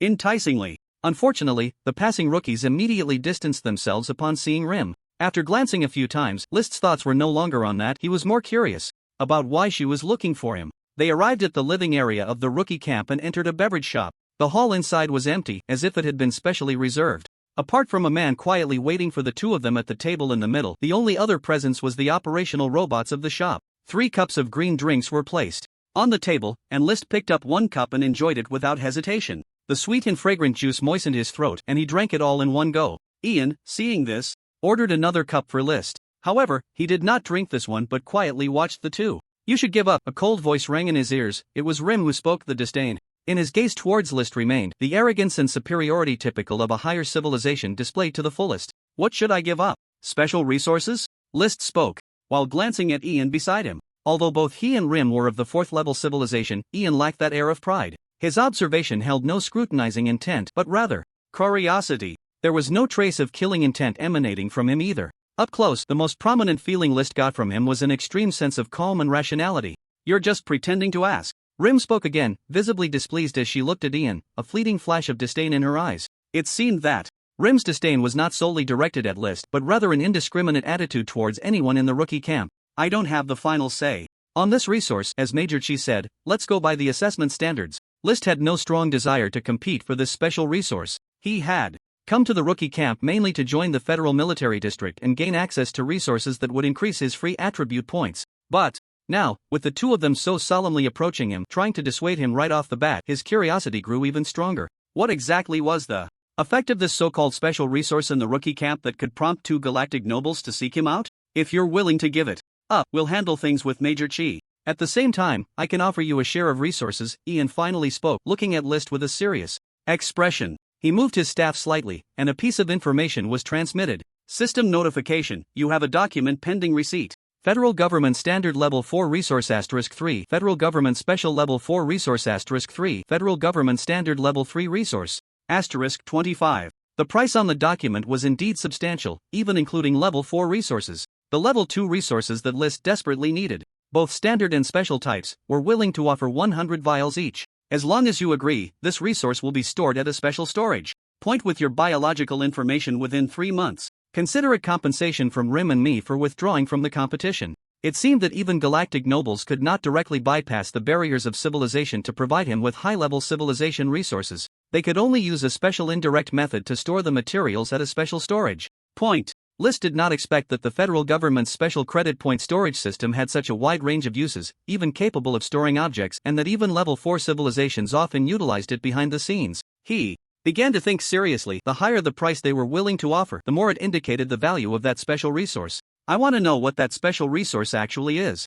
Ian had no words regarding this matter but looked towards Rim beside him. Unfortunately, Rim's attitude remained hostile. "This is not something for you low-level civilizations to inquire about. If you agree to withdraw, I might consider revealing some information to you. Then I won't withdraw." The standard resources offered did indeed make him envious. However, he currently had ways to obtain them. Looking at the proud Rim in front of him and his curiosity about the special resources, List immediately refused. Since they were unwilling to speak, he would go and see for himself what this so-called special resource was. "What did you say?" Rim was somewhat incredulous at this moment, feeling as if List was acting out of spite, making a decision contrary to her expectations. The killing intent emanating from her grew stronger, but she ultimately did not dare to act here. After a while, she managed to suppress her anger and unusually took on a patient tone to persuade him. "List, although you have the potential of a dominator, you're only at the 9th level. The chances of beating both of us are slim. This resource is compensation we are offering for caution's sake.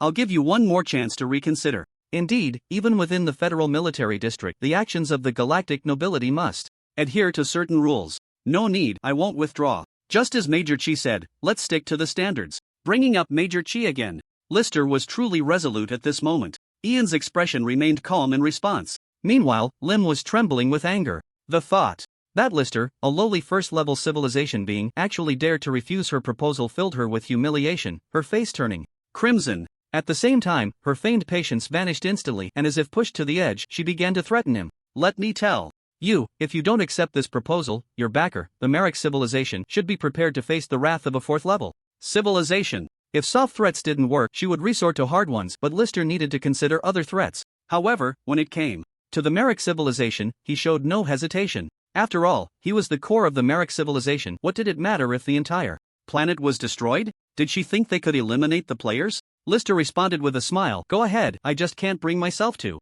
do it. Lim was somewhat puzzled by his attitude, unsure if he was serious or just bluffing. But thinking of Lister's 9th tier S level strength, while her own civilization was still just a first level one, she realized her threats were likely futile. Faced with Lister, who was impervious to both soft and hard tactics, she ultimately stood up in anger, looking as if she would make him regret it later. Now, only Lister and Ian remained in the hall. Compared to Lim, Ian was full of patience. Seeing that his goal had not been achieved, he was in no hurry to leave. Instead, he scrutinized Lister again, his gaze landing on Lister's left shoulder. That mechanical bird of yours is quite interesting. The chirping creature was small, having stood on Lister's left shoulder during its dormant period. It looked like an ordinary ornament. Compared to the bizarre outfits of other recruits, the little bird on Lister's shoulder was inconspicuous in the recruit camp. Ian couldn't help but marvel at the broad knowledge of the galactic nobility. He immediately recognized the extraordinary nature of the chirping creature. Just the second-level S-class energy crystal inside it was worth a fortune. However, before he could cover it up, Ian suddenly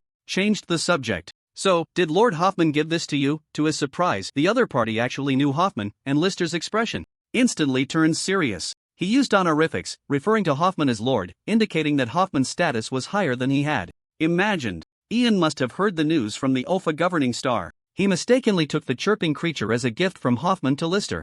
Indeed, compared to Lim, Ian posed a much greater threat. What does this have to do with our conversation today? It doesn't. I'm just curious. Someone like you, a potential overlord, should have chosen to join the Leviathan civilization. It felt like a test of him.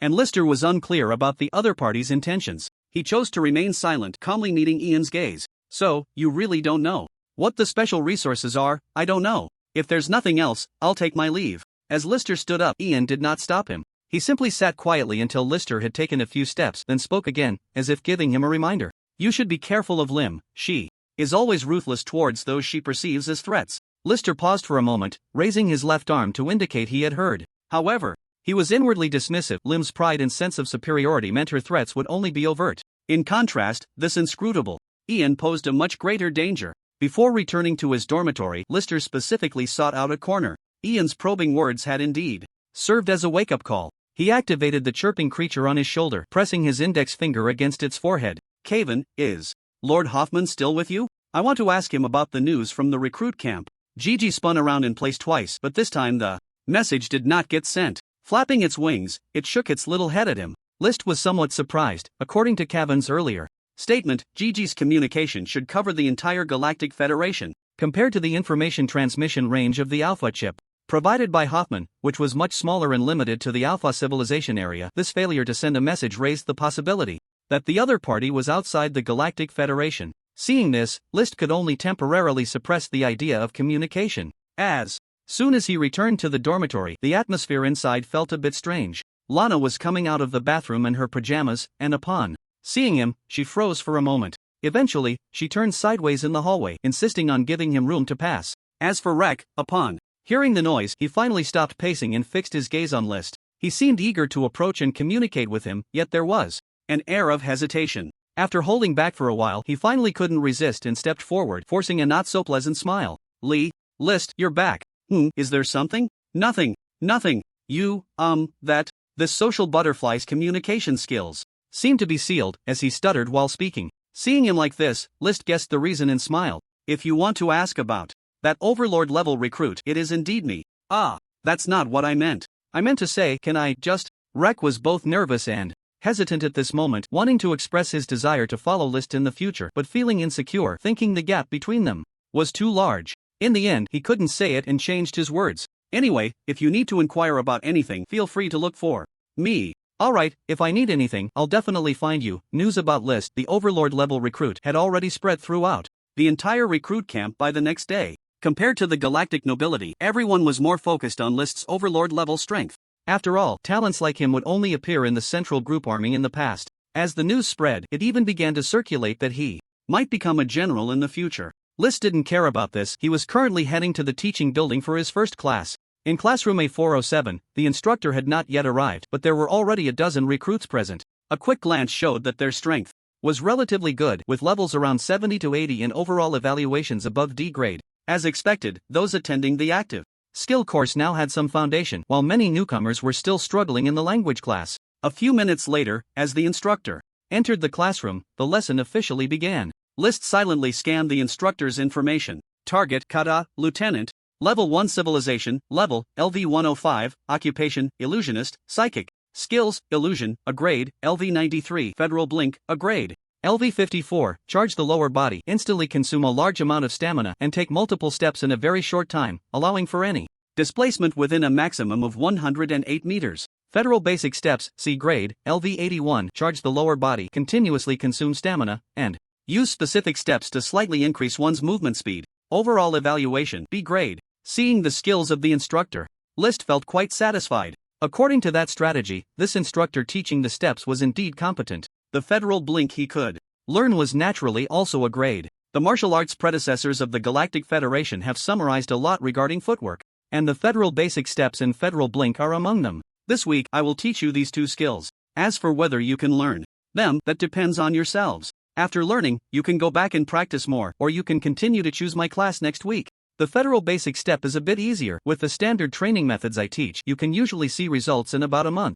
As for the Federal Instant Step, it's an advanced skill that generally takes over 6 months to learn. Instructor Kata was teaching while carefully scanning the 30 or so students in front of him. The moment his gaze met List's, there was a brief pause, as if he was somewhat surprised. However, he concealed it well, and in the next instant he returned to normal, beginning to demonstrate these two skills in front of everyone. The so-called classroom was actually a small training room. Some of the recruits observed closely, while others directly tried to mimic the techniques. List first watched the power application pattern in Kata's feet before attempting to explore it himself. He gathered strength in his feet, stepping according to a specific rhythm, but the results were evident. He couldn't achieve the graceful and smooth feeling that instructor Kata had. On the contrary, he appeared awkward while running, and his speed decreased significantly. Fortunately, his performance was considered decent. The other recruits around him were truly a disaster. Some even tripped over themselves. Among them was a tall recruit who, when he started running, lost control and knocked over a row of people.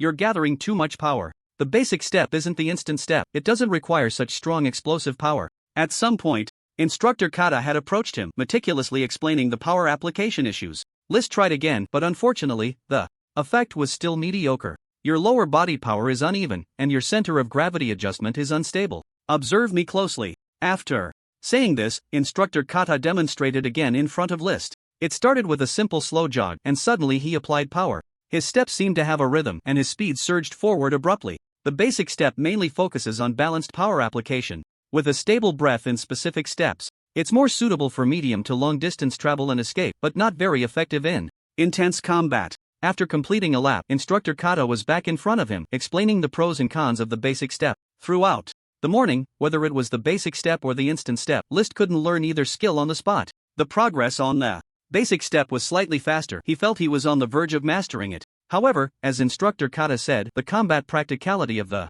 basic step was not strong. The step requires continuous power application in the lower body, which significantly hampers other offensive techniques. The reason for teaching both skills together was merely to lay a foundation for everyone. With training in the Federal Basic Step, learning the Federal Instant Step would be much more efficient. List wasn't worried about this. He knew his uniqueness and that he would master it after 5 days of serious study. Just the effect of the instant step that Instructor Kata demonstrated in the afternoon was indeed impressive. The speed of displacement was extremely fast. The only downside was the distance of the displacement, which was still practical in close combat. However, when facing magic users or long-range attackers, he would need to use the instant step multiple times to get close. Nevertheless, as a free skill taught to recruits by the Federal Military District, List wasn't picky. The afternoon class was on sword techniques. As someone who specialized in swordsmanship in the martial arts department, he naturally wanted to learn. Unfortunately, the result was quite disappointing. Just as noted in the course details, the instructor for the class was only a second lieutenant. List had only mastered the federal sword technique to be rank, and for him, the upper limit of what he could learn was also B rank. This felt somewhat pointless unless he expended resources to upgrade his skill level. Moreover, the instructor was very lackadaisical in class, completely ignoring the students' progress and leaving right on time. This made List regret wasting a learning opportunity this week. It's worth noting that the training schedule at the recruit camp still had many skills he was interested in, such as teleportation, martial arts, and potential burst, etc. He had always lacked active skills, which was also a consideration for his pure job change. However, many functional skills are now available for Lister to learn in the recruit camp. In the evening, at the main training ground, assemble. With Major Chi's command, all the recruits lined up in formation. This was a unique array and military order class for the first week. The formation was not just a simple assembly, the training ground also featured specific models of spacecraft and battleships in coordination. The main content involved quickly boarding the spacecraft and battleships, as well as executing landing operations swiftly and orderly during an attack. Additionally, there were corresponding maneuvers based on various military commands. Although the content was complex, it was generally not too difficult for them as professionals. After just a few simple attempts, everyone became familiar with the commands, and the speed of their responses increased. The only trouble came from a few individuals who were not registered. It wasn't that they lacked intelligence, but rather that they couldn't understand the military orders due to language barriers. Recruit, Lister, step forward. Just as they were resting, a voice called out from outside the formation. Seeing that it was a lieutenant officer he hadn't met before, Lister immediately stood up and stepped out. Present. Major Chi is looking for you, please, follow me. The lieutenant spoke the order while carefully scrutinizing him. Lister was already used to this kind of attention. In this recruit camp, he received as much attention as the two galactic nobles. Moreover, the treatment was entirely different. The two galactic nobles were subtly isolated and excluded, while he received more covert care. Outside, he faced restrictions due to his first-level civilization background, but within the Federal Military District, his low-level civilization origin was actually given more consideration in these grassroots units. Of course, when it came to the higher-ups of the Central Group Army in the Federal Military District, the galactic nobles still held a natural advantage. After all, among the 7 federal generals, only General Leviathan came from a black household, while the remaining 6 were from 4th-level civilizations. Even General Leviathan, at this point, had already become a representative of a 4th-level civilization. The system of the Federal Military District had already determined one thing: the higher up in the military district, the stronger the power, the higher the civilization level, and the more resources available. Its true fairness was limited to one point: it opened its doors to all black households, allowing talented individuals to continuously improve within the military district and break through the resource limitations imposed by external civilization barriers. Soon, Lister followed the lieutenant onto the main spaceship. After passing through 2 identity checks, he finally entered the area at the front of the spaceship where Major Chi was located. It seemed as if special materials were used, although the front of the spaceship looked the same silver-gray metal from the outside. Stepping into the special command room revealed that aside from the command control console in front of him, the rest of the space was completely transparent. Walking inside felt like walking in midair. Looking down, he could see several formations of recruits below him. Major Chi, Lister has been brought in. All right, you can leave now. Nodding to the lieutenant, Major Chi quickly turned his attention to Lister. Until the back door closed, a smile appeared on his serious face, identical to the one he had when they first met. Major Chi. While greeting, he silently sensed the other's killing intent. Not detecting any malice from him, Lister finally felt at ease. Are you adapting to life in the recruit camp? Pretty well. How about the food and accommodation? When I was in the recruit camp, I could get used to the food, but I had to endure living with 3 from the Krell civilization for half a year before it ended. The Krell civilization, a first-level civilization, is quite famous in the universe. Lister now understood that the beings of this civilization were average in strength, but their exocrine glands were well developed, resulting in a strong body odor. Living with 3 from this civilization was indeed a torment. Well, I'm luckier than you, Major Chi. My roommates are quite nice. Lisite understood that Major Chi was willing to share this with him, which was already a sign of goodwill, and he immediately felt much more relaxed. That's good. The main reason I called you over is to get to know you. It's not often we see a dominant-level talent like you, even in the Central Group Army's new recruit camp. There aren't many dominant-level recruits in the Central Group Army either. Seeing Major Chi's friendly attitude and willingness to communicate, Lisite took the opportunity to probe. Not many. Currently, there are only 54 complete divisions with designations in the Central Group Army, and each new recruit camp can produce less than 20. Most of the time, it takes 2 to 3 sessions to see a dominant level talent. Then why are Ian and the others?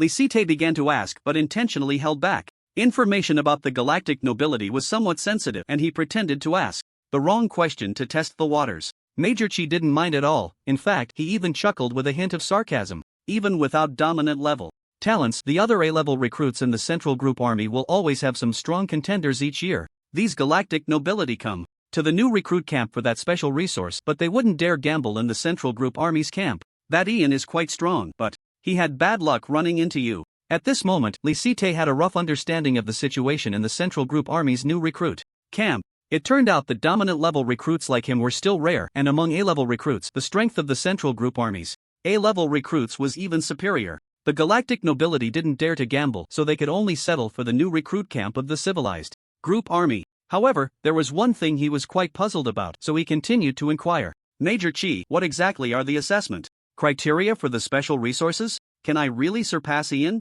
He felt that Major Chi had more confidence in him than he did himself, as if the allocation of the special resources was already a certainty for him. Hearing this, Major Chi laughed even louder, looking as if he didn't need to worry. You're only at the 9th level right now, which is a bit low, but you still have half a year. If you work hard in these 6 months and reach the 10th or 11th level, it will be much easier. The assessment is tentatively set as a simulated combat scenario, with the first place qualifying for the allocation. But you don't need to worry too much, as the appointed head of the new recruit camp by the Federal Military District, I will ultimately determine the assessment format, standards, and difficulty. Lisite didn't expect Major Chi to have such significant power. If the assessment standards and difficulty were tailored for someone, that would be a huge advantage. More importantly, Major Chi genuinely wanted to help him. At this moment, instead of feeling delighted, a strong sense of vigilance arose within Lisite. This special resource, coveted even by the galactic nobility, why was Major Chi, who had just met him, treating him so warmly and favorably? Even if Major Chi might have originally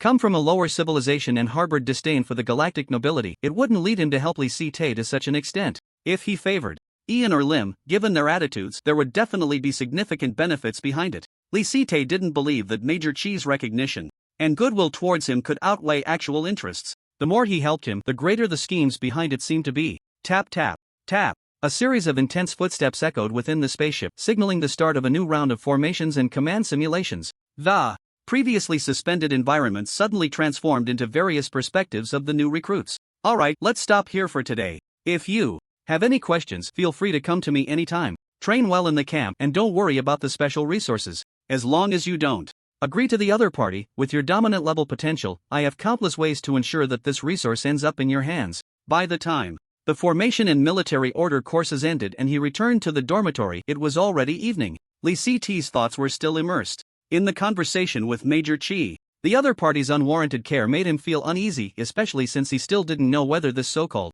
special resource would be useful to him. The handling of this goodwill made it even harder for him to gauge. He had already found information about Major Zigfi on the new recruit's intranet. There wasn't much information. He was a major in the 39th Central Group Army, belonging to a Level 1 civilization, and nothing else was known. Lost in thought, his gaze unconsciously fell on the approaching Lister, are you okay? Who had just finished washing up, looked a bit puzzled at Lister's unusual gaze. He instinctively touched his long, high forehead, but ultimately took a few steps closer, his expression somewhat tense. I have some information I want you to help me investigate.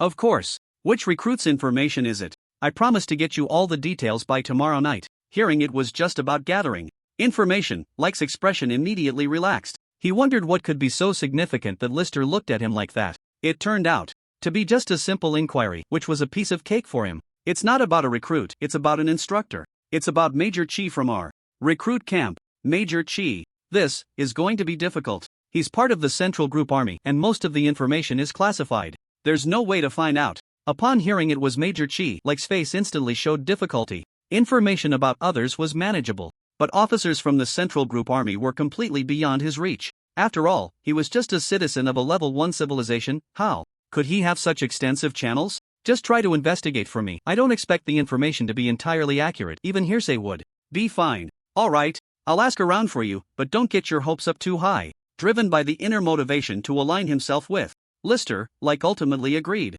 Lister himself didn't have high hopes, he was just making an attempt. On the fifth day, in classroom A407, a group of recruits was moving in strange steps inside. They occasionally mocked each other and explored together. Meanwhile, most of the right side of the classroom was intentionally left empty. Instructor Kata was continuously providing individual training to Lister. Through some information exchanges with other recruits, including the individual guidance that started yesterday, Lister could naturally see that this was Instructor Kata's special care for him. Compared to Major Chi's inexplicable attention, Professor Kata's was clearly sincere. From the initial intentional hints to yesterday when he fully demonstrated the federal basic steps, his attitude had changed dramatically. The joy in his eyes upon seeing a promising student and the sense of achievement from successful teaching were written all over his face. Seeing that Lister was just a step away from mastering the instant step, he became even more excited and specifically guided him, saying, "You're overloading too much, ease up a bit and feel that explosive power. Don't rush at the start, you don't need to pursue distance too much. Once you're familiar, you can improve." Lister tried to gather strength again. With the foundation of the federal basic steps, he was now adjusting quickly in this area. He no longer pursued distance, but instead took a few powerful steps in place at a specific rhythm. Suddenly, it felt as if a great force was pushing his calves, and in the next moment, he was already 2 meters ahead. At the same time, the system's prompt followed. "Congratulations, you have mastered the federal instant step." Indeed, even though it was an A-level skill, as long as Lister truly learned it, he could complete it in just 5 days. In fact, for skills like the federal basic steps, he even finished a day earlier than expected. "Congratulations, you have leveled up. Federal instant step, A-level, LV5, 1/500000. The remaining million experience points were all added to this instant step, only raising it by 5 levels. After the second transfer, this was somewhat of a loss. The experience required for skills below level 60 had uniformly increased tenfold. The later one got, the more experience was needed to learn advanced skills. Have I really learned it? Instructor Kata stared in a daze as List jumped out 2 meters, murmuring to himself. The surrounding recruits seemed to sense something and immediately stopped their training to move closer to List, though they maintained a certain distance. They saw List flickering in various directions before their eyes. Although the 10-meter blink distance was short, it compensated for his most lacking mobility skill at this stage. Is this what a Dominator-level genius looks like? This is too impressive, right? I can't even master the basic steps, and he's already learned blink? I can't see his footsteps at all. He's faster than Instructor Kata. This is unbelievable. Even those 2 galactic nobles can't compare to him. The recruits around them began to exclaim and discuss. They marveled at List's talent, gaining a first-hand impression of a Dominator-level genius for the first time. They completely attributed his learning talent to his Dominator-level gift, unaware that he was merely supported by a system panel. While the recruits communicated among themselves, they also secretly shared the news with their friends in the recruit camp. Fortunately, there were no group chat functions like forums in the recruit camp's internal network, otherwise, news about List would spread even faster. Instructor Kata stepped forward again, looking gratified as he sighed. Indeed, a genius like you is different. This is the first time I've seen a Dominator-level recruit, and it's the first time I've seen someone learn blink in just 5 days. Thank you for your guidance, Instructor Kata. List sincerely expressed his gratitude to the instructor who taught him earnestly. No need to thank me, your ability to learn is due to your own talent and effort. And you've already surpassed me in speed right after learning. Keep it up, and you should soon exceed me. With a staggering agility attribute of 160 points, List's displacement distance, while not as far as Instructor Kata's, was clearly superior in speed. Most recruits couldn't directly observe List's movements. They could only see where he ended up after his blink. As the military formation and command courses concluded, life in the recruit camp became increasingly leisurely. The camp did not enforce a learning plan or intensity for the recruits. This led many recruits to become lazy, while List paid even more attention to this learning opportunity. By the end of the second week, his reputation as a genius began to resonate. Not only did he learn blink in 5 days, but he also mastered the teleportation skill in just 5 days. It's worth noting that the difficulty of learning this teleportation skill in the Federation was no less than that of blink. Most recruits could only master it within 1 to 3 years if they had a talent for spatial skills. However, List felt somewhat disappointed with the teleportation skill he learned. The instructor who taught it only had a C-rank mastery, which was not high. More importantly, this so-called teleportation skill was not the directional teleportation he had been longing for, leaving him somewhat disheartened. After much contemplation, he decided to use the remaining extreme radiance to upgrade this teleportation skill to A rank. Federation Teleportation Array, A rank, LV1, 1/1000000 utilizes the Galactic Federation's spatial system architecture and directional teleportation materials to establish ultra-long distance teleportation arrays within 100 light-years. Although it wasn't the kind of Directional teleportation performed by the Hoffman puppet. This teleportation array skill was still worth learning. List considered setting up a teleportation array on Merrick Planet, which would not only guide players in future storylines but also serve as a plan for himself. As for the other Federation combat skill, A rank, he had also mastered it perfectly, though it still wasn't as handy as an Eastrite. A month passed in a flash. There was still no response to the news that Leek had inquired about, and knowing it was somewhat difficult for him, List didn't push the matter. As for the ever-watchful Lim, she had never caused him any trouble, allowing him to comfortably study in the recruit camp for a month. Potential burst, a grade, LV1, explode potential for a certain period, increasing damage, health, stamina, and damage immunity by 1.5%. Farsight, B grade, LV1, increases vision range and distance by 1% for a certain period, while also increasing perception range by 1%. Counterattack, B grade, LV1, slightly increases the probability of countering, and if a counterattack is triggered, an additional 5% damage bonus is dealt. Among the 8 skills learned this month, many are not very useful. For example, the Federal Army's knife technique is merely a B-grade technique, and the active skill Farsight is far less effective than his killing intent fluctuations. It can only be said that the main focus of the recruit camp is not on him, but overall, there are still some merits. So far, List has become familiar with most situations in the recruit camp, and has gradually adapted to the environment here. The only thing he is still in the dark about is the way to earn military merit. Fortunately, a notice was suddenly issued yesterday that the monthly exam would begin today. At that moment, the giant hemispherical building in the center of the recruit camp, which had been closed, finally opened. In terms of area, it is no smaller than the large training ground. The exterior of the hemispherical building is composed of diamond-shaped metal plates, arranged in a staggered and orderly manner. Upon entering, there seems to be nothing special to the naked eye. According to the original military formation of the training ground, everyone waits for Major Chi to speak. The recruit camp's monthly exam is held once a month, and the location is this simulated training hall. Those who rank well in the monthly exam will receive military merit rewards. Among them, the top 5,000 recruits will receive 10 points of military merit. The top 1,000 will receive 20 points. The top 100 will receive 50 points. The top 3 will receive 100 points. A powerful voice came from the front, and List couldn't help but feel excited. After waiting so long, the monthly exam was indeed as he wished, and he finally awaited the way to earn military merit. Since this is the first assessment, a 1v1 random battle promotion mode will be adopted. Future monthly exams will adopt a ranking challenge system. The assessment will be completed today, so we won't waste any time. After saying this, he nodded to Major Tak beside him. In the next moment, Major Tak quickly rushed to the entrance of the simulated training hall and immediately activated the entire facility. Clang clang, all entrances of the simulated training hall were completely sealed, and the originally transparent hemispherical ceiling also closed completely. The staggered diamond-shaped metal fully closed, showing no gaps, and at this moment formed a bright arc surface. Several familiar blue rays shot out from the center of the arc above. The ground also became transparent, and several blue rays continuously reflected and intensified, quickly filling the entire space. All that remained before everyone was a dazzling blue light. In the next instant, List's consciousness suddenly swayed. The blue light before him vanished entirely, replaced by endless darkness, with only a few twinkling stars in the far distance, as if he were in the vastness of space. System notification: you have entered the Federal Army's Alpha Recruit Camp Simulated Training Hall. Notification: countdown to the first battle is 60 seconds. Please prepare. So this is the simulated battle Major Chi mentioned? List immediately used the system to scan himself again. All attributes were unchanged, all passive skills were intact, and even the enhancement of his robust soul was present. The only difference from the outside world was that the chirping on List's shoulder, the black leaf-cracked blade, and the time crystal bracers he had not removed were not brought into the special simulated space.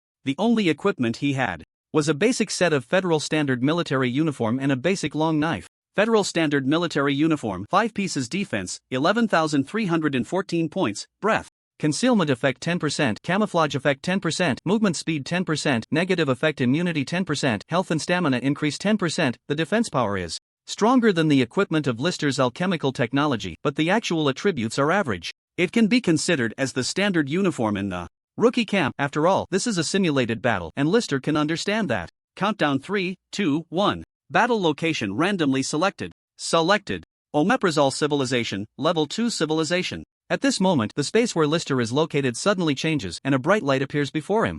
2 blazing stars hang high above, surrounded by a massive planet dominated by oceans, and he is on a small island in this ocean. Indeed, the initial cosmic background was just a simulated scene, ultimately returning to a battle on the planet. In Lister's memory, only those who have undergone the third transition can adapt to real space battles. The killing intent immediately releases, and a few hundred meters away, another rookie has appeared. Combatants, Vim Albert, Lister Merrick, ready, battle begins. As the system's prompt sound ends, the shackles binding Lister are suddenly released. He weighs the long knife in his hand, it feels quite suitable. In the next moment, he immediately charges towards his opponent. Target detected, Vim Albert level, LV-7070 comprehensive evaluation, D level. At this moment, Vim's eyes are filled with panic. Originally, he was somewhat confident before the simulated battle, thinking that with over 30,000 rookies, making it to the top 5,000 should be no problem. Who would have thought he would run into one of the super geniuses of the rookie camp right off the bat, Lister, with his dominating combat power?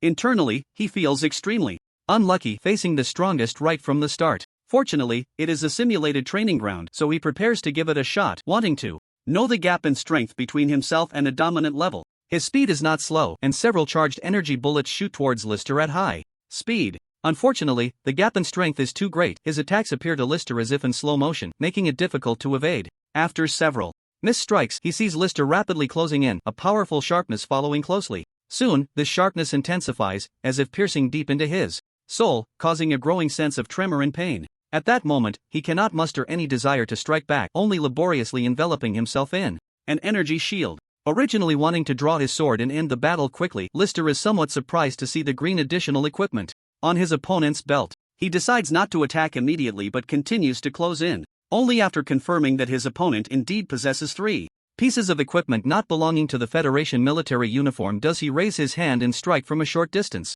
The blade's light instantly cuts through the energy shield and strikes his opponent's chest. The next moment, the system's prompt sound comes through. Congratulations, you have won the battle, remaining rookies, 17,432. The next combatant has been arranged, countdown 60 seconds. The initial battles go exceptionally smoothly, with a total of 5 waves of opponents. Upon seeing who his opponent is, only 3 rookies show a desire to fight, while 2 directly surrender. The battles conclude very smoothly, but due to the unusual equipment of the first wave of opponents, Lister has carefully examined their gear during the rounds. The opponents in several waves do not only have Federation military uniforms but also possess their own specialized weapons and additional equipment.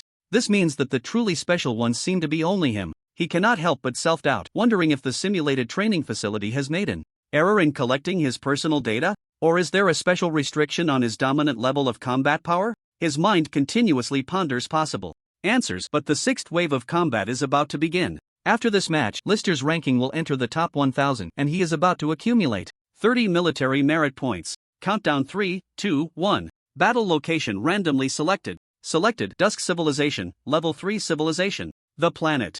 Beneath his feet shifts again, and the sky above seems to freeze in twilight. Before him lay an endless expanse of maple forest, the ground littered with fallen leaves. A strong gust of wind swept through, sending countless maple leaves swirling and drifting through the air. Combatants, Lim Yuan, Lister Merrick, ready for battle. Fight begins. Lim? What a coincidence. Out of 34,000 new recruits, he would run into her in the 6th round? Not far away, Lim was dressed in a black standard military uniform, with a specially made dark red legging on her calf and a silver armguard on her arm. A small jade knife of deep green floated in the air, poised and ready to strike. Seeing this, Lister couldn't help but furrow his brow. If this had happened in the previous rounds, it would have been fine, as he had been dominating. But this round was against Lim, who had an A-class combat power of level 11. Looking at her luxurious equipment, he felt the stark disparity with his own basic standard gear. It was clear that his initial assumption was wrong. This couldn't be a special balance restriction in combat power. Especially upon seeing Lim's triumphant smile from a distance, Lister instantly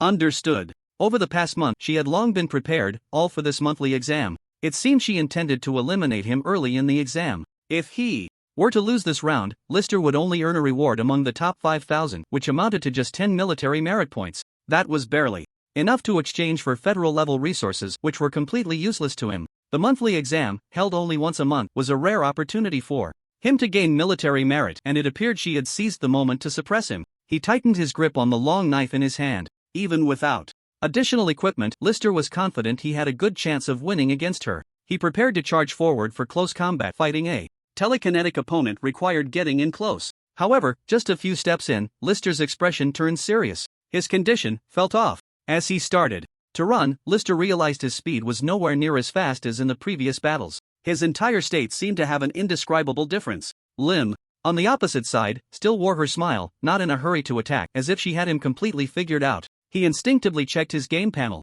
Name, Lister Merrick, Restricted State, Class, Soul Blade Master, Martial Arts, Level, 90, 1/90000000, Health, 188964/188964, Note, Restricted. State, Stamina, 95067/95067, Note, Restricted State, Attributes, Strength, 144, Stamina, 144, Intelligence, 144, Agility, 144, Restricted State, Skills. Restricted State, Overall Evaluation, S-Class, Dominant Level. Indeed, the words Restricted State suddenly appeared on the panel. Based on the four-dimensional attributes, he currently had only 90% of his attribute values, and even the additional damage from skills was only at 90% effectiveness. The only consolation was that he could still maintain his dominant level combat power under this restricted state. Lister secretly suspected that it might not be that Lim was going easy on him. Rather, once his combat power slipped to A-class, it would be too easy for the higher-ups to detect abnormalities. Instead, like now, it seemed they had merely preserved his S-class combat power while maximizing the reduction of his effectiveness in this training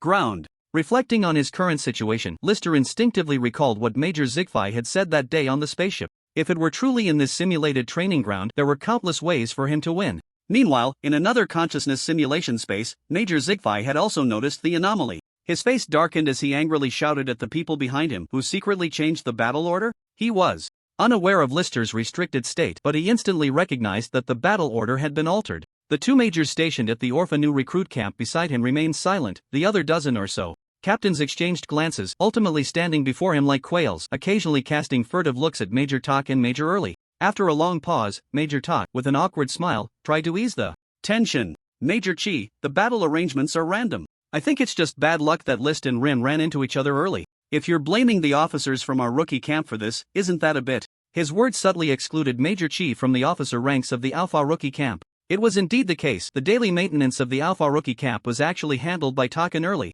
leading a group of officers and soldiers under the Alpha Group Army. Some had even served for over 100 years. Meanwhile, Major Zigfi was merely the appointed head of this rookie camp during the Federal Military District's tenure. On one side was a leader with a 3-year parachute term, and on the other was a group of entrenched local powers, making the factions quite distinct. You don't need to tell me that. The combat order for List, Ian, and Rim was personally arranged by me yesterday. If they collided early, someone must have changed the permissions. Hiss. The captains below couldn't help but gasp. They never expected Major Chi to be so straightforward. He even dared to directly mention the violation of setting a predetermined order for the monthly exam's random combat. However, this made everyone even less willing to look up or glance at the two majors from their own group army. Clearly, the only ones with the authority to make such changes were these two majors. Surprised by Major Chi's bluntness, Major Tak felt a sense of clarity. If he hadn't done it, then the answer was obvious. He instinctively glanced at his old colleague, Major Early. In the next moment, he quickly withdrew his gaze and shifted the topic. Major Chi, this is a violation of regulations. The rookie camp's monthly exam results must be sent to the Federal Military District for record. Even if you are, Major Tak now fully understood the situation and was clearly aligned with Major Early from his own group army. He attempted to use the violation to deter Major Chi from pursuing the matter further. Then go report it. The blunt and heavy words shattered Major Tak's pretense of a threat. It was the first time he realized that the usually taciturn Major Chi could be so unyielding. His expression darkened, but he didn't know what else to say. Reporting it was merely talk. Ultimately, the entire rookie camp would face the consequences. Not to mention, given the current situation, old colleague Major Early had definitely tampered with the training halls operational permissions, also a violation. More importantly, he had given his nephew special treatment in the rookie camp, violating regulations as well. To some extent, they were all in the same boat, which explained why the other party dared to speak so recklessly. At this moment, Major Chi's gaze was entirely focused on Major Early. He had noticed all of Tak's subtle glances and could deduce that it was highly likely that this was the one who had altered the simulated training arrangements. He hadn't expected that Early, who usually appeared to be a nice guy and never voiced any opposition, would be the one to take such bold action. Of course, Major Chi hadn't completely ruled out the possibility that the two of them had teamed up to put on a show in front of him.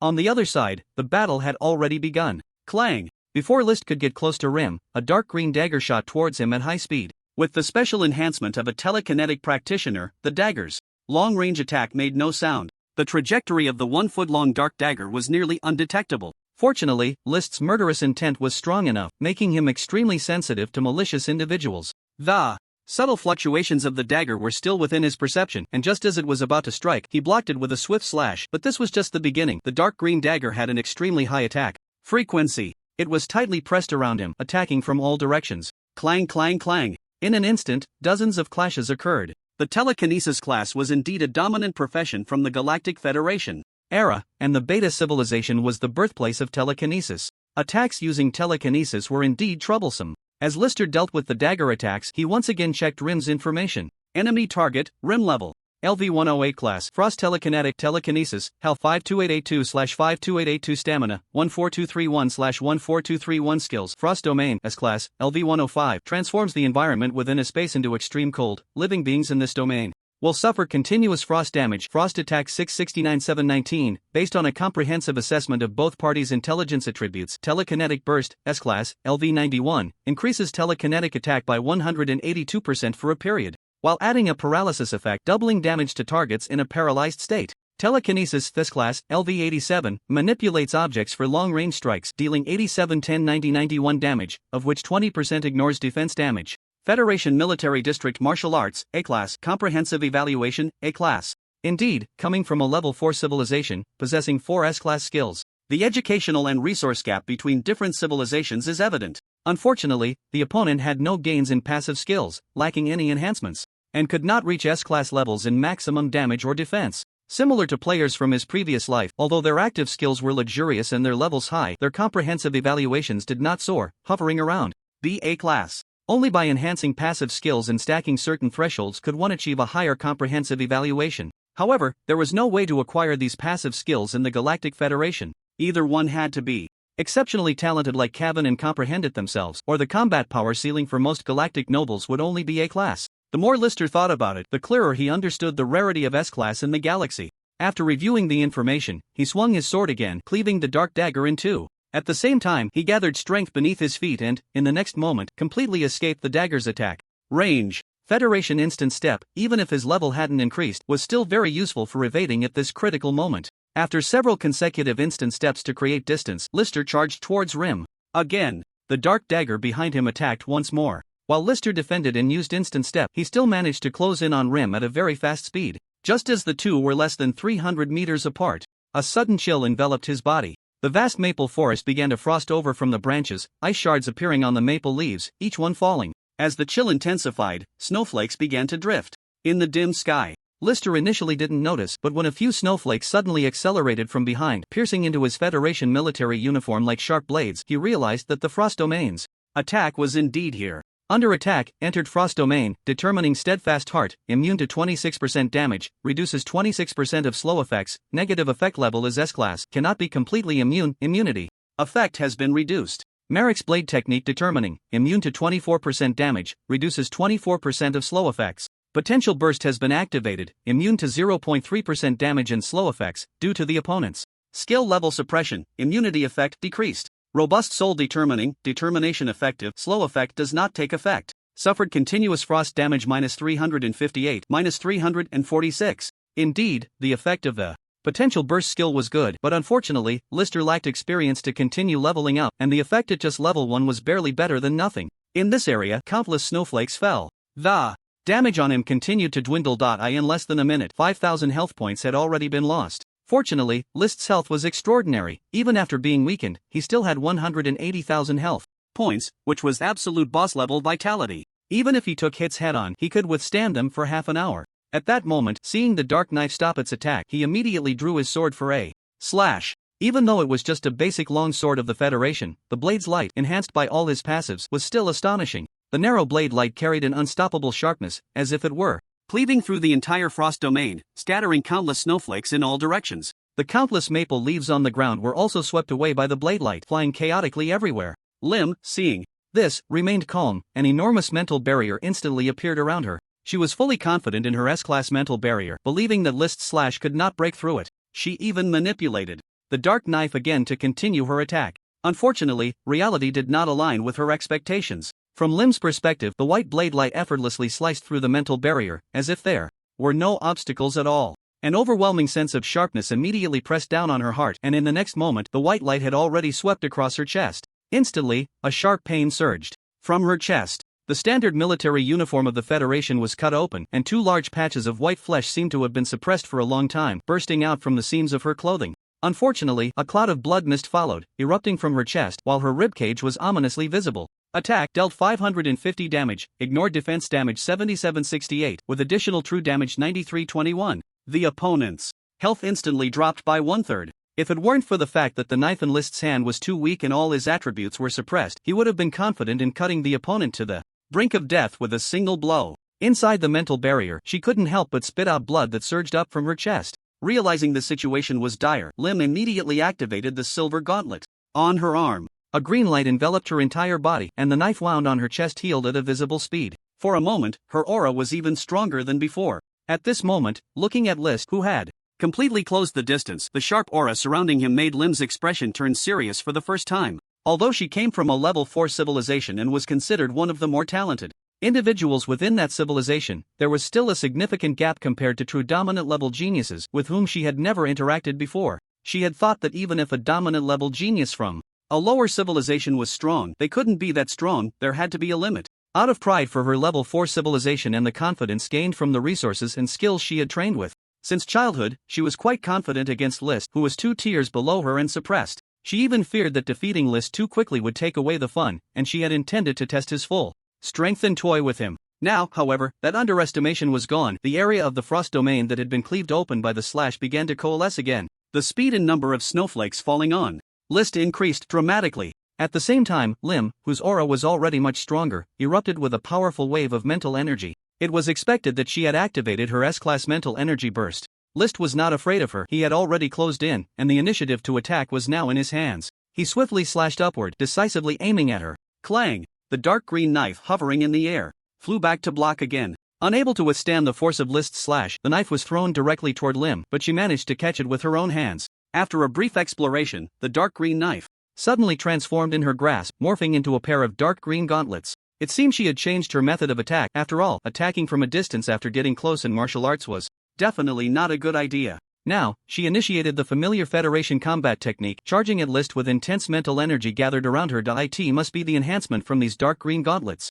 That made Lister realize the opponent's federal combat technique had a speed and range far beyond the ordinary. Especially in terms of speed, it could even compensate for the agility attribute gap between the two. Seeing Rim charging in with a punch infused with energy, Lister had no intention of dodging. Instead, he initiated a hard clash with a knife. After the opponent's change in tactics, with an uppercut, he easily countered it with a horizontal slash. Damage taken, 16,121 points, with a paralysis effect. Damage taken, 32,345 points, with a paralysis effect. Attack dealt 420 points of damage, ignored defense damage 6,835 points, with true damage 8,202 points. Attack dealt 416 points of damage, ignored defense damage 6,715 points, with true damage 8,042 points. Under the forced paralysis effect from the opponent, the damage from the energy-infused combat technique was somewhat beyond Lister's expectations. If this were during his undefeated period, with the Night Ripper blade and the support of Gigi, he would have eagerly welcomed a hard confrontation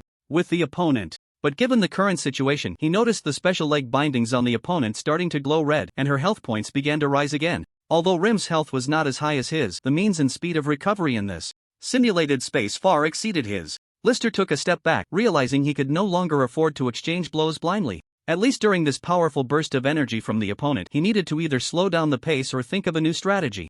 Meanwhile, Rim's thoughts were equally complex. She truly did not expect that Lister, who came from a mere level 1 civilization, would be so strong, pushing her into such a predicament. Every slash looked inconspicuous, as if it were the most ordinary of strikes. But after the hard clash, she found that each blow was heavy and forceful, every attack reaching its peak strength.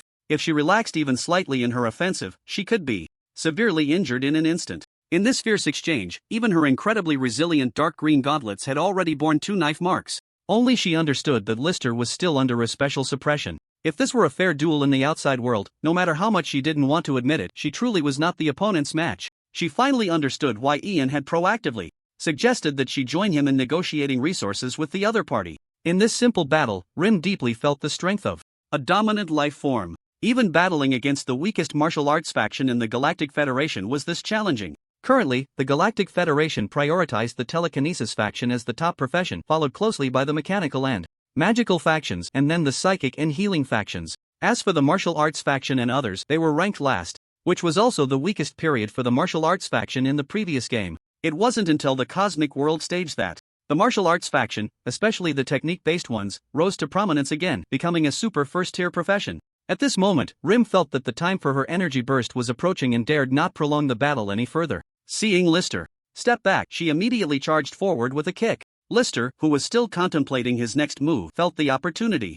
Arisen stepped forward with a knee strike aimed at the opponent. Boom! Seeing a smile appear at the corner of Lister's mouth, Rim suddenly felt something was wrong. But it was too late. The moment her foot connected with his knee, an immense force surged toward her. In the next instant, she was sent flying into the air, and a flash of white light appeared before her eyes in the blink of an eye. A wave of intense pain coursed through her body, but fortunately, this strike did not take her life. Just as she was about to land, a figure appeared beside her. Lister had already reached her landing point in a few quick steps, the blade in his hand ready. In the face of her incredulous expression, the long knife cleanly and decisively plunged into her forehead. Damage taken, 31,837 points, with a stiffened state. Attack damage 311 points, judgment successful, knockback effect has taken effect.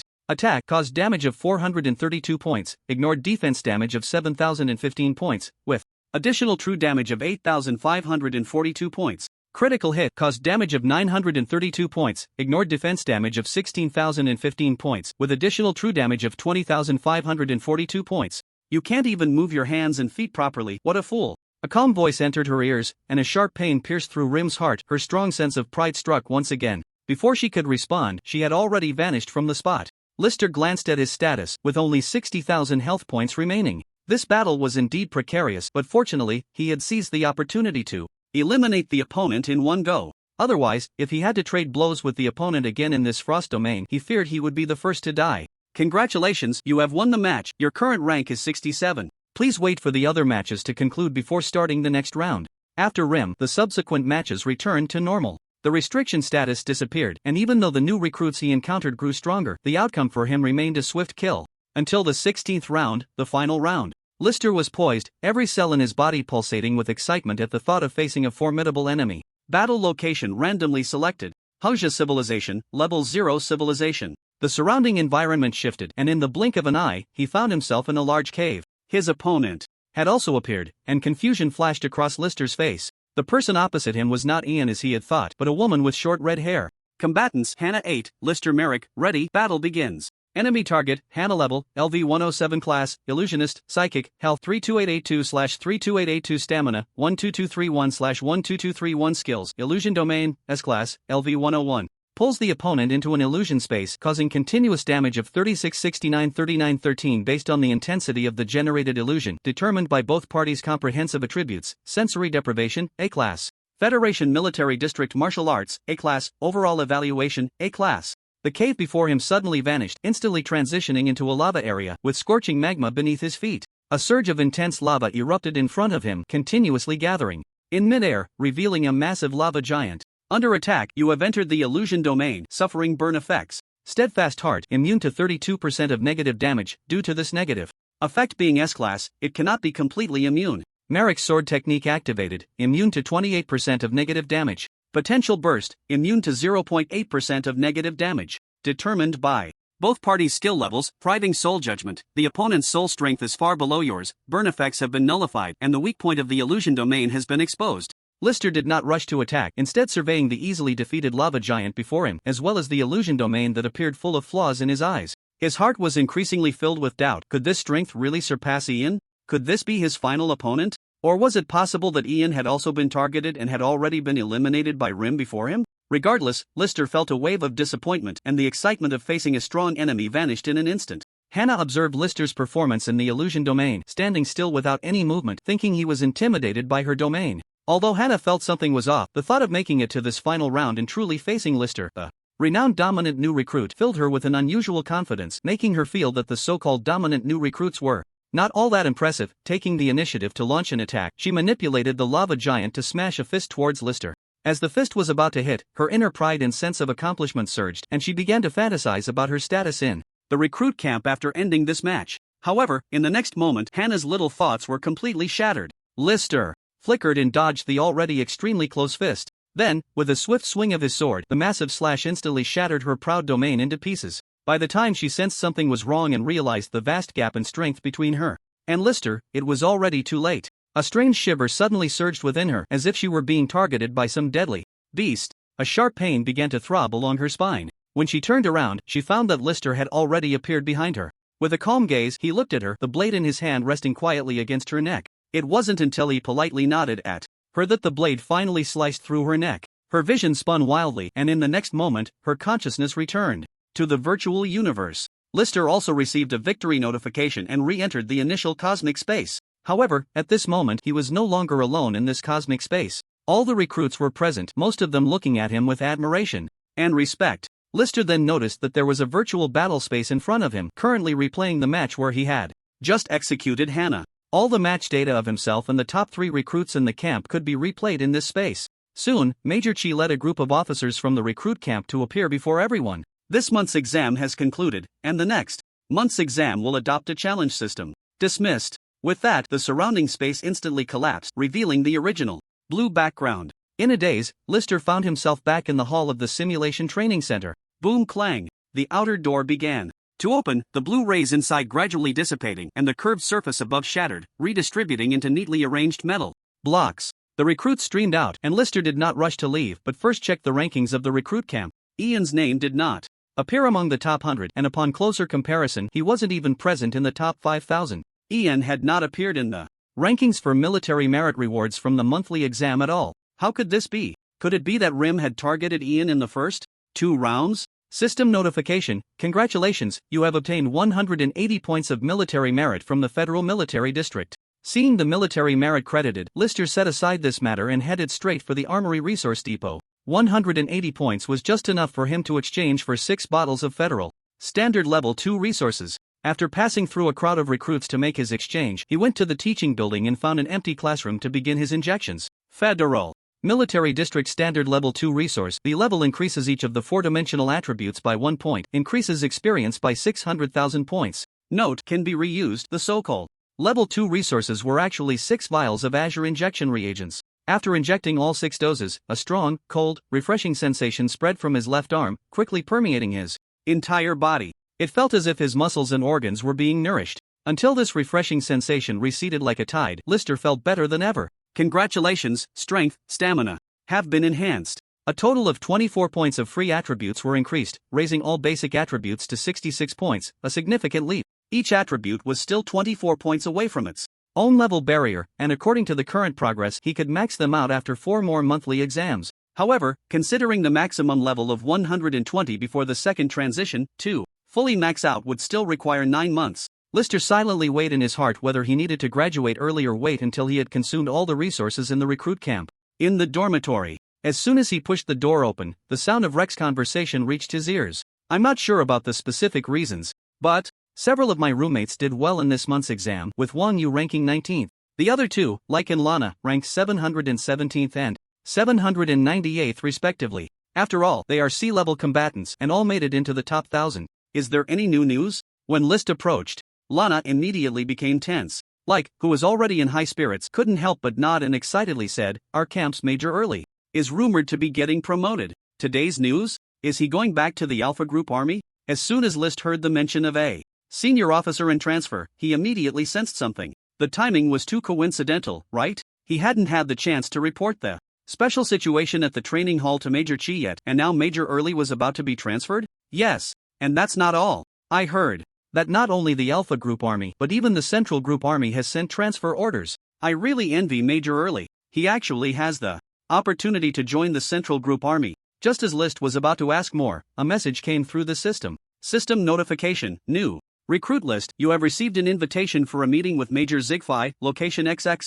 The AW1 dormitory building is about 2 kilometers from the command building of the recruit camp. It is not a dormitory for recruits, but a high-end dormitory specifically for camp officers. When List arrived, the entire area was filled with uniquely designed standalone villas. The AW1 building is located at the innermost part of this area. It is also a uniquely styled streamlined building 4 stories high. The glass dome at the top reflects a faint dark purple glow in the twilight, casting a shimmer on the pool in the courtyard. Overall, it looks futuristic and carries a hint of mystery. He smoothly entered through the gate, past the pool, and made his way inside. In the living room on the first floor, a 12-faced, uniquely cut crystal chandelier hung overhead. Major Chi, dressed in a simple bathrobe, leaned back on the sofa and waved at List. As soon as he sat down, a glass of blood-red drink was handed over.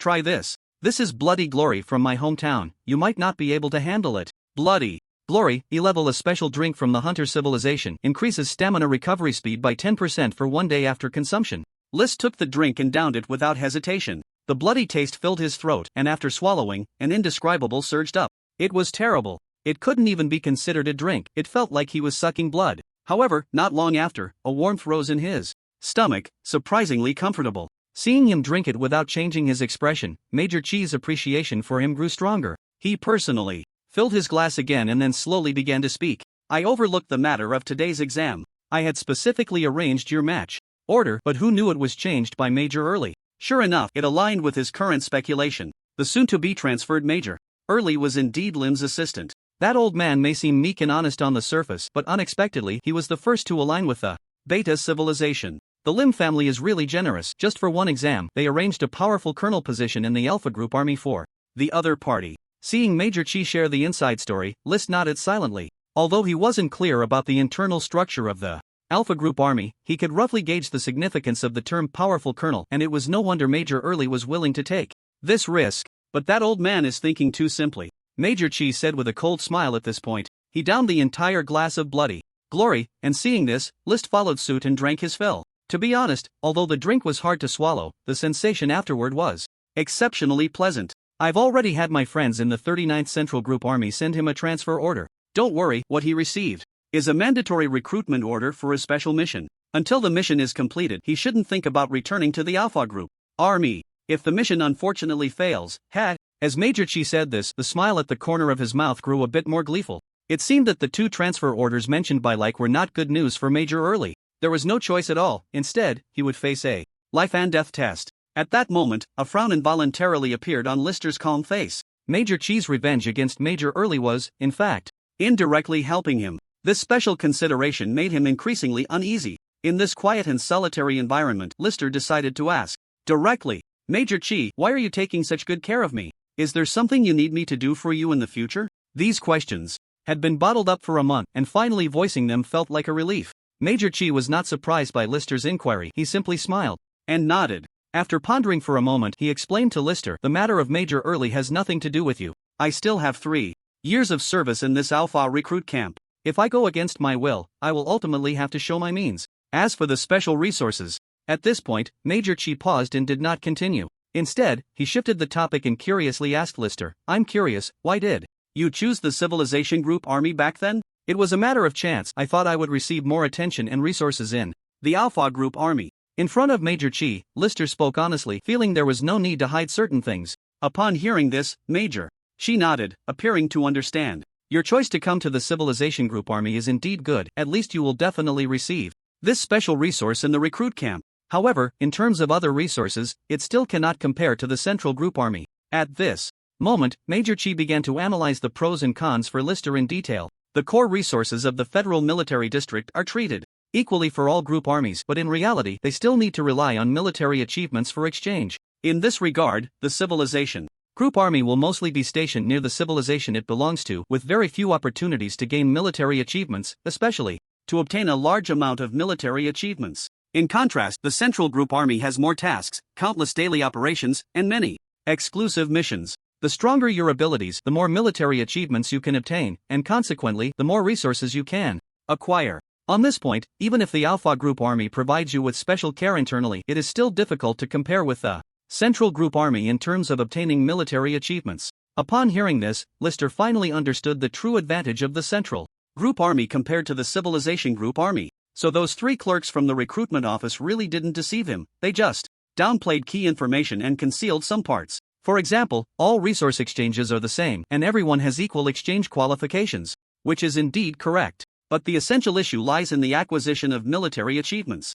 The daily supplies of the Civilization Group Army come from the civilization it belongs to, so they are naturally stationed nearby, making opportunities to gain military achievements rare and precious. On the other hand, the Central Group Army, as the direct line of the Federal Military District, may have many operations and high risks, but the acquisition of military achievements is naturally more abundant. In other words, for a talented professional who truly wants to improve quickly, the Central Group Army is the way to go. Thinking of this, Lister couldn't help but feel a sense of longing for the Central Group Army, as it indeed seemed more suitable than staying in the Alpha Group Army. However, the next moment, he immediately became alert. His gaze fixed on Major Chi. Major Chi, do you want me to join the 39th Group Army? Sensing the intentional guidance from the other party, and combining it with his attitude, Lister immediately had this guess and straightforwardly asked. Sure enough, Major Chi nodded with a smile upon hearing this. I am currently in the 39th Army Group, serving as the captain of a junior battleship. I lack some talented, strong individuals to help me accumulate military achievements more quickly.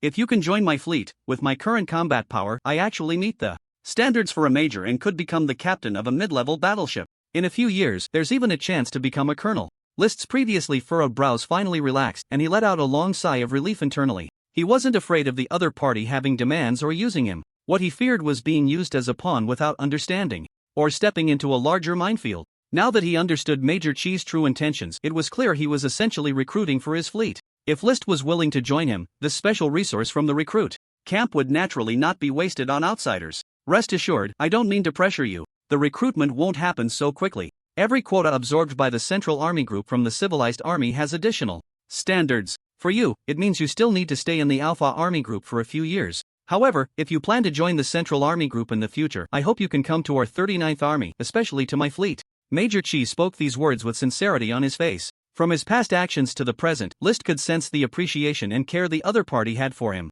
and he felt completely at ease now. However, he couldn't help but inquire about the special resource. Major Chi, may I ask what this special resource actually is? I don't know either. Putting down his wine glass, he spread his hands and shook his head with a smile. This reaction surprised List. You don't know either?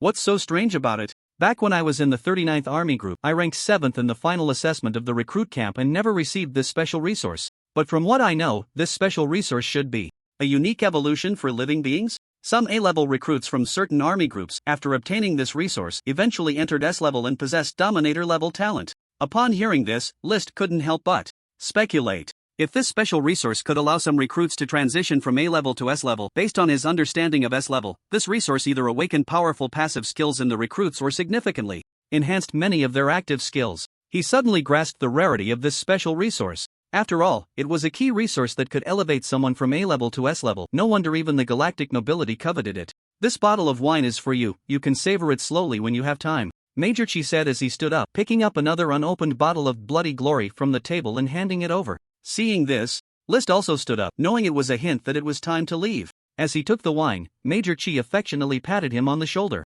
Although the recruit camp is strictly supervised, it still can't withstand the designs of those with ulterior motives. Be careful in the recent period. Think carefully about joining the Central Army Group in the future. Even if you don't want to join, there's no need to feel pressured. We have enough intersections between us, and there may be other opportunities to work together in the future. After saying this, Major Chi tightened his robe and watched him leave. On the way, List was still pondering Major Chi's warning. The only targets he could think of who might be scheming against him were Lim and Ian. Among them, Lim's approach was indeed as direct as he had imagined. Targeting him but still holding back, not going all the way. However, the recent incident in the simulation training hall had already touched his bottom line. He had originally hesitated to act against the other party, due to their identity as galactic nobility, not wanting to make a move at this stage. But when it came to acquiring resources, it was the most important thing for him in joining the Federal Military District. He had already made up his mind. This person could no longer be left alone. Moreover, this constant feeling of being on guard is truly uncomfortable. It's better to make plans early and truly eliminate the opponent.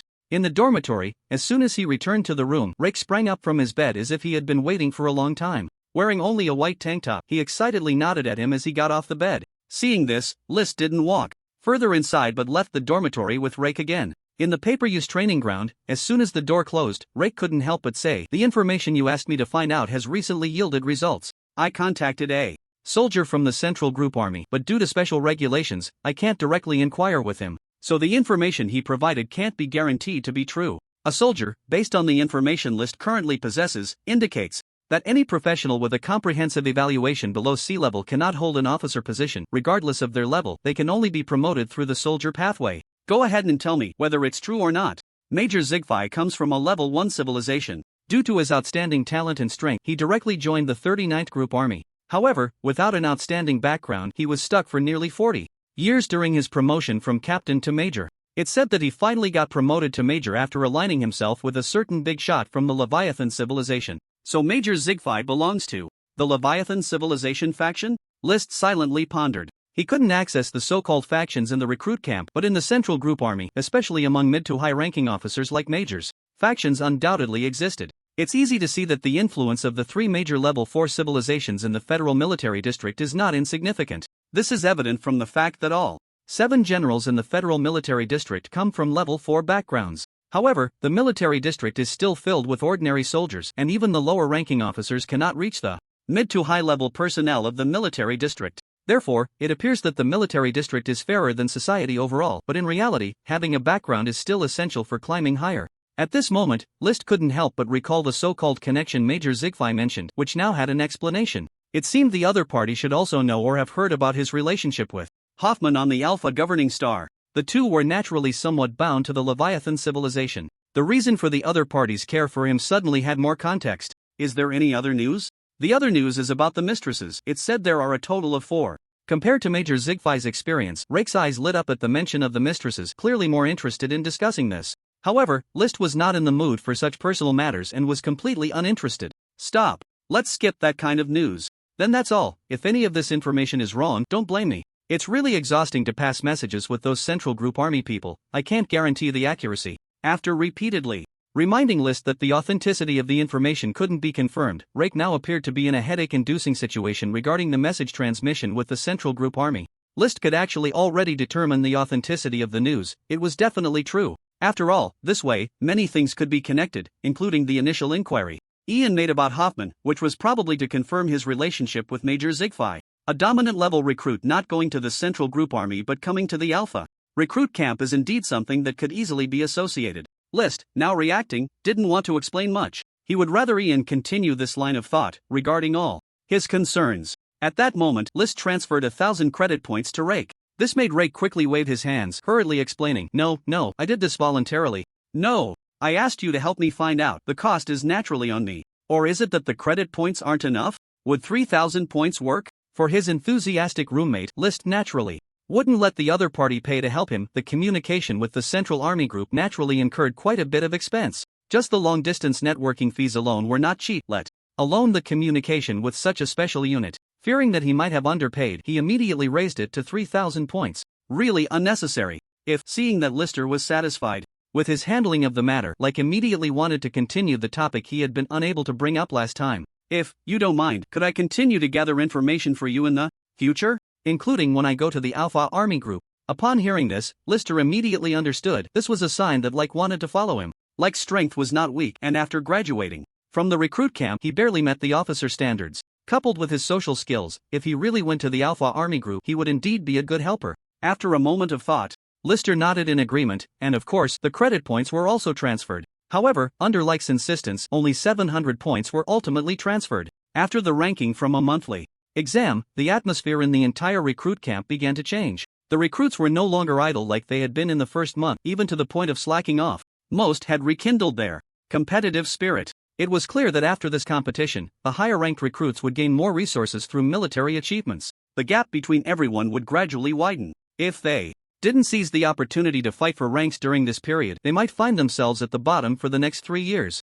Today, Lister was attending a public class on federal material research. There were no active skills that attracted him more. Instead, these public classes allowed him to quickly enhance his experience in his secondary profession. Congratulations, your secondary profession level has increased. Level, LV33, 1/330000. The knowledge gained over these 3 days had skyrocketed at a rate of 1 level per day compared to accumulating experience through synthesis. The efficiency of gaining knowledge for secondary profession advancement was indeed higher. Just as he continued to listen to the class, the announcement regarding the 4th act finally commenced today. System announcement, maintenance has been completed, the server is reopened, and players are allowed to log in. Announcement, the 4th act expansion has been released. The civilization ruins that have been silent for over 3,000 years have been uncovered by players. Originating from the previous era, the relics of a super civilization have led the Lucian Empire and the Great Chu dynasty to temporarily cease hostilities, intending to explore together the mysteries hidden in alchemy, and the lost civilization of ruins await the player's unveiling. Player birthplace, alchemical ruins. Congratulations, main quest triggered exploration of alchemical civilization. Investigate the origins and demise of the alchemical civilization. Specific requirements, exploration participation exceeds 50%, current participation 0%, task duration, none. Task rewards, 3 million experience points, 5 free attribute points, 30,000 gold. Do you accept? Yes, experience points, 113,293 points. Experience points, 213,332 points. At this moment, Lister was no longer interested in the class. He was carefully reading the announcement. He had finally waited for the opening of the fourth act. As the players logged in, his blink and potential burst skills could finally be quickly enhanced. The players would have ample time for activities in the fourth act, especially since the second transfer tasks would also take place during this act. Watching the continuously increasing experience points, a smile unconsciously appeared on Lister's face. 3 months later. Recruit Camp, External Living Area. In a niche beverage shop, Lister was sitting by the window on the second floor, looking out at the scenery. On the table in front of him was a pot of tea and 2 teacups, as if he were waiting for someone. The entire second floor area was empty beside him. Even if someone came upstairs and saw Lister, they would tactfully leave. Until a woman dressed in federal military uniform, resembling someone from the Alpha civilization, sat down in front of him. She poured herself a cup of water, then quietly looked at Lister. At this moment, Lister had already withdrawn his gaze, looking earnestly at the woman across from him. Have you made up your mind? This matter leaves no room for retreat, and I can't guarantee the outcome. The woman was none other than Wang Yu. At this moment, she nodded calmly, without a trace of fear on her face. Is there any news from Ian? Not for now. He rarely leaves his dormitory and has no roommates, making it difficult for me to gather information about him. Upon hearing this, Lister couldn't help but shake his head, a hint of barely noticeable worry flashing across his face.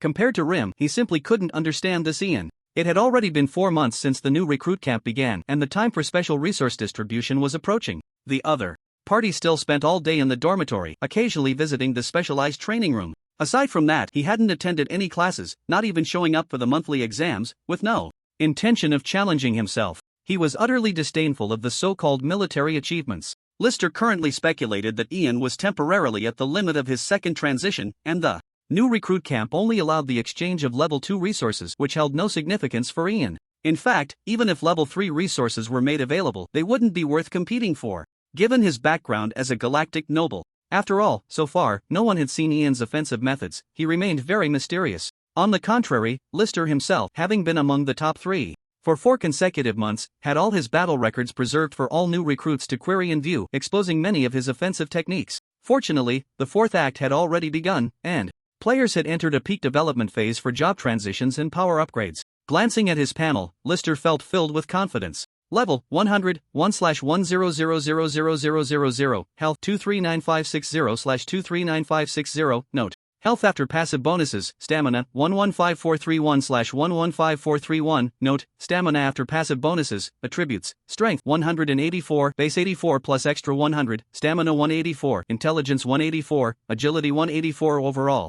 Evaluation, S-Class, Dominant Level. Although there were still many passive skills that hadn't been maxed out, it was only a matter of time now. With his current strength, he was already over 80% confident in facing Ian. Not to mention, there were still 2 months left, and he had the covert support of Major Chi behind him. He then looked at Wang Yu again and sincerely wished her, "So be prepared, and I wish you success." After finishing the tea in his cup, Lister stood up and left. The next evening, in the warehouse of the F-103 potion factory of the Alpha civilization, Like was smiling as he reported to the woman in front of him. Lister attended class in the B-109 classroom this morning, a federal materials science course, and trained in the specialized training room in the afternoon. He briefly went to the living area to meet his roommate, Wang Yu. The woman couldn't help but wave her hand to interrupt, asking with great interest, "I remember they are both from the Merrick civilization, right? How long did they talk, and what was the content?" "Yes, they talked for about 20 minutes. The other party was very cautious, as if they blocked nearby audio, so no specific content was recorded." At this point, Like wore an expression of guilt and self-reproach, which made the woman in front of him appear more satisfied. "Forget it, there's nothing to pay attention to when members of the same civilization are dating. Make sure you remember this place clearly. I don't care what method you use, Lister must be here at this time tomorrow. Do you understand?" The satisfaction on her face vanished in an instant, replaced by a serious and cold demeanor. For this Like, who had actively approached her, Rim had no doubts at all. The sense of superiority from her advanced civilization made it easy for her to accept the allegiance of a lower civilization life form. Seeing Like nodding with his long black head, the coldness on her face lessened considerably. "My lady, are you sure you want to take action here? Shouldn't this also be considered within the new recruit camp? Do I need you to meddle in my affairs?" Hearing this from Rake, the previously calm Rim instantly raised her voice in reprimand. A chill quickly spread across her face. If Rake weren't the key figure in her plan to eliminate Lister tomorrow, she would have been ready to teach him a lesson right then and there. I'm sorry, my lord. I'm sorry. I just hate Lister so much. Every time I see him being treated differently by other recruits in the camp, I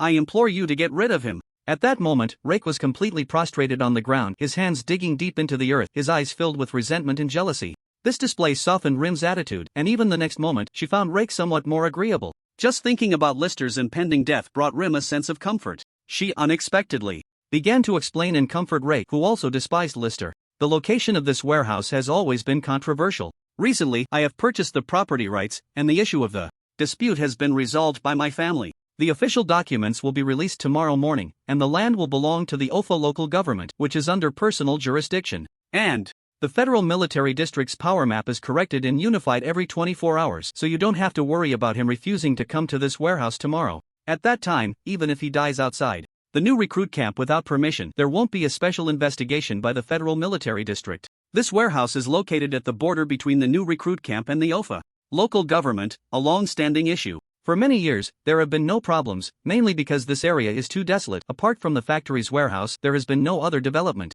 Essentially, there is no possibility of a conflict of interest, and now Rim has timed it perfectly, wanting to find someone to deal with Lister here. The new recruits in the camp are directly under the jurisdiction of the federal military district until they graduate and enter the civilized army. All deaths of recruits within the camp are directly investigated by the federal military district headquarters. However, if someone dies outside the jurisdiction of the new recruit camp and violates regulations, no one will be held accountable. After holding back for more than 3 months, Rim finally found a loophole. By officially designating this area under the Ofa local government, she intends to execute Lister here. But after all, he is a potential overlord. With your strength, you can forget about replacing him. After explaining, Rim couldn't help but mock Rake again. However, Rake showed no reaction to the sarcasm and silently noted the information. So if we kill him here tonight, will it still be fine after the documents are issued tomorrow? Rim was quite surprised to hear this and looked at Rake again, then shook her head. I didn't expect you to hate him this much. Can't wait another day? But still, it's not possible.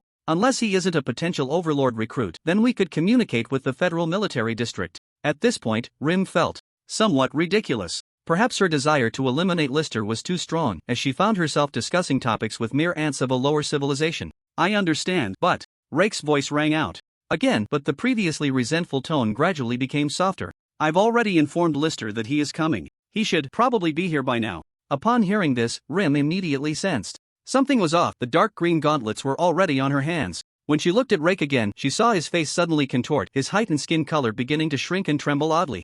In the next moment, a perfectly proportioned, angelic face reappeared, and his figure became curvaceous, his skin instantly fair. The federal military uniform on him was suddenly stretched tight. Rim's face immediately turned to shock. On one hand, it was because the Rake she trusted seemed to have a major problem. More importantly, the woman he had transformed into at that moment was identical to her in both face and figure. The faint disdain on her face, along with the superiority that showed in her every movement. For a moment, even she couldn't tell who was the real Lim Avon and who was the imposter across from her. In the vast warehouse, the two Lim Avons stared at each other in a strange confrontation. Creak thud. Step. The old, broken warehouse door was pushed open. Steady footsteps entered from outside, and a man clad in dark armor appeared before the two. Under the night sky, the visibility in the warehouse was dim. The man held a long knife as dark as ink, with visible cracks along its blade. Perched on his shoulder was a silver mechanical bird, no longer in its usual decorative slumber, its small head turning towards the two, eyes filled with an adorably vigilant expression. Suddenly, a powerful pressure that seemed to pierce the soul enveloped Lim.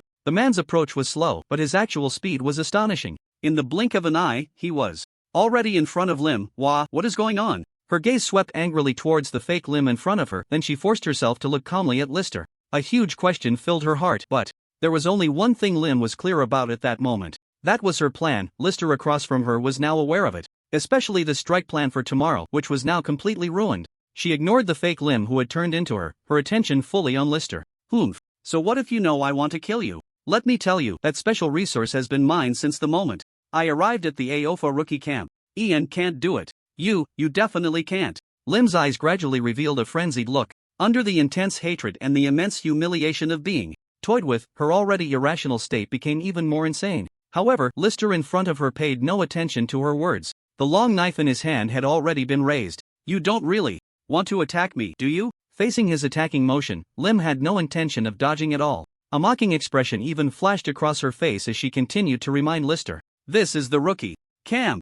I am a member of the Beta civilization. Attacking a citizen of a high-level civilization is an absolute crime. Even if I stand in front of you, you wouldn't dare. Her words abruptly stopped. As she saw the blade getting closer, the sharpness that seemed capable of cutting through everything pressed against her neck. Having experienced being slashed once, she ultimately fell silent, quickly raising her hand to try to block it. Unfortunately, Lister's strike looked slow, but the actual movement was smooth and seamless. With the pressure locking onto her, dodging such a close range strike was simply a fool's dream. The blade sliced directly across Lim's neck. In an instant, a green glow erupted from Lim's arms, enveloping her entire body. Lister had anticipated this. It was the defensive healing effect of her armor, something he had foreseen during their simulated battles. Wang Yu had stepped back several paces, not intervening in the battle. She quietly watched as the two became entangled in combat. Lim's expression instantly turned serious. She hadn't participated in the monthly exam for the past few months. After all, aside from thwarting Lister, the military achievements from the monthly exam held no allure for her.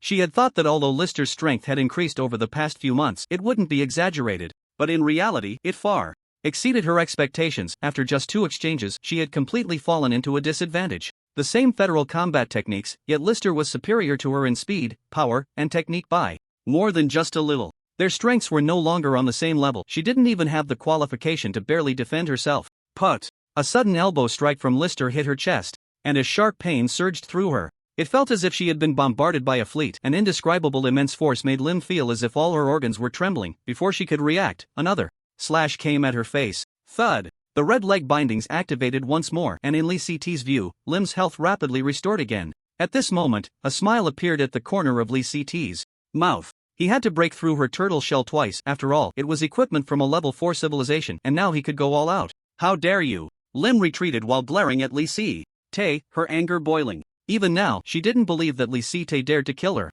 She just knew some of her survival tactics and wanted to force her into a corner. Lee CT remained silent, swinging his blade again. Seeing that the blade was still a bit away from her, Lim activated her mental shield. But the next moment, the blade in his hand suddenly exploded. Fragments shot forward, and, having never encountered Lee CT's actual weapon, she was caught off guard and took the hit again. Attack dealt 1860 damage, ignored defense damage 18,621 points, with additional true damage of 27,103 points. One strike took away almost 90% of her health. Lim was now completely collapsed on the ground, barely propping herself up with her hands. The fierce look on her face was gone, replaced by genuine fear, regret, and even a plea for mercy in her eyes. Feeling the chilling killing intent from Lee CT, she realized he had no intention of holding back. She now truly understood that he meant to not let her go. This was the first time in her life, apart from other level 4 beings, that someone dared to challenge her life. In other regions of the Galactic Federation, she couldn't even find anyone to offend, yet this person in front of her wanted to kill her. Please, I beg you, spare me. I promise I won't target you again. The unfamiliar plea for mercy filled Lim with immense humiliation. Her previous sense of superiority and pride instantly shattered. Deep within her heart, a growing resentment began to accumulate. Okay. Lee CT's blade had now retracted, and he nodded calmly. This made Lim's heart leap with joy. However, the next moment, she felt something strange in her chest, as if warm liquid was soaking her. Breathing became difficult, and the feeling of suffocation deepened. When she looked down, she discovered a large hole in her chest, empty and hollow. Blood continuously oozed out, soaking the ground beneath her. Another limb had appeared at her side, holding her still beating heart. Splat! The heart was suddenly crushed, and the blurred flesh and blood splattered all over Lim. A kill notification echoed in Lee CT's panel. Congratulations! You have gained 110,000 experience points. After the second transition, the experience gained from killing opponents was correspondingly reduced. This was still an 11-tier A-class opponent. If it were another rated opponent, it might not even yield as much experience as his early upgrades. Players had the advantage in this regard, as the monsters they farmed could continuously respawn, making leveling up easier than for him with fewer skills learned. Lim was now completely lying in a pool of blood. The real work for Lee CT was just beginning. Killing a galactic noble was nothing. There were many with such thoughts and actions within the Galactic Federation, but escaping punishment after a kill was what truly mattered. Even within the Federal Military District, it was the same. Galactic nobles and S-class recruits were special subjects of concern for the Federal Military District. After Lee CT sent the message, hurried footsteps approached from outside the warehouse. A black-skinned, long-headed wreck rushed into the large warehouse. Upon seeing Lim lying dead on the ground, his pupils dilated and he instinctively swallowed hard. However, he quickly adjusted his mindset, holding a special information tool, and approached Lister. Did any information just get transmitted? No, the S-Class Interceptor is much stronger than I thought. Fortunately, this is the Federal New Recruit Camp where the information transmission routes are special and there are dedicated relay nodes that can intercept. I have a total of 3 signal frequency messages here, all intercepted. All 3 were distress signals sent to someone called Uncle Galvin. Rake was also a member of this operation. At first, he didn't know who Lister's target was. It wasn't until he gradually interacted with Wang Yu recently and after some of Lister's less concealed hints that he realized the target was actually a galactic noble. Even though he was shocked inside, he still agreed without hesitation. He understood that the consequences of confronting a galactic noble were extremely risky, but the potential rewards were equally great. Being completely trusted by Lister was the greatest gain. Following a dominant powerhouse was the future Rake truly needed. For this reason, he also specifically supplemented some other overlooked tasks for this operation. This included the S-Class Signal Interceptor, a second-hand set that cost 4.2 million credit points from the black market. As for the source of this huge amount of credit points, it goes without saying. Naturally, it was the result of Wang Yu secretly leaving the recruit camp over the past few months. In theory, even an S-Class interceptor would not be able to intercept signals in a normal federal environment. However, in specific closed spaces and some internal network spaces, this S-Class signal interceptor became effective. This is Galvin's information, along with the information from the Avon family, which I just managed to buy. You have a document to receive. Lister immediately began to browse it carefully. Galvin Avon, belonging to Civilization, Beta Civilization, a member of the Avon family. Level 15 telekinetic powerhouse, overall combat power A level. The Avon family, located in Beta Civilization, Patriarch Kahang Avon, a senator in the Galactic Federation. Strength unknown. After all, it was a family from a level 4 civilization, and the Patriarch was indeed extraordinary. The actual central government of the Galactic Federation is held by 2 major councils that possess the highest legislative and supervisory powers. They are the House of Representatives and the Senate, with the House of Representatives composed of representatives from some powerful level 3 civilizations, while the actual power lies with the Senate members. He was a true senior politician, but within the Beta Civilization, the Avon family's strength was also evidently average, not ranking high. Up ahead, Wang Yu was using a small knife to cut into the opponent's skin, finally finding the most crucial chip in the lower abdomen. Beta Civilization Advanced Chip, S-Class used for text recognition and communication among all civilizations within the Galactic Federation, can connect to the Galactic Federation information database while covering the entire federal communication. Damaged, wearing the face of Lim, Wang Yu, covered in blood, walked towards Rake, simultaneously handing over the chip in his hand. Rake didn't hesitate. During the execution of the task, his outstanding communication talent could still be restrained, giving a reliable impression. He immediately placed the chip into a specially made demodulator, which also cost a fortune. Anything related to S-Class signal items was exorbitantly priced. Without Wang Yu, they wouldn't have been able to buy any of these items. I'm already extracting the information. It should take about 2 hours. Is the target confirmed? Just Galvin? Just him. The fact that Lim sent a distress signal clearly indicated that this person had a close relationship with Lim. High risk means high reward. As long as they could get past Galvin, Wang Yu would be able to smoothly replace Lim. Lister scanned Wang Yu in front of him with the system, making the final confirmation. Target found, Wang Yu, Federal Military District Reserve, Beta Civilization, Level, LV-108 Class, Faceless, Other, Health. 53501/53501 Stamina, 15904/15904 Attributes, Strength 90, Stamina 93, Intelligence 103, Agility 101 Skills, Faceless, S-Class, LV-105, can change into a known face every 6 hours, lasting for a week, randomly mastering one skill of the transformed individual, with skill strength related to one's own level. Note, can simulate deeper soul fluctuations of the replaced by collecting biological information. Overall evaluation, A class compared to Lister's rapid progress. The future trickster Wang Yu is also growing at a fast pace, especially under the various courses provided by the Federal Military District, including the new recruit camp. The original skill level began to rise rapidly, and it was just 2 months ago that Wang Yu made a significant breakthrough in the faceless skill, particularly when the other party appeared before him wearing the face of like. Under the system's information scan, when it showed that the other party belonged to the Wanda civilization, it immediately overturned Lister's original combat plan. He was preparing to inform Wang Yu of the plan to deal with Lim alone. The two hit it off. As for Wang Yu, compared to the resources of the military district, it was naturally better to directly become Lim and possess the resources of the galactic nobility in Lim's identity. This also delayed the entire plan by 3 months. Wang Yu would approach an ally with Lim while simulating Like's identity, partly to gain the other party's trust and probe their thoughts so that their plan could be implemented. The other, and most important aspect, was to understand Lim's living habits. To completely replace the other party, understanding their information was also a crucial step. Although for Wang Yu, having grown up as a substitute for the village, Chief's daughter, he had experience in this area. However, this time it was about directly replacing Lim, a galactic noble, so the preparations were naturally more thorough. Watching Wang Yu continuously handle the other party's corpse, it seemed as if he was practicing a skill just learned from the Galactic Federation. The appearance of Lim in the pool of blood gradually changed, especially as her ears became pointed, transforming into that of a female from the Opha civilization, which was Wang Yu's commonly used face. That should be enough, none of this is important. Take another look at Galvan's information, he is the key.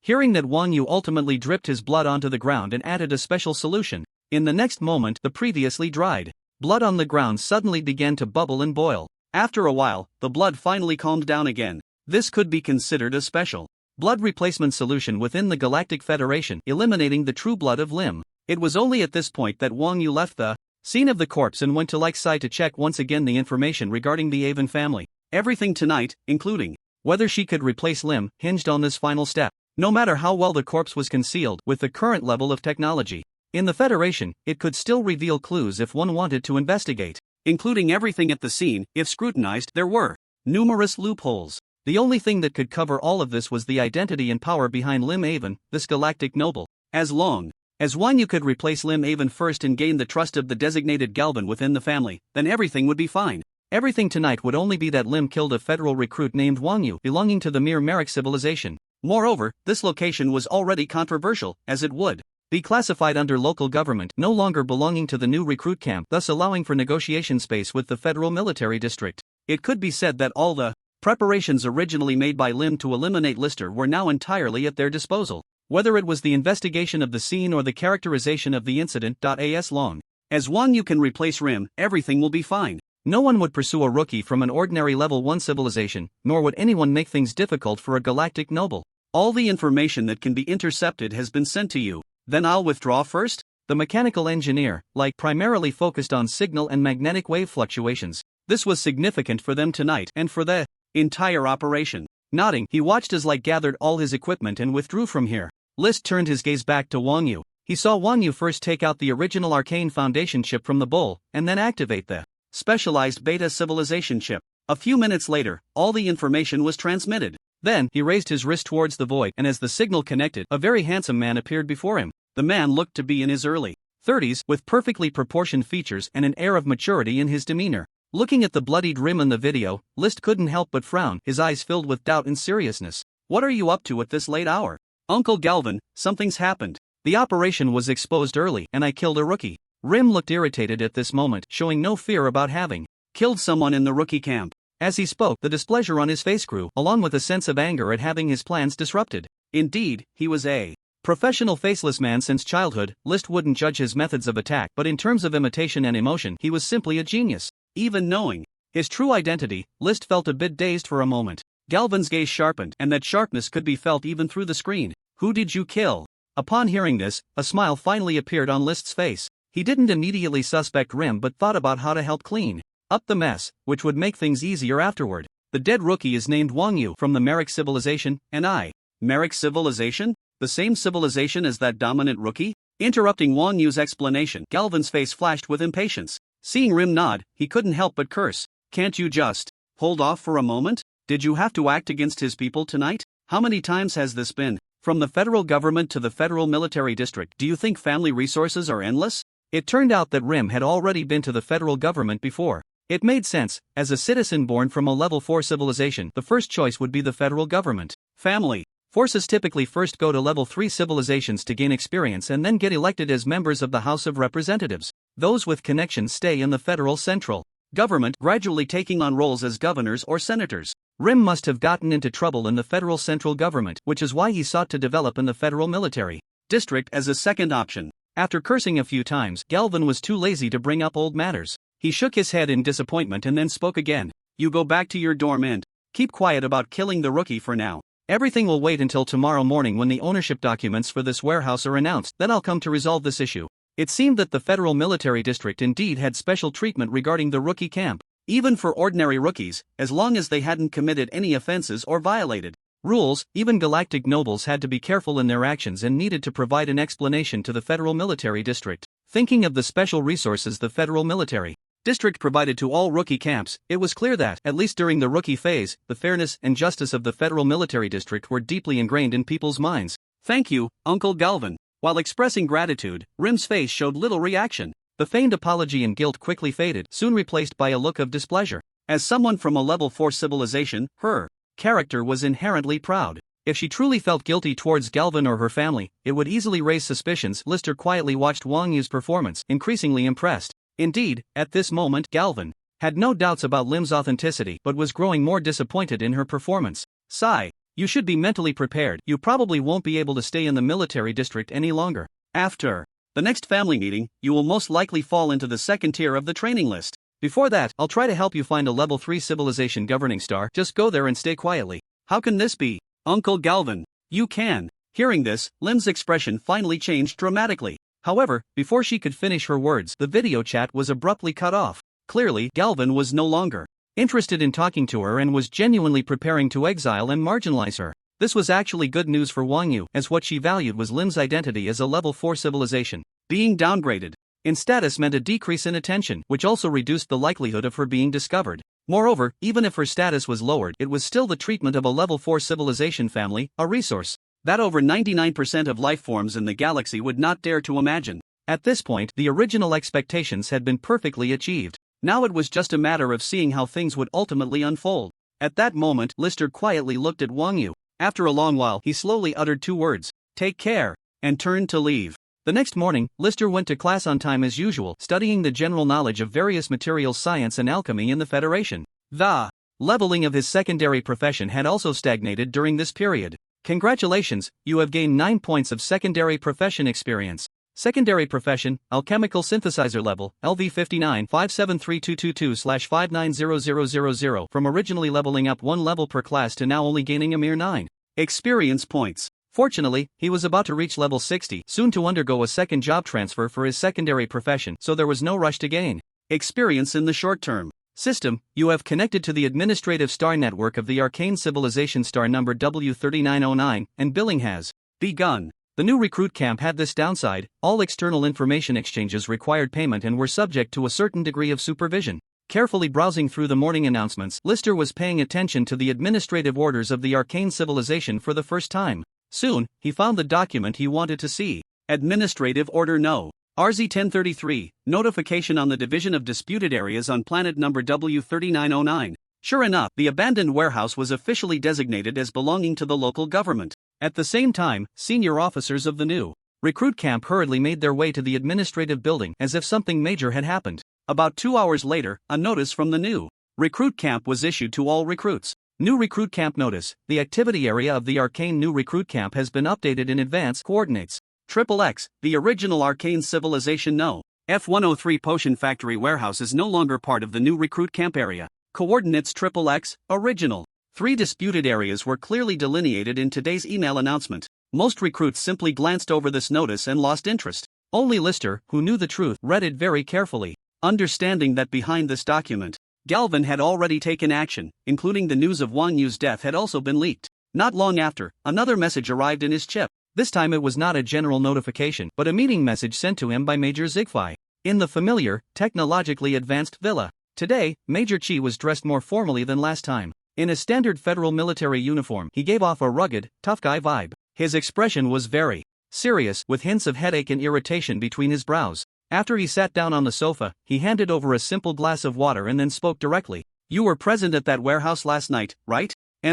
He nodded silently. There was no need to hide this matter, nor could it be hidden. In the new recruit camp, a soldier had died. Whether the federal military district would investigate was one thing, but the Ophan new recruit camp itself would certainly get to the bottom of the matter. As the main person in charge of the new recruit camp, Major Chi could not accept that a soldier had died under his jurisdiction without any clarity. Sigh. Some things, the outcome is just hard to be fair. It was more like he was trying to comfort Lister in advance without getting into the specifics of what happened in the warehouse. I have already reported Wang Yu's death to the federal military district. However, the other party should have contacted the military district headquarters in advance, and there are disputes over that warehouse area. The higher-ups mean that our new recruit camp will investigate and handle it ourselves. They won't intervene further. You understand what I mean, right? Could it be that the galactic nobility can kill at will in the new recruit camp? Lister had long anticipated this outcome and naturally understood what it meant. If the Federal Military District Headquarters did not pursue the matter, then even if the new recruit camp uncovered the truth, it had no right to judge.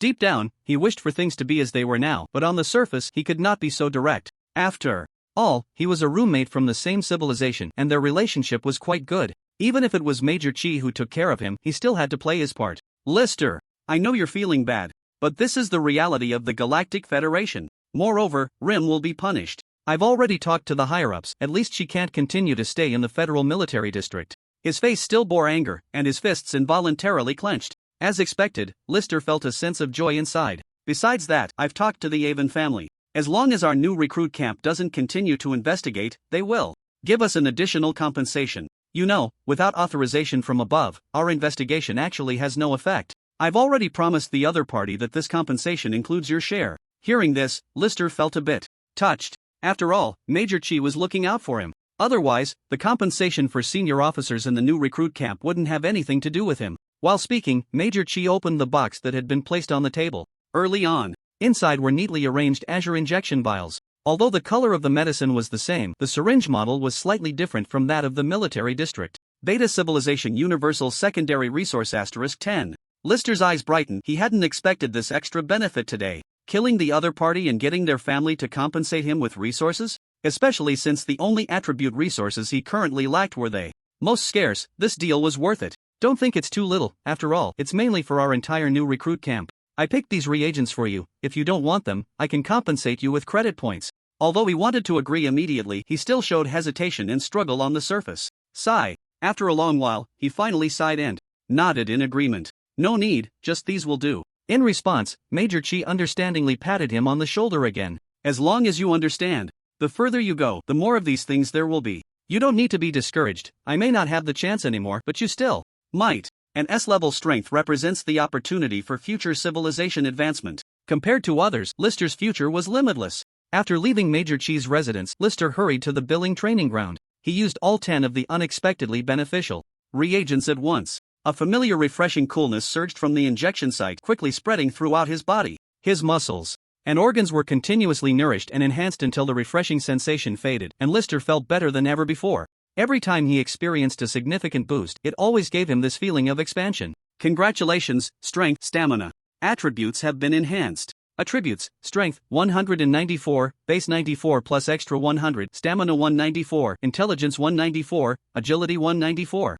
Watching his base attributes quickly fill up, Lister felt increasingly at ease. If all went well, as long as he didn't choose to graduate early and stayed in the recruit camp for a while longer, he could max out all his base attributes before the third transfer. Notification: you have a new message from a friend. It was from Wang Yu. Although she had been removed from the Federal Military District, the announcement had not yet been made in the recruit camp. This news was only being communicated among the officers, and not many recruits were aware of it. As for her, judging by the location of the message, she was already on the new Level 3 civilization, Ghana Civilization's ruling star. The content she sent was nothing else but information about Ian and Lim's exchanges. There weren't many messages, just a little over 10. Some of the timestamps didn't match up, likely due to the original chip's failure to retrieve information. Lister carefully read through the chat content and couldn't help but shake his head. Lim was indeed foolish. Almost all the chat content was related to him. She started by wanting to teach him a lesson alone, anticipating that he would give up and then compete fairly with Ian, while also asking Ian for additional resources as compensation.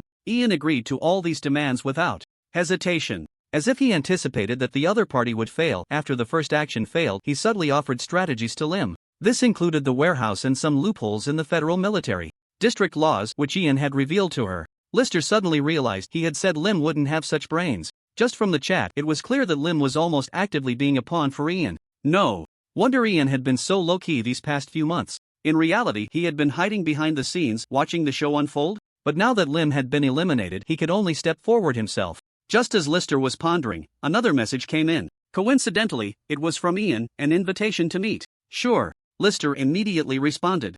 The next afternoon, he walked back into the familiar beverage shop in the living area. The familiar clearing and the familiar green drinks. Ian was still sitting at the small round table in the middle, quietly watching him approach. The only difference was that Lim, who had been eliminated, had actually been killed by him. He took a moment to assess Ian across from him, still wearing a plain-colored robe, with a faint polite smile on his face. Under the system scan, Ian's strength was the same as the last time they met. Still at LV-119, with no improvements. What surprised Lister? at this moment was that, despite his intent to kill, he still couldn't sense any killing intent from Ian. He picked up his cup and took a sip of the drink. The taste was still refreshing. Everyone's time is precious, let's get straight to the point. What do you want to talk about? Lister looked at him calmly, exuding an air of composure. His mindset was no longer that of a newcomer in the recruit camp, wary of Ian's strength. Today, the situation had reversed. Given his current strength, it was Ian who should be worried. Nothing much, I just wanted to chat with you, and I'd like to be friends. Us? Friends? Upon hearing this, Lister couldn't help but show a look of confusion. At this critical moment, with special resources to be distributed in 2 months, what was there to be friends about as direct competitors? However, seeing the unusually sincere expression on Ian's face, Lister didn't say anything else and just kept observing. That's right, friends. If you're worried about that special resource, I can clearly tell you that I'm withdrawing from the competition. Consider it my sincerity, I just hope we can be friends. Are you sure? The more Lister listened, the more confused he became. His first reaction was that it was impossible. Ian had come to this recruit camp precisely for that special resource. Now that the time has almost come, to suddenly ask him to give up? Could it be that the other party is wary or afraid of him because of Rim's elimination? That doesn't make sense. From the chat messages you sent him yesterday, it was clear that the other party was the hidden mastermind behind it all. How? Could they back down just because Rim's actions failed? Were they trying to lower his guard, continue digging pits for him, and wait for the right moment to strike? I'm serious. Having one more friend is better than having one more enemy, right? I believe having one more friend from a level 4 civilization isn't a bad thing for you, is it? The fluctuation of killing intent was completely locked onto the other party, yet what puzzled List was that there was indeed no killing intent emanating from them. Beneath the false polite smile, he felt an indescribable sense of rationality, making it even harder for him to gauge the situation. He always felt that the fluctuation of killing intent had never truly taken effect when sensing the other party. Or could it be that a completely rational person only makes judgments based on the trade-offs of benefits, and even killing wouldn't carry malice? Having one more friend is fine, but how do I know if you're genuinely giving up or just pretending to? And even if you are genuinely giving up the competition, I don't owe you any favors. That special resource would naturally belong to me. Everything about today's situation felt strange, and List was straightforward in his response. I understand, giving up the special resource is just my sincerity. Although I don't know how you made Rim lose control and kill, you did win here at the OFA newbie camp. Regardless of your strength and Major Zigfai's recognition, that special resource will only be yours. Ian candidly acknowledged. List, openly analyzing the competitive advantage regarding that special resource. This reduced List's suspicion somewhat, but he still dared not let his guard down. I'm not like Rim. I won't participate in meaningless things or those where the effort and reward are disproportionate. So, at this point, Ian paused, as if confirming some information to himself before speaking again. Look at the notice, it has already been issued. Seeing this, List opened the system panel, and indeed there was a notification regarding the newbie camp. OFA newbie camp notification. Due to Rim Avon violating the Federal Military District regulations, their reserve status has been revoked and they are no longer part of the OFA newbie camp. For personal reasons, newbie Ian will soon transfer to Monroe newbie camp, effective in 7 days. Upon seeing this news, List's doubts were instantly cleared, and instead he felt somewhat confused. Can newbies really transfer? Why not? The straightforward retort left List somewhat speechless, and Ian began to explain. The rules have always been in place. The Federal Military District needs to ensure the priority training of Overlord-level newbies. The Central Group Army's newbie camp might also have several Overlord-level newbies clustered together, and they will naturally need to be dispersed to other newbie camps for training. The OFA newbie camp was my own misjudgment. I thought there was a great opportunity when I saw you were only at the 9th rank. Indeed, the growth rate of Overlord-level lifeforms cannot be judged by common sense. Ian carefully observed List, sensing the surging aura emanating from him. Even though he knew the other party's rank was still lower than his, he absolutely wouldn't be a match in terms of strength. It's already too late to leave. Now, the cost of doing so is very high, but fortunately, I can still bear it. Mentioning this, even a hint of pain flashed across Ian's face. At this moment, List truly believed that the other party wanted to be friends with him. Rather than making friends, it was more about recovering losses. How decisive. Starting to push Rim, attempting to advance. When seeing that the situation had failed and would yield no results, they weighed the costs and immediately chose a different path. Competing in other rookie camps, even if the cost now is high, it is clearly worth it compared to the special resources that have the potential to be upgraded to S level. Before leaving, I also came to ease relations and make this superficial friend. Even though I don't truly acknowledge it in my heart, Liz still gave the other party face at this moment. Alright, I've made a friend. At least the other party has genuinely withdrawn, just waiting for the documents to officially take effect in 7 days. Being able to avoid the possibility of interference from the galactic nobility behind the scenes and reduce uncertainties is naturally a good thing for List. Having come this far, everyone is my adoptive father. Recently, there has been a lot of criticism about the plot being bad and uninteresting, so I want to clarify a bit here.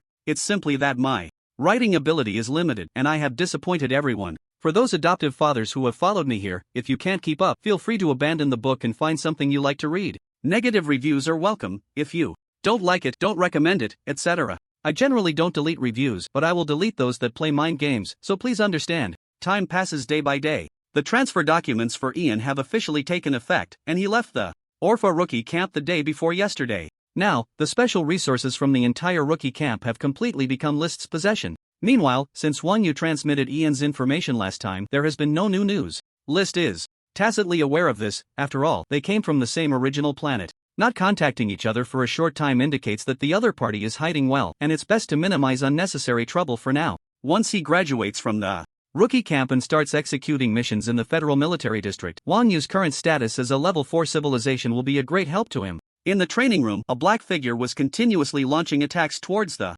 man in the center. Various powerful magnetic pulse cannons were pouring out with fierce firepower. However, no matter what means he employed, he still couldn't harm the man opposite him in the slightest, not even causing him to shift his feet. All the ranged attacks that reached the man were simply met with a light swing of his knife, and all attacks were completely extinguished. Seeing that Leek was starting to breathe heavily from exertion, List's figure suddenly vanished from his spot. Leek immediately disregarded resting, releasing an invisible magnetic field around him, sensing where List might appear. In the next moment, his right elbow struck back in an elbow strike. Unfortunately, his reaction was still a beat too slow, as List had already appeared behind him. Not only was the elbow strike blocked, but the opponent's simple hand strike was already pressed against his slender head. A cold sensation that seemed capable of cutting through everything exploded from his scalp, instantly spreading throughout his body. Until the hand strike was withdrawn, that chilling sharpness finally disappeared. Huff! The battle ended, and Leek finally gasped loudly. List had now walked in front of him, simply summarizing, when you get close, don't attempt to kill the opponent with your fighting skills, instead, consider blocking and restraining first, then find a way to escape.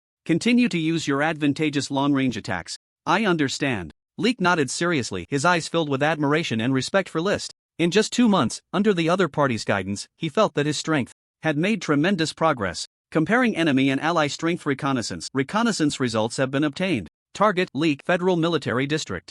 Reserve, Wanda Civilization, Level, LV97, Health, 60313/60313, Stamina, 18981/18981, Attributes, Strength 81, Stamina 83, Intelligence 94, Agility 91, Skills, Magnetic Pulse Cannon, A-Class, LV96, Magnetic Pulse Field, A-Class LV94, Federal Fighting Technique, A-Class LV80, Comprehensive Evaluation, C-Class B-Class. List looked at Leek's panel with a look of satisfaction. Finally, he had managed to elevate the other party's overall combat power to B-Class. This can be considered his reward for Leek's participation in the operation to eliminate Lim. He couldn't share his secondary resources with Leek. Moreover, the Federal Military District itself prohibits the trading of any resources obtained through military achievements. Everything is limited to personal use. This is not to create barriers, but to eliminate the trading of military achievements within the military district. Fortunately, Leek's original strength was average, and there were many areas that needed improvement far beyond just basic attributes. Under the foundation of the 2 original A-level skills, Lister ultimately guided him in practicing federal combat techniques. Comparatively, Leek's professional talent was quite good. With his one-on-one guidance, his combat experience improved rapidly, and after leveling up, his overall evaluation reached B level as he expected. The next day, the simulation training hall of the recruit camp opened as scheduled. After spending half a year in the recruit camp, everyone was now clear about things. The most expensive facility in the entire recruit camp was this simulation training hall. A venue capable of simulating battles for tens of thousands of people could actually be worth enough to buy the planet it was on. Lister quietly stepped inside, feeling the familiar blue light filling the entire space before him, and his heart couldn't help but surge. Today was the 6th monthly exam of the recruit camp, as well as the day for the distribution of that special resource. Everything was just waiting for the exam to end. The notice is clear. The rankings of this monthly exam will determine the allocation of a special resource usage quota issued by the Federal Military District. Major Chi announced to everyone regarding the allocation of special resources. After Lim and Ian left, he no longer had to worry about this resource distribution. No one in the entire recruit camp could be Lister's opponent, so it was decided to determine the final quota based on the previously set monthly exam simulation battle assessment. Recruit 189. Leek challenges Recruit 100. Gyre. Even in the simulated universe space, Lister still stood at the forefront, watching the match among all the recruits. With the absolute gap in strength, no one dared to approach him, and they consciously gave him space. The treatment that originally belonged to the galactic nobility had suddenly fallen upon him. The only difference was that people felt more fear and avoidance towards the galactic nobility while they felt more respect for him. Of course, today there was also a hint of envy in everyone's gaze.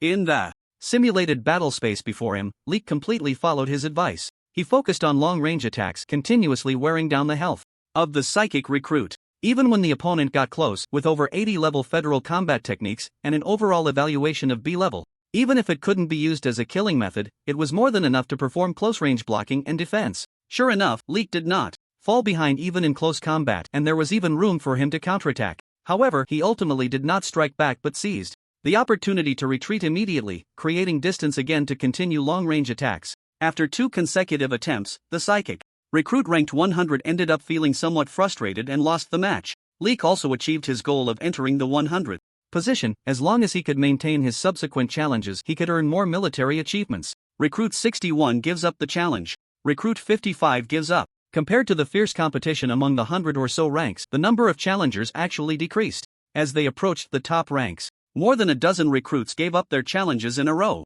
In the end, only the top 10 challenged the second and third recruits. Since the third monthly exam, Lister had already been sitting comfortably, with no one daring to challenge him. Even with the distribution of that special resource involved this time, no recruit was foolish enough to think they could try to battle him. I hereby announce, the monthly exam is over and the special resource allocation target for the Alpha Recruit Camp is Lister Merrick. Major Chi's figure reappeared in front, announcing the results of the monthly exam with a firm voice. The system prompt sound also came along. Congratulations, you have earned 180 military points. As the simulation training center reopened, everyone streamed out, leaving only Lister behind. In the vast simulation training center, Major Chi was leading a team towards him. They were not the familiar officers from the recruit camp. Several faces were new. Among this group, the lowest rank was also a major, and the man walking alongside Major Chi, judging by his insignia and shoulder boards, was a colonel. Comparing enemy and ally strengths in reconnaissance. The reconnaissance results have been obtained. Target, unknown, Colonel of the Central Group Army, Level 3 Civilization, Level, LV?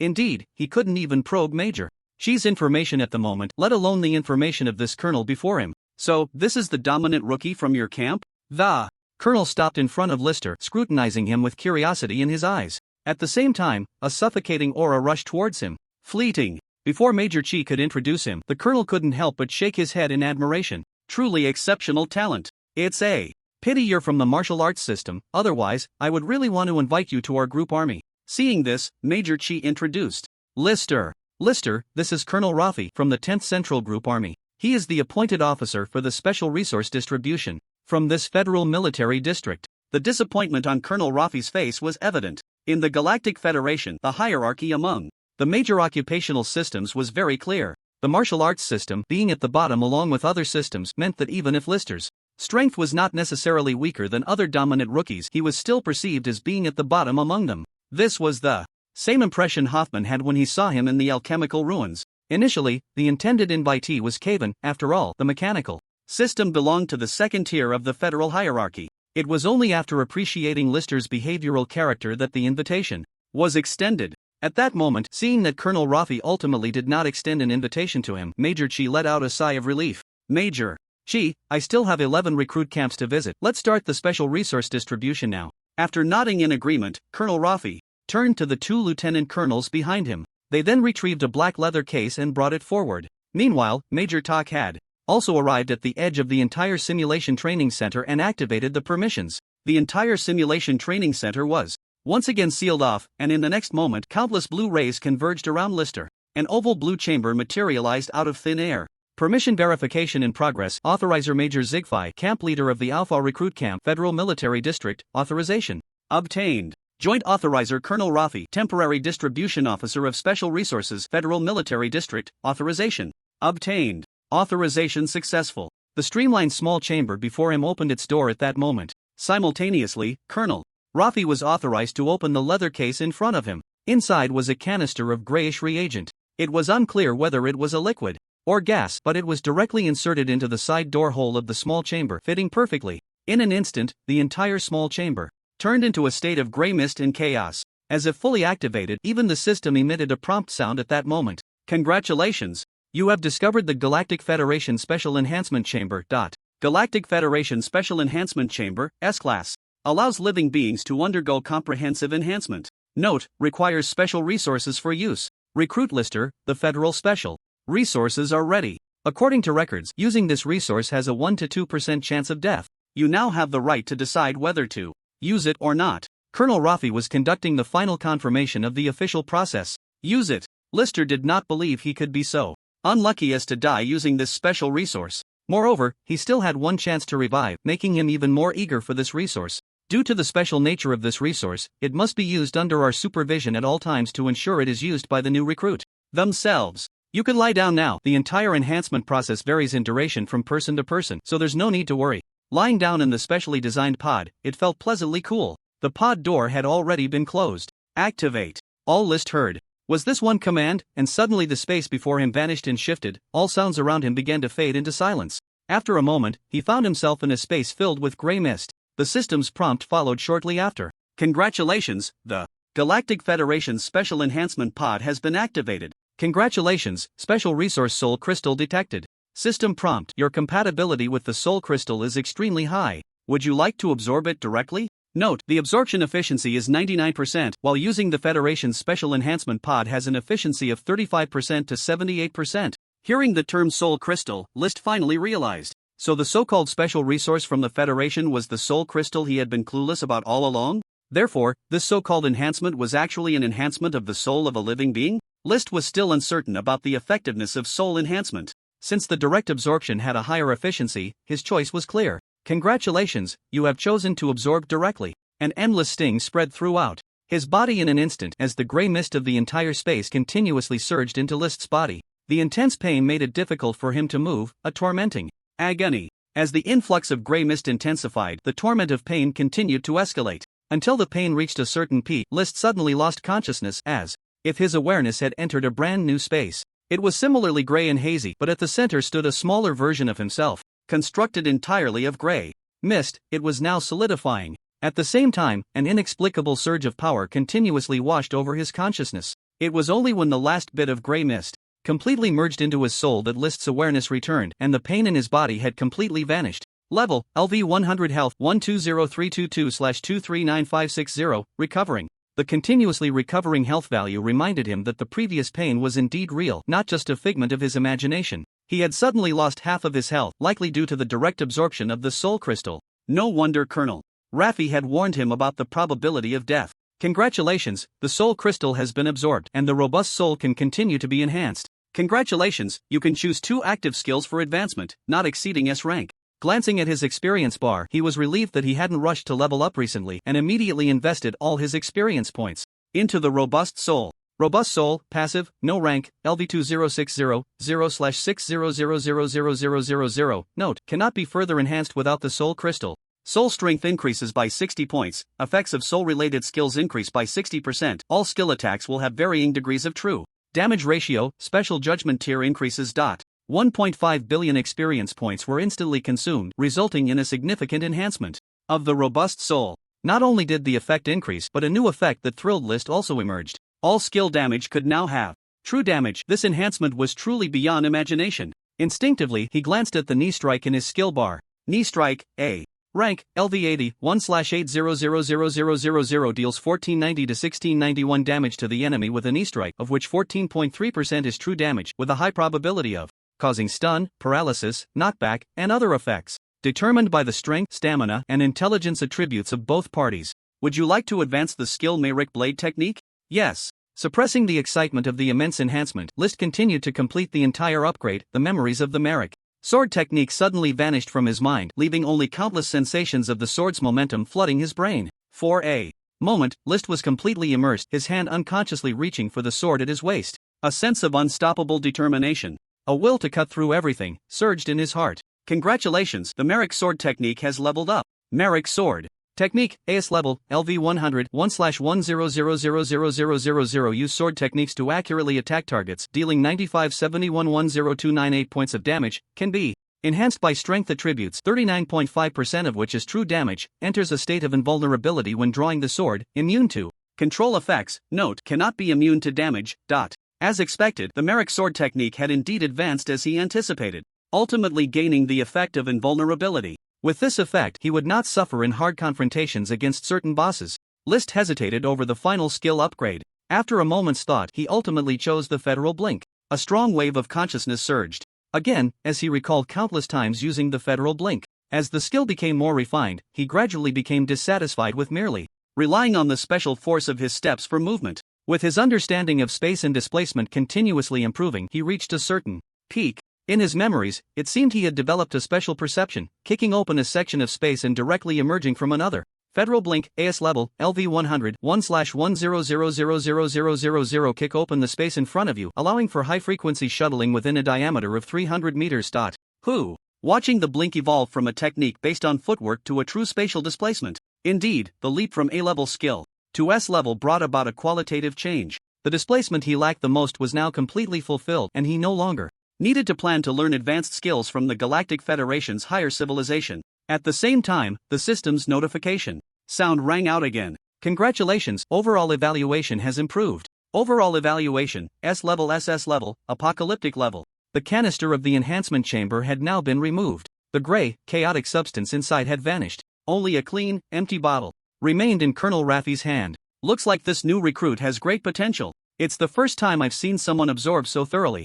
It could also be that the enhancement chamber wasted a lot. Hearing this, Major Chi quickly responded from the side. Generally, S-level recruits would have some residue after absorbing this special resource. The higher the potential, the more they absorb, though this is not absolute. Each energy dissipation from the enhancement chamber is not fixed, and the absorption residue of special resources can only serve as a rough reference, not a definitive conclusion. Seeing Colonel Raffi glance back at List in the enhancement chamber, his expression was inscrutable. Major Chi felt a bit anxious at this moment and quickly continued. Colonel Raffi, I've always had high hopes for this recruit List. It's a pity he's in the martial arts system, if only he were on the psychic path. He hurriedly expressed his prior interest in List while reminding Colonel Raffi again of List's shortcoming in being part of the martial arts system. He feared that Colonel Raffi might change his mind and try to snatch him away. Those in the know understand their own affairs. There are distinctions of strength within the Central Army Group as well, with the higher-ranked groups possessing stronger overall capabilities. Especially the top 10 Central Army groups, which are considered the elite trump cards of the Federal Military District. Moreover, the other party's rank was higher than his. If competition arose, Major Chi had little confidence in keeping List. Sigh. Fortunately, his words had an effect. Colonel Raffi shook his head and sighed deeply. The cost of recruiting from the civilized military is high. It's better for you, Major Chi, to continue nurturing List. He thought of the dozen or so new recruit camps he still had to visit, among which was another promising candidate he had his eye on. At this moment, he understood Major Chi's intention and decided to give the other party a face, no longer bringing up the matter. 5 hours later, Lister finally came down from the enhancement chamber. At this moment, his eyes sparkled with brilliance, and his aura was strong, but he also seemed somewhat weak. After all, he was missing half of his health points. Colonel Lafayette, seeing this, nodded with a smile. All right, since you're fine and the enhancement is over, we won't keep you. Major Chi, Rookie Lister, and everyone else, see you in the future. With that, he turned around and left decisively. Major Chi finally stepped forward and patted Lister on the shoulder, handing him a vial of reagent with a look of satisfaction. Go rest. For now. You can come find me anytime about graduating early once you recover. Taking the vial of recovery potion, Lister was eager to return and assess his own strength. After a brief farewell to Major Chi, he hurried to the training room. He took out several bottles of recovery potions and drank them continuously. Many of the recovery potions he had never used before finally came in handy. Unfortunately, they were all level 1 potions, which meant that for Lister, at this moment, the actual recovery would fall short of the effects described. Fortunately, there were many of them, and within just an hour, all his states were fully restored. He began to use all his skills again to try to adapt. The S-level Mayrick sword technique, now in use, had long since transcended mere forms, leaning more towards an understanding of the sword itself. The skill of drawing the sword had disappeared. As long as he wished, every strike could be a draw. Custom naming successful. Federal Blink has been renamed to Flash. This blink had already departed from the concept of steps, belonging to the application of spatial rules. The movement speed was incredibly fast, and due to the spatial shift, the enemy's perception of his position would be completely compressed. They could only react based on their sixth sense and the fluctuations at the moment he appeared. It wasn't until midnight that Lister finally began to adapt to his current strength, including the 2 main skills that had been upgraded to S level. However, his emotions remained excited and exhilarated, especially when he saw his comprehensive evaluation at SS level. The apocalyptic level evaluation that had been out of reach in his past life, truly a top-tier combat power in the universe. Now he had actually achieved it even before Cavan. At the same time, he had additional speculations about his combat power. On one hand, he suspected that his passive skills had long been sufficient to reach apocalyptic level and that the reason for his lag was the active skills, as the mere A-level skills seemed inadequate. On the other hand, he speculated about the special passive Robust Soul, suspecting that this passive enhancement had allowed him to reach SS-level combat power.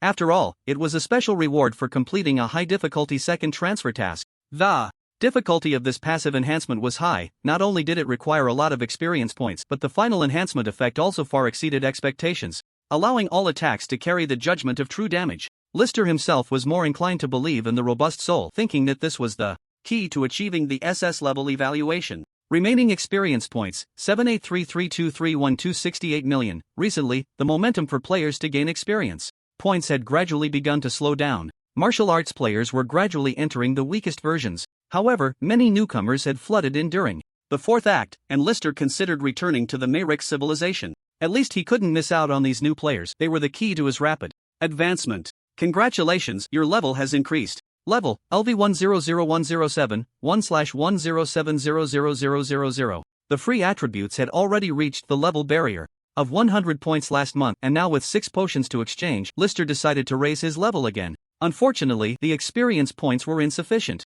Otherwise, with his current habits, he still preferred to raise 10 levels at a time. Comprehensive evaluation, SS level S level. Looking at the immediately dropping comprehensive evaluation, Lister felt somewhat helpless. Indeed, he had just reached the standard for apocalyptic level combat power at the 10th tier. As soon as he leveled up to the 11th tier, he immediately fell back to S level. World-destroying level experience card one-day tour.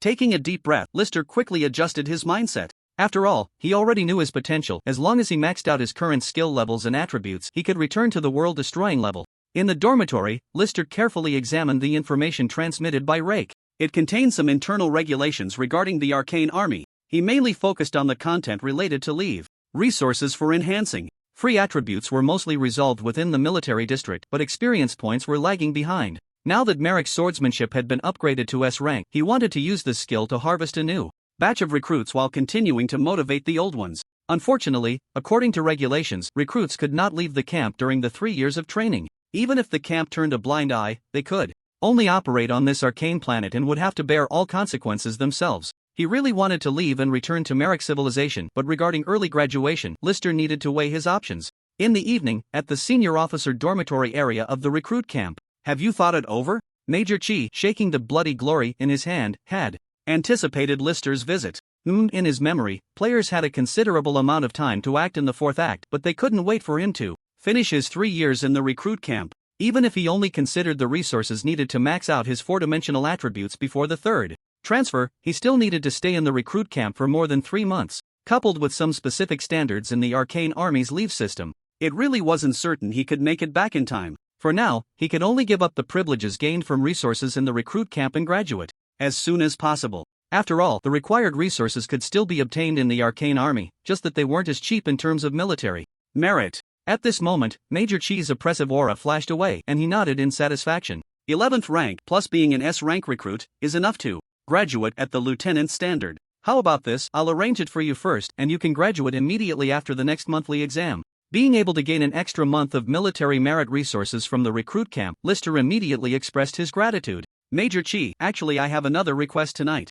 Go ahead. My roommate Rake will graduate with me, and I hope we can be assigned to the same place in the arcane army. Rake still had a lot of room for improvement in the recruit camp. Lister had tried to persuade him, but he was resolute and understood clearly. The benefits from the recruit camp were far less than the future benefits of following Lister, and he had long planned to graduate alongside him. To this, Lister didn't feel the need to be coy. Having the intel expert Rake in the arcane army would naturally be a good thing for him. No problem, I was wondering what it was about. Major Chi smiled and waved his hand, then downed the drink he was holding. Over the course of a month, the number of recruits in the arcane recruit camp began to sharply decline. Many applied for early graduation to participate in the military assessment standards. Most of them were undocumented and couldn't rank in the monthly exams, making it impossible to earn military merit, let alone exchange for resources. It was better to become a soldier in the army early and gain experience and improvement in combat. Originally, there were more than 30,000 recruits, but by the time Lister and his companion left, there were fewer than 10,000 remaining.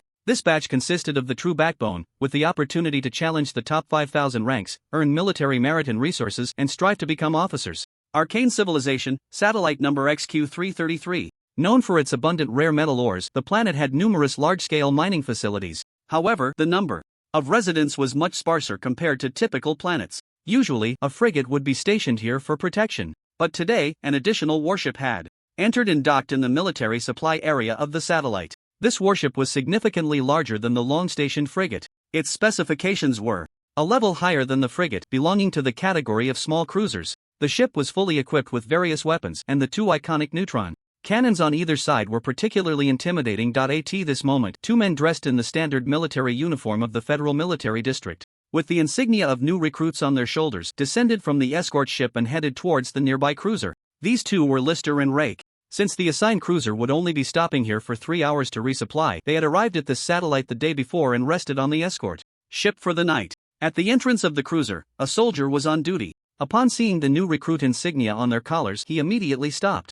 them. Please show your identification. I am Lister, and this is Rake. We are the new officers assigned to this warship. As he spoke, Lister waved one hand, and a virtual document appeared in mid-air. It was the transfer order issued by the OFA Group Army Headquarters. Lister, Captain? The soldier's expression changed drastically upon seeing the rank on the first line of the order, and he quickly saluted Lister and Rake. He didn't continue to read the contents of the order but respectfully led them inside. Sir, please follow me. Although it was just a small cruiser, the interior was surprisingly spacious. There was even a dedicated internal public transport system. After about 10 minutes, Lister and the others arrived at an area resembling an office hall. The soldier carefully guided them through this public office area and knocked on the door of the only independent office inside. Come in. A loud voice came from within. Upon opening the door, they found a relatively young captain inside. With delicate features and distinctive sharp ears, a staff leaned against the side. It was immediately apparent that he hailed from the OFA civilization. Target, unknown, captain of OFA civilization, level, LV-119. Comprehensive evaluation, B level. The captain waved his staff, and countless virtual documents suddenly vanished from the air. Only then did he finally look up at the soldier leading them and at the two of them, a tired smile immediately spreading across his face. Corporal Xiao Ku, thank you for bringing them over. You can return to your post now. Yes. Just a simple acknowledgement of hard work visibly excited Corporal Xiao Ku. He eagerly closed the door and carefully left the area, not daring to disturb anyone around. You must be Captain Lister and Lieutenant Rake, right? I am Cohen, the administrative officer of this warship. Could you please show me your transfer orders? Upon hearing this, Lister immediately presented the transfer order information. Lister, granted the rank of captain, assigned to a 73 small cruiser, serving as the landing operations officer, can be reassigned by the captain based on actual circumstances. Rake, granted the rank of lieutenant, assigned to a 73 small cruiser, belonging to the landing operations department, position arranged internally by the fleet. Rake had gathered information about this small cruiser long ago. The captain, Boren, and several deputy captains held the rank of major.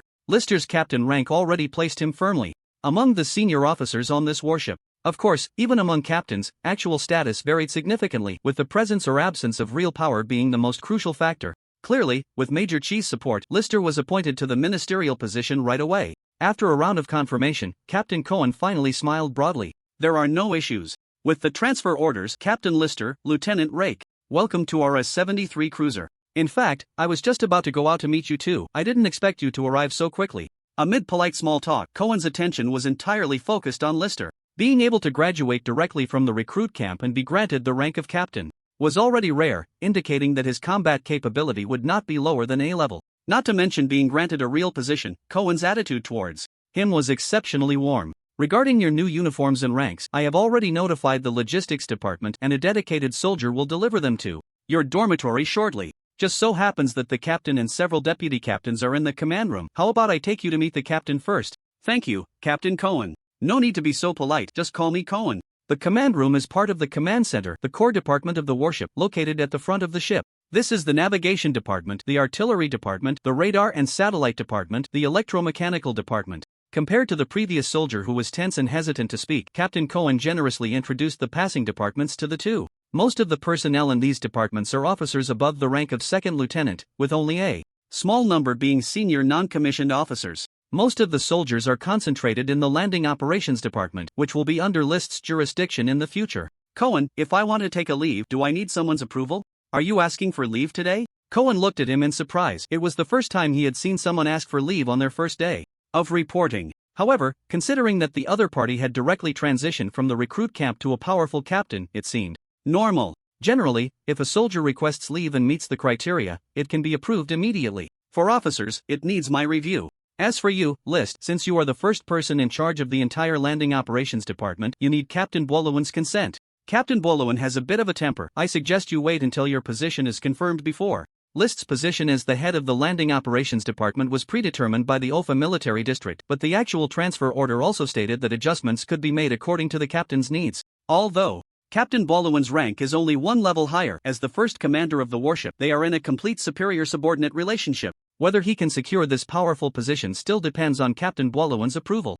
As the three entered the command room, a series of harsh curses could already be heard. On what basis are you transferring my mission to another warship? Do you think I'm easy to bully? Not far away, a burly man with a beard was shouting at the three. Of course, he was not actually directing his anger at them, but at the virtual projection in front of him. Captain Bolowan, I can understand your feelings, but the death rate of your last mission was too high. Colonel Callie hopes you can take some time to rest. This mission was personally approved for transfer by her. How was it high? It was only 27%. Don't you in the command center have any idea how difficult the last mission was? I don't care about that. I refuse to accept this. You need to transfer the mission back to me. Bye. This time, the three had already bypassed the circular area and stood next to Captain Bolowan with Cohen. Target, unknown, Federal Military District Major, Level 2 Civilization, Level, Overall Evaluation, A Level. Captain Bolowan indeed has considerable strength. The officer he is currently speaking with seems to be from the Central Command of the OFA Group Army. Moreover, the officer opposite him is only a lieutenant, clearly not taken seriously by Captain Bolowan. Before he could explain again, Captain Bolowan erupted into another round of curses, leaving no face for the other party. Until the scene changed, another female colonel appeared before them, and the cursing abruptly stopped. Still cursing? Why don't you continue? Colonel Callie. I wasn't cursing, I was just protesting normally. I have 1,000 points of military merit for that mission, how could it just be cancelled? He still expressed his indignation verbally, but his attitude had completely softened. What's the use of being unreasonable with me? With the death rate of your last mission, if I hadn't intervened, you wouldn't have any new missions for 5 years. Colonel Callie, this is unacceptable. If there are no missions for 5 years, our entire warship will be disbanded. How can the headquarters treat us like this? Upon hearing this, not only Captain Bolowan but also several others, presumably the deputy captains, changed their expressions drastically. Shut up. I have already intervened to help you coordinate. Right now, it's just a matter of letting you rest for a while. Colonel Carley's face had begun to show impatience, and she forced herself to say, Commander, you know me well enough, how can I just sit around? Please, just help me out a bit. After a round of persistent flattery, Colonel Carley finally spoke reluctantly. I have a task worth 1,000 points here, I'll give it to you first. 1,000 points? That's hardly enough. It's enough. It's enough. 1,000 points is sufficient. Thank you, Commander. Just as the bearded captain was about to express his dissatisfaction further, he noticed Colonel Carley's increasingly grim expression and quickly decided to leave it at that. It wasn't until the virtual screen in front of him disappeared that he finally had the leisure to turn and look at Lister and the others. His gaze lingered on the new recruits' military ranks on their shoulders, and his expression instantly turned puzzled. Captain Boren, this is Lister. Just as Cohen finished introducing him, Boren's face darkened, becoming quite unpleasant, and he interrupted the introduction about Rake. This is the new minister sent to me by headquarters? Damn it! Have they lost their minds? I even provided them with so many benefits, and in return, they send me a rookie to mess with me. Boren, the captain, angrily cursed the OFA Group Army headquarters. Looking as if they had taken his money without doing their job, he paid no attention to Lister's possible feelings beside him. The more he thought about it, the angrier he became, and he opened the projection call again, as if he were about to confront the person who had taken the money. Unfortunately, the call did not go through. The other party was likely in a special mission area, and the signal couldn't get through at all. Captain, the headquarters orders have been issued. Have you considered Lieutenant Lister again? Graduating directly from the recruit camp to the rank of captain indicates exceptional personal ability. Hearing Cohen speak up for him, Lister couldn't help but turn his head, feeling unexpectedly pleased. Regardless of whether the other party was reminding Boren or genuinely optimistic about investing in him, at least he was genuinely leaning towards him at that moment. Boren paused his conversation. It seemed that Lieutenant Cohen was quite trusted by the other party. He turned to look at Lister again, this time scrutinizing him much more closely. At the same time, a strong aura swept over Lister. In the next moment, his displeasure and anger faded, replaced by a bit more patience. 11th rank? Not Bad. Feeling Lister's profound aura that far surpassed his rank, Captain Boren murmured while nodding. Normally, he would receive notifications about officer transfers on the ship, but the ship had been busy dealing with the cancellation of a major mission these past few days. He hadn't had the chance to look closely at the orders and specific information regarding Lister from headquarters. After all, he was just an officer under his command. How could that be more important than earning military merit? He roughly scanned Lister's strength and acknowledged it, but a moment later, he frowned again. The strength is good, but he's still a rookie. How can he command the landing operation? Damn it! This damn headquarters keeps throwing me difficult problems. After saying that, Major Boren glanced at the side. Thorn, since you're in charge of the landing operations for now, help him out for a while, let him understand the command first. Yes, Commander. The second man on the left side of the circular area quickly stood up. Judging by his shoulder insignia, he was also a major, likely one of the deputy captains on this cruiser. His skin was pale, his face looked to be in his 40s, and he had sharp ears, also from the OFA civilization. After all, it was the OFA group army. More than half of the senior officers in the command room were from the OFA civilization. In contrast, the bearded Captain Boren was from a secondary civilization, which felt somewhat out of place. Notification: the A-73 cruiser has received new task orders. At that moment, new information appeared on the projection in front of them. It should be the task that Colonel Carley had just agreed to. Seeing this, Captain Boren no longer paid attention to Lister and didn't rush him, appearing to let him do as he pleased. Minister Lister. At this moment, Major Tang En called him over. Seeing this, continued to follow behind him. Although he arrived at the control room and saw Captain Buelowen, ultimately had no chance to say a word to him, the other party didn't even have the patience to listen to Cohen's introduction. It's no wonder that the previous soldier was so excited. In a real military district, the gap in status between superiors and subordinates is obvious, and officers and soldiers are two distinct classes. As a soldier, being able to speak to an officer is already quite good, let alone someone like Lieutenant Cohen, who is the administrative minister. Minister Lister, I'll get back to work now. You can listen to Major Tangen's arrangements first. As for the matter you mentioned, let's wait until this mission is over to discuss it. Cohen also came to bid farewell at this moment, finally addressing him as minister. Clearly, his position as the landing operation minister has been tentatively established and will not change easily. Gratefully, Lister nodded at him, watching Lieutenant Cohen leave. Let's go, I'll take you to the landing operation department for a tour. Tangen picked up his staff and turned to lead the two away. Lieutenant Cohen just familiarized you with the upper levels, right? Yes. Good, then let me tell you about other things. Our A-73 warship is a small cruiser with a total of 4 decks inside. The second deck is the dormitory area. The third deck is the soldiers' activity area, and the last deck is the training room and landing area. Along the way, Major Tang En walked at a steady pace, patiently explaining the overall situation of the warship to Lister. The entire warship is fully staffed with 3,000 people, though it is rarely at full capacity. Moreover, due to the heavy losses from the last mission, there are currently only 1,900 personnel remaining. Among them, counting the two of them, there are a total of 174 officers. In the entire landing operation department, besides him, there are 3 lieutenants and 13 second lieutenants, with about 1,500 soldiers available for deployment. Major Tang En, how should we arrange Lieutenant Like's position? Upon hearing this, Major Tang En paused his steps and glanced back at Like, who was silently following behind. With his strong social skills, he currently couldn't exert himself among the senior officers. The unequal superior-subordinate relationship made any so-called social interaction non-existent. You can arrange it. After all, you have the final say in the landing operation department. Just hand a document to the captain later, and then record it with Cohen. At this point, Major Tang En suddenly frowned at the two of them. Why don't you go to the dormitory first and change into your new uniforms and ranks before coming over? The uniforms were fine, all standard issue, with no significant differences.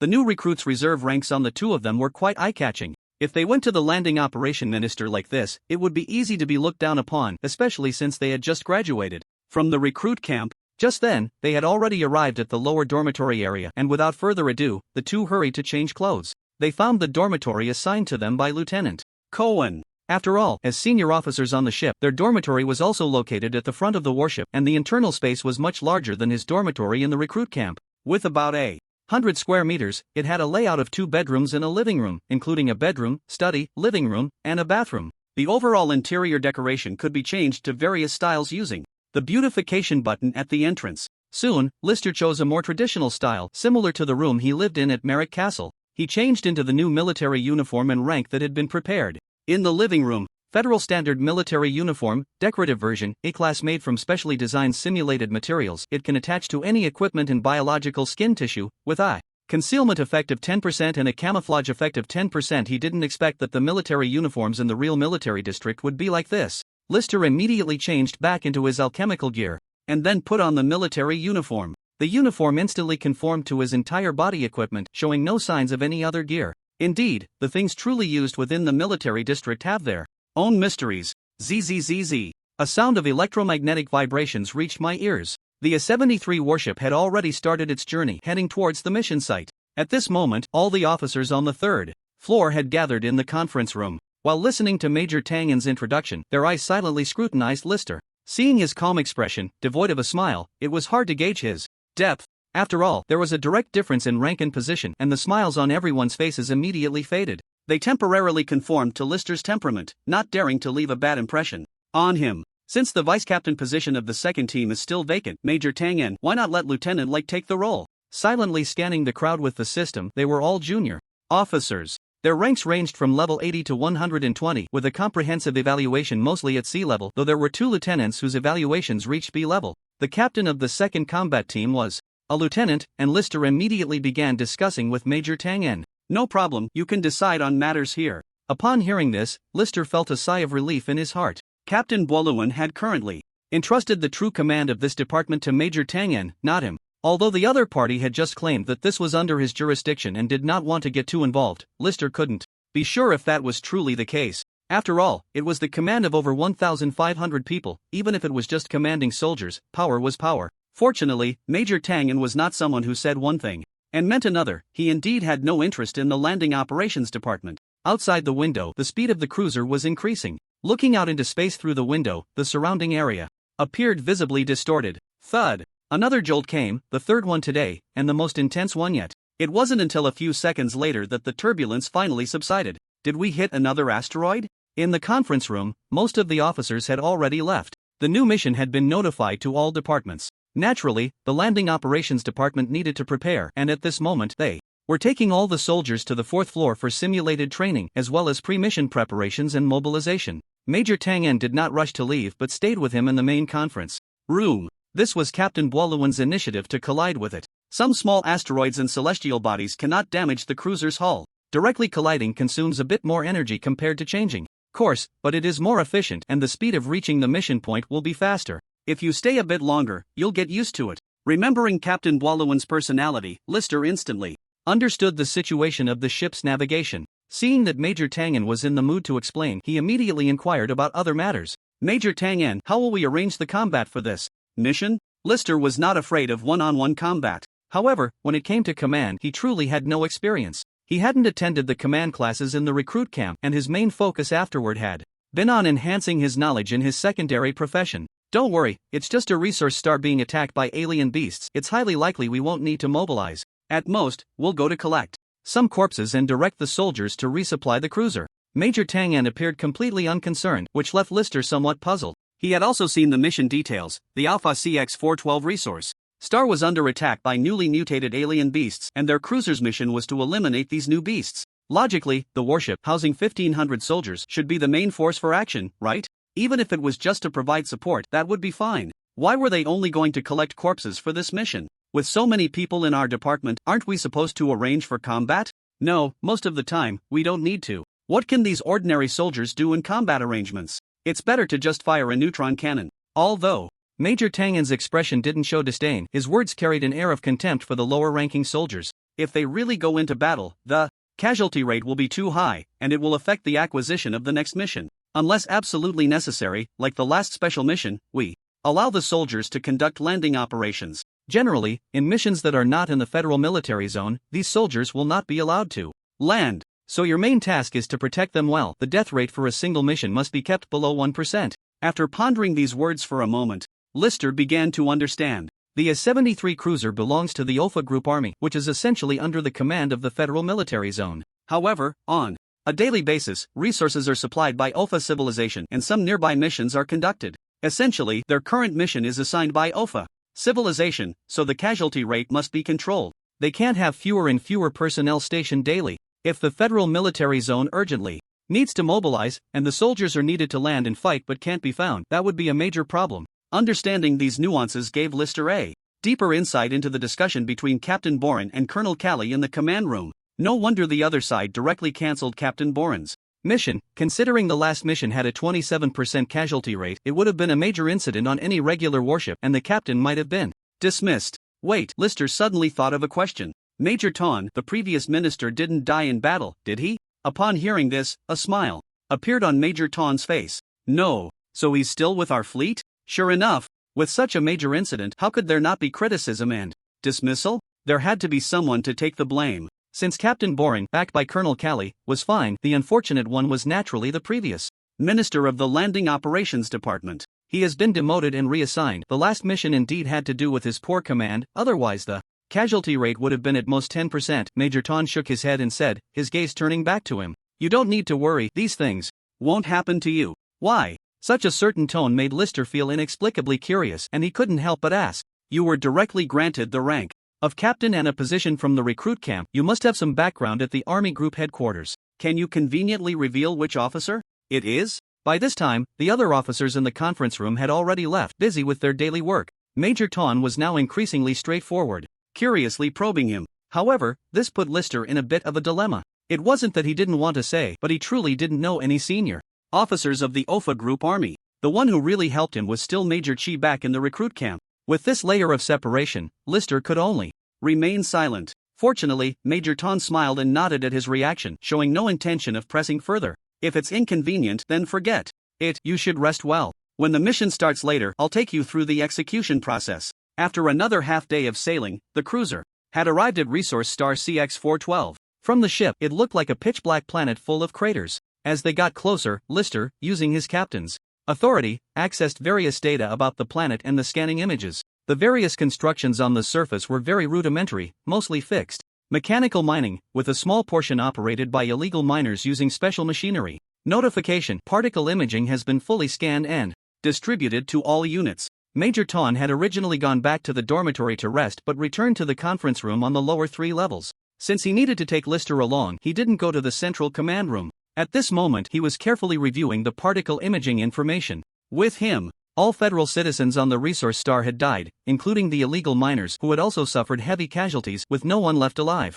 As for the mining equipment, most of it had also ceased operation. Only the massive black ants kept emerging from various pits on this Resource Star. According to the information sent from the command center, these giant black ants belonged to a recently mutated beast. Their evolution occurred due to the consumption of the star's unique obsidian stones. Their individual strength ranged from levels 6 to 8, with an average combat power of E grade. This is troublesome. Major Tang's expression immediately turned serious as he spoke. Before Lister could ask further, notifications began to come in. The radar satellite department has locked onto the dense area coordinates XXX, and the magnetic pulse cannon is ready. The ship's artillery department has completed the neutron cannon charging, and it is ready. Notice, all personal communication signals have been blocked.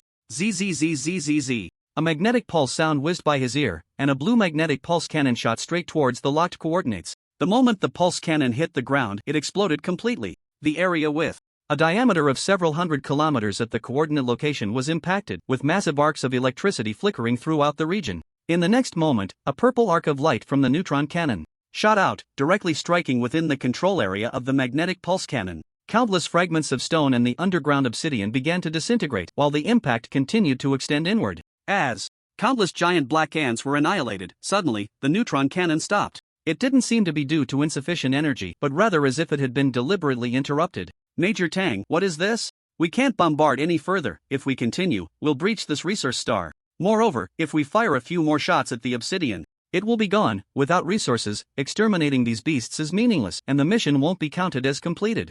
Sigh. I thought it was just one special beast. I didn't expect that with just 1,000 military merit points, we would encounter such a large-scale beast invasion mission. Indeed, missions shouldn't be taken lightly. This should be a task for the destroyers. Major Tang was increasingly troubled as he spoke, then turned to all the officers in the Landing Operations Department and commanded, everyone, notify the troops to be ready for battle at any time. Lister understood immediately. In other words, this kind of comprehensive extermination mission was not suited for their fleet, which specialized in long-range strikes. Originally just a support unit, the Landing Operations Department suddenly became the main force. After all, aside from the highly concentrated black ant point, other areas were scattered, and these resources couldn't be bombarded indiscriminately. So the problem arose facing these dense giant black ants. Even if the Individual strength of the ants wasn't strong. With the limited landing operation capabilities of their cruiser soldiers, the casualty rate could lead to significant issues. The deaths of soldiers were not a primary concern for many officers, but the casualty rate affecting future mission acquisition was the real headache for them.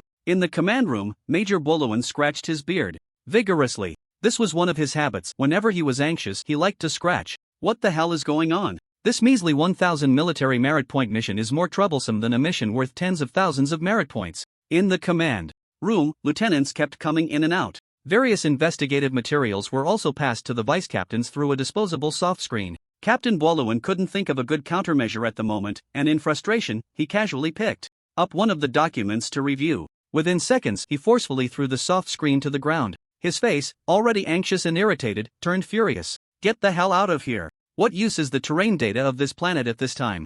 Seeing this, the lieutenant who was about to enter the room immediately stopped in his tracks, looking at the materials he was about to submit, then quickly lowered his head and turned to leave. The few lieutenants still waiting inside were in a difficult position, not daring to breathe. It wasn't until Vice Captain Brody signaled that they quickly disappeared from the command room. Radar department, who told you to stop? What? About the magnetic pulse cannon? Keep firing. On the other side of the virtual projection, Minister Truman of the radar satellite department immediately ordered the officers behind him. Soon, several mechanical officers had restarted the magnetic cannon, continuing to fire at the planet's surface. After issuing the orders, Truman cautiously reminded, Captain, our magnetic cannon can only strike the surface. These black ants can burrow into the ground to hide. We can't really hit them. Am I unclear? Then what do you suggest we do? Let the neutron cannon bombard. Again. Do you think the mission will be considered complete once this planet is turned to dust? Despite Captain Boren's outburst, Truman appeared embarrassed but was actually used to it. He knew what kind of captain he had. The insults weren't meant to hold a grudge but were merely expressions of frustration. This was already much better than most other captains. After a moment, he proposed again, Captain, isn't there a landing operations department? The individual strength of the black ants on this resource planet isn't strong. If the soldiers follow their usual training and clear them in groups of 3, it should be fine. If something goes wrong, can you guarantee me? Let me tell you, if we have a death rate like last time, not only will the headquarters stop giving us missions, but even the federal military district might send an investigation team. Although Captain Boren had a quick temper and loved to curse, he was not lacking in decisiveness. He understood that the last incident was mainly because the headquarters of the Alpha Group Army knew the mission was special and had already applied for a special approval for the death rate. Their fleet had merely exceeded the approved standards, which led to the punishment. Now, this mission was just a trivial task worth 1,000 military merits. If the death rate exceeded the standard for such a task, it would be better for him to resign right now. For this mission, I would rather report to headquarters to transfer it than take this risk again. At worst, we can pause the mission for a year or so, consider it a vacation for ourselves. After saying this, he glanced at Deputy Captain Brody, inquiring about his thoughts. Deputy Captain Brody shook his head, looking equally troubled. He had thought it was just a couple of mutated beasts rampaging, something that could be handled with a few more neutron cannon strikes, but who knew the actual mission would be so complicated? Captain, if we really want to take a chance, we could gather officers above the rank of lieutenant to land and clear them out. But there are hundreds of thousands of black ants on the entire planet. Even if we just cleared the main nest, there are still over 100,000 scattered in various places, many of which are gathered underground. The mission deadline is 3 days, and there are only 2 days left. How about we just forget it? Sigh. With a long sigh, seeing that Deputy Captain Thorne was not present, Captain Boren was ready to listen to Deputy Captain Brody's opinion and report to abandon the mission. For just 1,000 military merits, it truly wasn't worth taking such a big risk. However, before he could contact headquarters, Truman from the radar department suddenly spoke up in surprise. Captain, the landing operations department has initiated the landing. What? What is Thorne doing? Who gave him the authority to unilaterally arrange the landing? Quickly issue a notice that no soldiers from the landing operations department are allowed to stray from the operation. Gather them all back immediately. Captain Boren's face grew increasingly grim, filled with disbelief. It was known that Deputy Captain Thorne was usually conservative, preferring not to act rather than make mistakes. What was going on today? How could he dare to take such initiative without even reporting to him? Captain, it seems no soldiers have landed. Truman's voice rang out again, but this time his expression was even more strange and complex. This made Boren on the other side of the projection unable to help but curse again. Are you messing with me? One moment there's a landing, the next there isn't. Truman, do you not want to keep your radar position anymore? Captain, it's true. I've switched the feed to the command room. The landing area was indeed activated just now, but the soldiers didn't go down. It seems that only Minister Lister and Major Ton have landed. Truman had just locked onto the target at this moment. As the eyes of the A-73 cruiser, this was the first time he had encountered such a bizarre situation. Major Boren projected the image onto the giant screen behind him. This area was usually the control instrument zone of the entire ship, but now the screen only showed Lister and Ton, who had just landed. At this moment, Lister was experiencing the thrill of landing for the first time. Since the cruiser itself had not landed, it was hovering outside the planet. He relied on a small teleportation array in the landing zone for a precise landing. Beside him, Major Ton still looked skeptical. Are you sure you can deal with those black ants? If I can't solve it, even if you have someone behind you at headquarters, you can forget about keeping this minister position. I know. Anyway, if it doesn't work out, I'll take the responsibility. You don't have to worry. Lister had to exert a lot of effort to convince Ton. Nothing seemed to work. After all, the failure of this mission would affect the subsequent tasks and military achievements of all the officers on the ship. In the end, it was only because of the background of the headquarters of the Alpha Group Army that Major Ton was willing to take the risk. Originally, he was supposed to land alone, but Ton was worried and insisted on coming along. Strolling on this resource planet, there was nothing much to see. Besides sand and gravel, there were various abandoned machines, and occasionally a few exposed black obsidian deposits could be seen. Crack tap crack. The sound of stones shifting nearby was heard, and the sound of giant black ants approaching could be heard not far away. Before long, Lister and Ton were surrounded by a dozen giant black ants. Neither of them took this level of threat seriously, but Major Ton couldn't help but ask again. So, what are you planning to do? Don't tell me you're planning to kill them one by one. Hearing this, a smile involuntarily appeared on Lister's face. Seeing this, an ominous premonition surged in Ton's heart. His gaze fixed on Lister, his expression could no longer remain calm, and his confidence had vanished. After a moment, a light, airy voice drifted into his ear. Just kill them. Ignoring Major Ton's increasingly flushed face of anger, Lister drew the black leaf blade from his waist, and the murderous intent instantly unfolded. A massive sense of pressure erupted directly from him as the center. After the robust soul upgrade, the intensity of his murderous intent far exceeded the ordinary. The pressure spread continuously, and the deep-seated fear penetrated the souls of the surrounding giant black ants, causing them to halt their impending attack and tremble uncontrollably. At the same time, the ground beneath them began to shake as if a massive earthquake was occurring. This was not an earthquake, but rather the trembling of countless black ants hiding deep underground that created this strange scene. At that moment, Major Ton naturally felt this pressure as well. Even though his rank was 3 levels higher than Lister's, he could still sense the terror of this pressure. The sharpness that seemed to pierce directly into his heart and soul made him feel a hint of fear. The anger that had just surged in his heart dissipated. Instantly, and inexplicably, he felt a bit more patience towards Lister.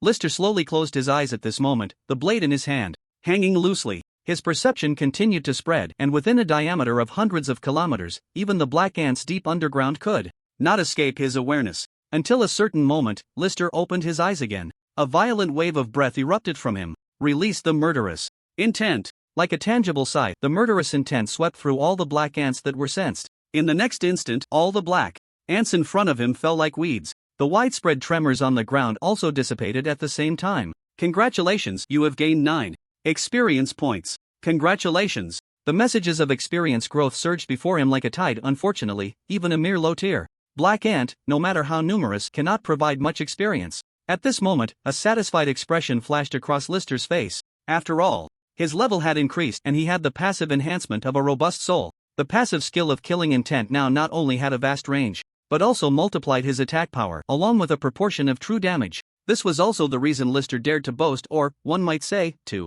fool Major Ton. He indeed wasn't capable of commanding soldiers in battle, but who said he needed to? Such a trivial task of bullying weaklings was tricky for the officers of the A-73 destroyer, but for him, it was incredibly easy. He could directly kill black ants on a large scale while ensuring that the resources of the obsidian Fushishi remained intact. At this moment, Major Ton was completely dumbfounded. Even though he had some expectations for Lister's personal strength, he was only at the 11th tier, and he hadn't even completed his 3rd evolution. Meanwhile, he himself was at the 14th tier after 3 evolutions, a task that even he found difficult. Who would have thought Lister possessed such strength? This large-scale slaughter, akin to a domain of killing intent, was undoubtedly a legendary, S-level, skill. From what Lister had just displayed, his strength was certainly not just A-level. It was more like a dominant-level performance. Thinking of this, Ton couldn't help but grip his staff tightly, and countless speculations surged in his mind. Meanwhile, Captain Boren and Vice Captain Brody on the warship as well as the heads of various departments who had been paying attention, were equally shocked by Lister's performance.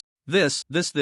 Is he really a rookie who just graduated from the recruit camp? Ton could see it, and Boren naturally understood as well. A martial arts professional could clear such a large area with pure killing intent, with all the black ants almost dying at a single touch. The speculation of a dominant level immediately surged to the forefront of his mind. At this moment, he quickly opened his email and began to sift through the dense, unread military district information. After all, this information had been authorized long ago, and most of it would be handled by Administrative Minister Cohen, so he didn't need to worry. He was just looking for Lister's transfer order. Fortunately, the transfer order was only a week's worth of information, so it was relatively easy to find, and soon he located it. Lister, belonging to the Merrick civilization, graduated early from the AOFA recruit camp under officer assessment standards, awarded the rank of captain, now officially transferred to the AOFA Group Army. A 73. Rake, belonging to the Wanda civilization, Tier 10, combat power B level, graduated early from the AOFA recruit camp under officer assessment standards. The two were from the same transfer order, and Captain Boren immediately noticed something was off. The information regarding Lister's transfer order was somewhat special, with no mention of tier or combat power. In contrast, Rake's information was clear and straightforward, just like the transfer orders of others before him. This made him unable to contain his surprise. He quickly switched systems, logged into the special information page of the AOFA Group Army, and searched for Lister's information again. With his rank as a major and the authority of a ship captain, he accessed the special personnel system at headquarters. Soon, the information appeared before his eyes. Lister, rank captain, belonging to the Merrick civilization, graduated from the AOFA recruit camp, currently serving on the S-73 small cruiser. Note: Federal Military District Reserve talent, current authority insufficient to display remaining information. The information in the headquarters database was even less than that on the transfer order. Moreover, it specifically noted that he was a reserve talent of the Federal Military District, and even his authority was insufficient to browse further, which Captain Boren had never encountered before. So many unusual circumstances could only indicate that Lister's combat power might indeed be as he had imagined. Before he could continue to ponder, another communication message arrived. As the projection call connected, the image showed a bald middle-aged man. At this moment, he raised a glass and took a sip, wearing an unusual smile of pleasure, his military uniform disheveled, as if he had just finished some private business. From the insignia, it can be vaguely recognized that this is also a major. Boren, sorry, I just saw the call log you sent me. I was locked up before. This person was exactly who Captain Boren originally wanted to confront. Although he held the same rank of major, he was actually the director of the personnel organization department at the headquarters of the Alpha Group Army, one of the real power figures at headquarters, responsible for the transfer of all officers within the Alpha Group Army. All arrangements below the rank of colonel were made by him, while those above colonel required departmental approval. However, before he could finish speaking, Boren had already interrupted him to ask about Lister. Do you remember that new recruit you assigned to my ship, Lister? What's the situation with him? Don't be so anxious. I was just talking about this. The bald major had a look that suggested Boren should calm down, but in the video, a completely naked woman was already approaching him. He quickly sent the woman away before explaining again. It was Major Chi, the head of this batch of recruits, who contacted me, saying he needed help arranging someone. You know, the recruit camp is directly managed by the Federal Military District, and information won't enter our Alpha Group Army system until they graduate. He said Lister was the top of this batch, so I gave him some face and transferred him to your ship. After all, haha. The bald major's emotions changed quickly. One moment he was satisfied with Captain Boren's generosity, and the next his attitude shifted dramatically. Who knew that the next day I got locked up because of this? Damn it. I just got out of confinement last night. It nearly drove me crazy. I just woke up and saw your call invitation. So, how about this new recruit? If I had known it was like this, I wouldn't have sent him to your ship. Do you really know about Lister's situation? His strength? Knowing that this bald major could be quite unreliable at times, Boren tentatively inquired again. I know, isn't he a Dominator-level fighter? I guessed it as soon as I saw the personnel information after getting out of confinement. Damn. If it weren't for Major Chi being so secretive and not explaining things clearly to me earlier, I wouldn't have suffered this loss. After all, as the director of the Personnel Organization Department, the bald major had suffered losses due to his hasty arrangements. He was well aware of the actual situation of the officers in the group army, especially for those officers with special permissions from the Federal Military District. He could guess immediately upon seeing them. I got locked up for a few days because of this damn thing. Boren, you have always been the most understanding. I understand. Next month, I'll come to thank you when I'm on leave. Even though his heart was bleeding, Captain Boren still maintained his enthusiasm on the surface. At the same time, thinking about how a Dominator-level captain had come to his small ship, he felt that the money spent was worth it.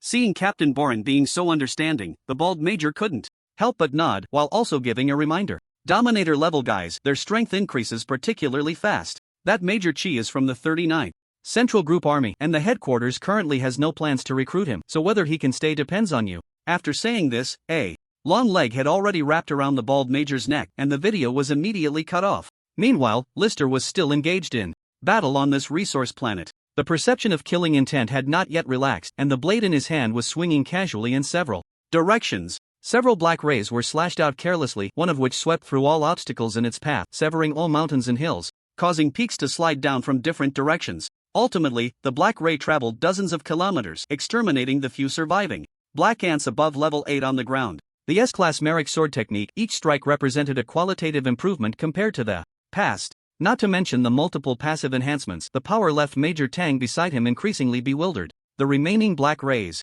plunged underground. Huge gashes cut deep into the ground were unfathomable. It wasn't until all the black ants disappeared from his perception that Lister finally sheathed his blade. Let's go. This area is cleared. We still have to hurry to other regions and do it a few more times.